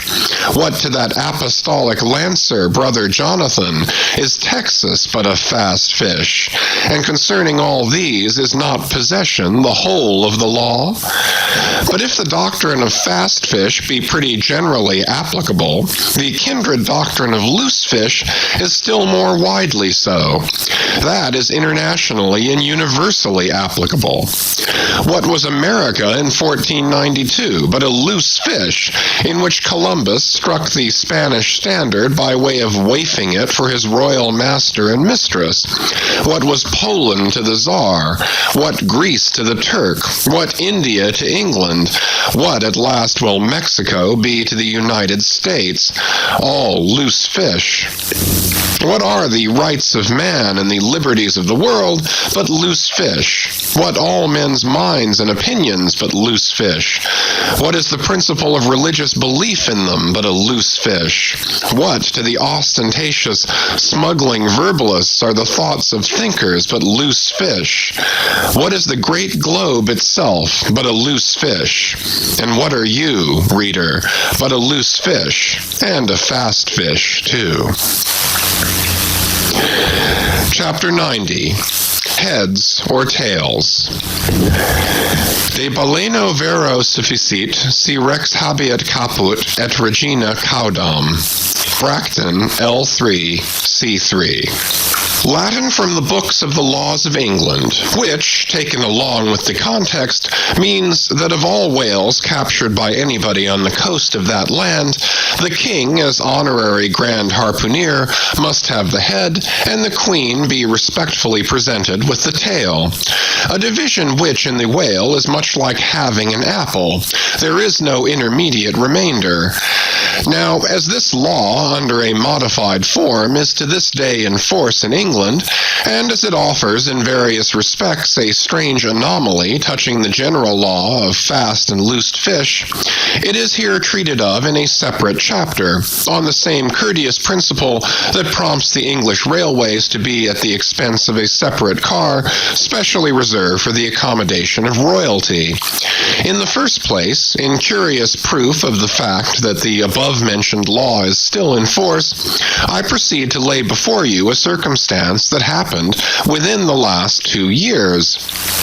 It seems that some honest mariners of Dover or Sandwich or some one of the Cinque Ports had, after a hard chase, succeeded in killing and beaching a fine whale, which they had originally descried afar off from the shore.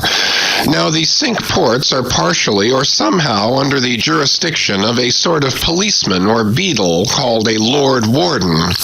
Holding the office directly from the Crown, I believe, all the royal emoluments incident to the Cinque Port territories become by assignment his. By some writers, this office is called a sinecure, but not so, because the Lord Warden is busily employed at times in fobbing his perquisites, which are his chiefly by virtue of that same fobbing of them. Now, when these poor sunburnt mariners, barefooted and with their trousers rolled high up on their eely legs, had wearily hauled their fat fish high and dry, promising themselves a good 150 pounds from the precious oil and bone, and in fantasy sipping rare tea with their wives and good ale with their cronies upon the strength of their respective shares, up steps a very learned and most Christian and charitable gentleman with a copy of Blackstone under his arm, and laying it upon the whale's head, he says, "Hands off. This fish, my masters, is a fast fish. I seize it as the Lord Warden's." Upon this the poor mariners, in their respectful consternation, so truly English, not knowing what to say, fall to vigorously scratching their heads all round, meanwhile ruefully glancing from the whale to the stranger. But that did no wise mend the matter, or at all soften the hard heart of the learned gentleman with the copy of Blackstone. At length one of them, after long scratching about for his ideas, made bold to speak. "Please, sir, who is the Lord Warden?" "The Duke." "But the Duke had nothing to do with taking this fish." "It is his." "We have been at great trouble and peril and some expense, and is all that to go to the Duke's benefit, and we get nothing at all for our pains but our blisters?" "It is his." "Is the Duke so very poor as to be forced to this desperate mode of getting a livelihood?" "It is his." "I thought to relieve my old bedridden mother by part of my share of this whale." "It is his." "Won't the Duke be content with a quarter or a half?" "It is his." In a word, the whale was seized and sold, and his Grace the Duke of Wellington received the money. Thinking that viewed in some particular lights, this case might by a bare possibility in some small degree be deemed, under the circumstances, a rather hard one, an honest clergyman of the town respectfully addressed a note to his Grace, begging him to take the case of those unfortunate mariners into full consideration, to which my Lord Duke, in substance, replied, both letters were published, that he had already done so, and received the money, and would be obliged to the reverend gentleman if for the future he, the reverend gentleman, would decline meddling with other people's business. Is this the still militant old man standing at the corners of the three kingdoms, on all hands coercing alms of beggars? It will readily be seen that in this case the alleged right of the Duke to the whale was a delegated one from the sovereign. We must needs inquire then on what principle the sovereign is originally invested with that right. The law itself has already been set forth, but Plowden gives us the reason for it. Says Plowden, "The whale so caught belongs to the king and queen, quote, because of its superior excellence," end quote. And by the soundest commentators this has ever been held a cogent argument in such matters. But why should the king have the head and the queen the tail? A reason for that, ye lawyers. In his treatise on Queen Gold, or Queen Pin Money, an old King's Bench author, one William Prynne, thus discourseth. Quote, "Ye tale is ye queen's, that ye queen's wardrobe may be supplied with ye whalebone." End quote. Now this was written at a time when the black limber bone of the Greenland or right whale was largely used in ladies' bodices. But this same bone is not in the tail, it is in the head, which is a sad mistake for a sagacious lawyer like Prynne. But is the queen a mermaid to be presented with a tail? An allegorical meaning may lurk here. There are two royal fish so styled by the English law writers, the whale and the sturgeon, both royal property under certain limitations and nominally supplying the 10th branch of the Crown's ordinary revenue. I know not that any other author has hinted of the matter, but by inference it seems to me that the sturgeon must be divided in the same way as the whale, the king receiving the highly dense and elastic head peculiar to that fish, which symbolically regarded may possibly be humorously grounded upon some presumed congeniality. And thus there seems a reason in all things, even in law. Chapter 91. The Pequod Meets the Rosebud. Quote, "In vain it was to rake for ambergris in the paunch of this Leviathan, insufferable fetter denying not inquiry." End quote. Sir T. Brown, V.E. It was a week or two after the last whaling scene recounted, and when we were slowly sailing over a sleepy, vapory, midday sea, that the many noses on the Pequod's deck proved more vigilant discoverers than the 3 pairs of eyes aloft. A peculiar and not very pleasant smell was smelt in the sea. "I will bet something now," said Stubb, "that somewhere hereabouts are some of those drugged whales we tickled the other day. I thought they would keel up before long." Presently the vapors in advance slid aside, and there in the distance lay a ship, whose furled sails betokened that some sort of whale must be alongside. As we glided nearer, the stranger showed French colors from his peak, and by the eddying cloud of vulture seafowl that circled and hovered and swooped around him, it was plain that the whale alongside must be what the fishermen call a blasted whale. That is, a whale that has died unmolested on the sea, and so floated an unappropriated corpse. It may well be conceived what an unsavory odor such a mass must exhale, worse than an Assyrian city in the plague, when the living are incompetent to bury the departed. So intolerable indeed is it regarded by some, that no cupidity could persuade them to moor alongside of it. Yet are there those who will still do it, notwithstanding the fact that the oil obtained from such subjects is of a very inferior quality, and by no means of the nature of attar of rose. Coming still nearer with the expiring breeze, we saw that the Frenchman had a second whale alongside, and this second whale seemed even more of a nosegay than the first. In truth, it turned out to be one of those problematical whales that seem to dry up and die with a sort of prodigious dyspepsia or indigestion, leaving their defunct bodies almost entirely bankrupt of anything like oil. Nevertheless, in its proper place, we shall see that no knowing fisherman will ever turn up his nose at such a whale as this, however much he may shun blasted whales in general. The Pequod had now swept so nigh to the stranger that Stubb vowed he recognized his cutting spade pole entangled in the lines that were knotted round the tail of one of these whales. "There's a pretty fellow now," he banteringly laughed, standing in the ship's bows. "There's a jackal for thee. I well know that these crappos of Frenchmen are but poor devils in the fishery, sometimes lowering their boats for breakers, mistaking them for sperm whale spouts. Yes, and sometimes sailing from their ports with their hold full of boxes of tallow candles and cases of snuffers, foreseeing that all the oil they will get won't be enough to dip the captain's wick into. Aye, we all know these things.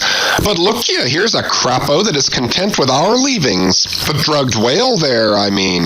Aye, and is content, too, with scraping the dry bones of that other precious fish he has there. Poor devil.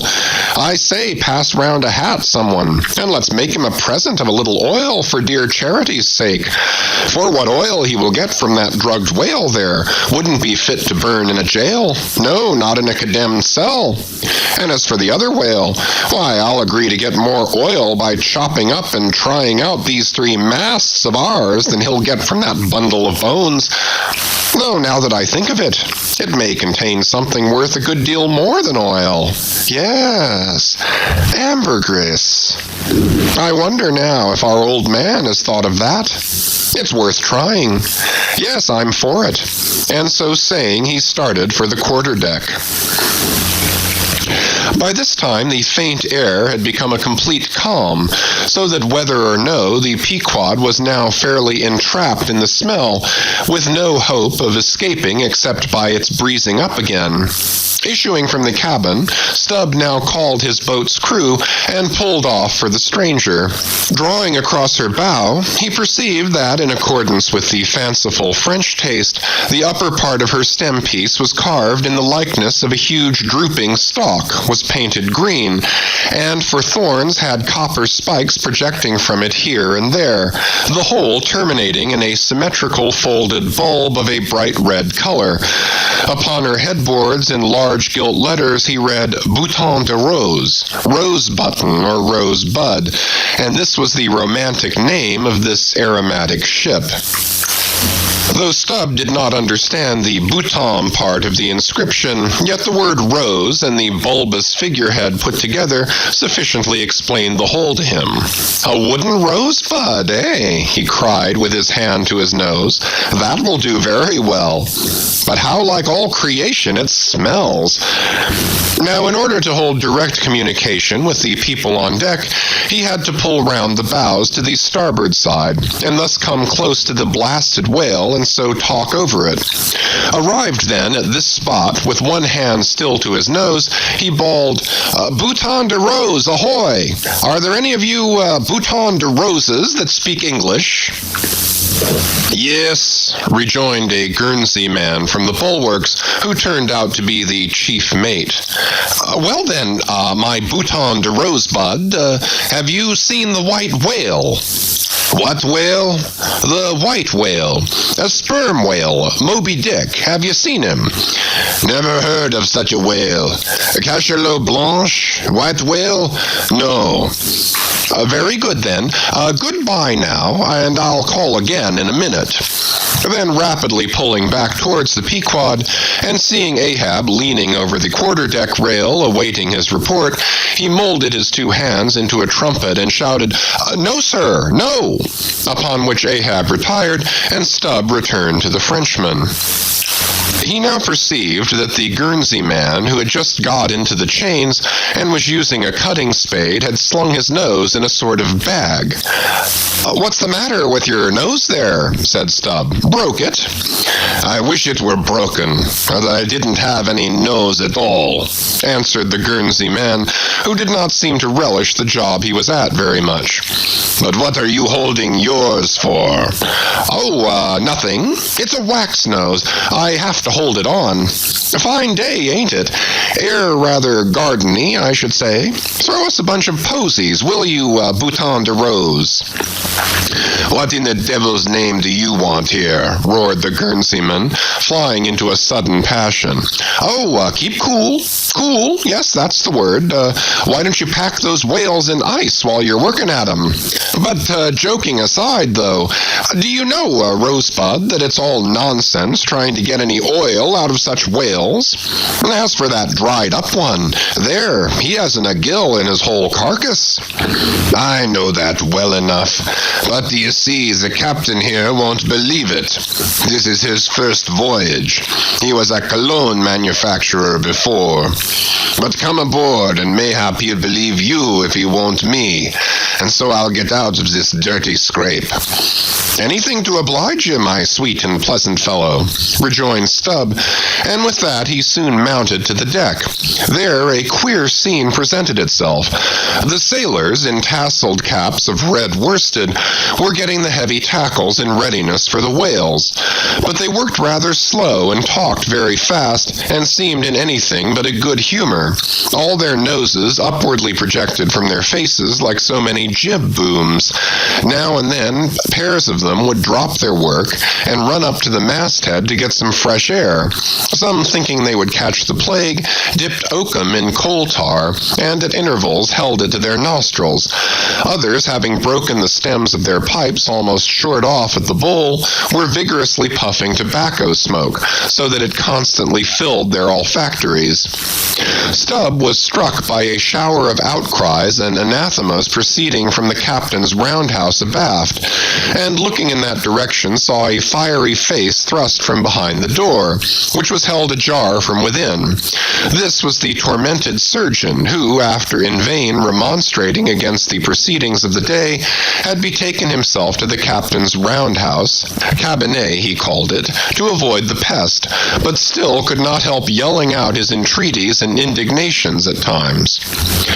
Marking all this, Stubb argued well for his scheme, and turning to the Guernseyman, had a little chat with him, during which the stranger mate expressed his detestation of his captain as a conceited ignoramus, who had brought them all into so unsavory and unprofitable a pickle. Sounding him carefully, Stubb further perceived that the Guernsey man had not the slightest suspicion concerning the ambergris. He therefore held his peace on that head, but otherwise was quite frank and confidential with him, so that the two quickly concocted a little plan for both circumventing and satirizing the captain, without his at all dreaming of distrusting their sincerity.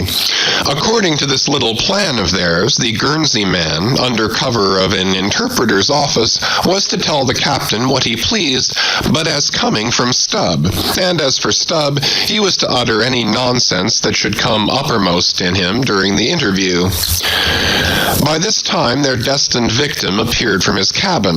He was a small and dark but rather delicate-looking man for a sea captain, with large whiskers and mustache, however, and wore a red cotton velvet vest with watch seals at his side. To this gentleman Stubb was now politely introduced by the Guernsey man, who at once ostentatiously put on the aspect of interpreting between them. "What shall I say to him first?" said he. "Why," said Stubb, eyeing the velvet vest and watch and seals, "you may as well begin by telling him that he looks a sort of babyish to me, though I don't pretend to be a judge." "He says, monsieur," said the Guernseyman in French, turning to his captain, "that only yesterday his ship spoke a vessel whose captain and chief mate with 6 sailors had all died of a fever caught from a blasted whale they had brought alongside." Upon this the captain started, and eagerly desired to know more. "What now?" said the Guernsey man to Stubb. "Why, since he takes it so easy, tell him that now I have eyed him carefully, I'm quite certain that he's no more fit to command a whale ship than a St. Jago monkey. In fact, tell him from me he's a baboon. He vows and declares, monsieur, that the other whale, the dried one, is far more deadly than the blasted one. In fine, monsieur, he conjures us, as we value our lives, to cut loose from these fish." Instantly the captain ran forward, and in a loud voice commanded his crew to desist from hoisting the cutting tackles, and at once cast loose the cables and chains confining the whales to the ship. "What now?" said the Guernsey man when the captain had returned to them. "Why, let me see. Yes, you may as well tell him now that, in fact, tell him I've diddled him, and," aside to himself, "perhaps somebody else. He says, monsieur, that he's very happy to have been of any service to us." Hearing this, the captain vowed that they were the grateful parties, meaning himself and mate, and concluded by inviting Stubb down into his cabin to drink a bottle of Bordeaux. "He wants you to take a glass of wine with him," said the interpreter. "Thank him heartily, but tell him it's against my principles to drink with the man I've diddled. In fact, tell him I must go." He says, monsieur, that his principles won't admit of his drinking, but that if monsieur wants to live another day to drink, then monsieur had best drop all 4 boats and pull the ship away from these whales, for it's so calm they won't drift. By this time Stubb was over the side, and getting into his boat, hailed the Guernsey man to this effect, that having a long tow line in his boat, he would do what he could to help them, by pulling out the lighter whale of the 2 from the ship's side. While the Frenchmen's boats, then, were engaged in towing the ship one way, Stubb benevolently towed away at his whale the other way, ostentatiously slacking out a most unusually long tow line. Presently a breeze sprang up. Stubb feigned to cast off from the whale. Hoisting his boats, the Frenchman soon increased his distance, while the Pequod slid in between him and Stubb's whale. Whereupon Stubb quickly pulled to the floating body, and hailing the Pequod to give notice of his intentions, at once proceeded to reap the fruit of his unrighteous cunning. Seizing his sharp boat spade, he commenced an excavation in the body, a little behind the side fin. You would almost have thought he was digging a cellar there in the sea, and when at length his spade struck against the gaunt ribs, it was like turning up old Roman tiles and pottery buried in fat English loam. His boat's crew were all in high excitement, eagerly helping their chief, and looking as anxious as gold hunters. And all the time numberless fowls were diving and ducking and screaming and yelling and fighting around them. Stubb was beginning to look disappointed, especially as the horrible nosegay increased, when suddenly, from out the very heart of this plague, there stole a faint stream of perfume, which flowed through the tide of bad smells without being absorbed by it, as one river will flow into and then along with another, without at all blending with it for a time. "I have it! I have it!" cried Stubb with delight, striking something in the subterranean regions. "A purse! A purse!" Dropping his spade, he thrust both hands in, and drew out handfuls of something that looked like ripe Windsor soap, or rich mottled old cheese, very unctuous and savory withal. You might easily dent it with your thumb. It is of a hue between yellow and ash color. And this, good friends, is ambergris, worth a gold guinea an ounce to any druggist. Some 6 handfuls were obtained, but more was unavoidably lost in the sea, and still more perhaps might have been secured were it not for impatient Ahab's loud command to Stubb to desist and come on board, else the ship would bid them goodbye. End of chapters 89 to 91. Chapters 92 to 96. Chapter 92. Ambergris. Now this ambergris is a very curious substance, and so important as an article of commerce that in 1791 a certain Nantucket-born Captain Coffin was examined at the bar of the English House of Commons on the subject. For at that time, and indeed until a comparatively late day, the precise origin of ambergris remained, like amber itself, a problem to the learned. Though the word ambergris is but a French compound for gray amber, yet the two substances are quite distinct. For amber, though at times found on the seacoast, is also dug up in some far inland soils, whereas ambergris is never found except upon the sea.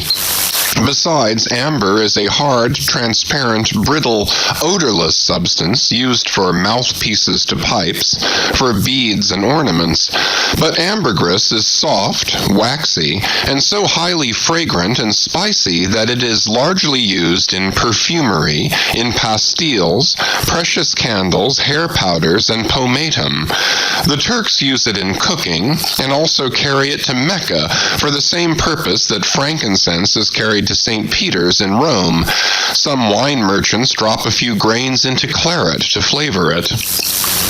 Who would think then that such fine ladies and gentlemen should regale themselves with an essence found in the inglorious bowels of a sick whale? Yet so it is. By some, ambergris is supposed to be the cause, and by others the effect, of the dyspepsia in the whale. How to cure such a dyspepsia it were hard to say, unless by administering 3 or 4 boatloads of Brandreth pills, and then running out of harm's way, as laborers do in blasting rocks. I have forgotten to say that there were found in this ambergris certain hard, round, bony plates, which at first Stubbs thought might be sailors' trousers buttons, but afterwards it turned out that they were nothing more than pieces of small squid bones embalmed in that manner. Now, that the incorruption of this most fragrant ambergris should be found in the heart of such decay, is this nothing? Bethink thee of that saying of St. Paul in Corinthians about corruption and incorruption, how that we are sown in dishonor but raised in glory, and likewise call to mind that saying of Paracelsus about what it is that maketh the best musk. Also forget not the strange fact that of all things of ill savor, cologne water in its rudimental manufacturing stages is the worst. I should like to conclude the chapter with the above appeal, but cannot, owing to my anxiety to repel a charge often made against whalemen, and which, in the estimation of some already biased minds, might be considered as indirectly substantiated by what has been said of the Frenchman's 2 whales. Elsewhere in this volume, the slanderous aspersion has been disproved that the vocation of whaling is throughout a slatternly, untidy business, but there is another thing to rebut. They hint that all whales always smell bad. Now, how did this odious stigma originate? I opine that it is plainly traceable to the first arrival of the Greenland whaling ships in London, more than 2 centuries ago, because those whalemen did not then, and do not now, try out their oil at sea as the southern ships have always done, but cutting up the fresh blubber into small bits, thrust it through the bungholes of large casks and carry it home in that manner. The shortness of the season in those icy seas, and the sudden and violent storms to which they are exposed, forbidding any other course. The consequence is that upon breaking into the hold and unloading one of these whale cemeteries in the Greenland dock, a savor is given forth somewhat similar to that arising from excavating an old city graveyard for the foundations of a lying-in hospital. I partly surmise also that this wicked charge against whalers may be likewise imputed to the existence on the coast of Greenland in former times of a Dutch village called Schmerenberg or Smeerenberg, which latter name is the one used by the learned Fogo von Slack in his great work on smells, a textbook on that subject. As its name imports, smer, fat, berg, to put up, this village was founded in order to afford a place for the blubber of the Dutch whale fleet to be tried out without being taken home to Holland for that purpose. It was a collection of furnaces, fat kettles, and oil sheds, and when the works were in full operation certainly gave forth no very pleasant savor. But all this is quite different with a South Sea sperm whaler, which in a voyage of 4 years perhaps, after completely filling her hold with oil, does not perhaps consume 50 days in the business of boiling out, and in the state that it is casked, the oil is nearly scentless. The truth is that, living or dead, if but decently treated, whales as a species are by no means creatures of ill odor, nor can whalemen be recognized as the people of the Middle Ages affected to detect a Jew in the company by the nose. Nor indeed can the whale possibly be otherwise than fragrant, when as a general thing he enjoys such high health, taking abundance of exercise, always out of doors, though it is true seldom in the open air. I say that the motion of a sperm whale's flukes above water dispenses a perfume, as when a musk-scented lady rustles her dress in a warm parlor. What then shall I liken the sperm whale to for fragrance, considering his magnitude? Must it not be to that famous elephant with jeweled tusks and redolent with myrrh, which was led out of an Indian town to do honor to Alexander the Great? Chapter 93.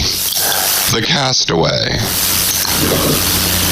It was but some few days after encountering the Frenchman that a most significant event befell the most insignificant of the Pequod's crew, an event most lamentable, and which ended in providing the sometimes madly merry and predestinated craft with a living and ever-accompanying prophecy of whatever shattered sequel might prove her own. Now, in the whale ship, it is not everyone that goes in the boats. Some few hands are reserved called shipkeepers, whose province it is to work the vessel while the boats are pursuing the whale. As a general thing, these shipkeepers are as hardy fellows as the men comprising the boat's crew. But if there happens to be an unduly slender, clumsy, or timorous wight in the ship, that wight is certain to be made a shipkeeper. It was so in the Pequod with the little Negro Pippin by nickname, Pip by abbreviation. Poor Pip. You have heard of him before. You must remember his tambourine on that dramatic midnight, so gloomy jolly. In outer aspect, Pip and Doughboy made a match, like a black pony and a white one, of equal developments, though of dissimilar color, driven in one eccentric span. But while hapless Doughboy was by nature dull and torpid in his intellects, Pip, though over-tender-hearted, was at bottom very bright, with that pleasant, genial, jolly brightness peculiar to his tribe, a tribe which ever enjoy all holidays and festivities with finer, freer relish than any other race. For blacks, the year's calendar should show naught but 365 Fourth of Julys and New Year's days. Nor smile so while I write that this little black was brilliant, for even blackness has its brilliancy. Behold yon lustrous ebony, paneled in kings' cabinets. But Pip loved life and all life's peaceable securities, so that the panic-striking business in which he had somehow unaccountably become entrapped had most sadly blurred his brightness, though, as ere long will be seen, what was thus temporarily subdued in him in the end was destined to be luridly illuminated by strange wild fires that fictitiously showed him off to 10 times the natural luster with which, in his native Tolland County in Connecticut, he had once enlivened many a fiddler's frolic on the green, and at melodious eventide with his gay ha-ha had turned the round horizon into one star-belled tambourine. So, though in the clear air of day, suspended against a blue-veined neck, the pure-watered diamond drop will healthful glow, yet when the cunning jeweler would show you the diamond in its most impressive luster, he lays it against a gloomy ground, and then lights it up, not by the sun, but by some unnatural gases. Then come out those fiery effulgences, infernally superb. Then the evil blazing diamond, once the divinest symbol of the crystal skies, looks like some crown jewel stolen from the king of hell. But let us to the story. It came to pass that in the ambergris affair, Stubb's after-oarsman chanced so to sprain his hand as for a time to become quite maimed, and temporarily Pip was put in his place. The first time Stubb lowered with him, Pip evinced much nervousness, but happily for that time escaped close contact with the whale, and therefore came off not altogether discreditably, though Stubb, observing him, took care afterwards to exhort him to cherish his courageousness to the utmost, for he might often find it needful. Now, upon the second lowering, the boat paddled upon the whale, and as the fish received the darted iron, it gave its customary rap, which happened in this instance to be right under poor Pip's seat. The involuntary consternation of the moment caused him to leap, paddle in hand, out of the boat, and in such a way that part of the slack whale line coming against his chest, he breasted it overboard with him so as to become entangled in it, when at last plumping into the water. That instant the stricken whale started on a fierce run, the line swiftly straightened, and presto, poor Pip came all foaming up to the chocks of the boat, remorselessly dragged there by the line, which had taken several turns around his chest and neck. Tashtego stood in the bows. He was full of the fire of the hunt. He hated Pip for a poltroon. Snatching the boat knife from its sheath, he suspended its sharp edge over the line, and turning towards Stubb, exclaimed interrogatively, "Cut?" Meantime, Pip's blue, choked face plainly looked, "Do, for God's sake." All passed in a flash. In less than half a minute, this entire thing happened. "Damn him, cut!" roared Stubb, and so the whale was lost, and Pip was saved. So soon as he recovered himself, the poor little Negro was assailed by yells and execrations from the crew. Tranquilly permitting these irregular cursings to evaporate, Stubb then, in a plain, businesslike, but still half-humorous manner, cursed Pip officially, and that done, unofficially gave him much wholesome advice. The substance was, never jump from a boat, Pip, except, but all the rest was indefinite, as the soundest advice ever is. Now, in general, stick to the boat is your true motto in whaling, but cases will sometimes happen when leap from the boat is still better. Moreover, as if perceiving at last that if he should give undiluted conscientious advice to Pip, he would be leaving him too wide a margin to jump in for the future, Stubb suddenly dropped all advice and concluded with a peremptory command, "Stick to the boat, Pip, or by the Lord, I won't pick you up if you jump, mind that. We can't afford to lose whales by the likes of you. A whale would sell for 30 times what you would, Pip, in Alabama. Bear that in mind, and don't jump any more." Hereby perhaps Stubb indirectly hinted that though man loved his fellow, yet man is a money-making animal, which propensity too often interferes with his benevolence. But we are all in the hands of the gods, and Pip jumped again. It was under very similar circumstances to the first performance, but this time he did not breast out the line, and hence when the whale started to run, Pip was left behind on the sea, like a hurried traveler's trunk. Alas, Stubb was but too true to his word. It was a beautiful, bounteous blue day, the spangled sea calm and cool, and flatly stretching away, all round to the horizon, like gold-beater's skin hammered out to the extremist. Bobbing up and down in that sea, Pip's ebon head showed like a head of cloves. No boat knife was lifted when he fell so rapidly astern. Stubb's inexorable back was turned upon him, and the whale was winged. In 3 minutes, a whole mile of shoreless ocean was between Pip and Stubb. Out of the center of the sea, poor Pip turned his crisp, curling black head to the sun, another lonely castaway, though the loftiest and the brightest. Now, in calm weather, to swim in the open ocean is as easy to the practiced swimmer as to ride in a spring carriage ashore, but the awful lonesomeness is intolerable. The intense concentration of self in the middle of such a heartless immensity, my God, who can tell it? Mark how when sailors in a dead calm bathe in the open sea, mark how closely they hug their ship and only coast along her sides. But had Stubb really abandoned the poor little Negro to his fate? No, he did not mean to, at least, because there were 2 boats in his wake, and he supposed no doubt that they would, of course, come up to Pip very quickly and pick him up, though indeed such considerations towards oarsmen jeopardized through their own timidity is not always manifested by the hunters in all similar instances, and such instances not unfrequently occur.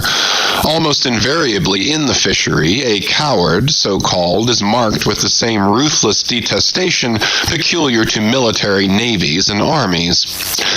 But it so happened that those boats, without seeing Pip, suddenly spying whales close to them on one side, turned and gave chase, and Stubb's boat was now so far away, and he and all his crew so intent upon the fish, that Pip's ringed horizon began to expand expand around him miserably.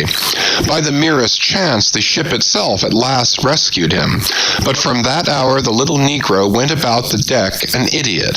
Such, at least, they said he was. The sea had jeeringly kept his finite body up, but drowned the infinite of his soul. Not drowned entirely, though, rather carried down alive to wondrous depths, where strange shapes of the unwarped primal world glided to and fro before his passive eyes, and the miser merman, wisdom, revealed his hoarded heaps, and among the joyous, heartless, ever-juvenile eternities, Pip saw the multitudinous, God omnipresent, coral insects that out of the firmament of waters heaved the colossal orbs. He saw God's foot upon the treadle of the loom, and spoke it, and therefore his shipmates called him mad.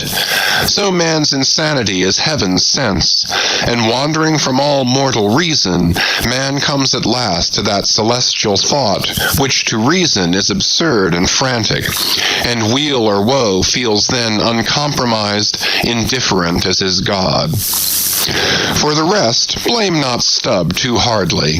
The thing is common in that fishery, and in the sequel of the narrative it will then be seen what like abandonment befell myself. Chapter 94. A Squeeze of the Hand. That whale of Stubb's, so dearly purchased, was duly brought to the Pequod's side, where all those cutting and hoisting operations previously detailed were regularly gone through, even to the bailing of the Heidelberg tun, or case. While some were occupied with this latter duty, others were employed in dragging away the larger tubs so soon as filled with the sperm, and when the proper time arrived, this same sperm was carefully manipulated ere going to the try-works, of which anon. It had cooled and crystallized to such a degree that when, with several others, I sat down before a large Constantine's bath of it, I found it strangely concreted into lumps, here and there rolling about in the liquid part. It was our business to squeeze these lumps back into fluid, a sweet and unctuous duty. No wonder that in old times this sperm was such a favorite cosmetic, such a clearer, such a sweetener, such a softener, such a delicious mollifier. After having my hands in it for only a few minutes, my fingers felt like eels and began, as it were, to serpentine and spiralize. As I sat there at my ease, cross-legged on the deck, after the bitter exertion at the windlass, under a blue tranquil sky, the ship under indolent sail, and gliding so serenely along, as I bathed my hands among those soft, gentle globules of infiltrated tissues, woven almost within the hour, as they richly broke to my fingers and discharged all their opulence, like fully ripe grapes their wine, as I snuffed up that uncontaminated aroma, literally and truly like the smell of spring violets, I declare to you that for the time I lived as in a musky meadow. I forgot all about our horrible oath. In that inexpressible sperm I washed my hands and my heart of it. I almost began to credit the old Paracelsian superstition that sperm is of rare virtue in allaying the heat of anger. While bathing in that bath, I felt divinely free from all ill will or petulance or malice of any sort whatsoever. Squeeze, squeeze, squeeze, all the morning long I squeezed that sperm till I myself almost melted into it. I squeezed that sperm till a strange sort of insanity came over me, and I found myself unwittingly squeezing my co-laborers' hands in it, mistaking their hands for the gentle globules. Such an abounding, affectionate, friendly, loving feeling did this avocation beget, that at last I was continually squeezing their hands, and looking up into their eyes sentimentally, as much as to say, "Oh, my dear fellow beings, why should we longer cherish any social acerbities, or know the slightest ill humor or envy? Come, let us squeeze hands all round. Nay, let us all squeeze ourselves ourselves into each other. Let us squeeze ourselves universally into the very milk and sperm of kindness. Would that I could keep squeezing that sperm forever. For now, since by many prolonged, repeated experiences, I have perceived that in all cases man must eventually lower, or at least shift his conceit of attainable felicity, not placing it anywhere in the intellect or the fancy, but in the wife, the heart, the bed, the table, the saddle, the fireside, the country. Now that I have perceived all this, I am ready to squeeze case eternally.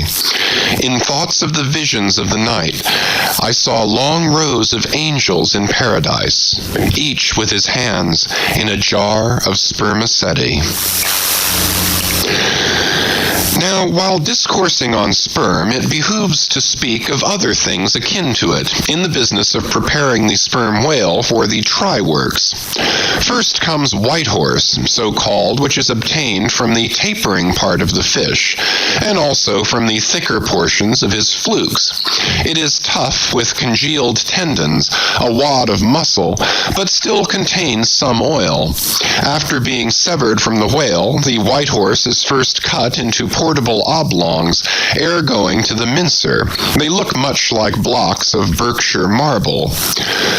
Plum pudding is the term bestowed upon certain fragmentary parts of the whale's flesh, here and there adhering to the blanket of blubber, and often participating to a considerable degree in its unctuousness. It is a most refreshing, convivial, beautiful object to behold. As its name imports, it is of an exceedingly rich, mottled tint, with a bestreaked snowy and golden ground, dotted with spots of the deepest crimson and purple. It is plums of rubies in pictures of citron. Spite of reason, it is hard to keep yourself from eating it. I confess that once I stole behind the foremast to try it. It tasted something as I should conceive a royal cutlet from the thigh of Louis le Gros might have tasted, supposing him to have been killed the first day after the venison season, and that particular venison season contemporary with an unusually fine vintage of the vineyards of Champagne. There is another substance, and a very singular one, which turns up in the course of this business, but which I feel it to be very puzzling adequately to describe. It is called slobgollion, an appellation original with the whaleman, and even so is the nature of the substance. It is an ineffably oozy, stringy affair, most frequently found in the tubs of sperm after a prolonged squeezing and subsequent decanting. I hold it to be the wondrously thin, ruptured membranes of the case, coalescing. Glurry, so called, is a term properly belonging to right whalemen, but sometimes incidentally used by the sperm fishermen. It designates the dark, glutinous substance which is scraped off the back of the Greenland or right whale, and much of which covers the decks of those inferior souls who hunt that ignoble leviathan. Nippers. Strictly, this word is not indigenous to the whale's vocabulary, but as applied by whalemen it becomes so. A whaleman's nipper is the short, firm strip of tendinous stuff cut from the tapering part of the leviathan's tail. It averages an inch in thickness, and for the rest is about the size of the iron part of a hoe. Edgewise moved along the oily deck, it operates like a leathern squilgee, and by nameless blandishments, as of magic, allures along with it all impurities. But to learn all about these recondite matters, your best way is at once to descend into the blubber room, and have a long talk with its inmates. This place has previously been mentioned as the receptacle for the blanket pieces when stripped and hoisted from the whale. When the proper time arrives for cutting up its contents, this apartment is a scene of terror to all tyros, especially by night. On one one side lit by a dull lantern, a space has been left clear for the workmen. They generally go in pairs, a pike and gaffman and a spademan. The whaling pike is similar to a frigate's boarding weapon of the same name. The gaff is something like a boat hook. With his gaff, the gaffman hooks onto a sheet of blubber and strives to hold it from slipping as the ship pitches and lurches about. Meanwhile, the spademan stands on the sheet itself, perpendicularly chopping it into the portable horse pieces. This spade is sharp as hone can make it. The spademan's feet are shoeless. The thing he stands on will sometimes irresistibly slide away from him like a sledge.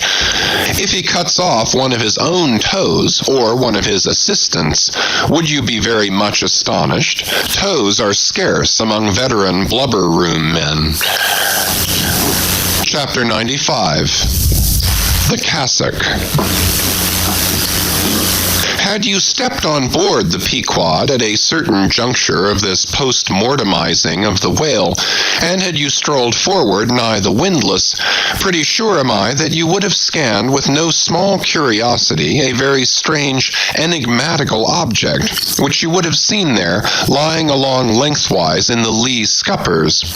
Not the wondrous cistern in the whale's huge head, not the prodigy of his unhinged lower jaw, not the miracle of his symmetrical tail, none of these would so surprise you as half a glimpse of that unaccountable cone, longer than a Kentuckian is tall, nigh a foot in diameter at the base, and jet black as Yojo, the ebony idol of Queequeg. And an idol indeed it is, or rather in old times its likeness was. Such an idol as that found in the secret groves of Queen Macha in Judea, and for worshipping which King Asa her son did depose her, and destroyed the idol, and burnt it for an abomination at the brook Kedron, as darkly set forth in the 15th chapter of the first book of Kings. Look at the sailor called the Mincer, who now comes along, and assisted by two allies, heavily backs the Grandissimus, as mariners call it, and with bowed shoulders staggers off with it as if he were a grenadier carrying a dead comrade from the field. Extending it upon the forecastle deck, he now proceeds cylindrically to remove its dark pelt, as an African hunter the pelt of a boa.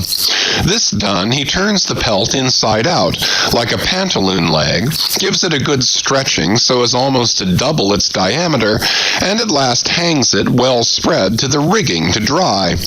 Ere long it is taken down, when removing some 3 feet of it towards the pointed extremity, and then cutting 2 slits for armholes at the other end, he lengthwise slips himself bodily into it. The Mincer now stands before you invested in the full canonicals of his calling. Immemorial to all his order, this investiture alone will adequately protect him while employed in the peculiar functions of his office. That office consists in mincing the horse pieces of blubber for the pots, an operation which is conducted at a curious wooden horse, planted endwise against the bulwarks, and with a capacious tub beneath it, into which the minced pieces drop, fast as the sheets from a rapt orator's desk. Arrayed in decent black, occupying a conspicuous pulpit, intent on Bible leaves, what a candidate for an archbishopric, what a lad for a pope, were this Mincer. Footnote: Bible leaves, Bible leaves. This is the invariable cry from the mates to the Mincer. It enjoins him to be careful and cut his work into as thin slices as possible, inasmuch as, by so doing, the business of boiling out the oil is much accelerated, and its quantity considerably increased, besides perhaps improving it in quality. End of footnote. Chapter 96.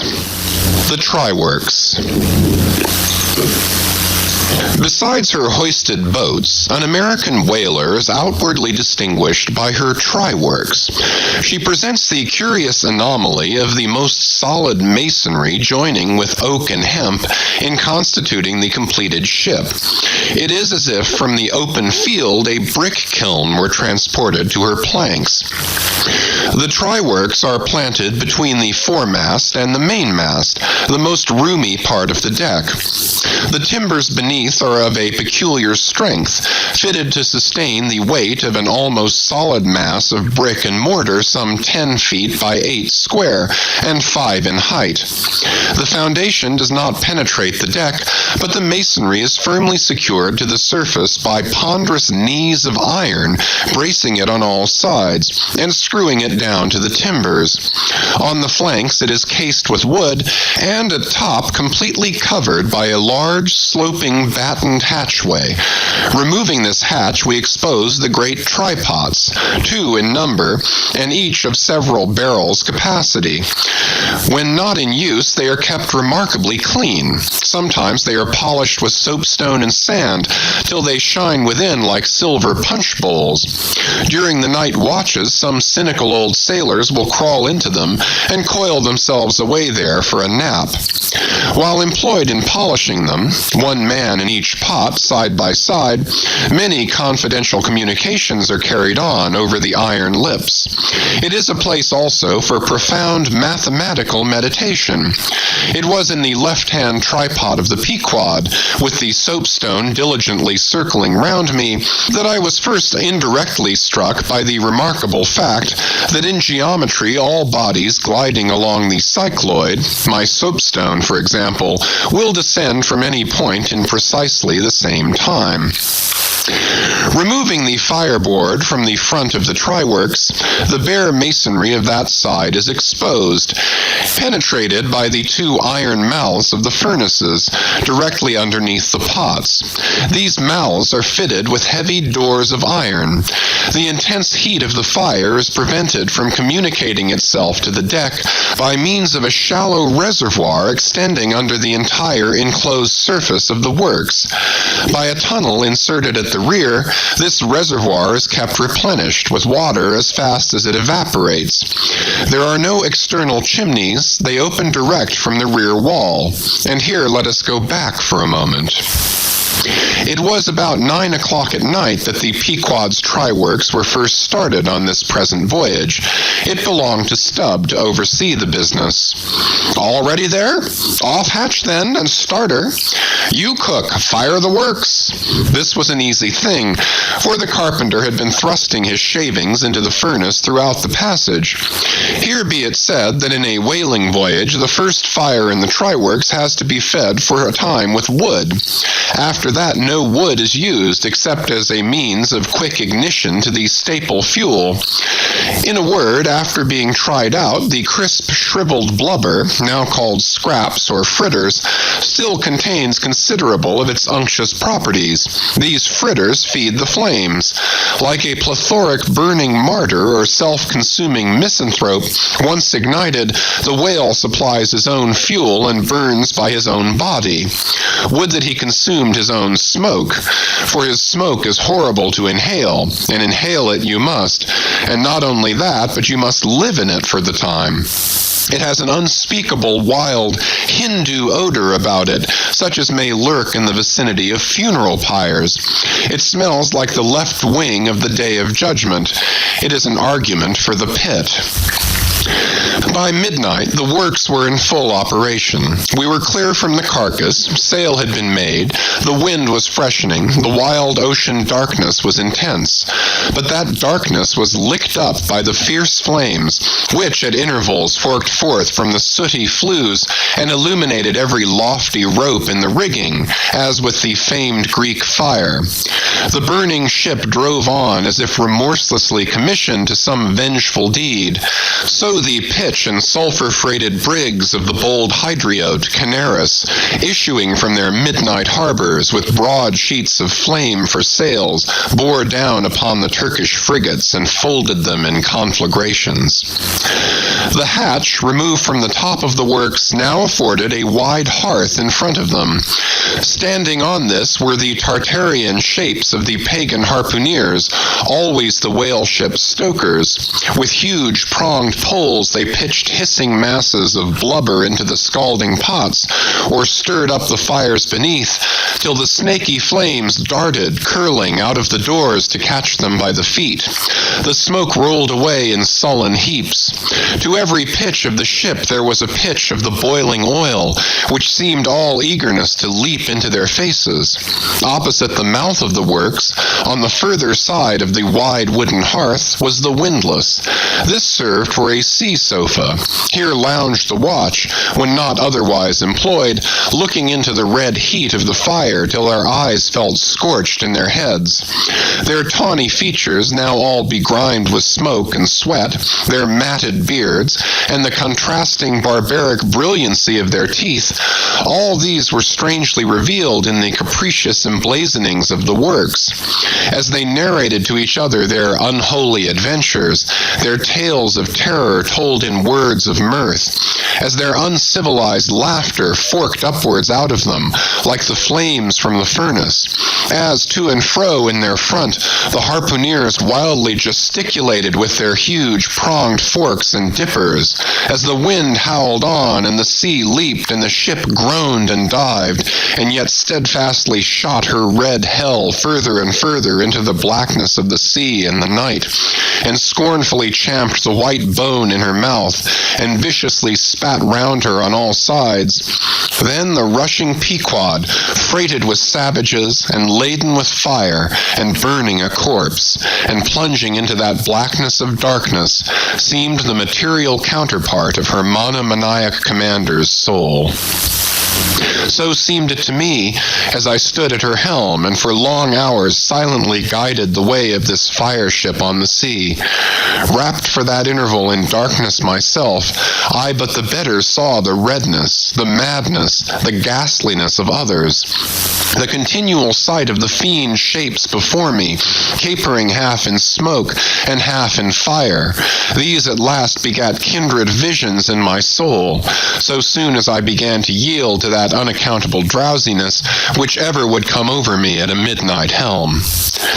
But that night in particular, a strange and ever since inexplicable thing occurred to me. Starting from a brief standing sleep, I was horribly conscious of something fatally wrong.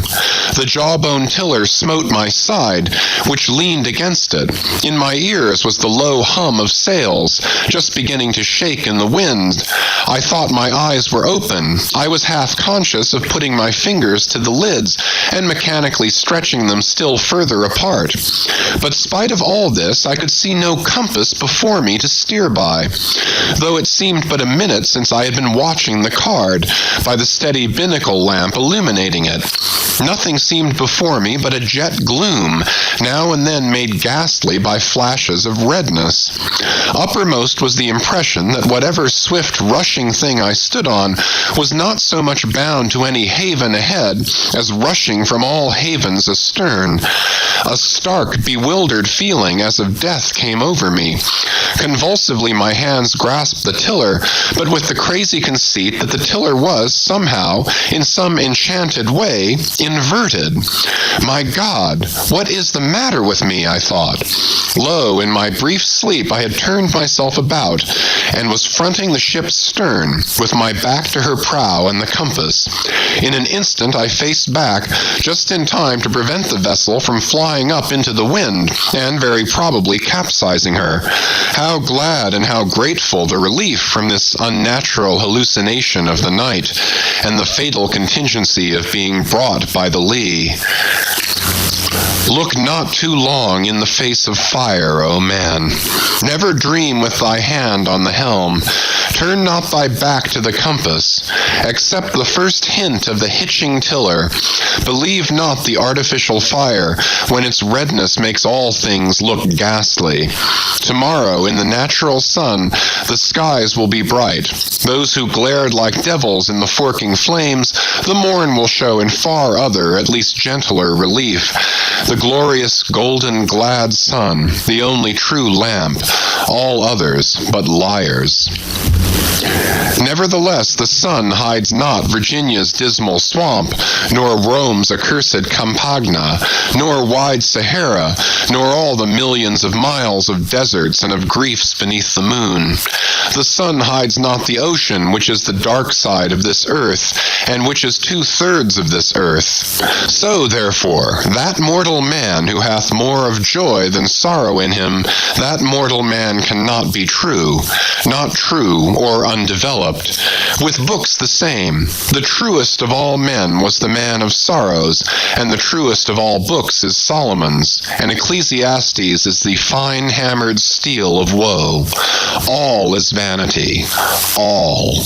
This willful world hath not got hold of unchristian Solomon's wisdom yet, but he who dodges hospitals and jails, and walks fast crossing graveyards, and would rather talk of operas than hell, calls Cowper, Young, Pascal, Rousseau, poor devils all of sick men, and throughout a carefree lifetime swears by Rabelais as passing wise and therefore jolly, not that man is fitted to sit down on tombstones and break the green damp mold with unfathomably wondrous Solomon. But even Solomon, he says, the man that wandereth out of the way of understanding shall remain, i.e., even while living, in the congregation of the dead. Give not thyself up then to fire, lest it invert thee, deaden thee, as for the time it did me. There is a wisdom that is woe, but there is a woe that is madness. And there is a Catskill eagle in some souls that can alike dive down into the blackest gorges and soar out of them again and become invisible in the sunny spaces.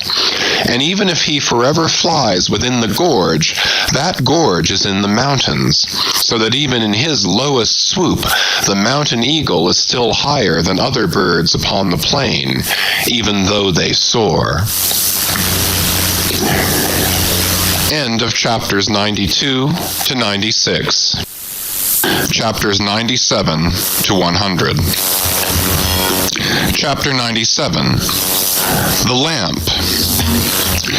Had you descended from the Pequod's try-works to the Pequod's forecastle, where the off-duty watch were sleeping, for one single moment you would have almost thought you were standing in some illuminated shrine of canonized kings and counselors. There they lay in their triangular oaken vaults, each mariner a chiseled muteness, a score of lamps flashing upon his hooded eyes. In merchantmen, oil for the sailor is more scarce than the milk of queens. To dress in the dark, to eat in the dark, and stumble in darkness to his pallet, this is his usual lot. But the whaleman, as he seeks the food of light, so he lives in light. He makes his berth an Aladdin's lamp, and lays him down to it, so that in the pitchiest night the ship's black hull still houses an illumination. See with what entire freedom the whaleman takes his handful of lamps, often but old bottles and vials, though, to the copper cooler at the try-works, and replenishes them there as mugs of ale at a vat.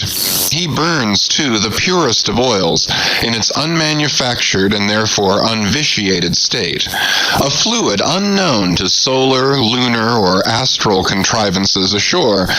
It is as sweet as early grass butter in April. He goes and hunts for his oil, so as to be sure of its freshness and genuineness, even as the traveler on the prairie hunts up his own supper of game. Chapter 98. Stowing down and clearing up.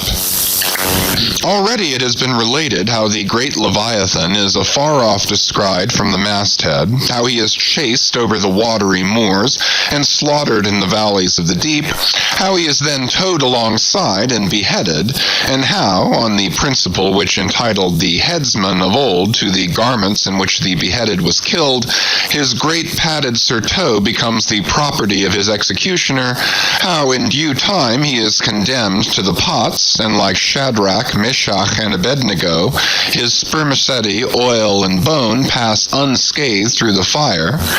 But now it remains to conclude the last chapter of this part of the description by rehearsing, singing if I may, the romantic proceeding of decanting off his oil into the casks and striking them down into the hold, where once again Leviathan returns to his native profundities, sliding along beneath the surface as before, but alas, never more to rise and blow. While still warm, the oil, like hot punch, is received into the 6-barrel casks, and while, perhaps, the ship is pitching and rolling this way and that in the midnight sea, the enormous casks are slewed round and headed over, end for end, and sometimes perilously scoot across the slippery deck like so many landslides, till at last, manhandled and stayed in their course, and all round the hoops rap go as many hammers as can play upon them, for now, ex officio, every sailor is a cooper. At length, when the last pint is casked, and all is cool, then the great hatchways are unsealed, the bowels of the ship are thrown open, and down go the casks to their final rest in the sea. This done, the hatches are replaced and hermetically closed, like a closet walled up. In the sperm fishery, this is perhaps one of the most remarkable incidents in all the business of whaling. One day the planks stream with freshets of blood and oil. On the sacred quarterdeck, enormous masses of the whale's head are profanely piled. Great rusty casks lie about as in a brewery yard. The smoke from the try-works has besooted all the bulwarks. The mariners go about suffused with unctuousness. The entire ship seems great Leviathan himself, while on all hands the din is deafening. But a day or two after, you look about you and prick your ears in this selfsame ship, and were it not for the telltale boats and try-works, you would all but swear you trod some silent merchant vessel with a most scrupulously neat commander. The unmanufactured sperm oil possesses a singularly cleansing virtue. This is the reason why the decks never look so white as just after what they call an affair of oil. Besides, from the ashes of the burned scraps of the whale, a potent lye is readily made, and whenever any adhesiveness from the back of the whale remains clinging to the side, that lye quickly exterminates it. Hands go diligently along the bulwarks, and with buckets of water and rags to restore them to their full tidiness. The soot is brushed from the lower rigging. All the numerous implements which have been in use are likewise faithfully cleansed and put away. The great hatch is scrubbed and placed upon the try-works, completely hiding the pots. Every cask is out of sight, all tackles are coiled in unseen nooks, and when, by the combined and simultaneous industry of almost the entire ship's company, the whole of this conscientious duty is at last concluded, then the crew themselves proceed to their own ablutions, shift themselves from top to toe, and finally issue to the immaculate deck, fresh and all aglow, as bridegroom new leaped from out of the daintiest Holland. Now, with elated step, they pace the planks in 2s and 3s, and humorously discourse of parlors, sofas, carpets, and fine cambrics, propose to mat the deck, think of having hanging to the top, object not to taking tea by moonlight on the piazza of the forecastle. To hint to such musked mariners of oil and bone and blubber were little short of audacity. They know not the thing you distantly allude to. Away, and bring us napkins.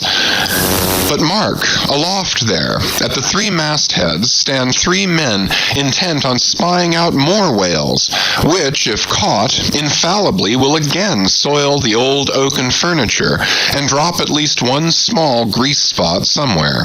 Yes, and many is the time when, after the severest uninterrupted labors which know no night, continuing straight through for 96 hours, when from the boat, where they they have swelled their wrists with all-day rowing on the line, they only step to the deck to carry vast chains and heave the heavy windlass and cut and slash, yea, and in their very sweatings to be smoked and burned anew by the combined fires of the equatorial sun and the equatorial try-works.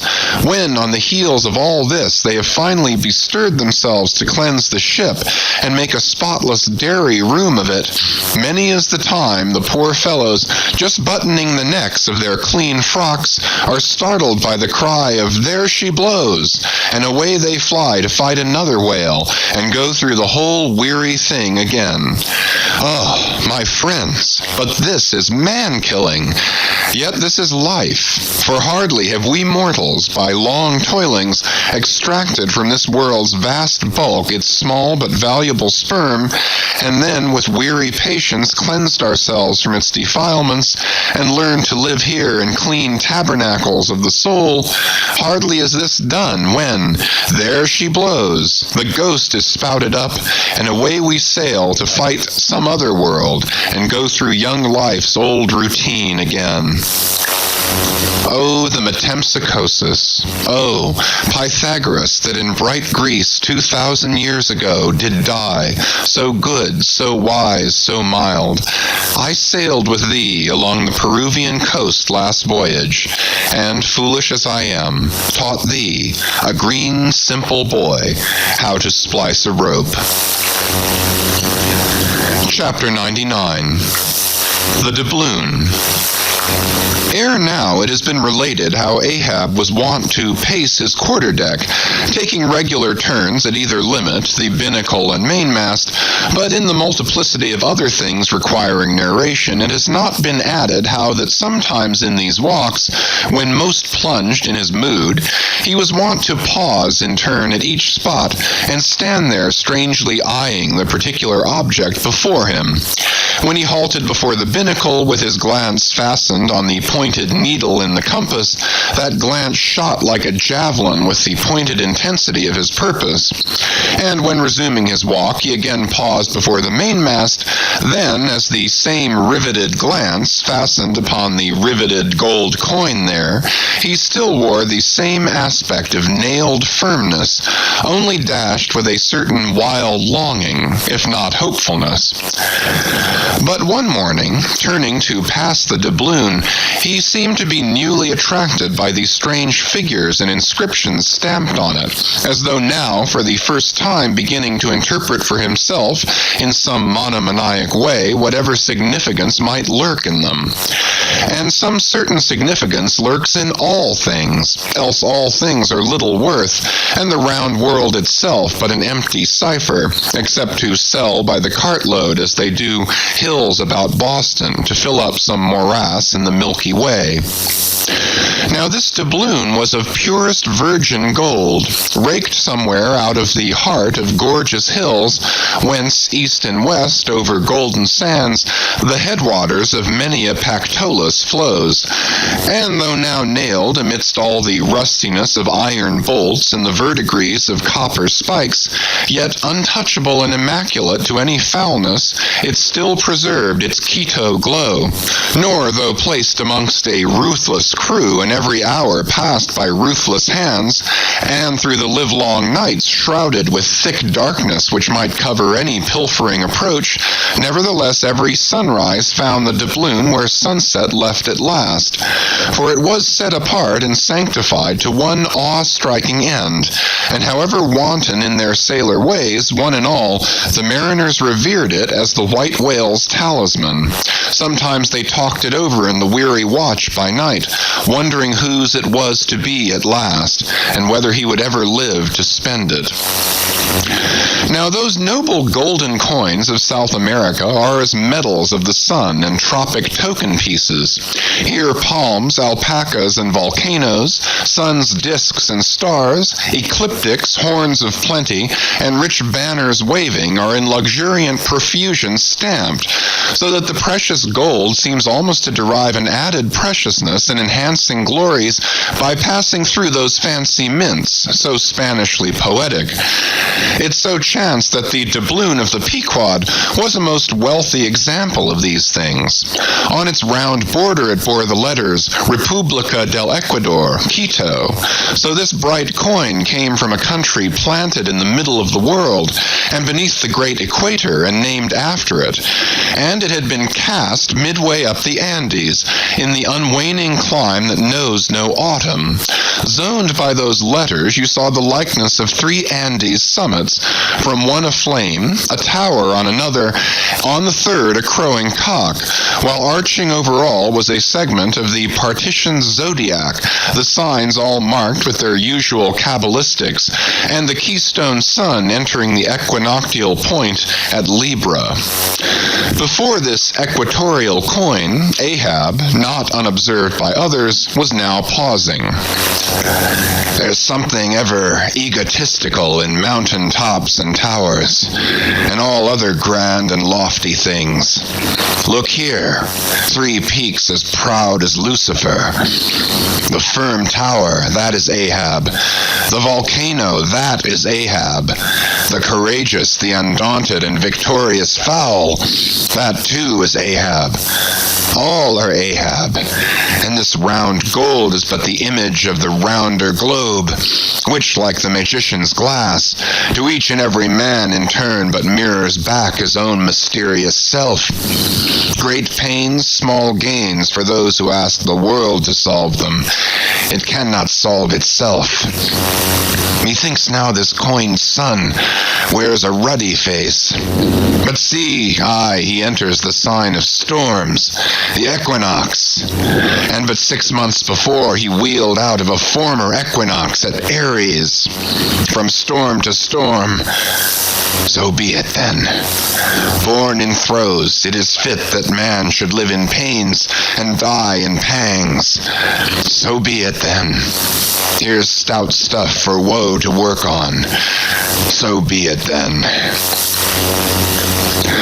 No fairy fingers can have pressed the gold, but the devil's claws must have left their moldings there since yesterday, murmured Starbuck to himself, leaning against the bulwarks.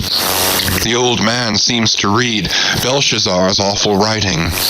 I have never marked the coin inspectingly. He goes below. Let me read. A dark valley between 3 mighty heaven-abiding peaks that almost seem the Trinity in some faint earthly symbol. So in this veil of death God girds us round, and over all our gloom the sun of righteousness still shines a beacon and a hope. If we bend down our eyes, the dark veil shows her moldy soil, but if we lift them, the bright sun meets our glance halfway to cheer. Yet, oh, the great sun is no fixture. And if, at midnight, we would fain snatch some sweet solace from him, we gaze for him in vain. This coin speaks wisely, mildly, truly, but still sadly to me. I will quit it, lest truth shake me falsely.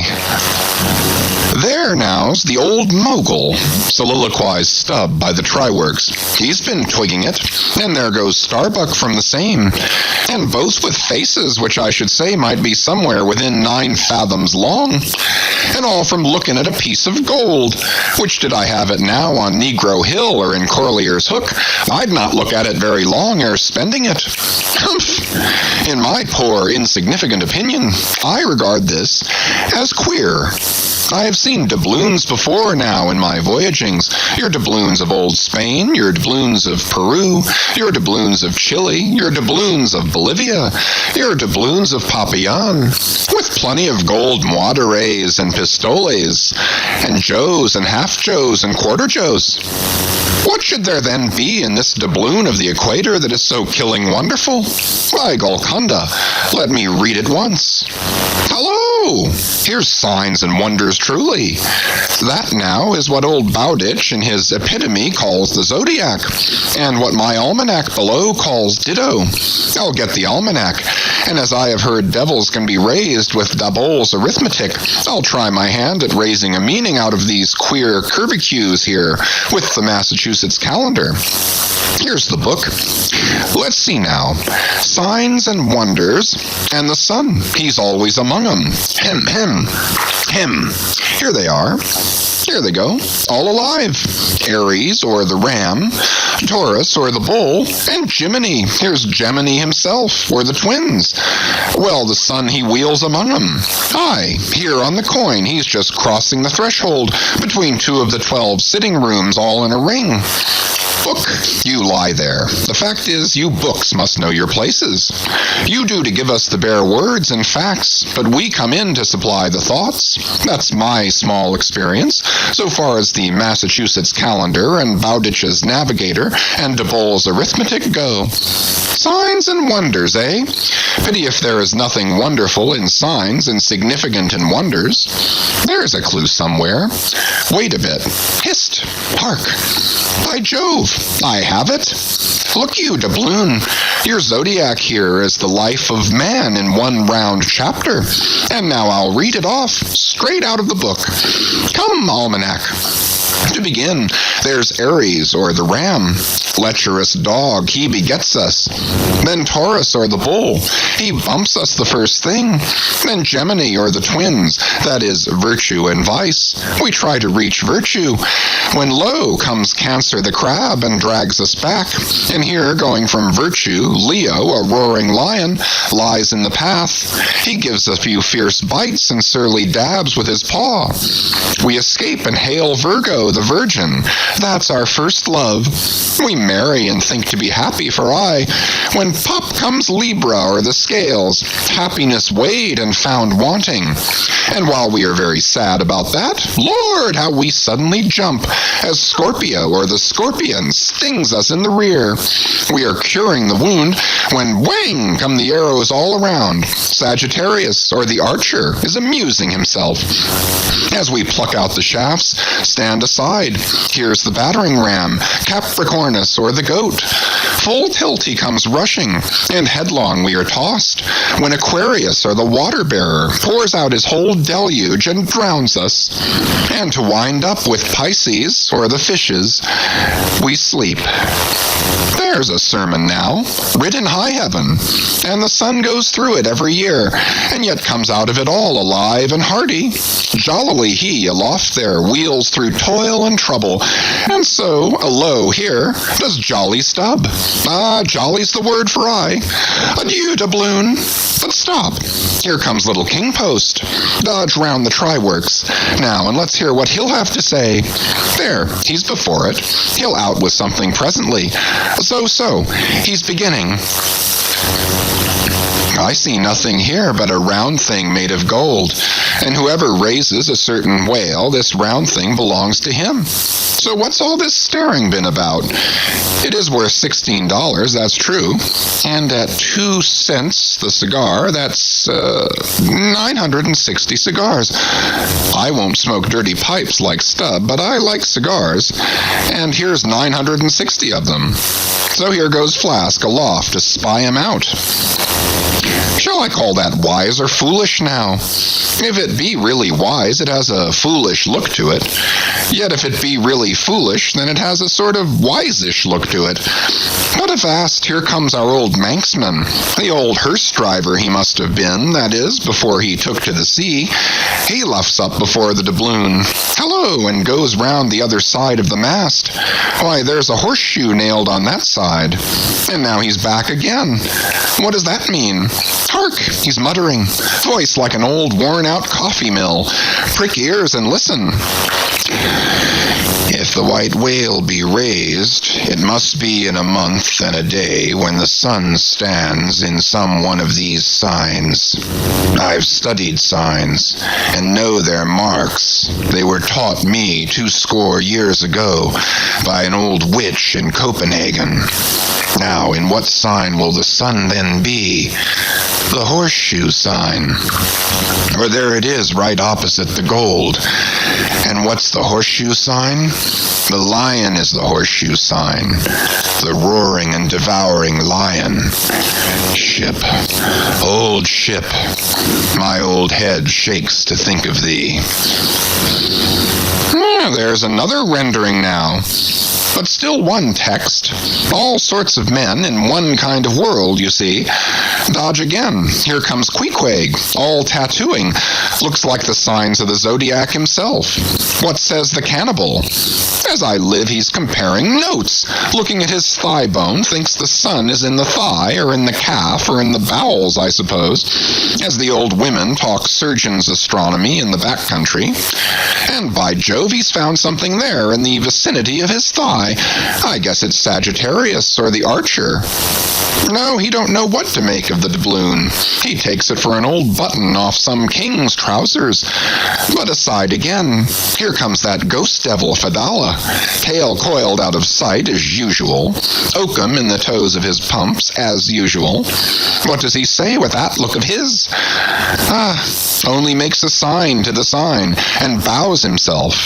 There is a sun on the coin. Fire worshipper, depend upon it. Oh, more and more. This way comes Pip. Poor boy. Would he had died, or I. He's half horrible to me. He, too, has been watching all these interpreters, myself included. And look now, he comes to read, with that unearthly idiot face. Stand away again, and hear him. Hark! I look, you look, he looks, we look, ye look, they look.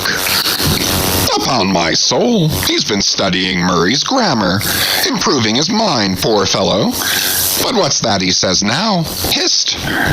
I look, you look, he looks, we look, ye look, they look. Why, he's getting it by heart. Hist! Again. I look, you look, he looks, we look, ye look, they look. Well, that's funny. And I, you, and he, and we, ye, and they are all bats, and I'm a crow, especially when I stand atop of this pine tree here. Caw, caw, caw, caw, caw, caw. Ain't I a crow? And where's the scarecrow? There he stands, 2 bones stuck into a pair of old trousers, and 2 more poked into the sleeves of an old jacket. Wonder if he means me? Complimentary. Poor lad. I could go and hang myself. Anyway, for the present, I'll quit Pip's vicinity. I can stand the rest, for they have plain wits, but he's too crazy witty for my sanity. So I leave him muttering. Here's the ship's navel, this doubloon here, and they are all on fire to unscrew it. But unscrew your navel, and what's the consequence? Then again, if it stays here, that is ugly too, for when aught's nailed to the mast, it's a sign that things grow desperate. Old Ahab, the white whale, he'll nail you. This is a pine tree. My father, in old Tolland County, cut down a pine tree once and found a silver ring grown over in it, some old darky's wedding ring. How did it get there? And so they'll say in the resurrection, when they come to fish up this old mast and find a doubloon lodged in it, with bedded oysters for the shaggy bark. Oh, the gold, the precious, precious gold. The green miser'll hoard you soon. Hish, hish. God goes 'mong the worlds blackberrying. Cook, ho, cook, and cook us. Jenny, hey, hey, hey, hey, hey, Jenny, Jenny, and get your hoe cake done. Chapter 100. Leg and Arm. The Pequod of Nantucket meets the Samuel Enderby of London. Ship ahoy! Hast seen the white whale? So cried Ahab, once more hailing a ship showing English colors, bearing down under the stern. Trumpet to mouth, the old man was standing in his hoisted quarter-boat, his ivory leg plainly revealed to the stranger captain, who was carelessly reclining in his own boat's bow. He was a darkly tanned, burly, good-natured, fine-looking man of 60 or thereabouts, dressed in a spacious roundabout that hung round him in festoons of blue pilot cloth, and one empty arm of this jacket streamed behind him like the broidered arm of a hussar's surcoat. Hast seen the white whale? See you this? purse, and withdrawing it from the folds that had hidden it, he held up a white arm of sperm whale bone, terminating in a wooden head like a mallet. "Man my boat," cried Ahab impetuously, and tossing about the oars near him. "Stand by to lower." In less than a minute, without quitting his little craft, he and his crew were dropped to the water and were soon alongside of the stranger. But here a curious difficulty presented itself. In the excitement of the moment, Ahab had forgotten that since the loss of his leg, he had never once stepped on board of any vessel at sea but his own, and then it was always by an ingenious and very handy mechanical contrivance peculiar to the Pequod, and a thing not to be rigged and shipped in any other vessel at a moment's warning. Now it is no very easy matter for anybody, except those who are almost hourly used to it like whalemen, to clamber up a ship's side from a boat on the open sea, for the great swells now lift the boat high up toward the bulwarks, then instantaneously drop it halfway down to the kelson. So, deprived of one leg, and the strange ship of course being altogether unsupplied with the kindly invention, Ahab now found himself abjectly reduced to a clumsy landsman again, hopelessly eyeing the uncertain, changeful height he could hardly hope to attain. It has before been hinted, perhaps, that every little untoward circumstance that befell him, and which indirectly sprang from his luckless mishap, almost invariably irritated or exasperated Ahab. And in the present instance, all this was heightened by the sight of the two officers of the strange ship leaning over the side, by the perpendicular ladder of nailed cleats there, and swinging towards him a pair of tastefully ornamented man-ropes. For at first they did not seem to bethink them that a one-legged man must be too much of a cripple to use their sea banisters. But this awkwardness only lasted a minute, because the strange captain, observing at a glance how affairs stood, cried out, I see, avast heaving there! Jump, boys, and swing over the cutting tackle!" As good luck would have it, they had had a whale alongside a day or two previous, and the great tackles were still aloft, and the massive curved blubber hook, now clean and dry, was still attached to the end.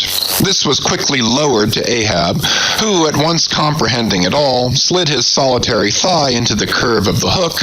It was like sitting in the fluke of an anchor or the crotch of an apple tree, and then giving the word, held himself fast, and at the same time also helped to hoist his own weight by pulling hand over hand upon one of the running parts of the tackle. Soon he was carefully swung inside the high bulwarks and gently landed upon the capstan head.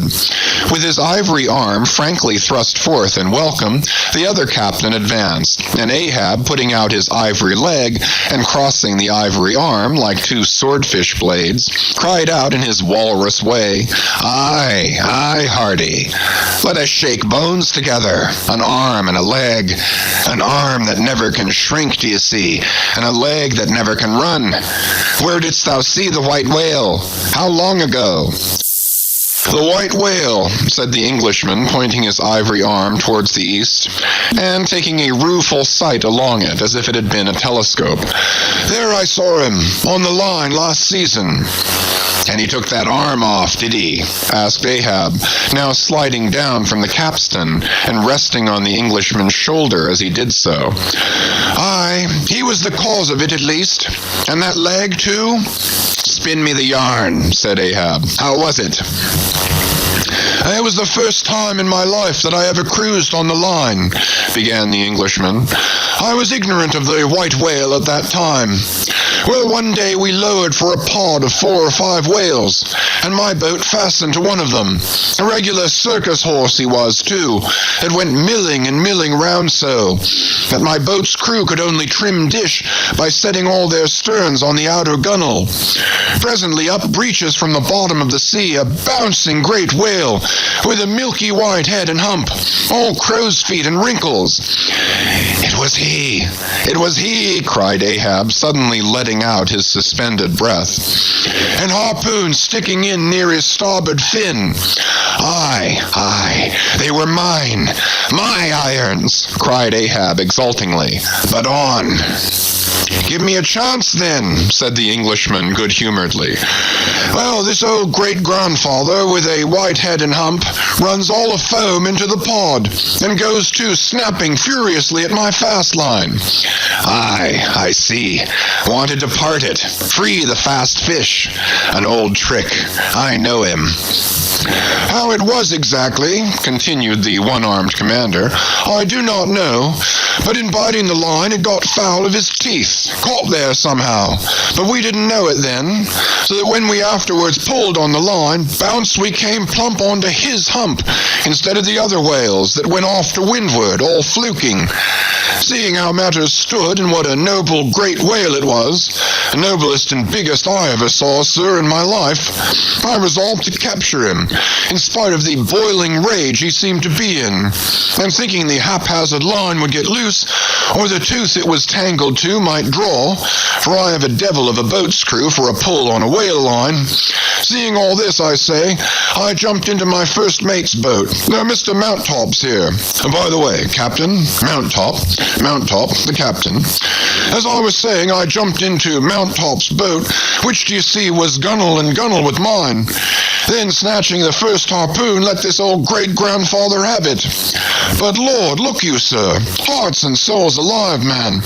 The next instant, in a jiff, I was blind as a bat, both eyes out, all befogged and bedeadened with black foam, the whale's tail looming straight up out of it, perpendicular in the air like a marble steeple.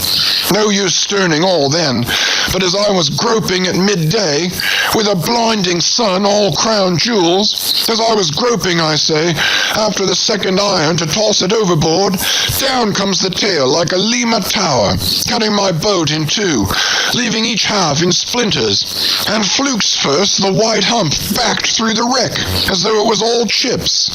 We all struck out. To escape his terrible flailings, I seized hold of my harpoon pole sticking in him, and for a moment clung to that like a sucking fish. But the combing sea dashed me off, and at the same instant the fish, taking one good dart forward, went down in a flash, and the barb of that cursed second iron towing along near me caught me here, clapping his hand just below his shoulder. Yes, caught me just here, I say, and bore me down to hell's flames, I was thinking, when all of a sudden, thank the good God, the barb ripped its way along the flesh, clear along the whole length of my arm, came out nigh my wrist, and up I floated. And that gentleman there will tell you the rest. By the way, Captain, Dr. Bunger, ship's surgeon. Bunger, my lad, the captain. Now, Bunger boy, spin your part of the yarn. The professional gentleman, thus familiarly pointed out, had been all the time standing near them, with nothing specific visible to denote his gentlemanly rank on board. His face was an exceedingly round but sober one. He was dressed in a faded blue woolen frock or shirt and patched trousers, and had thus far been dividing his attention between a marling spike he held in one hand and a pillbox held in the other, occasionally casting a critical glance at the ivory limbs of the two crippled captains. But at his superior's introduction of him to Ahab, he politely bowed, and straightway went on to do his captain's bidding. It was a shocking bad wound, began the whale surgeon, and taking my advice, Captain Boomer here stood our old Sammy. Samuel Enderby is the name of my ship, interrupted the one-armed captain, addressing Ahab. Go on, my boy. Stood our old Sammy off to the northward to get out of the blazing hot weather there on the line. But it was no use. I did all I could, sat up with him nights, was very severe with him in the matter of diet. Oh, very severe, chimed in the patient himself. Then suddenly altering his voice, drinking hot rum toddies with me every night, till he couldn't see to put on the bandages, and sending me to bed half seas over, about 3 o'clock in the morning. Oh, ye stars! He sat up with me, indeed, and was very severe in my diet. A great watcher, and very dietetically severe is Dr. Bunger. Bunger, you dog, laugh out, why don't you? You know you're a precious jolly rascal. But heave ahead, boy. I'd rather be killed by you than kept alive by any other man. "My captain, you must have ere this perceived, respected sir," said the imperturbable, godly-looking Bunger, slightly bowing to Ahab, "is apt to be facetious at times. He spins us many clever things of that sort. But I may as well say, en passant, as the French remark, that I myself, that is to say, Jack Bunger, late of the reverend clergy, am a strict, total abstinence man. I never drink—" "Water!" cried the captain. "He never drinks it. It's a sort of fits to him. Fresh water throws him into the hydrophobia. But go on with the arm story." "Yes, I may as well," said the surgeon coolly. "I was about observing, sir, before Captain Boomer's facetious interruption, that, spite of my best and severest endeavors, the wound kept getting worse and worse. The truth was, sir, it was as ugly gaping a wound as surgeon ever saw, more than 2 feet and several inches long. I measured it with the lead line. In short, it grew black. I knew what was threatened, and off it came. But I had no hand in shipping that ivory arm there. That thing is against all rule," pointing at it with the marling spike. "That is the captain's work, not mine. He ordered the carpenter to make it. He had that club hammer there put to the end to knock someone's brains out with, I suppose, as he tried mine once. He flies into diabolical passions sometimes. Do you see this dent, sir?" removing his hat and brushing aside his hair and exposing a bowl-like cavity in his skull, but which bore not the slightest scarry trace nor any token of ever having been a wound. "Well, the captain there will tell you how that came here. He knows." "No, I don't," said the captain, "but his mother did. He was born with it. Oh, you solemn rogue, you Bunger. Was there ever such another Bunger in the watery world? Bunger, when you die, you ought to die in pickle, you dog. You should be preserved to future ages, you rascal." "What became of the white whale?" now cried Ahab, who thus far had been impatiently listening to this byplay between the 2 Englishmen. "Oh," cried the one-armed captain, "oh yes. Well, after he sounded, we didn't see him again for some time. In fact, as I before hinted, I didn't then know what whale it was that had served me such a trick, till some time afterwards, when coming back to the line, we heard about Moby Dick, as some call him, and then I knew it was he." "Didst thou cross his wake again?" "Twice, but could not fasten. Didn't want to try to. Ain't one limb enough. What should I do without this other arm? And I'm thinking Moby Dick doesn't bite so much as he swallows." "Well then," interrupted Bunger, "give him your left arm for bait to get the right.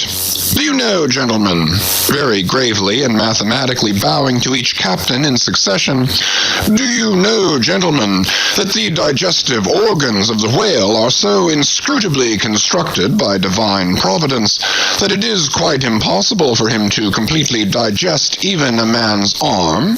And he knows it, too. So that what you take for the white whale's malice is only his awkwardness, for he never means to swallow a single limb. He only thinks to terrify by feints. But sometimes he is like the old juggling fellow, formerly a patient of mine in Ceylon, that making believe to swallow jackknives, once upon a time let one drop into him in good earnest, and there it stayed for a 12-month or more, when I gave him an emetic, and he heaved it up in small tacks, do you see? No possible way for him to digest that jackknife and fully incorporate it into his general bodily system. Yes, Captain Boomer, if you are quick enough about it and have a mind to pawn one arm for the sake of the privilege of giving a decent burial to the other, why, in that case, the arm is yours. Only let the whale have another chance at you shortly, that's all." "No, thank you, Bunger," said the English captain. "He's welcome to the arm he has, since I can't help it, and didn't know him then, but not to the other one. No more white whales for me. I've lowered for him once, and that has satisfied me. There would be great glory in killing him, I know that, and there is a shipload of precious sperm in him. But hark ye, he's best let alone. Don't you think so, Captain?" glancing at the ivory leg. He is, but he will still be hunted for all that. What's best let alone, that accursed thing is not always what least allures. He's all a magnet. How long since thou saw him last? Which way heading? Bless my soul, and curse the foul fiends, cried Bunger, stoopingly walking round Ahab, and like a dog strangely snuffing. This man's blood! Bring the thermometer! It's at the boiling point! His pulse makes these planks beat! Sir! Taking a lancet from his pocket and drawing near to Ahab's arm. Avast! Roared Ahab, dashing him against the bulwarks. Man the boat! Which way heading? Good God! Cried the English captain to whom the question was put. What's the matter?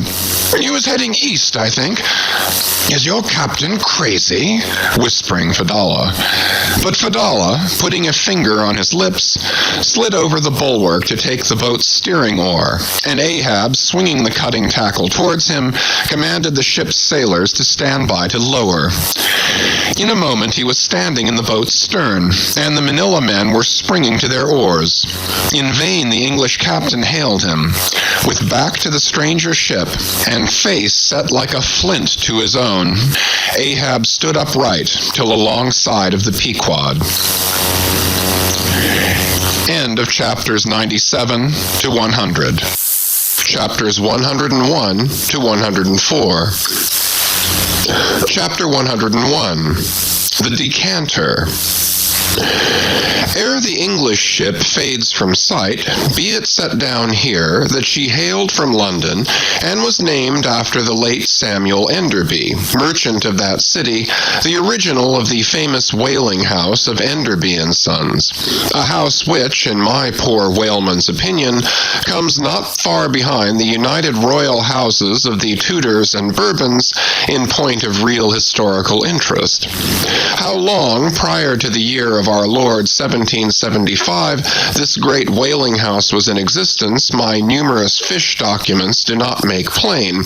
But in that year, 1775, it fitted out the first English ships that ever regularly hunted the sperm whale, though for some score of years previous, ever since 1726, our valiant Coffins and Macy's of Nantucket and the Vineyard had in large fleets pursued that Leviathan, but only in the North and South Atlantic, not elsewhere. Be it distinctly recorded here that the Nantucketers were the first among mankind to harpoon with civilized steel the great sperm whale, and that for a half-century they were the only people of the whole globe who so harpooned him. In 1778, a fine ship, the Amelia, fitted out for the express purpose and at the sole charge of the vigorous Enderbys, boldly rounded Cape Horn, and was the first among the nations to lower a whaleboat of any sort in the great South Sea. The voyage was a skillful and lucky one, and returning to her berth with her hold full of the precious sperm, the Amelia's example was soon followed by other ships, English and American, and thus the vast sperm whale grounds of the Pacific were thrown open. But not content with this good deed, the indefatigable house again bestirred itself. Samuel and all his sons, how many their mother only knows, and under their immediate auspices, and partly, I think, at their expense, the British government was induced to send the sloop of war Rattler on a whaling voyage of discovery into the South Seas. Commanded by a naval post captain, the Rattler made a rattling voyage of it, and did some service, how much does not appear. But this is not all. In 1819, the same house fitted out a discovery whale ship of their own, to go on a tasting cruise to the remote waters of Japan. That ship, well called the Siren, made a noble experimental cruise, and it was thus that the great Japanese whaling ground first became generally known. The Siren in this famous voyage was commanded by a Captain Coffin, a Nantucketer. All honor to the Enderbys, therefore, whose house, I think, exists to the present day, though doubtless the original Samuel must long ago have slipped his cable for the great South Sea of the other world. The ship named after him was worthy of the honor, being a very fast sailor and a noble craft in every way. I boarded her once at midnight somewhere off the Patagonian coast and drank good flip down in the forecastle. It was a fine gam we had, and they were all trumps, every soul on board, a short life to them and a jolly death. And that fine gam I had, long, very long after old Ahab touched her planks with his ivory heel. It minds me of the noble, solid Saxon hospitality of that ship. And may my parson forget me, and the devil remember me, if ever I lose sight of it. Flip? Did I say we had flip? Yes, and we flipped it at the rate of 10 gallons the hour. And when the squall came, for it's squally off there by Patagonia, and all hands, visitors and all, were called to reef topsails, we were so top-heavy that we had to swing each other aloft in bowlines, and we ignorantly furled the skirts of our jackets into the sails, so that we hung there, reefed fast in the howling gale, a warning example to all drunken tars. However, the mast did not go overboard, and by we scrambled down, so sober that we had to pass the flip again, though the savage salt spray bursting down the forecastle scuttle rather too much diluted and pickled it to my taste. The beef was fine, tough, but with body in it. They said it was bull beef, others that it was dromedary beef, but I do not know for certain how that was. They had dumplings, too, small but substantial, symmetrically globular, and indestructible dumplings. I fancied you could feel them and roll them about in you after they were swallowed. If you stooped over too far forward, you risked their pitching out of you like billiard balls. The bread, but that couldn't be helped. Besides, it was an anti-scorbutic. In short, the bread contained the only fresh fare they had. But the forecastle was not very light, and it was very easy to step over into a dark corner when you ate it. But all in all, taking her from truck to helm, considering the dimensions of the cook's boilers, including his own live parchment boilers, fore and aft, I say, the Samuel Enderby was a jolly ship, of good fare and plenty, fine flip and strong, crack fellows all, and capital from boot heels to hatband. But why was it, think you, that the Samuel Enderby, and some other English whalers I know of, not all though, were such famous hospitable ships that passed round the beef and the bread and the can and the joke, and were not soon weary of eating and drinking and laughing?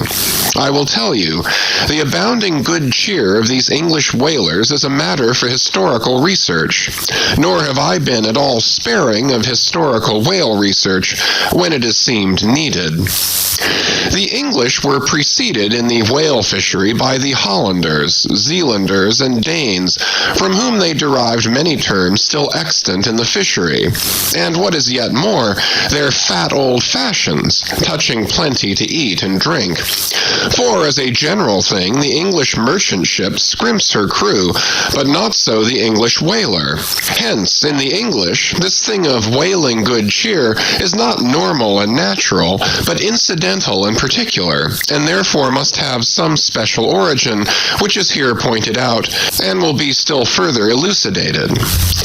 During my researches in the Leviathanic histories, I stumbled upon an ancient Dutch volume, which, by the musty whaling smell of it, I knew must be about whalers. The title was Dan Koopman, wherefore I concluded that this must be the invaluable memoirs of some Amsterdam cooper in the fishery, as every whale ship must carry its cooper. I was reinforced in this opinion by seeing that it was the production of one Fitz Swackhammer. But my friend, Dr. Snodhead, a very learned man, professor of Low Dutch and High German in the College of Santa Claus and St. Potts, to whom I handed the work for translation, giving him a box of sperm candles for his trouble, this same Dr. Snodhead, so soon as he spied the book, assured me that Dan Koopman did not mean the cooper, but the merchant.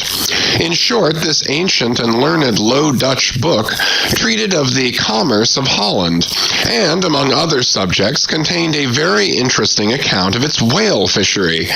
And in this chapter it was, headed bearded smear, or fat, that I found a long, detailed list of the outfits for the larders and cellars of 180 sail of Dutch whalemen, from which list, translated by Dr. Snothead, I transcribe the following: 400,000 pounds of beef, 60,000 pounds Friesland pork, 150,000 pounds of stockfish, 550,000 pounds of biscuit, 72,000 pounds of soft bread, 2,800 firkins of butter, 20,000 pounds Texel and Leyden cheese, 144,000 pounds cheese, probably an inferior article, 550 anchors of Geneva, 10,800 barrels of beer.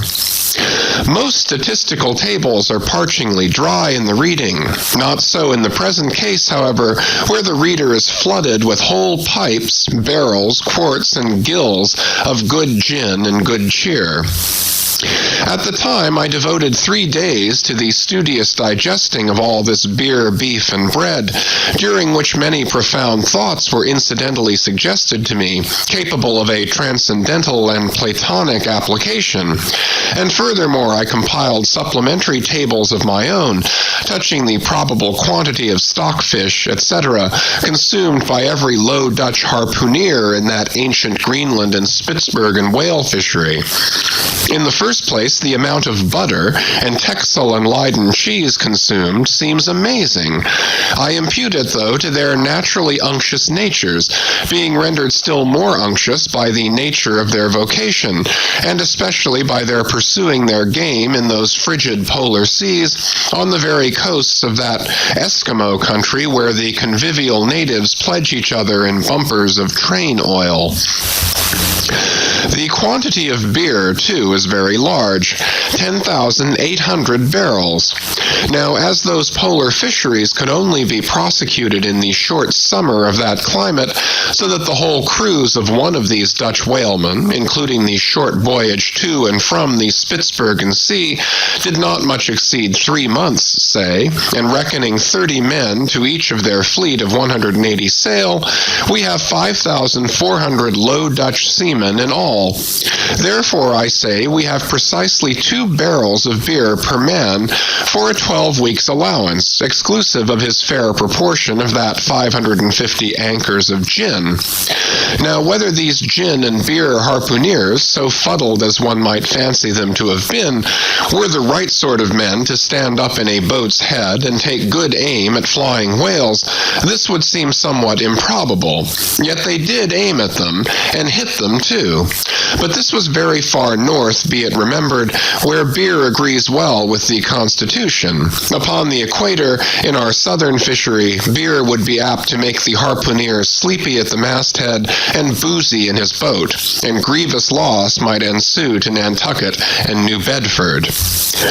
But no more. Enough has been said to show that the old Dutch whalers of 2 or 3 centuries ago were high livers, and that the English whalers have not neglected so excellent an example. For, say they, when cruising in an empty ship, if you can get nothing better out of the world, get a good dinner out of it at least. And this empties the decanter. Chapter 102. A Bower in the Arsacides. Hitherto, in descriptively treating of the sperm whale, I have chiefly dwelt upon the marvels of his outer aspect, or separately and in detail upon some few interior structural features. But to a large and thorough sweeping comprehension of him, it behooves me now to unbutton him still further, and untagging the points of his hose, unbuckling his garters, and casting loose the hooks and eyes of the joints of his innermost bones, set him before you in his ultimatum, that is to say, in his unconditional skeleton. But how now, Ishmael? How is it that you, a mere oarsman in the fishery, pretend to know aught about the subterranean parts of the whale? Did erudite Stubb, mounted upon your capstan, deliver lectures on the anatomy of the cetacea, and by help of the windlass hold up a specimen rib for exhibition. Explain thyself, Ishmael. Can you land a full-grown whale on your deck for examination, as a cook dishes a roast pig? Surely not. A veritable witness have you hitherto been, Ishmael, but have a care how you seize the privilege of Jonah alone, the privilege of discoursing upon the joists and beams, the rafters, ridgepoles, sleepers, and underpinnings, making up the framework of the Leviathan, and belike of the tallow vats, dairy rooms, butteries, and cheeseries in his bowels. I confess that since Jonah, few whalemen have penetrated very far beneath the skin of the adult whale. Nevertheless, I have been blessed with an opportunity to dissect him in miniature. In a ship I belonged to, a small cub sperm whale was once bodily hoisted to the deck for his poke or bag to make sheaths for the barbs of the harpoons and for the heads of the lances. Think you I let that chance go without using my boat hatchet and jackknife and breaking the seal and reading all the contents of that young cub? And as for my exact knowledge of the bones of the Leviathan in their gigantic full-grown development, for that rare knowledge I am indebted to my late royal friend Tranquo, King of Trank, one of the Arsacides. For being at Trank years ago, when attached to the trading ship Dey of Algiers, I was invited to spend part of the Arsacidean holidays with the Lord of Trank at his retired palm villa at Pupella, a seaside glen not very far distant from what our sailors called Bamboo Town, his capital. Among many other fine qualities, my royal friend Tranquo, being gifted with a devout love for all matters of barbaric virtu, had brought together in Pupella whatever rare things the more ingenious of his people could invent, chiefly carved woods of wonderful devices, chiseled shells, inlaid spears, costly paddles, aromatic canoes, and all these distributed among whatever natural wonders the wonder-freighted, tribute-rendering waves had cast upon his shores. Chief among the latter was a great sperm whale, which, after an unusually long, raging gale, had been found dead and stranded, with his head against a coconut tree, whose plumage-like tufted droopings seemed his verdant jet. When the vast body had at last been stripped of its fathom-deep enfoldings, and the bones became dust-dry in the sun, then the skeleton was carefully transported up the Pupella Glen, where a grand temple of lordly palms now sheltered it. The ribs were hung with trophies. The vertebrae were carved with Arsacidean annals in strange hieroglyphics. In the skull, the priests kept up an unextinguished aromatic flame, so that the mystic head again sent forth its vapory spout, while suspended from a bough, the terrific lower jaw vibrated over all the devotees, like the hair-hung sword that so affrighted Damocles. It was a wondrous sight. The wood was green as mosses of the icy glen. The trees stood high and haughty, feeling their living sap. The industrious earth beneath was as a weaver's loom, with a gorgeous carpet on it, whereof the ground vine tendrils formed the warp and woof, and the living flowers the figures. All the trees, with all their laden branches, all the shrubs and ferns and grasses, the message-carrying air, all these unceasingly were active. Through the lacings of the leaves, the great sun seemed a flying shuttle, weaving the unwearied verdure. Oh, busy weaver, unseen weaver, pause, one word. Whither flows the fabric? What palace may it deck? Wherefore all these ceaseless toilings? Speak, weaver, stay thy hand, but one single word with thee. Nay, the shuttle flies, the figures float from forth the loom, the freshet rushing carpet forever slides away. The weaver god, he weaves, and by that weaving is he deafened, that he hears no mortal voice. And by that humming, we too, who look on the loom, are deafened, and only when we escape it shall we hear the thousand voices that speak through it. For even so it is in all material factories. The spoken word words that are inaudible among the flying spindles, those same words are plainly heard without the walls, bursting from the opened casements. Thereby have villainies been detected.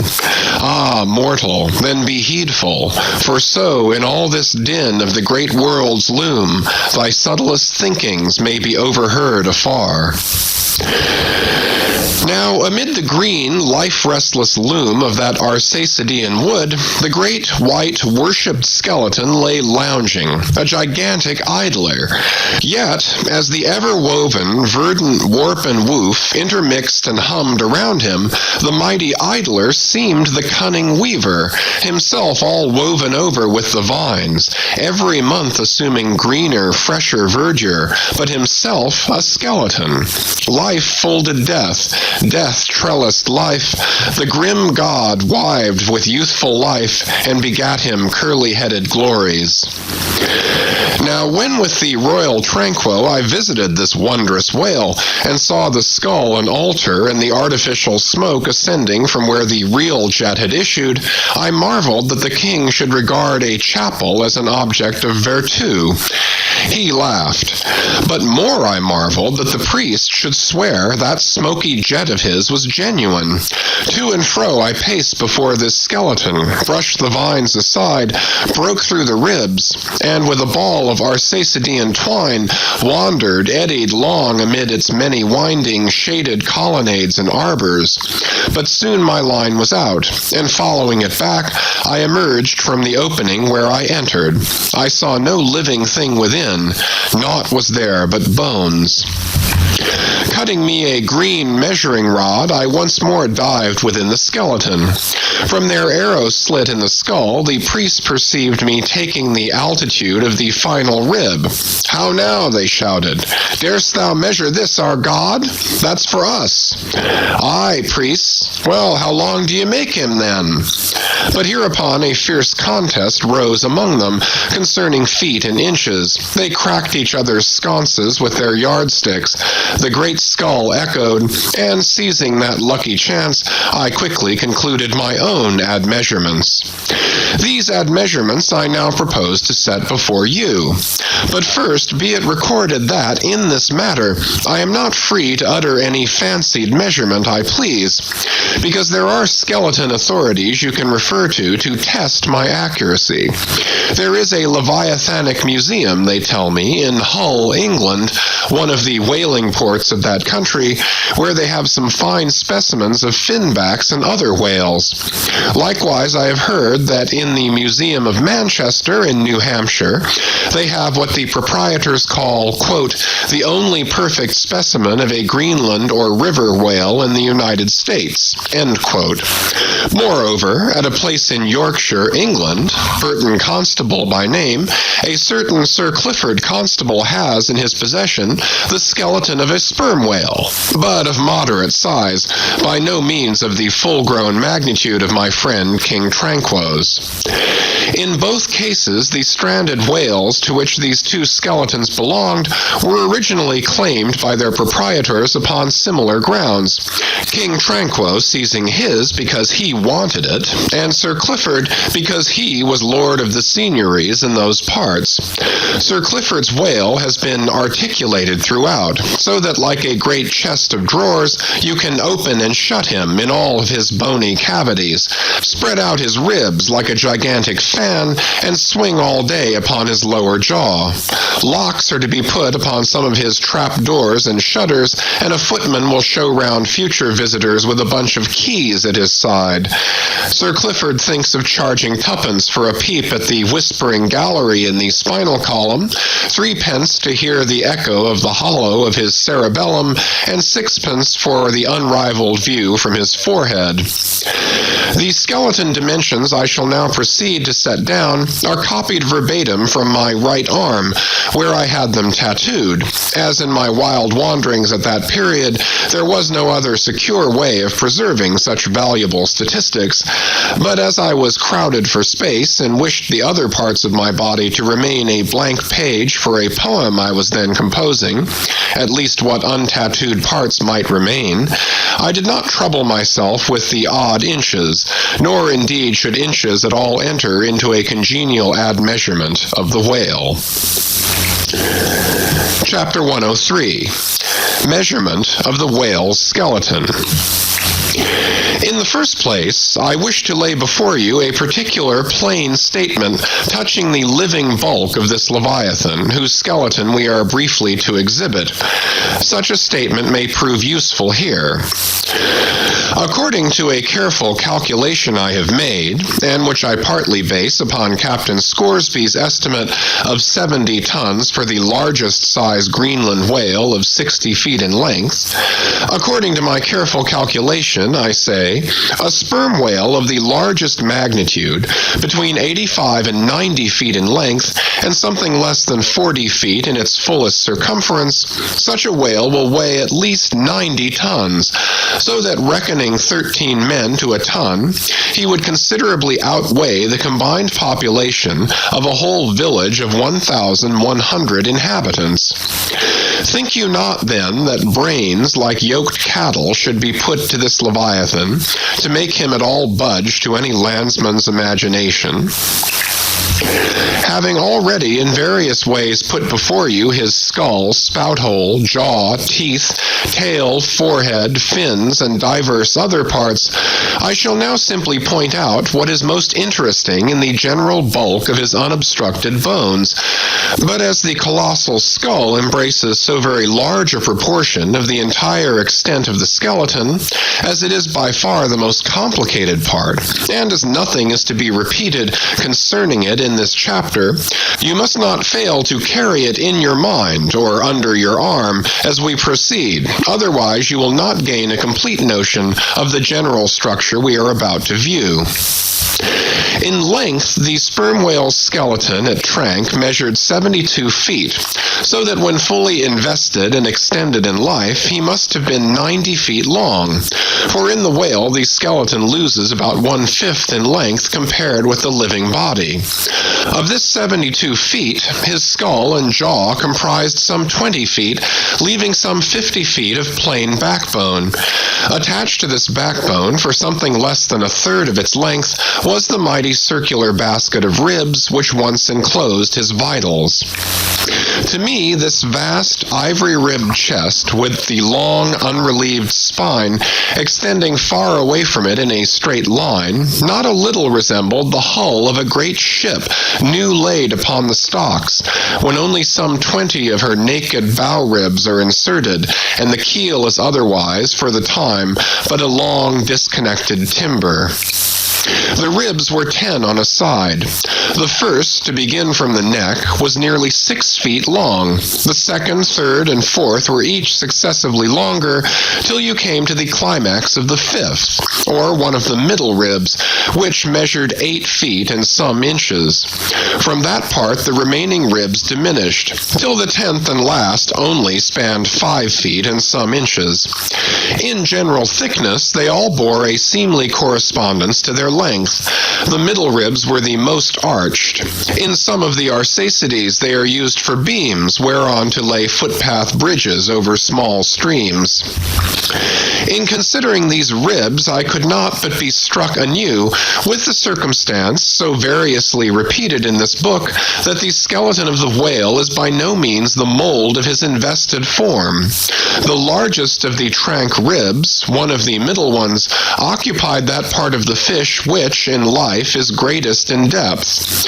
Now, the greatest depth of the invested body of this particular whale must have been at least 16 feet, whereas the corresponding rib measured but little more than 8 feet, so that this rib only conveyed half of the true notion of the living magnitude of that part. Besides, for some way, where I now saw but a naked spine, all that had been once wrapped round with tons of added bulk in flesh, muscle, blood, and bowels.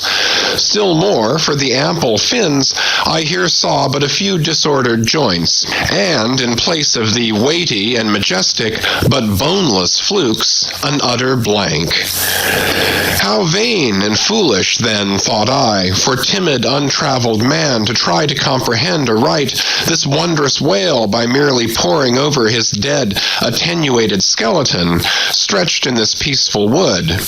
No, only in the heart of quickest perils, only when within the eddyings of his angry flukes, only on the profound unbounded sea can the fully invested whale be truly and livingly found out. But the spine, for that, the best way we can consider it is with a crane to pile its bones high up on end. No speedy enterprise, but now it's done, it looks much like Pompey's pillar. There are 40 and odd vertebrae in all, which in the skeleton are not locked together. They mostly lie like the great knobbed blocks on a Gothic spire, forming solid courses of heavy masonry. The largest, a middle one, is in width something less than 3 feet, and in depth more than 4. The smallest, where the spine tapers away into the tail, is only 2 inches in width and looks something like a white billiard ball. I was told that there were still smaller ones, but that they had been lost by some little cannibal urchins, the priest's children, who had stolen them to play marbles with. Thus we see how that the spine of even the hugest of living things tapers off at last into simple child's play. Chapter 104. The Fossil Whale. From his mighty bulk, the whale affords a most congenial theme whereon to enlarge, amplify, and generally expatiate. Would you could not compress him. By good rights, he should only be treated of in imperial folio. Not to tell over again his furlongs from spiracle to tail, and the yards he measures about the waist, only think of the gigantic involutions of his intestines, where they lie in him like great cables and hawsers coiled away in the subterranean orlop deck of a line of battleship. Since I have undertaken to manhandle this Leviathan, it behooves me to approve myself omnisciently exhaustive in the enterprise, not overlooking the minutest seminal germs of his blood, and spinning him out to the uttermost coil of his bowels. Having already described him in most of his present habitatory and anatomical peculiarities, it now remains to magnify him in an archaeological, fossiliferous, and antediluvian point of view. Applied to any other creature than the Leviathan, to an ant or a flea, such portly terms might justly be deemed unwarrantably grandiloquent. But when Leviathan is the text, the case is altered. Fain am I to stagger to this emprise under the weightiest words of the dictionary. And here be it said that whenever it has been convenient to consult one in the course of these dissertations, I have invariably used a huge quarto edition of Johnson, expressly purchased for that purpose, because that famous lexicographer's uncommon personal bulk more than fitted him to compile a lexicon to be used by a whale author like me. One often hears of writers that rise and swell with their subject, though it may seem but an ordinary one. How then with me writing of this Leviathan? Unconsciously my chirography expands into placard capitals. Give me a condor's quill. Give me Vesuvius's crater for an inkstand. Friends, hold my arms. For in the mere act of penning my thoughts of this Leviathan, they weary me, and make me faint with their outreaching comprehensiveness of sweep, as if to include the whole circle of the sciences, and all the generations of whales and men and mastodons, past, present, and to come, with all the revolving panoramas of empire on earth, and throughout the whole universe, not excluding its suburbs. Such and so magnifying is the virtue of a large and liberal theme. We expand to its bulk. To produce a mighty book, you must choose a mighty theme. No great and enduring volume can ever be written on the flea, though many there be who have tried it. Ere entering upon the subject of fossil whales, I present my credentials as a geologist by stating that in my miscellaneous time I have been a stonemason and also a great digger of ditches, canals, and wells, wine vaults, and cellars, and cisterns of all sorts. Likewise, by way of preliminary, I desire to remind the reader that while in the earlier geological strata there are found fossils of monsters now almost completely completely extinct, the subsequent relics discovered in what are called the tertiary formations seem the connecting, or at any rate intercepted, links between the ante-chronicle creatures and those whose remote posterity are said to have entered the Ark. All the fossil whales hitherto discovered belong to the tertiary period, which is the last preceding the superficial formations. And though none of them precisely answer to any known species of the present time, they are yet sufficiently akin to them in general respects to justify their taking rank as cetacean fossils. Detached broken fossils of pre-Adamite whales, fragments of their bones and skeletons, have within 30 years past, at various intervals, been found at the base of the Alps, in Lombardy, in France, in England, in Scotland, and in the states of Louisiana, Mississippi, and Alabama.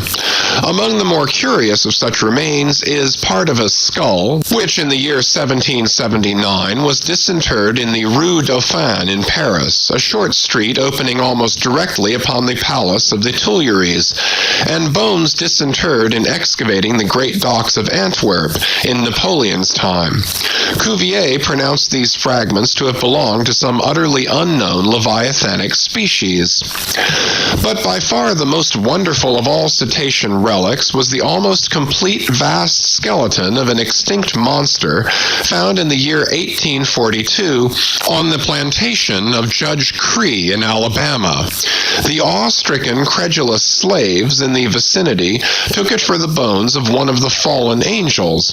The Alabama doctors declared it a huge reptile and bestowed upon it the name of Basilosaurus. But some specimen bones of it being taken across the sea to Owen, the English anatomist, it turned out that this alleged reptile was a whale, though of a departed species.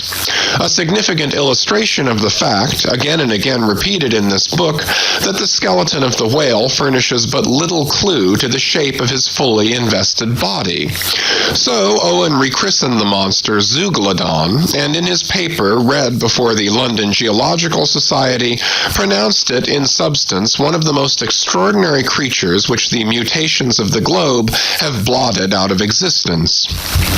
When I stand among these mighty leviathan skeletons, skulls, tusks, jaws, ribs, and vertebrae, all characterized by partial resemblances to the existing breeds of sea monsters, but at the same time bearing, on the other hand, similar affinities to the annihilated ante-chronicle leviathans, their incalculable seniors, I am, by a flood, borne back to that wondrous period, ere time itself can be said to have begun, for time began with man. Here Saturn's gray chaos rolls over me, and I obtain dim, shuddering glimpses into those polar eternities, when wedged bastions of ice pressed hard upon what are now the tropics, and in all the 25,000 miles of this world's circumference, not an inhabitable hand's breadth of land was visible. Then the whole world was the whale's, and, king of creation, he left his wake along the present lines of the Andes and the Himalayas. Who can show a pedigree like Leviathan? Ahab's harpoon had shed older blood than the pharaohs. Methuselah seems a schoolboy. I look round to shake hands with Shem. I am horror-struck at this ante-Mosaic, unsourced existence of the unspeakable terrors of the whale, which, having been before all time, must needs exist after all humane ages are over. But not alone has this Leviathan left his pre-Adamite traces in the stereotype plates of nature, and in limestone and marl bequeathed his ancient bust, but upon Egyptian tablets, whose antiquity seems to claim for them an almost fossiliferous character, we find the unmistakable print of his fin. In an apartment of the great temple of Dendera some 50 years ago, there was discovered upon the granite ceiling a sculptured and painted planisphere abounding in centaurs, griffins, and dolphins, similar to the grotesque figures on the celestial globe of the moderns. Gliding among them, old Leviathan swam as of yore, was there swimming in that planisphere centuries before Solomon was cradled. Nor must there be omitted another strange attestation of the antiquity of the whale, in his own osseous post-diluvian reality, as set down by the venerable John Leo, the old Barbary traveler. Quote, "Not far from the seaside they have a temple, the rafters and beams of which are made of whale bones, for whales of a monstrous size are oftentimes cast up dead upon that shore. The common people imagine that by a secret power bestowed by God upon the temple, no whale can pass it without immediate death. But the truth of the matter is that on either side of the temple there are rocks that shoot 2 miles into the sea and wound the whales when they light upon them. They keep a whale's rib of an incredible length for a miracle, which lying upon the ground with its convex part uppermost makes an arch, the head of which cannot be reached by a man upon a camel's back. This rib, says John Leo, is said to have lain there 100 years before I saw it. Their historians affirm that a prophet who prophesied of Muhammad came from this temple, and some do not stand to assert that the prophet Jonas was cast forth by the whale at the base of the temple." End quote. In this Afric temple of the whale I leave you, reader, and if you be a Nantucketer and a whaleman, you will silently worship there. End of chapters 101 to 104. Chapters 105 to 108. Chapter 105. Does the whale's magnitude diminish? Will he perish? Inasmuch, then, as this Leviathan comes floundering down upon us from the headwaters of the eternities, it may be fitly inquired whether, in the long course of his generations, he has not degenerated from the original bulk of his sires. But upon investigation we find that not only are the whales of the present day superior in magnitude to those whose fossil remains are found in the tertiary system, embracing a distinct geological period prior to man, but of the whales found in that tertiary system, those belonging to its latter formations exceed in size those of its earlier ones. Of all the pre-Adamite whales yet exhumed, by far the largest is the Alabama one mentioned in the last chapter, and that was less than 70 feet in length in the skeleton, whereas we have already seen that the tape measure gives 72 feet for the skeleton of a large-sized modern whale. And I have heard, on whaleman's authority, that sperm whales have been captured near 100 feet long at the time of capture. But may it not be that while the whales of the present hour are an advance in magnitude upon those of all previous geological periods, may it not be that since Adam's time they have degenerated? Assuredly, we must conclude so, if we are to credit the accounts of such gentlemen as Pliny and the ancient naturalists generally. For Pliny tells us of whales that embraced acres of living bulk, and Aldrovandus of others which measured 800 feet in length, rope walks and Thames tunnels of whales. And even in the days of Banks and Solander, Cook's naturalists, we find a Danish member of the Academy of Sciences setting down certain Iceland whales, Raden sisker or wrinkled bellies, at 120 yards, that is 360 feet. And Lassipade, the French naturalist, in his elaborate history of whales, in the very beginning of his work, page 3, sets down the right whale at 100 meters, 328 feet, and this work was published so late as A.D. 1825. But will any whaleman believe these stories? No.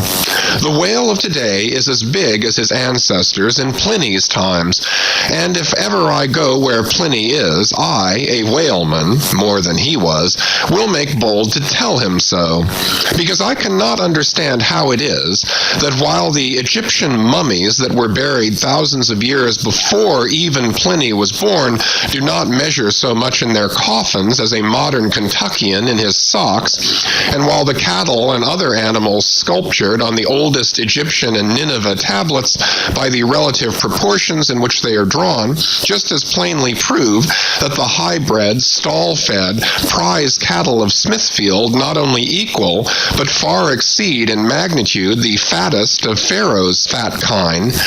In the face of all this, I will not admit that of all animals the whale alone should have degenerated.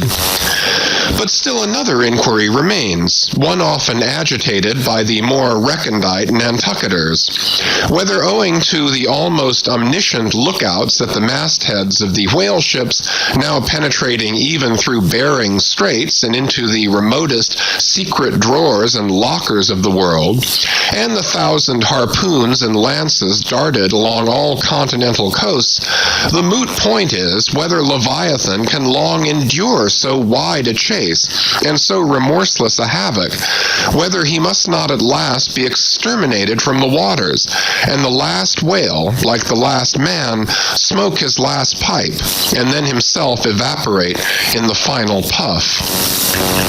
Comparing the humped herds of whales with the humped herds of buffalo, which not 40 years ago overspread by tens of thousands the prairies of Illinois and Missouri, and shook their iron manes and scowled with their thunder-clotted brows upon the sites of populous river capitals, where now the polite broker sells you land at $1 an inch, in such a comparison an irresistible argument would seem furnished to show that the hunted whale cannot now escape speedy extinction. But you must look at this matter in every light.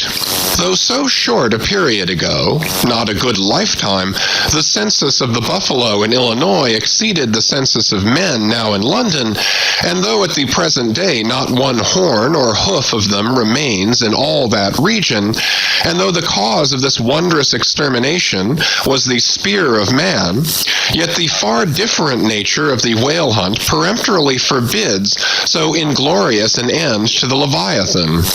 40 men in one ship hunting the sperm whales for 48 months think that they have done extremely well, and thank God if at last they carry home the oil of 40 fish. Whereas in the days of the old Canadian and Indian hunters and trappers of the West, when the far West, in whose sunsets suns still rise, was a wilderness and a virgin, the same number of moccasined men for the same number of months, mounted on horse instead of sailing in ships, would have slain not 40, but 40,000 and more buffaloes, a fact that, if need were, could be statistically stated. Nor, considered aright, does it seem any argument in favor of the gradual extinction of the sperm whale, for example, that in former years, the latter part of the last century, say, these leviathans in small pods were encountered much oftener than at present, and in consequence the voyages were not so prolonged, and were also much more remunerative, because, as has been elsewhere noticed, those whales, influenced by some views to safety, now swim the seas in immense caravans, so that to a large degree the scattered solitaries, yolks, and pods, and schools of other days are now aggregated into vast but widely separated, unfrequent armies. That is all. And equally fallacious seems the conceit that because the so-called whalebone whales no longer haunt many grounds in former years abounding with them, hence that species also is declining. For they are only being driven from promontory to cape, and if one coast is no longer enlivened with their jets, then be sure some other and remoter strand has been very recently startled by the unfamiliar spectacle. Furthermore, concerning these last mentioned leviathans, they have two firm fortresses, which, in all human probability, will forever remain impregnable. And as upon the invasion of their valleys, the frosty Swiss have retreated to their mountains, so, hunted from the savannas and glades of the middle seas, the whalebone whales can at last resort to their polar citadels, and diving under the ultimate glassy barriers and walls there, come up among icy fields and floes, and in a charmed circle of everlasting December bid defiance to all pursuit from man. But as perhaps 50 of these whalebone whales are harpooned for one cachalot, Some philosophers of the forecastle have concluded that this positive havoc has already very seriously diminished their battalions. But though for some time past a number of these whales, not less than 13,000, have been annually slain on the northwest coast by the Americans alone, yet there are considerations which render even this circumstance of little or no account as an opposing argument in this matter. Natural as it is to be somewhat incredulous concerning the populousness of the more enormous creatures of the globe, yet what shall we say to Harto, the historian of Goa, when he tells us that at one hunting the king of Siam took 4,000 elephants, that in those regions elephants are as numerous as droves of cattle in the temperate climes. And there seems no reason to doubt that if these elephants, which have now been hunted for thousands of years by Semiramis, by Porus, by Hannibal, and by all the successive monarchs of the East, if they still survive there in great numbers, much more may the great whale outlast all hunting, since he has a pasture to expatiate in which is precisely twice as large as all Asia, both Americas, Europe, and Africa, New Holland, and all the isles of the sea combined. Moreover, we are to consider that from the presumed great longevity of whales, their probably attaining an age of a century or more, therefore at any one period of time several distinct adult generations must be contemporary. And what that is, we may soon gain some idea of by imagining all the graveyards, cemeteries, and family vaults of creation yielding up the live bodies of all the men, women, and children who were alive 75 years ago, and adding this countless host to the present human population of the globe. Wherefore, for all these things, we account the whale immortal in his species, however perishable in his individuality. He swam the seas before the continents broke water. He once swam over the site of the Tuileries and Windsor Castle and the Kremlin. In Noah's flood he despised Noah's Ark, and if ever the world is to be again flooded, like the Netherlands, to kill off its rats, then the eternal whale will still survive, and rearing upon the topmost crest of the equatorial flood, spout his frothed defiance to the skies. Chapter 106, Ahab's Leg. The precipitating manner in which Captain Ahab had quitted the Samuel Enderby of London had not been unattended with some small violence to his own person. He had lighted with such energy upon the thwart of his boat that his ivory leg had received a half-splintering shock, and when, after gaining his own deck and his own pivot-hole there, he so vehemently wheeled round with an urgent command to the steersman, it was, as ever, something about his not steering inflexibly enough. Then the already shaken ivory received such an additional twist and wrench that though it still remained entire and to all appearances lusty, yet Ahab did not deem it entirely trustworthy. And indeed it seemed small matter for wonder that for all his pervading mad recklessness, Ahab did at times give careful heed to the condition of that dead bone upon which he partly stood. For it had not been very long prior to the Pequod's sailing from Nantucket that he had been found one night lying prone upon the ground and insensible, by some unknown and seemingly inexplicable, unimaginable casualty, his ivory limb having been so violently displaced that it had stake-wise smitten and all but pierced his groin, nor was it without extreme difficulty that the agonizing wound was entirely cured. Nor at the time had it failed to enter his monomaniac mind that all the anguish of that then present suffering was but the direct issue of a former woe, and he too plainly seemed to see that as the most poisonous reptile of the marsh perpetuates his kind as inevitably as the sweetest songster of the grove, so equally with every felicity all miserable events do naturally beget their like. Yea, more than equally, thought Ahab, since both the ancestry and posterity of grief go further than the ancestry and posterity of joy. For, not to hint of this, that it is an inference from certain canonic teachings that while some natural enjoyments here shall have no children born to them for the other world, but, on the contrary, shall be followed by the joy childlessness of all hell's despair, whereas some guilty mortal miseries shall still fertilely beget to themselves an eternally progressive progeny of griefs beyond the grave, not at all to hint of this, there still seems an inequality in the deeper analysis of the thing. For, thought Ahab, while even the highest earthly felicities have a certain unsignifying pettiness lurking in them, but at bottom all heart woes, a mystic significance, and in some men an archangelic grandeur, so do their diligent tracings out not belie the obvious deduction. To trail the genealogies of these high mortal miseries carries us at last among the sourceless primogenitors of the gods, so that in the face of all the glad haymaking suns and soft symboling round harvest moons, we must needs give in to this, that the gods themselves are not forever glad. The ineffaceable sad birthmark in the brow of man is but the stamp of sorrow in the signers. Unwittingly here a secret has been divulged, which perhaps might more properly, in set way, have been disclosed before.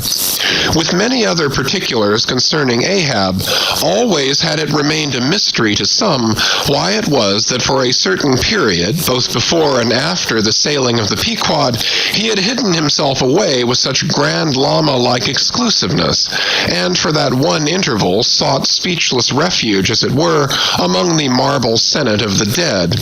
Captain Peleg's bruited reason for this thing appeared by no means adequate, though indeed, as touching all Ahab's deeper part, every revelation partook more of significant darkness than of explanatory light. But in the end it all came out. This one matter did, at least. That direful mishap was at the bottom of his temporary recluseness.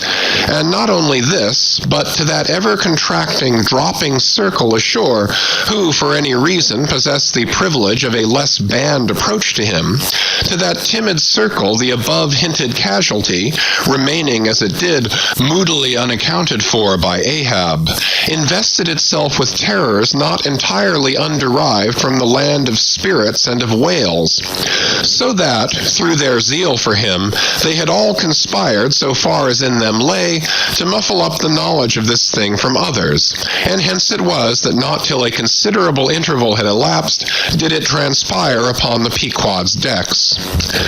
But, be all this as it may, let the unseen, ambiguous synod in the air, or the vindictive princes and potentates of fire, have to do or not with earthly Ahab, yet in this present matter of his leg, he took plain, practical procedures. He called the carpenter. And when that functionary appeared before him, he bade him without delay set about making a new leg, and directed the mates to see him supplied with all these studs and joists of jaw ivory, sperm whale, which had thus far been accumulated on the voyage, in order that a careful selection of the stoutest, clearest grained stuff might be secured. This done, the carpenter received orders to have the leg completed that night, and to provide all the fittings for it, independent of those pertaining to the distrusted one in use. Moreover, the ship's forge was ordered to be hoisted out of its temporary idleness in the hold, and to accelerate the affair, the blacksmith was commanded to proceed at once to the forging of whatever iron contrivances might be needed.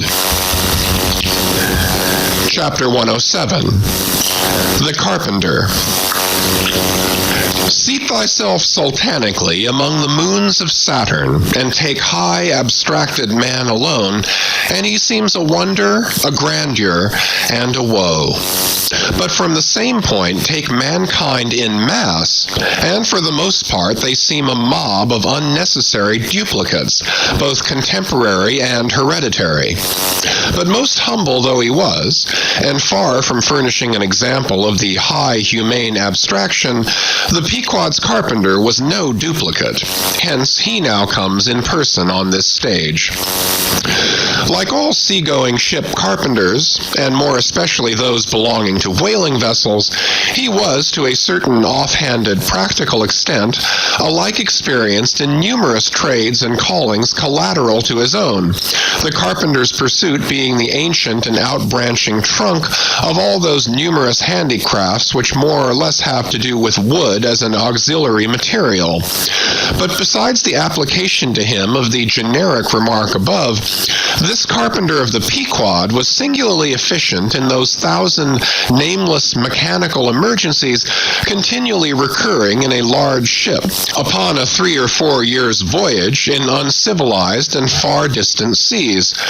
For not to speak of his readiness in ordinary duties, repairing stove boats, sprung spars, reforming the shape of clumsy-bladed oars, inserting bull's-eyes in the deck or new tree-nails in the side planks, and other miscellaneous matters more directly pertaining to his special business, he was, moreover, unhesitatingly expert in all manner of conflicting aptitudes, both useful and capricious. The one grand stage where he enacted all his various parts, so manifold, was his vice bench, a long, rude, ponderous table furnished with several vices of different sizes, and both of iron and of wood. At all times, except when whales were alongside, this bench was securely lashed athwartships against the rear of the try-works. A belaying pin is found too large to be easily inserted into its hole. The carpenter claps it into one of his ever-ready vices, and straightway files it smaller. A lost land bird of strange plumage strays on board and is made a captive. Out of clean-shaved rods of right whalebone and cross-beams of sperm whale ivory, the carpenter makes a pagoda-looking cage for it. An oarsman sprains his wrist. The carpenter concocts a soothing lotion.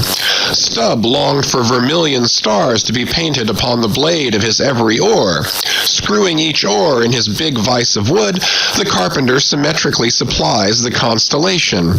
A sailor takes a fancy to wear shark-bone earrings. The carpenter drills his ears. Another has a toothache. The carpenter out-pincers, and clapping one hand upon his bench, bids him be seated there. But the poor fellow unmanageably winces under the unconcluded operation. Whirling round the handle of his wooden vice, the carpenter signs him to clap his jaw in that, if he would have him draw the tooth. Thus this carpenter was prepared at all points, and alike indifferent and without respect in all. Teeth he accounted bits of ivory. Heads he deemed but top blocks. Men themselves he lightly held for capstans. But while now upon so wide a field, thus variously accomplished, and with such liveliness of expertness in him too, all this would seem to argue some uncommon vivacity of intelligence. But not precisely so. For nothing was this man more remarkable than for a certain impersonal stolidity, as it were. Impersonal, I say, for it so shaded off into the surrounding infinite of things that it seemed one with the general stolidity discernible in the whole visible world, which, while pauselessly active in uncounted modes, still eternally holds its peace, and ignores you, though you dig foundations for cathedrals.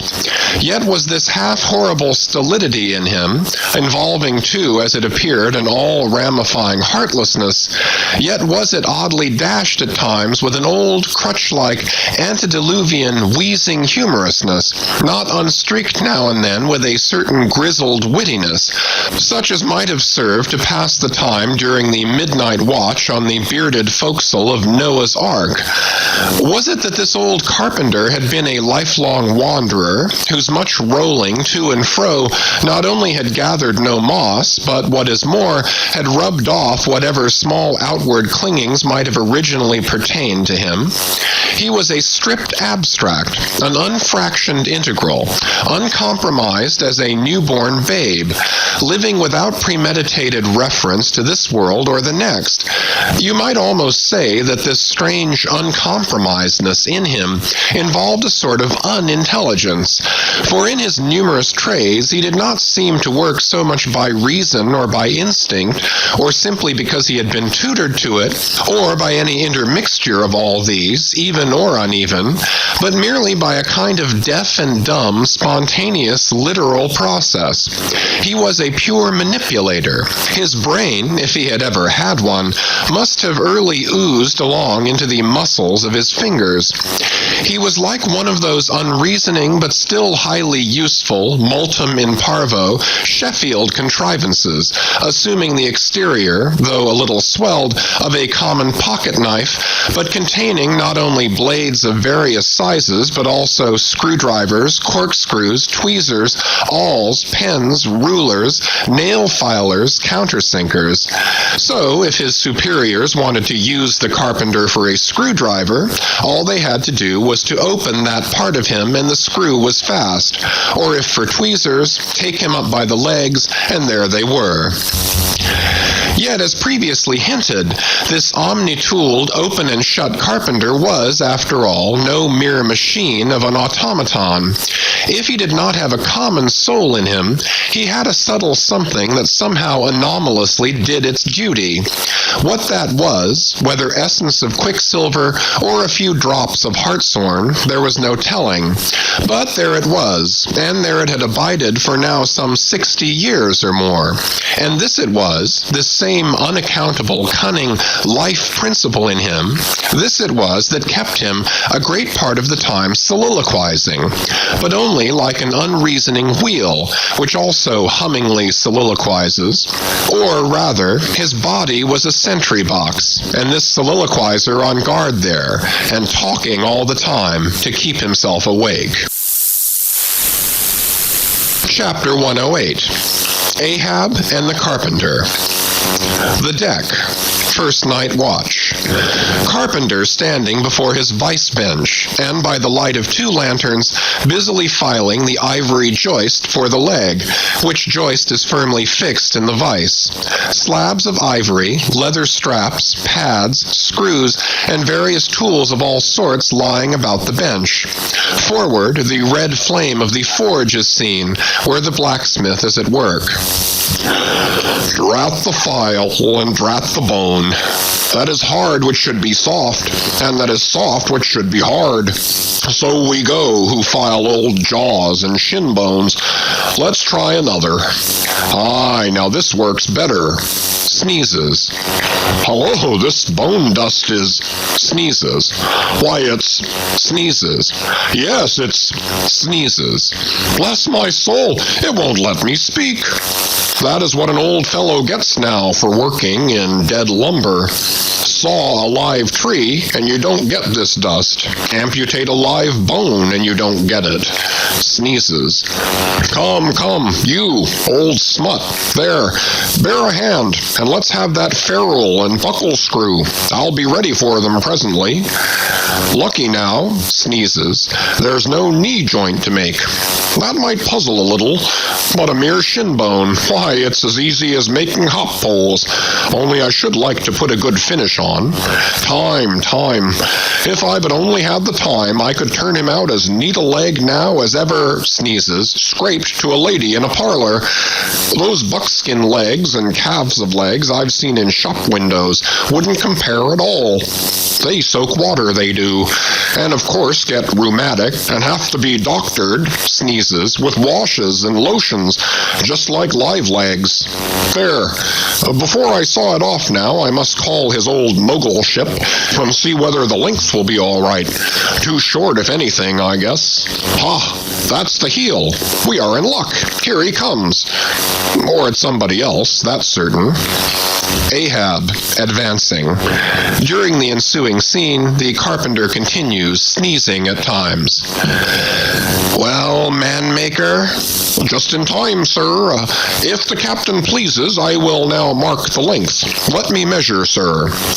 Measured for a leg. Good. Well, it's not the first time. About it. There, keep thy finger on it. This is a cogent vice thou hast here, carpenter. Let me feel its grip once. So, it does pinch some. Oh, sir, it'll break bones. Beware. No fear. I like a good grip. I like to feel something in this slippery world that can hold man. What's Prometheus about there? The blacksmith, I mean. What's he about? He must be forging the buckle screw, sir, now. Right. It's a partnership. He supplies the muscle part. He makes a fierce red flame there. Aye, sir. He must have the white heat for this kind of fine work. So he must. I do deem it now a most meaning thing that this old Greek Prometheus, who made men, they say, should have been a blacksmith and animated them with fire. For what's made in fire must properly belong to fire, and so hell's probable.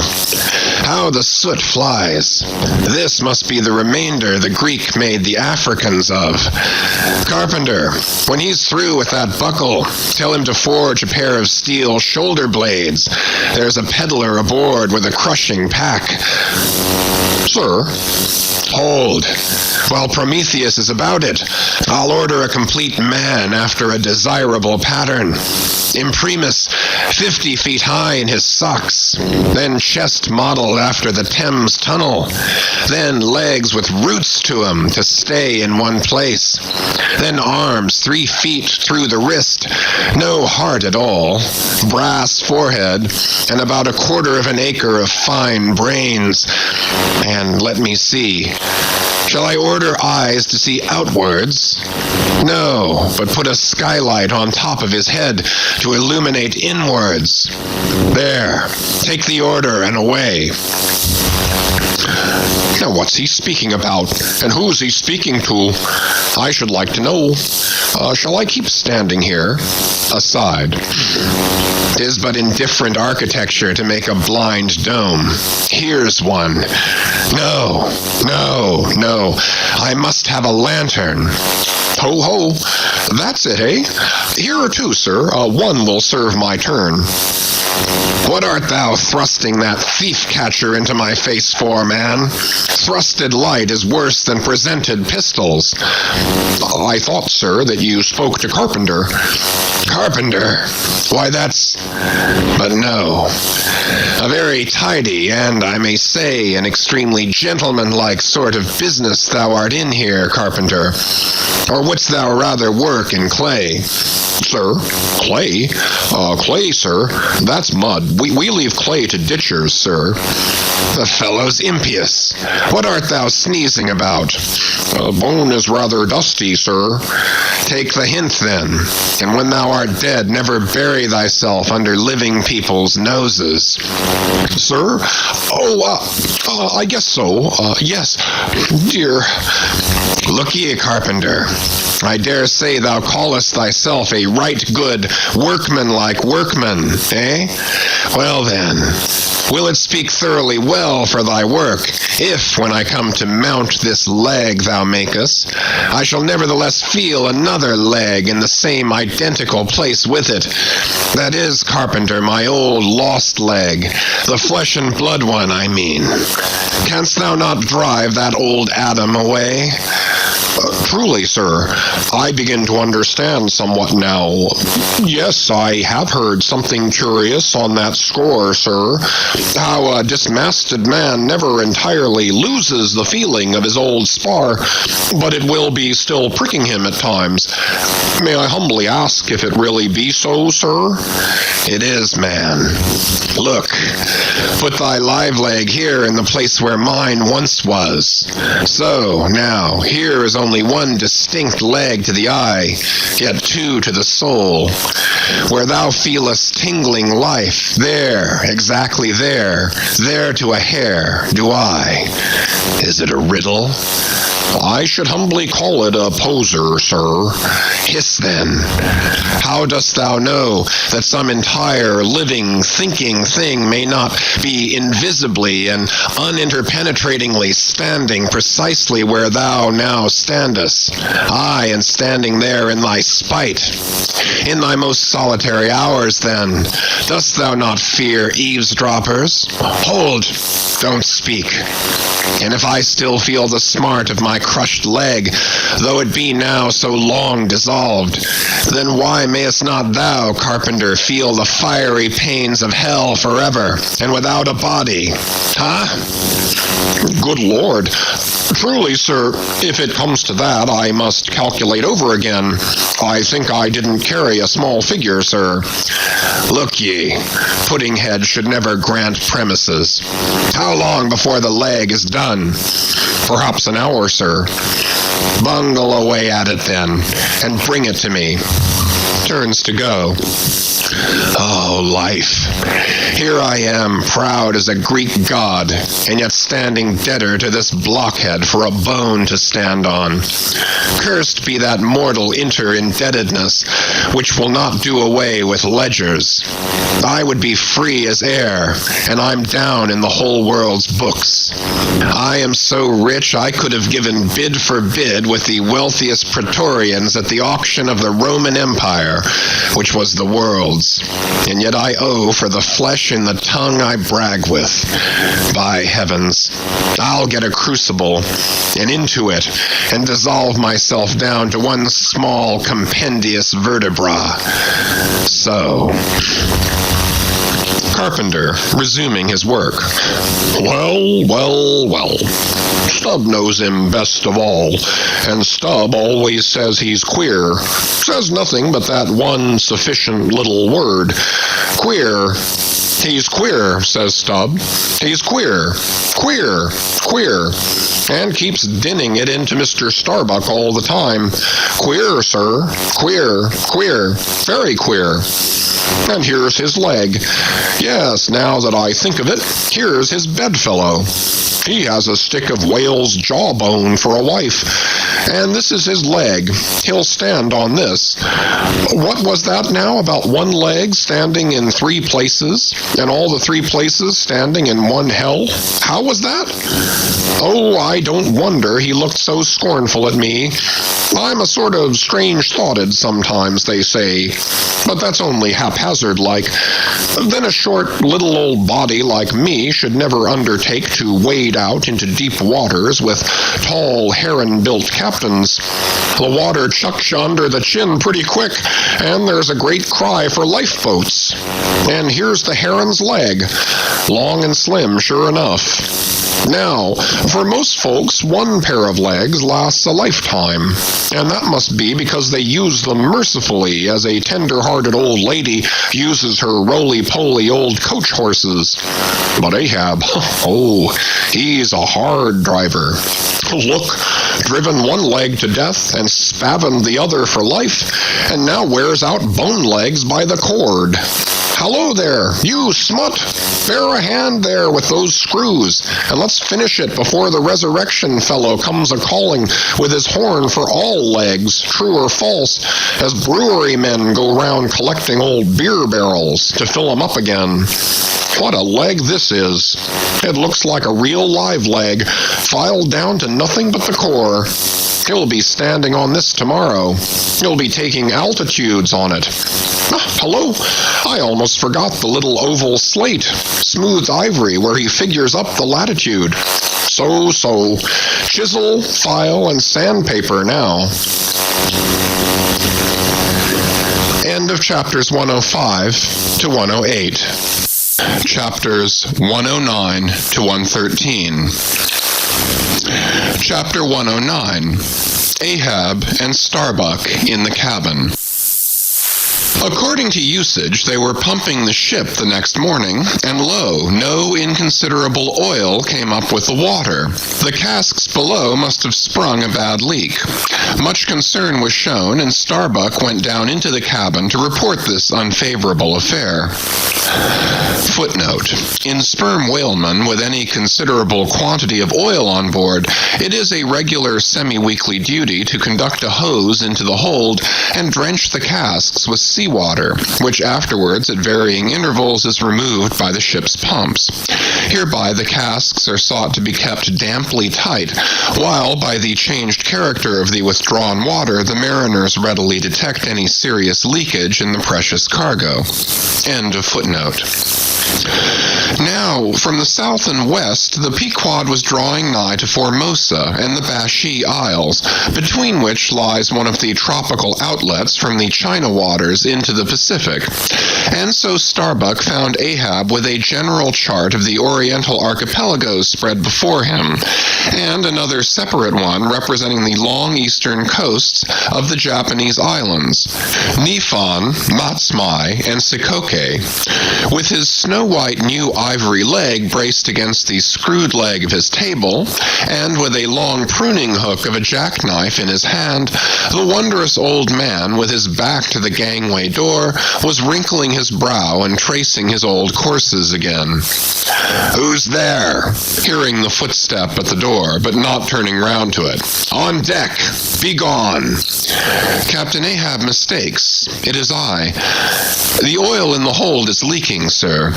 We must up Burton's and break out." "Up Burton's and break out? Now that we are nearing Japan? Heave to here for a week to tinker a parcel of old hoops? Either do that, sir, or waste in one day more oil than we may make good in a year. What we come 20,000 miles to get is worth saving, sir." So it is, if we get it. "I was speaking of the oil in the hold, sir, and I was not speaking or thinking of that at all. Begone! Let it leak. I'm all a leak myself. Aye, leaks and leaks. Not only full of leaky casks, but those leaky casks are in a leaky ship, and that's a far worse plight than the Pequod's, man. Yet I don't stop to plug my leak, for who can find it in the deep-loaded hull? Or how hope to plug it, even if found, in this life's howling gale? Starbuck, I'll not have the Burtons hoisted." "What will the owners say, sir?" "Let the owners stand on Nantucket Beach and out-yell the typhoons. What cares Ahab? Owners, owners. Thou art always prating to me, Starbuck, about those miserly owners, as if the owners were my conscience. But look ye, the only real owner of anything is its commander, and hark ye, my conscience is in this ship's keel. On deck!" "Captain Ahab," said the reddening mate, moving further into the cabin, with a daring so strangely respectful and cautious that it almost seemed not only every way seeking to avoid the slightest outward manifestation of itself, but within also seemed more than half distrustful of itself. "A better man than I might well pass over in thee what he would quickly enough resent in a younger man. Aye, and in a happier, Captain Ahab." "Devils! Dost thou then so much as dare to critically think of me? On deck!" "Nay, sir, not yet. I do entreat, and I do dare, sir, to be forbearing. Shall we not understand each other better than hitherto, Captain Ahab?" Ahab seized a loaded musket from the rack, forming part of most South Seamen's cabin furniture, and, pointing it towards Starbuck, exclaimed, "There is one God that is Lord over the earth, and one Captain that is Lord over the Pequod. On deck!" For an instant, in the flashing eyes of the mate and his fiery cheeks, you would have almost thought that he had really received the blaze of the leveled tube. But, mastering his emotion, he half calmly rose, and as he quitted the cabin, paused for an instant, and said, "Thou hast outraged, not insulted me, sir. But for that I ask thee not to beware of Starbuck. Thou wouldst but laugh. But let Ahab beware of Ahab. Beware of thyself, old man. He waxes brave, but nevertheless obeys." "Most careful bravery that," murmured Ahab, as Starbuck disappeared. "What's that?" he said. "Ahab, beware of Ahab. There's something there." Then, unconsciously using the musket for a staff, with an iron brow he paced to and fro in the little cabin. But presently the thick pleats of his forehead relaxed, and returning the gun to the rack, he went on deck. "Thou art but too good a fellow, Starbuck," he said lowly to the mate. Then, raising his voice to the crew, "Furl the topgallant sails and close reef the topsails, fore and aft. Back the mainyard. Up Burtons and break out in the main hold." It were perhaps vain to surmise exactly why it was that, as respecting Starbuck, Ahab thus acted. It may have been a flash of honesty in him, or mere prudential policy which, under the circumstance, imperiously forbade the slightest symptom of open disaffection, however transient, in the important chief officer of his ship. However it was, his orders were executed, and the Burtons were hoisted. Chapter 110. Queequeg in his coffin. Upon searching, it was found that the casks last struck into the hold were perfectly sound, and that the leak must be further off. So, it being calm weather, they broke out deeper and deeper, disturbing the slumbers of the huge ground-tier butts, and from that black midnight sending those gigantic moles into the daylight above. So deep did they go, and so ancient and corroded and weedy the aspect of the lowermost puncheons, that you almost looked next for some moldy cornerstone cask containing coins of Captain Noah, with copies of the posted placards vainly warning the infatuated old world from the flood. Tierce after tierce, too, of water and bread and beef and shooks of staves and iron bundles of hoops were hoisted out, till at last the piled decks were hard to get about, and the hollow hull echoed underfoot as if you were treading over empty catacombs, and reeled and rolled in the sea like an air-freighted demijohn. Top-heavy was the ship as a dinnerless student with all Aristotle in his head. Well was it that the typhoons did not visit them then. Now at this time it was that my poor pagan companion and fast bosom friend Queequeg was seized with a fever, which brought him nigh to his endless end. Be it said that in this vocation of whaling, sinecures are unknown. Dignity and danger go hand in hand. Till you get to be captain, the higher you rise, the harder you toil. So with poor Queequeg, who, as harpooner, must not only face all the rage of the living whale, but, as we have elsewhere seen, mount his dead back in a rolling sea, and finally descend into the gloom of the hold, and, bitterly sweating all day in that subterraneous confinement, resolutely manhandle the clumsiest casks and see to their stowage. To be short, among whalemen, the harpooneers are the holders, so-called. Poor Queequeg. When the ship was about half disemboweled, you should have stooped over the hatchway and peered down upon him there, where, stripped to his woolen drawers, the tattooed savage was crawling about amid that dampness and slime, like a green-spotted lizard at the bottom of a well. And a well or an ice house it somehow proved to him, poor pagan, where, strange to say, for all the heat of his sweatings, he caught a terrible chill which lapsed into a fever, and at last, after some days' suffering, laid him in his hammock, close to the very sill of the door of death. How he wasted and wasted away in those few long, lingering days, till there seemed but little left of him but his frame and tattooing. But as all else in him thinned and his cheekbones grew sharper, his eyes nevertheless seemed growing fuller and fuller. They became of a strange softness of luster, and mildly but deeply looked out at you there from his sickness, a wondrous testimony to that immortal health in him which could not die or be weakened. And like circles on the water, which, as they grow fainter, expand, so his eyes seemed rounding and rounding like the rings of eternity.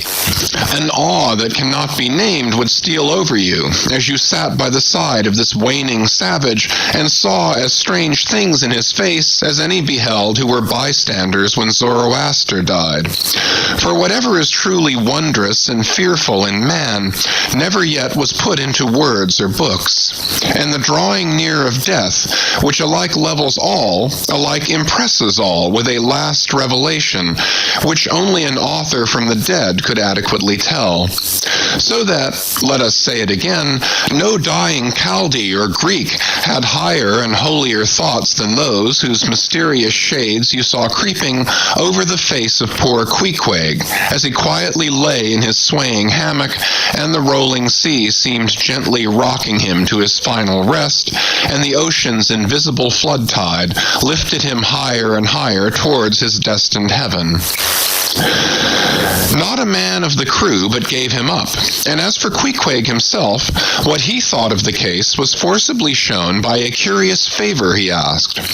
He called one to him in the gray morning watch when the day was just breaking, and taking his hand said that while in Nantucket he had chanced to see certain little canoes of dark wood, like the rich war wood of his native isle, and upon inquiry he had learned that all whalemen who died in Nantucket were laid in those same dark canoes, and that the fancy of being so laid had much pleased him, for it was not unlike the custom of his own race, who, after embalming a dead warrior, stretched him out in his canoe, and so left him to be floated away to the starry archipelagos. For not only do they believe that the stars are isles, but that far beyond all visible horizons, their own mild, uncontinented seas interflow with the blue heavens, and so form the white breakers of the Milky Way.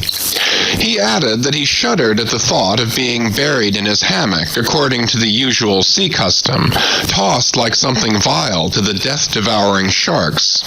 No, he desired a canoe, like those of Nantucket, all the more congenial to him, being a whaleman, that like a whaleboat these coffin canoes were without a keel, though that involved but uncertain steering and much leeway adown the dim ages. Now, when this strange circumstance was made known aft, the carpenter was at once commanded to do Queequeg's bidding, whatever it might include. There was some heathenish, coffin-colored old lumber aboard, which upon a long previous voyage had been cut from the aboriginal groves of the Lackaday Islands, and from these dark planks the coffin was recommended to be made. No sooner was the carpenter apprised of the order, than taking his rule, he forthwith, with all the indifferent promptitude of his character, proceeded into the forecastle and took Queequeg's measure with great accuracy, regularly chalking Queequeg's person as he shifted the rule. "Ah, poor fellow, he'll have to die now," ejaculated the Long Island sailor. Going to his vice bench, the carpenter, for convenience sake and general reference, now transferringly measured on it the exact length the coffin was to be, and then made the transfer permanent by cutting 2 notches at its extremities. This done, he marshaled the planks and his tools, and to work.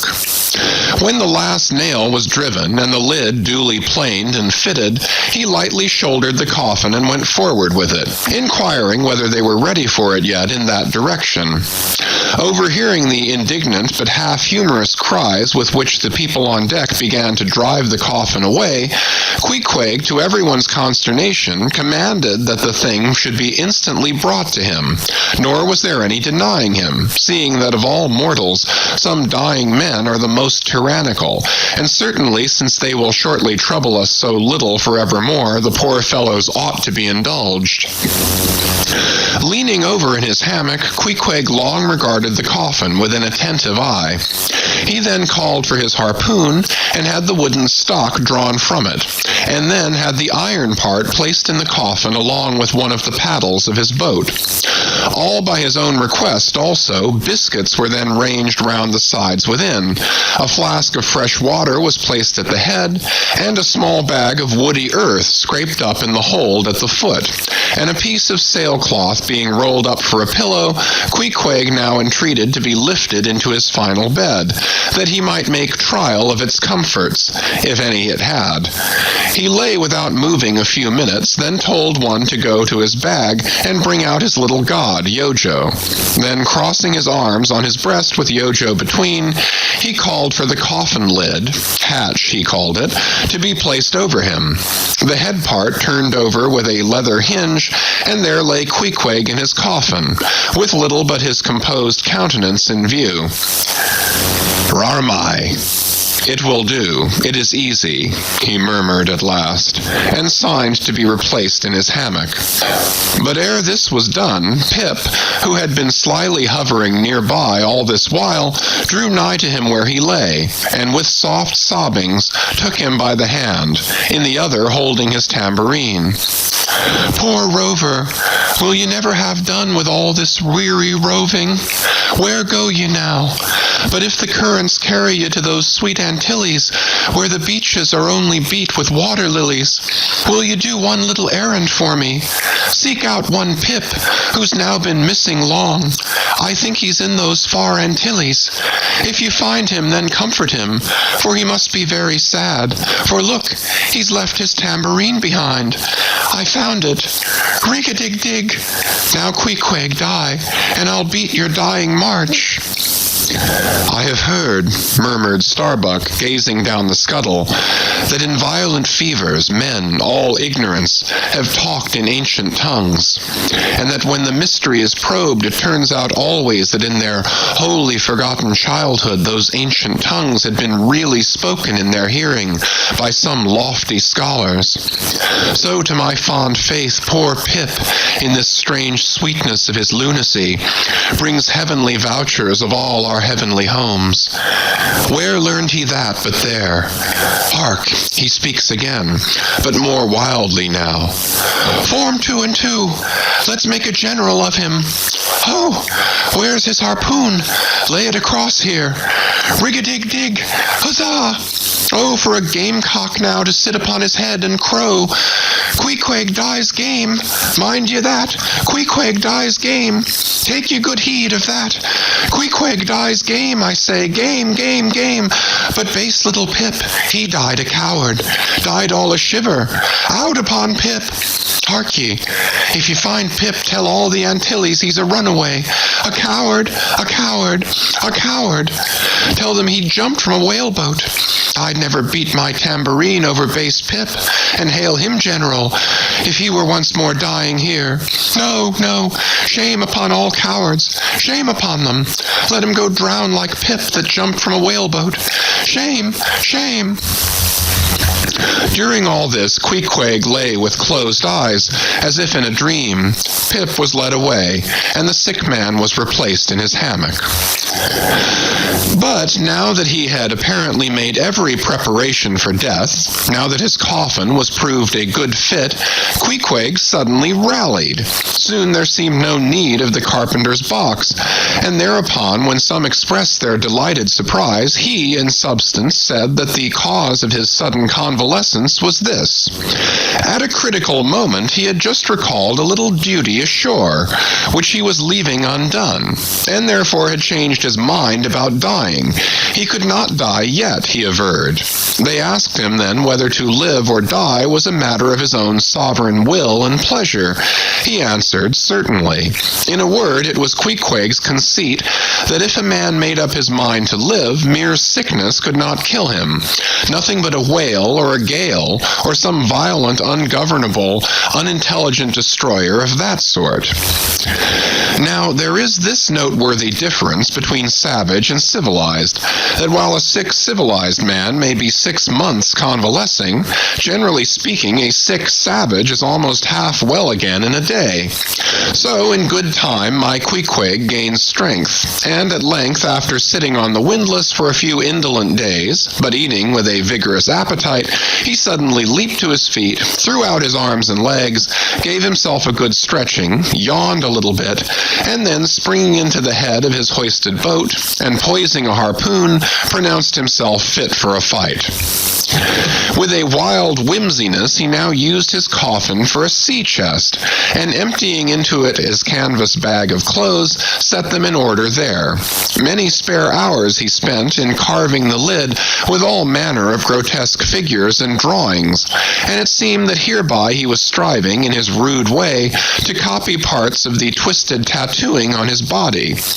And this tattooing had been the work of a departed prophet and seer on his island, who, by those hieroglyphic marks, had written out on his body a complete theory of the heavens and the earth, and a mystical treatise on the art of attaining truth, so that Queequeg in his own proper person was a riddle to unfold, a wondrous work in one volume, but whose mysteries not even himself could read, though his own live heart beat against them.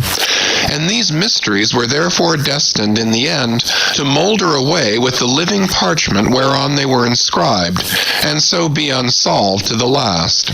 And this thought it must have been which suggested to Ahab that wild exclamation of his, when one morning, turning away from surveying poor Queequeg, "Oh, devilish tantalization of the gods." Chapter 111. The Pacific. When gliding by the Bashi Isles, we emerged at last upon the great South Sea. Were it not for other things, I could have greeted my dear Pacific with uncounted thanks, for now the long supplication of my youth was answered. That serene ocean rolled eastwards from me 1,000 leagues of blue. There is, one knows not what sweet mystery about this sea, whose gentle, awful stirrings seem to speak of some hidden soul beneath, like those fabled undulations of the Ephesian sod over the buried evangelist St. John. And meet it is that over these sea pastures, wide-rolling watery prairies and potters' fields of all 4 continents, the waves should rise and fall, and ebb and flow unceasingly. For here millions of mixed shades and shadows, drowned dreams, somnambulisms, reveries, all that we call lives and souls, lie dreaming still, tossing like slumberers in their beds, the ever-rolling waves but made so by their restlessness. To any meditative Magian rover, this serene Pacific, once beheld, must ever after be the sea of his adoption. It rolls the midmost waters of the world, the Indian Ocean and Atlantic being but its arms. The same waves wash the moles of the new-built Californian towns, but yesterday planted by the recentest race of men, and lave the faded but still gorgeous skirts of Asiatic lands older than Abraham, while all between float milky ways of coral isles and low-lying, endless, unknown archipelagos and impenetrable Japans. Thus this mysterious divine Pacific zones the world's whole bulk about, makes all coasts one bay to it, seems the tide-beating heart of earth.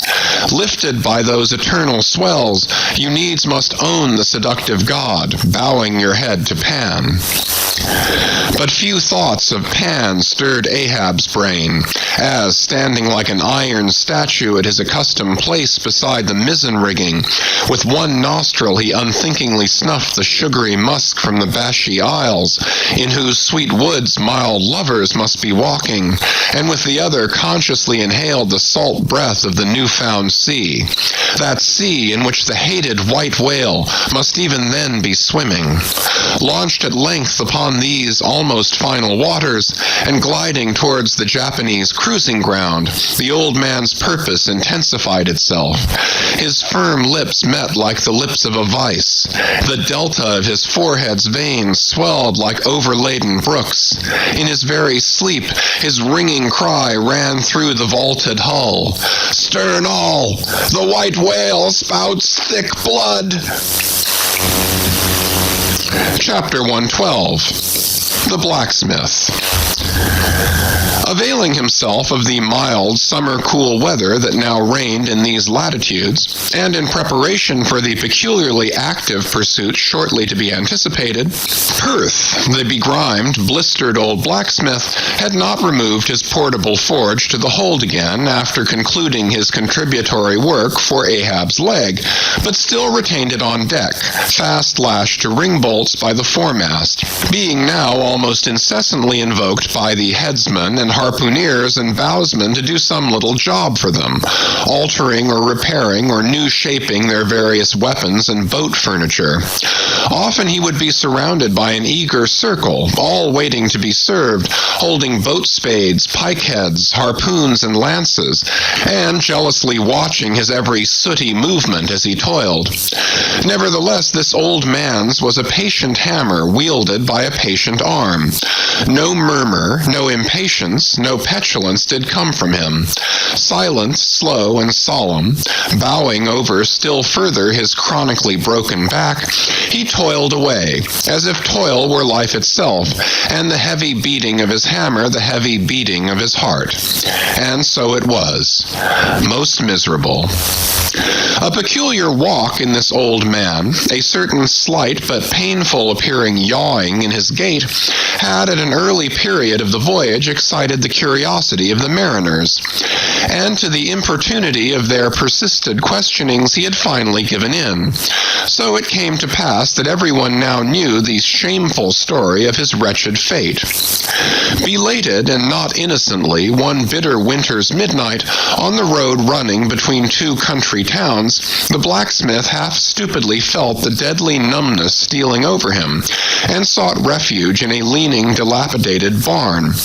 The issue was the loss of the extremities of both feet.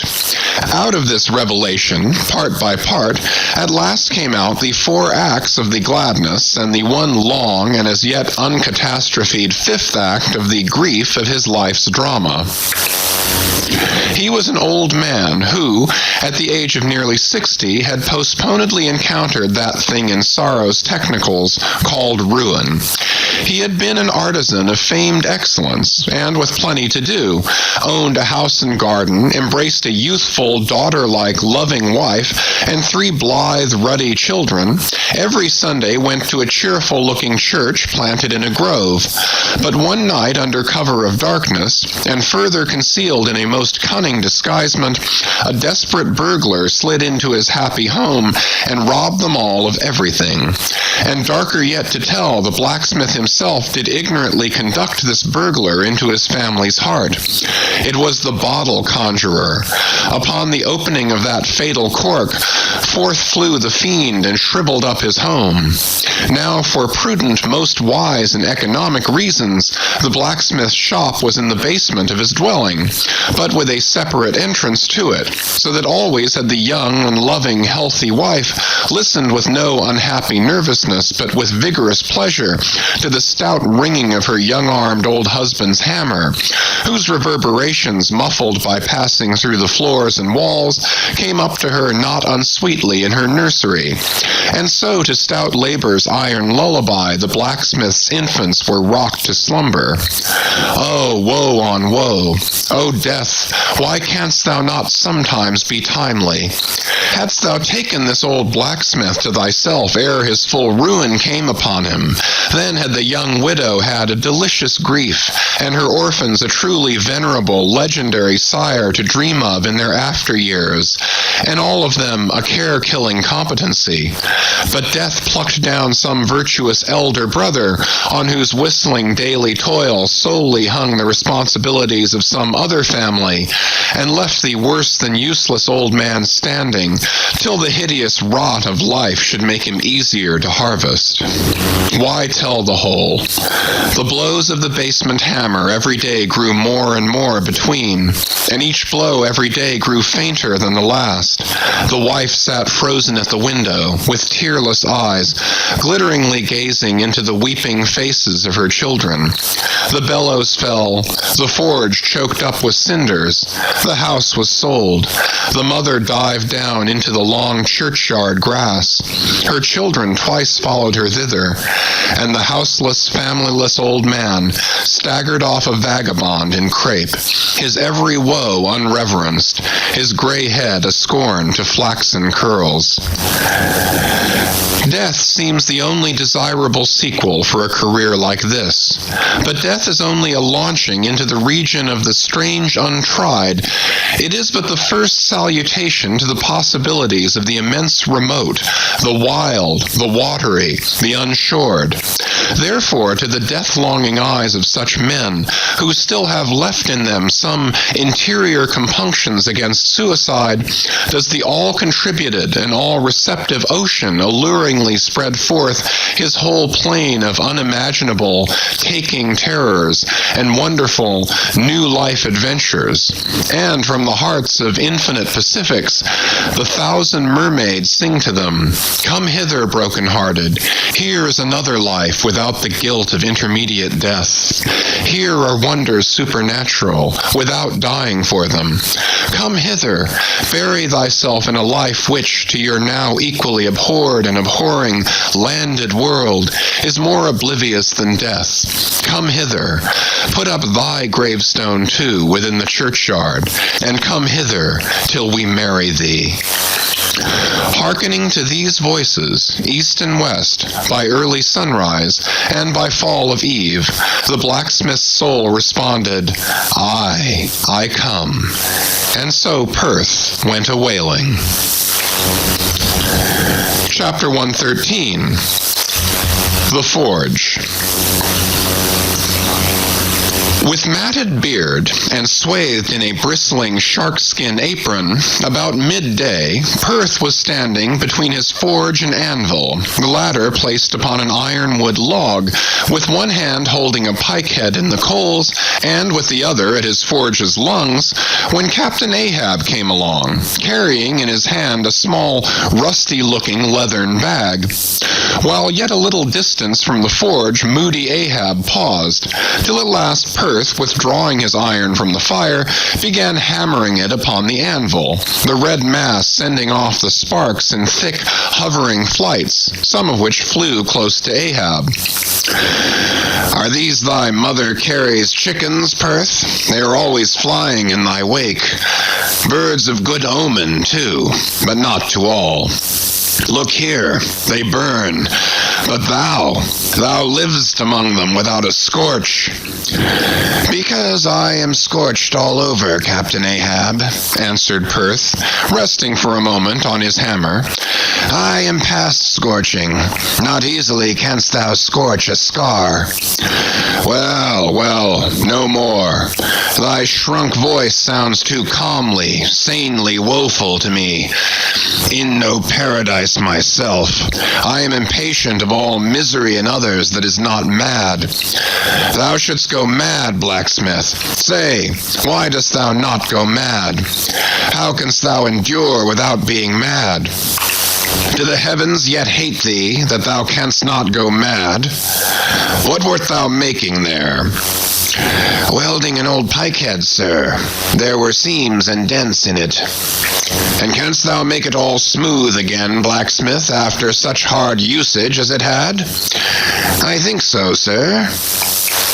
"And I suppose thou canst smooth almost any seams and dents, never mind how hard the metal, blacksmith?" "Aye, sir, I think I can. All seams and dents but one." "Look ye here, then," cried Ahab, passionately advancing, and leaning with both hands on Perth's shoulders. "Look ye here. Here! Can you smooth out a seam like this, blacksmith?" sweeping one hand across his ribbed brow. "If thou couldst, blacksmith, glad enough would I lay my head upon thy anvil, and feel thy heaviest hammer between my eyes. Answer, canst thou smooth this seam?" "Oh, that is the one, sir. Said I not, all seams and dents but one?" "Aye, blacksmith, it is the one. Aye, man, it is unsmoothable. For though thou only seest it here in my flesh, it is worked down into the bone of my skull.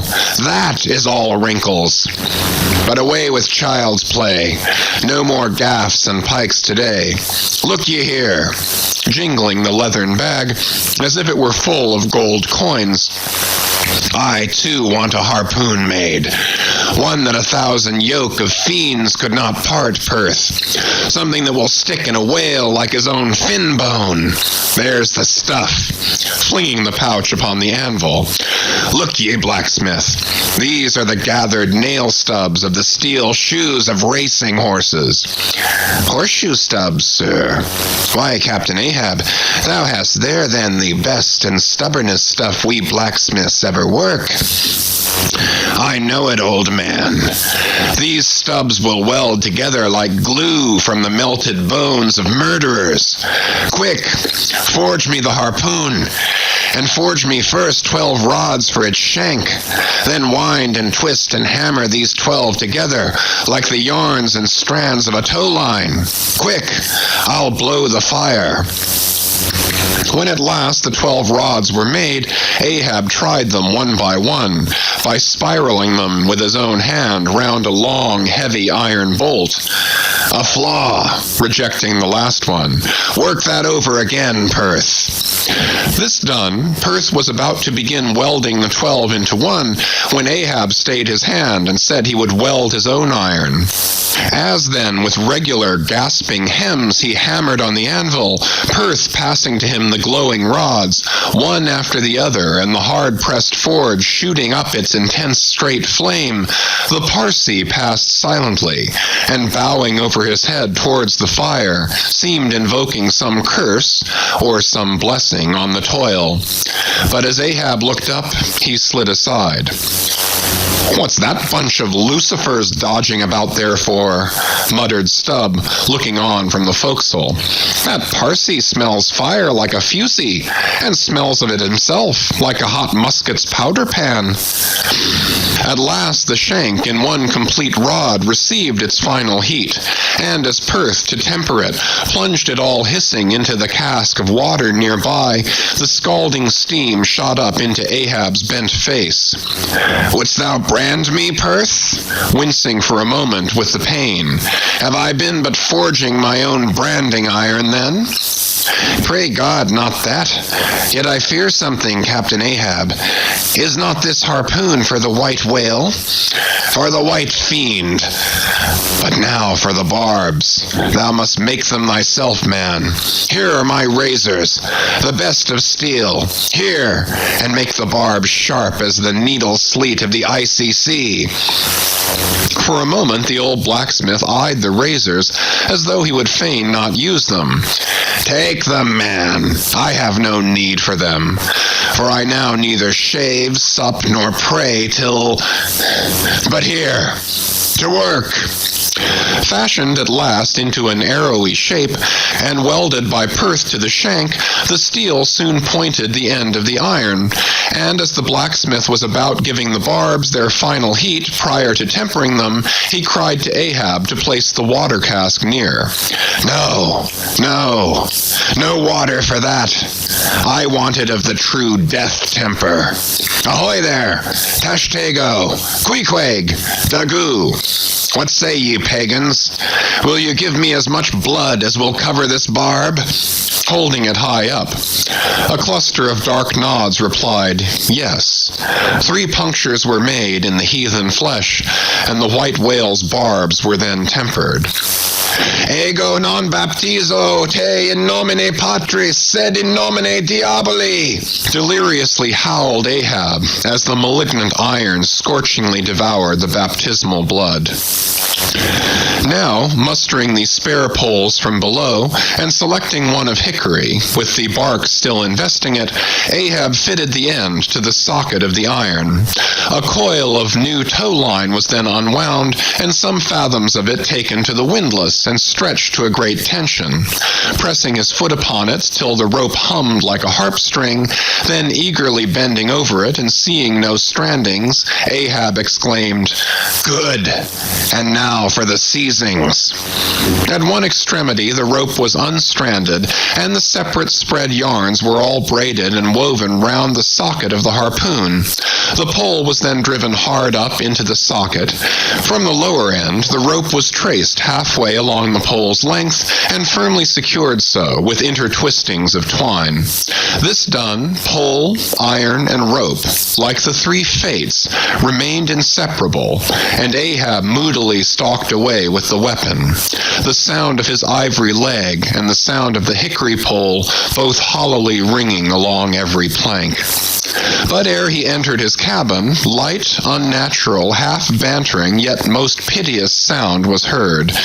Oh, Pip, thy wretched laugh, thy idle but unresting eye, all thy strange mummeries not unmeaningly blended with the black tragedy of the melancholy ship, and mocked it. End of chapters 109 to 113. Chapters 114 to 118. Chapter 114. The Gilder. Penetrating further and further into the heart of the Japanese cruising ground, the Pequod was soon all astir in the fishery, often in mild, pleasant weather. For 12, 15, 18, and 20 hours on the stretch, they were engaged in the boats, steadily pulling or sailing or paddling after the whales, or for an interlude of 60 or 70 minutes, calmly awaiting their uprising, though with but small success for their pains.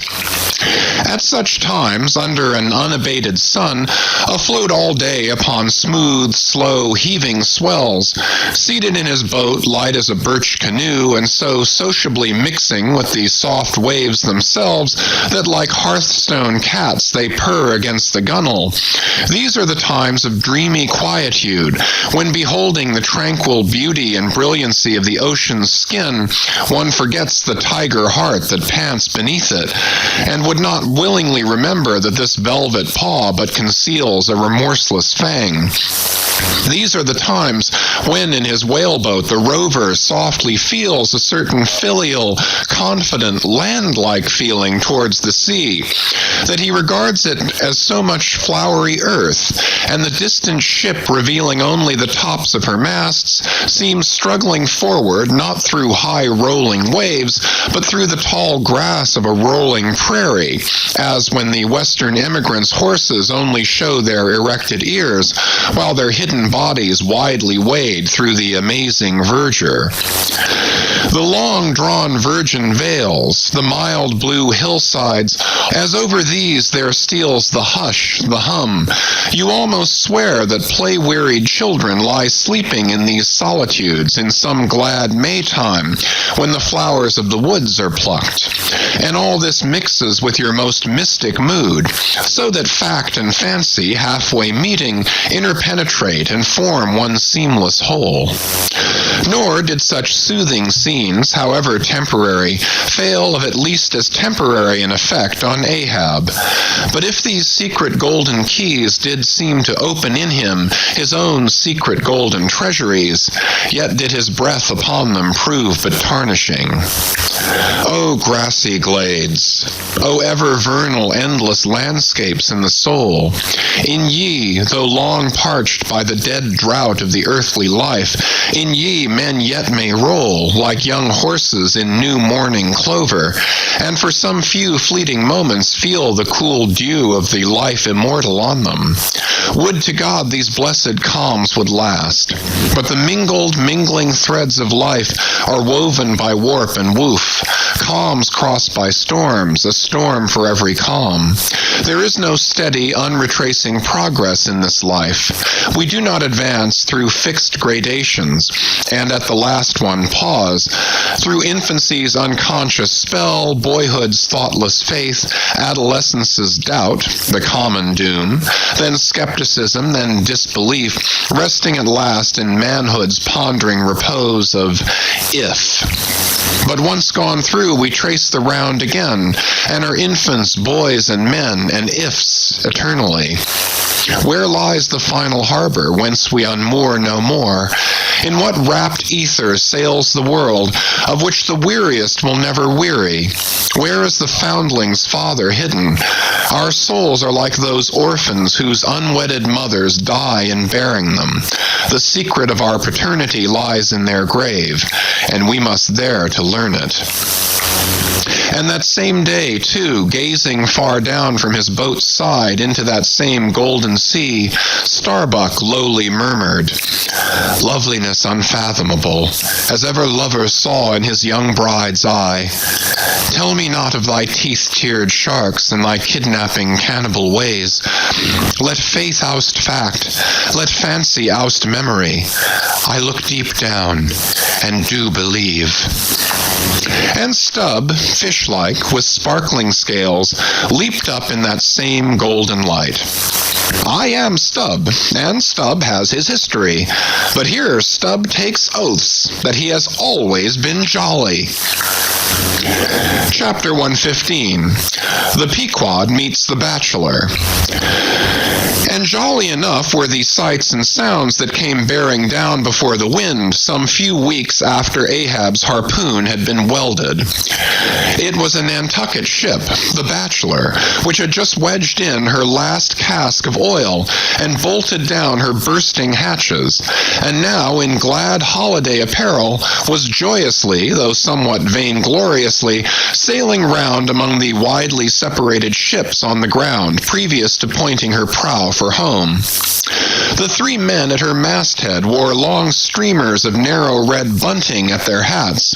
From the stern a whaleboat was suspended, bottom down, and hanging captive from the bowsprit was seen the long lower jaw of the last whale they had slain. Signals, ensigns, and jacks of all colors were flying from her rigging on every side. Sideways, lashed in each of her three basketed tops, were 2 barrels of sperm, above which, in her topmast crosstrees, you saw slender breakers of the same precious fluid, and nailed to her main truck was a brazen lamp. As was afterwards learned, the Bachelor had met with the most surprising success, all the more wonderful for that while cruising in these same seas, numerous other vessels had gone entire months without securing a single fish. Not only had barrels of beef and bread been given away to make room for the far more valuable sperm, but additional supplemental casks had been bartered for from the ship she had met, and these were stowed along the deck and in the captain's and officers' staterooms. Even the cabin table itself had been knocked into kindling wood, and the cabin mess dined off the broadhead of an oil butt, lashed down to the floor for a centerpiece. In the forecastle, the sailors had actually caulked and pitched their chests and filled them. It was humorously added that the cook had clapped ahead on his largest boiler and filled it, that the steward had plugged his spare coffee pot and filled it, that the harpooneers had beheaded the sockets of their iron and filled them, that indeed everything was filled with sperm, except the captain's pantaloons pockets, and those he reserved to thrust his hands into in self-complacent testimony of his entire satisfaction. As this glad ship of good luck bore down upon the moody Pequod, the barbarian sound of enormous drums came from her forecastle, and drawing still nearer, a crowd of her men were seen standing round her huge trypots, which, covered with the parchment-like poke or stomach skin of the black fish, gave forth a loud roar to every stroke of the clenched hands of the crew. On the quarter-deck, the mates and harpooneers were dancing with the olive-hued girls who had eloped with them from the Polynesian Isles, while suspended in an ornamented boat, firmly secured aloft between the foremast and the mainmast, 3 Long Island Negroes with glittering fiddle bows of whale ivory were presiding over the hilarious jig. Meanwhile, others of the ship's company were tumultuously busy at the masonry of the tryworks, from which the huge pots had been removed. You would have almost thought they were pulling down the cursed Bastille, such wild cries they raised, as the now useless brick and mortar were being hurled into the sea. Lord and master over all this scene, the captain stood erect on the ship's elevated quarter-deck, so that the whole rejoicing drama was full before him, and seemed merely contrived for his own individual diversion. And Ahab, he too was standing on his quarter-deck, shaggy and black, with a stubborn gloom, and as the 2 ships crossed each other's wakes, one all jubilations for things past, the other all forebodings as to things to come, their 2 captains in themselves impersonated the whole striking contrast of the scene. "Come aboard! Come aboard!" cried the gay bachelor's commander, lifting a glass and a bottle in the air. "Hast seen the white whale?" gritted Ahab in reply. "No, only heard of him, but don't believe in him at all," said the other good-humoredly. "Come aboard." "Thou art too damn jolly. Sail on. Hast lost any men?" "Not enough to speak of. 2 islanders, that's all. But come aboard, old Hardy, come along. I'll soon take that black from your brow. Come along, will ye? Merry's the play. A full ship and homeward bound." "How wondrous familiar is a fool," muttered Ahab, and then aloud, "Thou art a full ship and homeward bound, thou sayest. Well, then, call me an empty ship and outward bound. So go thy ways, and I will mine. Forward there! Set all sail, and keep her to the wind." And thus, while the one ship went cheerily before the breeze, the other stubbornly fought against it. And so the 2 vessels parted, the crew of the Pequod looking with grave, lingering glances toward the receding bachelor, but the bachelor's men never heeding their gaze for the lively revelry they were in. And as Ahab, leaning over the taffrail, eyed the homeward-bound craft, he took from his pocket a small vial of sand, and then looking from the ship to the vial, seemed thereby bringing 2 remote associations together, for that vial was filled with Nantucket soundings. Chapter 116. The Dying Whale. Not seldom in this life, when, on the right side, fortune's favorites sail close by us, we, though all adroop before, catch somewhat of the rushing breeze, and joyfully feel our bagging sails fill out. So seemed it with the Pequod, for next day, after encountering the gay bachelor, whales were seen, and 4 were slain, and one of them by Ahab. It was far down the afternoon, and when all the spearings of the crimson fight were done, and floating in the lovely sunset sea and sky, sun and whale both stilly died together, then such a sweetness and such plaintiveness, such in-wreathing orisons curled up in that rosy air, that it almost seemed as if far over from the deep green convent valleys of the Manila Isles, the Spanish land breeze, wantonly turned sailor, had gone to sea, freighted with these vesper hymns. Soothed again, but only soothed to deeper gloom, Ahab, who had sterned off from the whale, sat intently watching his final wanings from the now tranquil boat. For that strange spectacle observable in all sperm whales dying, the turning sunwards of the head, and so expiring, that strange spectacle, beheld of such a placid evening, somehow to Ahab conveyed a wondrousness unknown before. He turns and turns him to it. How slowly, but how steadfastly, his homage rendering and invoking brow, with his last dying motions. He too worships fire, most faithful, broad, baronial vassal of the sun. Oh, that these two favoring eyes should see these two favoring sights. Look, here, far waterlocked, beyond all hum of human weal or woe, in these most candid and impartial seas, where to traditions no rocks furnish tablets, where for long Chinese ages the billows have still rolled on speechless and unspoken to, as stars that shine upon the Niger's unknown source. Here, too, life dies sunwards, full of faith. But see, no sooner dead than death whirls round the corpse, and it heads some other way. Oh, thou dark Hindu half of nature, who of drowned bones hast builded thy separate throne somewhere in the heart of these unverdured seas, thou art an infidel, thou queen, and too truly speakest to me in the wide slaughtering typhoon and the hushed burial of its after calm. Nor has this thy whale sunwards turned his dying head, and then gone round again, without a lesson to me. O trebly hooped and welded hip of power! O high aspiring rainbowed jet! That one strivest, this one jettest, all in vain. In vain, O whale, dost thou seek intercedings with yon all-quickening sun, that only calls forth life, but gives it not again.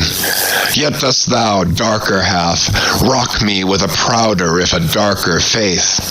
All thy unnameable imminglings float beneath me here. I am buoyed by breaths of once living things, exhaled as air but water now. Then hail, forever hail, O sea, in whose eternal tossings the wild fowl finds his only rest.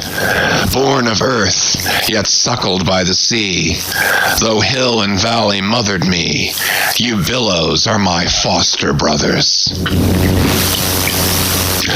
Chapter 117. The Whale Watch. The 4 whales slain that evening had died wide apart. One far to windward, one less distant to leeward, one ahead, one astern. These last 3 were brought alongside ere nightfall. But the windward one could not be reached till morning, and the boat that had killed it lay by its side all night, and that boat was Ahab's.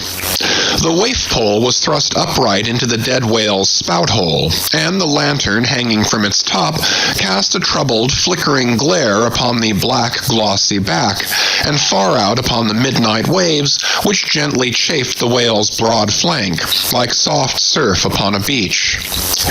Ahab and all his boat's crew seemed asleep but the Parsee, who, crouching in the bow, sat watching the sharks that spectrally played round the whale, and tapped the light cedar planks with their tails. A sound like the moaning in squadrons over asphaltites of unforgiven ghosts of Gomorrah ran shuddering through the air. Startled from his slumbers, Ahab, face to face, saw the Parsee, and hooped round by the gloom of the night, they seemed the last men in a flooded world. "I have dreamed it again," said he. "Of the hearses? Have I not said, old man, that neither hearse nor coffin can be thine? And who are hearsed that die on the sea? But I said, old man, that ere thou couldst die on this voyage, 2 hearses must verily be seen by thee on the sea, the first not made by mortal hands, and the visible wood of the last one must be grown in America. Aye, aye, a strange sight that, Parsi. A hearse and its plumes floating over the ocean with the waves for the pallbearers. Ha! Such a sight we shall not soon see. Believe it or not, thou canst not die till it be seen, old man. And what was that saying about thyself? Though it come to the last, I shall still go before thee, thy pilot. And when thou art so gone before, if that ever befall, then ere I can follow, thou must still appear to me, to pilot me still. Was it not so? Well, then, did I believe all you say, O my pilot? I have here 2 pledges that I shall yet slay Moby Dick and survive it. Take another pledge, old man, said the Parsi, as his eyes lighted up like fireflies in the gloom. Hemp only can kill thee. The gallows, ye mean? I am immortal, then, on land and on sea, cried Ahab with a laugh of derision. Immortal, on land and on sea. Both were silent again, as one man. The gray dawn came on, and the slumbering crew arose from the boat's bottom, and ere noon the dead whale was brought to the ship. Chapter 118. The Quadrant. The season for the line at length drew near, and every day when Ahab, coming from his cabin, cast his eyes aloft, the vigilant helmsman would ostentatiously handle his spokes, and the eager mariners quickly run to the braces, and would stand there with all their eyes centrally fixed on the nailed doubloon, impatient for the order to point the ship's prow for the equator. In good time the order came. It was hard upon high noon, and Ahab, seated in the bows of his high-hoisted boat, was about taking his wonted daily observation of the sun to determine his latitude. Now, in that Japanese sea, the days in summer are as freshets of effulgences. That unblinkingly vivid Japanese sun seems the blazing focus of the glassy ocean's immeasurable burning glass. The sky looks lacquered. Clouds there are none. The horizon floats, and this nakedness of unrelieved radiance is as the insufferable splendors of God's throne. Well that Ahab's quadrant was furnished with colored glasses through which to take sight of that solar fire.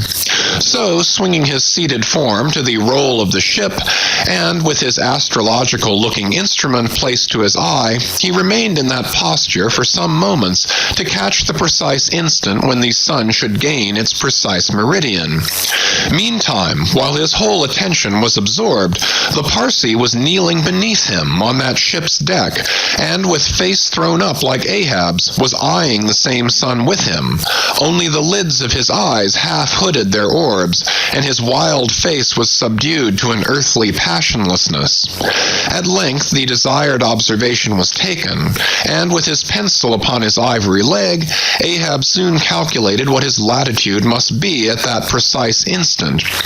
Then, falling into a moment's reverie, he again looked up towards the sun, and murmured to himself, "Thou sea mark, thou high and mighty pilot, thou tellest me truly where I am, but canst thou cast the least hint where I shall be? Or canst thou tell where some other thing besides me is this moment living? Where is Moby Dick? This instant thou must be eyeing him. These eyes of mine look into the very eye that is now beholding him. Aye, and into the eye that is even now equally beholding the objects on the unknown thither side of thee, thou sun." Then, gazing at his quadrant, and handling one after the other its numerous cabalistical contrivances, he pondered again, and muttered, "Foolish toy, baby's plaything of haughty admirals and commodores and captains. The world brags of thee, of thy cunning and might. But what after all canst thou do but tell the poor, pitiful point where thou thyself happenst to be on this wide planet, and the hand that holds thee? No, not one jot more. Thou canst not tell where one drop of water or one grain of sand will be tomorrow noon, and yet with thy impotence thou insultest the sun. Science, curse thee, thou vain toy, and cursed be all the things that cast man's eyes aloft to that heaven, whose live vividness but scorches him, as these old eyes are even now scorched with thy light, O sun. Level by nature to this earth's horizon are the glances of man's eyes, not shot from the crown of his head, as if God had meant him to gaze on his firmament. Curse thee, thou quadrant, dashing it to the deck. No longer will I guide my earthly way by thee. The level ship's compass, and the level dead reckoning, by log and by line, these shall conduct me, and show me my place on the sea. Aye, lighting from the boat to the deck. Thus I trample on thee, thou paltry thing, that feebly pointest on high. Thus I split and destroy thee. As the frantic old man thus spoke, and thus trampled with his live and dead feet, a sneering triumph that seemed meant for Ahab, and a fatalistic despair that seemed meant for himself, these passed over the mute, motionless Parsi's face. Unobserved, he rose and glided away, while, awestruck by the aspect of their commander, the seamen clustered together on the forecastle, till Ahab, troubledly pacing the deck, shouted out, "To the braces! Up helm! Square in!" In an instant the yards swung round, and as the ship half-wheeled upon her heel, her three firm-seated, graceful masts, erectly poised upon her long-ribbed hull, seemed as the three Horatii pirouetting on one sufficient steed. Standing between the knightheads, Starbuck watched the Pequod's tumultuous way, and Ahab's also, as he went lurching along the deck. I have sat before dense coal fire and watched it all aglow, full of its tormented, flaming life, and I have seen it wane at last, down, down to dumbest dust. Old man of oceans, of all this fiery life of thine, what will at length remain but one little heap of ashes? "Aye," cried Stubb, "but sea coal ashes. Mind ye that, Mr. Starbuck. Sea coal, not your common charcoal. Well, well, I heard Ahab mutter, 'Here someone thrusts these cards into these old hands of mine, swears I must play them and no others.' And damn me, Ahab, but thou actest right. Live in the game and die in it." End of chapters 114 to 118. Chapters 119 to 123. Chapter 119. The Candles. Warmest climes but nurse the cruelest fangs. The tiger of Bengal crouches in spiced groves of ceaseless verdure. Skies the most effulgent but basket the deadliest thunders. Gorgeous Cuba knows tornadoes that never swept tame northern lands. So, too, is it that in these resplendent Japanese seas the mariner encounters the direst of all storms, the typhoon. It will sometimes burst out of that cloudless sky like an exploding bomb upon a dazed and sleepy town. Towards evening of that day, the Pequod was torn of her canvas, and bare-poled was left to fight a typhoon which had struck her directly ahead. When darkness came on, sky and sea roared roared and split with the thunder, and blazed with the lightning, that showed the disabled mass fluttering here and there with the rags which the first fury of the tempest had left for its after sport. Holding by a shroud, Starbuck was standing on the quarterdeck, at every flash of the lightning glancing aloft to see what additional disaster might have befallen the intricate hamper there, while Stubb and Flask were directing the men in the higher hoisting and firmer lashing of the boats. But all their pains seemed naught. Though lifted to the very top of the cranes, the windward quarter boat, Ahab's, did not escape. A great rolling sea, dashing high up against the reeling ship's high teetering side, stove in the boat's bottom at the stern, and left it again all dripping through like a sieve. Bad work, Mr. Starbuck, said Stubb, regarding the wreck, but the sea will have its way. Stubb, for one, can't fight it. You see, Mr. Starbuck, a wave has such a great long start before it leaps. All round the world it runs, and then comes the spring. But as for me, all the start I have to meet it is just across the deck here. But never mind, it's all in fun, so the old song sings. Oh, jolly is the gale, and a joker is the whale, a flourish in his tail. Such a funny, sporty, gamey, jesty, jokey, hokey-pokey lad is the ocean, oh. The scud all a-flyin', that's his flip-only foamin', when he stirs in the splicin'. Such a funny, sporty, gamey, jesty, jokey, hokey-pokey lad is the ocean, oh. Thunder splits the ship, but he only smacks his lips, a-tastin' of this flip. Such a funny, sporty, gamey, jesty, jokey, hokey-pokey lad is the ocean, oh. Avast, Stubb, cried Starbuck. Let the typhoon sing, and strike his harp here in our rigging. But if thou art a brave man, thou wilt hold thy peace. But I'm not a brave man. Never said I was a brave man. I am a coward, and I sing to keep up my spirits. And I'll tell you what it is, Mr. Starbuck. There's no way to stop my singing in this world but to cut my throat. And when that's done, 10 to 1 I sing ye the doxology for a wind-up. Madman, look through my eyes if thou hast none of thine own. What? How can you see better of a dark night than anybody else? Never mind how foolish. Here, cried Starbuck, seizing Stubb by the shoulder and pointing his hand towards the weather bow. Markst thou not that the gale comes from the eastward? The very course Ahab is to run from Moby Dick? The very course he swung to this day noon. Now mark his boat there. Where is that stove? In the stern sheets, man, where he is wont to stand. His standpoint is stove, man. Now jump overboard and sing away if thou must. I don't half understand ye. What's in the wind? Yes, round the Cape of Good Hope is the shortest way to Nantucket, soliloquized Starbuck suddenly, heedless of Stubb's question. The gale that now hammers at us to stave us, we can turn it into a fair wind that will drive us towards home. Yonder to windward is all blackness of doom, but to leeward, homeward, I see it lightens up there, but not with the lightning. At that moment, in one of the intervals of profound darkness following the flashes, a voice was heard at his side, and almost at the same instant a volley of thunder peals rolled overhead. Who's there? Old Thunder, said Ahab, groping his way along the bulwarks to his pivot hole, but suddenly finding his path made plain to him by elbowed lances of fire.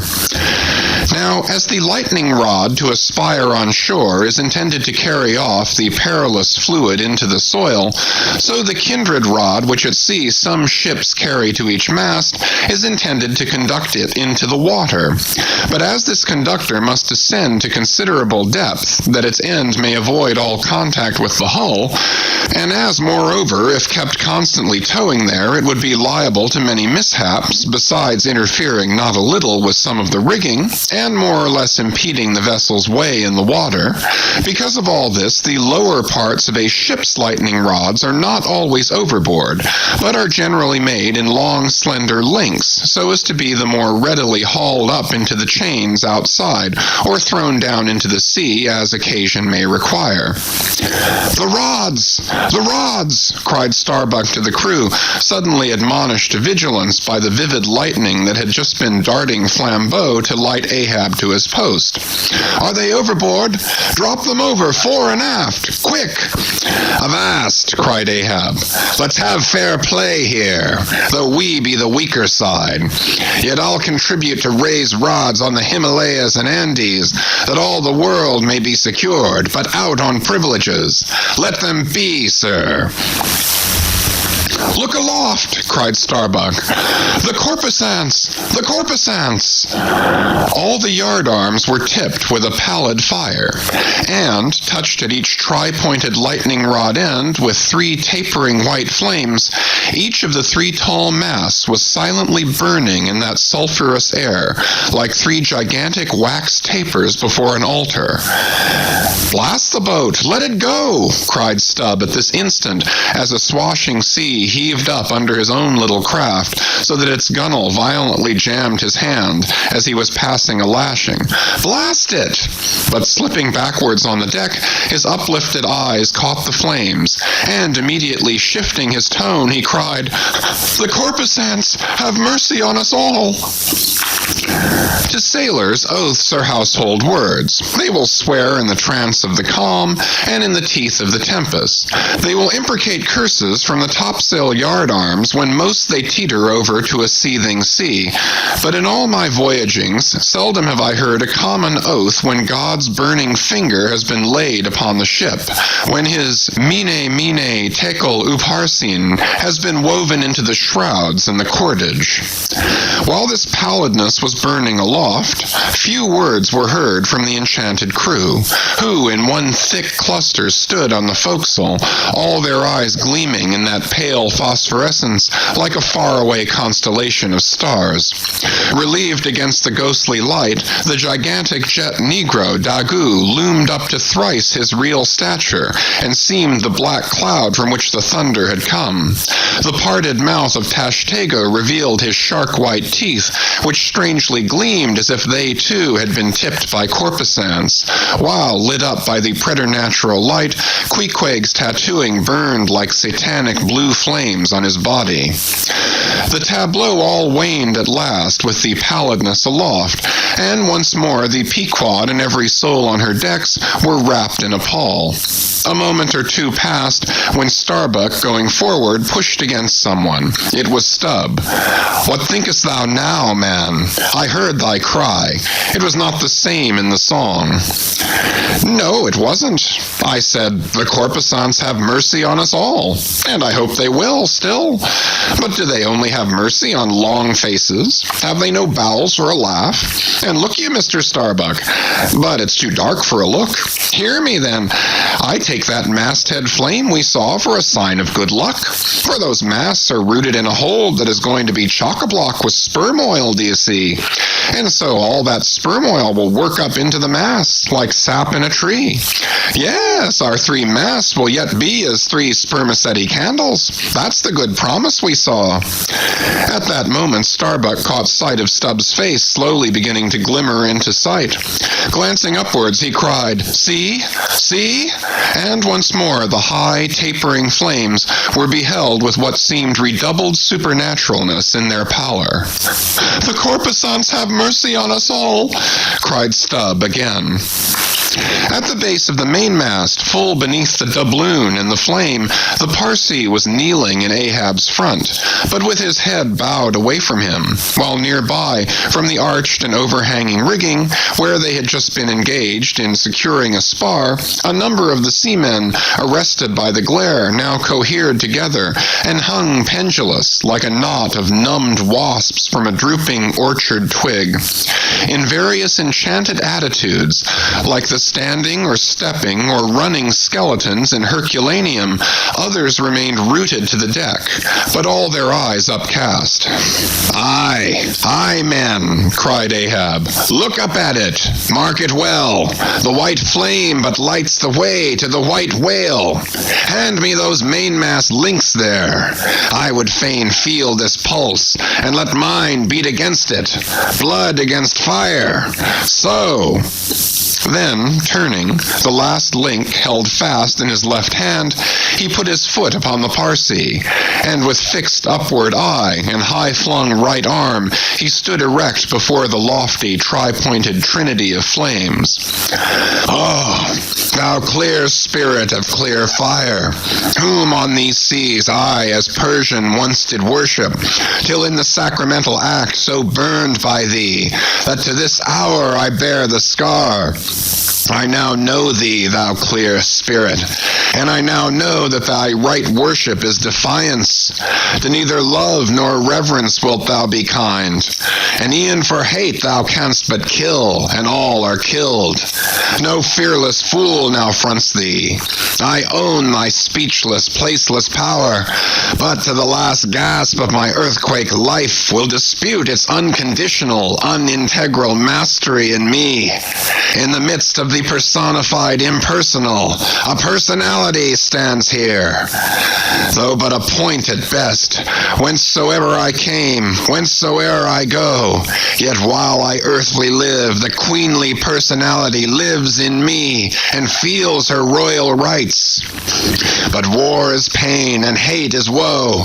Come in thy lowest form of love, and I will kneel and kiss thee, but at thy highest come as mere supernal power. And though thou launchest navies of full-freighted worlds, there's that in here that still remains indifferent. O thou clear spirit, of thy fire thou madest me, and like a true child of fire I breathe it back to thee. Sudden repeated flashes of lightning, the 9 flames leap lengthwise to thrice their previous height. Ahab, with the rest, closes his eyes, his right hand pressed hard upon them. I own thy speechless, placeless power. Said I not so? Nor was it wrung from me, nor do I now drop these links. Thou canst blind, but I can then grope. Thou canst consume, but I can then be ashes. Take the homage of these poor eyes and shudder hands. I would not take it. The lightning flashes through my skull. Mine eyeballs ache and ache. My whole beaten brain seems as beheaded and rolling on some stunning ground. Oh, yet blindfold, yet will I talk to thee. Light though thou be, thou leapest out of darkness, but I am darkness leaping out of light, leaping out of thee. The javelins cease. Open eyes, see or not. There burn the flames. O thou magnanimous, now I do glory in my genealogy. But thou art but my fiery father. My sweet mother I know not. O cruel, what hast thou done with her? There lies my puzzle, but thine is greater. Thou knowest not how came ye, hence callest thyself unbegotten. Certainly knowest not thy beginning, hence callest thyself unbegun. I know that of me which thou knowest not of thyself, O thou omnipotent.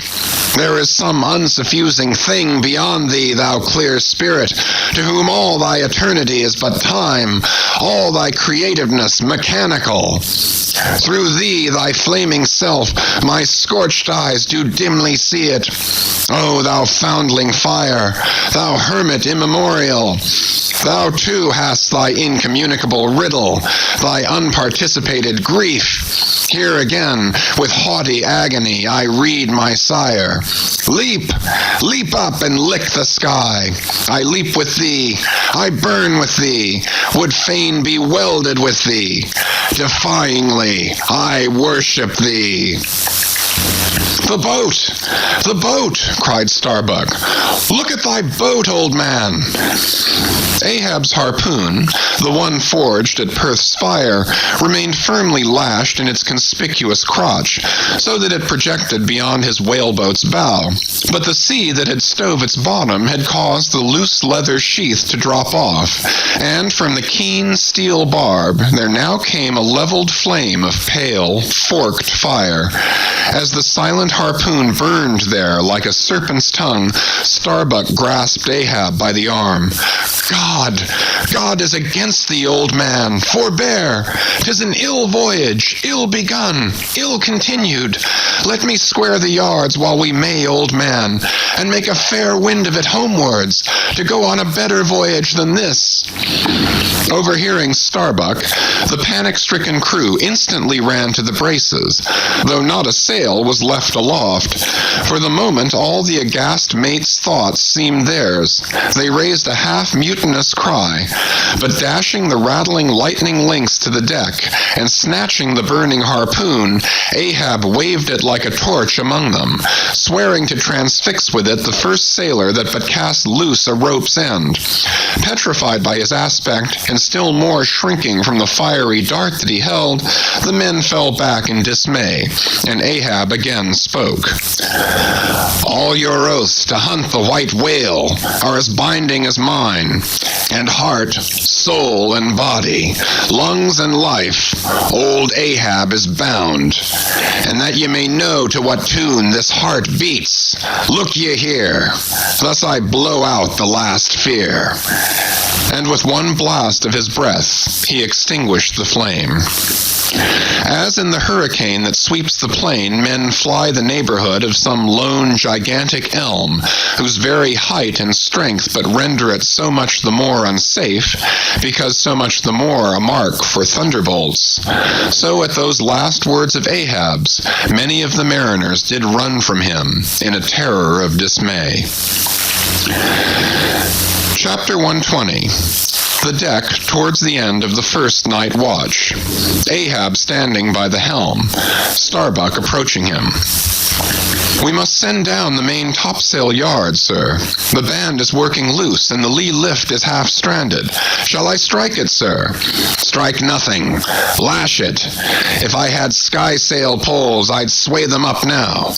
"Sir, in God's name, sir?" "Well, the anchors are working, sir. Shall I get them inboard?" "Strike nothing and stir nothing, but lash everything. The wind rises, but it has not got up to my tablelands yet. Quick and see to it. By masts and keels, he takes me for the hunchbacked skipper of some coasting smack. Send down my main topsail yard. Ha! Glue pots. Loftiest trucks were made for wildest winds, and this brain truck of mine now sails amid the cloud scud. Shall I strike that? Oh, none but cowards send down their brain trucks in tempest time. What a huroosh aloft there! I would e'en take it for sublime, did I not know that the colic is a noisy malady. Oh, take medicine, take medicine. Chapter 121. Midnight, the forecastle bulwarks. Stubb and Flask mounted on them, and passing additional lashings over the anchors there hanging. "No, Stubb, you may pound that knot there as much as you please, but you will never pound into me what you were just now saying. And how long ago is it since you said the very contrary? Didn't you once say that whatever ship Ahab sails in, that ship should pay something extra on its insurance policy, just as though it were loaded with powder barrels aft and boxes of lucifers forward? Stop now, didn't you say so?" "Well, suppose I did. What then? I've part changed my flesh since that time. Why not my mind? Besides, supposing we are loaded with powder barrels aft and lucifers forward, how the devil should the lucifers get afire in this drenching spray here? Why, my little man, you have pretty red hair, but you couldn't get a fire now. Shake yourself. Your Aquarius or the water-bearer flask might fill pitchers at your coat collar. Don't you see, then, that for these extra risks, the marine insurance companies have extra guarantees? Here are hydrants, Flask. But hark again, and I'll answer you the other thing. First, take your leg off from the crown of the anchor here, though, so I can pass the rope. Now listen. What's the mighty difference between holding a mast lightning rod in the storm and standing close by a mast that hasn't got any lightning rod at all in a storm? Don't you see, you timberhead, that no harm can come to the holder of the rod unless the mast is first struck? What are you talking about, then? Not one ship in 100 carries rods. And Ahab, I, man, and all of us, were in no more danger then, in my poor opinion, than all the crews in 10,000 ships now sailing the seas.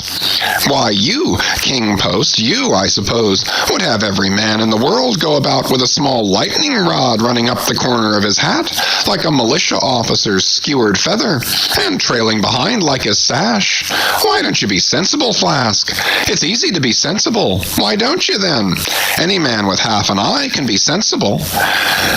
I don't know that, Stubb. You sometimes find it rather hard. Yes, when a fellow's soaked through, it's hard to be sensible, that's a fact. And I am about drenched with this spray. Never mind. Catch the turn there and pass it. Seems to me we are lashing down these anchors now as if they were never going to be used again. Tying these two anchors here, Flask, seems like tying a man's hands behind him. And what big, generous hands they are, to be sure. These are your iron fists, eh? What a hold they have, too. I wonder, Flask, whether the world is anchored anywhere. If she is, she swings with an uncommon long cable, though. There, hammer that knot down and we're done. So, next to touching land, lighting on deck is most satisfactory. I say, just wring out my jacket skirts, will you? Thank you. They laugh at long togs so, Flask, but it seems to me a long-tailed coat ought always to be worn in storms afloat. The tails tapering down that way serve to carry off the water, do you see? Same with cocked hats. The cocks form gable-end eave troughs, Flasks. No more monkey jackets and tarpaulins for me. I must mount a swallowtail and drive down a beaver. So, hello! Whew! There goes my tarpaulin overboard. Lord, Lord, that the winds that come from heaven should be so unmannerly. This is a nasty night, lad. Chapter 122. Midnight aloft. Thunder and lightning. The main topsail yard. Tashtego passing new lashings around it. Stop that thunder. Plenty too much thunder up here. What's the use of thunder? We don't want thunder, we want rum. Give us a glass of rum. Chapter 123. The Musket. During the most violent shocks of the typhoon, the man at the Pequod's jawbone tiller had several times been reelingly hurled to the deck by its spasmodic motions, even though preventer tackles had been attached to it, for they were slack because some play to the tiller was indispensable. In a severe gale like this, while the ship is but a tossed shuttlecock to the blast, it is by no means uncommon to see the needles in the compasses at intervals go round and round. It was thus with the Pequods. At almost every shock, the helmsman had not failed to notice the whirling velocity with which they revolved upon the cards. It is a sight that hardly anyone can behold without some sort of unwanted emotion. Some hours after midnight, the typhoon abated so much that through the strenuous exertions of Starbuck and Stubb, one engaged forward and the other aft, the shivered remnants of the jib and fore and main topsails were cut adrift from the spars, and went eddying away to leeward like the feathers of an albatross, which sometimes are cast to the winds when that storm-tossed bird is on the wing. The three corresponding new sails were now bent and reefed, and and a storm trysail was set further aft, so that the ship soon went through the water with some precision again, and the course, for the present east-southeast, which he was to steer, if practicable, was once more given to the helmsman, for during the violence of the gale he had only steered according to its vicissitudes, but as he was now bringing the ship as near her course as possible, watching the compass needle meanwhile, lo, a good sign, the wind seemed coming round astern. Aye, the foul breeze became fair. Instantly the yards were squared, to the lively song of Ho the fair wind, O ye ho cheerily, men, the crew singing for joy, that so promising an event should so soon have falsified the evil portents preceding it. In compliance with the standing order of his commander, to report immediately, and at any one of the 24 hours, any decided change in the affairs of the deck, Starbuck had no sooner trimmed the yards to the breeze, however reluctantly and gloomily, than he mechanically went below to apprise Captain Ahab of the circumstance. Ere knocking at his stateroom door, he involuntarily paused before it a moment. The cabin lamp, taking long swings this way and that, was burning fitfully, and casting fitful shadows upon the old man's bolted door, a thin one, with fixed blinds inserted in place of upper panels. The isolated subterraneousness of the cabin made a certain humming silence to reign there, though it was hooped round by all the roar of the elements. The loaded muskets in the rack were shiningly revealed as they stood upright against the forward bulkhead. Starbuck was an honest, upright man, but out of Starbuck's heart, at that instant when he saw the muskets, there strangely evolved an evil thought, but so blent with its neutral or good accompaniments that for the instant he hardly knew it for itself. "He would have shot me once," he murmured. "Yes, there's the very musket that he pointed at me. That one with the studded stock. Let me touch it. Lift it. Strange that I, who have handled so many deadly lances, strange that I should shake so now. Loaded? I must see. Aye, aye. And powder in the pan. That's not good. Best spill it. Wait. I'll cure myself of this. I'll hold the musket boldly while I think. I come to report a fair wind to him. But how fair? Fair for death and doom. That's fair for Moby Dick. It's a fair wind that's only fair for that accursed fish. The very tube he pointed at me, the very one, this one, I hold it here. He would have killed me with the very thing I handle now. Aye, and he would fain kill all his crew. Does he not say that he will not strike his spars to any gale? Has he not dashed his heavenly quadrant? And in these same perilous seas, gropes he not his way by mere dead reckoning of the error-abounding log? And in this very typhoon, did he not swear that he would have no lightning rods? But shall this crazed old man be tamely suffered to drag a whole ship's company down to doom with him? Yes, it would make him the willful murderer of 30 men and more, if this ship come to any deadly harm. And come to deadly harm, my soul swears this ship will, if Ahab have his way. If, then, he were this instant put aside, that crime would not be his. Is he muttering in his sleep? Yes, just there. In there he's sleeping. Sleeping, aye, but still alive, and soon awake again. I can't withstand thee, old man. Not reasoning, not remonstrance, not entreaty wilt thou hearken to. All this thou scornest. Flat obedience to thy own flat commands. This is all thou breathest. Aye, and sayest the men have vowed thy vow. Sayest all of us are Ahab's.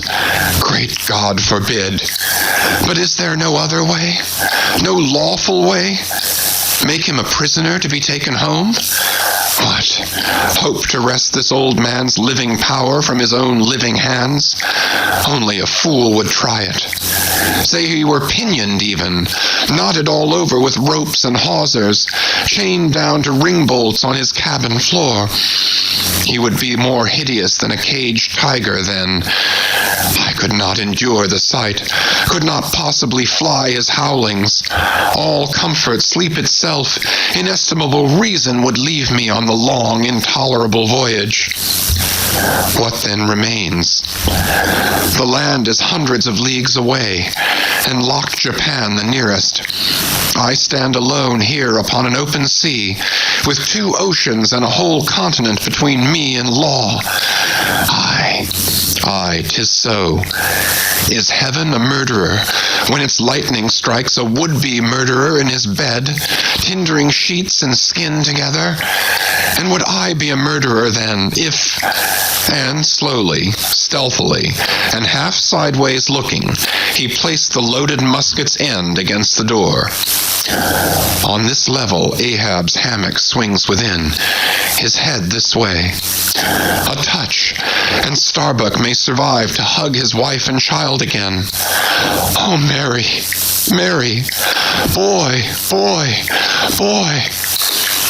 But if I wake thee not to death, old man, who can tell to what unsounded deeps Starbuck's body this day week may sink, with all the crew? Great God, where art thou? Shall I? The wind has gone down and shifted, sir. The fore and main topsails are reefed and set. She heads her course.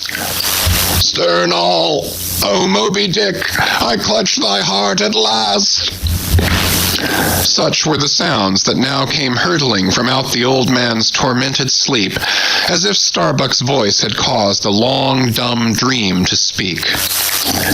The yet leveled musket shook like a drunkard's arm against the panel. Starbuck seemed wrestling with an angel, but turning from the door, he placed the death tube in its rack and left the place. He's too sound asleep, Mr. Stubb. Go thou down and wake him and tell him, I must see to the deck here. Thou knowest what to say. End of chapters 119 to 123. Chapters 124 to 127. Chapter 124. The Needle. Next morning, the not yet subsided sea rolled in long, slow billows of mighty bulk, and striving in the Pequod's gurgling track, pushed her on like giants' palms outspread. The strong, unstaggering breeze abounded so that sky and air seemed vast, outbellying sails. The whole world boomed before the wind. Muffled in the full morning light, the invisible sun was only known by the spread intensity of his place, where his bayonet rays moved on in stacks. Emblazonings as of crowned Babylonian kings and queens reigned over everything. The sea was as a crucible of molten gold that bubblingly leaps with light and heat. Long maintaining an enchanted silence, Ahab stood apart, and every time the teetering ship loweringly pitched down her bowsprit, he turned to eye the bright sun's rays produced ahead, and when she profoundly settled by the stern, he turned behind and saw the sun's rearward place, and how the same yellow rays were blending with his undeviating wake. Ha, my ship, thou mightest well be taken now for the sea chariot of the sun. Ho, ho, all ye nations before my prow. I bring the sun to ye. Yoke on the further billows. Hello, a tandem, I drive the sea. But suddenly, reined back by some counterthought, he hurried towards the helm, huskily demanding how the ship was heading. East southeast, sir, said the frightened steersman. Thou liest, smiting him with his clenched fist. Heading east at this hour in the morning, and the sun astern. Upon this every soul was confounded, for the phenomenon just then observed by Ahab had unaccountably escaped everyone else, but its very blinding palpableness must have been the cause. Thrusting his head halfway into the binnacle, Ahab caught one glimpse of the compasses. His uplifted arm slowly fell. For a moment he almost seemed to stagger. Standing behind him, Starbuck looked, and lo, the two compasses pointed east, and the Pequod was as infallibly going west. But ere the first wild alarm could get out abroad among the crew, the old man, with a rigid laugh, exclaimed, "I have it. It has happened before. Mr. Starbuck, last night's thunder turned our compasses, that's all. Thou hast before now heard of such a thing, I take it." "Aye, but never before has it happened to me, sir," said the pale mate, gloomily. Here it must needs be said that accidents like this have, in more than one case, occurred to ships in violent storms. The magnetic energy, as developed in the mariner's needle, is, as all know, essentially one with the electricity beheld in heaven. Hence it is not to be much marveled at that such things should be. Instances where the lightning has actually struck the vessel, so as to smite down some of the spars and rigging, the effect upon the needle has at times been still more fatal, all its lodestone virtue being annihilated, so that the before magnetic steel was of no more use than an old wife's knitting needle. But in either case, the needle never again of itself recovers the original virtue thus marred or lost, and if the binnacle compasses be affected, the same fate reaches all the others that may be in the ship, even were the lowermost one inserted into the kelson. Deliberately standing before the binnacle and eyeing the transpointed compasses, the old man, with the sharp of his extended hand, now took the precise bearing of the sun, and, satisfied that the needles were exactly inverted, shouted out his orders for the ship's course to be changed accordingly. The yards were hard up, and once more the Pequod thrust her undaunted bows into the opposing wind, for the supposed fair one had only been juggling her. Meanwhile, whatever were his own secret thoughts, Starbuck said nothing, but quietly he issued all requisite orders, while Stubb and Flask, who in some small degree seemed then to be sharing his feelings, likewise unmurmuringly acquiesced. As for the men, though some of them lowly rumbled, their fear of Ahab was greater than their fear of fate. But as ever before, the pagan harpooneers remained almost wholly unimpressed, or if impressed, it was only with a certain magnetism shot into their congenial hearts from inflexible Ahab's. For a space the old man walked the deck in rolling reveries, but chancing to slip with his ivory heel, he saw the crushed copper sight tubes of the quadrant he had the day before dashed to the deck. "Thou poor, proud heaven-gazer and sun's pilot, yesterday I wrecked thee, and today the compasses would fain have wrecked me. So. But Ahab is lord over the level lodestone yet. Mr. Starbuck, a lance without a pole, a topmaul, and the smallest of the sailmaker's needles. Quick!" Accessory, perhaps, to the impulse dictating the thing he was now about to do, were certain prudential motives, whose object might have been to revive the spirits of his crew by a stroke of his subtle skill in a matter so wondrous as that of the inverted compasses. Besides, the old man well knew that to steer by transpointed needles, though clumsily practicable, was not a thing to be passed over by superstitious sailors without some shudderings and evil portents. "Men," said he, steadily turning upon the crew as the mate handed him the things he had demanded. "My men, the thunder turned old Ahab's needles, but out of this bit of steel Ahab can make one of his own that will point as true as any." Abashed glances of servile wonder were exchanged by the sailors as this was said, and with fascinated eyes they awaited whatever magic might follow. But Starbuck looked away. With a blow from the topmaul, Ahab knocked off the steel head of the lance, and then, handing to the mate the long iron rod remaining, bade him hold it upright, without its touching the deck. Then, with the maul, after repeatedly smiting the upper end of this iron rod, he placed the blunted needle endwise on top of it, and less strongly hammered that several times, the mate still holding the rod as before.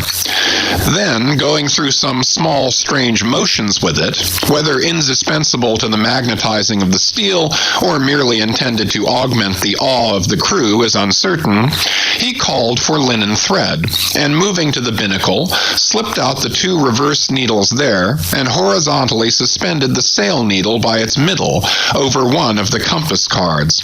At first the steel went round and round, quivering and vibrating at either end, but at last it settled to its place, when Ahab, who had been intently watching for this result, stepped frankly back from the binnacle, and pointing his stretched arm towards it, exclaimed, "Look ye for yourselves if Ahab be not lord of the level lodestone. The sun is east, and that compass swears it."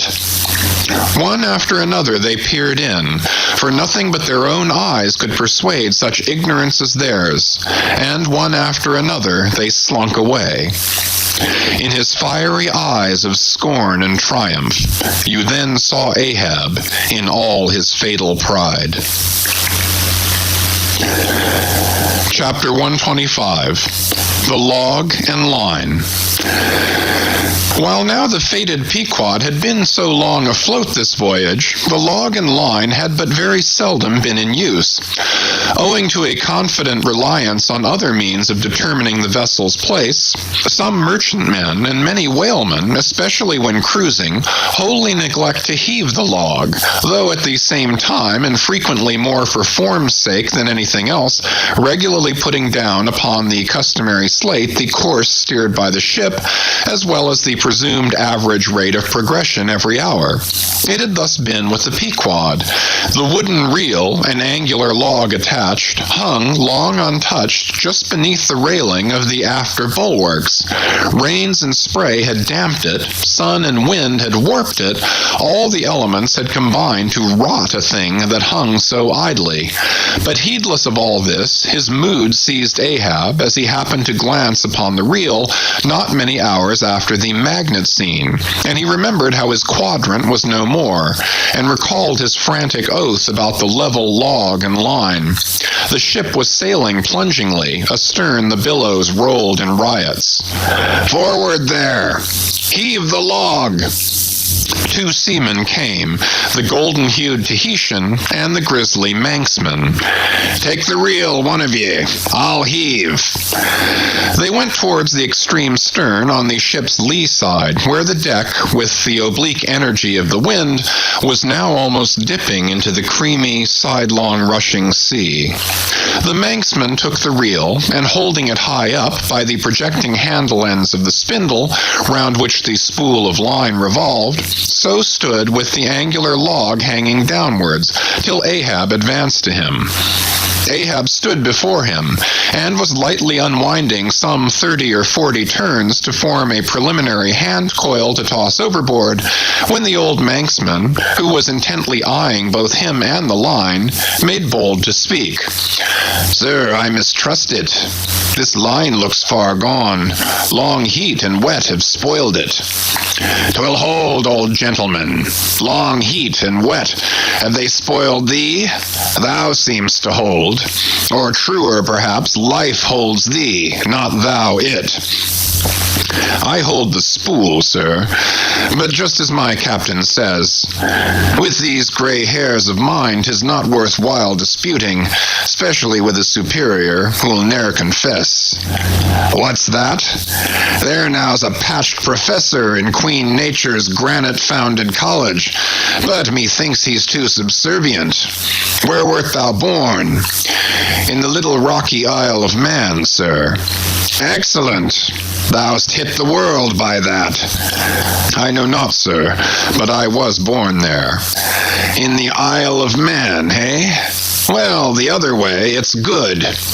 Here's a man from man, a man born in once independent man, and now unmanned of man, which is sucked in by what? Up with the reel. The dead, blind wall butts all inquiring heads at last. Up with it. So. The log was heaved. The loose coils rapidly straightened out in a long, dragging line astern, and then, instantly, the reel began to whirl. In turns, jerkingly raised and lowered by the rolling billows, the towing resistance of the log caused the old reelman to stagger strangely. Hold hard! Snap! The overstrained line sagged down in one long festoon. The tugging log was gone. I crush the quadrant. The thunder turns the needles, and now the mad sea parts the log line. But Ahab can mend all. Haul in there, Tahitian. Reel up, Manxman. And look ye, let the carpenter make another log, and mend thou the line. See to it. There he goes now. To him nothing's happened, but to me the skewer seems loosening out of the middle of the world. Haul in, Tahitian. These lines run whole and whirling out. Come in broken and dragging slow. Ha, Pip. Come to help, eh, Pip? Pip? Whom call you Pip?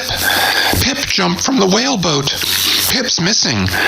Let's see now if you haven't fished him up here, fisherman. It drags hard. I guess he's holding on. Jerk him, Tahiti. Jerk him off. We haul in no cowards here. Oh, there's his arm just breaking water. A hatchet. A hatchet. Cut it off. We haul in no cowards here. Captain Ahab, sir, here's Pip trying to get on board again. Peace, thou crazy loon, cried the Manxman, seizing him by the arm. Away from the quarterdeck. The greater idiot ever scolds the lesser, muttered Ahab, advancing. Hands off from that holiness. Where sayest thou Pip was, boy? Astern there, sir, astern. Low. And who art thou, boy? I see not my reflection in the vacant pupils of thy eyes. Oh, God, that man should be a thing for immortal souls to sieve through. Who art thou, boy? Bellboy, sir. Ship's crier. Ding, dong, ding. Pip. 100 pounds of clay reward for Pip. 5 feet high. Looks cowardly. Quickest known by that. Ding, dong, ding. Who's seen Pip, the coward? There can be no hearts above the snow line. Oh, ye frozen heavens, look down here. Ye did beget this luckless child, and have abandoned him, ye creative libertines. Here, boy, Ahab's cabin shall be Pip's home henceforth, while Ahab lives. Thou touchest my innermost center, boy. Thou art tied to me by cords woven of my heartstrings. Come, let's down. What's this? Here's velvet shark skin. Intently gazing at Ahab's hand and feeling it. Ah, now, had poor Pip but felt so kind a thing as this, perhaps he had ne'er been lost. This seems to me, sir, as a man-rope, something that weak souls may hold by. Oh, sir, let old Perth now come and rivet these two hands together, the black one with the white, for I will not let this go. Oh, boy, nor will I thee, unless I should thereby drag thee to worse horrors than are here. Come then to my cabin. Lo, ye believers in God's all goodness, and in man all ill. Lo, you, see the omniscient God's oblivious of suffering man.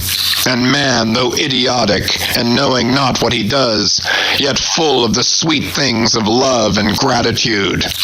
Come, I feel prouder leading thee by thy black hand than though I had grasped an emperor's. "There go two daft ones now," muttered the old Manxman. "One daft with strength, the other daft with weakness. But here's the end of the rotten line, all dripping too. Mend it, eh? I think we had best have a new line altogether. I'll see Mr. Stubb about it." Chapter 126. The Lifebuoy. Steering now southeastward by Ahab's leveled steel, and her progress solely determined by Ahab's level log and line, the Pequod held on her path towards the equator. Making so long a passage through such unfrequented waters, descrying no ships, and ere long sideways impelled by unvarying trade winds over waves monotonously mild, all these seemed the strange calm things preluding some riotous and desperate scene. At last, when the ship drew near to the outskirts, as it were, of the equatorial fishing ground, and in the deep darkness that goes before the dawn was sailing by a cluster of rocky islets, the watch, then headed by Flask, was startled by a cry so plaintively wild and unearthly, like half-articulated wailings of the ghosts of all Herod's murdered innocents, that one and all they started from their reveries, and for the space of some moments stood or sat or leaned all transfixedly listening, like the carved Roman slave, while that wild cry remained within hearing. The Christian or civilized part of the crew said it was mermaids and shuddered, but the pagan harpooneers remained unappalled. Yet the gray Manxman, the oldest mariner of all, declared that the wild, thrilling sounds that were heard were the voices of newly drowned men in the sea. Below, in his hammock, Ahab did not hear of this till gray dawn, when he came to the deck. It was then recounted to him by Flask, not unaccompanied with hinted dark meanings. He hollowly laughed, and thus explained the wonder. Those rocky islands the ship had passed were the resort of great numbers of seals, and some young seals that had lost their dams, or some dams that had lost their cubs, must have risen nigh the ship and kept company with her, crying and sobbing with their human sort of wail. But this only the more affected some of them, because most mariners cherish a very superstitious feeling about seals, arising not only from their peculiar tones when in distress, but also from the human look of their round heads and semi-intelligent faces, seen peeringly uprising from the water alongside. In the sea, under certain circumstances, seals have more than once been mistaken for men. But the bodings of the crew were destined to receive a most plausible confirmation in the fate of one of their number that morning. At sunrise, this man went from his hammock to the masthead at the fore, and whether it was that he had not yet half waked from his sleep, for sailors sometimes go aloft in a transition state, whether it was thus with the man, there is now no telling. But be that as it may, he had not been long at his perch when a cry was heard, a cry and a rushing, and looking up they saw a falling phantom in the air, and looking down, a little tossed heap of white bubbles in the blue of the sea.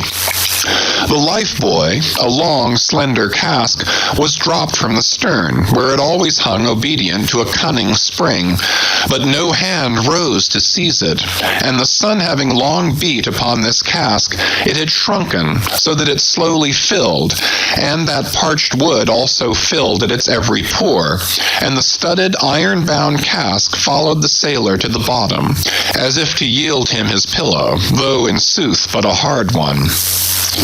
And thus, the first man of the Pequod that mounted the mast to look out for the white whale on the white whale's own peculiar ground, that man was swallowed up in the deep. But few perhaps thought of that at the time. Indeed, in some sort they were not grieved at this event, at least as a portent, for they regarded it not as a foreshadowing of evil in the future, but as the fulfillment of an evil already presaged. They declared that now they knew the reason of those wild shrieks they had heard the night before. But again the old Manxman said nay. The lost lifebuoy was now to be replaced. Starbuck was directed to see to it, but as no cask of sufficient lightness could be found, and as in the feverish eagerness of what seemed the approaching crisis of the voyage, all hands were impatient of any toil but what was directly connected with its final end, whatever that might prove to be, therefore they were going to leave the ship's stern unprovided with a buoy, when by certain strange signs and innuendos, Queequeg hinted a hint concerning his coffin. "A lifebuoy of a coffin?" cried Starbuck, starting. "Rather queer, that, I should say," said Stubb. "It'll make a good enough one," said Flask. "The carpenter here can arrange it easily." "Bring it up. There's nothing else for it," said Starbuck, after a melancholy pause. "Rig it, carpenter. Do not look at me so. The coffin, I mean. Dost thou hear me? Rig it." "And shall I nail down the lid, sir?" moving his hand as with a hammer. "Aye." "And shall I caulk the seam, sir?" moving his hand as with a caulking iron. "Aye." "And shall I then pay over the same with pitch, sir?" moving his hand as with a pitch pot. "Away! What possesses thee to this? Make a lifebuoy of the coffin, and no more. Mr. Stubb, Mr. Flask, come forward with me." Off he goes in a huff. The whole he can endure, at the parts he balks. Now I don't like this. I make a leg for Captain Ahab, and he wears it like a gentleman. But I make a bandbox for Queequeg, and he won't put his head into it. Are all my pains to go for nothing with that coffin? And now I'm ordered to make a lifebuoy of it. It's like turning an old coat, going to bring the flesh on the other side now. I don't like this cobbling sort of business. I don't like it at all. It's undignified. It's not my place. Let tinkers' brats do tinkerings. We are their betters. I like to take in hand none but clean, virgin, fair and square mathematical jobs, something that regularly begins at the beginning, and is at the middle when midway, and comes to an end at the conclusion. Not a cobbler's job that's at an end in the middle and at the beginning at the end. It's the old woman's tricks to be giving cobbling jobs. Lord, what an affection all women have for tinkers. I know an old woman of 65 who ran away with a bald-headed young tinker once. And that's the reason I never would work for lonely widow old women ashore when I kept my job shop in the vineyards. They might have taken it into their lonely old heads to run off with me. But hi-ho, there are no caps at sea but snow caps. Let me see. Nail down the lid, caulk the seams, pay over the same with pitch, batten them down tight, and hang it with the snap spring over the ship's stern. Were ever such things done before with a coffin? Some superstitious old carpenters now would be tied up in the rigging ere they would do the job. But I'm made of knotty aroostook hemlock. I don't budge. Cruppered with a coffin, sailing about with a graveyard tray. But never mind. We workers in woods make bridal bedsteads and card tables, as well as coffins and hearses. We work by the month, or by the job, or by the profit. Not for us to ask the why and wherefore of our work, unless it be too confounded cobbling. Then we stash it if we can. Hem. I'll do the job now, tenderly. I'll have me, let's see, how many in the ship's company, all told, but I've forgotten. Anyway, I'll have me 30 separate Turk's-headed lifelines, each 3 feet long, hanging all around the coffin. Then, if the hull go down, there'll be 30 lively fellows all fighting for one coffin, a sight not seen very often beneath the sun. Come, hammer, caulking iron, pitch pot, and marling spike. Let's to it. Chapter 127. The Deck. The coffin laid upon 2 line tubs between the vice bench and the open hatchway, the carpenter caulking its seams, the string of twisted oakum slowly unwinding from a large roll of it placed in the bosom of his frock. Ahab comes slowly from the cabin gangway and hears Pip following him. "Back, lad. I will be with you again presently." He goes. Not this hand complies with my humor more genially than that boy. Middle aisle of a church. What's here? Life boy, sir. Mr. Starbuck's orders. Oh, look, sir, beware the hatchway. Thank you, man. Thy coffin lies handy to the vault. Sir, the hatchway. So it does, sir. So it does. Art thou not the leg maker? Look, did not this stump come from thy shop? I believe it did, sir. Does the ferrule stand, sir? Well enough. But art thou not also the undertaker? Aye, sir. I patched up this thing here as a coffin for Queequeg, but they've set me now to turning it into something else. Then tell me, art thou not an errant, all-grasping, intermeddling, monopolizing, heathenish old scamp, to be one day making legs, and the next day coffins to clap them in, and yet again life buoys out of those same coffins? Thou art as unprincipled as the gods, and as much of a jack of all trades. But I do not mean anything, sir. I do as I do. The gods again. Hark ye, dost thou not ever sing working about a coffin? The Titans, they say, hummed snatches when chipping out the craters for volcanoes, and the grave digger in the play sings, spade in hand. Dost thou never? Sing, sir. Do I sing? Oh, I'm indifferent enough, sir, for that. But the reason why the gravedigger made music must have been because there was none in his spade, sir. But the caulking mallet is full of it. Hark to it. Aye, and that's because the lid there's a sounding board. And what in all things makes the sounding board is this: there's naught beneath. And yet a coffin with a body in it rings pretty much the same, carpenter. Hast thou ever helped carry a bier and heard the coffin knock against the churchyard gate going in?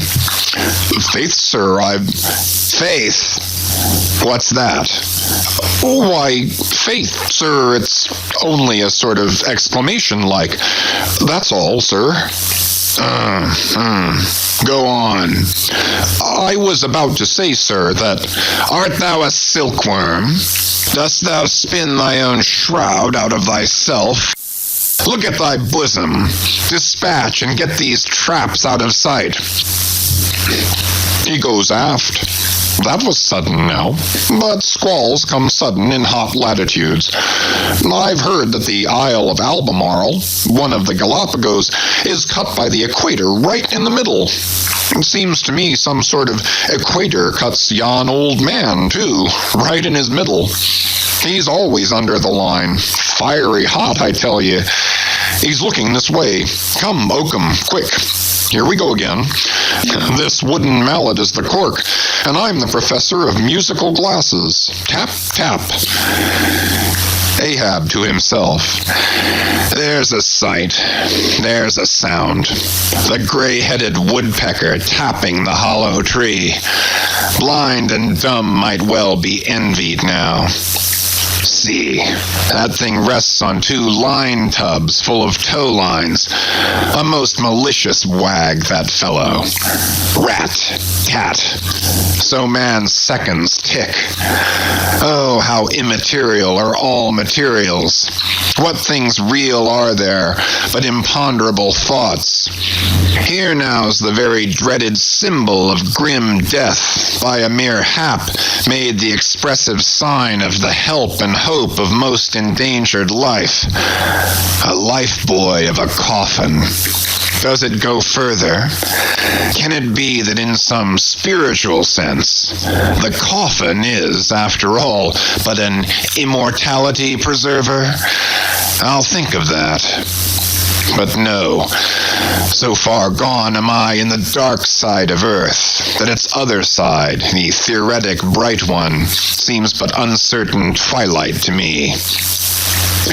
Will you never have done, carpenter, with that accursed sound? I go below. Let me not see that thing here when I return again. Now then, Pip, we'll talk this over.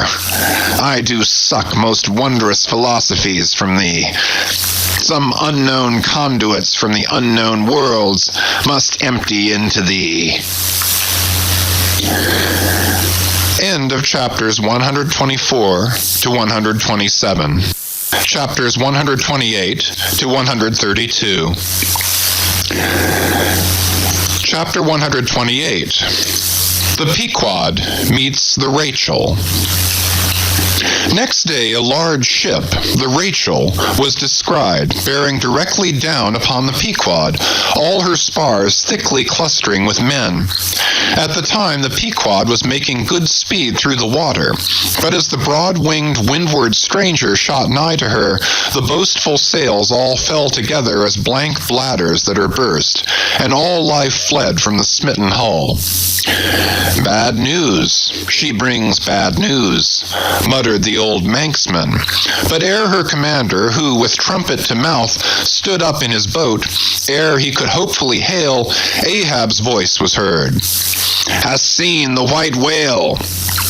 Aye, yesterday. Have you seen a whaleboat adrift? Throttling his joy, Ahab negatively answered this unexpected question, and would have fain boarded the stranger, when the stranger captain himself, having stopped his vessel's way, was seen descending her side. A few keen pulls, and his boat-hook soon clinched the Pequod's main chains, and he sprang to the deck. Immediately he was recognized by Ahab for a Nantucketer he knew, but no formal salutation was exchanged. Where was he? Not killed! Not killed! Cried Ahab, closely advancing. How was it?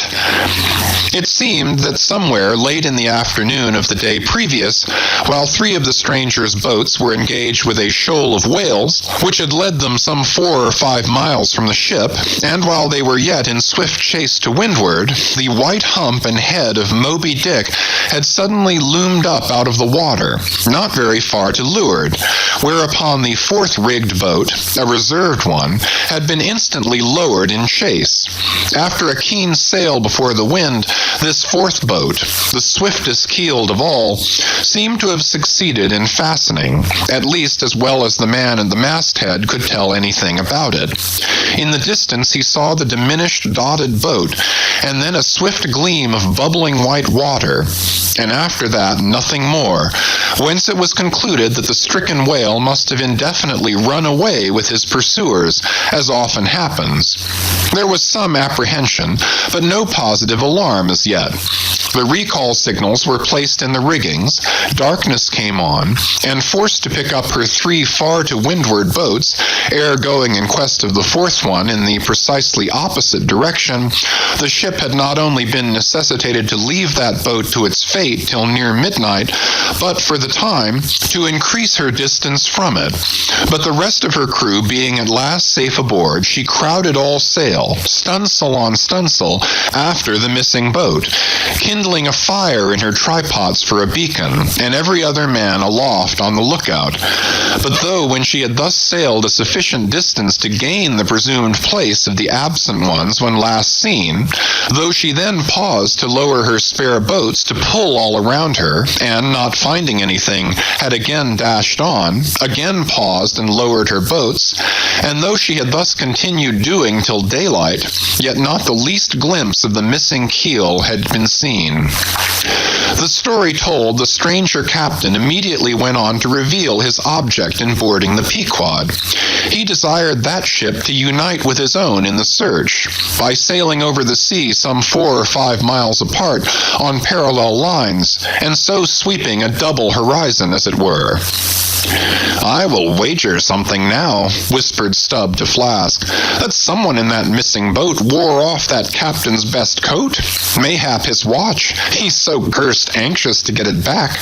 Who ever heard of two pious whale ships cruising after one missing whaleboat in the height of the whaling season? See, Flask, only see how pale he looks, pale in the very buttons of his eyes. Look, it wasn't the coat. It must have been my boy. My own boy is among them. For God's sake, I beg, I conjure, here exclaimed the stranger captain to Ahab, who thus far had but icily received his petition. For 48 hours let me charter your ship. I will gladly pay for it, and roundly pay for it, if there be no other way. For 48 hours only that, you must, oh, you must, and you shall do this thing. His son, cried Stubb. Oh, it's his son he's lost. I take back the coat and the watch. What says Ahab? We must save that boy. He's drowned with the rest of 'em last night, said the old Manx sailor standing behind them. I heard. All of you heard their spirits.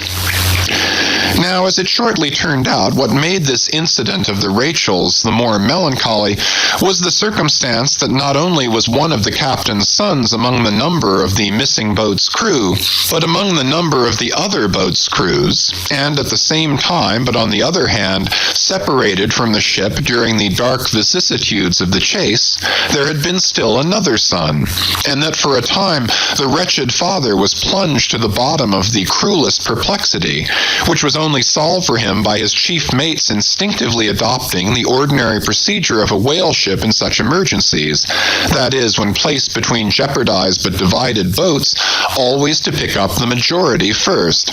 But the captain, for some unknown constitutional reason, had refrained from mentioning all this, and not till forced to it by Ahab's iciness did he allude to his one yet missing boy, a little lad but 12 years old, whose father, with the earnest but unmisgiving hardihood of a Nantucketer's paternal love, had thus early sought to initiate him in the perils and wonders of a vocation almost immemorially the destiny of all his race.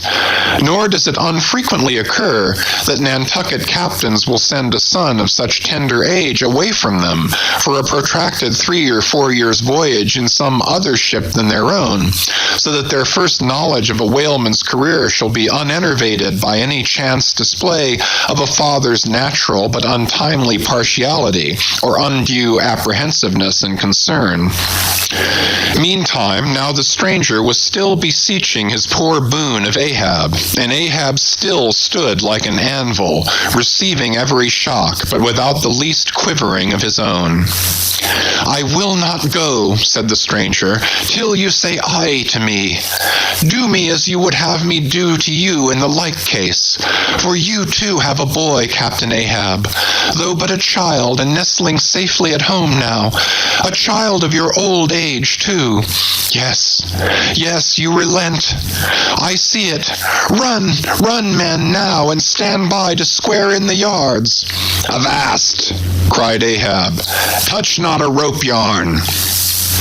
Then, in a voice that prolongingly molded every word, Captain Gardner, I will not do it.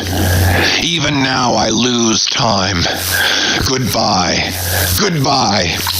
God bless you, man, and may I forgive myself, but I must go.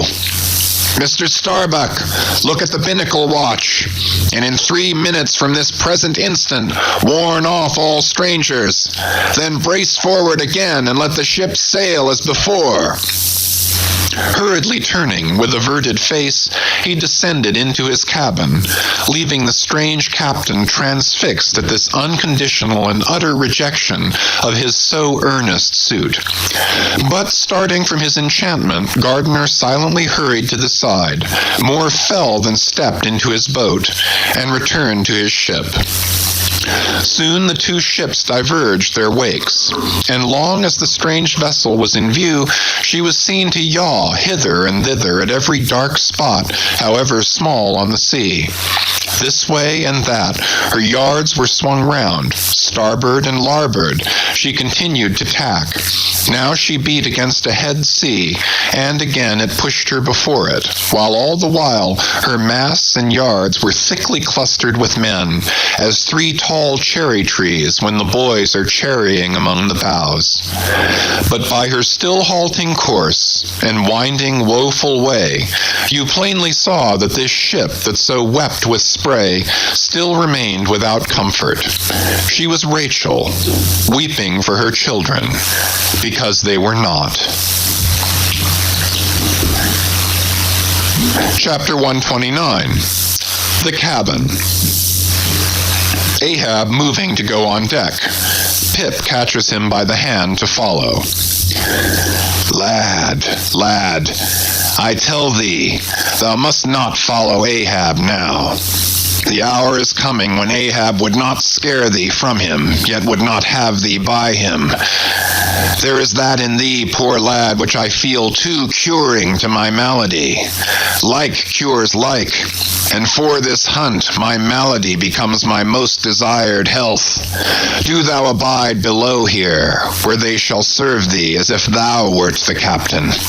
Aye, lad, thou shalt sit here in my own screwed chair. Another screw to it thou must be. No, no, no. You have not a whole body, sir. Do you but use poor me for your one lost leg? Only tread upon me, sir. I ask no more, so I remain a part of ye. Oh, spite of million villains, this makes me a bigot in the fadeless fidelity of man, and a black, and crazy. But methinks like cures like applies to him, too. He grows so sane again. They tell me, sir, that Stubb did once desert poor little Pip, whose drowned bones now show white for all the blackness of his living skin. But I will never desert ye, sir, as Stubb did him. Sir, I must go with ye. If thou speakest thus to me much more, Ahab's purpose keels up in him. I tell thee no, it cannot be. Oh, good master, master, master, weep so, and I will murder thee. Have a care, for Ahab too is mad. Listen, and thou wilt often hear my ivory foot upon the deck, and still know that I am there. And now I quit thee, thy hand met. True art thou, lad, as the circumference to its center. So God forever bless thee, and if it come to that, God forever save thee, let what will befall. Ahab goes. Pip steps one step forward. Here he this instant stood. I stand in his air, but I'm alone. Now were even poor Pip here, I could endure it, but he's missing. Pip, Pip, ding-dong ding, who's seen Pip? He must be up here. Let's try the door. What? Neither lock, nor bolt, nor bar, and yet there's no opening it. It must be the spell. He told me to stay here. Aye, and told me this screwed chair was mine. Here, then, I'll seat me against the transom, in the ship's full middle, all her keel and her 3 masts before me. Here our old sailors say, in their black 74s, great admirals sometimes sit at table and lord it over rows of captains and lieutenants. Huh, what's this? Epaulets, epaulets. The epaulets all come crowding. Pass round the decanters. Glad to see you. Fill up, messieurs. What an odd feeling now, when a black boy's host to white men with gold lace upon their coats. Messieurs, have you seen one Pip? A little Negro lad, 5 feet high, hangdog look, and cowardly. Jumped from a whaleboat once. Seen him? No? Well then, fill up again, captains, and let's drink shame upon all cowards. I name no names. Shame upon them. Put one foot upon the table. Shame upon all cowards. Hist! Above there. I hear ivory. Oh, master, master, I am indeed downhearted when you walk over me. But here I'll stay, though this stern strikes rocks, and they bulge through, and oysters come to join me. Chapter 130. The Hat. And now that at the proper time and place, after so long and wide a preliminary cruise, Ahab, all other wailing waters swept, seemed to have chased his foe into an ocean fold to slay him the more securely there, now that he found himself hard by the very latitude and longitude where his tormenting wound had been inflicted, now that a vessel had been spoken, which on the very day preceding had actually encountered Moby Dick, and now that all his successive meetings with various ships contrastingly concurred to show the demoniac indifference with which the white whale tore his hunters, whether sinning or sinned against, now it was that there lurked a something in the old man's eyes which it was hardly sufferable for feeble souls to see. As the unsetting polar star, which through the livelong Arctic 6 months' night sustains its piercing, steady central gaze, so Ahab's purpose now fixedly gleamed down upon the constant midnight of the gloomy crew. It domineered above them so that all their bodings, doubts, misgivings, fears were fain to hide beneath their souls, and not sprout forth a single spear or leaf. In this foreshadowing interval, too, all humor, forced or natural, vanished. Stubb no more strove to raise a smile. Starbuck no more strove to check one. Alike joy and sorrow, hope and fear seemed ground to finest dust, and powdered for the time in the clamped mortar of Ahab's iron soul. Like machines, they dumbly moved about the deck, ever conscious that the old man's despot eye was on them. But did you deeply scan him in his more secret, confidential hours, when he thought no glance but one was on him, then you would have seen that even as Ahab's eyes so awed the crew's, the inscrutable Parsi's glance awed his, or somehow at least in some wild way at times affected it. Such an added, gliding strangeness began to invest the thin Fedallah now. Such ceaseless shuddering shook him that the men looked dubious at him, half uncertain, as it seemed, whether indeed he were a mortal substance, or else a tremulous shadow cast upon the deck by some unseen being's body. And that shadow was always hovering there, for not by night even had Fedallah ever certainly been known to slumber or go below.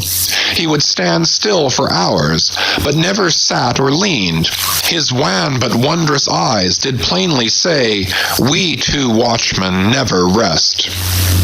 Nor at any time, by night or day, could the mariners now step upon the deck, unless Ahab was before them, either standing in his pivot hole, or exactly pacing the planks between two undeviating limits, the mainmast and the mizzen, or else they saw him standing in the cabin scuttle, his living foot advanced upon the deck as if to step, his hat slouched heavily over his eyes, so that however motionless he stood, however the days and nights were added on that he had not swung in his hammock, yet hidden beneath that slouching hat, they could never tell unerringly whether, for all this, his eyes were really closed at times, or whether he was still intently scanning them.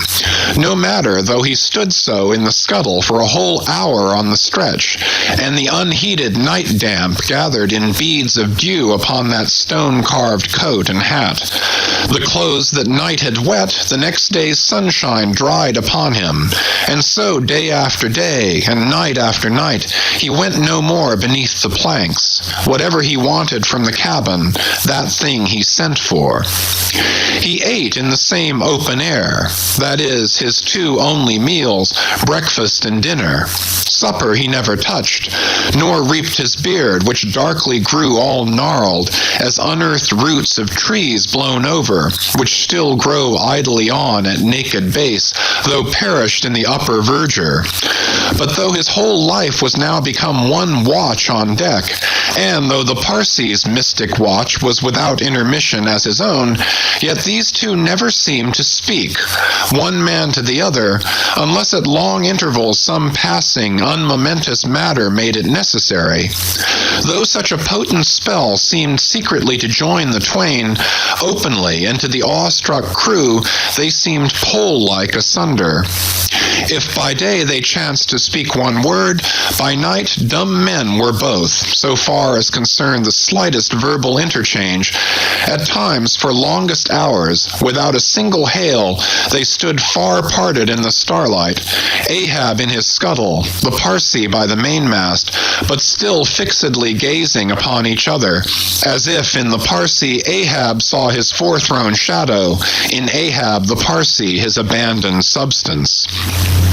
And yet, somehow, did Ahab, in his own proper self, as daily, hourly, and every instant commandingly revealed to his subordinates, Ahab seemed an independent lord, the Parsi but his slave. Still again, both seemed yoked together, and an unseen tyrant driving them, the lean shade siding the solid rib. For be this Parsi what he may, all rib and keel was solid Ahab. At the first faintest glimmering of the dawn, his iron voice was heard from aft, "Man the mastheads!" And all through the day, till after sunset and after twilight, the same voice every hour at the striking of the helmsman's bell was heard. "What do you see? Sharp! Sharp!" But when 3 or 4 days had slided by after meeting the children seeking Rachel, and no spout had yet been seen, the monomaniac old man seemed distrustful of his crew's fidelity, at least of nearly all except the pagan harpooneers. He seemed to doubt even whether Stubb and Flask might not willingly overlook the sight he sought. But if these suspicions were really his, he sagaciously refrained from verbally expressing them, however his actions might seem to hint them. "I will have first sight of the whale myself," he said. "I, Ahab, must have the doubloon." And with his own hands he rigged a nest of basketed bowlines, and sending a hand aloft with a single sheaved block to secure to the main masthead, he received the 2 ends of the downward reeved rope, and attaching one to his basket, prepared a pin for the other end, in order to fasten it at the rail. This done, with that end yet in his hand, and standing beside the pin, he looked round upon his crew, sweeping from one to the other, pausing his glance long upon Daggoo, Queequeg, Tashtego, but shunning Fadalla, and then, settling his firm, relying eye upon the chief mate, said, "Take the rope, sir. I give it into thy hands, Starbuck." Then, arranging his person in the basket, he gave the word for them to hoist him to his perch, Starbuck being the one who secured the rope at last, and afterward stood near it. And thus, with one hand clinging round the royal mast, Ahab gazed abroad upon the sea for miles and miles, ahead, astern, this side and that, within the wide expanded circle commanded at so great a height.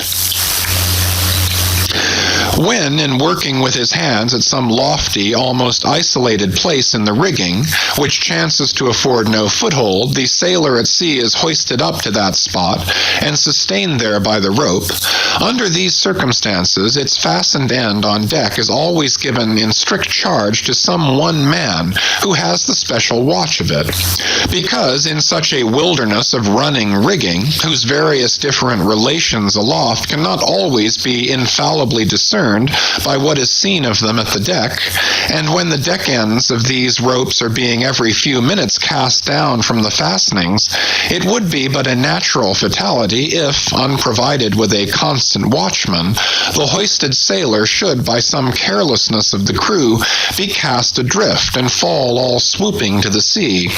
So Ahab's proceedings in this matter were not unusual. The only strange thing about them seemed to be that Starbuck, almost the one only man who had ever ventured to oppose him with anything in the slightest degree approaching to decision, one of those, too, whose faithfulness on the lookout he had seemed to doubt somewhat. It was strange that this was the very man he should select for his watchman, freely giving his whole life into such an otherwise distrusted person's hands. Now, the first time Ahab was perched aloft, ere he had been there 10 minutes, one of those red-billed savage seahawks which so often fly incommodiously close round the manned mastheads of whalemen in these latitudes, one of those birds came wheeling and screaming round his head in a maze of untrackably swift circlings. Then it darted 1,000 feet straight up into the air, then spiralized downwards and went eddying again round his head. But with his gaze fixed upon the dim and distant horizon, Ahab seemed not to mark this wild bird, nor, indeed, would anyone else have marked it much, it being no uncommon circumstance. Only now, almost the least heedful eye seemed to see some sort of cunning meaning in almost every sight. Your hat, sir!" suddenly cried the Sicilian seaman, who, being posted at the mizzen masthead, stood directly behind Ahab, though somewhat lower than his level, and with a deep gulf of air dividing them. But already the sable wing was before the old man's eyes, the long hooked bill at his head. With a scream, the black hawk darted away with his prize. An eagle flew thrice round Tarquin's head, removing his cap to replace it, and thereupon Tanaquil, his wife, declared that Tarquin would be king of Rome. But only by the replacing of the cap was that omen accounted good. Ahab's hat was never restored. The wild hawk flew on and on with it, far in advance of the prow, and at last disappeared, while from the point of that disappearance a minute black spot was dimly discerned falling from that vast height into the sea. Chapter 131. The Pequod Meets the Delight. The intense Pequod sailed on. The rolling waves and days went by. The lifebuoy coffin still lightly swung, and another ship, most miserably misnamed the Delight, was descried. As she drew nigh, all eyes were fixed upon her broad beams, called shears, which in some whaling ships crossed the quarter-deck at the height of 8 or 9 feet, serving to carry the spare, unrigged, or disabled boats. Upon the stranger's shears were beheld the shattered white ribs and some few splintered planks of what had once been a whaleboat. But you now saw through this wreck as plainly as you see through the peeled, half-unhinged, and bleaching skeleton of a horse. "Hast seen the white whale?" "Look," replied the hollow-cheeked captain from his taffrail, and with his trumpet he pointed to the wreck. "Hast killed him?" "The harpoon is not yet forged that will ever do that," answered the other, sadly glancing upon a rounded hammock on the deck, whose gathered sides some noiseless sailors were busy in sewing together. "Not forged?" And snatching Perth's leveled iron from the crotch, Ahab held it out, exclaiming, "Look ye, Nantucketer!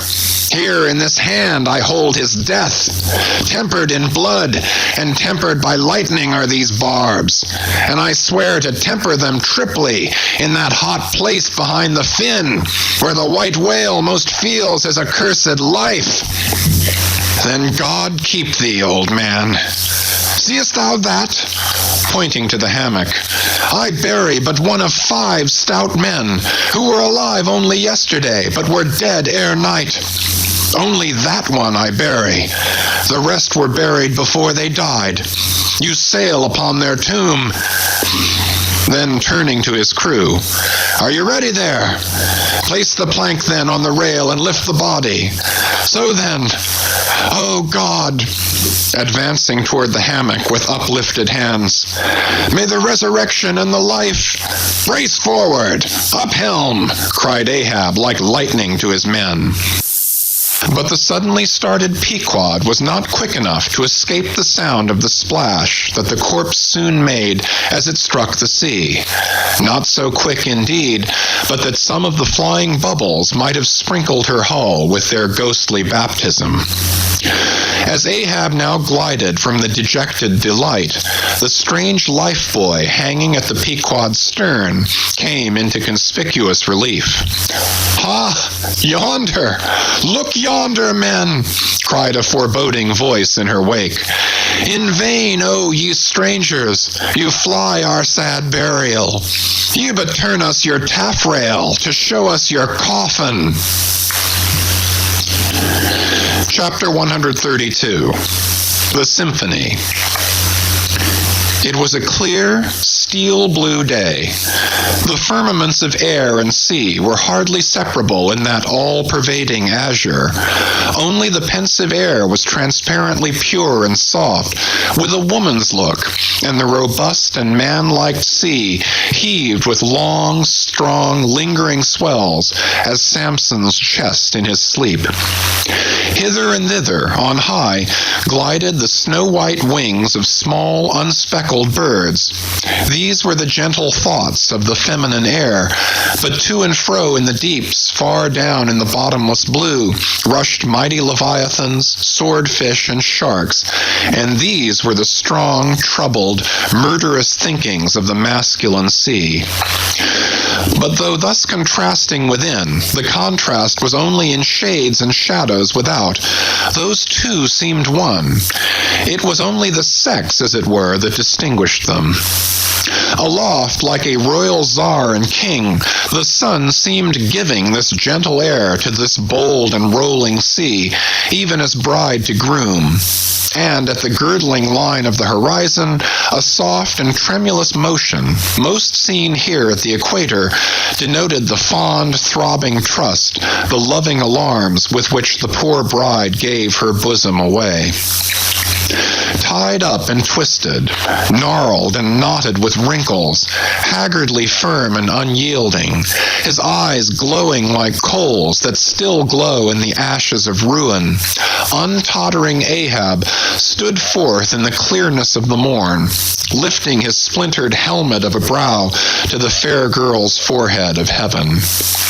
O immortal infancy and innocency of the azure, invisible winged creatures that frolic all round us, sweet childhood of air and sky, how oblivious were ye of old Ahab's close-coiled woe. But so have I seen little Miriam and Martha, laughing-eyed elves, heedlessly gambol around their old sire, sporting with the circle of singed locks which grew on the marge of that burnt-out crater of his brain. Slowly crossing the deck from the scuttle, Ahab leaned over the side and watched how his shadow in the water sank and sank to his gaze, the more and the more that he strove to pierce the profundity. But the lovely aromas in that enchanted air did at last seem to dispel, for a moment, the cankerous thing in his soul. That glad, happy air, that winsome sky, did at last stroke and caress him. The stepmother world, so long cruel, forbidding, now threw affectionate arms round his stubborn neck, and did seem to joyously sob over him, as if over one that, however wilful and erring, she could yet find it in her heart to save and to bless. From beneath his slouched hat, Ahab dropped a tear into the sea. Nor did all the Pacific contain such wealth as that one wee drop.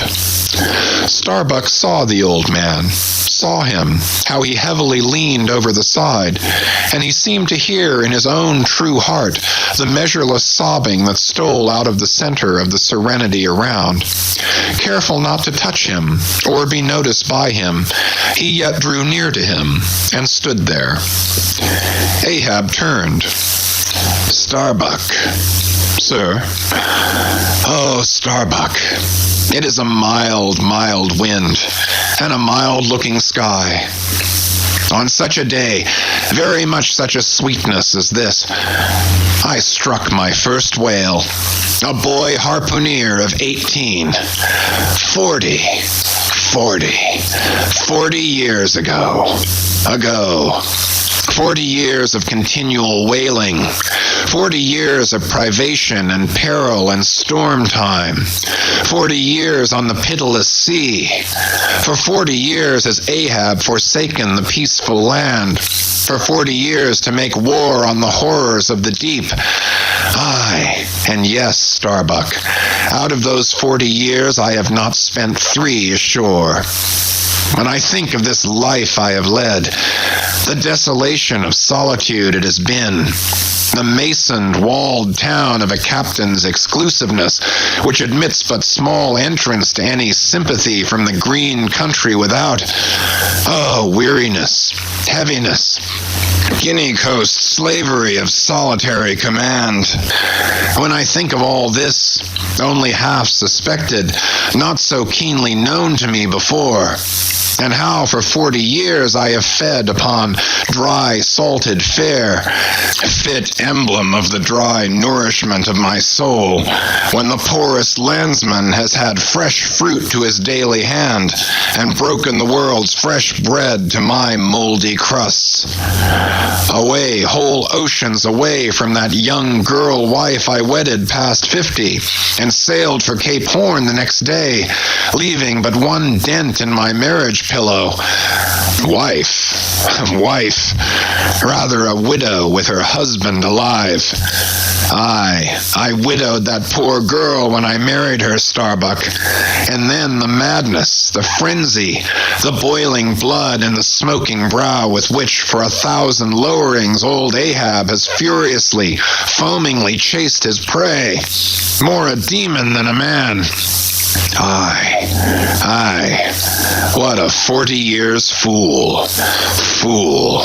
Old fool has old Ahab been. Why this strife of the chase?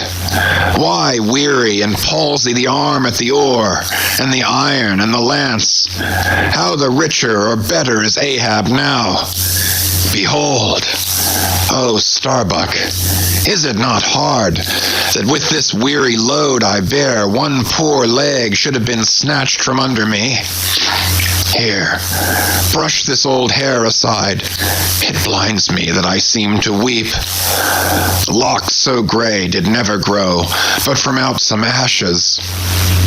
But do I look very old? So very old, Starbuck? I feel deadly faint, bowed and humped, as though I were Adam staggering beneath the piled centuries since paradise. God, crack my heart, stave my brain. Mockery, bitter, biting mockery of gray hairs. Have I lived enough joy to wear ye, and seem and feel thus intolerably old? Close. Stand close to me, Starbuck. Let me look into a human eye. It is better than to gaze into sea or sky, better than to gaze upon God. By the green land, by the bright hearthstone, this is the magic glass, man. I see my wife and my child in thine eye. No, stay on board. Lower not when I do, when branded Ahab gives chase to Moby Dick. That hazard shall not be thine. No, not with the faraway home I see in that eye. Oh, my captain, noble soul, grand old heart after all. Why should anyone give chase to that hated fish? Away with me. Let us fly these deadly waters. Let us home. Wife and child, too, are Starbuck's. Wife and child of his brotherly, sisterly, playfellow youth, even as thine, sir, are the wife and child of thy loving, longing, paternal old age. Away, let us away. This instant let me alter the course. How cheerily, how hilariously, oh my captain, would we bowl our way to see old Nantucket again. I think, sir, they have some such mild blue days, even as this in Nantucket. They have. I have seen them. Some summer days in the morning. About this time. Yes, it is his noon nap now. The boy vivaciously wakes. sits up in bed, and his mother tells him of me, of cannibal old me, how I am abroad upon the deep, but will yet come back to dance him again. 'Tis my Mary herself. She promised that my boy every morning should be carried to the hill to catch the first glimpse of his father's sail. Yes, no more. It is done. We head for Nantucket. Come, my captain, study out the course and let us away. See, the boy's face from the window, the boy's hand on the hill. But Ahab's glance was averted. Like a blighted fruit tree he shook, and cast his last cindered apple to the soil. What is it? What nameless, inscrutable, unearthly thing is it? What cozening, hidden lord and master, and cruel, remorseless emperor commands me, that against all natural lovings and longings I so keep pushing and crowding and jamming myself on all the time, recklessly making me ready to do what in my own proper natural heart I durst not so much as dare? Is Ahab? Is it I, God, or who that lifts this arm? But if the great sun move not of himself, but is as an errand boy in the heaven, nor one single star can revolve but by some invisible power, then how can this one small heart beat, this one small brain think thoughts, unless God does that beating, does that thinking, does that living, and not I? By heaven, man, we are turned round and round in this world, like yonder windlass, and fate is the handspike. And all the time, lo, that smiling sky and this unsounded sea. Look, see yon albacore? Who put it into him to chase and fang that flying fish? Where do murderers go, man? Who's to doom when the judge himself is dragged to the bar? But it is a mild, mild wind and a mild-looking sky, and the air smells now as if it blew from a faraway meadow. They have been making hay somewhere under the slopes of the Andes, Starbuck, and the mowers are sleeping among the new-mown hay. Sleeping! Aye, toil we how we may, we all sleep at last on the field. Sleep, aye, and rust amid greenness, as last year's scythes flung down and left in the half-cut swaths. Starbuck! But blanched to a corpse's hue with despair, the mate had stolen away. Ahab crossed the deck to gaze over on the other side, but started at two reflected, fixed eyes in the water there. Fedallah was motionlessly leaning over the same rail. End of chapters 128 to 132. Chapter 133. The Chase. First day. That night, in the mid-watch, when the old man, as his wont at intervals, stepped forth from the scuttle in which he leaned and went to his pivot-hole, he suddenly thrust his face out fiercely, snuffing up the sea air as a sagacious ship's dog will in drawing nigh to some barbarous isle. He declared that a whale must be near. Soon that peculiar odor, sometimes to a great distance given forth by the living sperm whale, was palpable to all the watch, nor was any mariner surprised when, after inspecting the compass, and then the dog vane, and then ascertaining the precise bearing of the odor as nearly as possible, Ahab rapidly ordered the ship's course to be slightly altered, and the sail to be shortened.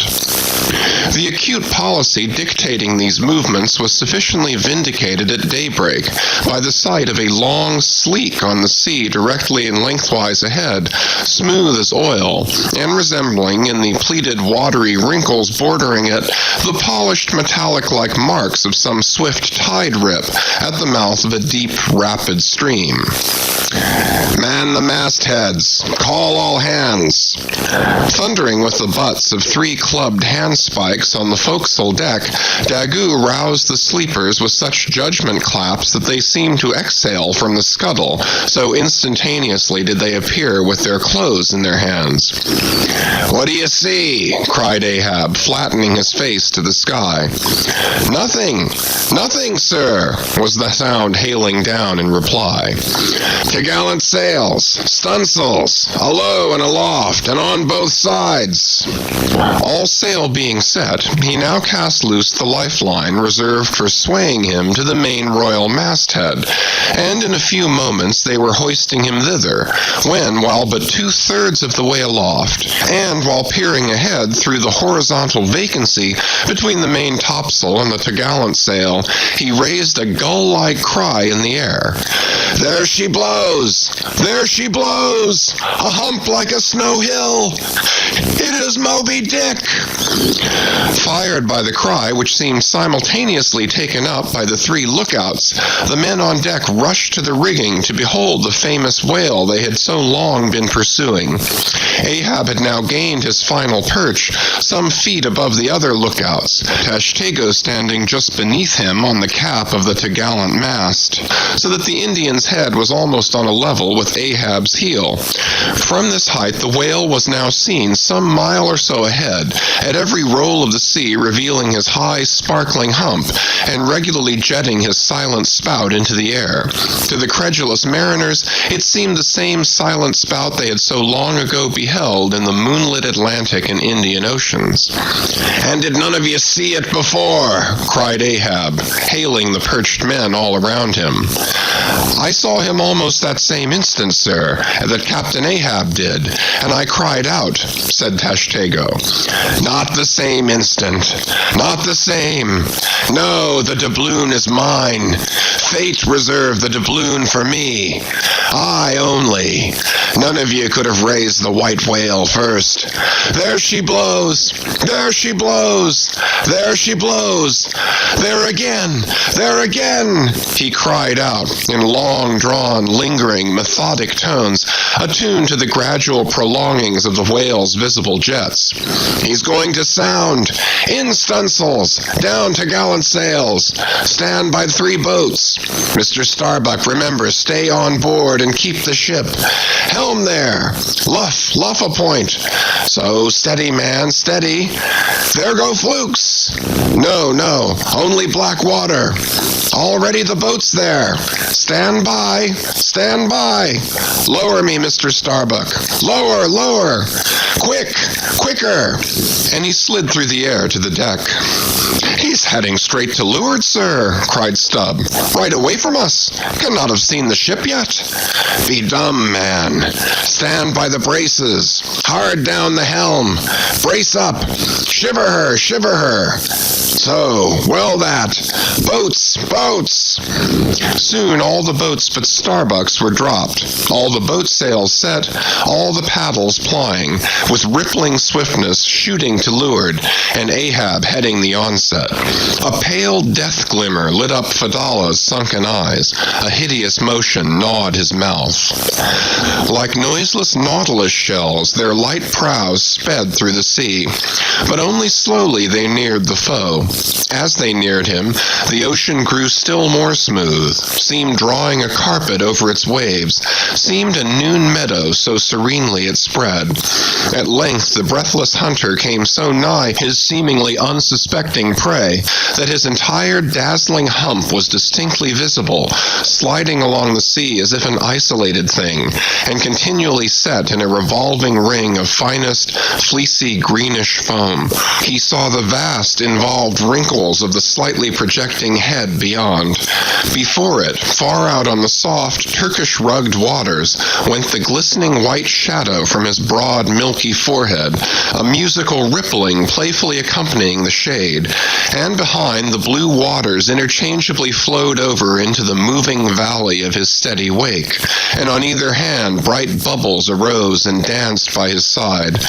But these were broken again by the light toes of hundreds of gay fowl, softly feathering the sea, alternate with their fitful flight, and like to some flagstaff rising from the painted hull of an argosy, the tall but shattered pole of a recent lance projected from the white whale's back, and at intervals one of the cloud of soft-toed fowls hovering and to and fro skimming like a canopy over the fish, silently perched and rocked on this pole, the long tail feathers streaming like pennons. A gentle joyousness, a mighty mildness of repose and swiftness invested the gliding whale. Not the white bull Jupiter swimming away with ravished Europa clinging to his graceful horns, his lovely leering eyes sideways intent upon the maid, with smooth bewitching fleetness rippling straight for the nuptial bower in Crete. Not Jove, not that great majesty supreme did surpass the glorified whale as he so divinely swam. On each soft side, coincident with the parted swell that but once leaving him then flowed so wide away, on each bright side the whale shed off enticings. No wonder there had been some among the hunters who, namelessly transported and allured by all this serenity, had ventured to assail it, but had fatally found that quietude but the vesture of tornadoes. Yet calm, enticing calm, O whale, thou glidest on to all who for the first time eye thee, no matter how many in that same way thou mayest have bejuggled and destroyed before. And thus, through the serene tranquillities of the tropical sea, among waves whose hand-clappings were suspended by exceeding rapture, Moby Dick moved on, still withholding from sight the full terrors of his submerged trunk, entirely hiding the wrenched hideousness of his jaw. But soon the forepart of him slowly rose from the water. For an instant his whole marbleized body formed a high arch, like Virginia's natural bridge, and warningly waving his bannered flukes in the air, the grand god revealed himself, sounded, and went out of sight. Hoveringly halting and dipping on the wing, the white seafowls longingly lingered over the agitated pool that he left. With oars apeak and paddles down, the sheets of their sails adrift, the three boats now stilly floated, awaiting Moby Dick's reappearance. "An hour," said Ahab, standing rooted in his boat's stern, and he gazed beyond the whale's place, towards the dim blue spaces and wide wooing vacancies to leeward. It was only an instant, for again his eyes seemed whirling round in his head as he swept the watery circle. The breeze now freshened, the sea began to swell. "The birds! The birds!" cried Tashtego. In long Indian file, as when herons take wing, the white birds were now all flying towards Ahab's boat, and when within a few yards began fluttering over the water there, wheeling round and round with joyous, expectant cries. Their vision was keener than man's. Ahab could discover no sign in the sea, but suddenly as he peered down and down into its depths, he profoundly saw a white living spot no bigger than a white weasel, with wonderful celerity uprising and magnifying as it rose, till it turned, and then there were plainly revealed two long, crooked rows of white, glistening teeth floating up from the undiscoverable bottom. It was Moby Dick's open mouth and scrolled jaw, his vast shadowed bulk still half blending with the blue of the sea. The glittering mouth yawned beneath the boat like an open-doored marble tomb, and giving one sidelong sweep leap with his steering oar, Ahab whirled the craft aside from this tremendous apparition. Then, calling upon Fedallah to change places with him, went forward to the bows, and, seizing Perth's harpoon, commanded his crew to grasp their oars and stand by to stern. Now, by reason of this timely spinning round the boat upon its axis, its bow by anticipation was made to face the whale's head while yet under water. But as if perceiving this stratagem, Moby Dick, with that malicious intelligence ascribed to him, sidelingly transplanted himself, as it were, in an instant, shooting his pleated head lengthwise beneath the boat. Through and through every plank and each rib, it thrilled for an instant, the whale obliquely lying on his back, in the manner of a biting shark, slowly and feelingly taking its bows full within his mouth, so that the long, narrow, scrolled lower jaw curled high up into the open air, and one of the teeth caught in a rowlock. The bluish pearl white of the inside of the jaw was within 6 inches of Ahab's head, and reached higher than that. In this attitude, the white whale now shook the slight cedar as a mildly cruel cat her mouse. With unastonished eyes, Fedallah gazed and crossed his arms, but the tiger-yellow crew were tumbling over each other's heads to gain the uttermost stern. And now, while both elastic gunwales were springing in and out, while the whale dallied with the doomed craft in this devilish way, and from his body being submerged beneath the boat, he could not be darted at from the bows, for the bows were almost inside of him, as it were, and while the other boats involuntarily paused as before a quick crisis impossible to withstand, then it was that monomaniac Ahab, furious with this tantalizing vicinity of his foe, which placed him all alive and helpless in the very jaws he hated, frenzied with all this, he seized the long bone with his naked hands and wildly strove to wrench it from its grip. As now he thus vainly strove, the jaw slipped from him, the frail gunwales bent in, collapsed, and snapped, as both jaws, like an enormous shears, sliding further aft, bit the craft completely in twain, and locked themselves fast again in the sea, midway between the two floating wrecks. These floated aside, the broken ends drooping, the crew at the stern wreck clinging to the gunwales, and striving to hold fast to the oars to lash them across.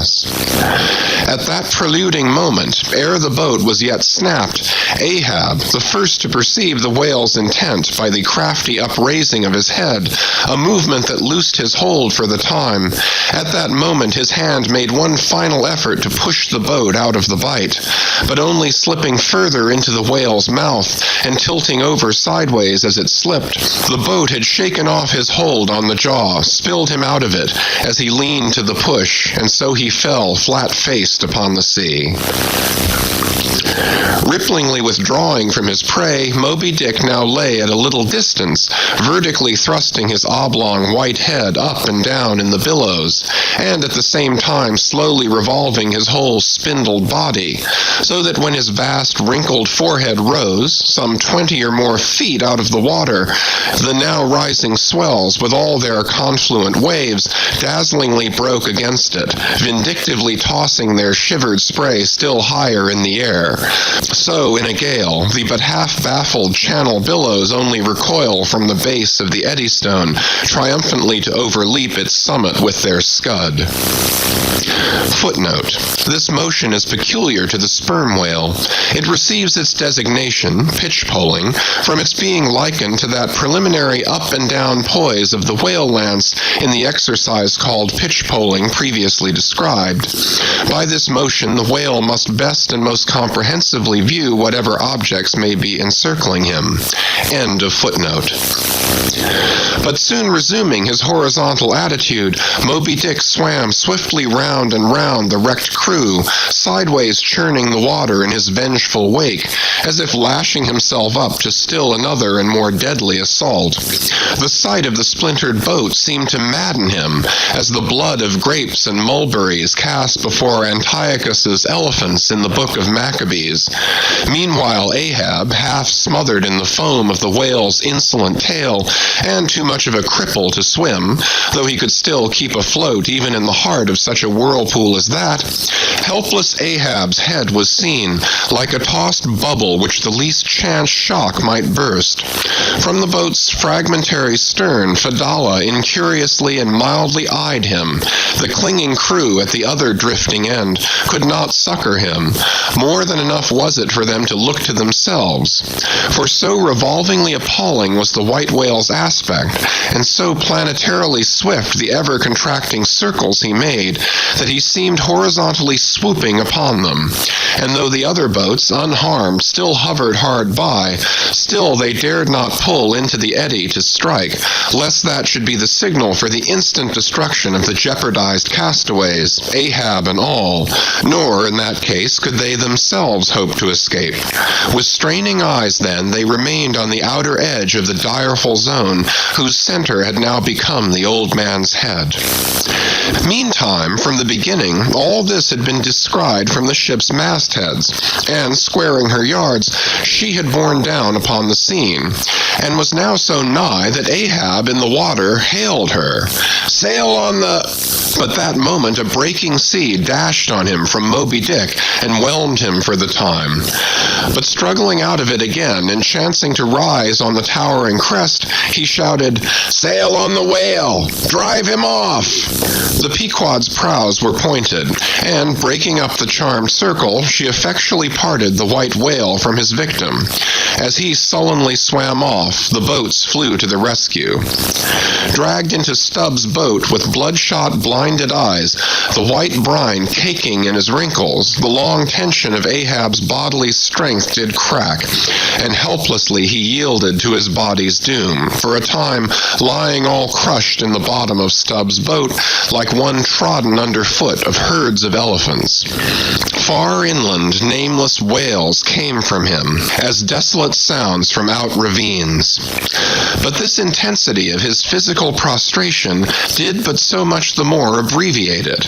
In an instant's compass, great hearts sometimes condense to one deep pang the sum total of those shallow pains kindly diffused through feebler men's whole lives. And so such hearts, though summary in each one suffering, still, if the gods decree it, in their lifetime aggregate a whole age of woe, wholly made up of instantaneous intensities. For even in their pointless centers, those noble natures contain the entire circumferences of inferior souls. "The harpoon," said Ahab, halfway rising and draggingly leaning on one bended arm. "Is it safe?" "Aye, sir, for it was not darted. This is it," said Stubb, showing it. "Lay it before me. Any missing men?" "1, 2, 3, 4, 5. There were 5 oars, sir, and here are 5 men." "That's good.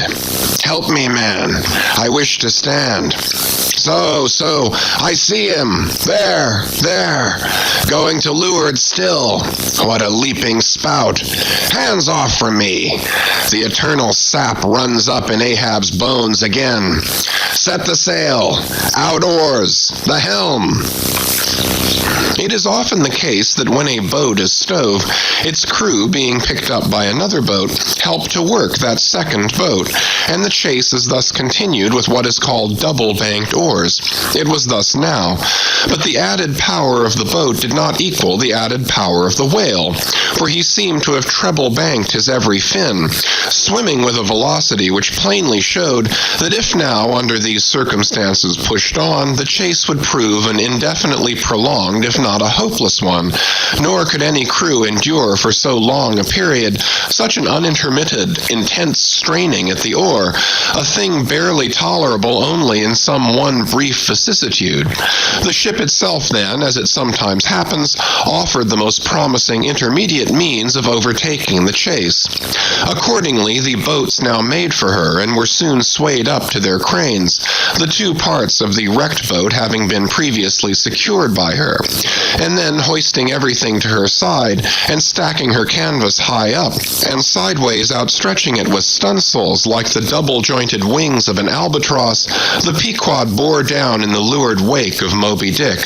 At the well-known methodic intervals, the whale's glittering spout was regularly announced from the manned mastheads, and when he would be reported as just gone down, Ahab would take the time, and then, pacing the deck, binnacle watch in hand, so soon as the last second of the allotted hour expired, his voice was heard.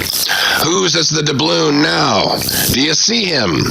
And if the reply was, "No, sir," straightway he commanded them to lift him to his perch. In this way the day wore on, Ahab now aloft and motionless, anon unrestingly pacing the planks.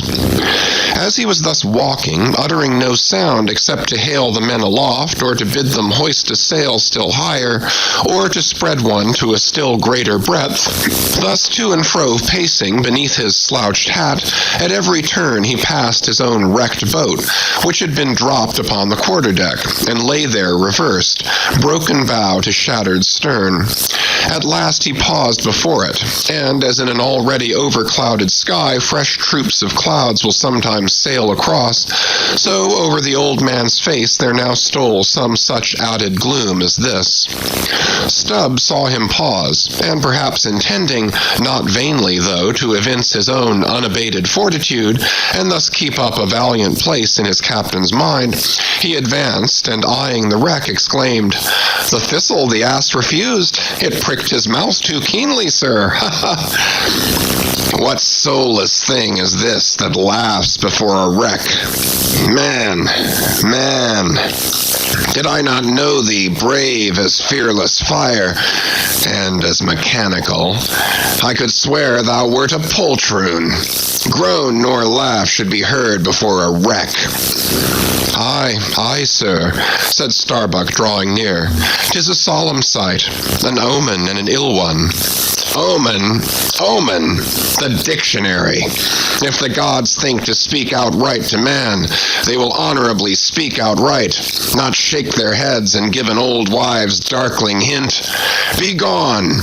Ye two are the opposite poles of one thing. Starbuck is Stubb reversed, and Stubb is Starbuck. And ye two are all mankind. And Ahab stands alone among the millions of the peopled earth, nor gods nor men his neighbors. Cold, cold, I shiver. How now? Aloft there! Do you see him? Sing out for every spout, though he spout 10 times a second." The day was nearly done. Only the hem of his golden robe was rustling. Soon it was almost dark, but the lookout men still remained unset. "Can't see the spout now, sir. Too dark," cried a voice from the air. "How heading when last seen?" "As before, sir. Straight to leeward." "Good. He will travel slower now 'tis night. Down royals and t'gallant stunsails, Mr. Starbuck. We must not run over him before morning. He's making a passage now, and may heave to a while. Helm there!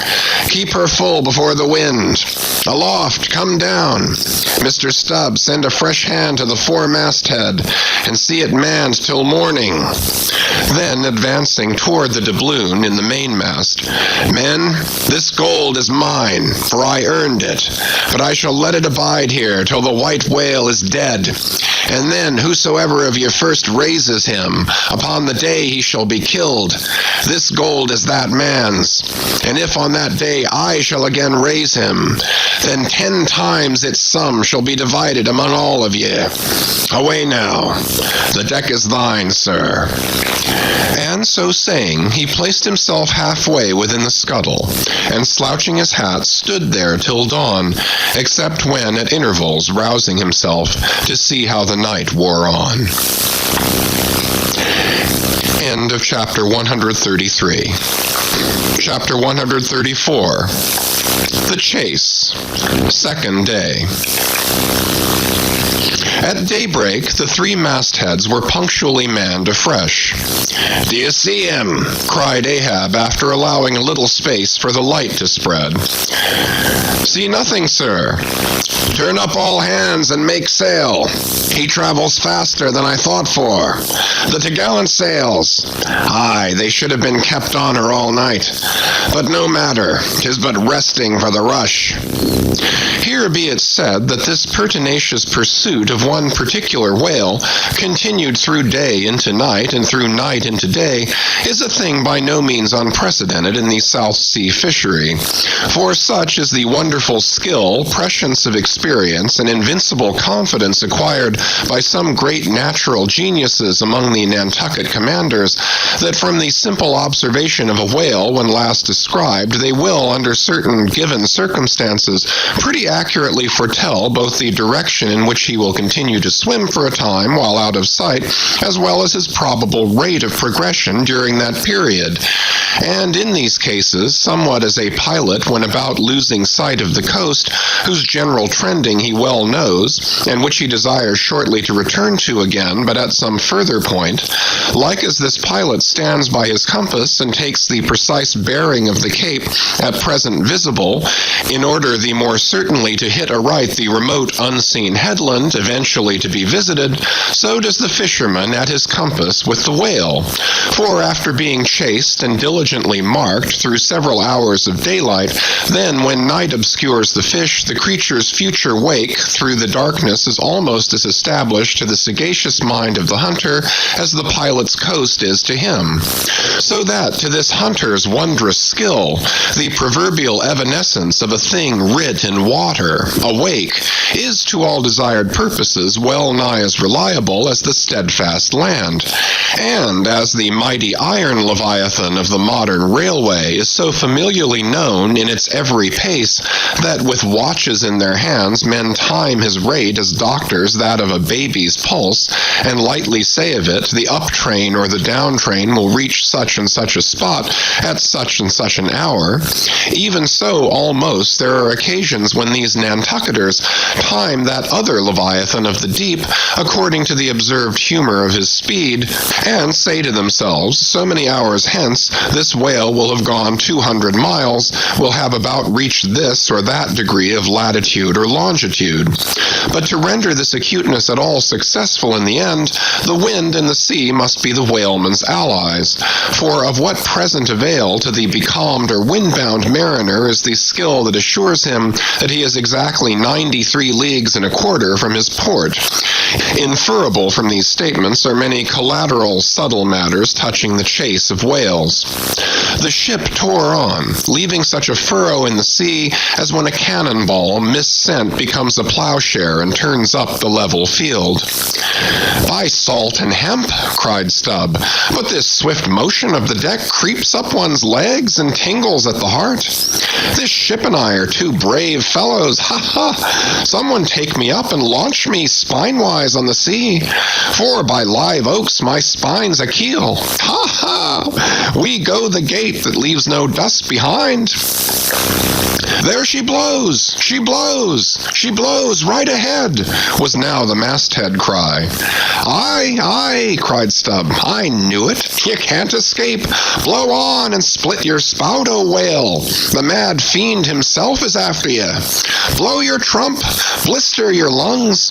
Ahab will dam off your blood as a miller shuts his water gate upon the stream."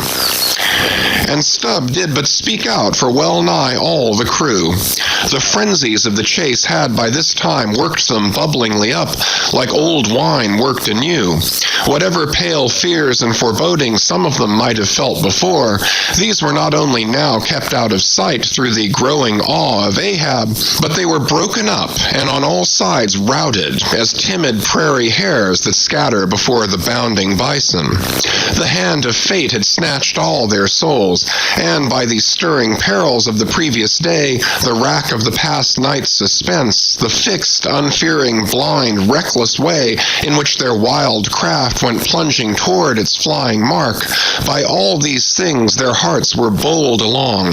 The wind that made great bellies of their sails, and rushed the vessel on by arms invisible as irresistible, this seemed the symbol of that unseen agency which so enslaved them to the race. They were one man, not 30, for as the one ship that held them all, though it was put together of all contrasting things, oak and maple and pine wood, iron and pitch and hemp, yet all these ran into each other into the one concrete hull, which shot on its way, both balanced and directed by the long central keel. Even so, all the individualities of the crew, this man's valor, that man's fear, guilt and guiltiness, all varieties were welded into oneness, and were all directed to that fatal goal which Ahab, their one lord and keel, did point to. The rigging lived. The mastheads, like the tops of tall palms, were outspreadingly tufted with arms and legs. Clinging to a spar with one hand, some reached forth the other with impatient wavings.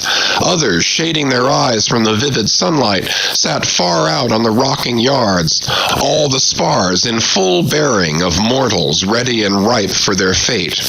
Ah, how they still strove through that infinite blueness to seek out the thing that might destroy them.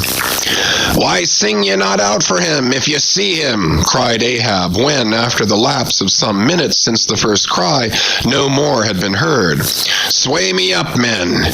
Ye have been deceived. Not Moby Dick casts one odd jet that way and then disappears." It was even so. In their headlong eagerness, the men had mistaken some other thing for the whale spout, as the event itself soon proved. For hardly had Ahab reached his perch, hardly was the rope belayed to its pin on the deck, when he struck the keynote to an orchestra that made the air vibrate as with the combined discharges of rifles. The triumphant halloo of 30 buckskin lungs was heard as, much nearer to the ship than the place of the imaginary jet, Moby Dick bodily burst into view. For not by any calm or indolent spoutings, not by the peaceable gush of that mystic fountain in his head did the white whale now reveal his vicinity, but by the far more wondrous phenomenon of breaching. Rising with his utmost velocity from the furthest depths, the sperm whale thus booms his entire bulk into the pure element of air, and piling up a mountain of dazzling foam, shows his place to the distance of 7 miles or more. In those moments, the torn, enraged waves he shakes off seem his mane. In some cases, this breaching is his act of defiance. "There she breaches! There she breaches!" was the cry, as in his immeasurable bravadoes the white whale tossed himself salmon-like to heaven. So suddenly seen in the blue plain of the sea, and relieved against the still bluer margin of the sky, the spray that he raised for the moment intolerably glittered and glared like a glacier, and stood there gradually fading and fading away from its first sparkling intensity to the dim mistiness of an advancing shower in a vale. "Aye, breach your last to the sun, Moby Dick," cried Ahab. "Thy hour and thy harpoon are at hand. Down, down, all of ye, but one man at the fore. The boats, stand by." Unmindful of the tedious rope ladders of the shrouds, the men, like shooting stars, slid to the deck by the isolated backstays and halyards, while Ahab, less dartingly but still rapidly, was dropped from his perch. "Lower away," he cried so soon as he had reached his boat, a spare one rigged the afternoon previous. "Mr. Starbuck, the ship is thine. Keep away from the boats, but keep near them. Lower all." As if to strike a quick strike terror into them by this time being the first assailant himself, Moby Dick had turned and was now coming for the three crews. Ahab's boat was central, and cheering his men, he told them he would take the whale head and head, that is, pull straight up to his forehead, a not uncommon thing, for when within a certain limit such a course excludes the coming onset from the whale's sidelong vision. But ere that close limit was gained, and while yet all three boats were plain as the ship's three masts to his eye, the white whale churning himself into furious speed, almost in an instant as it were, rushing among the boats with open jaws and a lashing tail, offered appalling battle on every side, and heedless of the irons darted at him from every boat, seemed only intent on annihilating each separate plank of which those boats were made, but skillfully maneuvered, incessantly wheeling like trained chargers in the field, the boats for a while eluded him, though at times but by a plank's breadth, while all the time Ahab's unearthly slogan tore every other cry but his to shreds. But at last, in his untraceable evolutions, the white whale so crossed and recrossed, and in 1,000 ways entangled the slack of the three lines now fast to him, that they foreshortened, and of themselves warped the devoted boats toward the planted irons in him, though now for a moment the whale drew aside a little, as if to rally for a more tremendous charge. Seizing that opportunity, Ahab first paid out more line, and then was rapidly hauling and jerking in upon it again, hoping that way to disencumber it of some snarls, when, lo, a sight more savage than the embattled teeth of sharks. Caught and twisted, corkscrewed in the mazes of the line, loose harpoons and lances, with all their bristling barbs and points, came flashing and dripping up to the chocks in the bows of Ahab's boat. Only one thing could be done. Seizing the boat knife, he critically reached within, through, and then without the rays of steel, dragged in the line beyond, passed it inboard to the bowsman, and then, twice sundering the rope near the chocks, dropped the intercepted faggot of steel into the sea, and was all fast again. That instant, the white whale made a sudden rush among the remaining tangles of the other lines. By so doing, irresistibly dragged the more involved boats of Stubb and Flask toward his flukes, dashed them together like two rolling husks on a surf-beaten beach, and then diving down into the sea, disappeared in a boiling maelstrom in which, for a space, the odorous cedar chips of the wrecks danced round and round, like the grated nutmeg in a swiftly stirred bowl of punch. While the two crews were yet circling in the waters, reaching out after the revolving line tubs, oars, and other floating furniture, while a slope little Flask bobbed up and down like an empty vial, twitching his legs upwards to escape the dreaded jaws of sharks, and Stubb was lustily singing out for someone to ladle him up, and while the old man's line, now parting, admitted of his pulling into the creamy pool to rescue whom he could, in that wild simultaneousness of 1,000 concreted perils, Ahab's yet unstricken boat seemed drawn up towards heaven by invisible wires, as arrow-like, shooting perpendicularly from the sea, the white whale dashed his broad forehead against its bottom, and sent it turning over and over into the air, till it fell again, gunwale downwards, and Ahab and his men struggled from out under it like seals from a seaside cave. The first uprising momentum of the whale, modifying its direction as he struck the surface, involuntarily launched him along it to a little distance from the center of the destruction he had made, and with his back to it he now lay for a moment, slowly feeling with his flukes from side to side, and whenever a stray oar, bit of plank, the least chip or crumb of the boats touched his skin, his tail swiftly drew back and came sideways, smiting the sea. But soon, as if satisfied that his work for that time was done, he pushed his pleated forehead through the ocean, and trailing after him the intertangled lines, continued his lured way at a traveler's methodic pace. As before, the attentive ship, having descried the whole fight, again came bearing down to the rescue, and, dropping a boat, picked up the floating mariners, tubs, oars, and whatever else could be caught at, and safely landed them on her decks. Some sprained shoulders, wrists, ankles, livid contusions, wrenched harpoons and lances, inextricable intricacies of rope, shattered oars and planks. All these were there, but no fatal or even serious ill seemed to have befallen anyone. As with Fedallah the day before, so Ahab was now found grimly clinging to his boat's broken half, which afforded a comparatively easy float, nor did it so exhaust him as the previous day's mishap. But when he was helped to the deck, all eyes were fastened upon him, as instead of standing by himself, he still half hung upon the shoulder of Starbuck, who had thus far been the foremost to assist him. His ivory leg had been snapped off, leaving but one short, sharp splinter. Aye, Starbuck, 'tis sweet to lean sometimes, be the leaner who he will, and would old Ahab had leaned oftener than he has. The ferrule has not stood, sir, said the carpenter, now coming up. I put good work into that leg.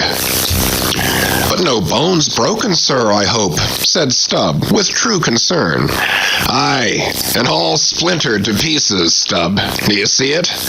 But even with a broken bone, old Ahab is untouched, and I account no living bone of mine one jot more me than this dead one that's lost. Nor white whale, nor man, nor fiend can so much as graze old Ahab in his own proper and inaccessible being. Can any lead touch yonder floor, any mast scrape yonder roof? Aloft there, which way? Dead to leeward, sir. Up helm, then. Pile on the sail again, shipkeepers. Down the rest of the spare boats and rig them. Mr. Starbuck, away, and muster the boat's crews. Let me first help thee towards the bulwarks, sir. Oh, how this splinter gores me now. Accursed fate, that the unconquerable captain in the soul should have such a craven mate. Sir, my body, man, not thee. Give me something for a cane. There, that shivered lance will do. Muster the men. Surely I have not seen him yet. By heaven, it cannot be. Missing? Quick, call them all. The old man's hinted thought was true. Upon mustering the company, the Parsee was not there. The Parsee, cried Stubb. He must have been caught in. The black vomit wrench thee. Run, all of ye, above, alow, cabin, forecastle. Find him. Not gone. Not gone. But quickly they returned to him with the tidings that the Parsee was nowhere to be found. Aye, sir, said Stubb, caught among the tangles of your line. I thought I saw him dragging under. My line! My line! Gone! Gone! What means that little word? What death knell rings in it that old Ahab shakes as if he were the belfry? The harpoon, too. Toss over the litter there. Do you see it? The forged iron men, the white whales. No, no, no. Blistered fool. This hand did dart it. 'Tis in the fish. Aloft there. Keep him nailed. Quick. All hands to the rigging of the boats. Collect the oars. Harpooneers, the irons, the irons. Hoist the royals higher. A pull on all the sheets. Helm there. Steady, steady for your life. I'll 10 times girdle the unmeasured globe. Yea, and drive straight through it. But I'll slay him yet. Great God, but for one single instant show thyself, cried Starbuck. Never, never wilt thou capture him, old man. In Jesus' name, no more of this. That's worse than devil's madness. 2 days' chase, twice stove to splinters, thy very leg once more snatched from under thee, thy evil shadow gone, all good angels mobbing thee with warnings. What more wouldst thou have? Shall we keep chasing this murderous fish till he swamps the last man? Shall we be dragged by him to the bottom of the sea? Shall we be towed by him to the infernal world? Oh, impiety and blasphemy to hunt him more. Starbuck, of late I felt strangely moved to thee. Ever since that hour we both saw, thou knowst what, in each other's eyes. But in this matter of the whale, be the front of thy face to me as the palm of this hand, a lipless, unfeatured blank. Ahab is forever Ahab, man. This whole act's immutably decreed. 'Twas rehearsed by thee and me a billion years before this ocean rolled. Fool! I am the fate's lieutenant. I act under orders. Look thou, underling, that thou obeyest mine. Stand round me, men. You see an old man cut down to the stump, leaning on a shivered lance, propped up on a lonely foot. 'Tis Ahab, his body's part. But Ahab's soul's a centipede that moves upon 100 legs. I feel strained, half-stranded, as ropes that tow dismasted frigates in a gale. And I may look so, but ere I break, you'll hear me crack. Until you hear that, know that Ahab's hawser tows his purpose yet. Believe ye, men, in the things called omens? Then laugh aloud and cry encore. For ere they drown, drowning things will twice rise to the surface, then rise again to sink forevermore. So with Moby Dick. 2 days he's floated. Tomorrow will be the 3rd. Aye, men, he'll rise once more, but only to spout his last. Do you feel brave, men? Brave! As fearless fire, cried Stubb. And as mechanical, muttered Ahab. Then, as the men went forward, he muttered on. The things called omens. And yesterday I talked the same to Starbuck there concerning my broken boat. Oh, how valiantly I seek to drive out of others' hearts what's clinched so fast in mine. The Parsi, gone.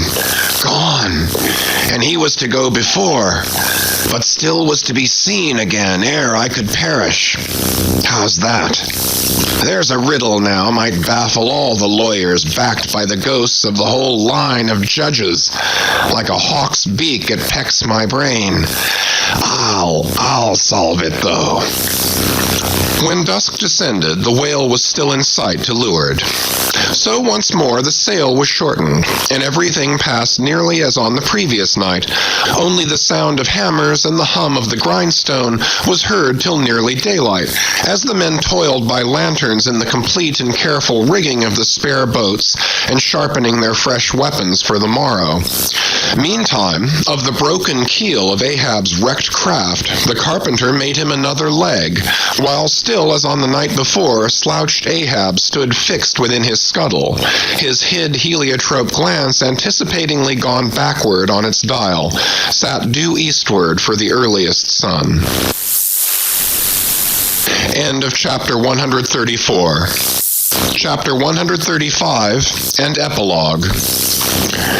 Chapter 135. The Chase, 3rd Day.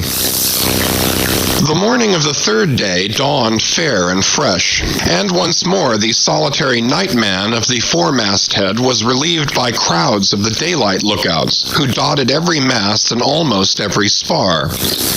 "Do you see him?" cried Ahab, but the whale was not yet in sight. "In his infallible wake, though, but follow that wake, that's all. Helm there, steady as thou goest and hast been going. What a lovely day again. Were it a new-made world and made for a summer house to the angels, and this morning the first of its throwing open to them, a fairer day could not dawn upon that world. Here's food for thought, had Ahab time to think. But Ahab never thinks. He only feels. That's tingling enough for mortal man. To think's audacity. God only has that right and privilege.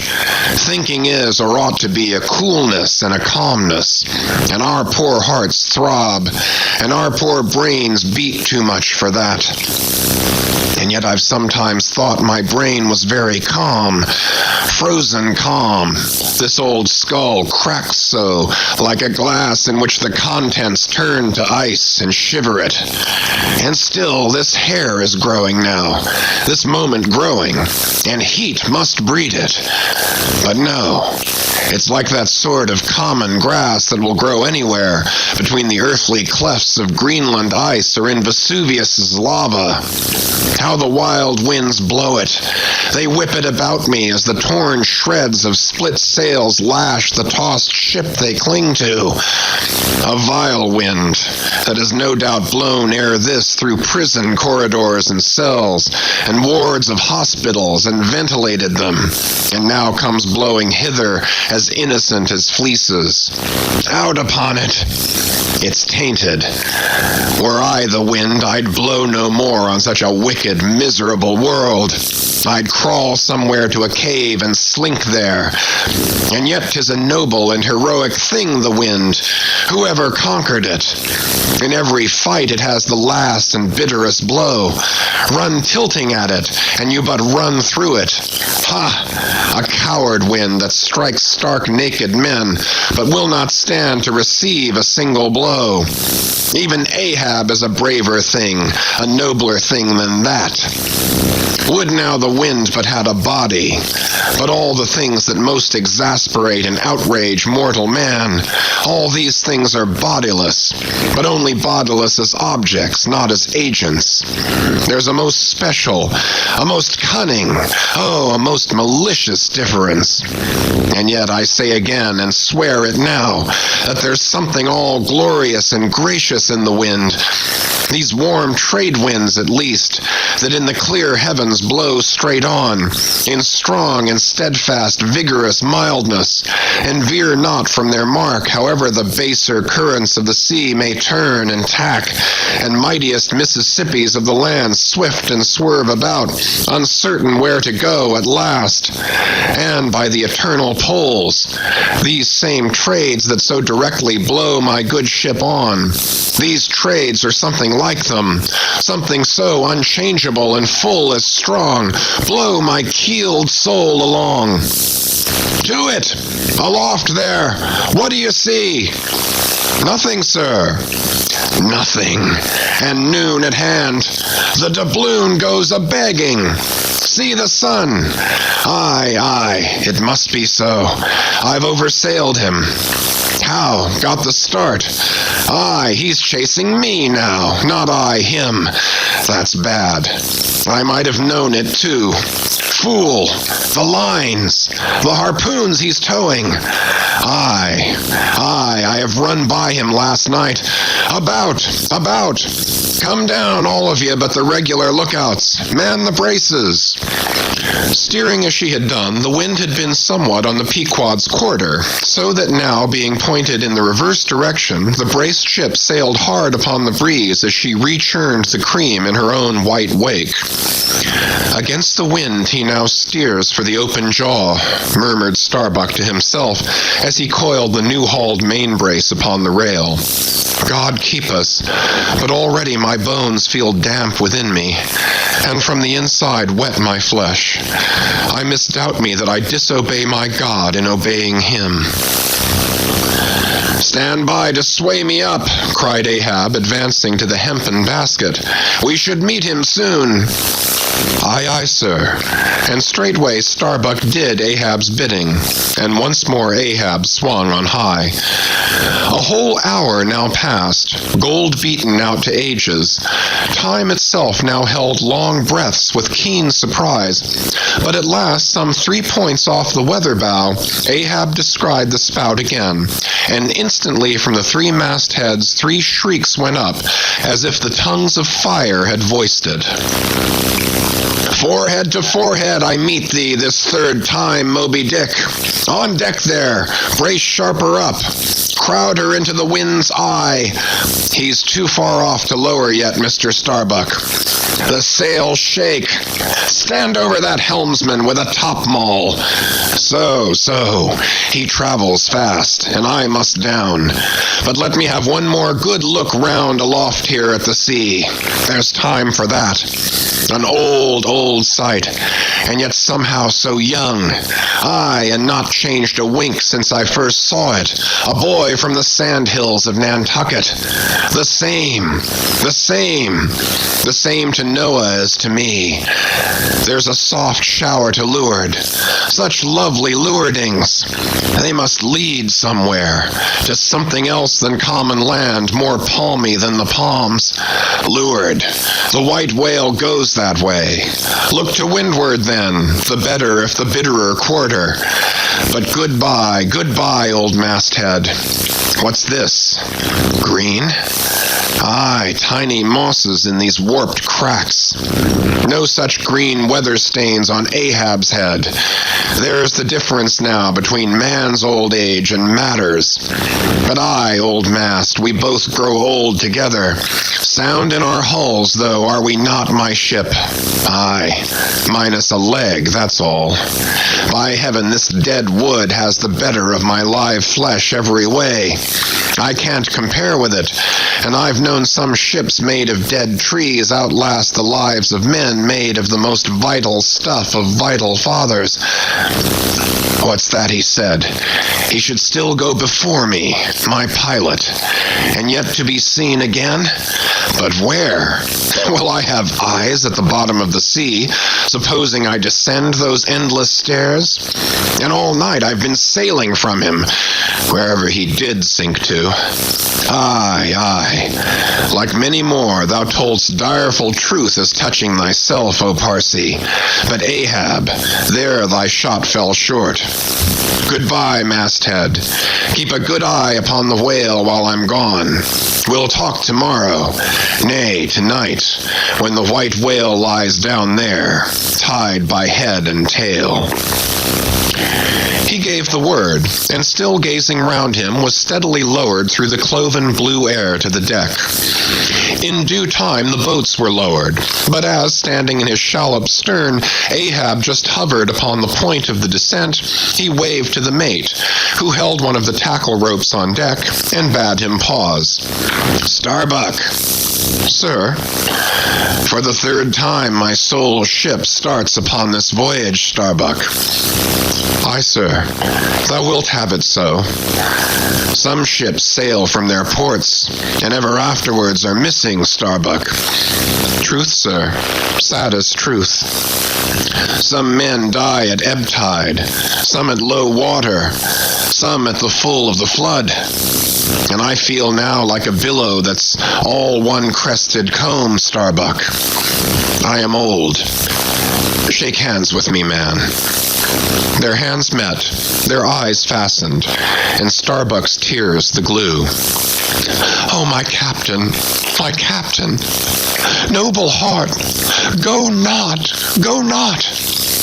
See, it's a brave man that weeps. How great the agony of the persuasion then."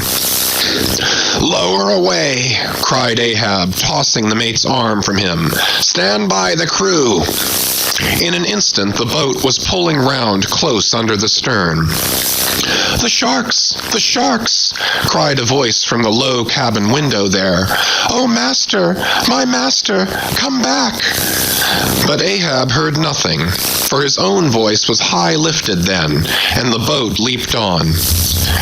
Yet the voice spake true, for scarce had he pushed from the ship when numbers of sharks, seemingly rising from out the dark waters beneath the hull, maliciously snapped at the blades of the oars every time they dipped in the water, and in this way accompanied the boat with their bites. It is a thing not uncommonly happening to the whale-boats in those swarming seas, the sharks at times apparently following them in the same prescient way that vultures hover over the banners of marching regiments in the east. But these were the first sharks that had been observed by the Pequod since the white whale had first been descried, and whether it was that Ahab's crew were all such tiger-yellow barbarians, and therefore their flesh more musky to the senses of the sharks, a matter sometimes well known to affect them, however it was, they seemed to follow that one boat without molesting the others. "Heart of wrought steel," murmured Starbuck Dick, gazing over the side, and following with his eye the receding boat. "Canst thou yet ring boldly to that sight, lowering thy keel among ravening sharks, and followed by them, open-mouthed to the chase, and this the critical third day? For when 3 days flow together in one continuous intense pursuit, be sure the first is the morning, the second the noon, and the third the evening, and the end of that thing, be that end what it may. Oh, my God, what is this that shoots through me and leaves me so deadly calm, yet expectant, fixed at the top of a shudder? Future things swim before me, as in empty outlines and skeletons. All the past is somehow grown dim. Mary, girl, thou fadest in pale glories behind me. Boy, I seem to see but thy eyes grown wondrous blue. Strangest problems of life seem clearing, but clouds sweep between. Is my journey's end coming? My legs feel faint, like his who has footed it all day. Feel thy heart. Beats it yet? Stir thyself, Starbuck. Stave it off. Move, move. Speak aloud. Masthead there. See you my boy's hand on the hill. Crazed. Aloft there. Keep thy keenest eye on the boats. Mark well the whale. Ho, again, drive off that hawk. See, he pecks, he tears the vane, pointing to the red flag flying at the main truck. Ha, he soars away with it. Where's the old man now? Seest thou that sight, O Ahab? Shudder, shudder. The boats had not gone very far when, by a signal from the mastheads, a downward pointed arm, Ahab knew that the whale had sounded, but intending to be near him at the next rising, he held on his way a little sideways from the vessel, the becharmed crew maintaining the profoundest silence as the head-beat waves hammered and hammered against the opposing bow. Drive, drive in your nails, O ye waves! To their uttermost heads drive them in! You but strike a thing without a lid, and no coffin and no hearse can be mine, and hemp only can kill me. Ha! Ha! Suddenly the waters around them slowly swelled in broad circles, then quickly upheaved, as if sideways sliding from a submerged berg of ice, swiftly rising to the surface. A low rumbling sound was heard, a subterraneous hum, and then all held their breaths, as bedraggled with trailing ropes and harpoons and lances, a vast form shot lengthwise but obliquely from the sea. Shrouded in a thin, drooping veil of mist, it hovered for a moment in the rainbowed air, and then fell swamping back into the deep. Crushed 30 feet upwards, the waters flashed for an instant like heaps of fountains, then brokenly sank in a shower of flakes, leaving the circling surface creamed like new milk round the marble trunk of the whale. "Give way!" cried Ahab to the oarsmen, and the boats darted forward to the attack. But maddened by yesterday's fresh irons that corroded in him, Moby Dick seemed combinedly possessed by all the angels that fell from heaven. The wide tiers of welded tendons overspreading his broad white forehead, beneath the transparent skin, looked knitted together, as head-on he came churning his tail among the boats, and once more flailed them apart, spilling out the irons and lances from the two mates' boats, and dashing in one side of the upper part of their bows, but leaving Ahab's almost without a scar. While Daggoo and Queequeg were stopping the strained planks, and as the whale, swimming out from them, turned and showed one entire flank as he shot by them again, at that moment a quick cry went up. Lashed round and round to the fish's back, pinioned in the turns upon turns in which, during the past night, the whale had reeled the involutions of the lines around him, the half-torn body of the Parsee was seen, his sable raiment frayed to shreds, his distended eyes turned full upon old Ahab. The harpoon dropped from his hand. Be fooled, be fooled, drawing in a long, lean breath. Aye, Parsi, I see thee again. Aye, and thou goest before. And this then is the hearse that thou didst promise. But I hold thee to the last letter of thy word. Where is the second hearse? Away, mates, to the ship. Those boats are useless now. Repair them if ye can in time, and return to me. If not, Ahab is enough to die. Down, men. The first thing but offers to jump from this boat I stand in. That thing I harpoon. Ye are not other men, but my arms and legs, and so obey me. Where's the whale? Gone down again? But he looked too nigh the boat, for as if bent upon escaping with the corpse he bore, and as if the particular place of the last encounter had been a stage in his leeward voyage, Moby Dick was now again steadily swimming forward, and had almost passed the ship, which thus far had been sailing in the contrary direction to him, though for the present her headway had been stopped. He seemed swimming with his utmost velocity, and now only intent upon pursuing his own straight path in the sea. "Oh, Ahab," cried Starbuck, "not too late is it, even now the third day, to desist? See, Moby Dick seeks thee not. It is thou that madly seekest him."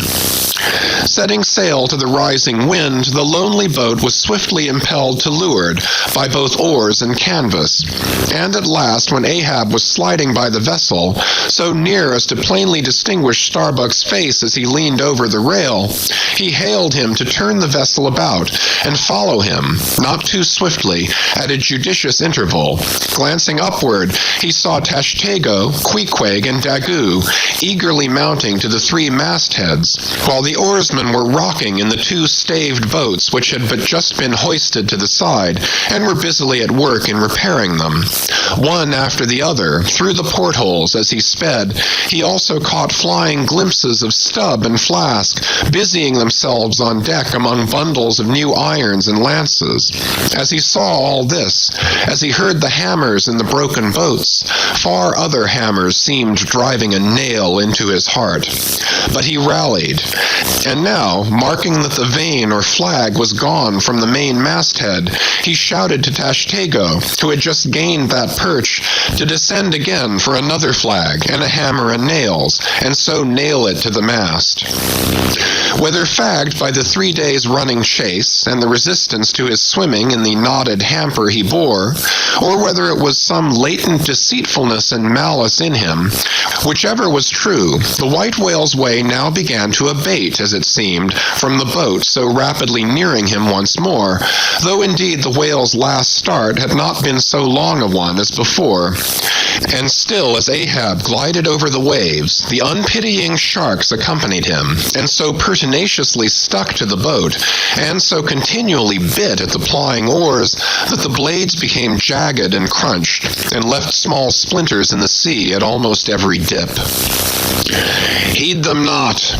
Those teeth but give new rowlocks to your oars. Pull on. 'Tis the better rest, the shark's jaw, than the yielding water." "But at every bite, sir, the thin blades grow smaller and smaller." "They will last long enough. Pull on."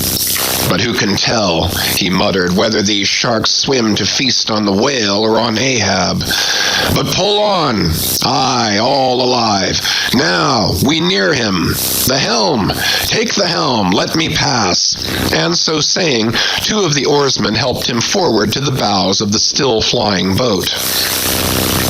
At length, as the craft was cast to one side and ran ranging along with the white whale's flank, he seemed strangely oblivious of its advance, as the whale sometimes will, and Ahab was fairly within the smoky mountain mist which, thrown off from the whale's spout, curled round his great monadnock hump.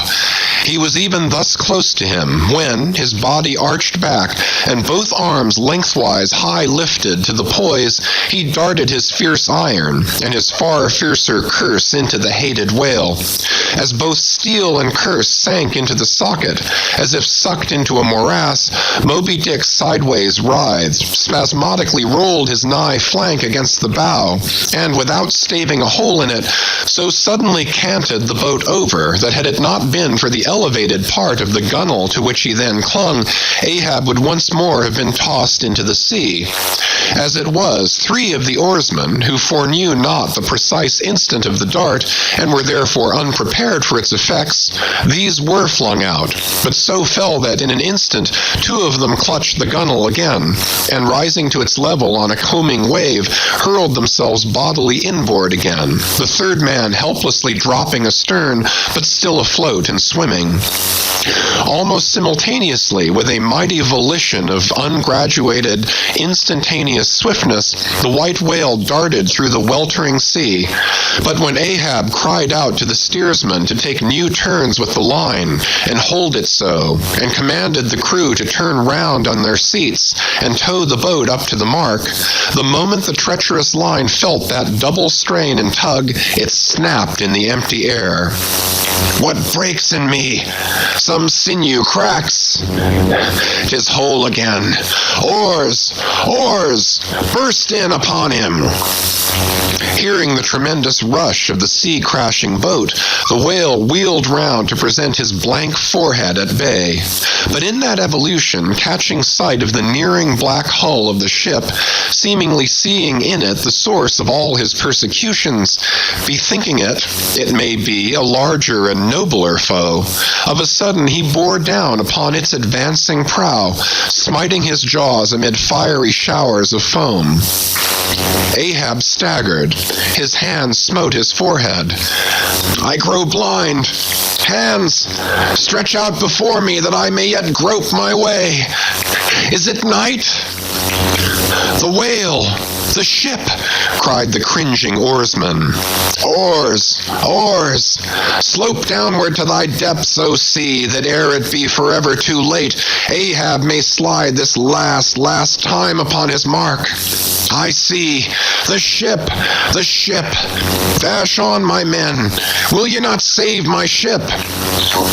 But as the oarsmen violently forced their boat through the sledgehammering seas, the before whale-smitten bow ends of 2 planks burst through, and in an instant almost, the temporarily disabled boat lay nearly level with the waves, its half-wading, splashing crew trying hard to stop the gap and bail out the pouring water.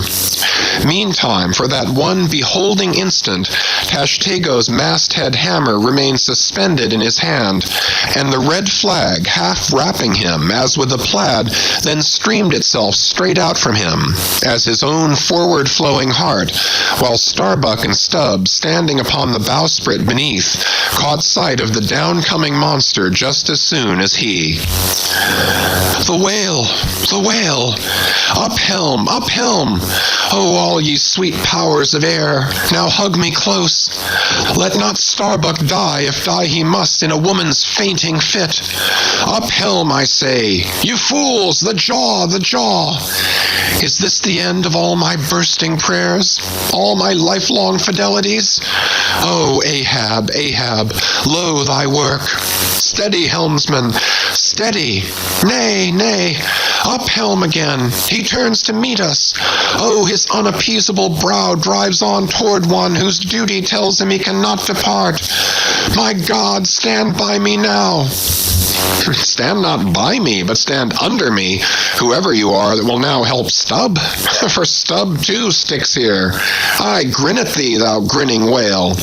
Whoever helped Stubb or kept Stubb awake but Stubb's own unwinking eye? And now poor Stubb goes to bed upon a mattress that is all too soft. Would it were stuffed with brushwood. I grin at thee, thou grinning whale. Look ye, sun, moon, and stars. I call ye assassins of as good a fellow as ever spouted up his ghost. For all that, I would yet ring glasses with ye, would ye but hand the cup. Oh, oh, oh, oh. thou grinning whale, but there'll be plenty of gulping soon. Why fly ye not, O Ahab? For me, off shoes and jacket to it. Let Stubb die in his drawers. A most mouldy and over-salted death, though.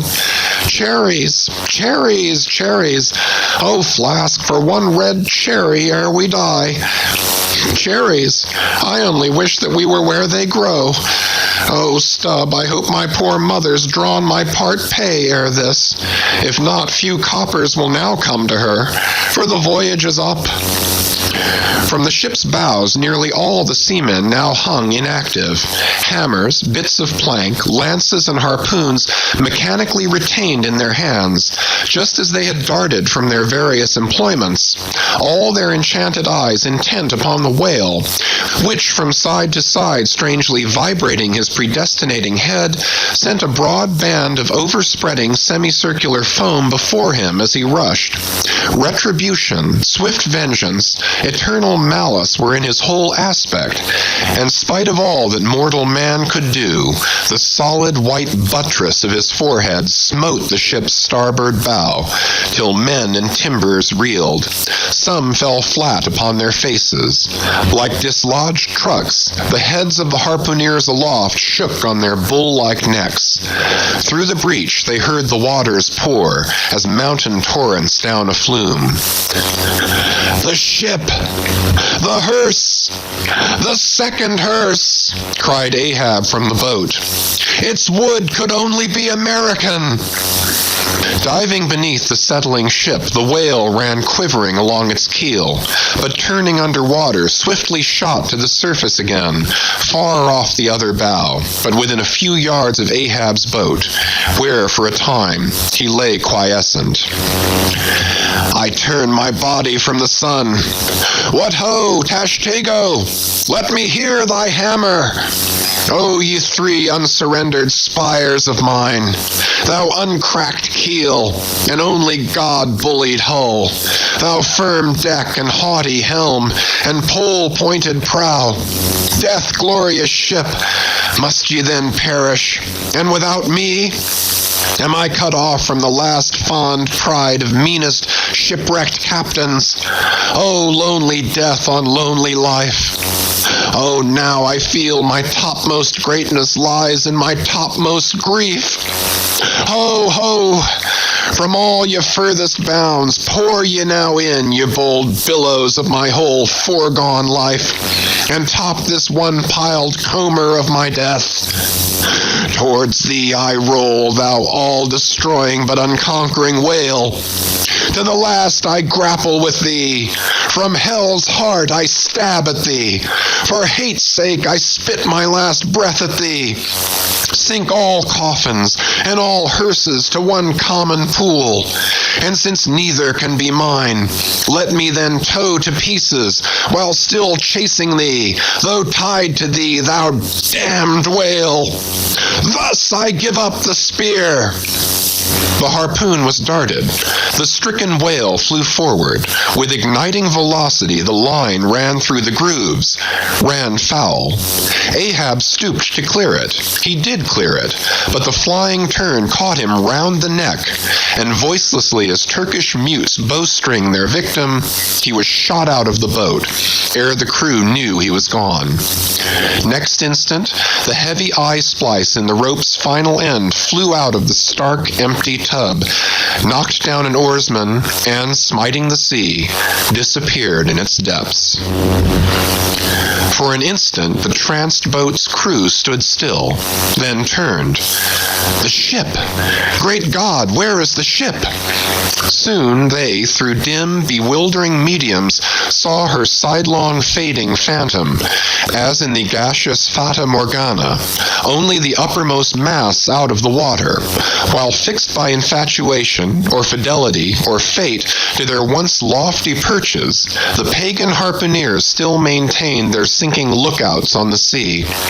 And now concentric circles seized the lone boat itself, and all the crew, and each floating oar, and every lance pole, and spinning, animate and inanimate, all round and round in one vortex, carried the smallest ship of the Pequod out of sight. But as the last whelmings intermixingly poured themselves over the sunken head of the Indian at the mainmast, leaving a few inches of the erect spar yet visible, together with long streaming yards of the flag, which calmly undulated, with ironical coincidings, over the destroying billows they almost touched. At that instant, a red arm and a hammer hovered backwardly uplifted in the open air, in the act of nailing the flag faster and yet faster to the subsiding spar. A skyhawk that tauntingly had followed the main truck downwards from its natural home among the stars, pecking at the flag, and incommoding Tashtego there, this bird now chanced to intercept its broad, fluttering wing between the hammer and the wood, and simultaneously feeling that ethereal thrill, the submerged savage beneath, in his death grasp, kept his hammer frozen there. And so the bird of heaven, with archangelic shrieks, and his imperial beak thrust upward, and his whole captive form folded in the flag of Ahab, went down with his ship, which, like Satan, would not sink to hell till she had dragged a living part of heaven along with her, and helmeted herself with it. Now small fowls flew screaming over the yet yawning gulf. A sullen white surf beat against its steep sides, then all collapsed, and the great shroud of the sea rolled on, as it rolled 5,000 years ago. Epilogue. And I only am escaped alone to tell thee. Job. The drama's done. Why then here does anyone step forth? Because one did survive the wreck. It so chanced that after the Parsi's disappearance, I was he whom the fates ordained to take the place of Ahab's bowsman, when that bowsman assumed the vacant post. The same who, when on the last day the 3 men were tossed from out of the rocking boat, was dropped astern. So, floating on the margin of the ensuing scene, and in full sight of it, when the half-spent suction of the sunk ship reached me, I was then but slowly drawn towards the closing vortex. When I reached it, it had subsided to a creamy pool. Round and round then, and ever contracting towards the button-like black bubble at the axis of that slowly wheeling circle, like another Ixion did I revolve, till, gaining that vital center, the black bubble upward burst, and now, liberated by reason of its cunning spring, and owing to its great buoyancy rising with great force, the coffin lifebuoy shot lengthwise from the sea, fell over, and floated by my side. Buoyed up by that coffin, for almost one whole day and night, I floated on a soft and dirge-like main. The unharming sharks, they glided by as if with padlocks on their mouths. The savage seahawks sailed with sheathed beaks. On the second day, a sail drew nearer, and picked me up at last. It was the devious cruising Rachel, that in her retracing search after her missing children, only found another orphan. The end.